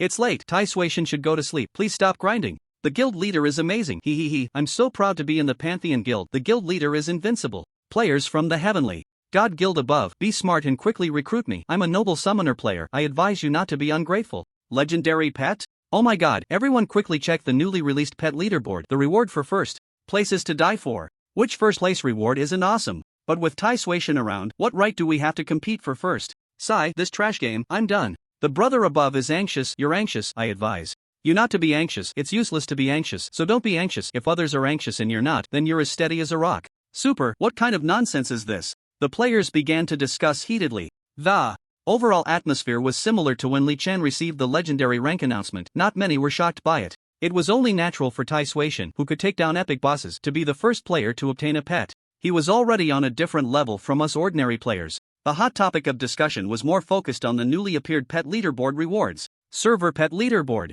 Scores and rankings for each player's pets. Recording the top 100 players' pet rankings on the server, with the leaderboard updated in real time, based on rankings at 2400 hours every day, at 2400 hours on the last day of each week, and at 2400 hours on the last day of each month, along with sending related rewards. Note, this leaderboard aims to help players grow quickly. Once a player obtains a mythic rank pet, they will be automatically excluded from the leaderboard. First place player reward. Daily, all pets under the player's name receive a 10% overall attribute increase buff, and the owner's 4-dimensional attributes increase by 200, lasting for 24 hours. Additional reward for accumulating 7 days in first place. All pets under the player's name receive a permanent 10% overall attribute increase, and the owner's 4-dimensional attributes increase permanently by 200. Additional reward for accumulating 30 days in first place. All pets under the player's name receive a permanent 20% overall attribute increase. Level increases by LV5. The owner's 4-dimensional attributes increase permanently by 500 and receive a pet treasure chest, randomly yielding dark gold to epic rank pets. Second place player reward omitted. Server player pet leaderboard. First, Taishuation pet Lion Scorpion LV12 legendary pet overall score 957. Second to 100 none. Tip: you have consumed 12.9 million experience points, and the pet Scorpion Lion has leveled up to LV12 with attribute enhancements 0. Looking at the experience bar on the panel that was about to reach LV53, now reduced to less than 1 million, Li Chen finally stopped leveling up the Scorpion Lion. Raising pets costs experience points. Raising legendary tier pets costs even more experience points. However, the benefits are also obvious. The pet Scorpion Lion not only has a significant increase in basic attributes, but its flying speed has also become faster, and it has unlocked 2 new skills. Pet Scorpion Lion. Strength LV12 legendary creature. Experience points 0/15.2 million. Attributes. Sleight. Skill 1 Flight. The Scorpion Lion can fly at a maximum speed of 123 meters per second at an altitude of 220 meters. Skill 2 Tail Sweep. The Scorpion Lion uses its powerful strength to perform a tail attack, dealing 300% physical damage and applying a stun effect of 1 to 3 seconds to the hit enemy. Skill 3 Life Sharing. In combat, damage taken by the owner is borne by the Scorpion Lion. When the Scorpion Lion's health drops to 1 point, it will automatically return to the pet space to recover. Direct combat power enhancement for the owner. Attack speed increased by 4.4%, movement speed increased by 2.4%. Loyalty 96. Note, the Scorpion Lion baby has leveled up rapidly and feels incredibly happy at this moment. The flying speed has increased several times compared to when it was originally LV1. The 2 newly added skills, Li Chen didn't care much about the first one. After all, he wasn't counting on the Scorpion Lion to help him in battle. However, the life-sharing skill is quite good, as it allows him to consider the Scorpion Lion's health as his own. Currently, the LV-12 legendary Scorpion Lion has 340,000 health, which means Li Chen's health has effectively increased by 340,000. A pretty good skill. Moreover, the most important thing is that the LV-12 Scorpion Lion's size has finally changed. From the size of a teddy dog, it has grown to the size of an adult elephant. This means he can use it as a flying mount. Fortunately, the speed of leveling up the Scorpion Lion is fast enough, and the Red Dragon hasn't run far. I can catch up. Li Chen refocused his attention. With a thought, he instantly jumped onto the back of the Scorpion Lion, then, as if guiding it with his arms, he made the Scorpion Lion soar over the canyon in front of him. The bond between the pet and the owner allows Li Chen to simply think, and the Scorpion Lion knows how to cooperate. The Scorpion Lion's flying speed is far inferior to the fleeing Red Dragon, especially with Li Chen riding on its back, making its flying speed even slower. Fortunately, this situation doesn't last long. After about 2 or 3 seconds, Li Chen reached the other side of the canyon and quickly landed on the ground. Then, with a thought, he recalled the Scorpion Lion back into the pet space and continued to chase the Red Dragon. 2 seconds later, he appeared directly beneath the Red Dragon, leisurely following it. With the flying mount Scorpion Lion, you definitely can't escape from my grasp. Fly hard, after all, you'll die once you land. Li Chen was not in a hurry, slowly trailing behind the Red Dragon. Just as he had imagined, with the Scorpion Lion, the canyons, rivers, mountains, and other terrains that were difficult to traverse on foot during the chase were no longer a problem. He followed the Red Dragon's rear at a leisurely pace, waiting for the moment it could no longer hold on, and then he would go in for the kill. In front of Li Chen, the Red Dragon was a living demonstration of what it means to be unable to escape. Time passed second by second. After an unknown amount of time, in the sky, the Red Dragon's flying speed gradually slowed down. Its body occasionally dropped a few times, although it quickly regained altitude. Fatigue was already evident. It was estimated that it wouldn't be long before it could no longer hold on and would have to land on the ground. Suddenly, as he chased into a terrain filled with the unknown bones of creatures, a deafening roar echoed in Li Chen's ears. Roar! Startled, Li Chen turned to look and saw, not far away, a platform made entirely of piled white bones, where a massive creature, completely white, had appeared. This creature stood over 10 meters tall and was more than 20 meters long, with not a trace of flesh on its body, all made of bones. Its enormous head glimmered with 2 eerie red orbs inside, resembling its eyes, which were now fixed intently on Li Chen. Roar! Roar! The Red Dragon in the sky let out an excited yet aggrieved roar, making Li Chen inexplicably think of a human child being bullied, looking for their parents to back them up. Sure enough, as he focused, he realized that this bone-forged creature was also a giant dragon. Creature, Undead Bone Dragon. Strength, LV-62 Epic. Attributes? Skills? Just a glance was enough for Li Chen to gather the information he wanted. This Red Dragon really has its own plans for fleeing in this direction, so it has its backup here. Li Chen chuckled. Earlier, during the chase, he had been puzzled as to why the Red Dragon didn't flee directly west towards the Michelle Plateau, but instead headed southwest. It turned out this was its stronghold. LV-62 Epic Boss. Just from this level, the Undead Bone Dragon was even stronger than the which Li Chen had defeated before. Although he was very confident in his own strength, he couldn't be arrogant. Li Chen stopped to observe. On the other side, after gaining a strong ally, the Red Dragon could no longer hold on and landed on the ground behind the Undead Bone Dragon, panting heavily. As a legendary dragon, it felt like a stray dog being chased by Li Chen, filled with rage. Roar, roar, roar. Roar, roar, roar, roar, roar. Roar, roar. The Red Dragon and the Undead Bone Dragon roared back and forth, seemingly communicating information about Li Chen's strength. The Undead Bone Dragon, however, was not in a hurry to help the Red Dragon retaliate and continued to converse. They could communicate, but Li Chen was growing impatient. His time was precious. He wasn't there to listen to their beast language. If you won't come to me, then I'll come to you. Thus, Li Chen chose to take the initiative. Currently, the Red Dragon was still on the ground. The true side eye has limited reconnaissance ability against epic bosses. I still don't know how strong the Undead Bone Dragon is or what skills it has, so fighting it might take some effort. But the Undead Bone Dragon can't fly, and unless something unexpected happens, it will likely become a soul under my sword. Before fighting the Undead Bone Dragon, I won't give the Red Dragon a chance to escape. With that thought, Li Chen charged towards the Red Dragon. His speed was so fast that before the 2 giant dragons could react, he had teleported next to the Red Dragon, and then he raised his sword. Swish, swish, swish. 0.1 seconds later, new prompt information appeared on the panel. Battle information. Red Dragon Yuriki, LV-53 legendary creature, activates skill Evil God's Attention. That's right, without the invincible skill of Bloodbath Rebirth, the Red Dragon's health was directly slashed to below 5% by Li Chen. A figure cloaked in a black robe appeared out of nowhere. It was the avatar of the evil god soul that Li Chen had fought several times before. However, Li Chen had no interest in battling it now. He continued his frenzied assault on the Red Dragon. A mere 5% health, not even 100,000 points. What use was that in front of him? The evil god soul's avatar wanted to protect the Red Dragon? Don't be ridiculous, go back from where you came.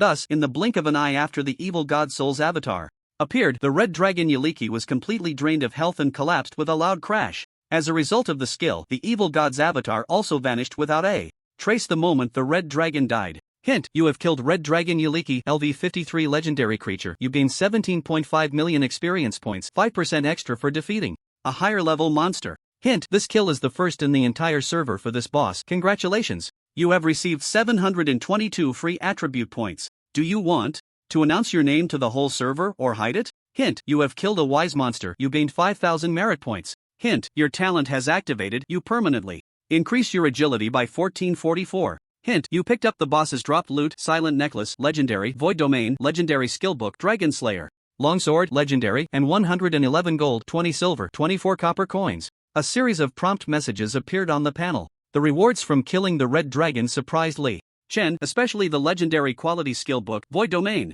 Skillbook, Void Domain, Quality, Legendary. Learning requirements, level 53 or above, usable by all classes. Level 1 active effect: after casting, within the next 30 seconds, create a cylindrical domain with a diameter of 500 meters and a height of 200 meters centered on yourself, preventing all enemies within the domain from flying. Cooldown time, 600 seconds. This Void Domain skill, while not a damage or buff type skill, held great significance for Li Chen. If he had obtained it half an hour earlier, how could the red dragon have escaped so far? With the Void Domain, his efficiency in killing flying bosses would be infinitely improved in the future. As for the legendary equipment dropped by the boss, the Silent Necklace, Li Chen took a quick glance. Its base attributes were decent, and it had an active skill that silenced nearby enemies. Although he would soon level up to LV55 and directly use the epic quality Ash Necklace, it wouldn't hurt to keep it as a backup necklace to be swapped in when necessary, just like his two epic weapons. The reason he only took a quick glance was that, after witnessing the red dragon being taken down right before his eyes, the LV62 epic undead bone dragon was utterly enraged.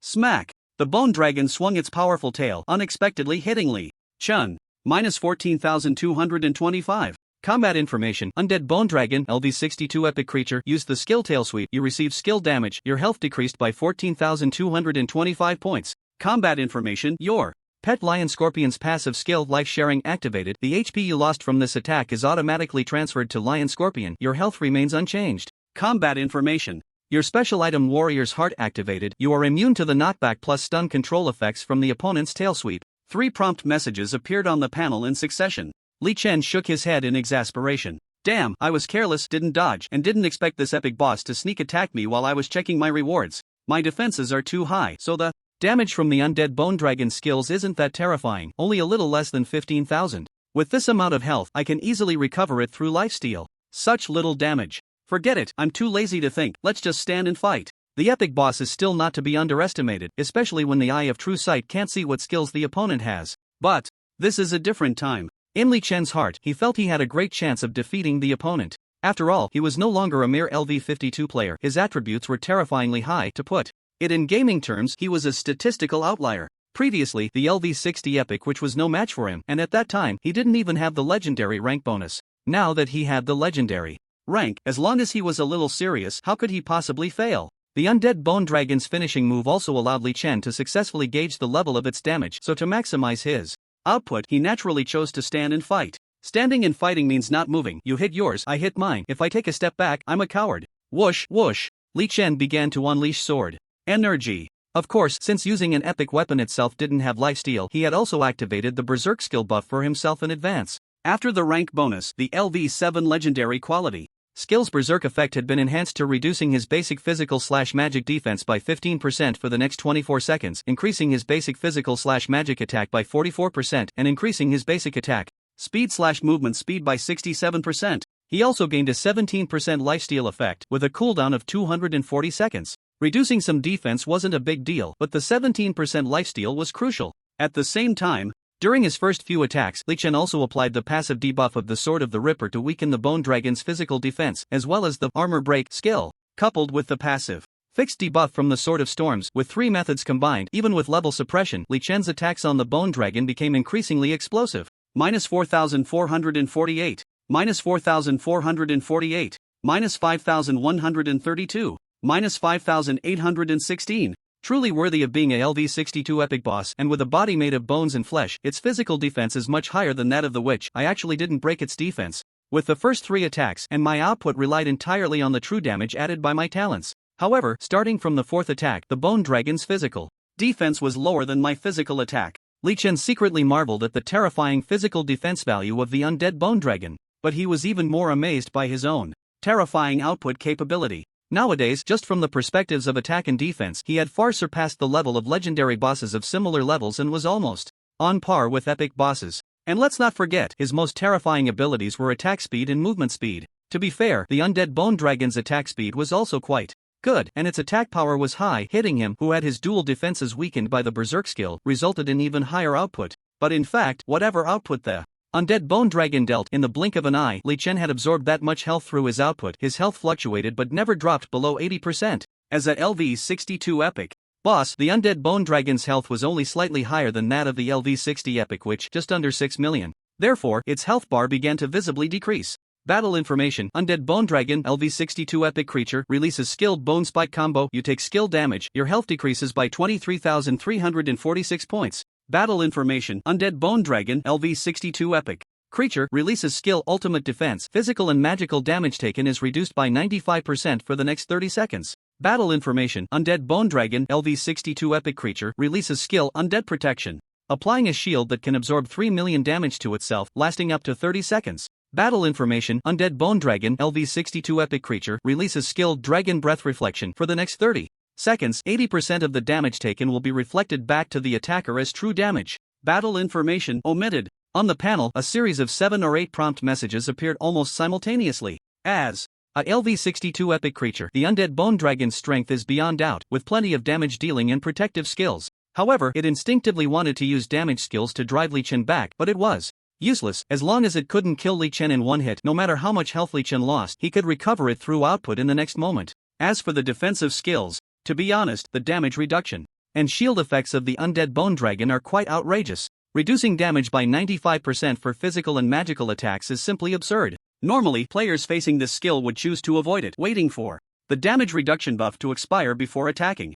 Li Chen's output also dropped several levels against this skill buff, but just relying on the true damage from his talent was enough, so he could completely ignore it. And for shield-type skills, with Li Chen's damage of around 5,000 per hit and an attack speed of 30 to 40,000 per second, what use is a shield that can absorb 3 million damage? It couldn't even allow the Undead Bone Dragon to survive for an extra 0.1 seconds. The only threat to Li Chen was the reflection skill. It was too outrageous, directly reflecting 80% of the damage. This means that if Li Chen dealt 5,000 points of damage, the Undead Bone Dragon would reflect 4,000 points of damage back. The reflected damage is still considered true damage, so no matter how high the defense, it doesn't matter.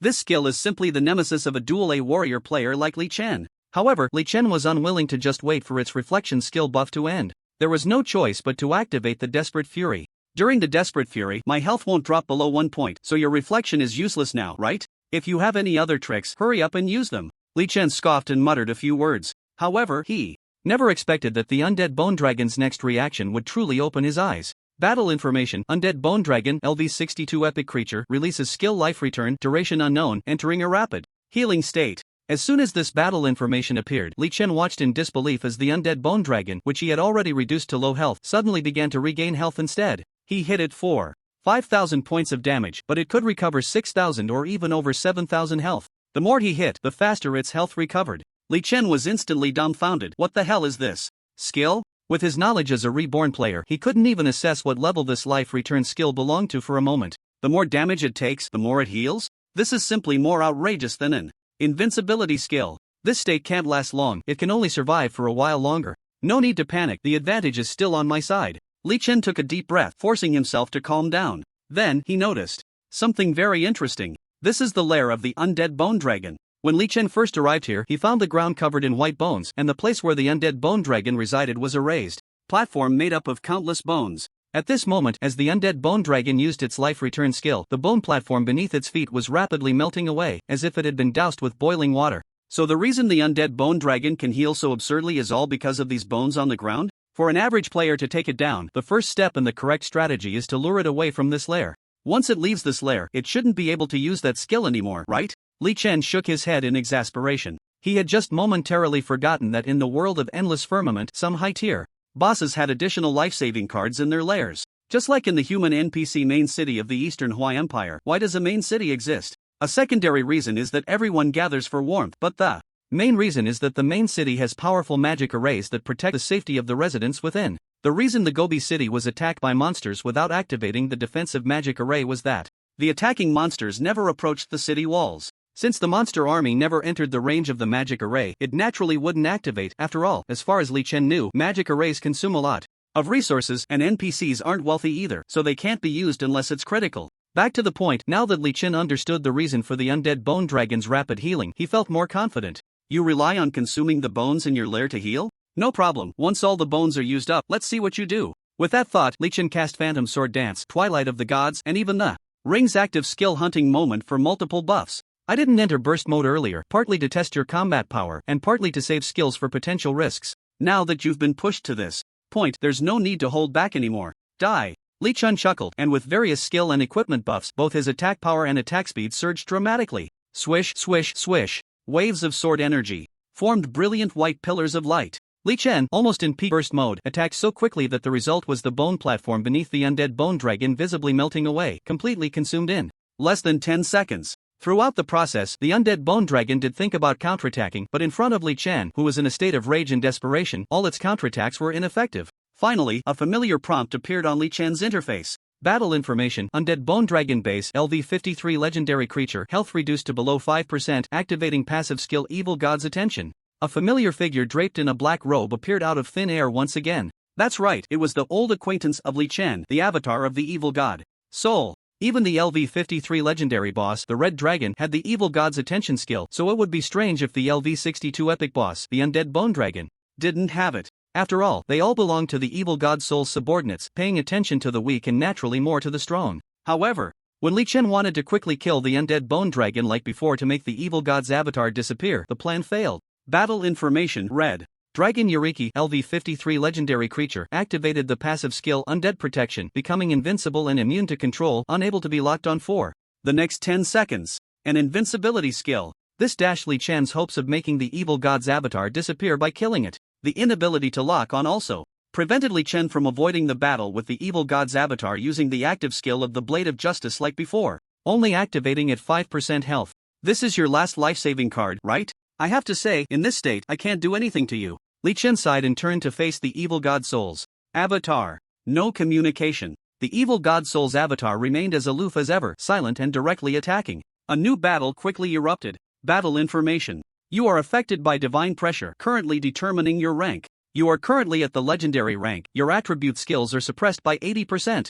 Battle information: Evil God Soul's avatar, LV33 divine creature, release skill. You are out of the skill range and are not affected. Battle information: Sleight, dodging and weaving. Li Chen's figure moved like lightning, swiftly evading the barrage of skills from the Evil God Soul's avatar. His agility attribute was now about 50% higher than when he fought the witch. The experience he summarized from previous battles, combined with the reduced suppression effect of facing a divine being at the legendary rank, allowed Li Chen to easily dodge one skill after another from the Evil God Soul's avatar, including the previous terrain-altering skill that created a prison. Li Chen managed to run out of its range before it could activate, leaving the prison to be lonely. Li Chen also had a temper. Not fighting back was not his style, so after adapting for a moment, he immediately launched a counterattack. -3,280, -3,280, -3,280. Using his high mobility to maneuver around the Evil God Soul's avatar, Li Chen carefully avoided while seizing the opportunity to unleash waves of sword energy. Although the damage was still the innate true damage effect, considering the terrifying attack speed, the overall output was still explosive. Even though the Evil God Soul's avatar was not slow and had teleportation skills, Li Chen could still hit it relatively easily. This stalemate continued until the Evil God Soul's avatar released two new skills in succession. Battle information: Evil God Soul's avatar, LV33 divine creature. Released skill: applying a magical shield that can absorb 10 million damage to itself, duration unknown. Battle information: Evil God Soul's avatar, LV33 divine creature. Release skill: disappearing into a secondary dimensional space, unable to be hit by non-locked or guaranteed hit attacks, duration unknown. On the battlefield, Li Chen watched as a red circular shield suddenly appeared around the Evil God Soul's avatar, and then its figure became blurry. The sword energy he unleashed seemed to pass through its body as if hitting the air, causing no damage at all. The shield is one thing, but 10 million is nothing in the face of my true damage. What the hell is this hidden in a secondary dimensional space? We're not even in the same dimensional space anymore, right? How unreasonable. Li Chen shook his head helplessly. During the brief battle, Just now, he had the upper hand and was even contemplating that he might be able to take down the evil god Thor's avatar. But unexpectedly, the situation suddenly changed and his attacks couldn't even hit the opponent. What's the point of fighting like this? Anyway, the evil god Thor's avatar could only last for 20 seconds, and once those 20 seconds were up, it would automatically dissipate. Li Chen simply chose to wait for time to pass. Moreover, it might not even take 20 seconds, since on the other side, the invincibility time of the undead bone dragon was only 10 seconds. In total. Once its invincibility was over, he would be able to kill it instantly, and naturally, the evil god Thor's avatar would also disappear. With this in mind, Li Chen decided to stop thinking about attacking and focused on dodging to buy time. Seeing this situation, the evil god Thor's avatar also stopped attacking after a few seconds. The battle entered a strange pause phase. To Li Chen's surprise, after a few seconds, the evil god Thor's avatar actually spoke, just like the witch Bephis he had encountered before. Human Chosen One, I acknowledge your strength. Come, become my chief disciple. I promise to provide you with immense resources to support you, allowing you to become the strongest chosen one of this generation. As the evil god Thor's avatar spoke, a new prompt appeared on Li Chen's panel. Prompt, you have triggered a special option. Prompt, the evil god Thor, divine being, invites you to become its disciple and is even sincerely willing to spend a large amount of resources to cultivate your strength. Do you accept? Friendly reminder, this choice involves a faction change. Accepting will switch you to the monster faction, losing all merit points and other gains from the human faction, and you will be in a hostile relationship with the human faction. Please consider carefully before making a decision. Looking at the content of the prompt, Li Chen frowned slightly. Change factions and become a monster? This choice didn't even need to be considered. The answer was a definite no. You want me to become the strongest chosen one of this generation? I already am. I was the strongest before I became your disciple, and I will still be the strongest after. Wouldn't that mean I was just wasting my time? Do you think I'm a fool to be tricked by you? Li Chen scoffed disdainfully. He had no interest in communicating with the evil god Thor's avatar. He couldn't kill it now, but one day he would be able to. An existence he viewed as prey inviting him to become its disciple? It was simply absurd. Just then, the invincibility buff time of the undead bone dragon also came to an end. Without waiting for the evil god Thor's avatar to say anything, Li Chen directly picked up the sword of justice and pointed it at the bone dragon. Weapon active skill activate. In the next second, he and the severely weakened bone dragon appeared in the secondary dimensional arena that the weapon provided. At this point, the bone dragon was already out of tricks, and there was nothing more to say about the upcoming battle. In the blink of an eye, Li Chen took it down. Prompt, you have killed, omitted. Server announcement, player Taisuation LV49 Sword and Shield Ranger has killed Undead Bone Dragon LV62 Epic Creature at Bone Erosion Basin, earning the first kill reward for the entire server. His heroic deeds will forever be remembered in the history of Endless Firmament. X3. The server announcement has flooded the screen once again. Players have lost count of how many times this announcement has appeared tonight. However, one thing everyone remembers is that all these server announcements were created by Taisuation. Damn it, you're already so strong, can you not grind so hard? It makes us look useless. Taisuation, I advise you to take care of your health and get some rest, otherwise, if your game account is amazing but you die suddenly, it will all be for nothing. Isn't anyone shocked by the content of the announcement? LV62 Epic Boss Taisuation's achievements have reached a new high. It's terrifying. And here I am, struggling to solo a LV30 normal monster. I really can't understand how the gap between people can be so huge. What's there to be shocked about? Haven't we all become numb to it? I'm not bragging, but my mental endurance has been trained to the point that even if Taisuation takes down an LV100 Epic Boss right now, I wouldn't be surprised.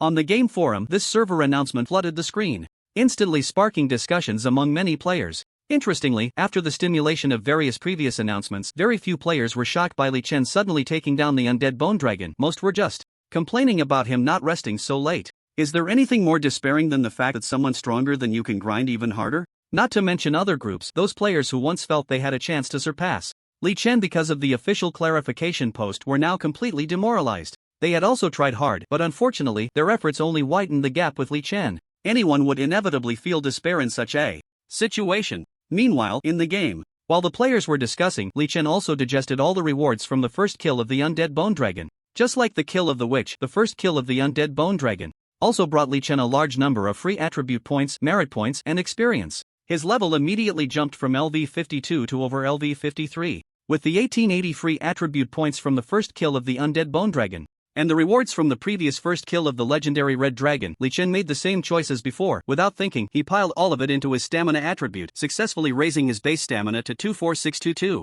points. Stamina surged, and both defenses directly broke through 50,000 points. Additionally, the kill rewards from the SSS level talent also caused Li Chen's agility attribute to skyrocket by several thousand, making his attack speed and movement speed explode. As for the loot, there was very little, with only 2 items catching Li Chen's eye. The first piece of loot, the only epic equipment dropped by the undead bone dragon, belonging to the upper body armor category with very good attributes. Equipment: Undead Guardian Bone Armor. Durability: 1080/1080. Quality: Epic. Grade: Excellent. Usage requirement: LV 57 and above, Stamina 1000 and above. Attribute: 1 HP plus 50,500, Physical Defense plus 1,250, Magic Defense plus 1,300, Strength plus 648, Stamina plus 996. Attribute 2, when taking damage, reflect 500 points of true damage to the attacker. Attribute 3, increases maximum HP by 27%. Attribute 4, reduces the attack speed of all enemies within 100 meters by 20%. Attribute 5, never wears out. Attribute 6, Undead Guardian, passive skill, when your health drops to 5%, you will enter a state of invincibility. For 10 seconds, immune to control and unable to be targeted. Cooling time, 24 hours. The super high base attributes and the simple yet effective various additional attributes made Li Chen's face bloom with a smile. Especially the last passive skill, which surprised him immensely. This skill, isn't it the life-saving skill released by the undead bone dragon at the end? 10 seconds of invincibility plus immunity to control plus an untraceable state immunity. To control is somewhat optional, after all, he has the special item Warrior's Heart, which makes him immune to control. But 10 seconds of invincibility and being untraceable is just insane. It's definitely a life-saving divine skill. When he encounters a tricky boss in the future, perhaps because of this skill, he could turn the tide. Unfortunately, like the Ash Necklace, he can't equip it yet and can only store it in his backpack for later use when he reaches the required level. Besides the Undead Protection Bone Armor, the second piece of loot that Li Chen valued was a Life Essence. Item: Mid-tier Epic Life Essence, Agility. Type: Special Item/Consumable. Effect: after consumption, permanently increases personal agility by 1723 points. Item source: dropped by Undead Bone Dragon, LV 62 Epic Creature. Li Chen had already obtained several of these life essences, which can directly increase a player's attributes. Without a doubt, this epic quality life essence is the best one he has obtained since his rebirth. However, he was conflicted about whether to use it on himself. My first kill reward is only 1800 free attribute points, and this life essence adds over 1700, so it's almost the same as using all my first kill rewards to increase agility. The question is, do I really need this agility? Or how long would it take me to accumulate over 1700 agility through my talents? With a little effort, I could probably do it in half an hour. The reason for Li Chen's dilemma was that he had an SSS level talent with a base agility of 4 to 500,000, which increased significantly every day, so he really didn't lack those 1700 points. Moreover, it was hard-earned, and using it on himself felt a bit wasteful. But what if he sold it? That seemed unnecessary. He had previously sold an agility life essence purely because he needed to collect gold for a legendary skill book auction, but now there were no similar events, so there was no need to spend gold, making selling it seem foolish. After a moment of hesitation, Li Chen glanced at the guild chat channel and found that many members had already started hunting members of the Proud Sky and Righteous Cloud guilds, so he made a decision. I'll just put it in the guild warehouse for the members as a benefit. Guild members are like his little brothers. As the leader, it's only natural to use resources that he can't use to nurture his little brothers, right? Otherwise, why should they charge into battle for him? If you want the horse to run, you have to feed it well. The guild territory is too far away. I can't deposit it in the guild warehouse right now. I'll deal with it when I go back later. Li Chen pulled back his wandering thoughts. Thus, the gains from killing the undead bone dragon were finally digested and summarized, leaving only one question in front of Li Chen. Damn, which direction is the Dark Canyon and the Michelle Plateau? That's right, Li Chen is lost. In Endless Sky, there is no minimap like in traditional MMO games. Players can only explore a location slowly on their own, relying on memory to find their way back.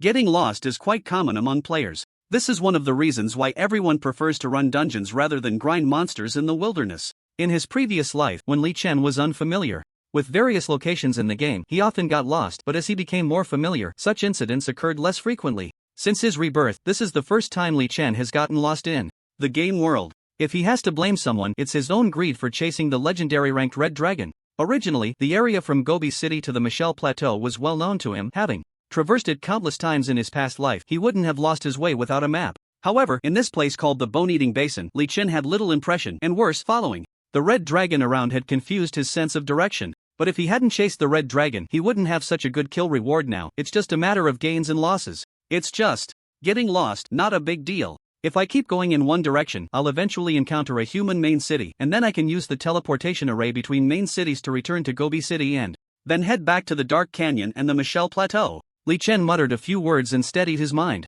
Then, relying on his instincts, he chose a direction and began to explore forward. Hint, you have killed, omitted. Hint, you have leveled up, current level is LV 55. Time passed second by second, and searching for a route was quite tedious. He swiftly dealt with small monsters, occasionally encountering the wise monster tribe, which he easily defeated. Unknowingly, over 6 hours had passed. In real-world time, it was already past 9 in the morning. Without realizing it, he had stayed up all night. He had even been grinding for nearly 20 hours straight. The good news was that the monsters he encountered in the past 6 hours were all easily crushed. The strongest monsters were only in their 60s, not even reaching level 70, so safety was not an issue. The bad news was that he hadn't found any signs of human activity and didn't know how much longer it would take to find one. At my speed, I must have chosen the wrong direction, otherwise I would have definitely encountered a main city of the Eastern Empire by now. Let's explore for another hour. If that doesn't work, I'll log off and sleep. At worst, when I log back in tonight, I can commit suicide once, according to the game rules. If there are no resurrection spells from priests or other resurrection skills, players will respawn at the nearest main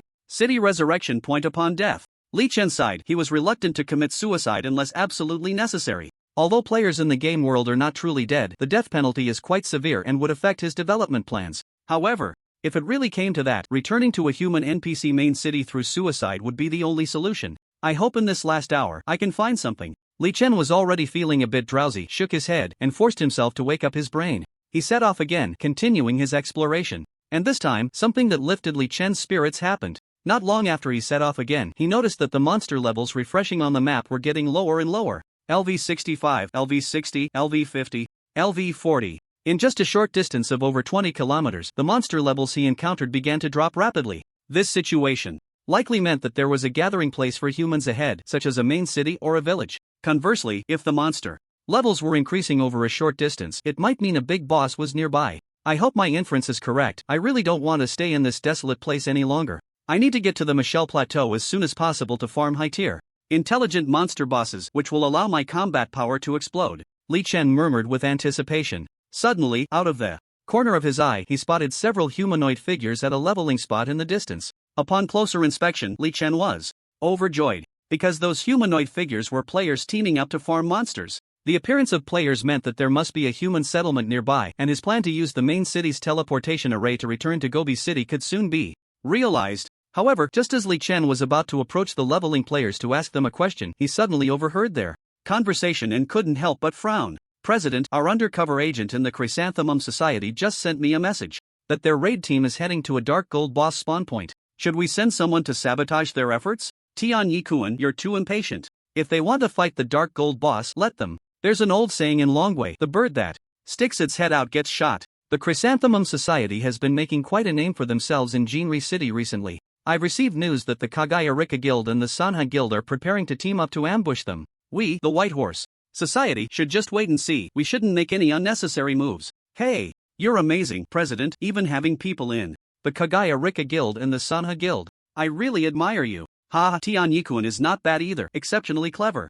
You will definitely be our future vice president of the White Horse Guild. Then, thank you in advance for the promotion, President. My brothers and I will definitely follow your lead in the future. Two of the leveling players burst into laughter, allowing the keen-eared Li Chen to successfully overhear their conversation. It is worth mentioning that the language they were speaking belonged to the Baga language, which Li Chen couldn't understand but could recognize, as he had once received some enlightenment education from video teachers from Baga country. In the world of Endless Firmament, there is an instant translation system, so players speaking different national languages can understand each other's dialogue. Turns out they are little Baga players. Li Chen felt a bit speechless about his luck. He wasn't interested in their conversation. It was just the usual scheming among Baga country player guilds, which had nothing to do with him. What bothered him was that the little Baga players in the game world were from a small NPC country called Rizhou. Rizhou only had 6 main cities, which was nothing compared to the 32 main cities of the Donghua Empire, making it a mere speck of land. Of course, the size of NPC countries didn't matter much, and had little impact on players. The little Baga players could still farm monsters, run dungeons, and complete quests in their tiny territory. But the problem was that Rizhou was over 4,000 kilometers away from the Donghua Empire, and according to the trajectory of his previous life, once players generally reached level 60, the national war phase would begin, and Rizhou would have almost no interaction with the Donghua Empire. The teleportation array here did not connect with any of the main cities of the Donghua Empire. How unfortunate, I can't go back to Gobi through Rizhou. Wait, no. Coming here now is not unfortunate at all, it's actually a stroke of luck. As Li Chen was complaining, a sudden thought struck him and he became excited. Originally, Li Chen had no particular thoughts about the little bastards, they were just players and he didn't have time to waste on them. However, this attitude changed when Li Chen recalled an event from his past life. If I remember correctly, in the second year after the launch of Endless Sky, a major incident occurred in the Sunlight Nation and the entire country was wiped out. Li Chen frowned, lost in memories. He didn't know much about the Sunlight Nation. However, in his past life, there was a sensational event that shocked everyone inside and outside the game. One day, a little bastard player from the Sunlight Nation emerged and slaughtered all the NPCs within a month, causing the Sunlight Nation to cease to exist. Over 80% of the players from the real-world Little Bastard Nation also died at least once under his blade. This incident was too shocking. In the game world of Endless Sky, the Sunlight Nation was the first player faction to be annihilated, especially since the Annihilator was a little bastard from within the Sunlight Nation. This was a clear backstab. When the news broke, everyone was discussing it and media outlets both big and small were scrambling to report on it. So even Li Chen, who never cared about the Sunlight Nation, had a rough understanding of the cause and effect of this event. The cause was related to the history of the Sunlight Nation in the game world. 100 years ago, there was a coup in the Sunlight Nation where the rebels sought the support of the national guardian beast, a high-level epic creature named the Eight-Tailed Serpent. The Eight-Tailed Serpent, owing to the kindness of the previous king, refused and scolded the rebels. Unexpectedly, the rebels launched a surprise attack, killed the Eight-Tailed Serpent, and successfully took power. The Eight-Tailed Serpent died, but not completely. After its physical body perished, it lurked in the shadows in a spiritual state. Meanwhile, the new rulers of the Sunlight Nation, having established an illegitimate regime, deliberately prohibited discussions about history and smeared the Eight-Tailed Serpent's reputation. After 100 years, they succeeded in changing the image of the Eight-Tailed Serpent in the hearts of the new generation of Sunlight Nation citizens from a guardian deity 100 years ago to an evil, terrifying, and malevolent demon. Observing all this, the Eight-Tailed Serpent's mindset twisted day by day, leaving it with nothing but overwhelming hatred for the Sunlight Nation. However, in its spiritual state, it had no combat power and could not take revenge, only seething in impotent rage. This situation continued until Endless Sky launched on Earth, and a bloodthirsty little bastard entered the game and created countless slaughters. The actions of this little bastard caught the attention of the Eight-Tailed Serpent, who recognized his killings of the Sunlight Nation's NPCs and players, thus passing on its legacy to him. With the legacy and the quest chain issued by the Eight-Tailed Serpent, the little bastard gradually grew to become the strongest player in the Sunlight Nation, ultimately destroying the nation with his own hands. In Li Chen's past life, this lucky and bloodthirsty little bastard eventually became one of the top 3 summoners on the leaderboard. Countless players from the Little Bastard Nation both loved and hated him. They hated him for causing the players of the Little Bastard Nation to lose their protector in the game, leading to their stagnation. As for love, it was because he was one of the few world-class powerhouses from the Little Bastard Nation, a figure of pride for all players from the Little Bastard Nation. At this moment, what Li Chen recalled was precisely this event. Since I'm here, why not intercept this quest? Anyway, the quest from Li Changsheng isn't urgent, and besides me, no other player will be touching the quest's related to the Michelle Plateau for a long time, so I might as well spend some time grinding this quest from the Sunlight Nation first. In his own words, the little bastard who ranked among the top 3 summoners said that the Eight-Tailed Serpent actively sought him out because he had killed many little bastard players and NPCs from the Sunlight Nation. So as long as I do the same thing, the Eight-Tailed Serpent should come looking for me, right? Li Chen thought to himself, feeling a sense of determination rise within him, and a smile blossomed on his face. This new plan is great. Not only can I intercept a hidden quest and receive generous rewards, but, as a native of the Dragon Kingdom, who doesn't have deep-seated memories of the invasion war from the last century? Who doesn't grit their teeth in hatred when reading about that part of history? In the game, taking down the little bastards doesn't weigh on Li Chen's conscience at all. In fact, just thinking about it excites him. As for what would happen to the little bastards from the Sunlight Nation after he wipes them out, Li Chen doesn't care. If you want to play, play. If not, get lost. Anyway, when the game merges with the real world, it won't be him or the Dragon Kingdom players who suffer. Let's do it. First step, let's take out these leveling players in front of us.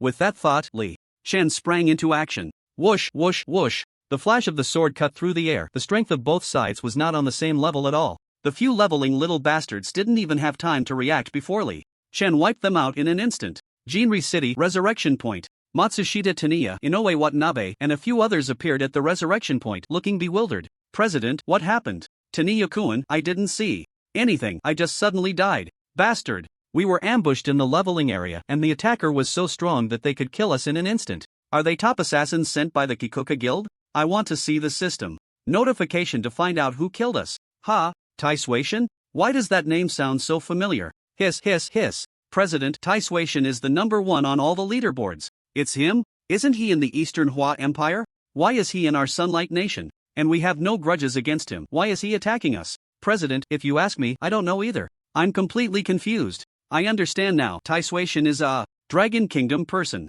He must be the angry youth that netizens talk about, deliberately attacking us to vent his anger. Bastard. Why should the grudges from 100 years ago fall on us? I want to protest. I want to condemn him on the forum. Matsushita, Taniya, Inoue Watanabe, and the others went from being bewildered by the assassination to being shocked and confused upon discovering the attacker was the #1 player in the game, and finally to feeling internal anger. They couldn't understand why Tai Sui-shin suddenly appeared in the Sunlight Nation and why he attacked them for no reason. Taking revenge themselves was out of the question. Just now, their entire party was wiped out in an instant, and now that they were dead, they were in a weakened state, making it impossible for them to be a match for Tai Sui-shin. There was no choice but to post on the game forum to voice their accusations, providing an outlet for their anger.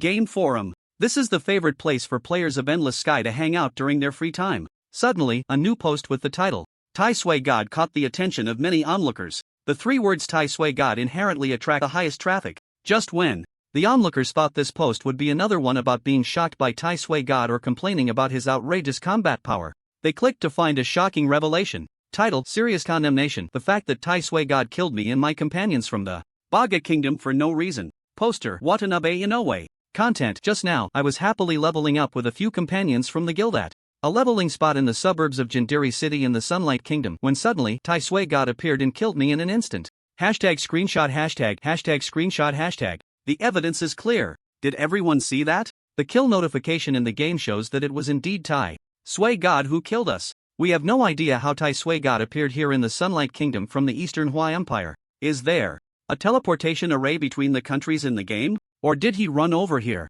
We also don't know what Tai Sui God's purpose in the Sunlight Kingdom is, nor do we want to know. But we can guarantee that we had absolutely no interaction with Tai Sui God before, for no reason. Why did he kill us? Is it just because he is from the Dragon Kingdom while we are players from the Baga Kingdom? However, our history books clearly record that during the World War last century, we went to protect the people of the Dragon Kingdom, which was a righteous act. I don't understand why the Dragon Kingdom distorts history, leading to so many years of animosity from the Dragon Kingdom's people towards us Baga people. This is unacceptable behavior, and this erroneous perception among the Dragon people must be corrected. Also, not long ago, the Dragon Kingdom's Pride of the Sky and Righteousness above all guilds declared on the forum that Tai Sui God is a madman who kills for fun. At that time, we didn't believe it, but now we have to believe it. We really want to know, Tai Sui God, when you kill innocent ordinary players like us, doesn't your conscience feel any pain? The onlookers were stunned after reading the content of this post. No one expected that Tai Sui God had quietly pulled off such a big stunt.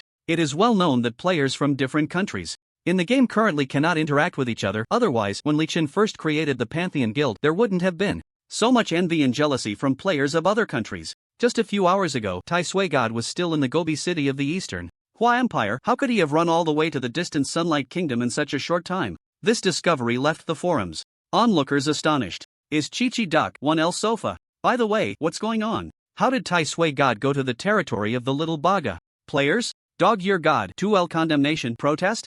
Why should I, Tai Sui God, care about killing you? Lightspeed Leader 3L. The dog upstairs is putting on a good show. What the hell is Dog Year God? Northeast Flower for oh my god, Tai Sui God is so awesome. He actually went to chop little Baga players, so cool. Can you take me with you? I also want to go chop little Baga. Huaishi. Peng Yuyan 5L is an ordinary player. I initially felt some sympathy for the poster. After all, being killed by a strong player for no reason while leveling up would make me so angry I couldn't sleep. But you, the poster, a brainwashed fool by the shameless high-ups of the Baga Kingdom, actually have the face to say that last century's invasion war was to protect our dragon people? Are you out of your mind? It's clearly your Baga Kingdom that distorts history. It's one thing to hype yourselves up, but you dare to come out and say it openly? Aren't you ashamed? I have to say, the Tai Sui God is doing a great job. It would be best to take out all the little bastards from the 8 Baka country. Huiyang Chen Yenzu 6L. That's right. This little Baka is making a fool of himself by bringing up his self-indulgent history. In this case, I mindlessly support the Tai Sui God, and those little bastards like the original poster deserve to die. Love eating sweet rice dumplings. 19L. I remember this little Baka original poster. You better watch out. When the national war opens, I will make sure to take you down until you quit the game. I keep my word. In Choi Si Ting 20L. Wow. The little Baka original poster is being attacked by the Dragon Country people. The Dragon Country people are so scary. Setting aside the historical facts of the last century, is it wrong for the original poster to condemn the Tai Sui God for cutting him without reason? The Tai Sui God is so powerful, can't he even complain on the forum after being cut? Einsteino Debio 21L. The person above is right. Why do the Dragon Country people keep holding onto the Little Baka original poster's minor mistake? Shouldn't we be discussing why the Taishui god can come to the Sunlight Country, why he would cut down an ordinary little baka like the original poster, and whether more little baka will die under the Taishui god's blade in the future? Little Palu from the Gili family, 95L. Whoa, I'm also a little baka player like the original poster. Just now, I was also cut down by the Taishui god while leveling up in the wild. I just want to grind and sell gold to support my family. Why does the Taishui god have to do this to me? Crazy Little Palu, 96L. I'm also a little baka, just like the original poster and the person above. I was also cut down by the Taishui god. This post quickly appeared on the forum homepage due to the overwhelming participation in the discussion. More and more onlookers became aware of this matter. The replies in the post kept increasing. The players participating in the discussion could roughly be divided into 4 types of voices. The first type felt that Li Chen's behavior was outrageous. How could he suddenly come to the territory of little baka players and domineeringly cut them down without any communication between game countries? The second type mindlessly supported the Taishui god's actions and angrily criticized the original poster, Inoue Watanabe, for distorting history. Most of this group of onlookers were fans of Li Chen or players from the Dragon Country. The third voice came from players from countries like Beautiful Country and Stupid Eagle Country. They were curious about how Li Chen arrived in the Sunlight Country, and since he could appear there, would he appear in their own game countries in the future? Would he kill ordinary players like themselves then? Everyone was very curious and concerned. The last type of voice in the replies was the attitude of the little baka players. According to a survey by a certain authoritative media, over 90% of the little baka people felt disgusted by the Dragon Country people, which could be considered a nationwide hostility towards them. The root of this situation may trace back 20 years when the little baka government discharged nuclear wastewater into the ocean, leading the Dragon Country to refuse seafood from the Baka Country, causing the Baka Country's economy to plummet. Therefore, the little baka players in the post empathized with the original poster's plight. As more and more victims like the original poster appeared in the post, the little baka players no longer cared about expressing their anger. They just wanted to clarify one thing. Taishui god, what exactly do you want to do? What exactly does Li Chen want to do? The answer, of course, is to trigger the hidden quest from his past life, and killing the little baka players is the prerequisite for triggering the quest. Although he is enjoying the killing more and more, Li Chen has not forgotten his purpose. Just killing players is not enough, he needs to kill some NPCs to have a better chance of triggering the quest. Thus, Li Chen began to walk towards the city of Jinri. Oh no, the killing ghost has appeared again. What killing ghost? It has already been exposed on the forum. It's the god of Taishui killing our Baka Country players. Nani? Why is the god of Taishui trying to kill me? Baka Yuru, god of Taishui, this is not a place for you to act recklessly. His speed is so fast that I can't see him with the naked eye, and his attack power is enough to kill any one of us in an instant. Run, we can't stay here, we'll die. Outside the north gate of Jinri City, countless players who were originally leveling up wish they had 8 legs and rushed into the city without a care. Among them, some stubborn ones stayed behind, wanting to counterattack Li Chen. But in the face of such an absolute power gap, this kind of resistance was meaningless. They couldn't even block Li Chen's footsteps. Hundreds and thousands of little baka players fled in panic like lost dogs. This scene shocked the 10 or so gatekeeper NPCs at the east gate of Jinri City. What happened? Outrageous. In broad daylight, how dare they commit murder outside our Jinri City? Capture him. The gatekeeper NPC soldiers quickly understood the situation, and the next moment, they charged at Li Chen with great momentum. All the little baka players nearby couldn't help but feel hopeful. He's dead for sure. Someone said confidently, at this stage, no one can escape in front of NPC soldiers. The god of Taishui is definitely no exception. Hearing this person's assured words, the nearby little baka players became even more expectant. They had just been scared by the god of Taishui. Now, with the news of the god of Taishui appearing near Jinri City and slaughtering little baka players spreading like wildfire, all the little baka players on the scene united against the god of Taishui. However, their expectations were slapped in the face the next second. The 10 or so gatekeeper NPC soldiers of Jinri City had not gone far when they were met with several brilliant swordlights. The figures of the NPC soldiers instantly shattered like broken glass. There was no way NPCs do not disappear into white light after death like players. After being killed, their bodies would remain on the ground for a while. The little baka players who witnessed this scene were instantly dumbfounded, and the bloody sight made some of them unable to hold back their vomit. How could this happen? NPC soldiers are all LV-40 black iron rank or above strongmen. How could they not withstand even a second in front of the god of Taishui? Baka Yaru, who just said that NPC soldiers could kill the god of Taishui? I think carefully, the god of Taishui is LV-54 legendary. How could NPC soldiers possibly be his match? I was just expecting for nothing. The god of Taishui has gone mad. How dare he kill NPC soldiers? Doesn't he know that NPCs band together? By doing this, he will definitely face the hunting of all the NPC masters of the Sunlight Kingdom. Just a few sacks. I don't know when the NPC masters of the Sunlight Kingdom will punish the god of Taisui. I only know that the god of Taisui is coming for us again. Quick, run, ah! The little Baka players were horrified. They never expected that 10 powerful NPC gate soldiers would be directly killed by Li Chen. Even more unexpected was that after killing the NPC soldiers, Li Chen continued to chase after them.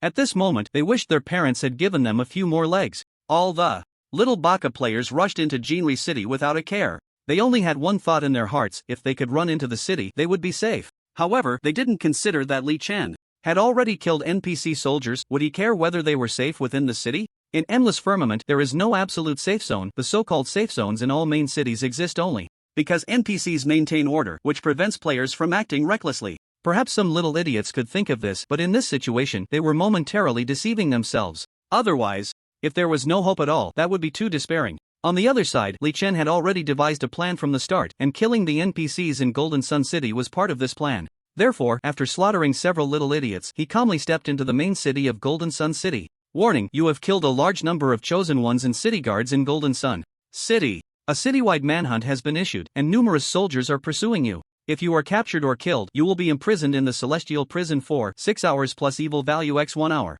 Please escape in time. Tip: you have killed the player Emperor's chief bodyguard, LV27 Elemental Mage. Your evil value increases by 1 point. Your current total evil value is 999 points. Tip: you have killed the player Up Down Left Right Alibaba, LV29 Gale Archer. Your evil value increases by 1 point. Your current total evil value is 1000 points. Tip: you have committed mass slaughter. You have completed a hidden achievement. You receive the achievement reward 1000 kill title. Tip: you have killed omitted. Various kill notification messages kept appearing on the panel. Unknowingly, Li Chen had killed 1,000 little idiot players. The reason his evil value was only 1,000 points was that killing intelligent monsters could quickly reduce evil value. The 1,000 points of evil value he had obtained from killing Shimen Shaoqing in Gobi City had long been cleansed. The title of 1000 kill, not bad, but still not as good as my Gobi City King attribute. So I won't change it. Li Chen glanced at the attributes of the newly acquired title, not paying much attention, and continued to focus on his killing spree. Swish swish. Swish swish swish. Tip: you have killed the player Breath of Love, LV31 Elemental Mage. Your evil value increases by 1 point. Your current total evil value is 4396 points. Tip: you have killed the NPC Merchant Doris, LV27 Elemental Mage. In Golden Sun City, your evil value increases by 1 point. Your current total evil value is 4397 points. Tip: you have killed omitted. As various kill notification messages continuously refreshed on the panel, Li Chen's evil value soared. Golden Sun City was just the main city of a small country, lacking the level of legendary sword Saint Li Changsheng from Tianya City, so wherever Li Chen went, he killed without restraint. Whether players or various NPCs, all became souls under his sword. Interestingly, killing NPCs of the Eastern Hua Empire increases the evil value by 1,000, while killing NPCs here in Jinri City only increases it by 1 point. So, are the NPCs of the country where the little bastards are playing really inferior to those of the Eastern Hua Empire? It's actually a faction issue. The amount of evil value gained is related to the player's faction. If I were a player from the Sunlight Nation, killing NPCs in Jinri City would also give me 1000 points of evil value. An evil value of 6666 points, a very auspicious number. I've almost finished killing, let's call it a day. About 20 minutes later, Li Chen stopped the slaughter. In the past 20 minutes from the moment he stepped into Jinri City, he had been unstoppable, killing gods and demons alike, pushing through with a rampage mode, and 5 to 6,000 little bastard players and NPCs of Jinri City fell to his hands. He didn't just go in and out of Jinri City 7 times, he had at least cut straight through from the east gate to the west gate. The reason he decided to stop the killing, reaching an auspicious number of evil value, was just a joke. The real reasons were twofold. First, there was no benefit in killing people or NPCs. After the initial novelty wore off, Li Chen gradually felt the boredom and numbness set in, and the fatigue from staying up all night began to creep back in. It was time to log off and sleep. The other reason was, he hadn't triggered the task for the 8-tailed serpent yet. If he killed too many people and scared them off, what if the future task required him to kill a certain number of people? That would be troublesome. So Li Chen decided to stop and log off to rest. I killed a total of 6,666 people. That's way more impressive than that little bastard who triggered the 8-tailed serpent task in my past life, right? Maybe the 8-tailed serpent needs some time to receive the news. No rush, let the bullets fly for a while, and I'll continue killing after I wake up. With that thought, Li Chen casually found a corner with no one around and happily logged off to sleep. Li Chen fell asleep. But on that day, both inside and outside the world of Endless Sky, there was a stir because of him. Shocking. The number one powerhouse appears in the Sunlight Nation, slaughtering tens of thousands of players and NPCs. Explosive. Why did the Tai Sui God massacre little bastard players? Click to see the exclusive report. Tai Sui God, do you want to destroy the esports of the bastard nation? The Wolf Star descends. The terrifying Tai Sui God spares even NPCs. A massacre beyond comprehension. The sins committed by the Tai Sui God. On the game forum, all kinds of shocking posts emerged one after another. The news had already spread since Li Chen began slaughtering little bastard players outside Jinri City. By now, at least every player browsing the game forums had heard of this horrifying event, as Li Chen's actions were continuously confirmed. This matter stirred up an unprecedented uproar on the forums. My god, the Tai Sui God is too strong, right? One person breaks through a main city? Awesome, no wonder he's my idol, and killing little bastards is just too satisfying. Haha, I'll have material for my dreams tonight. The Tai Sui God has too much killing intent. This is not good. As a Dragon Nation person, I just want to say please continue. Let's bury the allies on the thick burial tower. Next time, please get to the point without saying strange nonsense. I can't retract my 40-meter big knife anymore. Oh my god, you Dragon Nation. People are really scary. Actually cheering for this? This is a terrifying thing. How can the Tai Sui God harm the players of the bastard nation like this? I strongly condemn this behavior. That's right, the Tai Sui God can't keep doing this. Someone must come out to manage him, or the fate of Jinri City today might appear beside us tomorrow. I am a little Baga player and I am also in Yuri City. Although I was lucky enough not to be killed by the god of Tai Sui, mainly because I was grinding monsters in the wild at the time, the actions of the god of Tai Sui still seriously affected me because the hidden quest NPC I finally managed to find was killed by him. Damn it! I worked so hard to complete the quest. You should give me the reward back. I am also a little Baga player and I was killed twice. Woo woo. The onlookers on the forum were in an uproar. This incident shocked everyone. Though little Baga players were wailing, each one coming forward to share their misfortunes. Players from other countries like Beautiful Country and Dull Eagle Country, while enjoying the spectacle, couldn't help but feel a bit worried that the same thing might happen to them in the future. After all, no one knew why the god of Tai Sui suddenly killed so many little Baga and so many NPCs. Such behavior was truly horrifying and sensational in front of people from other countries that had no deep-seated hatred towards the little Baga. In their eyes, the god of Tai Sui was indeed a butcher who killed for pleasure. As for why the god of Tai Sui didn't act like this in the Eastern Hui Empire before, that could only mean he was a populist butcher. Foreign players were deeply concerned about this. Meanwhile, a small number of players from Long Country also felt that Li Chen was going a bit too far. How can you do this? God of Tai Sui, be rational. Such a person is too terrifying. With a heavy killing intent, he is completely a madman who kills for pleasure. Little Baga are also human. How can you treat them so cruelly? Such voices were not uncommon. Of course, as soon as these discussions emerged, they were immediately met with criticism from more people in Long Country. It's just a game, killing and chopping is normal. How does the god of Tai Sui killing little Baga affect you? Right, it's not like he killed little Baga in the real world. Don't forget national humiliation. Historically, the little Baga committed unforgivable crimes against our ancestors, and you don't mention that, but you're upset just because the god of Tai Sui is killing little Baga in the game? What kind of spirit is that? In wartime, you would be Han women. So soft-hearted, can't stand to see little Baga being killed? How noble. There's a big Buddha over in Lesan. I suggest you buy a ticket, go to Lesan, smash the big Buddha, and sit on it yourself. Clearly, most players from Long Country supported Li Chen. Regarding Li Chen's massacre of little Baga, everyone felt it was delightful, even unable to refrain from applauding. The forum was thus in an uproar, with everyone discussing and arguing about why they supported or condemned Li Chen. But no matter how everyone spoke, there was one common question among all: why did Li Chen do this? Although there were some special plot reasons, after all, this was just a game, and to go on a killing spree just because of that was indeed hard for many to understand. However, supporters remained supporters, and opponents always had their reasons. Just as the players of Endless Sky were fervently discussing Li Chen's massacre of players in Golden Sun City, a temporary meeting of official representatives from multiple countries was also being held in the real world. At the meeting, representatives from Long Country, Beautiful Country, and Dumb Eagle Country, among others, were present, as all major world powers sent representatives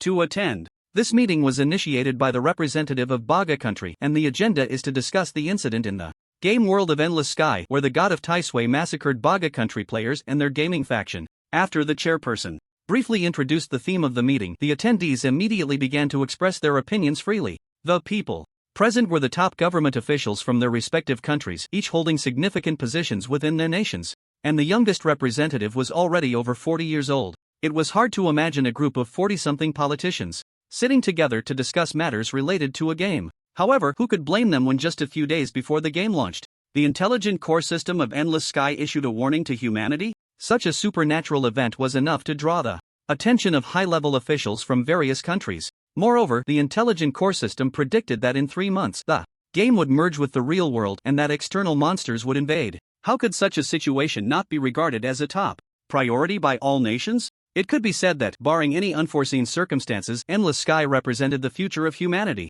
The resources gained in the game and the strength of players from various countries could very well determine the new world order in the future. As the saying goes, there are no small matters in diplomacy, and now, there are no small matters in the game of Endless Sky either.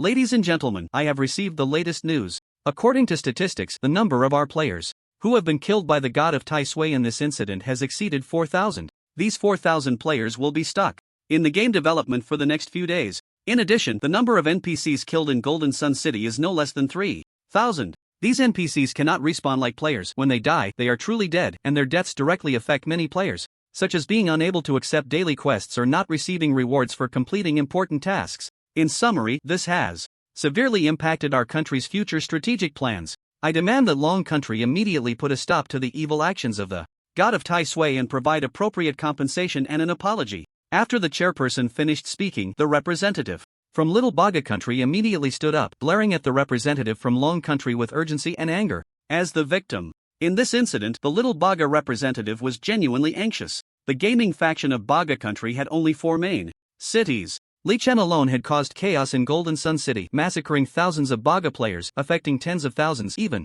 millions. After all 4 main cities belong to one country, and the fate of Golden Sun City today could very well be mirrored in the other 3 cities. Therefore, this incident left all players in Baga Country in a state of panic. How could they level up and grow stronger in the long run? Originally, Little Baga Country was already lagging behind first-tier powers like Long Country and Beautiful Country, and their higher-ups were hoping to make Baga Country great again through the game Endless Sky. But with the god of Tai Sui causing such havoc, it was hard to even hope for greatness again. Just surviving would be a good outcome. Thus, the Little Baga representative strongly demanded this meeting to pressure Long Country. Even if they couldn't obtain compensation and an apology, it was essential to get the Long Country officials to stop the god of Tai Sui from continuing the massacre. I agree with the demands of the Baga Country representative. As soon as the Baga Country representative finished speaking, the representative from Pickled Vegetable Country quickly stood up to express support. Although Baga Country and Pickled Vegetable Country harbored mutual animosity, on an official level they were relatively close due to both being lackeys of Beautiful Country.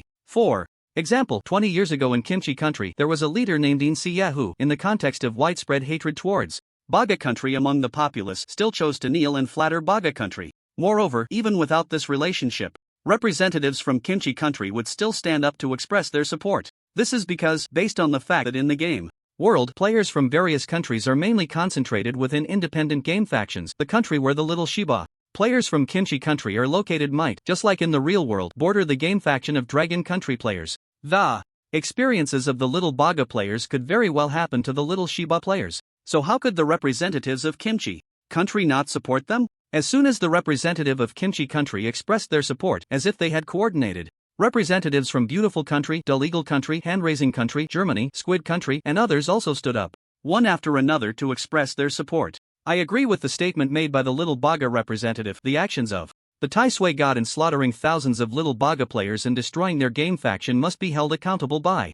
Dragon Country. That's right, I demand that the Dragon Country officials immediately put a stop to the Tai Sui god's actions, and I propose that for every Little Baga player killed by the Tai Sui god, Dragon Country must compensate them with at least 1 piece of mainstream silver quality equipment to barely offset the losses of the Little Baga players. I also agree with the demands of the Little Baga Country representative and propose that Dragon Country publicly disclose the methods by which the Tai Sui god became stronger. According to the warning from the Endless Firmament's Heavenly Path intelligence system, when we face foreign demonic creatures in the future, the only thing we can rely on is the world of Endless Firmament. At that time, all of humanity will belong to a community of shared destiny. If everyone is as strong as the Tai Sui god, then what is there to fear in overcoming the crisis? I also agree. Representatives from Beautiful Country, Illegal Country, Hand-Raising Country, and others spoke out with righteous indignation against the representatives of Dragon Country. They were not only supporting the Little Baga Country representative but also trying to leverage the situation to uncover the secret of how the Tai Sui god became stronger. However, in the face of this criticism, the Dragon Country representative, Gung Shuangshuang, remained calm. As a professional diplomat, For half his life, he had faced all kinds of dire situations, and to him, the accusations from the representatives of Little Baga and other countries were merely routine bickering. First of all, I want to inform everyone that since each player's identity is protected by the heavenly path of endless firmament, our dragon country officials do not know the specific identity of the player, Tai Sui God, so we cannot take any coercive measures against him. Secondly, the actions of the Tai Sui God are personal actions. Please do not elevate this to a national level. As for why he is slaughtering Little Baga players in the game, we speculate it may be for a certain quest to obtain quest rewards. Finally, if you all want to stop the actions of the Tai Sui God through our dragon country officials, I advise you to save your efforts on that front. Instead of wasting time on this, why not think about how to stop the Tai Sui God in the game? A country being suppressed by one person? Frankly speaking, that country is too useless.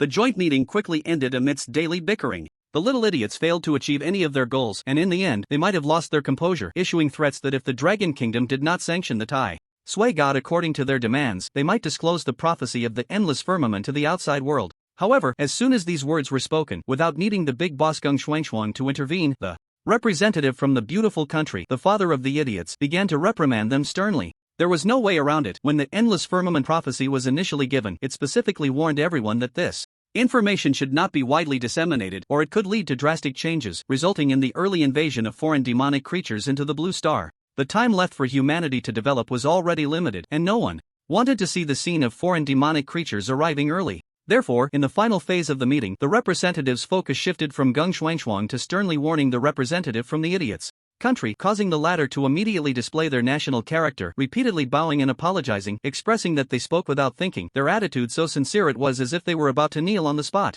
However, for Li Chen, the person being discussed, this matter was of no concern. Around 6 o'clock in the evening, after waking up from a nap and quickly completing the necessary physiological activities, he immediately logged into the game world. Another day of grinding begins. After logging in, the system notifications, private messages, and it mentions in the guild chat started ringing incessantly. The notifications were mainly about the accumulated tickets for the dungeon Wolf Clan altar. That's right, he could still receive the ticket fees for this dungeon, and after happily collecting over 10,000 gold coins, Li Chen's gaze turned to the private messages and the guild chat. Everyone on his friends list had sent him private messages. What they were saying was all related to his slaughter of the little idiots in Yuri City. After casually replying to a few, Li Chen's attention shifted back to the guild chat. Invincible Tyrannosaurus Warrior, regular member the president is online. Loves offering, regular member President Daddy, can I join you in killing the little idiots? I want to kill little idiots too. Big package smash. Regular member President Daddy, if possible, take me along too. I want to do this even if I don't sleep. Don't mess with me, regular member President Gigi. Can I join you in killing the little idiots? Baldy also wants. Love, regular member Damn, don't mess with me, you're so double standard. Calling yourself old lady in front of us and sister in front of the president? Don't mess with me, regular member so what? I want to, you bald idiot. What's it to you? It was clear that the guild members' conversations were also related to his killing of the little idiots. Moreover, most of those speaking were asking if they could also come and kill the little idiots. After all, the guild was made up of people from the Dragon Kingdom, and any normal person from the Dragon Kingdom would be interested in killing little idiots. The members of the guild have a very correct worldview, Just as Li Chen was reflecting, he saw a particularly special comment. Arigato, regular member, President, most of the players from the idiots' country are just ordinary people, they are also hurt when you kill them. Could you please kill fewer players from the idiots' country? Don't mess with me, regular member Damn, where did this saint come from? Invincible Tyrannosaurus Warrior, regular member bro, if you've been kidnapped, just say something, or if you've been paid off, let us know, and we'll get rich together. Otherwise, I really can't understand how you can be so brainless. How many little idiots the president kills is none of your business. Are you a little idiot too, sympathizing with them? The layabout monster, ordinary member brother, your awareness is a bit low. As a member of the Hall of Gods, we should mindlessly support whatever the president does, especially when it comes to cutting down the little bastards. Anyone who has received 9 years of compulsory education in the Dragon Kingdom and has a slight understanding of that painful history from the last century shouldn't feel sympathy for the little bastards. The delayer. Monster, ordinary member, your statement is a bit outrageous, I can't agree with you. As soon as the public member named Arigato spoke, he was immediately criticized by several guild members without needing Li Chen to express his stance. Everyone already strongly agreed with Li Chen's slaughter of the little bastards, even wishing to follow him to cut them down. You actually feel sympathy for the little bastards? Clearly, we are not of the same kind. Yes, many of the little bastards killed by Li Chen were just ordinary players. But weren't the countless common people in the Dragon Kingdom who suffered at the hands of the little bastards during the war last century also ordinary people? It's Just a slaughter of little bastards in the game, not outside the game, and you still feel sympathy? Why don't you feel sympathy for those ancestors who were harmed by the little bastards? Arigato, ordinary member, stop scolding. Stop scolding. I was wrong, okay? Seeing the situation, the player Arigato, who was being criticized, quickly admitted his mistake. However, Li Chen chose not to forgive him. Taisui, guild leader, we cannot work together. If our paths are different. Arigato, you are not one of us, you are expelled. Guild announcement, player Taisui, guild leader, has kicked Arigato, ordinary member, out of the guild and permanently blacklisted him. That's right. Li Chen directly used his authority to kick out Arigato, who had made an outrageous statement. This was the first time he had kicked someone out since founding the guild, but it received unanimous praise from the guild members. MOAI. Lan Yang, ordinary member, the president is awesome. Tuziyu Xiang Uai Ching, ordinary member, well kicked. The president is domineering. Hua Hudi, elder, the president is domineering. By the way, my great-grandfather was a martyr in the anti-Japanese war. Please take me along to slaughter the little bastards. Ju Hua Tai, ordinary member, the president is domineering. Also, worship the beautiful elder Hua Hudi. The guild channel was filled with cheers. Li Chen felt that the chatting time was about over, so he directly told everyone that he couldn't bring anyone to the Sunlight Kingdom, then withdrew his mind and refocused on the city gate of Yuri City before him. A new day, a new slaughter was about to begin. In a rental room in Qingcheng, a young man with a sharp face angrily threw his gaming helmet to the ground. Why couldn't I resist the temptation to speak for the little bastards after taking their money? Being kicked out of the Hall of Gods Guild means my path to greatness is gone. I regret it so much. That's right, this sharp-faced young man is Arigato, who was kicked out of the guild by Li Chen in the game. The turmoil in the guild chat channel was just a minor episode. After logging in, Li Chen's main action was still the same as when he logged off in the morning, slaughtering the little bastards and NPCs of Jinri City. Swish, swish, swish. As the brilliant swordlight once again shone inside and outside Jinri City, the wails of the little bastards re-emerged. Bastard! The damned Tai Sui god has appeared again. Run! He's starting to slaughter us again. We can't escape, there's no way to run. Tai Sui god, you scoundrel, why do you have to persecute us?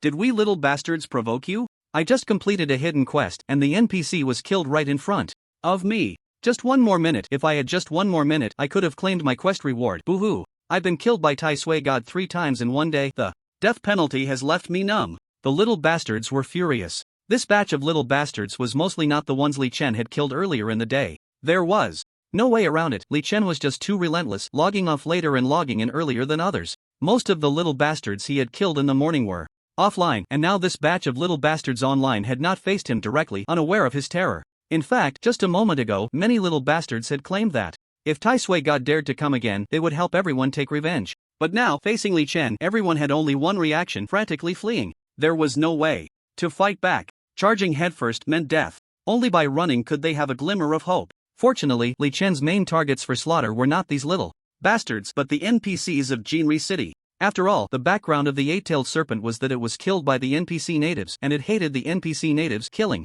little bastard players was just a side task. Tai Sui god, do not act recklessly here. Arrest Tai Sui god. After the morning slaughter, the NPCs of Jinri City were clearly on guard against Li Chen. Less than a minute into the slaughter, a large number of NPC soldiers surrounded him, led by the strongest NPC soldier captain, a level 60, golden tier warrior. However, his ambitions were high, but they would likely only be realized in dreams. Just in time, Li Chen smirked and charged into the NPC soldier ranks. In the next moment, sword energy filled the sky, and one by one, the NPC soldiers of Jinri City fell swiftly. The entire battle process could not be said to be without the power to fight back. It could only be described as one-sided. We can't win at all. He's also a chosen one. Why is he so powerful? While our chosen ones are all useless? We can't win. Hurry to seek support. In just one encounter, the NPC soldiers were cut down to pieces, and their ranks quickly collapsed. They went to seek support, but Li Chen would not just wait idly. Entering the main city, he continued the slaughter. Whoever he encountered, he would cut down. In front of Li Chen, whether you were a beggar or a high-ranking official, everyone was treated equally. Hint, you have killed, omitted. Hint, you have killed the NPC. Hunter of Jinri City, Yamamoto Ichiko, LV33 Gale Archer. Your evil value increases by 1 point. Your current total evil value is 10,000 points. Hint, you have caused massive slaughter. You have completed a hidden achievement. You have received the achievement reward 10,000 kills. Title. As various kill notification messages continuously refreshed on the panel, Li Chen's evil value soared. Soon, another hidden achievement was unlocked. Title, 10,000 kills. Attributes, strength/agility. Plus 600, strength/agility plus 12%, active skill level increased by LV1. Passive effect in combat against non-monster faction creatures. For every unit you kill, you will instill A fear effect on nearby individuals of lower level or rank than yourself, causing them to experience a state of fear lasting from 0.5 to 2 seconds. Source: hidden. Achievement reward for killing 10,000 non-monster units in a short time. Previously, Li Chen looked down on the title attribute of 1000-Man Slayer. However, the title of 10,000-Man Slayer brought him some comfort. A very strong title, although it only increases strength and agility, unlike the King of Gobi City title that boosts health, attack, defense, and all 4 attributes. It suits me very well, especially in my current state of slashing. Li Chen happily equipped the title. At the same time, after he chopped down an NPC merchant nearby, he noticed that several NPCs within 20 meters instantly began to spin around like headless flies, with 3 spinning skull icons appearing above their heads. The passive effect from the 10,000-Man Slayer title, abnormal control state, fear. This effect was a pleasant surprise for Li Chen. It had little practical use against the low-level NPCs nearby. After all, fear was inconsequential. If Li Chen wanted, he could easily kill them all in an instant. However, fear was still a form of control, and who knows, it might come in handy later. Having it was better than not having it. If the title reward for 10,000-Man Slayer is already this powerful, then what kind of good stuff will I get for killing 100,000 or even 1,000,000? Li Chen was looking forward to it. Time passed second by second. About half an hour later, Li Chen stopped the slaughter. He had already made his way from the west gate to the east gate, cutting through the entire Golden Sun City. Standing at the entrance of the east gate, looking at the nearby NPC soldiers trembling in fear and the few small players, Li Chen smiled slightly and shouted, 4 hours from now, I will come back again, and at that time, I will annihilate the entire Golden Sun City. If you want to live, you better run away early. The reason he stopped the killing was still the same as his thought in the morning. The task of the 8-tailed serpent had not been triggered yet, and he couldn't just kill everyone early, or what would happen to the task? The reason for coming back in 4 hours and loudly announcing it to the small players and NPC soldiers was not out of sympathy for them, but to let the bullets fly for a while, giving the 8-tailed serpent's soul, which was secretly watching the Sunlight Kingdom, some time to receive the news. During these 4 hours, Li Chen decided to find a random place in the wild to grind monsters. No matter whether the 8-tailed serpent would come out or not, he would completely unleash his killing spree in Golden Sun City. After all, while he valued the task of the 8-tailed serpent, he didn't want to waste too much time here. For Li Chen now, time was everything. These people indeed deserved to die. But killing them was just a matter of moving his hands. The rest of the time had to be spent grinding monsters, or it would be too boring. As time slowly passed, the main event was finally about to arrive. Li Chen shouted and then left. He meant what he said. 4 hours later, around 10 o'clock at night, he would definitely come to massacre the entire Jinri City. His words immediately threw all the little bastards in Jinri City into a complete panic. With so many people paying attention to this matter, once the news spread to the game forum, it sparked widespread discussion. Massacre the city? My god, is the great god Taisui going to go that far? That's the main city of a kingdom. No matter how strong the great god Taisui is as a player, isn't there anyone in the Sunlight Kingdom who can match him? I think it's unlikely. The last 2 times he stormed Jinri City, it was mainly because the NPC forces were unprepared, right? Now that he's openly making threats, the NPC powerhouses of the Sunlight Kingdom will definitely come over and be on high alert. I actually think the great god Taisui can do it. After all, his strength is outrageous and can't be measured by levels. At over level 50, it feels like even a level 100 NPC wouldn't be his opponent. Stop arguing, 4 hours will pass quickly. Whether the great god Taisui can do it, we'll just have to see with our own eyes. I'm already starting to look forward to it. Go, great god Taisui. Let these NPCs know that we players are not to be trifled with. Exactly, I'm also looking forward to the great god Taisui massacring Jinri City. After all, NPCs discriminate against us players. I remember when I first entered the main city, I was forced to recite the rules of the Chosen One, which almost suffocated me. I hope the great god Taisui can give us players a breath of relief. Ah, yes, the NPCs bully us too much. I also hope the great god Taisui can successfully massacre the city and let me vent my anger. It's just a pity for the little bastards in Jinri City. They're going to be in trouble. In trouble? The great god Taisui has already given the little bastards 4 hours to retreat. 4 hours. If they want to run, isn't it easy? The great god Taisui has been merciful enough. Ah, yes. I am a little bastard player. Thank you, great god Taisui, for the early announcement. He's actually quite nice. What? No. Without Jinri City, how are we supposed to develop and grow stronger? Great god Taisui, why do you have to harm us little bastards like this? I've caught a little bastard player who's panicking. I'll answer that question for the great god Taisui. Putting facts aside, when the great god Taisui cuts you down, don't you little bastards have any fault at all? The onlookers on the forum were in an uproar. As the saying goes, one wave hasn't settled down before another rises. The news of the great god Taisui massacring little bastard players in Jinri City NPCs had already spread like wildfire after a day of fermentation. Countless people were following the developments of this matter. Was the great god Taisui's action a whim? Or would he continue the massacre? Many speculated and discussed, and in the end, the great god Taisui proved with his actions that his slaughter of the little bastards was far from over. This 4-hour death announcement incident once again attracted the attention of the forum's onlookers. Some people, enjoying the spectacle, stirred up trouble everywhere. Some secretly hoped the great god Taisui would massacre the NPCs to help them vent the anger they felt when they were forcibly managed by NPCs upon entering the main city. Others sympathized with the little bastard players, thinking the great god Taisui was going too far. Creating 2 instances of slaughter was one thing. After all, what had happened couldn't be changed. But if the great god Taisui were to destroy Jinri City, what would happen to the little bastards there? We're all human, can't we be a little friendlier? Of course, as the victims of this incident, the voices of the little bastard players on the forum also attracted a lot of attention. The attitudes of these little bastards were generally divided into 2 categories. One type was furious and filled with rage. The other type, strangely enough, was grateful. Those who understood history knew that the little bastards were quite peculiar, with a bit of a masochistic trait. For example, in history, after the United States dropped 2 atomic bombs on Japan, they not only did not hate the United States but instead looked up to it. The same goes for this incident. Li Chen was too strong, causing a part of the little bastard's inherent masochistic traits to be passively activated. They not only did not hate Li Chen but instead admired him. In their words, the Taisui deity clearly had the strength to continue the slaughter but deliberately gave them 4 hours to retreat, which was simply too considerate of these little bastards. What a good person. As for why the Taisui deity slaughtered, why bother with so much? Whatever the strong do is right and the weak just need to obey. Such an explosive attitude left many people from other countries speechless. It should be noted that some self-proclaimed righteous foreigners have been criticizing the Taisui deity's atrocious actions, yet the victims, the little bastards, ended up praising him, leaving them at a loss for reasons to continue their criticism. One can only say that the little bastards once again proved their quirky national character to the world. Time quietly passed. The 4 hours passed in the blink of an eye. Outside Jinri City, in a level 45 leveling area, Li Chen stopped his monotonous monster grinding.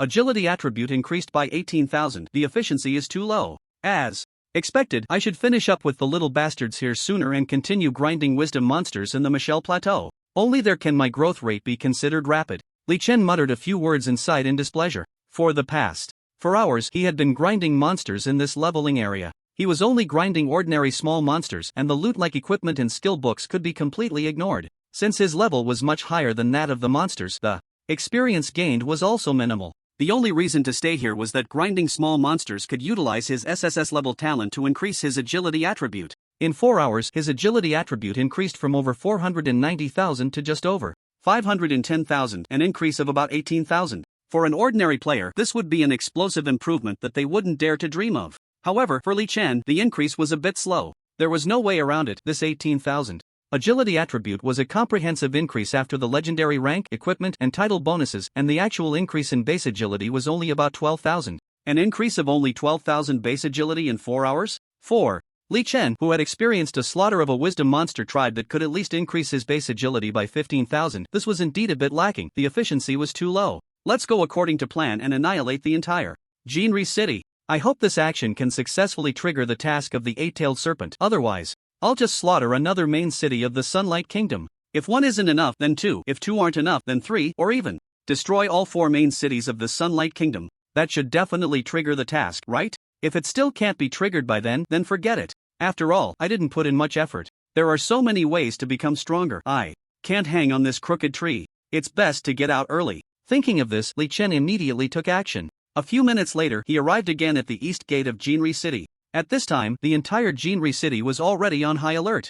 Jinri City, East Gate. Just as Li Chen arrived, he was unexpectedly blocked by a little player. Although this little player was trembling all over, his eyes filled with fear, he still did not take a step back upon seeing Li Chen's figure. This piqued Li Chen's curiosity. He had issued a death declaration in advance, so why was this little player not running away but instead staying here? It seemed like he was specifically waiting for Li Chen. Under Li Chen's scrutinizing gaze, the little player stammered, "Respected Taishui God, I represent the little players of Jinri City and would like to make a deal with you." Through his narration, Li Chen understood. It turned out that Jinri City, facing the threat he posed, had triggered an urgent mission similar to the one that occurred when Gobi City was attacked by monsters. All the little players in the city had activated a lucrative city defense mission. This little player was the representative of the city's little players. Faced with Li Chen, the little players had no confidence in successfully defending the city, but they were eager to obtain the generous mission rewards, so they sent a representative to negotiate 10 million Dragon Country coins. The mission requires you to be killed by us. As long as you stand still and let Us kill you once, we are willing to pay you 10 million dragon country coins as compensation. At this point, after stating their intention, the little player quickly laid out the terms. 10 million dragon country coins for one death was an astonishing offer. After all, players would respawn upon death, and at this stage before Endless Firmament merged with the real world, players were indeed immortal within the game. If Li Chen was willing to take this money, it would almost be free. Any ordinary player would likely not refuse such a huge temptation. However, in Li Chen's view, even if it were 1 billion, he would never agree to the price of his own death. Money, in his eyes, was only useful if it was enough, anything more was just waste paper. Moreover, was 10 million a lot? Selling a few pieces of legendary quality equipment would likely yield more than enough. However, the legendary equipment he didn't need, he directly placed in the guild warehouse for guild members to freely take. From this perspective, money truly held no allure for him. Thus, facing the eager expression of the little player representative, Li Chen expressionlessly shook his head. I refuse. Is 10 million not enough for you?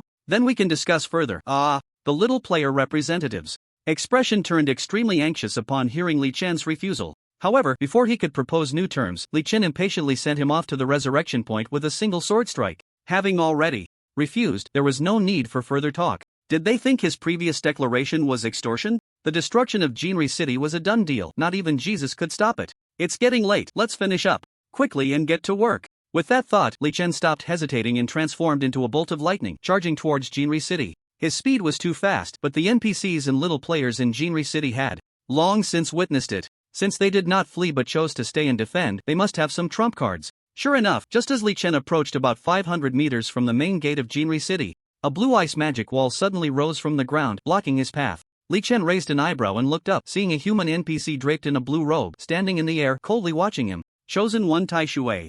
God, the Sunlit Nation is not a place where you can act recklessly. I must say, you have chosen the wrong opponent. The mage NPC said coldly, while Li Chen immediately looked at the information displayed above his head. Name, Adugon, Strength, LV74 Legendary Rank. Attributes, Skills, Remarks, Legendary Ice Mage of the Sunlight Kingdom, one of the strongest in the Sunlight Kingdom. The distance was a bit far, exceeding the range of the true sight skill. But it wasn't a big deal. A LV74 legendary NPC definitely belonged to the strongest tier among the NPCs currently encountered by players, but it depended on who you compared it to. In a burst state, Li Chen could crush and kill even a LV62 epic creature, the Undead Bone Dragon, so how could a LV74 legendary NPC be stronger than the Undead Bone Dragon? Although the level was higher than the Undead Bone Dragon, the rank difference was there. In Li Chen's view, this Adogan's strength was definitely not comparable to that of the Undead Bone Dragon. I hate you flying mages the most, staying in the sky, out of my attack range. But that was in the past. Come down. Li Chen was too lazy to communicate with the other party and directly activated the skill Anti-Sky Domain learned from the Red Dragon loot.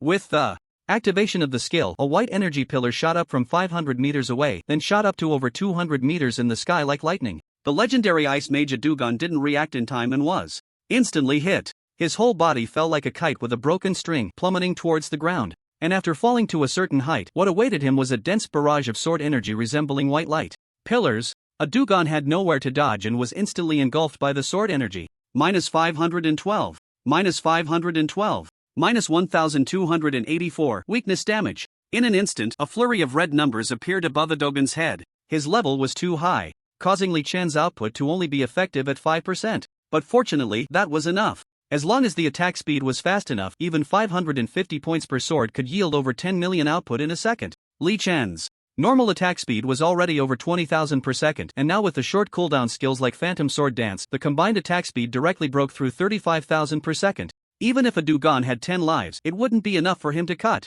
However, although Adugon didn't have 10 lives, he had an invincible skill. Battle Information. Adugon, LV74 Legendary Mage, releases Skill Magic Shield, applying a shield that can absorb 50% of maximum HP magic damage and is immune to control skills until the shield is broken. Battle Information. Adugon, LV74 Legendary Mage, releases Skill Ice Coffin, becoming immune to any form of damage for the next 3 seconds during the skill's duration. A transparent ice coffin appeared out of nowhere, sealing Adugon inside, and under the protection of the invincible skill effect of the ice coffin, Adugon could still speak. He shouted angrily, "Make your move." At the same time, a figure holding a dagger appeared out of thin air behind Li Chen and fiercely stabbed at Li Chen's head. Adugon, go for it. Adugon is a LV74 legendary NPC. He will definitely stop the Tai Sui God.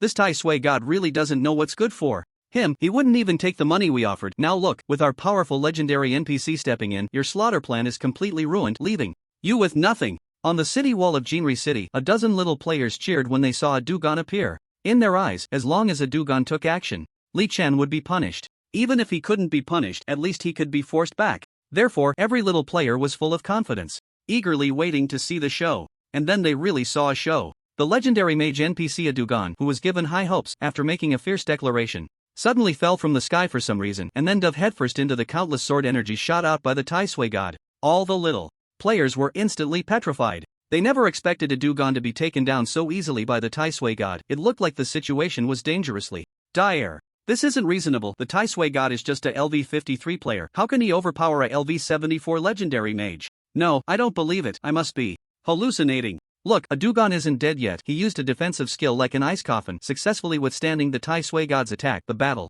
isn't over yet. Everyone should have faith in Adugon. Wait, everyone look behind the Tai Sui god. There's an assassin who successfully ambushed him. Also a high-level NPC from the Sunlight Kingdom like Adugon. Are they going to succeed? Under the tense gaze of the little players, the battle outside the city wall had also entered a heated phase. Li Chen was careless. He didn't predict that Adugon had help. Caught off guard, he was hit squarely by the opponent. However, the actual effect was battle information. Gong Jingxing 2, LV59 legendary thief, released the skill strike. You received skill damage. Your HP decreased by 1 point and entered a bleeding state that reduces HP by 650 points per second, lasting 7 seconds. Battle information. Your special item Warrior's Heart is activated. You are immune to the stun control state of this skill. 2 numbers suddenly popped up above Li Chen's head.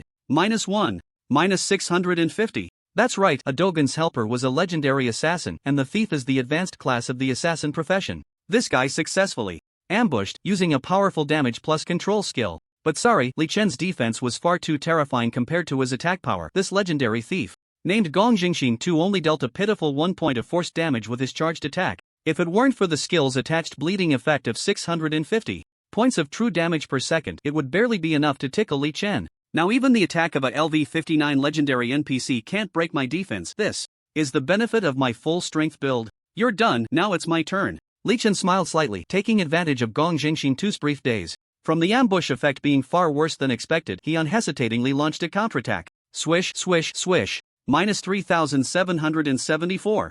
-3,774. -4,036. -4,404. A series of red numbers indicating damage rose like thick smoke above Gong Jingxing 2's head. Compared to the LV74 Adugon, the LV59 Gong Jingxing 2 clearly had much weaker defense, and the level suppression against Li Chen wasn't that exaggerated, so he took much more damage than Adugon. To make matters worse, Li Chen's output successfully stunned him. Battle information. Your passive attribute of the Silver Ring of the God of Hunting is activated, and Gong Jingxing Air enters a 4.4 second stun state. Don't mention 4.4 seconds, even 0.4 seconds, Li Chen is confident he can kill it in an instant. However, not far away, Adugon clearly noticed his teammate's crisis. He extended his staff, and a magical shield appeared around him.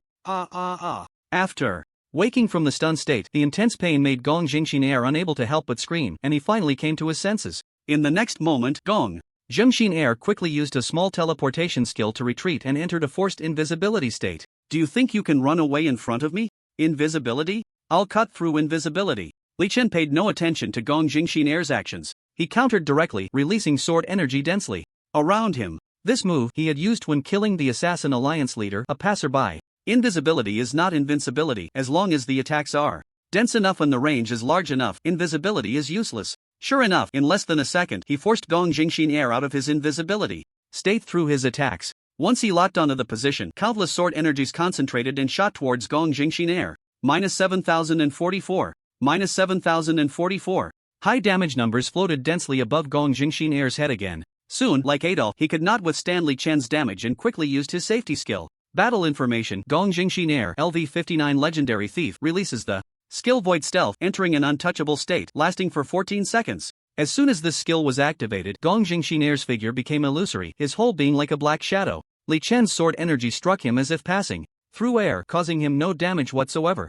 Void Stealth, huh? This skill may allow you to survive a bit longer, but it's different from true invincibility. For example, you can't counterattack me in this state, or you'll automatically exit the Void Stealth state. Li Chen, well informed, saw the weaknesses and limitations of Gong Jingxing Air's skill. Of course, on the other side, Gong Jingxing Air seemed to have no intention of fighting back. After all, his earlier ambush had successfully revealed how terrifying Li Chen's defense was. Old Gon, we can't deal with this guy, let's retreat. Gong Jingxing Air shouted to Adugon. and a Dugon who had witnessed their brief battle naturally realized this as well. The cooperation of old teammates needed no words. A Dugon didn't respond, directly teleporting in the opposite direction of Gong Jingxin Air to escape. The invincibility of the ice coffin is somewhat similar to Void Stealth. While you can attack inside the ice coffin, you cannot move. Once you move, the protection of the ice coffin is automatically lifted. The ice coffin skill must have a long cooldown, right? A Dugon, you'd better pray you have other life-saving skills, or neither of you will escape. Li Chen thought quickly. He couldn't hit Gong Jingxin Air now, but a Dugon could. Seeing the opponent about to run out of the area of the skill that restricted movement, Li Chen dashed to his side in a flash and swung his sword. Seeing Li Chen charging towards him, the legendary NPC Adugon instantly showed a look of horror. What Li Chen didn't know was that just before releasing the ice coffin, Adogon's health had already been reduced by half. This situation had made Adugon realize that he simply couldn't withstand the opponent's output. Therefore, as he watched Li Chen appear beside him as if teleporting, raising his sword to strike, how could Adugon not feel terrified? In the face of life and death? He tried to protect himself and attempted to push Li Chen back with attacks. Battle information: Adugon, LV74. Legendary Mage releases skill Ice Shield, reducing physical/magic damage taken by 30% for the duration of the skill, lasting 30 seconds. Battle information: Adugon, LV74 Legendary Mage releases skill Frost Barrier. You take 2335 HP damage from the skill. Your special item Warrior's Heart activates, making you immune to the skill's slow control effect. Battle information: Adugon, LV74 Legendary Mage releases skill Snow World. You take 4670 HP damage from the skill. Your special item Warrior's Heart activates, making you immune to the skill's slow and freeze control effects. Battle information omitted. On Li Chen's panel, 7 prompt messages refreshed in succession, showing how hard Adugon was trying to survive. However, as a fragile mage class, once Adugon was approached by Li Chen, a warrior with overpowered attributes, all his efforts were in vain. Most importantly, he had lost his invincible life-saving skills. Unable to fly in the anti-gravity field, teleporting 200 or 300 meters was as useless as not teleporting at all in front of Li Chen. Thus, Adogon's fate was sealed. -404 fatal damage as the final number floated above Adogon's head. His health bar was completely emptied by Li Chen. Hint: you have killed NPC Adugon, LV74 Legendary Mage, as the kill belongs to an important force of the human faction. Your evil value increases by 10,000 points. Your current total evil value is 23,307 points. Hint: due to your killing of an important NPC of the Sunlight Kingdom, you have gained the admiration of the Eight-Tailed Serpent, LV80 Epic Special creature, who is observing you in secret. Looking at the first piece of information that appeared on the panel, Li Chen couldn't help but smile wryly. Adugon is a LV74 legendary NPC. Killing him not only gives no reward but also increases my evil value by 10,000 points. Damn, who do I complain to about this? Li Chen felt helpless. If only Adugon belonged to the intelligent monster faction, then killing him would yield a rich reward. At least the experience points would probably allow him to level up twice. Unfortunately, no matter how strong an NPC is, they ultimately belong to the human faction. To kill an NPC for experience points, one would have to switch to the monster faction. But Li Chen would never switch to the monster faction. What a joke! High-level NPCs like Adugon are so rare, and intelligent monsters, both in quality and quantity, are far from what the human faction can compare to. If he switched to the monster faction, he would gain nothing from farming monsters. Only a fool would switch factions. This second hint, not bad. I've finally attracted the attention of the Eight-Tailed Serpent. If I push a bit harder, it should come out to give me a hidden quest, right? Thinking of this, Li Chen's spirits lifted. He looked not far away at Gong Jingxin too, who had run over 1,000 meters while he was fighting Adugon, and then glanced at Jinri City on the other side. After half a second of thought, Li Chen made a decision in his heart. First, take down Gong Jingxin 2, then attack Jinri City. Killing NPCs would only yield negative returns, and the reason for making such a decision was mainly due to 2 reasons. The secondary reason is that cutting down Adugon attracted the attention and admiration of the Eight Tails, who must also want to see the legendary figure Gong Jingxin Air die at their hands, right? Perhaps after taking him down, the Eight Tails would be so excited that they would come looking for me on the spot. The main reason, however, is, though it sounds a bit pretentious, no one who has ever ambushed me has come out unscathed, and Gong Jingxin Air would be no exception. With either of these reasons, Li Chen has a solid justification to kill Gong Jingxin Air. Combined, how could he not die? This guy is running in the opposite direction of Yuri City. Is it intentional or accidental? Does he think that? Because my target is Yuri City, I might let him go? He's overthinking it. Li Chen muttered, quickly pursuing the figure of Gong Jingxin Air. Nani? He was killed. Adugon was taken out by the Taisui god? Adugon was taken out by the Taisui god. How could this happen? How long has it been? Maybe 10 seconds? Even if Adugon couldn't beat the Taisui god, how could he not even manage to escape? The Taisui god is just a wall decoration, absolutely a wall decoration, or he must be a GM's alternate account, otherwise I really can't understand how he could be so monstrous. What's the point of discussing this? While the Taisui god is chasing Gong Jingxin air, let's run. If we don't run now, it will really be too late. We can't escape. A Dugan was taken down in the blink of an eye. How long can the weaker Gong Jingxin air run? By the time the Taisui god comes back, we might not even have made it out of the city gate. If you ask me, we should just collectively kneel before the Taisui god and pray for him to spare us. Li Chen and Gong Jingxin air left one after the other, while the little idiots who witnessed this intense but one-sided battle were completely panicked. They never expected that the two highly anticipated legendary NPCs would be so useless. They had originally hoped that the two would block or repel the Taisui god.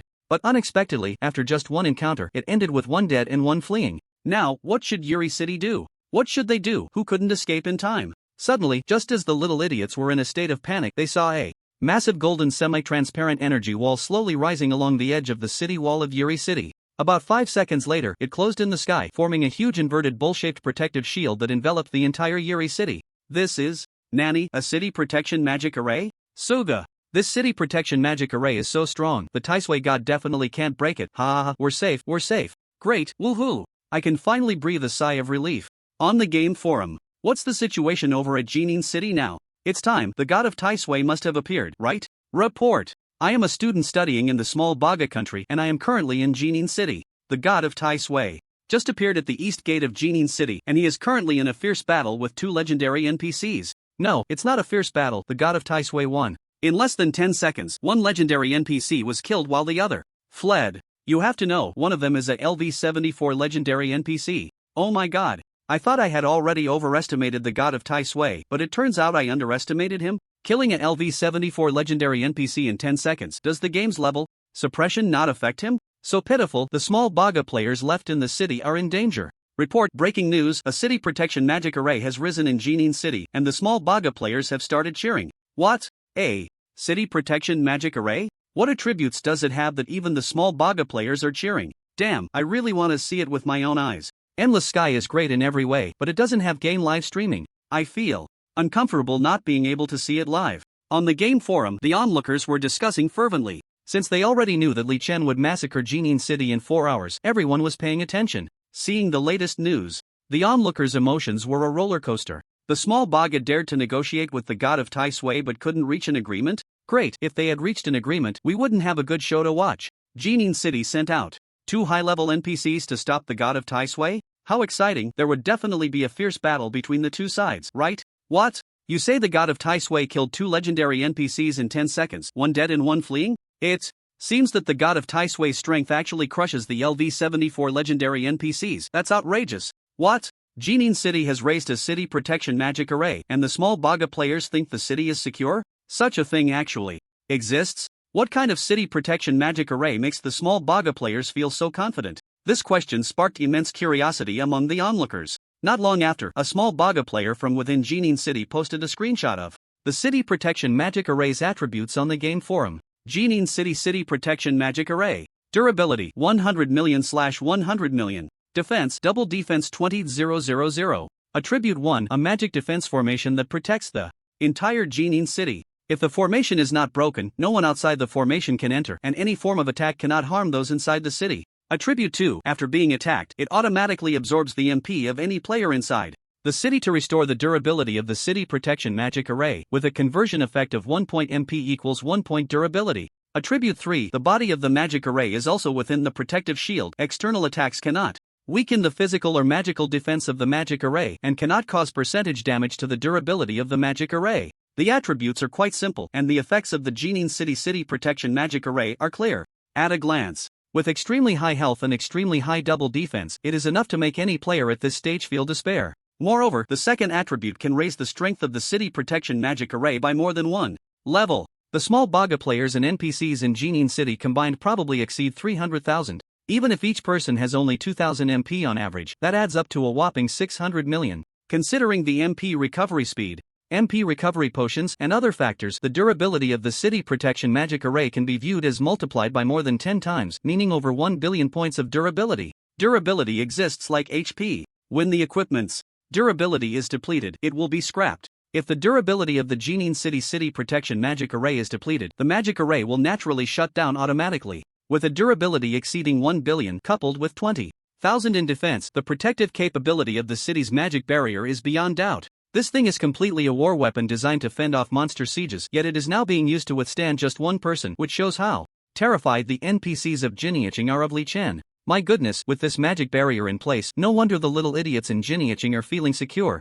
Incredible. Let's not even talk about the durability. With this kind of defense, I doubt even the output of the Tai Sui God could break through, right? Put. You're underestimating the Tai Sui God a bit. Based on the strength of a level 40 minor monster, a level 40 epic boss would already have around 20,000 in defense. However, the Tai Sui God can even take down level 60 epic bosses, so how could his output possibly fail to breach this magic barrier's defenses? Exactly. In this round, I'm siding with the idle Tai Sui God. The little idiots are celebrating way too early. When the two legendary NPCs from Jinyicheng first appeared, they were also thrilled, but just a few seconds later, they were all terrified. I'm sure this city's magic barrier won't do much against the Tai Sui God. Keep bragging. I'm just waiting for you Tai Sui God fans to break down, huh? On the game forum, due to the attributes of Jinyicheng's magic barrier, the onlookers were once again fervently discussing. Meanwhile, in the game world, Li Chen effortlessly took down Gong Jingxing 2. This guy had a few more life-saving tricks than a Dugon. After emerging from his void stealth state, he first activated forced invisibility and summoned multiple clones to escape.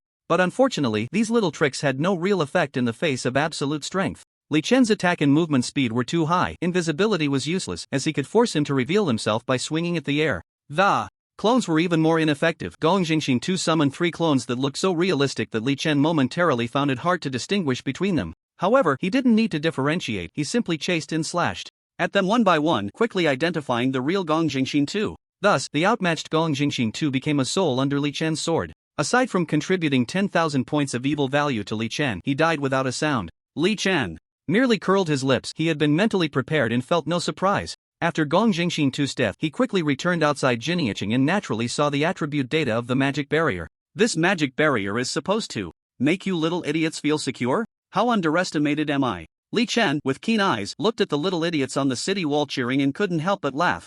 To be fair, the attributes of this magic barrier were indeed strong enough. But the problem is, the magic barrier can't move, it's just a live target right in front of him. 100 million points of durability is just 100 million HP. Can it really withstand him? Even if it could absorb the mana of everyone in the city to restore its durability, it would probably just buy him a few more seconds of hacking time. Little idiots, you're celebrating too early. Watch me perform a 1-second output that breaks 100 million. The city protection magic array of Yuri City has no level suppression. Normally, with Li Chen's attack speed of 20,000 per second, even if he only dealt the true damage added by his talents, his output could exceed 100 million per second. If he entered a full power burst state, that number could at least triple. This is the terrifying output of Li Chen, whose agility has surpassed 510,000. Therefore, this purely defensive type of city protection magic array is truly nothing in front of him. However, just as he was preparing to release various small buffs for himself to quickly break through the city protection magic array, a change occurred. A massive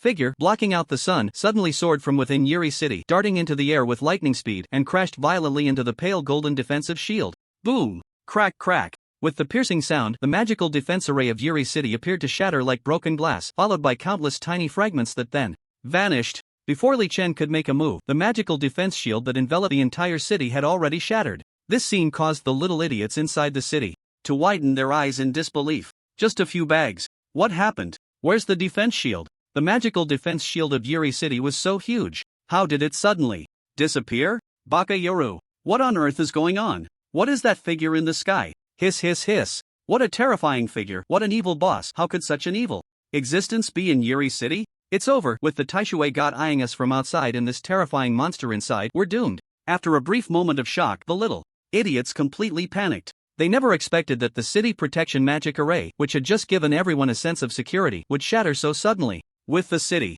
protection magic array gone, what would they use to stop the Tai Sui God? Moreover, even if the Tai Sui God changed its mind, the monster in the sky that shattered the defense shield looked unfriendly, and its strength was something few little idiots had noticed. Just its terrifying, twisted form had already scared many little idiots out of their wits. This figure had a human head and a serpent's body, resembling an ancient demon from myth. The key was that its serpent body had not just 1 but 8 tails. Each of the 8 tails was a terrifying existence, with a diameter of over 6 meters and a length of over 40 meters, twisting and waving in the air, making it seem like an unknown evil god from Cthulhu mythology. Twisted, bizarre, terrifying. Just looking at its form made countless little idiot players tremble with fear. And this form, that's right. It was exactly what Li Chen had come to the Sunlight Kingdom for, the LV-80 epic creature, the eight-tailed serpent. Upon closer inspection, its body exhibited a phantom-like form. Although its size was enormous, one could vaguely see the blue sky and white clouds through any part of it. The soul state of the eight-tailed serpent, you finally decided to come out. A smile couldn't help but appear on Li Chen's face. At the same time, the next second, as the eight-tailed serpent in the sky looked at him, a task prompt appeared on his panel. Task: calm the eight-tailed serpent's hatred. 1. Task description: the eight-tailed serpent was originally the guardian beast of the Sunlight Kingdom. During a power transition 100 years ago, it was ambushed by the usurper's forces, losing its physical body, and witnessed through its soul how the Sunlight Kingdom had blackened its name over the past century, being viewed as an evil existence by the entire nation. The eight-tailed serpent has completely darkened, and only by helping it to utterly destroy this ungrateful country can its hatred be calmed. Helping it will yield rich rewards. Task content: massacre 100,000 native residents of the Sunlight Kingdom and raze Jinri City to the ground. Task progress 0%. Task deadline 30 days. Number of participants required 1 to 10 people. Success reward unknown. Failure punishment: disdained by the eight-tailed serpent, permanently losing the opportunity to accept this task chain. Hint: do you accept this unique hidden task? If no choice is made, it will automatically be considered a refusal to accept the task after 30 seconds. Looking at the task content on the panel, Li Chen couldn't help but smile. Finally triggered this task. It was worth my precious time spent here. Although I don't know what the final reward for this hidden task will be. The lucky guy from my past life, Little Baka, managed to become one of the top 3 summoners in the profession world, so the eight-tailed serpent's task rewards must be very generous. Li Chen decisively chose to accept the task. In the next second, he saw the eight-tailed serpent in the sky nodding at him, then suddenly disappearing as if it had appeared out of nowhere. Li Chen understood this. With the eight-tailed serpent's strength, if it could act without any restrictions, it could probably destroy the Sunlight Kingdom by itself, so why would it wait for him? In a soul state, it was good enough for him to be alive. He couldn't ask for too much. Next, it was up to Li Chen. It's getting late, let's get to work. Li Chen steadied himself, raised his long sword, and dashed to the city gate of Jinri City. Swish, swish, swish. With countless sword lights dancing, a true massacre began. What's the situation in Jinri City now? Can someone tell us? The Taisui god should have taken down that legendary assassin NPC and returned to Jinri City, right? Does he have any way to deal with the magical defense array of Jinri City? Little Baka, come out and tell us. Yes, come on, Little Baka, report the battle situation. I'm so curious. If no Little Baka from Jinri City is speaking, if it were good news, they would definitely come out to boast. So this situation means that the Taisui god can threaten the city's magical defense array? What a load of crap. That thing has a base durability of over 100 million and can automatically restore durability by absorbing the mana of players and NPCs in the city. It's a siege-level killing machine. No matter how strong the Taisui god is, how could he possibly threaten it at this stage? Wake up, Taisui god's brainless fans. Just as Li Chen was slaughtering in Jinri City like a tiger among sheep, countless onlookers on the game forum of Endless Firmament were eagerly waiting to know the latest battle situation. Everyone was very concerned about whether the Taisui god could break through the magical defense array of Jinri City. Many fans of the Taisui god were confident that he could, but there were also quite a few players who considered themselves rational, arguing that it was simply impossible. The Taisui god was strong, but no matter how strong, there were limits. The Endless Firmament world had only been open for a few days, and he was alone. How could he break through the defense of the magical defense array? The city defense magic circle of Jinri City has been broken, and terrifying monsters are working with the god of Taisui. Just as the forum players were buzzing with discussion, a comment from a small player in Jinri City caused an uproar. What? How long has it been since the defense magic circle was broken? Terrifying monsters? What kind of terrifying monsters? The original poster is quite considerate, even posted a screenshot in the reply. Hiss, what is this twisted and strange thing? Damn, that scared me. This thing looks too terrifying. I think I'll definitely have nightmares tonight. How does the original poster prove it's a helper of the god of Taisui? Oh, there's a screenshot. This monster actually nodded to the god of Taisui. It really is a helper of the god of Taisui. By the way, wasn't there someone speculating that the god of Taisui was slaughtering the small players and NPCs in Jinri City, possibly to complete a quest? Could this monster be the one giving him the quest? It's very possible. Is the quest about slaughtering Jinri City? That's an absurdly high difficulty level for a quest. I wonder what the rewards will be. They must be very tempting. The god of Taisui is already incredibly strong, and if he gets this quest reward, the gap between us will be even larger. Sigh. I give up. Trying to surpass the god of Taisui is an impossible goal. Are you still thinking about surpassing the god of Taisui? I gave up a long time ago. It feels so good to just lie flat. No pressure at all. I can play the game however I want. Enough of that, small player. Original poster. Quickly update us on the latest situation. What happened in Jinri City after the defense magic circle was breached? The god of Taisui has started slaughtering the city? I can't wait to see if he will just chop a wave and leave like the last 2 times, or if he will carry out his declaration from 4 hours ago and destroy the entire Jinri City. With the news of the defense magic circle being broken, the forum was once again in an uproar. The reversal happened too quickly. Many people had just sworn that as long as the defense magic circle was intact, the god of Taisui could never break through the defenses of Jinri City. Yet the next moment, a small player from Jinri City was crying out with news of the city's fall. The forum spectators were shocked by the terrifying appearance of the 8-tailed serpent. They were also astonished that it was clearly a high-level boss and yet it was there to help the god of Taisui. At the same time, everyone was eager to see how this one-man challenge against a city would turn out. It had long been pointed out by small players that there were no less than 200,000 NPCs in Jinri City. Although the number of small players had severely decreased due to Li Chen's early announcement of the city slaughter, there were still at least 100,000 left. Can one player, the god of Taisui, really slaughter so many NPCs?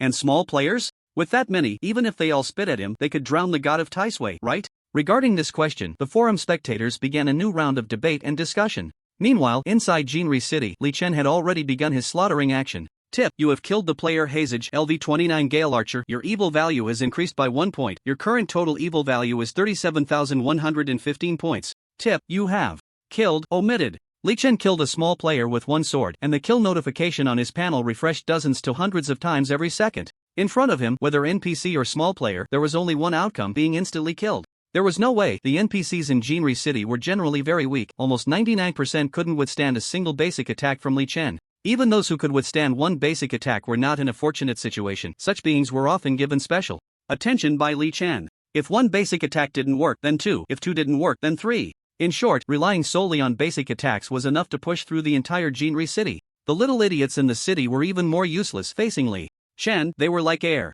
Not to mention resisting or blocking him, they couldn't even delay his progress for a moment. It is worth mentioning that Li Chen not only killed people, but he also destroyed objects, buildings. The task of the 8-tailed serpent required him to kill 100,000 NPCs and level the entire Golden Sun City to the ground. These were 2 requirements. Simply killing people was not enough. As for destroying buildings like equipment and city protection magic arrays had durability. Durability was equivalent to their health points, and by attacking, he could deplete their durability value. Once the durability value reached 0, they would automatically turn into ruins. The city walls, shops within the city, the Lord's mansion, and so on, were all targets of Li Chen's attacks. Faced with the unfamiliar main city from his past life and the NPCs mingling with the little idiots, Li Chen transformed into an emotionless killing machine. Wherever he went, death and destruction followed. The little idiots and NPCs in Golden Sun City initially thought Li Chen would leave after a wave of attacks like before. But unexpectedly, 10 minutes passed, 20 minutes passed, an hour passed, and Li Chen was still continuing his slaughter, showing no signs of leaving. The little idiots and NPCs in Golden Sun City were utterly despaired. Baka Yaru, you bastard. Why are you treating us like this? Demon, you are a demon. The demon is slaughtering the city, run. Whoa, my daughter, my 6-year-old daughter was killed by the demon. You evil demon, I will fight you. I have elderly above and children below, please spare me. I am willing to do anything for you. Wherever Li Chen went, the desperate screams of the little idiots and NPCs in Golden Sun City echoed endlessly. Pleas for mercy, curses, and terrified screams rose and fell. But Li Chen remained unmoved, like a cold killing machine. Gradually, the little idiots and NPCs he encountered became fewer and fewer. After all, he was just one person, stretched thin, having done his utmost, yet many little idiots and NPCs still managed to escape. Seeing this situation, Li Chen changed his plan. He began to focus on killing people, temporarily abandoning the destruction of buildings. After all, the buildings were just there and wouldn't run away. He could complete the killing task first and then return to destroy them. Time quietly passed during his tireless city slaughtering. Unknowingly, it was already midnight. Hint: you have received the daily reward for first in the server level ranking. Your level has increased to LV54. Hint: you have received the weekly reward for first in the server level ranking. Your level has increased to LV57. Hint: you have received the daily reward for first in the server equipment ranking and obtained a dark gold treasure chest. Hint: omitted. On the panel, 6 prompt messages popped up in an instant. The weekly reward for the ranking was credited. Refreshing. In an instant, Li Chen leveled up 4 times, his smile almost crooked. The daily and weekly rewards from the leaderboard really saved him a lot of leveling time. He didn't care much about the rewards from the equipment and pet leaderboards. The weekly reward for equipment was just a legendary treasure chest, and he had more legendary gear than he could use. The pet leaderboard was giving out daily rewards for the first time, the attribute increase for his pet scorpion lion.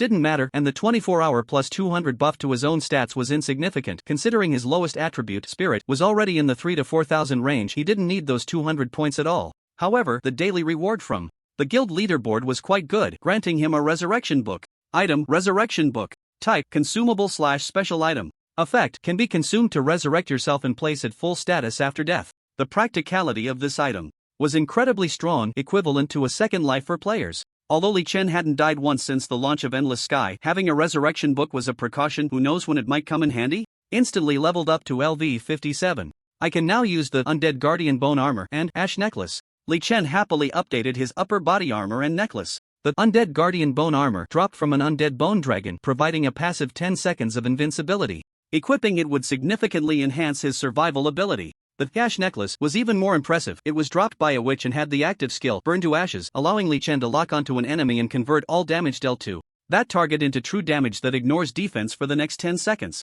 This active effect was so powerful that it wasn't an exaggeration to say that even if the evil god Sauron appeared before Li Chen right now, he would have the confidence to defeat it. Well, my sin value has accumulated to over 80,000. This wave has probably seen about 45,000 little bastards and NPCs die at my hands. The little bastards and NPCs are already showing signs of fleeing. I need to hurry up and complete the tasks. After updating his equipment, Li Chen pulled back his wandering thoughts and glanced at his accumulated sin value. Unknowingly, nearly 2 hours had passed since he entered Golden Sun City. In 2 hours, he hadn't even completed half of the task progress. He had to keep pushing forward. Otherwise, if the NPCs in Golden Sun City fled before he could kill 100,000 of them, how would he complete the task involving the 8-tailed serpent? Thinking of this, Li Chen quickly got to work. Bastard, I've been slaughtering for almost 10 hours. Why is the god of Taisui still here? Do I really have to kill everyone in Golden Sun City to finish? I logged off and took a nap, and the god of Taisui is still chopping away. Damn it, what a soulless being. Is he trying to wipe us out completely?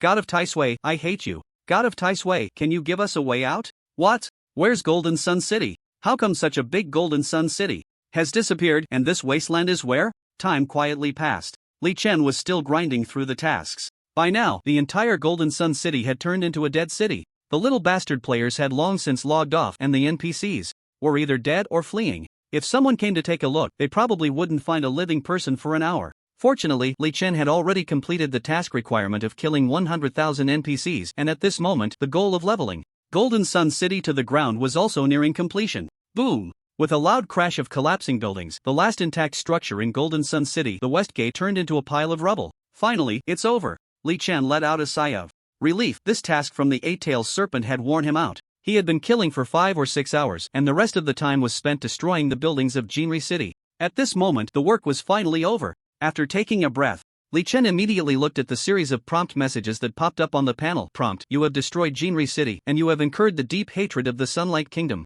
You have completed a hidden achievement and earned the title Public Enemy of the Sunlight Kingdom. Prompt: you single-handedly destroyed a major human city, killing over 100,000 human NPCs. Your actions have earned the admiration of the wise monsters. You have completed a hidden achievement and gained an opportunity for demonization to transform into the monster faction. Would you like to demonize immediately? Prompt: your task Calm the Hatred of the 8-tailed Serpent 1 has reached 100% progress. The task is complete. Please go to the 8-tailed Serpent to claim your reward. On the panel, as the last building of Jinri City collapsed, 3 system prompt messages instantly popped up. Li Chen looked at them one by one, and the first thing he checked was the new title reward. Title: Public Enemy of the Sunlight Kingdom. Attributes: physical/magic attack power plus 2000, all attributes plus 10%, universal lifesteal plus 8%, in combat every 60 seconds, inflict a fear effect on creatures within a 50-meter radius for 0.5 to 5 seconds. Source: reward for slaughtering over 100,000 citizens of the Sunlight Kingdom and destroying a major city of the Sunlight Kingdom. As for titles, Li Chen had actually received one before. It was the upgraded version of Massacre of 10,000 called Hero of Slaughtering 100,000. This was obtained during the later stages of killing NPCs in Jinri City, and its overall attributes were just an upgraded version of Massacre of 10,000. It was very powerful, comparable to the current title of Public Enemy of the Sunlight Kingdom, except that the hero title only increased strength and agility among the 4 attributes and did not have universal lifesteal. Titles are like this: no matter how many you get, only one can take effect. Just like weapons and equipment, no matter how many you have, if the equipment slots are insufficient, one person can't use 3 long swords and wear 5 helmets at the same time. Right? The hero and Public Enemy titles each have their strengths. In the future, I'll have to consider the necessity of switching titles during combat. Li Chen pondered for a moment and muttered. It was difficult for ordinary players to obtain a title, yet he had so many that he couldn't use them all. Since his rebirth, he had at least gained 30 titles, several of which were not inferior to the hero and public enemy titles such as King of Gobi City. Choosing which title to use in battle was truly a happy dilemma. Li Chen shook his head helplessly and glanced at the content of the second prompt message, curling his lip in annoyance. Demonization, switching to the wise monster faction, here we go again? Li Chen didn't even need to think about it, he directly refused. He then turned his attention to the third prompt message. Where is the eight-tailed serpent? Li Chen couldn't help but scratch his head. The eight-tailed serpent appeared and disappeared mysteriously, and he couldn't think of a way to find it for a moment. Fortunately, perhaps it had been observing him in the shadows all along. Just as Li Chen felt troubled, the ethereal figure of the eight-tailed serpent appeared out of thin air. Again. Prompt: you have received the reward for the task Come the Hatred of the Eight-tailed Serpent. 1. 20 million experience points. Special item, Divine Fragment, no attribute, X1. Divine Fragment. Li Chen couldn't help but widen his eyes. Jinri City is gone. The Taishui god is really ruthless. When he said he would destroy Jinri City, he actually did it. In just one night, he single-handedly slaughtered hundreds of thousands of NPCs and little players, leveling the entire Jinri City to the ground. Hundreds of thousands? I heard it was over 1 million. Dude, your source of information isn't accurate, is it? The little players really hit the jackpot. There are only 4 main cities in the Sunlight Kingdom, and now there's only 3 left after one night. That's like losing a quarter of the game resources. That's true, but I think that's not the worst part. The little players should be considering whether the Taishui god will also slaughter the other 3 main cities. No way, right? If the Taishui god wipes out all 4 main cities of the Sunlight Kingdom, it would be equivalent to annihilating the entire country. If that really happens, those little players are doomed. Dame, I'm a little player girl, I'm so scared. Does anyone have the Taishui god's contact information? Please let him spare us, I'm willing to pay any price. Just as Li Chen was receiving the first reward for the eight-tailed serpent quest, the news of Jinri City being leveled spread wildly on the Endless Sky Game forum, and countless onlookers were excitedly discussing it. No one expected Li Chen to escalate things to this level. Jinri City is the main city of a human kingdom in the game world. You can just destroy it? That's unbelievable. At the same time, many people couldn't help but have a new question in their minds. Would the other 3 main cities of the Sunlight Kingdom also be leveled by the Taishui god? Realizing that this speculation had a certain possibility, many onlookers became restless. What kind of grudge could there be to wipe out the Sunlight Kingdom completely? The little players are so unfortunate. It's hard to imagine what would happen to those little players if the Sunlight Kingdom were to be destroyed. In the game world, Li Chen received a palm-sized golden energy orb from the eight-tailed serpent. This thing felt light as air, almost like a puff of air, yet it was the quest reward, Divine Fragment. Item, Divine Fragment, no attribute. Type, Special Item. Effect 1, consuming it directly grants 10,000 free attribute points and instantly raises the rank to Legendary. If you already have the Legendary rank, the second effect changes to an additional 5,000 free attribute points. Effect 2, collecting 10 or more Divine Fragments will automatically activate the synthesis option, merging all Divine Fragments into a complete Divine Body. Divine Body attributes are random. The more materials used for fusion, the stronger the Divine Body attributes. Note: product of the eight-tailed serpent, LV80 epic special creature, failing to ascend to the divine rank during its peak period. The first effect is clear. Either consume it like a drug to gain 15,000 free attribute points, or save it to collect 10 or more for a complete Divine Body. 15,000 free attribute points would make even Li Chen's heart race. Not to mention, if he gained these 15,000 free attribute points and stacked them onto his stamina attribute, his normal dual defenses would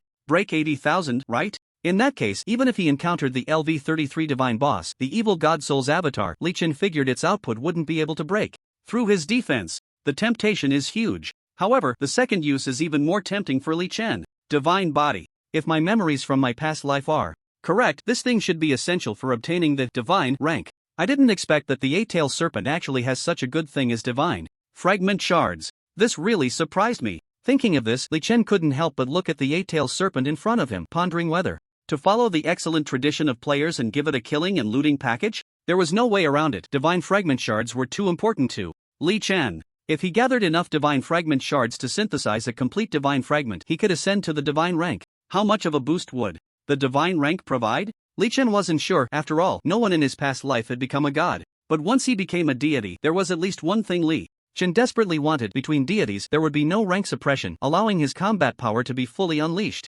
Was the LV33 evil god Thor's avatar really stronger than him? Not necessarily. After all, even with his combat power suppressed by 80% in front of it, he could still fight back and even seize the initiative. If it weren't for that damn divine rank suppression, Li Chen might have been able to kill the evil god Thor's avatar the first time he encountered it. Therefore, it was easy to imagine how much allure divine fragment shards held for Li Chen. Becoming a god was like a hurdle once crossed. The world would be vast and free, but as long as it wasn't crossed, one would suffer under the divine rank enemies every day. The first phase of the task rewarded.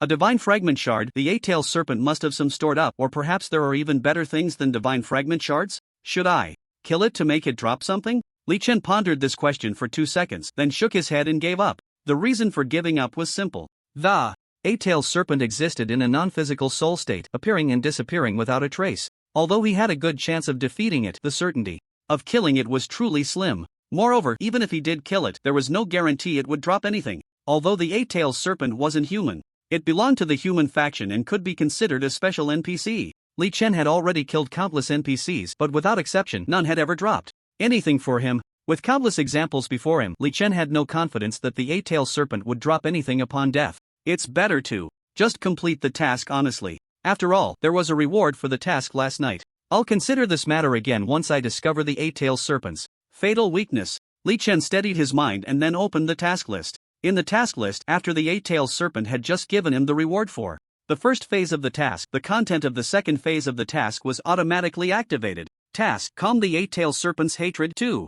Task description: brief. Task content: slaughter at least 400,000 native residents of the Sunlight Nation and raise the remaining 3 main cities of the Sunlight Nation, Red Moon City, Bluebird City, and Phoenix City to the ground, completely annihilating the Sunlight Nation. Task progress: 0%. Task deadline: 90 days. Task number requirement: 1 to 10 people. Success reward: unknown. Failure penalty: permanently lose the opportunity to accept this task chain. The requirements of the second ring task were not beyond Li Chen's expectations. After all, he had known from the beginning that the goal of the eight-tailed serpent was to destroy the kingdom of Rizhou. Jinri City had been reduced to rubble, and naturally, the next targets would be the other 3 main cities of Rizhou. What surprised Li Chen, however, was that this task seemed to have a third ring content to follow. Once he destroyed the other 3 main cities, wouldn't the eight-tailed serpent's goal be accomplished? Why was there a subsequent task? Li Chen was very interested in this. The divine fragment is a rare good thing. The more tasks the eight-tailed serpent has, the better.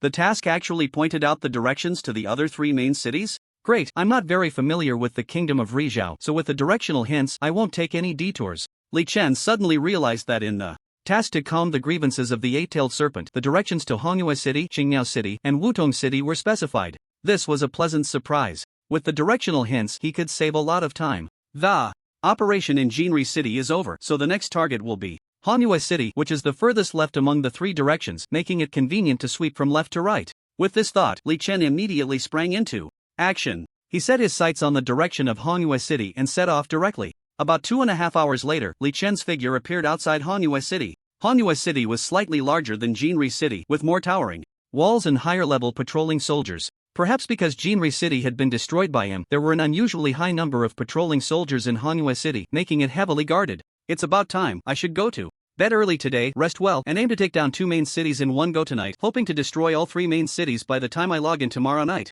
Destroying Jinri City had consumed too much of Li Chen's time. Destroying the larger Hongyue City would undoubtedly take even longer. The main reason it took him 2.5 hours to reach Hongyue City was precisely this. To be precise, it took Li Chen about 9 hours to destroy Jinri City. Plus, he had spent 4 hours grinding monsters alone before that, so without realizing it, he had already played for nearly 14 hours that night. Although he wasn't feeling too sleepy yet, it was clear he didn't have the energy to spend another 8 or 9 hours destroying Hongyue City. The task required not only the destruction of the main city but also a certain number of NPC kills. If he couldn't destroy Hongyue City in one go and had to log off to sleep halfway through, by the time he logged back in, the NPCs in Hongyue City would probably have all fled. Therefore, Li Chen ground monsters for over 2 more hours on the way before leisurely arriving near Hongyue City. My agility attribute has exceeded 530,000. Before logging off, Li Chen opened his personal panel and admired his latest attributes. ID: Tai Suation. Level: LV57 2024/7520.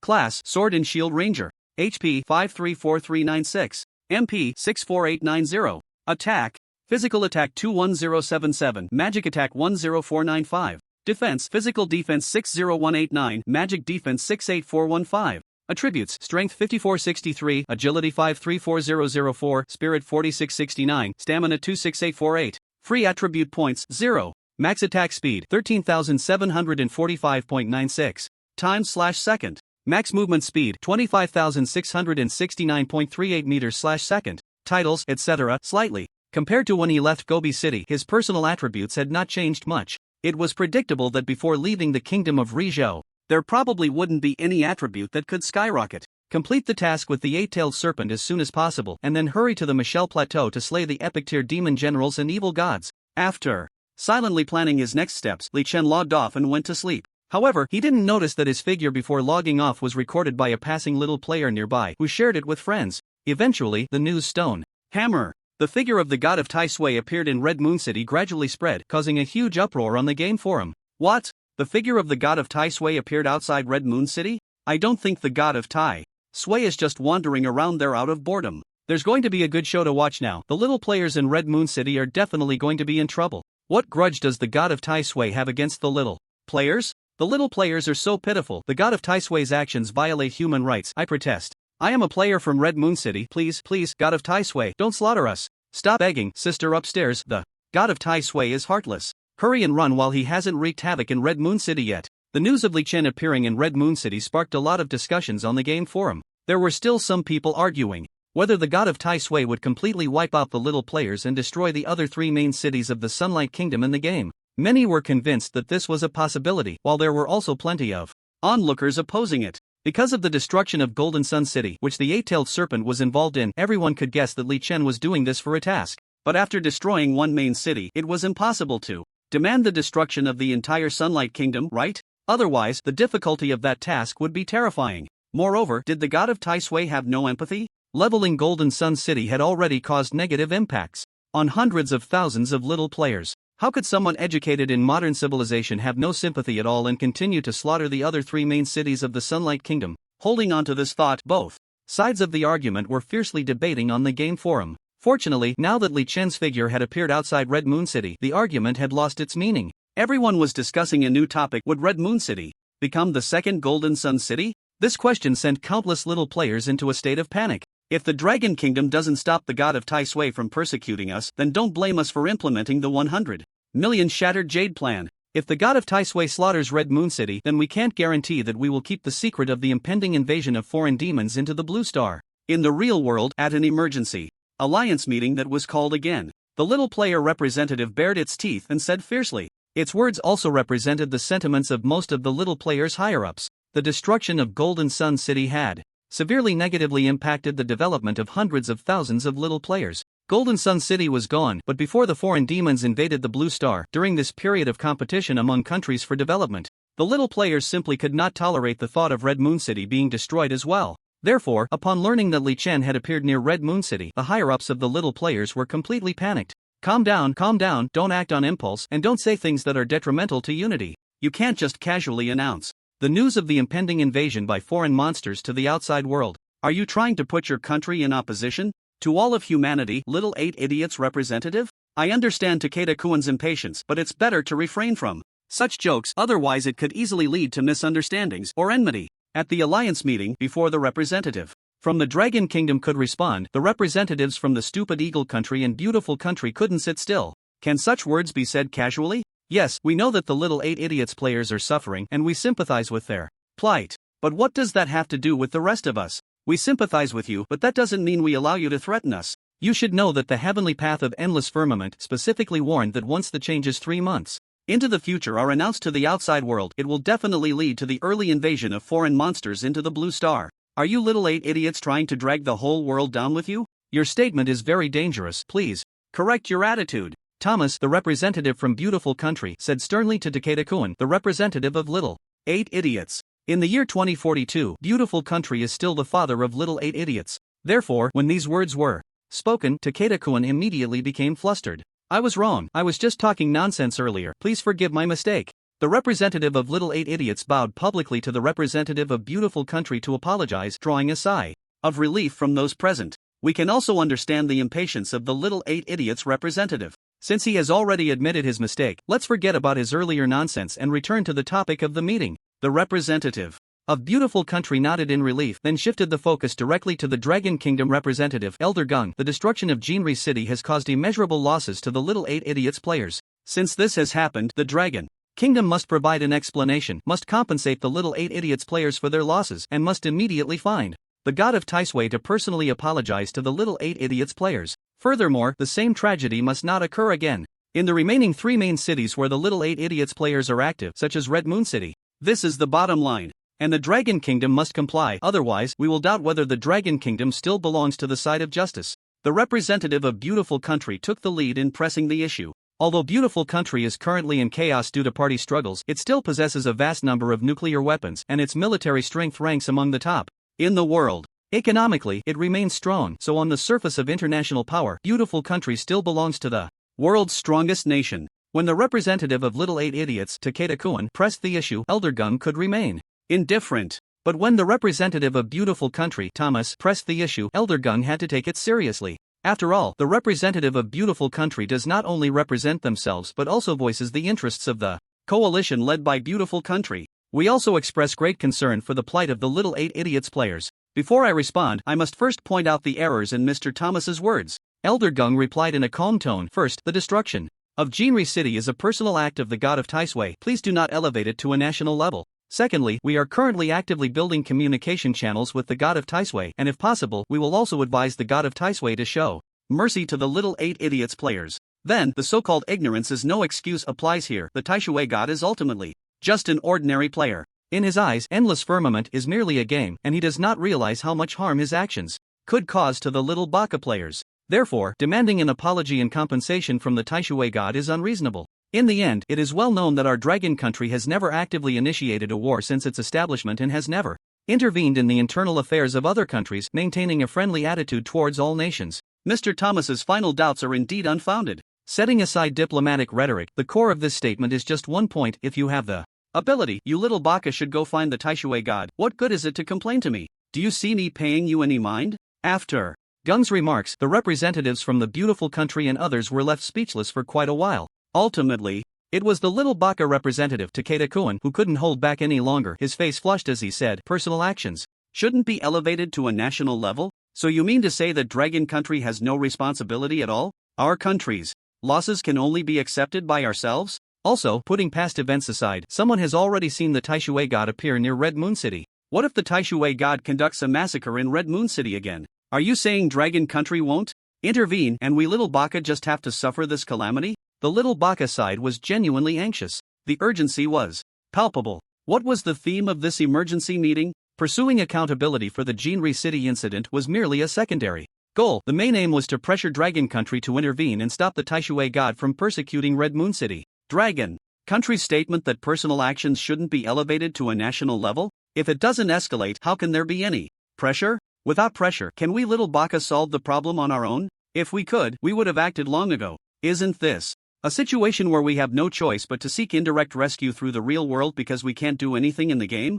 Yes, we can temporarily set aside past events. Gung, may I ask if Dragon Country will stop the Taisui god from persecuting Red Moon City? The Taisui god is a citizen of Dragon Country. In this time of crisis, Dragon Country has the obligation to restrain the actions of its citizens. Dragon Country must take responsibility. In the face of crisis, all humanity is a community of shared destiny. The losses of Little Baka players also mean that we have lost a portion of our strength in the future fight against foreign monsters. Dragon Country cannot turn a blind eye to the actions of the Taisui god. What you say is true, but the problem is that we cannot extract player information from the Endless Firmament database. Dragon Country also does not know the true identity of the Taisui god. How do you expect Dragon Country to manage this? I think the same way. The actions of the Taisui god should not be blamed on the Dragon Country officials. Moreover, the Dragon Country officials need time to establish communication with the Taisui god. The Little Baka Country is too impatient. Please be patient. I believe Dragon Country will handle this properly. The meeting continued amidst the fluctuating expressions of the Little Baka representatives. The group led by the Beautiful Country supported the Little Baka. On the conference table, Dragon Country also had allies. Both sides exchanged sharp words. The Little Baka representative remained silent for a long time before finally realizing a fact, hoping for Dragon Country to intervene and stop the actions of the Taisui god was a faint hope. If you fall behind, you will be beaten. The Little Baka representative suddenly deeply understood the words of that great founding figure from Dragon Country. The joint conference still had some effect. At least it made Boss Gong realize the attitude of the Little 8 bastards towards various countries. There's no need to say much about the Beautiful Country. It's just strong on the outside but weak on the inside. Back then, the heavenly Tao of Endless Firmament said that once the foreign demonic creatures invade and the game merges with the real world, the rules of the world will change and electric power and nuclear energy will disappear. At that time, who would still care about your beautiful country? However, the attitude represented by the little 8 bastards made Bosgung a bit serious. The 100 million jade shattered plan, even if it means admitting to a worse situation. Do we really need to announce the foreign demonic creature invasion to the outside world? Although the little 8 bastards quickly retracted this statement under pressure from the representatives of the beautiful country, it was not the first time they had said something like this. During yesterday's meeting, the representative of the little 8 bastards, under pressure, also made similar threatening remarks. This meant that they might not just be making empty threats but had considered this aspect. If the forces in the game world, where the little 8 bastards players sit, the Sunlight Country, were destroyed by the Tai Sui God, then they might really do it. The worst consequences had to be considered. First, contact the Tai Sui God to see what his plans for the Sunlight Country are, whether he can let the little 8 bastards off the hook, and subtly ask him what his attitude will be towards Dragon Country and humanity globally when the crisis breaks out. Thinking of this, Bosgung immediately took out his encrypted phone and started working. Sleep until naturally awake, so comfortable. In the rental house, Li Chen woke up full of energy. After washing up and eating something, he immediately went online without a moment's pause. Tip, your friend has sent you a message, please check it. Tip, your friend has sent you a message, please check it. Tip, your friend has sent you a message, please check it. As soon as he went online, 3 flashing windows popped up in Li Chen's private chat interface. The messages were from Zixia Fairy, Flower Butterfly, and his good brother Chen Ergu. The messages from Flower Butterfly and Chen Ergu were simple, just some words admiring his mischief against the little 8 bastards, nothing special. However, Zixia Fairy's message made Li Chen pause. Zixia Fairy, private chat Tai Sui God, today my uncle, who is a leader, asked me to ask you something on behalf of the country. It's very important, message me when you go online. Li Chen was not surprised that Zixia Fairy had a high-ranking uncle. After all, her family was wealthy, and her connections were certainly beyond what ordinary people could reach. What Li Chen was curious about was what the country wanted to ask him. Could it be related to my slaughter of the little 8 bastards? Thinking of this, Li Chen didn't hesitate and directly made a voice call. It seemed that Zixia Fairy had been waiting for him. As soon as the voice call connected, she accepted it immediately. Tai Sui God, you finally contacted me. Did you think I was useless after creating the guild? So you were too lazy to chat with me? On the other end of the voice call, Zixia Fairy's pleasant voice came through. Li Chen felt a bit embarrassed. How did this turn into her feeling wronged? Forget it, no need to comfort a woman, let's skip this topic. I'm busy, so just get to the point. You're really a straight man. Alright, then I'll just say it. Your destruction of Golden Sun City has made the little 8 bastards anxious, and they raised a protest at the joint conference. The country's higher-ups are taking it seriously, and there are 4 questions that need you to answer seriously. The first question is your persecution of the little 8 bastards due to personal emotions or for game development reasons? The little 8 bastards saw you log off outside Red Moon City this morning, so will you destroy Red Moon City next? Are you also going to destroy the 2 main cities where the little 8 bastards players are active, Green Bird City and Phoenix City? Please note that our conversation will be recorded and eventually presented to the leaders, and it might even be shared with the little brat, so think carefully before you answer. On the other end of the voice call, the fairy Zixia clearly inquired. Li Chen felt powerless to complain. This was clearly 3 questions. How could she say it was the first question? Destroying Yuri City is part of a mission. Of course, there are also some venting reasons. After all, I have received 9 years of compulsory education and have no good feelings towards the little brat. You guessed it right, I appeared in Hongyue City to destroy it as well. If nothing unexpected happens, I will also take action against Qingmiao City and Wutong City in the next couple of days. After all, the mission requires the destruction of the Sunlight Kingdom. There was nothing to hide. Li Chen told Fairy Zixia the truth. As for her saying that the recording would be heard by national leaders or even passed to the little brat, it didn't matter. I am just a rebellious youth. What can the little brat do to me? The second question, can you send me a screenshot of the specific content of your mission? Don't worry, we will redact important information so others won't know. If it's inconvenient, then forget it, but if possible, could you cut down on the little brat a bit? That's 2 more questions. Li Chen thought for a moment and replied, I'll just post the mission screenshot directly on the game forum later to shut the mouths of the little brat and those foreigners who are worried about being persecuted by me. As for your question about whether to cut down on the little brat, it depends on my mood. I just don't understand, why is the little brat's glass heart so fragile? It's not the real world, how can they still be so sensitive in the game world? Li Chen was well aware of the uproar caused by his actions of destroying Yuri City and cutting down the little brat.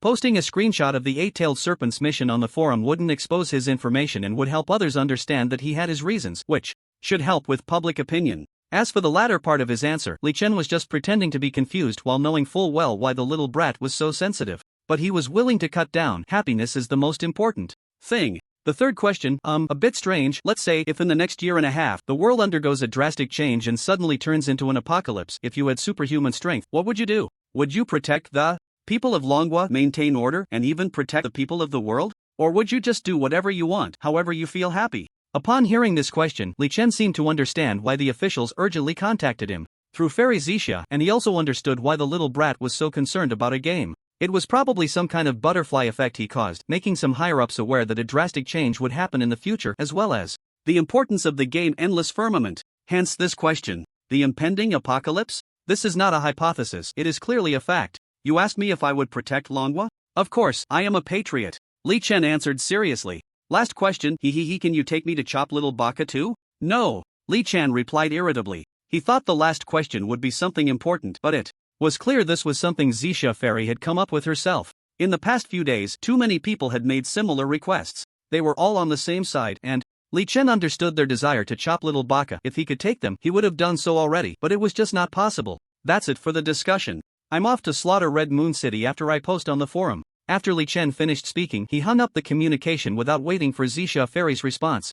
Logging into the Endless Sky Game forum soon, a new post initiated by his ID was pushed to a prominent position on the homepage by enthusiastic onlookers. Title is Little Baka Unable to Play? If you can't play, then don't. Content: First, no beating around the bush. Please see the task screenshot for the reason I destroy Golden Sun City. #screenshot#. As an ordinary player, what's wrong with me completing a hidden task that I finally managed to get? When I destroyed Golden Sun City yesterday, I even announced it in advance, giving 4 hours for the little Baka players inside the city to retreat, so I was already very considerate to them. Since the little Baka players didn't appreciate it, I won't give advance notice for my next actions in destroying Red Moon City, Bluebird City, and Phoenix City. Anyway, it's just a matter of days, so little Baka players should be careful. If they get mistakenly chopped by me, it's their own fault. In games, fighting and killing is normal. If little Baka players want to take revenge on me, I have no objections, but isn't it a bit excessive to protest if they can't win? What can't be resolved in the game? If they really can't handle it, I suggest little Baka players quit the game. I will continue with this task anyway.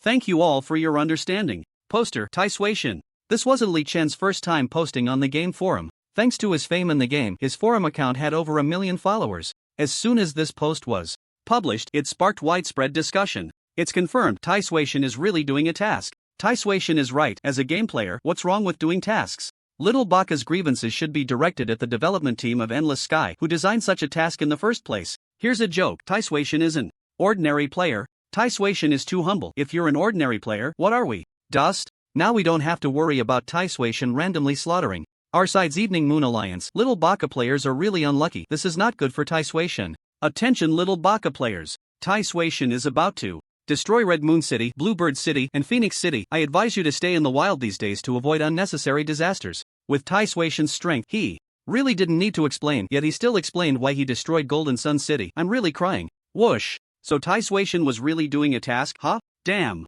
Game development team designing such a disgusting task, otherwise we wouldn't be persecuted by Tai Sui-shin. TSK. The task content is actually to destroy the Sunlight Kingdom? Reward unknown? For such a high difficulty task, I'm really curious what the reward is. In any case, if I were Tai Sui-shin, I would make the same decision. The replies to the post surged at an average rate of dozens per second. The public opinion suddenly shifted. Originally, many people sympathized with Little Baka, feeling that Tai Sui-shin's actions in destroying their game home were too excessive. Even some soft-hearted Dragon Country people couldn't bear to watch. On the forum, a considerable number of players had previously been angrily cursing the god of Tai Sui as a madman who enjoyed killing for fun. Furthermore, players from outside the Dragon Kingdom were worried that their own game realms might one day fall victim to the god of Tai Sui's malicious hands. However, as soon as Li Chen's post came out, everyone's attitude suddenly changed. So the god of Tai Sui was just doing it for a quest. This statement immediately calmed those players who had been speaking out for the little bastards.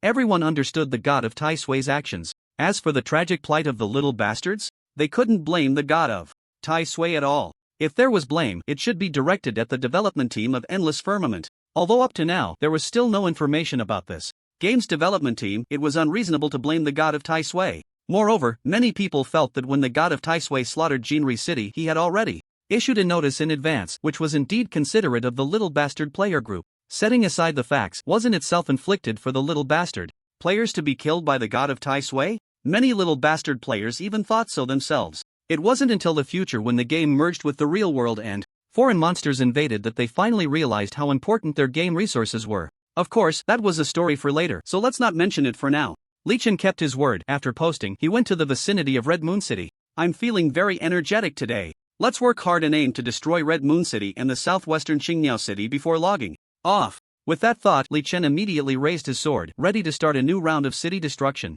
However, what he didn't expect was that as soon as he approached Red Moon City, a pale golden protective shield shot up into the sky along the city walls. A city protection magic array. Red Moon City, just like Jinri City, had a city protection magic array. At the same time, the NPCs of Red Moon City and the little bastard players also saw Li Chen's figure. Not good, it's the god of Tai Sui. The god of Tai Sui is here, we're doomed. I need to quickly claim my quest rewards, or the NPC giving the quest will be killed by him, and that would be a huge loss. What are you panicking about? Can't you see there's a city protection magic array? The god of Tai Sui can't get in. That guy down by the wall is the murderer who destroyed Jinri City. Brothers of Red Moon City, let's go together and kill him. He looks pretty ordinary, why could he destroy Jinri City? I don't understand. How dare he swagger into our Red Moon City? Does he think no one here can deal with him? So arrogant. The noisy discussions erupted on the walls of Red Moon City. The little bastard players were in an uproar. The NPCs of Red Moon City were furious and terrified, all staring at Li Chen with looks of fear or hatred. Meanwhile, Li Chen frowned at the city protection magic array of Red Moon City. I seem to have no way to break this magic array. Red Moon City Advanced City Defense Magic Array. Durability 50 million/50 million. Defense double defense of 15,000. Attribute 1, a magic defense formation that protects the entire Red Moon City. If the magic array is not broken, no one outside the array can enter, and any form of attack cannot harm those inside the city. Attribute 2, after the energy shield formed by the magic array is attacked, it will absorb the attack energy and immediately restore its own durability, with a recovery effect of 1:1. If a single attack energy exceeds 50 million, the magic array will lose its effect. Attribute 3, the main body of the magic array is protected by the defense shield, and external attacks cannot weaken the physical or magical defense of the magic array, nor can they inflict percentage damage on the magic array's durability. This is the attribute of the city defense magic array of Red Moon City. At first glance, it seems to be much better than the one in Golden Sun City. After all, both its durability and defense cannot compare to the city defense magic array of Golden Sun City.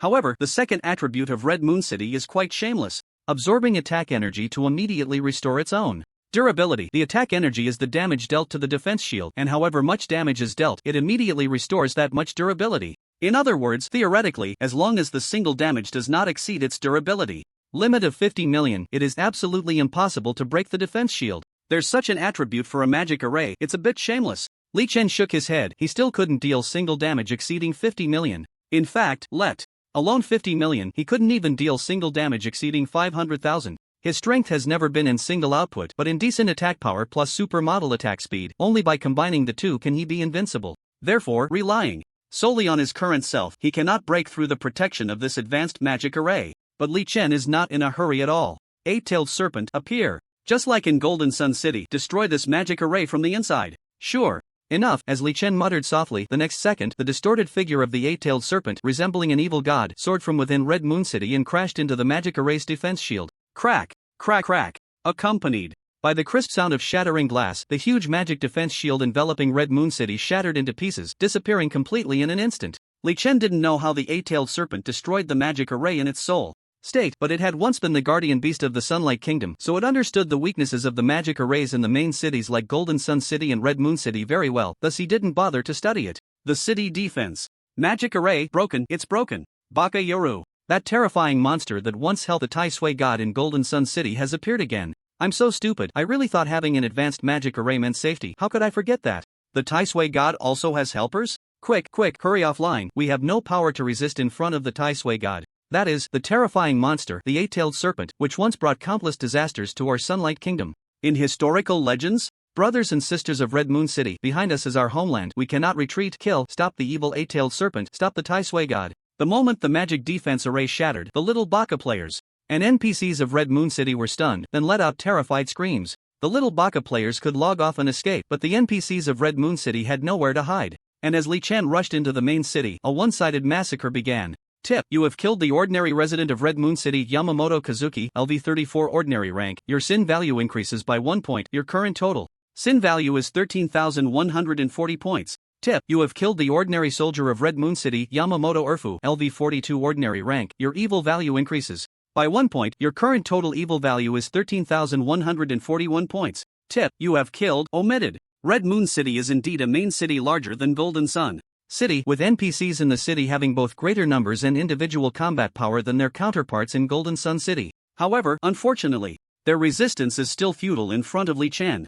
The gap in strength between the two sides is too great. The Sea of People tactic has no effect on Li Chen at all. After Li Chen effortlessly took down the city lord of Red Moon City, a LV58 legendary warrior, the NPCs of Red Moon City began to show signs of fleeing. They watched with their own eyes as the strongest city lord was killed in battle, and many could no longer muster the courage to resist. Li Chen's response to this was, "Keep it up. The task requires a certain number of NPCs from the Sunlit Kingdom to be killed, so let's chop a few more, and it will be easier to go to the other two main cities next." With this in mind, Li Chen cast small buffs like Phantom Sword Dance on himself, increasing his killing speed. However, just as his evil value accumulated to just over 150,000, an unexpected event interrupted his plans. Battle information: Ninja Santang Jinfu, LV77 epic creature, releases skill instant kill technique. You take damage from the skill. Your equipment Lava Behemoth's magic belt activates. You are immune to the damage of this skill. Battle information: Ninja Santang Jinfu, LV77 epic creature, attack carries master level poison.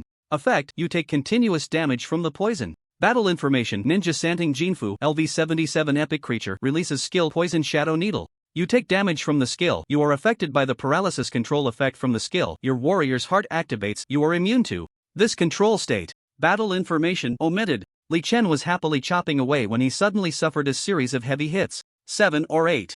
Battle information prompts instantly appeared on the panel. Above his head, corresponding damage numbers also popped up: -42,155, -5,000, -5,000, -43,467. In an instant, nearly 10 numbers appeared, and his health plummeted by nearly 200,000. Moreover, the multiple poison and bleeding effects caused him to take over 20,000 continuous damage every second. Li Chen was startled, and his mind immediately focused. The attack came from behind him. Without hesitation, relying on the effect of his warrior's heart that made him unafraid of being controlled, he turned around and struck. Swish swish swish. The sword energy rained down like a long rainbow towards the one who attempted to assassinate him. But to Li Chen's surprise, his astonishing attack speed was actually evaded by the assailant. The assassin had very rich combat experience and had already retreated several dozen meters the moment Li Chen turned around, escaping from his attack range. A distance of several dozen meters could be closed in the blink of an eye for Li Chen, but he did not rush to counterattack. Instead, he squinted his eyes to observe the NPC named Santang Jinfu across from him. LV77 epic rank NPC. To be fair, this was the strongest NPC Li Chen had encountered since his rebirth. With level suppression combined with his own superb strength, it was no wonder he could instantly take away so much of Li Chen's health. Name: Yamato Kinjiro. Strength: LV77 legendary rank. Profession: ninja. Attributes: HP 5,950,000, physical attack 81,449, agility 77,750, magic attack and other attributes unknown. Skills. Remarks: the reigning king of the Sunlight Kingdom, the strongest in the Sunlight Kingdom. Looking at the information returned by the Eye of True Sight, Li Chen felt reassured. Although the Eye of True Sight had limited reconnaissance effects on high-level epic NPCs like Yamato Kinjiro, knowing his health, physical attack power, and agility was enough to give Li Chen confidence. Fortunately, the high damage he dealt to me earlier was mainly due to my carelessness. With some preparation, I should be able to easily dodge his attacks. A ninja profession, one of the upgraded classes of the assassin profession. In my previous life, many players in the Sunlight Kingdom who were above LV60 were little brat ninjas. Li Chen's expression became calm. On the other side, Yamato Kinjiro, who had retreated beyond his attack range, did not make any other moves. While Li Chen was assessing him, he was also assessing Li Chen. To survive my combo attack, you truly are not to be underestimated. No wonder you could slaughter my Jinri city and dare to come to Hongyue City. Too bad you ran into me. As the old king of the Sunlight Kingdom, I will make you pay the price, Yamato Kinjiro declared fiercely. In response, Li Chen merely smiled slightly. A weakling with only over 70,000 agility, what right does he have to bark in front of me? If it weren't for your sneak attack earlier, could you have hit me? Next, let me show you the power of a player with SSS level talent. With that thought, Li Chen raised his long sword and prepared to charge. However, the next moment, a deafening roar temporarily interrupted his plans. Roar! The eight-tailed serpent, which had disappeared after breaking the city protection magic array, suddenly reappeared, glaring with blood-red vertical pupils fixating on Yamato Kinjiro, letting out an angry roar. You beast, so you really haven't died completely. Yamato Kinjiro not only showed no panic but instead laughed mockingly. Killing you was the best decision I ever made. Look, you beast. Your physical body is dead and you're left with just your soul barely hanging on, yet you dare to collude with outsiders to slaughter my sunlight kingdom's citizens. You truly deserve to die. That chosen one, the Tai Sui god, is he the helper you found? I can't think of a way to deal with you for now, but it doesn't matter. I will kill the Tai Sui god in front of you, making you feel despair once again. Yamato Kinjiro seemed to be well acquainted with the eight-tailed serpent. His words revealed that he was the culprit who had killed the eight-tailed serpent back then. While mocking, he did not forget to slander the eight-tailed serpent, calling it a beast, making Li Chen feel sorry for the eight-tailed serpent. No wonder the eight-tailed serpent turned dark. Being killed and slandered by the very citizens it once protected would infuriate any wise being. Roar, roar. Unfortunately, the eight-tailed serpent could not speak and had no way to defend itself, its roars sounding more like impotent rage. In its fury, it charged at Yamato Kinjiro, who stood there with a mocking expression. The eight-tailed serpent's figure passed through his body, as if they were no longer in the same dimension. The eight-tailed serpent's attack had no effect on Yamato Kinjiro. In its soul state, it seemed to lack the ability to take revenge personally. However, it was fortunate that it was not fighting alone. After roaring angrily twice, it turned its eager gaze towards Li Chen. At the same time, a new prompt appeared on Li Chen's panel prompt. You have triggered a new quest. Quest: calm the eight-tailed serpent's grievance. 3. Task description: the eight-tailed serpent is incredibly angry upon seeing the enemy that killed its physical form, but in its spiritual state, its power is less than 1/100th. Unable to pose a threat to the enemy, thus it hopes to receive your help. Task content: kill Yamamoto Kinjiro. Task progress 0 to 1. Task deadline: no time limit. Number of participants required: unlimited. Success reward: unknown, depends on task performance. The earlier the task is completed, the more generous the reward. Failure penalty: permanently lose the opportunity to accept this task chain. This situation had never occurred before. In the same series of hidden tasks, receiving the content of the third task while the second task had not yet been completed was unexpected. Li Chen was surprised, but he accepted it gladly. Eight-tailed serpent: don't worry, I will definitely help you take revenge. After saying this, Li Chen did not wait for Yamamoto Kinjiro to react and chose to strike first. Since the task reward was determined by the time taken to complete the task, the faster the kill, the better. Li Chen directly activated all possible active buffs and entered full firepower mode. Whoosh whoosh, whoosh whoosh whoosh. His figure appeared beside Yamamoto Kinjiro as if teleporting, and in the blink of an eye he swung his sword, unleashing thousands of sword chi. The brilliant sword chi resembled white pillars of light, like a massive spider web, enveloping Yamamoto Kinjiro. Ridiculous. Do you think I'm unprepared? I observed your combat power before attempting to assassinate you. Want to kill me? In your next life. Yamamoto Kinjiro seemed to enjoy applying verbal pressure, and he had indeed secretly observed Li Chen's strength, responding calmly. Whoosh. His figure suddenly traversed space, truly teleporting behind Li Chen. Battle information: Ninja Yamamoto Kinjiro, LV-77 epic creature, has released the skill Flying Thunder Flash. Your attack is ineffective. A ninja actually possesses a mage-like teleportation skill. This was unexpected for Li Chen. However, it wasn't a big problem. With his current attack and movement speed, as long as he didn't teleport out of sight, it was as if he hadn't teleported at all. Li Chen turned around and continued to unleash sword chi. Coincidentally, at this moment, Yamamoto Kinjiro also had the same attack plan. He had a follow-up plan before releasing the teleportation skill, teleporting behind Li Chen, raising his kunai weapon, and preparing to stab Li Chen in the back of the head. But he was overly confident in his own strength and underestimated Li Chen's reaction speed and attack speed at this moment. Before his kunai could fall, Li Chen's attack arrived. First, whoosh whoosh whoosh. This time, Yamamoto Kinjiro had no time to react. In his horrified gaze, Li Chen's sword chi struck his body. -534. -534. -534. High defense and level suppression made Li Chen's sword chi damage very low, just like when he faced a Dugon in Jindicheng yesterday. But Li Chen's attack speed was fast. At this moment, except for the talent active skill on cooldown, all other activatable skills were activated with an attack speed exceeding 70,000 per second. Moreover, there was good news. After hitting a dozen sword chi, the control effect of the ring was triggered, and Yamamoto Kinjiro seemed to have no skills to break the control, becoming stunned on the spot. As the saying goes, curiosity killed the cat. In the city of Red Moon, there were some overly curious little idiots who, knowing full well that staying here would get them chopped by Li Chen, still didn't log off or run away. They just wanted to see for themselves whether Li Chen's city slaughter would encounter any setbacks, and they didn't mind dying a few times for it. After all, in their eyes, Endless Sky was no different from playing Happy Landlord. It was just a game. And dying meant respawning, so it didn't matter. Satisfying their curiosity was the most important thing. Moreover, with the game recording feature turned on, they could later post it on the game forum to attract some viewers' attention. With the popularity of the Taisui god so high right now, posting his video might even give them a chance to become minor internet celebrities. This was the thought of most Little Idiot players still lingering in the city of Red Moon at that moment. The Little Idiot players in the area near Chen were lucky. They originally thought their videos were no different from those recorded by others, since it was all about the Taisui god killing everything in his path. There were so many such videos that it was hard to stand out, but now they were pleasantly surprised. The arrival of the Mountain Vine Strongman made their eyes light up. Look, someone is blocking the Taisui god. What? It's actually a LV-77 Epic Tier NPC. We have such powerful experts in the Sunlight Kingdom? Great, he showed up just in time. I just wonder if he can successfully repel the Taisui god. Exactly, killing the Taisui god is something I wouldn't even dare to think about. That's clearly impossible. Just repelling the Taisui god would be a success. Go for it, Mountain Vine Strongman. Quick, get the recording ready. I have a feeling the upcoming battle will be spectacular. You little idiot, just knowing is enough, why say it out loud? Now look, our competition has increased.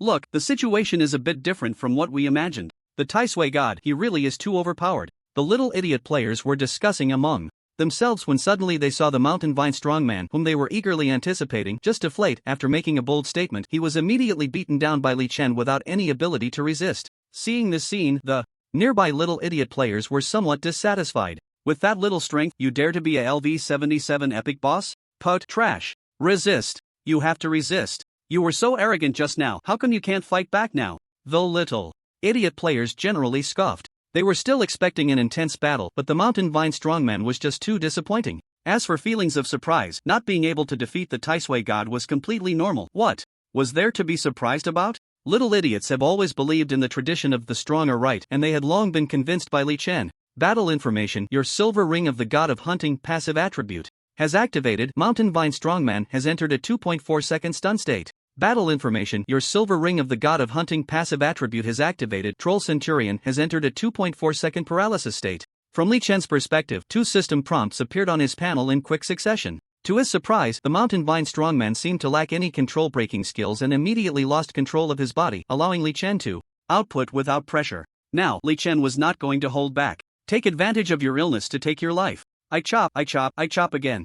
Chen unleashed his full power. Countless sword energies were precisely infused into the Mountain Vine Strongman's body, and the latter's health rapidly dropped like a floodgate being opened. Each sword energy dealt over 500 points of damage, and the Mountain Vine Strongman's total health was only 5.95 million, which meant just over 10,000 attacks. And the control time of the silver ring was such that even 10 Mountain Vine Strongmen wouldn't be enough for Chen to chop. -534, -534, -534. A dense cloud of numbers rose from the head of the ninja chanting Jinfu like a small dark cloud. In the blink of an eye, his health was nearly depleted. If Chen had just 0.05 more seconds, he could completely drain his health. However, as a LV-77 epic tier NPC, chanting Jinfu clearly had life-saving skills. Just as Chen brought his health down to less than 1/10, a red energy membrane suddenly appeared around his body. Battle information: ninja chanting Jinfu, LV-77 epic creature, activated passive skill.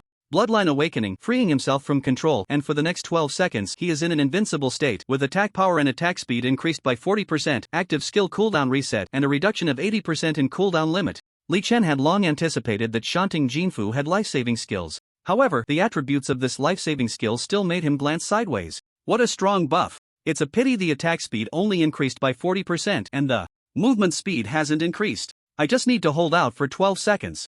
Chen silently muttered to himself. Just as he focused his mind, preparing to deal with chanting Jinfu's counterattack, a shocking scene unfolded before him. Chanting Jinfu, with the invincible burst buff activated, shot a hateful glance at himself, then without a word, dove into the ground. Battle information: ninja chanting Jinfu, LV-77 epic creature, activated skill ultimate earth escape, fleeing underground. That's right, chanting Jinfu ran away. With the invincible burst buff activated, he showed no signs of counterattacking and completely changed from his earlier bravado, silently making his escape. Now it was Chen's turn to be dumbfounded. If chanting Jinfu had used skills like teleportation or invisibility to escape, he could have relied on his speed advantage to stay behind him. But this ultimate earth escape, once chanting Jinfu used it, he directly burrowed underground, and Chen on the surface had no way of knowing which direction he had fled. A cooked duck actually flew away?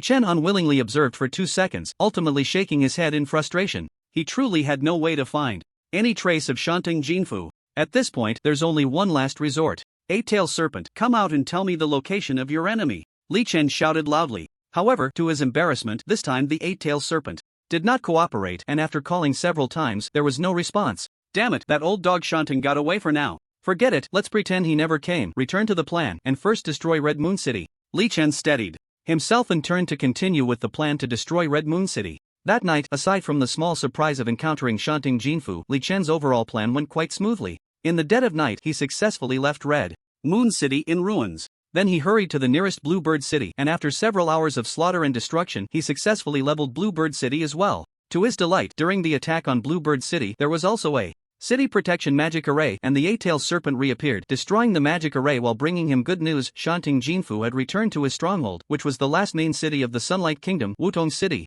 Oh my goodness, the god of Tai Sui is ruthless. In one night, he took down 2 main cities of the Little 8 Baka camp. So strong, the god of Tai Sui is truly a role model for the new generation of our dragon country. Taking down the Little 8 Baka is really satisfying. Oh my god, the god of Tai Sui is so ruthless and charming. Even I, a foreigner, can't help but admire him and become his fan. The Little 8 Baka players are really unfortunate. There are only 2 main cities left now, and if nothing unexpected happens, by the time the god of Tai Sui wakes up and goes online tonight, the last main city will probably be reduced to ruins. I don't even know how the Little 8 Baka players will play then. Quick, look at the latest news. The Little 8 Baka players from the Sunlight Country have all received warnings. My goodness, this punishment is too severe. The Little 8 Baka players are really suffering heavy losses now. On the forum of the game Endless Sky, countless onlookers were intensely discussing. Due to Li Chen's post last night, very few people were criticizing him for being too excessive. Everyone was discussing Li Chen's terrifying performance of destroying 2 cities in one night and the tragic fate of the Little 8 Baka players. What was surprising was that just a few minutes after the in-game city of Qingya was leveled, a warning message appeared on the panels of all online Little 8 Baka players. Warning: the Sunlight Country is facing an unprecedented national crisis. If the Sunlight Country is destroyed, all chosen ones within the country will face the penalties of level reduction LV5, 50% reduction in experience gained for 30 days, and random deduction of 100 basic attribute points. All chosen ones are urged to unite and help the Sunlight Country through this crisis. Upon seeing this announcement, countless Little 8 Baka players were instantly devastated. Damn it! I'm not an NPC of the Sunlight Country. Why should I suffer such severe punishment just because the Sunlight Country is destroyed? Exactly, the destruction of the Sunlight Country has nothing to do with us. Why should we, the Little 8 Baka player community, be punished? Game designer of Endless Sky, come out and explain this, or we won't let this go. Everyone calm down, the Sunlight Country hasn't been destroyed yet. If we all go to Wutong City to participate in the defense battle, we can definitely get through this. But that's the god of Tai Sui just relying on us? Forget it, the Sea of People tactic won't work against the god of Tai Sui. Dame. Wowo, the Little 8 Baka players were completely stirred up. They never expected that if the Sunlight Country was destroyed, they would suffer such severe punishment. Level reduction to LV5 was one thing, after all, levels could be regained with effort. But a 30-day experience penalty and a random deduction of 100 basic attribute points were far too severe. Therefore, once this news broke, it immediately caused a huge uproar on the game forum. What the hell is this punishment? It's directly discouraging the Little 8 Baka, right? I can feel the deep malice of the game development team towards the Little 8 Baka. I can't even imagine how miserable the Little 8 Baka players will be if the god of Tai Sui destroys the Sunlight Country. This punishment notification is really outrageous. You better not come out now. Coming out now is just making things difficult for the god of Tai Sui, right? Now, will the god of Tai Sui continue to carry out the destruction mission? The new topic sparked countless discussions among the onlookers. Clearly, everyone was also frightened by this punishment. They all complained about the malice of the game development team, although to this day, no one knows the name of the Endless Sky development team or who is part of it, but that doesn't stop the players from complaining. There's no way around it. Even among the player community in Dragon Country, a considerable number of people couldn't stand it anymore. Why is this game persecuting the Little 8 Baka so much? First, the task assigned by the god of Tai Sui required the destruction of the game faction of the Little Bastards, followed by a warning of national destruction as punishment. Such a severe punishment, if implemented, would surely lead to a massive exodus of the Little Bastards player community, right? At that time, if we, the players of Longwa, wanted to learn from the god of Tai Sui to attack the Little Bastards, wouldn't we face a situation of too many monks and too little meat? No, we can't just stand by and watch. This time, we must stand with the Little Bastards and protest together. Thus, a large number of posts appeared on the game forum expressing that the punishment of national destruction for the Little Bastards was too severe, with many strongly requesting a reduction in the punishment. Unfortunately, no matter how many such posts appeared or how many sympathized with the Little Bastards, the game Endless Firmament never gave any response. Li Chen logged off early, having destroyed Qingya City before going offline to wash up and sleep. Otherwise, if he knew about the little bastard's punishment of national destruction, he would definitely find it reasonable. The relationship between players and their game factions is actually one of mutual binding. In Li Chen's previous life, when players generally leveled up to above LV60, national wars between players from different countries began, and at that time, some weaker nations were destroyed. If any player's game faction was destroyed, they would suffer corresponding penalties. The stronger the game faction, the more terrifying the punishment for its destruction. In his previous life, the Manhwa Empire had been attacked by multiple countries, and with the chaos caused by the evil god soul, warnings were issued to players. If the Manhwa Empire were destroyed, every player from the Manhwa Empire would face a penalty of being reduced to LV14, a 70-day experience penalty, and a random deduction of 260 attribute points. Therefore, the punishment of national destruction for the little bastards by Rizhao country was actually considered light. It was just that, since the national wars between countries had not yet begun in this life, Li Chen happened to arrive alone in Rizhao country, which led to the earlier occurrence of the event that caused the destruction of Rizhao country in his previous life. Of course, apart from Li Chen, no one else knew this. Thus, on the game forum, those who protested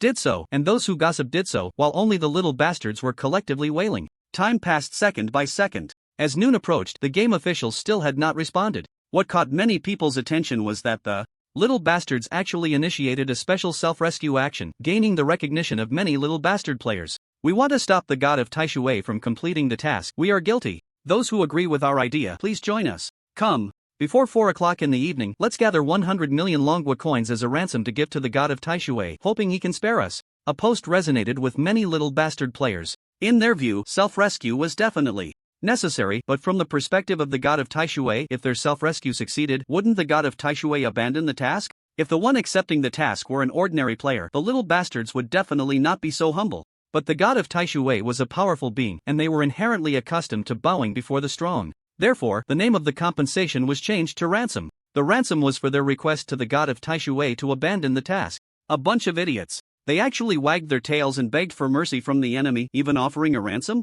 They've completely lost the face of our great Baga nation. In the real world, the leader of the little Baga was furious, shouting incessantly. After smashing several cups, he slapped Mr. Takeda, the representative of the little Baga alliance, several times before finally calming down a bit. We absolutely cannot sit back and do nothing about this. The endless firmament is too important. Our citizens have already suffered severe persecution. If we endure this national destruction punishment, we will fall far behind other countries. We must do whatever it takes to prevent this worst outcome. The leader gritted his teeth and said, then looked at Mr. Takeda and asked, how is our spy work in the dragon country going? Have we found out the true identity of the Tai Sui god? When can we kill him? That's right, since they couldn't win in the game, they had resorted to real-world methods. In fact, ever since they learned about the prophecy warning from the heavenly Tao of endless firmament, the little Baga had already begun deploying spies, urgently needing to know the identity of the Tai Sui god. After all, the Tai Sui god was too powerful in the game. Once the game merged with the real world, wouldn't that mean the dragon country would have a world-class expert? This was absolutely unacceptable to the little Baga. Moreover, the recent incident where the Tai Sui god persecuted the Sunlight Nation in the game had prompted the leader of the little Baga to issue a death order, at all costs, find the true identity of the Tai Sui god in the real world and attempt to win him over. If he showed any signs of resistance, he was to be killed on the spot. Aren't you strong in the game? Heh, then let's settle this in the real world. This was the true thought of the leader of the little Baga. Using such methods meant that the little Baga would have to treat the spies they had painstakingly cultivated as expendable, but the leader felt that as long as they could achieve their goal, everything would be worth it. But the problem was, report, leader, our people have yet to discover the true identity of the Tai Sui god. Useless, you are all useless. Hiya. Faced with the furious leader, Mr. Takeda bowed his head and admitted his fault, silently enduring it. The leader then asked, how did today's joint meeting go? What did the beautiful country say, and what about the dragon country? Will they block the Tai Sui god? Hearing this question, Mr. Takeda lowered his head even further. Report, leader, they still have the same attitude as before, consistently shirking responsibility. The dragon country only said they would make contact and would not overly intervene with the Tai Sui god. Baga Yaru. Tai Sui god, dragon country, too much. Upon hearing this, the leader of the little Baga couldn't help but slap Mr. Takeda again. Mr. Takeda felt very wronged. You're angry at the Tai Sui god, at the dragon country, and also at the incompetent beautiful country. Go ahead and scold, but why hit me? Baga Yaru, I'm a dignified minister, and in front of you, I'm just your punching bag, right? Fine, I'll endure. 30 years in the east, 30 years in the west, I, Shao Takeda, will eventually return everything you did to me today, and it will be tenfold. However, the next moment, Mr. Takeda had no time to think about such things. because what the leader said sent chills down his spine. It seems we can't stop the Tai Sui god. I hope a miracle happens in the game world, but we must also prepare for the worst. Once the Sunlight Nation in the game is destroyed, when you attend the Alliance meeting again tomorrow, remember to ask the team led by the beautiful country for resource support and demand compensation from the Dragon country. If they refuse, then just act as if nothing happened. I will have people execute a Jade Shattered plan. Spread the prophecy of endless firmament. Humph. Bullying our great Baga nation? Then let the foreign demon realm come early. If everyone is to die, let us die together. Takeda-kun stared blankly at the commander, shocked into silence. Announce the prophecy of endless firmament to the outside world? Goodness, I said that in the Alliance meeting mainly to gain greater benefits for myself through this means. It's impossible to announce it. First of all, the strength level of the little idiots is already lacking. Then, once it's made public, it's inevitable that people will know it was our side that disclosed it. Isn't this decision to drag all of humanity down into the abyss something to fear, being targeted by all countries, leading to an even more tragic situation? But Commander is really insane. Is he trying to drag the whole world to the grave with him? Insane, truly insane. Takeda-kun trembled, his mind racing with thoughts, but he didn't say a word in the end. In the strictly hierarchical upper echelons of the little idiot country, as the minister of the Alliance Department, he had no right to criticize the commander's decision. Looking at the commander's cold, trembling expression, Takeda-kun sighed deeply inside. Assassinating the Tai Sui god is currently impossible. Should he unite with some big shots to create another Japanese server mailgun incident on this little idiot territory? After all, the commander's idea is too dangerous, and Takeda-kun doesn't want to be buried with him. Tip, your friend has sent you a message, please check it. Tip, your friend has sent you a message, please check it. Tip, omitted. Just after waking up and logging in, a series of beeping sounds appeared on Li Chen's panel. Opening it, most of his friends, including Zisha Fairy, Flowered Butterfly, and Chen Ergu, had left him messages. Their messages were quite similar, almost all related to the National Destruction Punishment prompt that appeared for the little idiot players and the redemption money incident on the forum. Li Chen glanced at a few and lost interest in reading further. He noticed that with his login, the guild chat channel also began to liven up. Decepticon, regular member, the president is online. Quick, go collect the 100 million Dragon Kingdom coins from the little idiots as tribute. Baldy wants love too. Regular member TCH, you underestimate the president too much. A mere 100 million Dragon Kingdom coins. The president can easily sell a few legendary equipment skill books and earn that back. How could he possibly resist the temptation of the little idiot's redemption money? Don't mess with me. Regular member, you two are fools. What's there to argue about? If I were the president, I'd take the money and do the work. I wouldn't talk about morals with the little idiots. Invincible Tyrannosaurus warrior, regular member, haha, Sister Mo was right. You two are too outdated in your thinking. The guild chat channel was just discussing the 100 million redemption money from the little idiots. The guild was full of talented people, and their words were pleasant to hear. Li Chen traveled while occasionally diving in to observe. Before long, Wutong City appeared in his sight. As the last main city of the Sunlight Kingdom and the center of the entire kingdom, Wutong City is nearly the size of the combined three main cities, Red Moon City, Bluebird City, and Golden Sun City. The entire city is surrounded by sturdy walls nearly 10 meters high. From a high vantage point, one can see a towering Wutong tree in the center of the city, its canopy lush and expansive, covering an area roughly the size of 2 or 3 football fields, which is the origin of Wutong City's name. It seems that the little players were aware of their online status and notified the NPCs in advance, or perhaps the NPCs of Wutong City had other means of communication. In any case, as soon as Li Chen arrived in Wutong City, he saw the entire city protected by a golden red energy shield.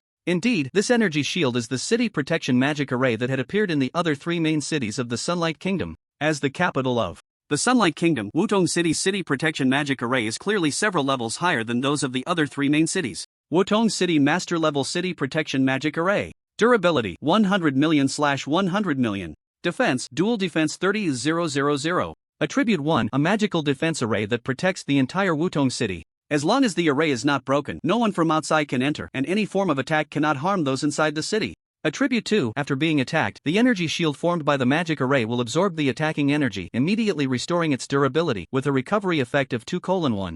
Attribute 3, after being attacked, it will automatically absorb the MP of everyone inside the city to restore the durability of the city protection magic array, with a conversion effect of 2 MP equals 1 durability point. Attribute 4, after being attacked, the magic array will reflect 10% of the damage it received back to the attacker as true damage. Attribute 5, the main body of the magic array is protected by a defense shield. External attacks cannot weaken the physical or magical defense of the magic array, and cannot inflict percentage damage on its durability. The high health and dual defense are not worth mentioning further. The key point is that this city protection magic array can not only absorb the damage from attackers to restore its durability, like the one in Red Moon City, but it can also absorb the MP of the little players and NPCs inside the city to restore itself, and it even has a counterattack skill, although neither Attribute 2 nor Attribute 3 provides recovery effects.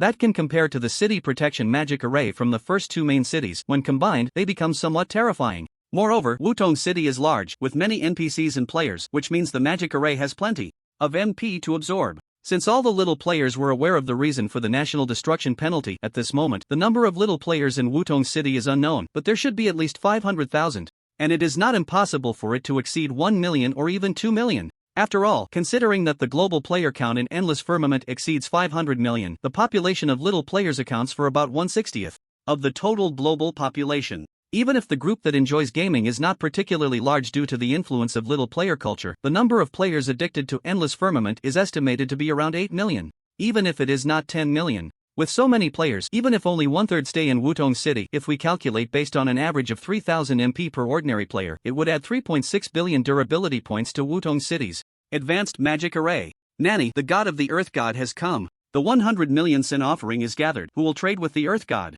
It would be best to send him away with money. What a strong magic array, hissing, as long as we defend the city and do not go out, the Earth God cannot enter, right? We are saved. You think too much. Do you forget how the city protection magic arrays of Golden Sun City, Red Moon City, and Bluebird City were breached? The Earth God has that terrifying monster as a helper. As Li Chen assessed the city protection magic array of Wutong City, the nearby little players also noticed him and immediately became tense. Although the city protection magic array of Wutong City was impressive, to them it was merely a decoration. After all, there were the precedents of Yuri City, Hongyu City, and Qingniao City. Since the god of Tai Sui has arrived, then his terrifying eight-tailed serpent helper should appear too, right? One little player muttered nervously. Sure enough, the next second, the phantom of the eight-tailed serpent appeared out of thin air, then soared into the sky, crashing into the energy shield of the magic array. However, just as all the little players were extremely tense, an unexpected scene unfolded before them. The eight-tailed serpent crashed into the energy barrier, but the energy barrier remained completely unaffected, as if it had not been impacted at all.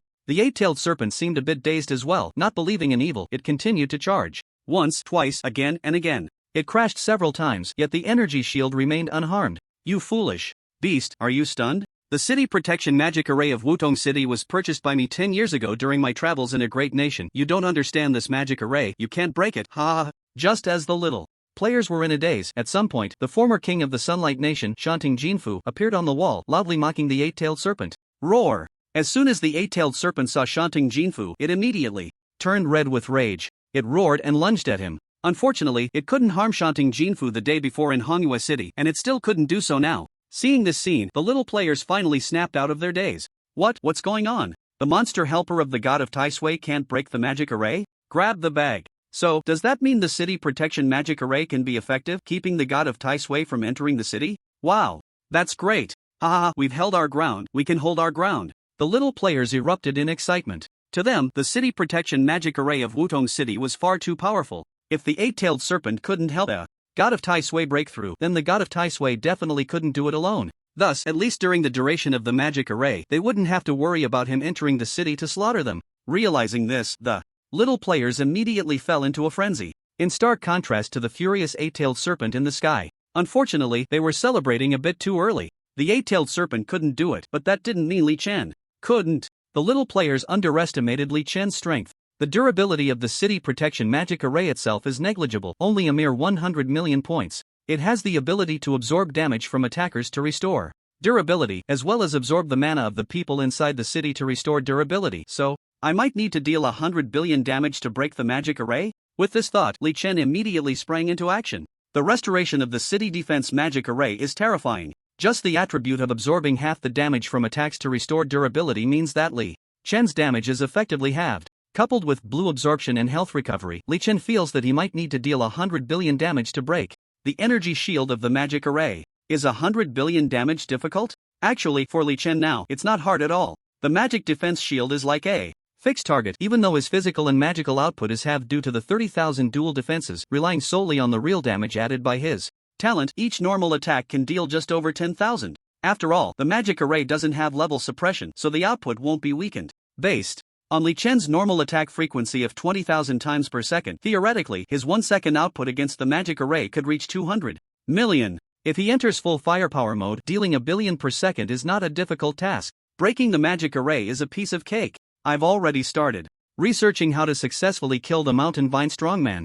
Li Chen's gaze turned to the mountain vine strongman on the city wall of Wutong City. This guy had escaped using Earth Escape after being severely injured by him yesterday. A day later, his skills should have refreshed, which means that if he wants to take him down, he must first figure out how to deal with his Earth Escape. Looking at the eight-tailed serpent in the sky, which was continuously raging impotently at the mountain vine strongman, Li Chen knew he couldn't rely on that guy and had to depend on himself. When the mountain vine strongman's health drops to 10%, he will activate an invincible skill, which is why I can't stop him from escaping through the ground. Otherwise, during the brief action time of his burrowing, I could have taken down 10% of his health. The passive invincible skill, actually, even after a passive skill automatically activates, it takes a tiny bit of time to take effect, which might be only 0.001 seconds. And I wonder, can I take down 10% of his health in that 0.001 seconds? It's worth a try. Li Chen pondered for a while and made up his mind. After glancing at the mountain vine strongman on the city wall, he quickly turned and left. To ensure the success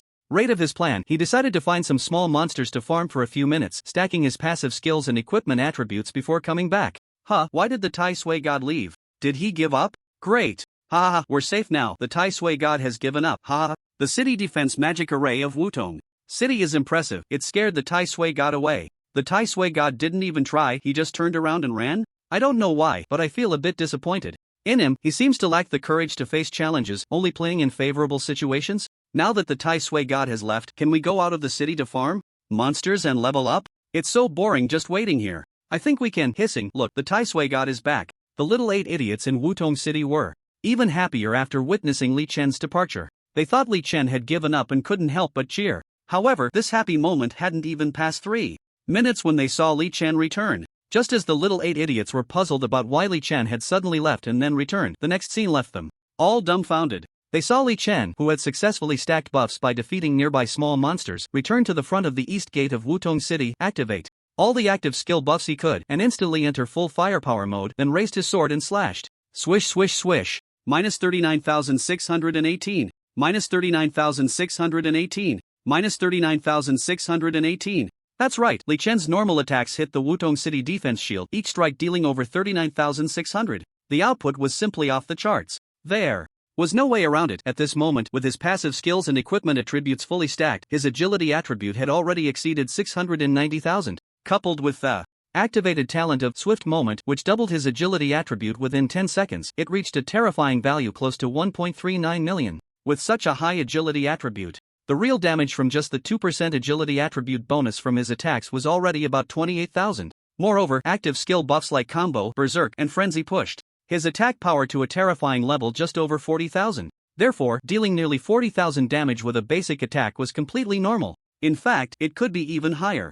For instance, activating the active skill effect of the Ash Necklace would allow Li Chen to ignore the dual defenses of the city's magic barrier. But this skill could only be used on a single target, and he planned to save it for dealing with the Vine Master. Even without activating the Ash Necklace's active skill, my output is enough to break the defense shield within 5 seconds. It was one thing to deal nearly 40,000 damage with each basic attack, but the most terrifying aspect was Li Chen's attack speed. With the activation of skill buffs like Phantom Sword Dance and Hunting Moment, combined with the counterattack skill buff triggered by the reflection damage from the Wutong City magic barrier, his attack speed bonus had comprehensively increased, reaching a stage of over 100,000 outputs per second. Battle information: you are affected by the reflection damage effect of the Wutong City magic barrier. Your health is below 10%. Your equipment Fury Pants passive skill Bloodbath is activated, putting you in a 5-second state of 99% damage reduction including real damage, and your attack power and attack speed increase by 40%. Battle information: you are affected by the reflection damage effect of the Wutong City magic barrier. Your health is below 10%. Your equipment Undead Guardian Bone Armor passive skill Undead Guardian is activated, putting you in a 10-second state of invincibility, immune to control, and unable to be targeted. The excessively high output quickly caused Li Chen's health to drop to 10% due to the reflection damage. However, with the activation of the dual passive skills from the legendary armor pants and the epic armor top, not only did his attack power and attack speed surge again, but he also entered a 10-second invincibility period. Li Chen continued to attack recklessly. Swish swish swish swish swish. Minus 51,244. Minus 51,244. Minus 51,244. As his health decreased, a new round of passive buffs activated, making Li Chen's single basic attack output even more terrifying. The attack frequency also increased by 40%, reaching about 140,000 per second. This meant that at this moment Li Chen's damage to the Wutong City magic defense array was approximately 7 billion per second. How could the Wutong City magic defense array withstand such a terrifying output? It took less than 5 seconds. In just about 2 seconds, the entire magic defense shield shattered with a loud bang. Before the little idiots and NPCs in Wutong City could react, Li Chen had already launched his next round of action, targeting the somewhat dazed Vine Master. The Ash Necklace's active skill locked on and activated. To maximize his output, Li Chen also activated a special item, the Time Pagoda Fragment from Lin Yolion's hidden quest. Reward. Within 60 seconds, the active skill entered a no cooldown state. Considering his limited mana, Li Chen used only the skills with the least mana cost, which had a small damage range but boasted a 510% physical attack panel. Heavy Slash. Swish swish swish. Minus 4,396. Minus 4,396. Minus 4,396. Hint, you have killed the NPC Vine Master LV77 Epic from the Sunlight Nation. Your sin value increases by 100,000 points, and your current total sin value is 411,250 points. Perhaps it was because his mana had been drained by the magic barrier. Even the passive invincibility skill did not show an activation prompt, and the Vine Master was already successfully instant killed by Li Chen. What happened? What about the city protection magic array of Wutong City? How could such a powerful magic array suddenly disappear? My mana has been drained. Oh my god, the god of Taisui broke the city protection magic array just with his own output. It happened so fast I didn't even have time to react. This is outrageous. Where's Shanting Jinfu? Hurry and stop. Taisui. What? Shanting Jinfu was killed in an instant by the god of Taisui? The strength of the god of Taisui has once again exceeded my understanding. He is too strong. It's over, we're doomed. The city protection magic array is gone, and Shanting Jinfu has been killed. We can't defend Wutong City anymore. Sob, I don't want to face such a severe national annihilation punishment. Who will save us? Everything happened too quickly. From Li Chen's return to the breaking of the city protection magic array, only 2 seconds had passed, and Shanting Jinfu was taken down in the blink of an eye. The players who witnessed all this finally began to react, revealing expressions of disbelief. Some of the little players who had been impressed by Li Chen's earlier performance had thought that there was a slight possibility he could break the city protection magic array alone, but they never expected that the magic array would last less than 2 seconds in front of him. The little players suddenly realized how ridiculous their previous belief was, that if it weren't for the eight-tailed serpent, the god of Taisui wouldn't be able to break through the city protection magic arrays of Yuri City, Qingniao City, and Hongyue City. The city protection magic array of Wutong City was far stronger than those 3 main cities, yet it couldn't hold for even 2 seconds. This shows that although everyone had already overestimated the god of Taisui, they still underestimated him in the end. As for the death of Shanting Jinfu, it was not unexpected for the little players. After all, someone had recorded a video yesterday showing how the god of Taisui had severely injured the confident Shanting Jinfu in just a few seconds. If Shanting Jinfu hadn't burrowed into the ground to escape, he would have probably died on the spot. However, anticipating something and witnessing it firsthand are 2 different things. Yesterday, Shanting Jinfu had jumped around in front of the god of Taisui, and now, he was like paper, shattering at a mere touch from the god of Taisui. In just one day, could a person's combat power change so drastically? Is the god of Taisui a player or a GM disguised as a player? This is too outrageous. However, amidst the shock, the little players knew it wasn't the time to discuss this question. Watching the god of Taisui standing on Shanting Jinfu's corpse, communicating with the eight-tailed serpent, most of the little players began to log off. There was no choice, staying online meant death.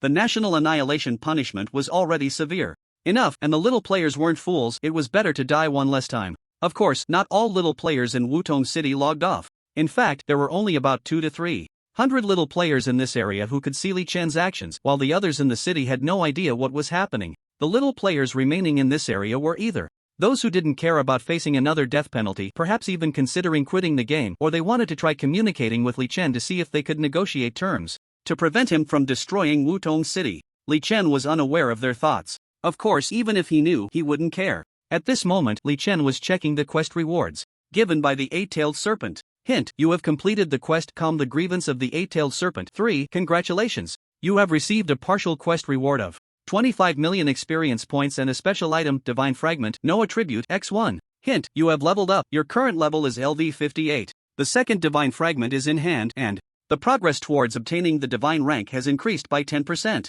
Comfortable. With the brand new Divine Fragment stored in his backpack, Li Chen felt quite pleased. It is worth mentioning that this Divine Fragment is identical in attributes and effects to the one he obtained previously. Using it directly would increase his free attribute points by 15,000, but Li Chen chose to save it, planning to combine it into a complete divine fragment after gathering more than 10 in total. After all, in his view, the effect of 15,000 points in attributes pales in comparison to the benefits of the divine rank. Beneath the divine, all are ants. Among the strongest epic ranks below the divine rank, considering the impact of levels, Li Chen couldn't claim he could defeat any epic boss, but taking down one that was 4 or 5 levels below him would likely be no problem. There was no way around it. His SSS level talent made his agility attribute exceptional, and since his rebirth he had consumed so many game resources that if he faced any issues it would be a surprise. The divine rank was different though. Even when facing the LV-33 avatar of the evil god Soul, due to rank suppression his combat power was less than 20%, which was quite frustrating. Therefore, only by advancing to the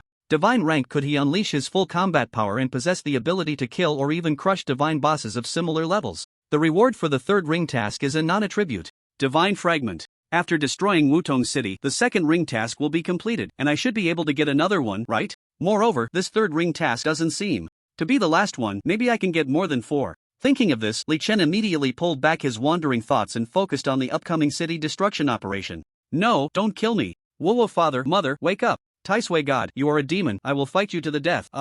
Accompanied by endless wails, pleas for mercy, and curses, Li Chen's city destruction operation was in full swing. After the death of the Mountain Vine strongman, there was no longer anyone in Wutong City that Li Chen deemed worthy of serious attention. Thus, the city destruction process went smoothly. Wherever Li Chen went, death followed. In his wake, it could be said that both humans and ghosts were annihilated. As time passed second by second, it soon reached midnight. Hint, you have received the daily reward for the server's level leaderboard. Your level has increased by LV1 and your current level is LV59. Hint, you have received server equipment omitted. Unknowingly, it's already 12 o'clock. City destruction is indeed a tough job. Li Chen glanced at the prompt information on his panel. He had long since gotten used to the leaderboard rewards and didn't pay them much mind. He then checked the progress of the task, calm the grievance of the 8-tailed serpent too. One of the task requirements was to kill 400,000 local NPCs from the Sunlight Kingdom, and at this moment, that requirement was just met. Killing NPCs yielded little reward, so next Li Chen spared the NPCs and turned his attention to the destruction of Wutong City's buildings. Swish swish, boom boom. The sound of sword energy slicing through the air and the crashing of buildings echoed endlessly. Li Chen's efficiency in action was extremely high, and Wutong City was gradually being leveled by him. At this moment, no NPC dared to disturb him. Instead, some reckless little players followed him, watching from a distance, but Li Chen couldn't be bothered with them. The priority was to complete the task quickly and leave this place to grow stronger. He had already wasted nearly 3 days in the land of Rizhao Kingdom, and he didn't want to delay for even a moment. As he continued to chop away, just as a quarter of Wutong City was destroyed, the long-absent 8-tailed serpent reappeared and tossed Li Chen a ring-like object. Hint, you have received the quest, Calm the 8-tailed serpent's wrath. 3 remaining reward Space Ring X1. Hint, the space ring contains the treasured collection of Shanting Jinfu over many years. Please handle it with care. It's actually a space ring. Li Chen was momentarily stunned, then couldn't help but smile with joy. He wasn't surprised by the quest reward. After all, when he just received experience points and divine fragment shards, the Hint Information Center had displayed partial rewards. This space ring, along with the items inside it, was the remaining quest reward given by the 8-tailed serpent. Item, space ring. Type, special item. Capacity, 120/500. Effect, a magical ring with internal space magic, allowing for the storage and retrieval of items, usable as long as it is carried. The space ring was not an equipment, it belonged to a special item category and did not occupy an equipment slot when worn. In the world of Endless Sky, space rings were extremely rare. For example, in Li Chen's previous life he had reached level 200 and still didn't have a single space ring. As far as he knew, at that time, very few players in the world possessed special items with storage functions like the space ring, and the number could be counted on both hands. Just as the information displayed on the panel indicated, the space ring had no attributes, only a function for storing and retrieving items. From this perspective, it was like a backpack space that every player carried, just a supersized version. A capacity of 500 did not refer to cubic units but to slots. Just like a player's backpack, no matter how large an item was, as long as it could fit in the backpack, it would occupy one slot. A capacity of 500 meant Li Chen could store 500 items within it. This space ring came just in time. While out and about, I was worried about having too many rewards and not enough backpack space to store them. Li Chen murmured with delight. It was worth noting that this space ring already contained 120 items, all of which were Shanting Jinfu's treasures. Shanting Jinfu was the former king of Rizhao Kingdom and a level 77 epic NPC. One could imagine how rich his collection was. Thus, Li Chen began to continue destroying the buildings of Wutong City while also dividing his attention to check the items within the space ring. Equipment, Burning Heaven Heavy Sword. Quality, Legendary. Grade, Excellent. Usage requirement level 60 or above, melee class capable of using two-handed swords, strength not less than 1000 points. Attribute 1 physical attack plus 4700, magic attack plus 3930, strength plus 725. Attributes 2-5 slightly. Attribute 6 light strike passive skill. When entering combat, the first attack on a unit will deal critical damage and heal oneself for 100% of physical attack power plus 2% of lost health. Cooldown time for each target is 10 seconds. Equipment ninja cloak. Quality legendary. Grade ordinary. Attributes slightly. Item ultimate earth escape skill book. Quality epic. Learning requirement level 66 or above, ninja class. Attributes slight. Item ruler of the sunlight kingdom medal. Type special item. Effect effective when placed in the backpack, increases the owner's four-dimensional attributes by 8% and grants the passive skill bloodline awakening, which activates when the owner's health drops to 10% after being attacked, rendering them invincible for the next 12 seconds, increasing attack power and attack speed by 40%, resetting active skill cooldowns and reducing the cooldown limit by 80%. Item Master Level City Defense Magic Array Construction Blueprint. Type Blueprint/consumable. Usage requirement sub-profession must be Magic Architect, sub-profession level must be Master level or above. Magic Array attributes slight. Item Ninja Class Inheritance Scroll. Type consumable/special item. Usage requirement level 60, initial profession must be Assassin. Effect upon use exempt from the 3rd class advancement trial, directly transitioning to the 8-star rated 2nd advancement class Ninja.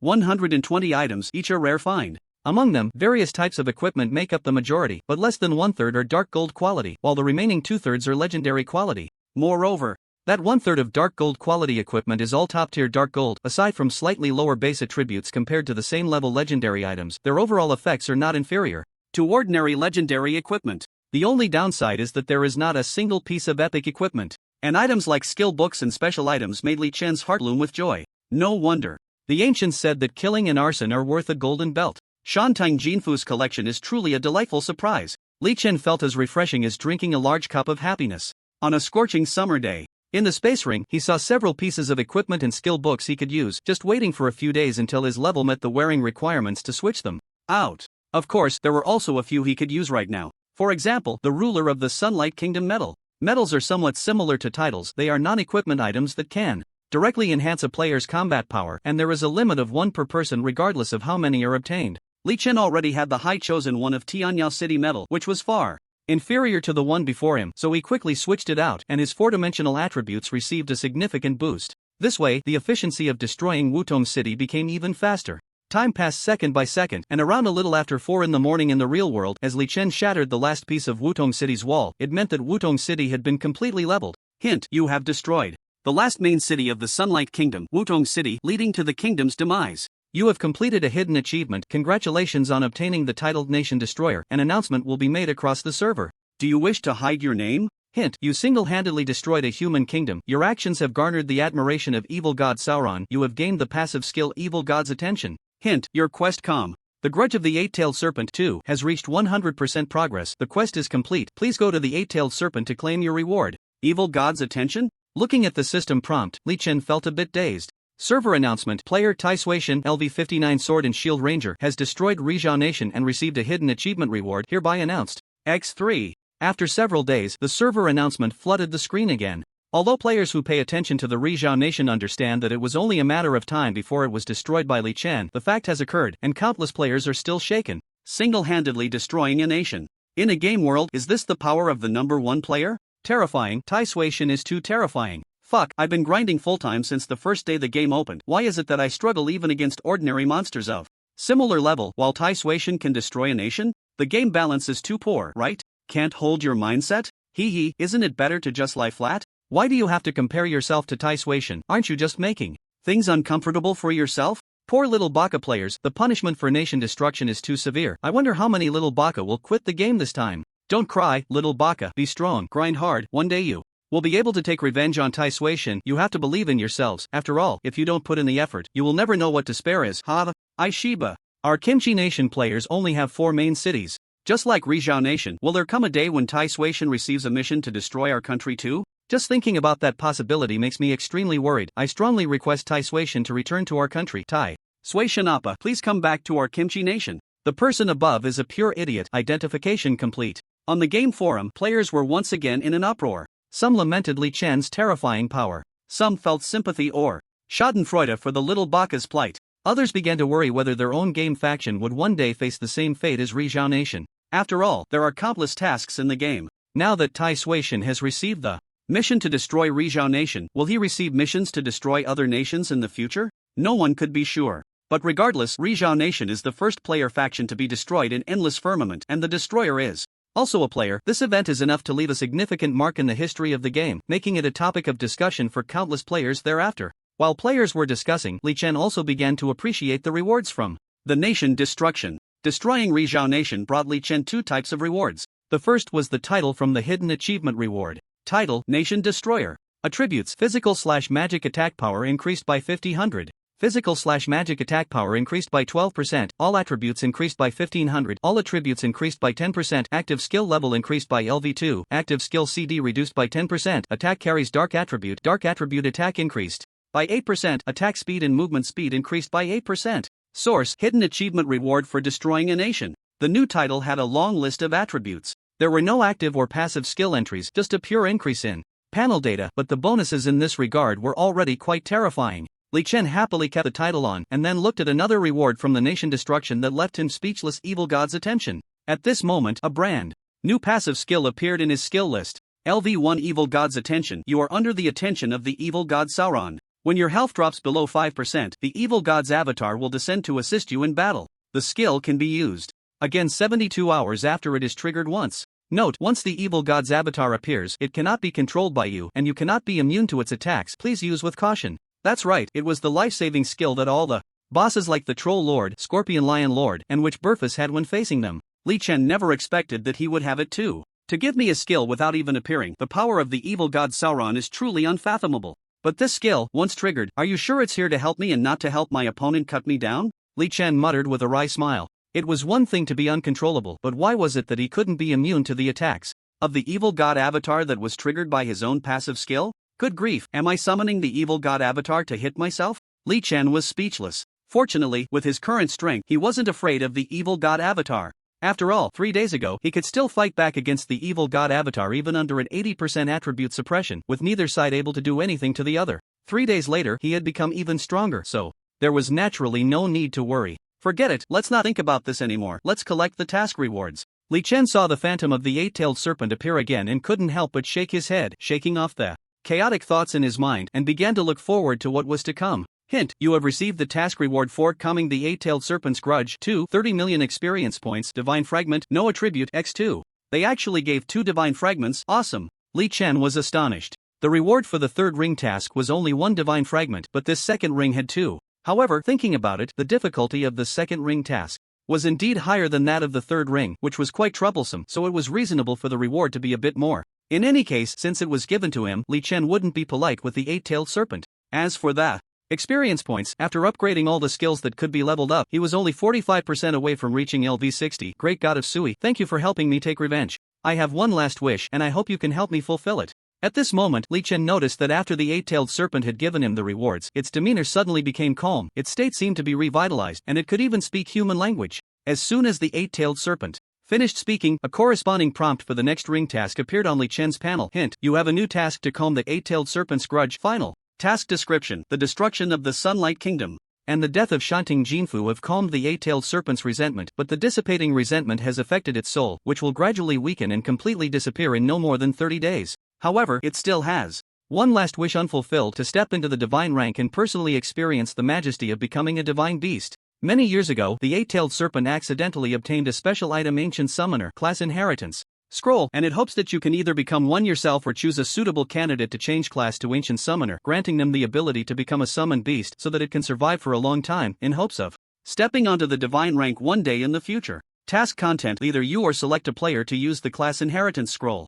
Task progress 0 to 1. Task deadline 30 days. Success reward none. Failure penalty none. Item: Ancient Summoner class inheritance scroll. Type: special item. Usage requirements: mental attribute not lower than 5,000 points, above LV60. No class restrictions. Purpose: after use, automatically obtain the second transfer 10-star rated class Ancient Summoner, gaining a new class bonus. Looking at the class scroll handed over by the eight-tailed serpent, Li Chen was somewhat surprised. The surprise was not about the Ancient Summoner class, but about the scroll's usage requirements. No class restrictions. This meant that as long as the two conditions of LV60 and mental attribute not lower than 5,000 points were met, regardless of whether you were a priest or an assassin, you could change to the Ancient Summoner class. This was equivalent to giving players a chance to reselect their class, a very rare item and quite attractive. Since in Endless Firmament players choose their class first and then draw their talents when creating a character, there are actually many players whose talents do not match their class. Taking Li Chan as an example, the Blessing of Light talent is actually more suited for archers or assassins, as these two classes have some branch advancement classes that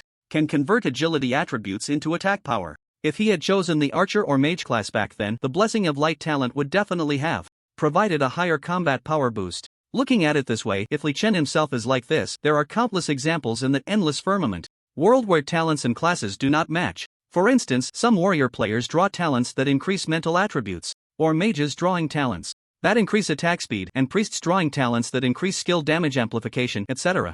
Among these players, there are bound to be those who have drawn summoner-type talents but are not summoners themselves, and if they had this Ancient Summoner inheritance scroll, they would have the opportunity to change to a summoner and take off on a new path. Of course, the Ancient Summoner belongs to the second transfer 10-star rated class, which is very precious, and Li Chen only has one, so he definitely wouldn't casually give it to someone else to use. The eight-tailed serpent is like a vengeful spirit from the world of strange tales from a Chinese studio. Once its enemy is dead, the resentment disappears, and after its thoughts become clear, it won't take long to dissipate. It must have worked very hard to collect 4 divine fragment shards in its lifetime, right? To continue living and step into the mythic tier, it has really gone through a lot of trouble, even becoming a summoned beast controlled by players. Although I don't know if this final task will reward me with divine fragment shards again, rest assured, even for this Ancient Summoner class scroll, I will definitely fulfill your wish. As for the purpose of this class inheritance scroll, Li Chen naturally did not intend to use it on himself. First, he had no interest in the summoner class. Second, the SSS level talent Blessing of Light increases agility. What does a summoner need agility for? So he definitely couldn't change to a summoner. Third, it's not that Li Chen is arrogant. Isn't a 10-star rated class very powerful? His first transfer upgraded class, the Sword and Shield Ranger, is a 12-star rated class, and currently, his combat power at around LV60 is already outstanding. Once he completes the third round of class trials at LV60, getting another 12-star rated second transfer class shouldn't be hard, right? Therefore, Li Chen planned to find someone else to use it. As for who to give it to, for a moment, Li Chen couldn't think of a suitable candidate. Anyway, the task deadline is a month, so there's no rush. I'll consider it when I have time later. With that thought, Li Chen put the class inheritance scroll back into his backpack. After the eight-tailed serpent issued the latest task, it disappeared, not knowing what it was doing. Thus, this chance encounter for Li Chen in the Sunlight Nation came to a satisfying conclusion. It's unnecessary to stay here any longer.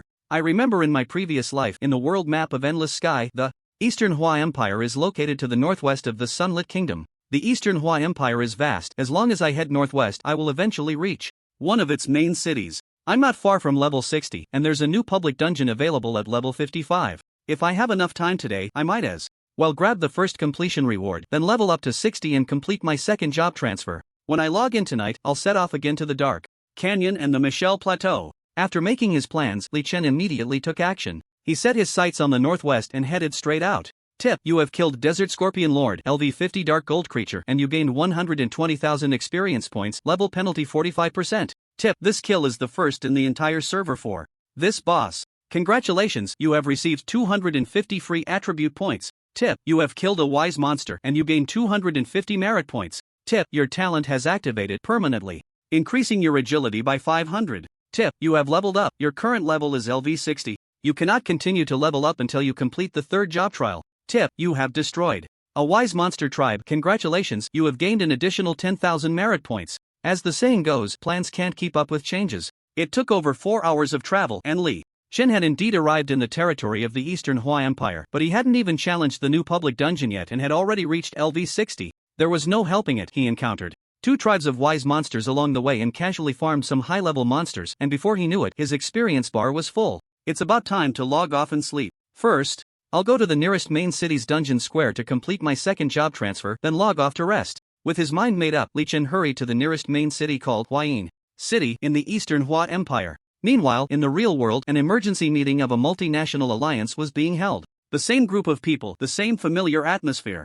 As the meeting began, the representative of the Little Eight Gags, Takeda Kuan, was the first to speak, tearfully accusing the Tai Sui god of inhumane behavior and the tragic situation of the Little Eight Gag players. You have no idea how miserable we little 8-gag players are right now. Takeda-kun was all in, throwing away any pretense. Now was the time to garner sympathy. The more tragic the situation of the little 8-gag players sounded, the better. He then used this as a condition to demand compensation and support. You must all know about the punishment for the annihilation of the Sunlit Kingdom, so I won't elaborate further. After the Sunlit Kingdom was destroyed, the development of us little 8-gag players has become extremely difficult. First, all the NPC quests and resources are gone. Secondly, without NPCs to maintain order, we little 8-gag players have entered chaos mode, where killing and looting are rampant, and the game atmosphere is terrible. Moreover, due to death penalties and development difficulties, many little 8-gag players have had their online hours drop significantly today, leading to a wave of players quitting. This is all because of the sins committed by the Tai Sui God. As the homeland of the Tai Sui God, the Dragon Kingdom must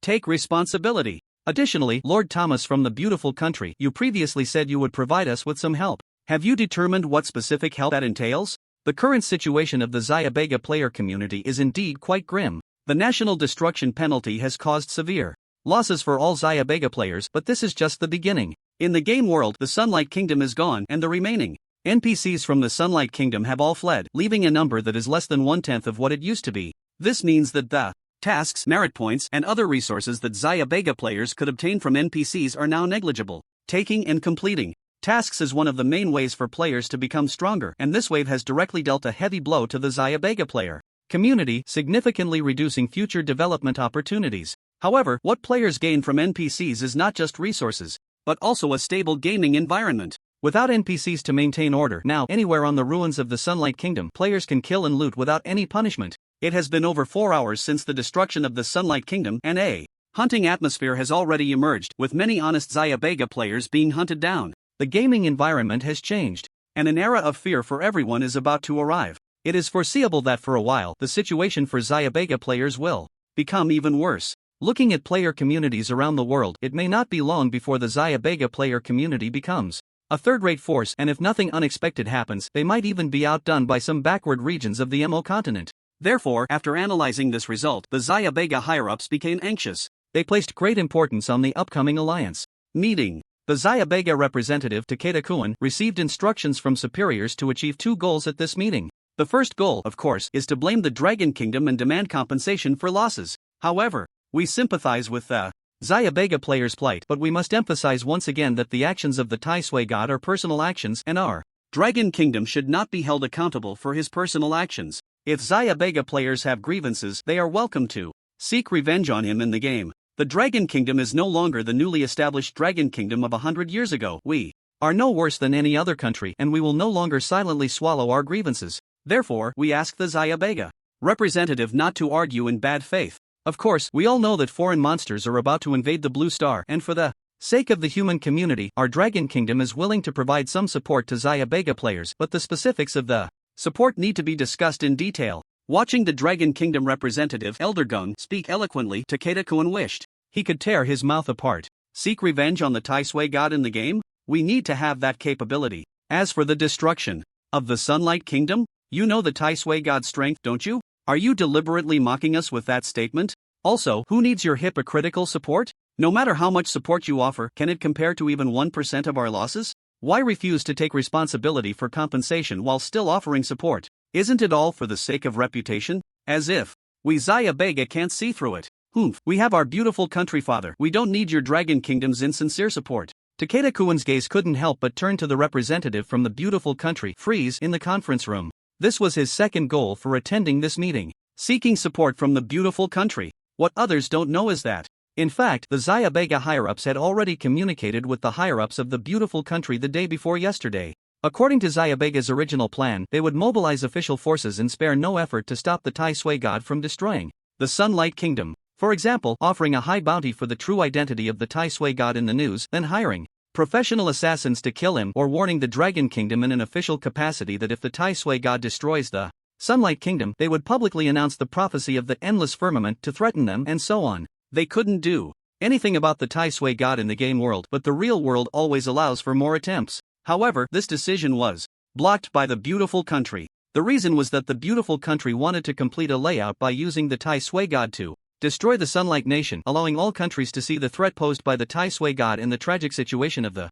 players from various nations after being harmed by him, thus uniting more national forces to pressure and even isolate the dragon country. Little 8 Baka is a bit bad, but not a fool. Your beautiful country's idea is good, but since the wounds do not appear on you, why should we little 8 Baka be sacrificed as a premise? This reason alone is not enough. So at that time, the beautiful country presented a compensation plan stating that they would provide a lot of equipment, skill books, and other resources, and designate a piece of land to absorb little 8 Baka players, allowing new players entering the game Endless Firmament to have a brand new development environment. Takeda-kun came this time to publicly confirm the compensation plan on behalf of the beautiful country so that the beautiful country could motivate other countries to provide more compensation and support. The idea is beautiful, but can the beautiful country follow through with its plan? I also express sympathy for the little 8 Baka players on behalf of the beautiful country. What Dragon Country just said was wrong. It is well known that the Tai Sui god is from Dragon Country. Could the destruction of a game nation happen without the instructions from the high-level officials of Dragon Country?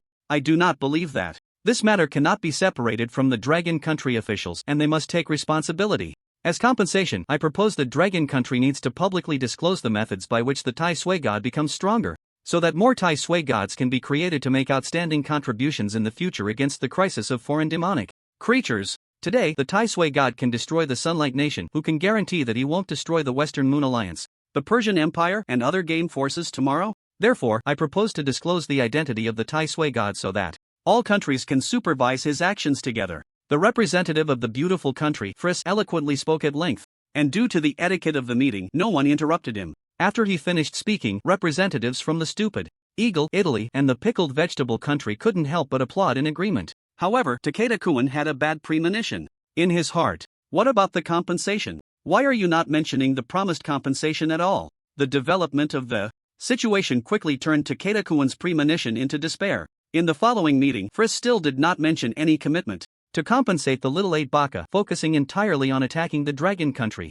After more than an hour, the meeting ended amidst the usual bickering. When Takeda-kun anxiously called out to Friss, the latter responded, "Compensation? Don't worry, we will compensate you. Please be patient for a while. You know, our beautiful country is a democratic nation, and any major decision needs to be approved by the parliament. When will the parliament approve it? Well, I can't be sure about that either. Don't worry, we will fulfill our promise. Be patient, you need to have patience. That's it for now, I have other matters to attend to." Watching Friss leave with an impatient expression, Takeda-kun felt a chill in his blood. Then, an overwhelming anger surged within him. "So you all bully us little 8 Baka, right? Since we can't have a good time, then let's not let anyone have a good time." In the Eastern Hua Empire, by Bo City, at the Instance Square. Just as the alliance meeting in the real world was underway, Li Chen had successfully arrived at the Instance Square and entered the third career challenge. Trial. System prompt: you have entered the Career Advancement Trial Elemental Spirits Test. Current difficulty is 10 stars. Instance introduction: the Elemental Spirits Test consists of 6 levels,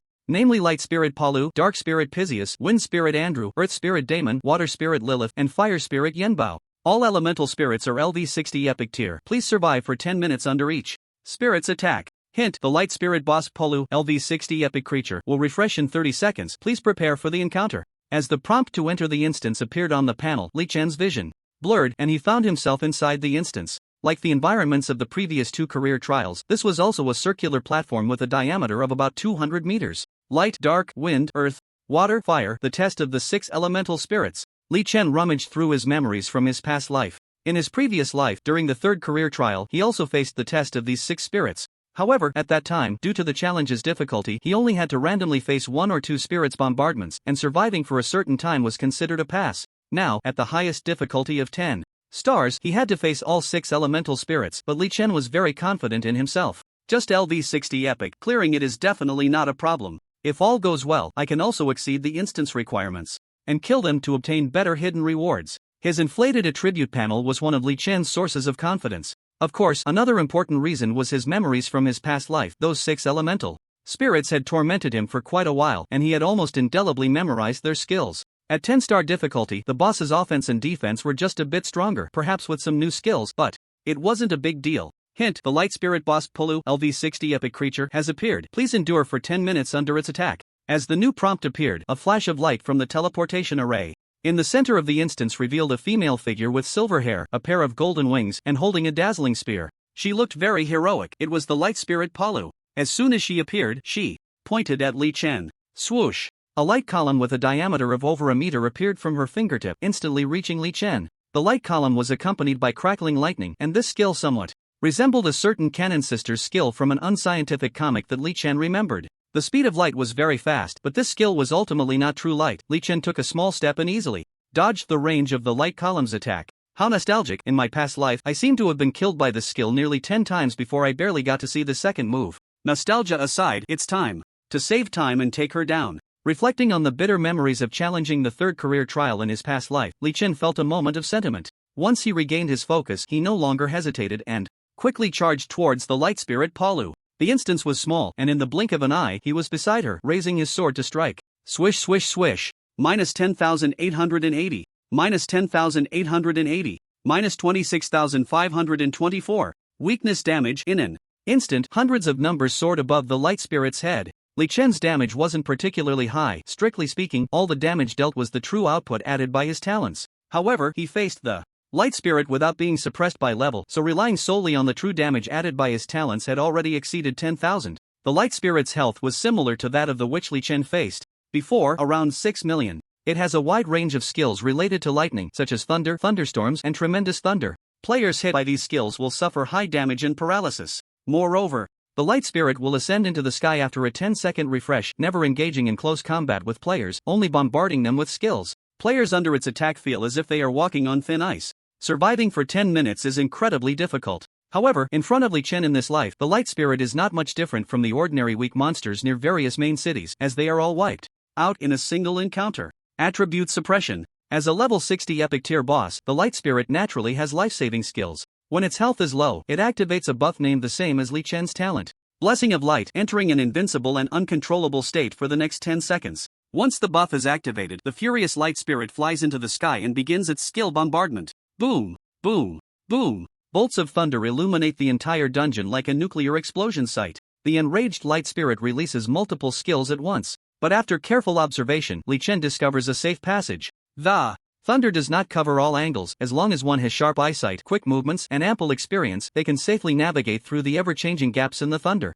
In the world of Endless Sky, there are no absolutely unbeatable class trial dungeons. Normally, players need to observe the gaps in the thunder and ensure their safety through constant movement. With agility exceeding 500,000, Li Chen naturally notices this, but he is too lazy to dodge. Minus 501. A bolt of thunder strikes his body, and a damage number appears above his head. Of this damage, 500 points are the true damage effect of the thunder, while the remaining point is a force damage caused by the light spirit's magic attack failing to break through Li Chen's defense. Boss-type player, this descriptor fits Li Chen perfectly. Compared to the mere 20 or 30,000 attack panel, his defense exceeds 70,000 in normal conditions, making him incredibly tough. Light spirit, you do your thing, and if I move even a little, consider it my loss. With both attack and defense being suppressed, as soon as the 10-second invincibility buff ends, Li Chen leaps up and slashes the light spirit to death with a single sword. Hint: you have killed the light spirit boss Palu, LV60 epic creature, and you have passed the trial of light ahead of time. Hint: in 30 seconds, the dark spirit boss Pisius, LV60 epic creature, will spawn. Please prepare for battle. As soon as the dark spirit appears, the entire dungeon environment instantly becomes pitch black. The Dark Spirit Pisius is an assassin-type boss with strong melee capabilities, high output, and various bleeding and stun controls. However, in the face of Li Chen's attribute suppression, all its efforts are in vain, and it too meets the same fate as the Light Spirit after just about 10 seconds. Following that, Li Chen challenges the four spirits of wind, earth, water, and fire. The wind spirit Andrew has the appearance of a blue-haired mature woman, a humanoid monster that looks very aloof. She can unleash various wind magic, not only dealing high damage but also having control effects, and her own movement speed is also very fast. However, no matter how fast she cannot outpace Li Chen, who is an agility attribute supermodel, so she was easily defeated by him. The Earth Spirit Daemon is also a humanoid monster, but a male with a face that gives off a silly impression. This guy is a melee boss with high defense and strong physical attack power, but his drawback is that he is quite clumsy. Clumsy-type bosses have always been countered by agile warriors like Li Chen, so the Earth Spirit Daemon couldn't even touch the hem of his clothes and was defeated. As for the Water Spirit Lilith and the Fire Spirit Blaze, as their names suggest, the former excels in water magic and also has ice magic, while the Fire Spirit is the one that deals the highest damage to Li Chen among the 6 elemental spirits. After all, its skill is to set fire everywhere, and as soon as it appeared, flames covered the entire dungeon space. Unfortunately, Li Chen's attributes crushed them, and no matter how many tricks they had, they couldn't stir up any waves, both following in the footsteps of the first 4 elemental spirits. Throughout the third professional trial, Li Chen felt that the difficulty was even lower than that of the second professional trial. At level 40. After all, back then, he was not fighting a boss but his own 9 clones. The stronger he became, the stronger the attributes of the clones. And the 6 elemental spirits in the third professional trial, although each had control and output, could trouble an average player, but not someone like Li Chen, who was hanging on the wall. With the last boss, the fire spirit Blaze, being defeated by Li Chen, this professional trial came to an end. On the panel, reward information immediately appeared. Hint: you have killed all creatures in the dungeon, and the dungeon trial has ended early. Hint: due to your outstanding performance, congratulations on unlocking a hidden promotion to the highest 12-star rating profession. Hint: please choose one of the 3 promotion professions, Limitless Sword Saint, War King, Heavy Armored Mercenary, as your new profession. Limitless Sword Saint, an advanced promotion profession created by the demigod Aragon in ancient times, abandoning shield defense, focusing on offensive capabilities using one-handed and two-handed swords with highly mobile combat, possessing both self-defense and magnificent, powerful offensive abilities. 1 2-star rating profession bonus: base strength and agility increased by 1000 points, stamina increased by 500 points. Each level up grants 180 60 plus 12 x 10 free attributes, and upon promotion, immediately comprehend 3 legendary quality skills. War King, an advanced promotion profession created by the war god Allen in ancient times, maintaining the original offensive and defensive capabilities while significantly enhancing them, with no restrictions on the use of one-handed or two-handed weapons, possessing strong offensive capabilities while also having a certain degree of self-defense ability, representing the pinnacle of the integrated offensive and defensive advanced promotion profession. 1 2-star rating profession bonus: base strength and stamina increased by 1200 points. Each level up grants 180 free attributes, and upon promotion, immediately comprehend 3 legendary quality skills.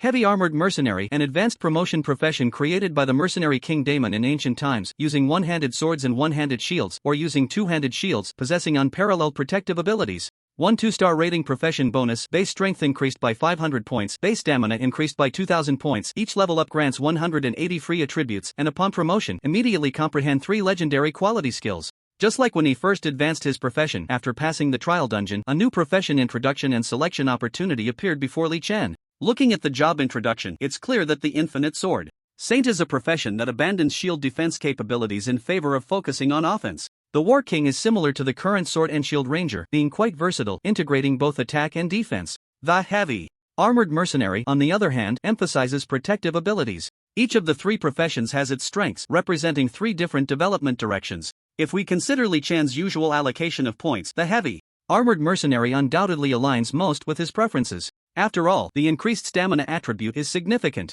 With high stamina, defense is high, health is thick, and the margin for error in battle increases. Like just now in the dungeon, facing 6 elemental spirits, Li Chen didn't even bother to dodge their attacks. What was the reason? Wasn't it all due to full stamina allocation, making him impervious to attacks from a level 60 epic boss? However, the name Heavy Armored Mercenary is just too unappealing, and I can't use two-handed greatsword-type weapons. Wouldn't my Justice Judgment Blade and Ripper Blade become useless? Forget it. Li Chen shook his head and, after a moment of contemplation, decided to abandon the Heavy Armored Mercenary option. Faced with the choice between the Infinite Sword Saint and the War King, he hesitated for several seconds. Both the Infinite Sword Saint and the War King have their own advantages. He could accept either choice. But then Li Chen thought again. After a second job advancement, the skills from the first job wouldn't be erased. With the legendary skill Sword and Shield technique from the Sword and Shield Ranger, even if the Infinite Sword Saint profession doesn't use a shield, skills like block, shield counter, and devotion can still be activated. However, in the future, if he finds a skill book for shield type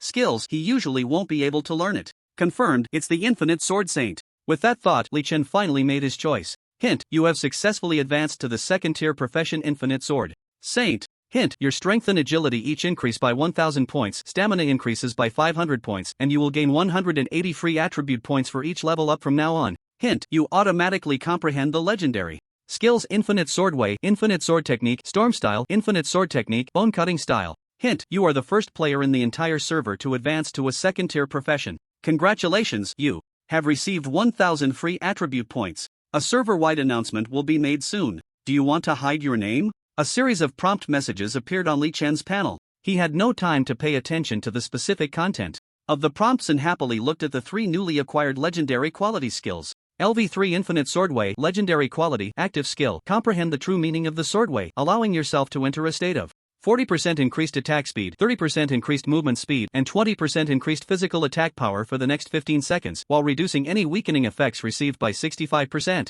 It consumes 590 MP upon release with a cooldown of 30 seconds. Note, to upgrade to the next level 10 million experience points are required and your level must not be lower than LV 65. This was delightful. The first skill was an active buff type skill that Li Chen had always valued. For Li Chen, actively damaging skills were not very meaningful. For example, the legendary skill Sword of Extinction that he had auctioned for a huge sum of money he hardly used. After automatically learning it, there was no way around it. Due to the supermodel's attack speed, his regular combat style didn't require the use of skills at all, just basic attacks were enough. Unless it was a moment like last night when he needed to kill the Mountain Vine Master, requiring the buff from the Time-Space Pagoda fragments to make skills have no cooldown and maximize burst damage, otherwise he wouldn't need to use actively damaging skills at all. But even in those moments, considering the limited mana the skills Li Chen could use were few, and to maximize single target output he still had to rely on the low mana cost skill Heavy Slash. So, in his view, buff-type skills were still more appealing. The skill buff Wuji Sword Dao was quite powerful. It's worth mentioning that Li Chen was initially a bit puzzled. Why does a legendary quality skill buff only increase attack speed and attack power by such a small amount and the duration is so short? In terms of overall effect, it was even worse than his Phantom Sword Dance. After the legendary rank upgrade, it had now become a LV12 Dark Gold quality skill, with an effect that increased his attack speed by 66% and lasted for 24 seconds. But Li Chen quickly discovered something different. Reduces any weakening effects I receive by 65%. Being suppressed by a divine rank, can that be considered a weakening? So after activating the Wuji Sword Dao buff, the suppression effect from the divine boss only works at 45% on me? This guess made Li Chen both surprised and delighted. If his guess was correct, then without mentioning anything else, even if he encountered the true form of the evil god soul now, he would have confidence to fight it and a considerable chance of victory. If that's really the case, that would be great. I'll have to try it out when I get the chance. Li Chen kept this matter in mind. He then turned his attention to the other two skills, LV3 Wuji Sword Technique Storm Style, Legendary Quality, Active Skill. Understanding the sword domain technique of Wuji Sword Dao, upon activation, it will create a domain with a diameter of 390 meters centered on oneself, causing all enemies within the domain to take sword energy damage of 200% of physical attack power per second and increasing one's own strength, agility, spirit, and stamina attributes by 300 points each. The domain does not move with the user and lasts up to 30 seconds. It consumes 1000 MP upon release and 1% of base MP per second, with a cooldown of 300 seconds. Note, to upgrade to the next level requires 15 million experience points, and the user's level must be no lower than LV 65. LV3 Wuji Sword Technique Bone Cutting Style, Legendary Quality, Passive Skill. Understanding the sword intent of Wuji Sword Dao, each time the user effectively strikes an enemy, it inflicts an additional 8% of physical attack power as true damage, and reduces any form of HP recovery effect received by the attacked enemy by 50%, as well as reducing shield value by 50%. Note, to upgrade to the next level requires 10 million experience points, and the user's level must be no lower than LV 65. The remaining two skills, one active and one passive. The Storm Style was a type of domain skill, and the damage seemed a bit lacking for Li Chen. He could understand, after all, this skill couldn't be tailored specifically for him. If it were someone else, it would definitely be a rare large-scale AoE skill, very effective for group farming. But for him, was 200% of physical attack panel's true damage per second really high? Even at his peak state, his physical attack panel could probably break 50,000 points, which would only amount to 100,000 points of output. Facing creatures of the same level, relying solely on the damage added by his talent, he dealt over 10,000 damage each time, able to unleash tens of thousands of basic attacks per second. So, he really didn't lack the little bit of damage from the Storm-style sword domain. Of course, having it is better than not having it. Who knows when it might come in handy. Moreover, the buff effect of this sword domain is also quite good, increasing each of the four-dimensional attributes by 3,000 points. And the passive skill, Bone Cutting Style, this skill is incredible. It adds 8% of physical attack panel's true damage, making it a must-have technique for dealing with high defense bosses. With the true damage from his talent combined with this, Li Chen's chances of defeating high-difficulty bosses have significantly increased. Comfortable with just these three skills, choosing the Infinite Sword Saint class was definitely the right choice. Li Chen's face was beaming with joy. At the same time, he glanced at his brand new personal attribute panel. ID, Tai Suation. Level, LV 60, 0/10,000. Class, Infinite Sword Saint. HP, 778848. MP, 75890. Attack, Physical Attack 24066. Magic Attack 12495. Defense, Physical Defense 76189. Magic Defense 85415. Attributes, Strength 7292. Agility 548204. Spirit 5069. Stamina 30800. Free attribute points 1000. Max attack speed 16,281.54 times/second. Max movement speed 28,944.96 meters/second. Titles etc. Slightly. TSK. Looking at my attribute panel, aside from the spirit attribute, which isn't important for a warrior even without specifically stacking strength, it's comparable to my previous life's level around LV 150. And the normal attack and movement speed. I'm starting to feel a bit scared of how fast I am. Li Chen admired his brand new personal panel for a while before finally calming down. At this moment, Master Li, tired from a day's work, felt a hint of drowsiness, so he decisively chose to log off and go to sleep. Server announcement: Player Tai Suishan, LV60 Infinite Sword Saint from the Donghua Empire's Bibo City has successfully advanced to a second-tier class, earning the reward for being the first player in the entire server to achieve this, and his heroic deeds will forever be remembered in the history of Endless Firmament X3. Damn, it's this late and Tai Suishan is still grinding? Impressive. Speaking of which, it seems like all the server announcements so far have basically been made by Tai Suishan, right? Why not just have the game's announcements serve only him? I'm done. Tai Suishan finished off the little 8 guy in the first half of the night and casually completed his class advancement in the second half. As a self-proclaimed upper-class player at LV36, I can't help but ask, are we playing the same game as Tai Suishan? The second-ranked player on the server-level leaderboard, Zisha Ferry, is only LV41. Tai Suishan, take a break, don't keep crushing the kids, they're going to get depressed. Watching the flood of server announcements, many players in the world of Endless Firmament couldn't help but start to complain. One announcement could shock everyone. 2 announcements could surprise everyone. 3, 4, 10, dozens of announcements could only leave everyone feeling numb. If one day the protagonist of the server announcement isn't Tai Suishan, perhaps everyone would be shocked again. And just as the players were complaining, in the real world, a piece of news released by the official Little 8 guy instantly stirred the entire Ocean Blue Star. Good afternoon to all the viewers in front of the television across the countries. I am the supreme leader of Zayabega, Yamamoto Ichi, and after much contemplation, I have decided to announce something very important to everyone today. Just a few days ago, the game Endless Sky suddenly entered an uncontrollable state. The intelligent core system of the game, which calls itself the game's heavenly path, delivered a prophecy to the high-ranking officials of our great nation. It predicted that in the near future, probably by the end of this year, Endless Sky will merge with the real world and our blue planet will enter an era of superhumans. At the same time, an unknown and terrifying foreign demon realm will invade our blue planet from beyond the universe. Many senior leaders of various countries are already aware of this matter. Our Zayabega has chosen to go public, bearing great pressure, but we hope the public can know this so they can enter the game world early to become stronger and gain more self-protection capabilities in the face of future upheavals. I am the supreme leader of Zayabega, Yamamoto Ichi, and I take full responsibility for everything I have said. At 11 a.m., a public statement from the supreme leader of Zayabega ignited a stir among countless people both domestically and internationally. This announcement not only appeared on various news media channels within Zayabega but also went viral on global social media platforms like YouTube. The content of the announcement was so outrageous that it sparked heated discussions among countless people. Today is not April Fool's Day. What kind of joke is the supreme leader of Zayabega making? I didn't expect Yamamoto Ichi, as the highest leader of Zayabega, to have such a sense of humor. I was successfully amused. Merging games with the real world?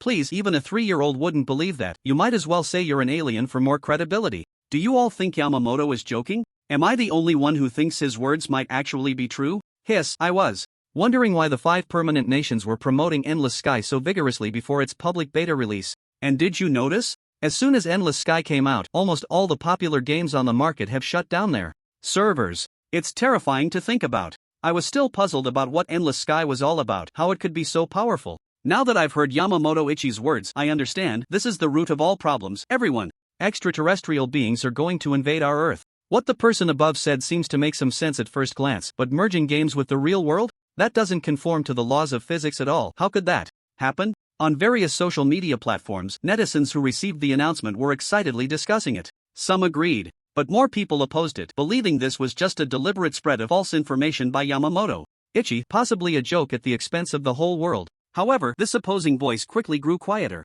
Although the public couldn't discern the truth, some could. Didn't Yamamoto Ichi say that the leaders of great nations were aware of this matter? Then we can just interview them, right? Thus, high-ranking officials from various countries were bombarded by reporters for interviews. The news released by Zayabega was too sudden. It caused some interviewed high-ranking officials to become unstable and react very strongly. The Prime Minister of the Day Eagle Nation, Yamamoto Ichi, is talking nonsense. This is completely unfounded. Yes, he is definitely joking with everyone. The leader of Iji, the Day Eagle Nation, is right. This is all just Yamamoto Ichi playing around with everyone. This guy is too humorous. The leader of Idai Li, Zayabega is not being fair. How could he make this matter public? You should Know that one of the pieces of information given by the heavenly path of endless sky was the more people who know about this matter, the more likely the foreign demons will arrive ahead of time. I know that the situation for the little idiot players in the game is not optimistic, but you, Yamamoto Ikihara, can't do this. Aren't you dragging us all down with you? You didn't even give us a heads up beforehand, you're such a jerk. The leader of the hand-raising nation, Yamamoto Ikihara, how can you do this? It's about the bigger picture. What you're doing will definitely lead to the foreign monsters invading our blue star ahead of time. We've lost precious development time. What exactly do you want to do? Ha! The leader of the pickled vegetable nation, Yamamoto Ikihara is so bad, Simaida. The leader of the beautiful nation, fake news, everyone, don't believe it. A certain big shot from the dragon nation. At this point, we can't deny what Yamamoto Ikihara said. We strongly advise the citizens of all countries to hurry and enter the world of endless firmament to become stronger. The reactions of high-ranking officials from various countries during media interviews were gradually spread online. At first, netizens were enjoying the drama. Look, the leaders of the Dull Eagle and the Willful Nation have both spoken, proving that Yamamoto Ikihara is indeed talking nonsense. But soon, netizens couldn't laugh anymore. With the leaders of the hand-raising nation and other countries angrily cursing Yamamoto Ikihara, everyone could see a certain attitude. The leaders of the hand-raising nation and others acknowledged Yamamoto Ikihara's words. They weren't criticizing him for talking nonsense, but for publicly disclosing this matter to the public. Therefore, the attitude of netizens instantly shifted from general disbelief to a state of doubt. What kind of background does the developer of Endless Firmament have to have such great power, allowing these high-ranking leaders to joke around for publicity? You still think it's a joke? Please, the attitude of the hand-raising nation's leader has already said it all, okay? He agrees with the little idiot Yamamoto Ikihara's statement. He agrees, which means the matter is real. In the coming months, there will really be a civilization called foreign monsters invading our blue star. I also think it's very likely true, but why is everyone so worried? To me, it seems like a good thing. Let's put aside the foreign monsters for now. The integration of the endless firmament game with the real world means that our character abilities will reflect in reality. When the time comes, we will be Superman. Just thinking about it is exciting. Are you all stupid? You believe this? Yes. We're all fools, and you're the smart one. If you have the ability, don't play Endless Firmament, otherwise, I look down on you. On various social media platforms, the attitude of netizens clearly changed. A considerable number of netizens began to believe that Yamamoto Ikihara's words were a true prophecy. However, whether the netizens believed it or not, Yamamoto Ikihara's goal was achieved. On this day, beyond the universe of Blue Star, a crack suddenly appeared in the cosmic barrier that human civilization had yet to explore. As more and more people learned about Yamamoto Ikihara's announcement, the speed at which the foreign monsters broke through the cosmic barrier accelerated. Endless Firmament, activate. After waking up feeling great in his rented room, Lee Chen casually washed up and had something to eat before logging into the game world as usual. As soon as he logged in, he was stunned by the content in the guild chat channel. The bald one also wants love. Regular member brothers, do you think the announcement from Little 8 Baka is real or fake? Invincible Tyrannosaurus Warrior, regular member.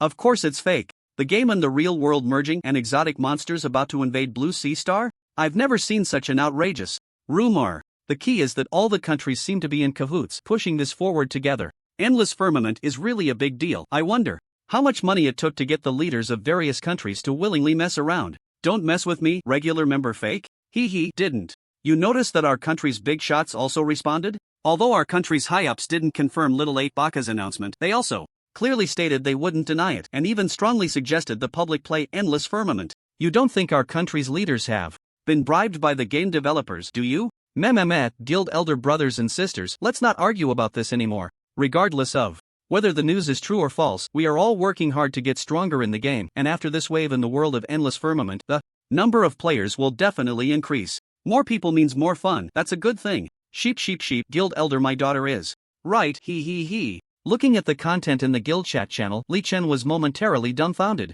What the heck? I just took a nap. How?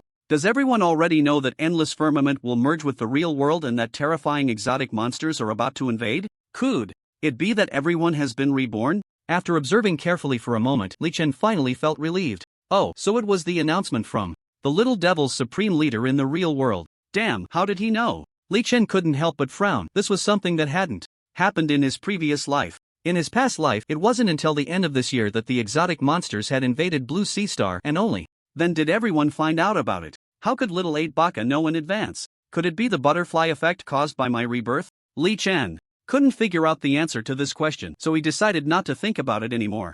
After all, this question wasn't important. What mattered was that this situation suddenly created a sense of urgency within him. The trajectory of the world had changed, and people were aware in advance that the game and the real world were about to merge and that exotic monsters were about to invade. According to the guild members' hints, based on the statement from that hand-raising leader, this matter could lead to events happening sooner than expected. He could no longer view this life through the lens of his previous one. There was no way to be certain when the exotic monsters would invade Blue Sea Star, nor could he confidently assert whether the strength of the advanced troops would change or if there might be powerful demon generals, demon kings, or even demon gods. I can't waste any more time. I need to get stronger quickly. Today, I'll head to the Michelle Plateau and resolve the issue with the evil god Soul as soon as possible. But before I set off, I need to finish 2 things. With that thought in mind, Li Chen immediately sprang into action. The first thing to do before departing was, as usual, to clear out his backpack space and put unnecessary items into the guild warehouse. At this moment, within the Eastern Hui Empire, this task was quite easy. He just needed to teleport to Tianyao City to handle everything in no time. Soon, the guild channel began to flood with messages. Guild announcement: the guild leader Taisui God has deposited the legendary equipment silver Moonshort Bow into the guild warehouse, with the condition for claiming it set at all guild members plus 5,000 guild contribution points. Guild announcement: President Tai Suishan has deposited the legendary equipment Flame Sky Heavy Sword into the guild warehouse, with the condition for collection being all guild members plus 5,000 guild contribution points. Guild announcement: President Tai Suishan has deposited the legendary equipment Ninja Cloak into the guild warehouse, with the condition for collection being all guild members plus 3,000 guild contribution points. Guild announcement: President Tai Suishan has deposited the special item Ancient Summoner Class Inheritance Scroll into the guild warehouse, with the condition for collection being all guild members plus 10,000 guild contribution points. In this wave, Li Chen has contributed over 150 various equipment, skill books, and other items. All of them are things he cannot use. Aside from some gold and dark gold quality items dropped from monsters he defeated, most of the rest are collectibles from the spatial ring of Shantang Jinfu, with almost all being legendary quality. The continuous guild announcements left all members stunned. It wasn't until Li Chen finally stopped his contributions that the guild chat channel became lively again. Invincible Tyrannosaurus Warrior. Regular member President Daddy is awesome. Don't mess with me. Regular member President Daddy is awesome. I'm not a gaming addict. Regular member President Daddy is awesome. I absolutely love Misaka Makoto. Regular member President Daddy is awesome. Li Chen's wave of actions directly caused the guild members to line up and shout excitedly. Although the guild warehouse already had some legendary equipment, skill books, and other precious items he had contributed, the quantity was relatively small before.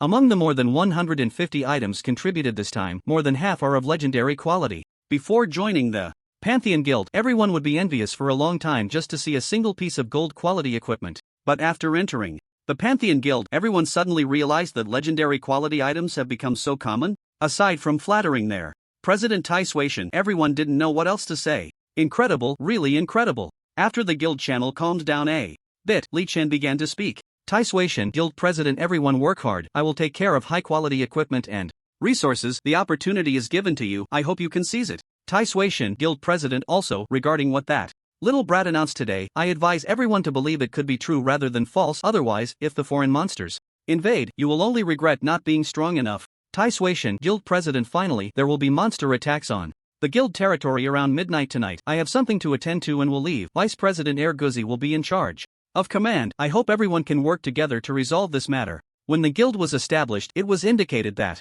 there would be monster attacks on the guild territory after 72 hours. Calculating the time, it is indeed tonight. If it weren't for that little brat announcing the news in the real world, giving Li Chen a sense of urgency, he wouldn't mind staying a bit longer before setting off. But reality has no ifs. Currently, Li Chen cannot delay his development plan for such trivial matters. If the guild members can't even handle this, then there is no need for the guild to exist. This can also be seen as a test for everyone. Don't mess with me, ordinary member got it.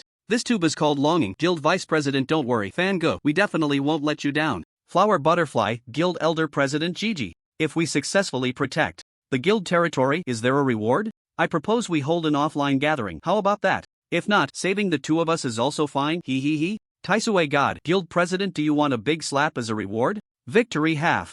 Son, ordinary member. Wow, President Dad is so ruthless. Flower Butterfly is a girl. Looking at Flower Butterfly's comments in the guild chat channel, Li Chen couldn't help but laugh in anger. This girl was getting more and more audacious with him. Calling him Gigi, he wondered who she learned that from. Li Chen thought, could it be that she was trying to tempt him? Women only slow down his draw speed, so he decisively cut off her inappropriate thoughts. After chatting for a bit, Li Chen arrived at the Instant Square in Tianyao City. That's right, the second thing to do before heading to the Michelle Plateau was to obtain the first clear reward for a brand new public instance on Nightmare Mode, Green Dragon's Lair. Tip: you have chosen to enter Green Dragon's Lair Nightmare Mode. Tip: in Nightmare Mode, the instance is time limited to 120 minutes. Exceeding the time will automatically result in a challenge failure. Tip: the clearance requirement is defeat the Green Dragon Carshal LV59 legendary creature. Warning: you have entered the instance. In Nightmare Mode, the air in the instance contains trace amounts of toxins, causing you to lose 0.1% HP per second. The Green Dragon's Lair is a LV55 public instance. The challenge limit is up to 100 people. This is a true 100-person instance. However, Li Chen could enter it alone. He had a relatively deep impression of this instance. The Green Dragon's Lair has a total of 6 levels, each with corresponding elite mini-bosses and a main boss, the strongest being the LV59 legendary boss, the Green Dragon Carshal. In Li Chen's previous life, he started challenging this instance from normal mode, and after nearly half a month, he barely cleared the hard mode. The first 3 levels of the Green Dragon's Lair were not worth mentioning, mainly just refreshing a few types of numerous small monsters and some mini-bosses, with the strongest in Nightmare Mode being only LV58 Golden Tier. However, starting from the 4th level, Dark Gold Tier bosses appeared, a pair of Dark Gold bosses named Explosive Spiders. That's right, they are the explosive spiders from the Enlightenment instance, Spider Cave Trial. In the Green Dragon's Lair, their attributes became slightly stronger, but otherwise, nothing much changed. It is worth noting that this level has a special mechanism, Spider Egg Impact. Every 40 seconds, the explosive spiders will summon countless hidden spider eggs from the ground to the surface, covering the entire level map. If challengers do not have a means to stay airborne or find a few inconspicuous small steps at the edge of the level in advance and jump up in time, they will receive damage from the Spider Egg Impact, which is 99,999 points of true damage. This level is very difficult. For the vast majority of challengers, a certain level of proficiency is required to master the timing of evasion, and the number of small steps is limited. Challengers need to cooperate tacitly and allocate their positions reasonably to avoid the damage from the Spider Egg Impact. Of course, for Li Chen at this moment, this was not a problem at all. Due to his supermodel attributes, the 2 Dark Gold Tier explosive spiders were instantly killed as soon as he got close, and there was simply no opportunity for the instance's mechanism like Spider Egg Impact to take effect. The 5th level of the Green Dragon's Lair features a massive Trey Ant. This guy is also at the Dark Gold rank, but has both physical and magical output, a large attack range, and various control abilities such as stunning, imprisoning, and knocking back, which really tests the damage resistance of the tank players in the team. However, in front of Li Chen now, it is far from a threat. It was taken down in a direct confrontation. The 6th level, that is, the Green Dragon Carshal. Carshal is a true giant dragon capable of flight, covered in hard green scales. It has both melee and ranged bombardment capabilities, as well as efficient healing and poison spitting skills, which had tormented Li Chen quite badly in his previous life. But in this life, Li Chen can even kill a level 77 epic rank mountain vine warrior in an instant. So what kind of storm can a mere level 59 legendary boss Green Dragon stir up? Thus, after a brief encounter, the Green Dragon Carshal was taken down. Hint: you have killed Green Dragon Carshal, level 59 legendary creature. You gain 12.6 million experience points, level 2 high penalty 5%. Hint: you picked up the loot dropped by the boss Venomous Staff, Legendary, Energy Ball, Dark Gold Skill Book, and 177 gold, 24 silver, 58 copper coins. Hint: you have cleared the Green Dragon Lair dungeon, difficulty level Nightmare Mode, completion time 3 minutes and 41 seconds. Hint: dungeon evaluation in progress. 1. Your contribution during the challenge was 100%. 2. Team completion time was under 40 minutes. 3. You did not die. Congratulations, you received an SSS level dungeon evaluation. Hint: you received dungeon settlement rewards of 28.5 million experience points, legendary treasure chest, level 55, level 59, times 1. Hint: congratulations, you received the first completion reward of 1,200 free attribute points, titled Dragon Slayer, epic treasure chest, level 55, times 1. A server-wide announcement will be made. Do you want to hide your name? With a series of prompt messages appearing on Li Chen's panel, it meant that he had successfully obtained the first kill rewards for the Green Dragon Lair. The experience from soloing a 100-person dungeon is really high. It took me less than 4 minutes to clear it, and I almost gained half of my experience bar. Unfortunately, the 100-person dungeon can only be cleared once a day. The gains from the dungeon were not particularly noteworthy to Li Chen. Even the drops from the Green Dragon boss were hard to make him feel surprised. Besides experience points, the first completion reward was what he valued the most. Li Chen chose not to hide his name as usual, and then happily opened the dungeon settlement chest and the first completion chest. Hint: you opened a legendary treasure chest. Congratulations, you received the equipment Supreme Lord's Earring. Hint: you opened a legendary treasure chest. Congratulations, you received a special item mid-tier epic life essence Constitution. Damn, the attributes of this earring are really impressive. Li Chen looked at the newly acquired legendary earring. What? surprised him the most was the passive skill attached to this legendary earring, Supreme Lord's Earring, Attribute 1-5, slightly. Attribute 6, Bloodthirsty. After you kill an enemy, your physical attack power will temporarily increase by 500 points, lasting for 45 seconds. For every 10 enemies you kill, this effect increases by an additional 50 points, with a maximum of 5,000 points. The accumulated attributes of this effect reset when changing equipment. Killing a target will increase physical attack by 500 points for 45 seconds. Additionally, killing 10 targets will grant an extra 50 points, with a maximum of 5,000 points. In other words, wearing this earring, after defeating 1,000 monsters, any subsequent kill will generate a temporary buff that increases basic physical attack by 5,000 for 45 seconds. Physical attack power is a great attribute. With the passive skill Limitless Swordsmanship Bone-Cutting Style, the higher the physical attack power, the greater the accompanying true damage. 5,000 points of physical attack translates to an additional 400 points of true damage for each basic attack. Moreover, the physical attack buff from the earring is considered basic physical attack, which can be enhanced by equipment, skills, titles, etc. So the actual effect in battle could easily increase by 50%. It's worth noting that once you wear this necklace, you cannot change equipment at will, otherwise, the accumulated physical attack bonus from monster kills will reset to 0. If you want to increase your physical attack by 5,000 again, you'll have to wear it and defeat another 1,000 monsters. Li Chen pondered for a moment and quickly decided to replace the original Gale earring with the Supreme Lord earring. The Gale earring was a golden quality earring he obtained from an NPC. Over the past few days, he had collected so many legendary quality earrings that he could count them on one hand. The reason he hadn't changed it was that the Gale earring increased his attack speed and movement speed, which suited his combat style perfectly. However, the Supreme Lord earring was clearly more suitable for him now, so after some consideration, Li Chen decided to discard it. The Supreme Lord earring was obtained from a legendary chest awarded for achieving an SSS rating in a dungeon. He was quite surprised by the epic chest that was the first to be opened on the server, which contained a life essence. Item: Intermediate Epic Life Essence, Constitution. Type: Special Item / Consumable. Effect: consuming it permanently increases your Constitution attribute by 1704 points.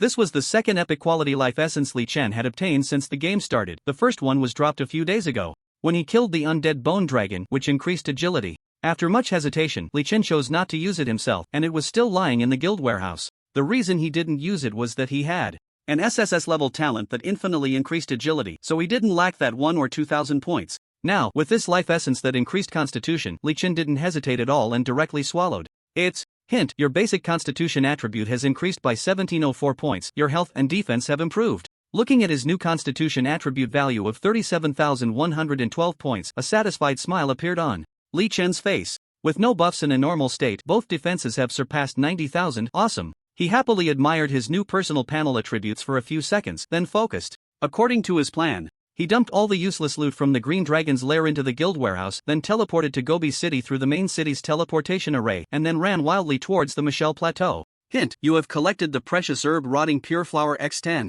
Hint: your quest Legendary Alchemist Sun Chanxian's Desire Final has been completed. Congratulations, you have received a quest reward of 500,000 experience points. Please collect the remaining quest rewards from NPC Sun Chanxian. More than an hour later, in the dark canyon on the way to the Michelle Plateau, Li Chen successfully collected the quest item, the Rotting Pure Flower, feeling both happy and a bit disappointed. He was happy that this quest was finally completed and he could get the advanced all-purpose potion and potion blueprint as soon as he returned to town. He placed great importance on this type of consumable, having long desired it. What was disappointing was, ever since he had slaughtered them last time, the dark canyon seemed to have been abandoned by the intelligent monsters. He observed carefully but found not a single intelligent monster, which left him quite disheartened. He had originally planned to come back for another massacre, but it seemed the intelligent monsters had become cowardly, which was a bit too much. Normally, wouldn't you send over some stronger ones after I took you down? Why aren't you following the script? If you're here, you should be resisting, right? So disappointing.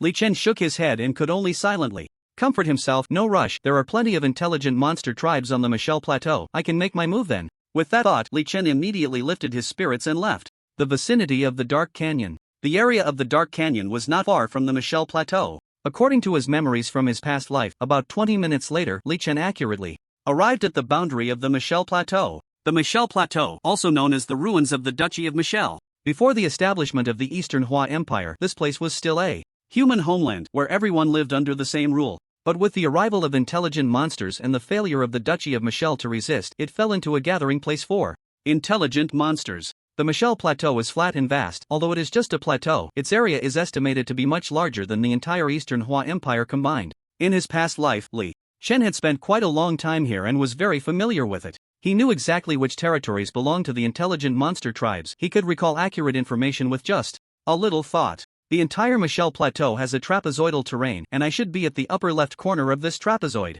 I also know where the 10 demon generals of the evil god Sauron's followers are hiding. There's no need to rush to challenge them. If I take them down too early, the other monsters on the Michelle Plateau might flee, and these are rare resources that can't be wasted. Li Chen muttered a couple of times, confirmed his next plan, and immediately took action. He started pushing through to the nearest intelligent monster tribe from his memory.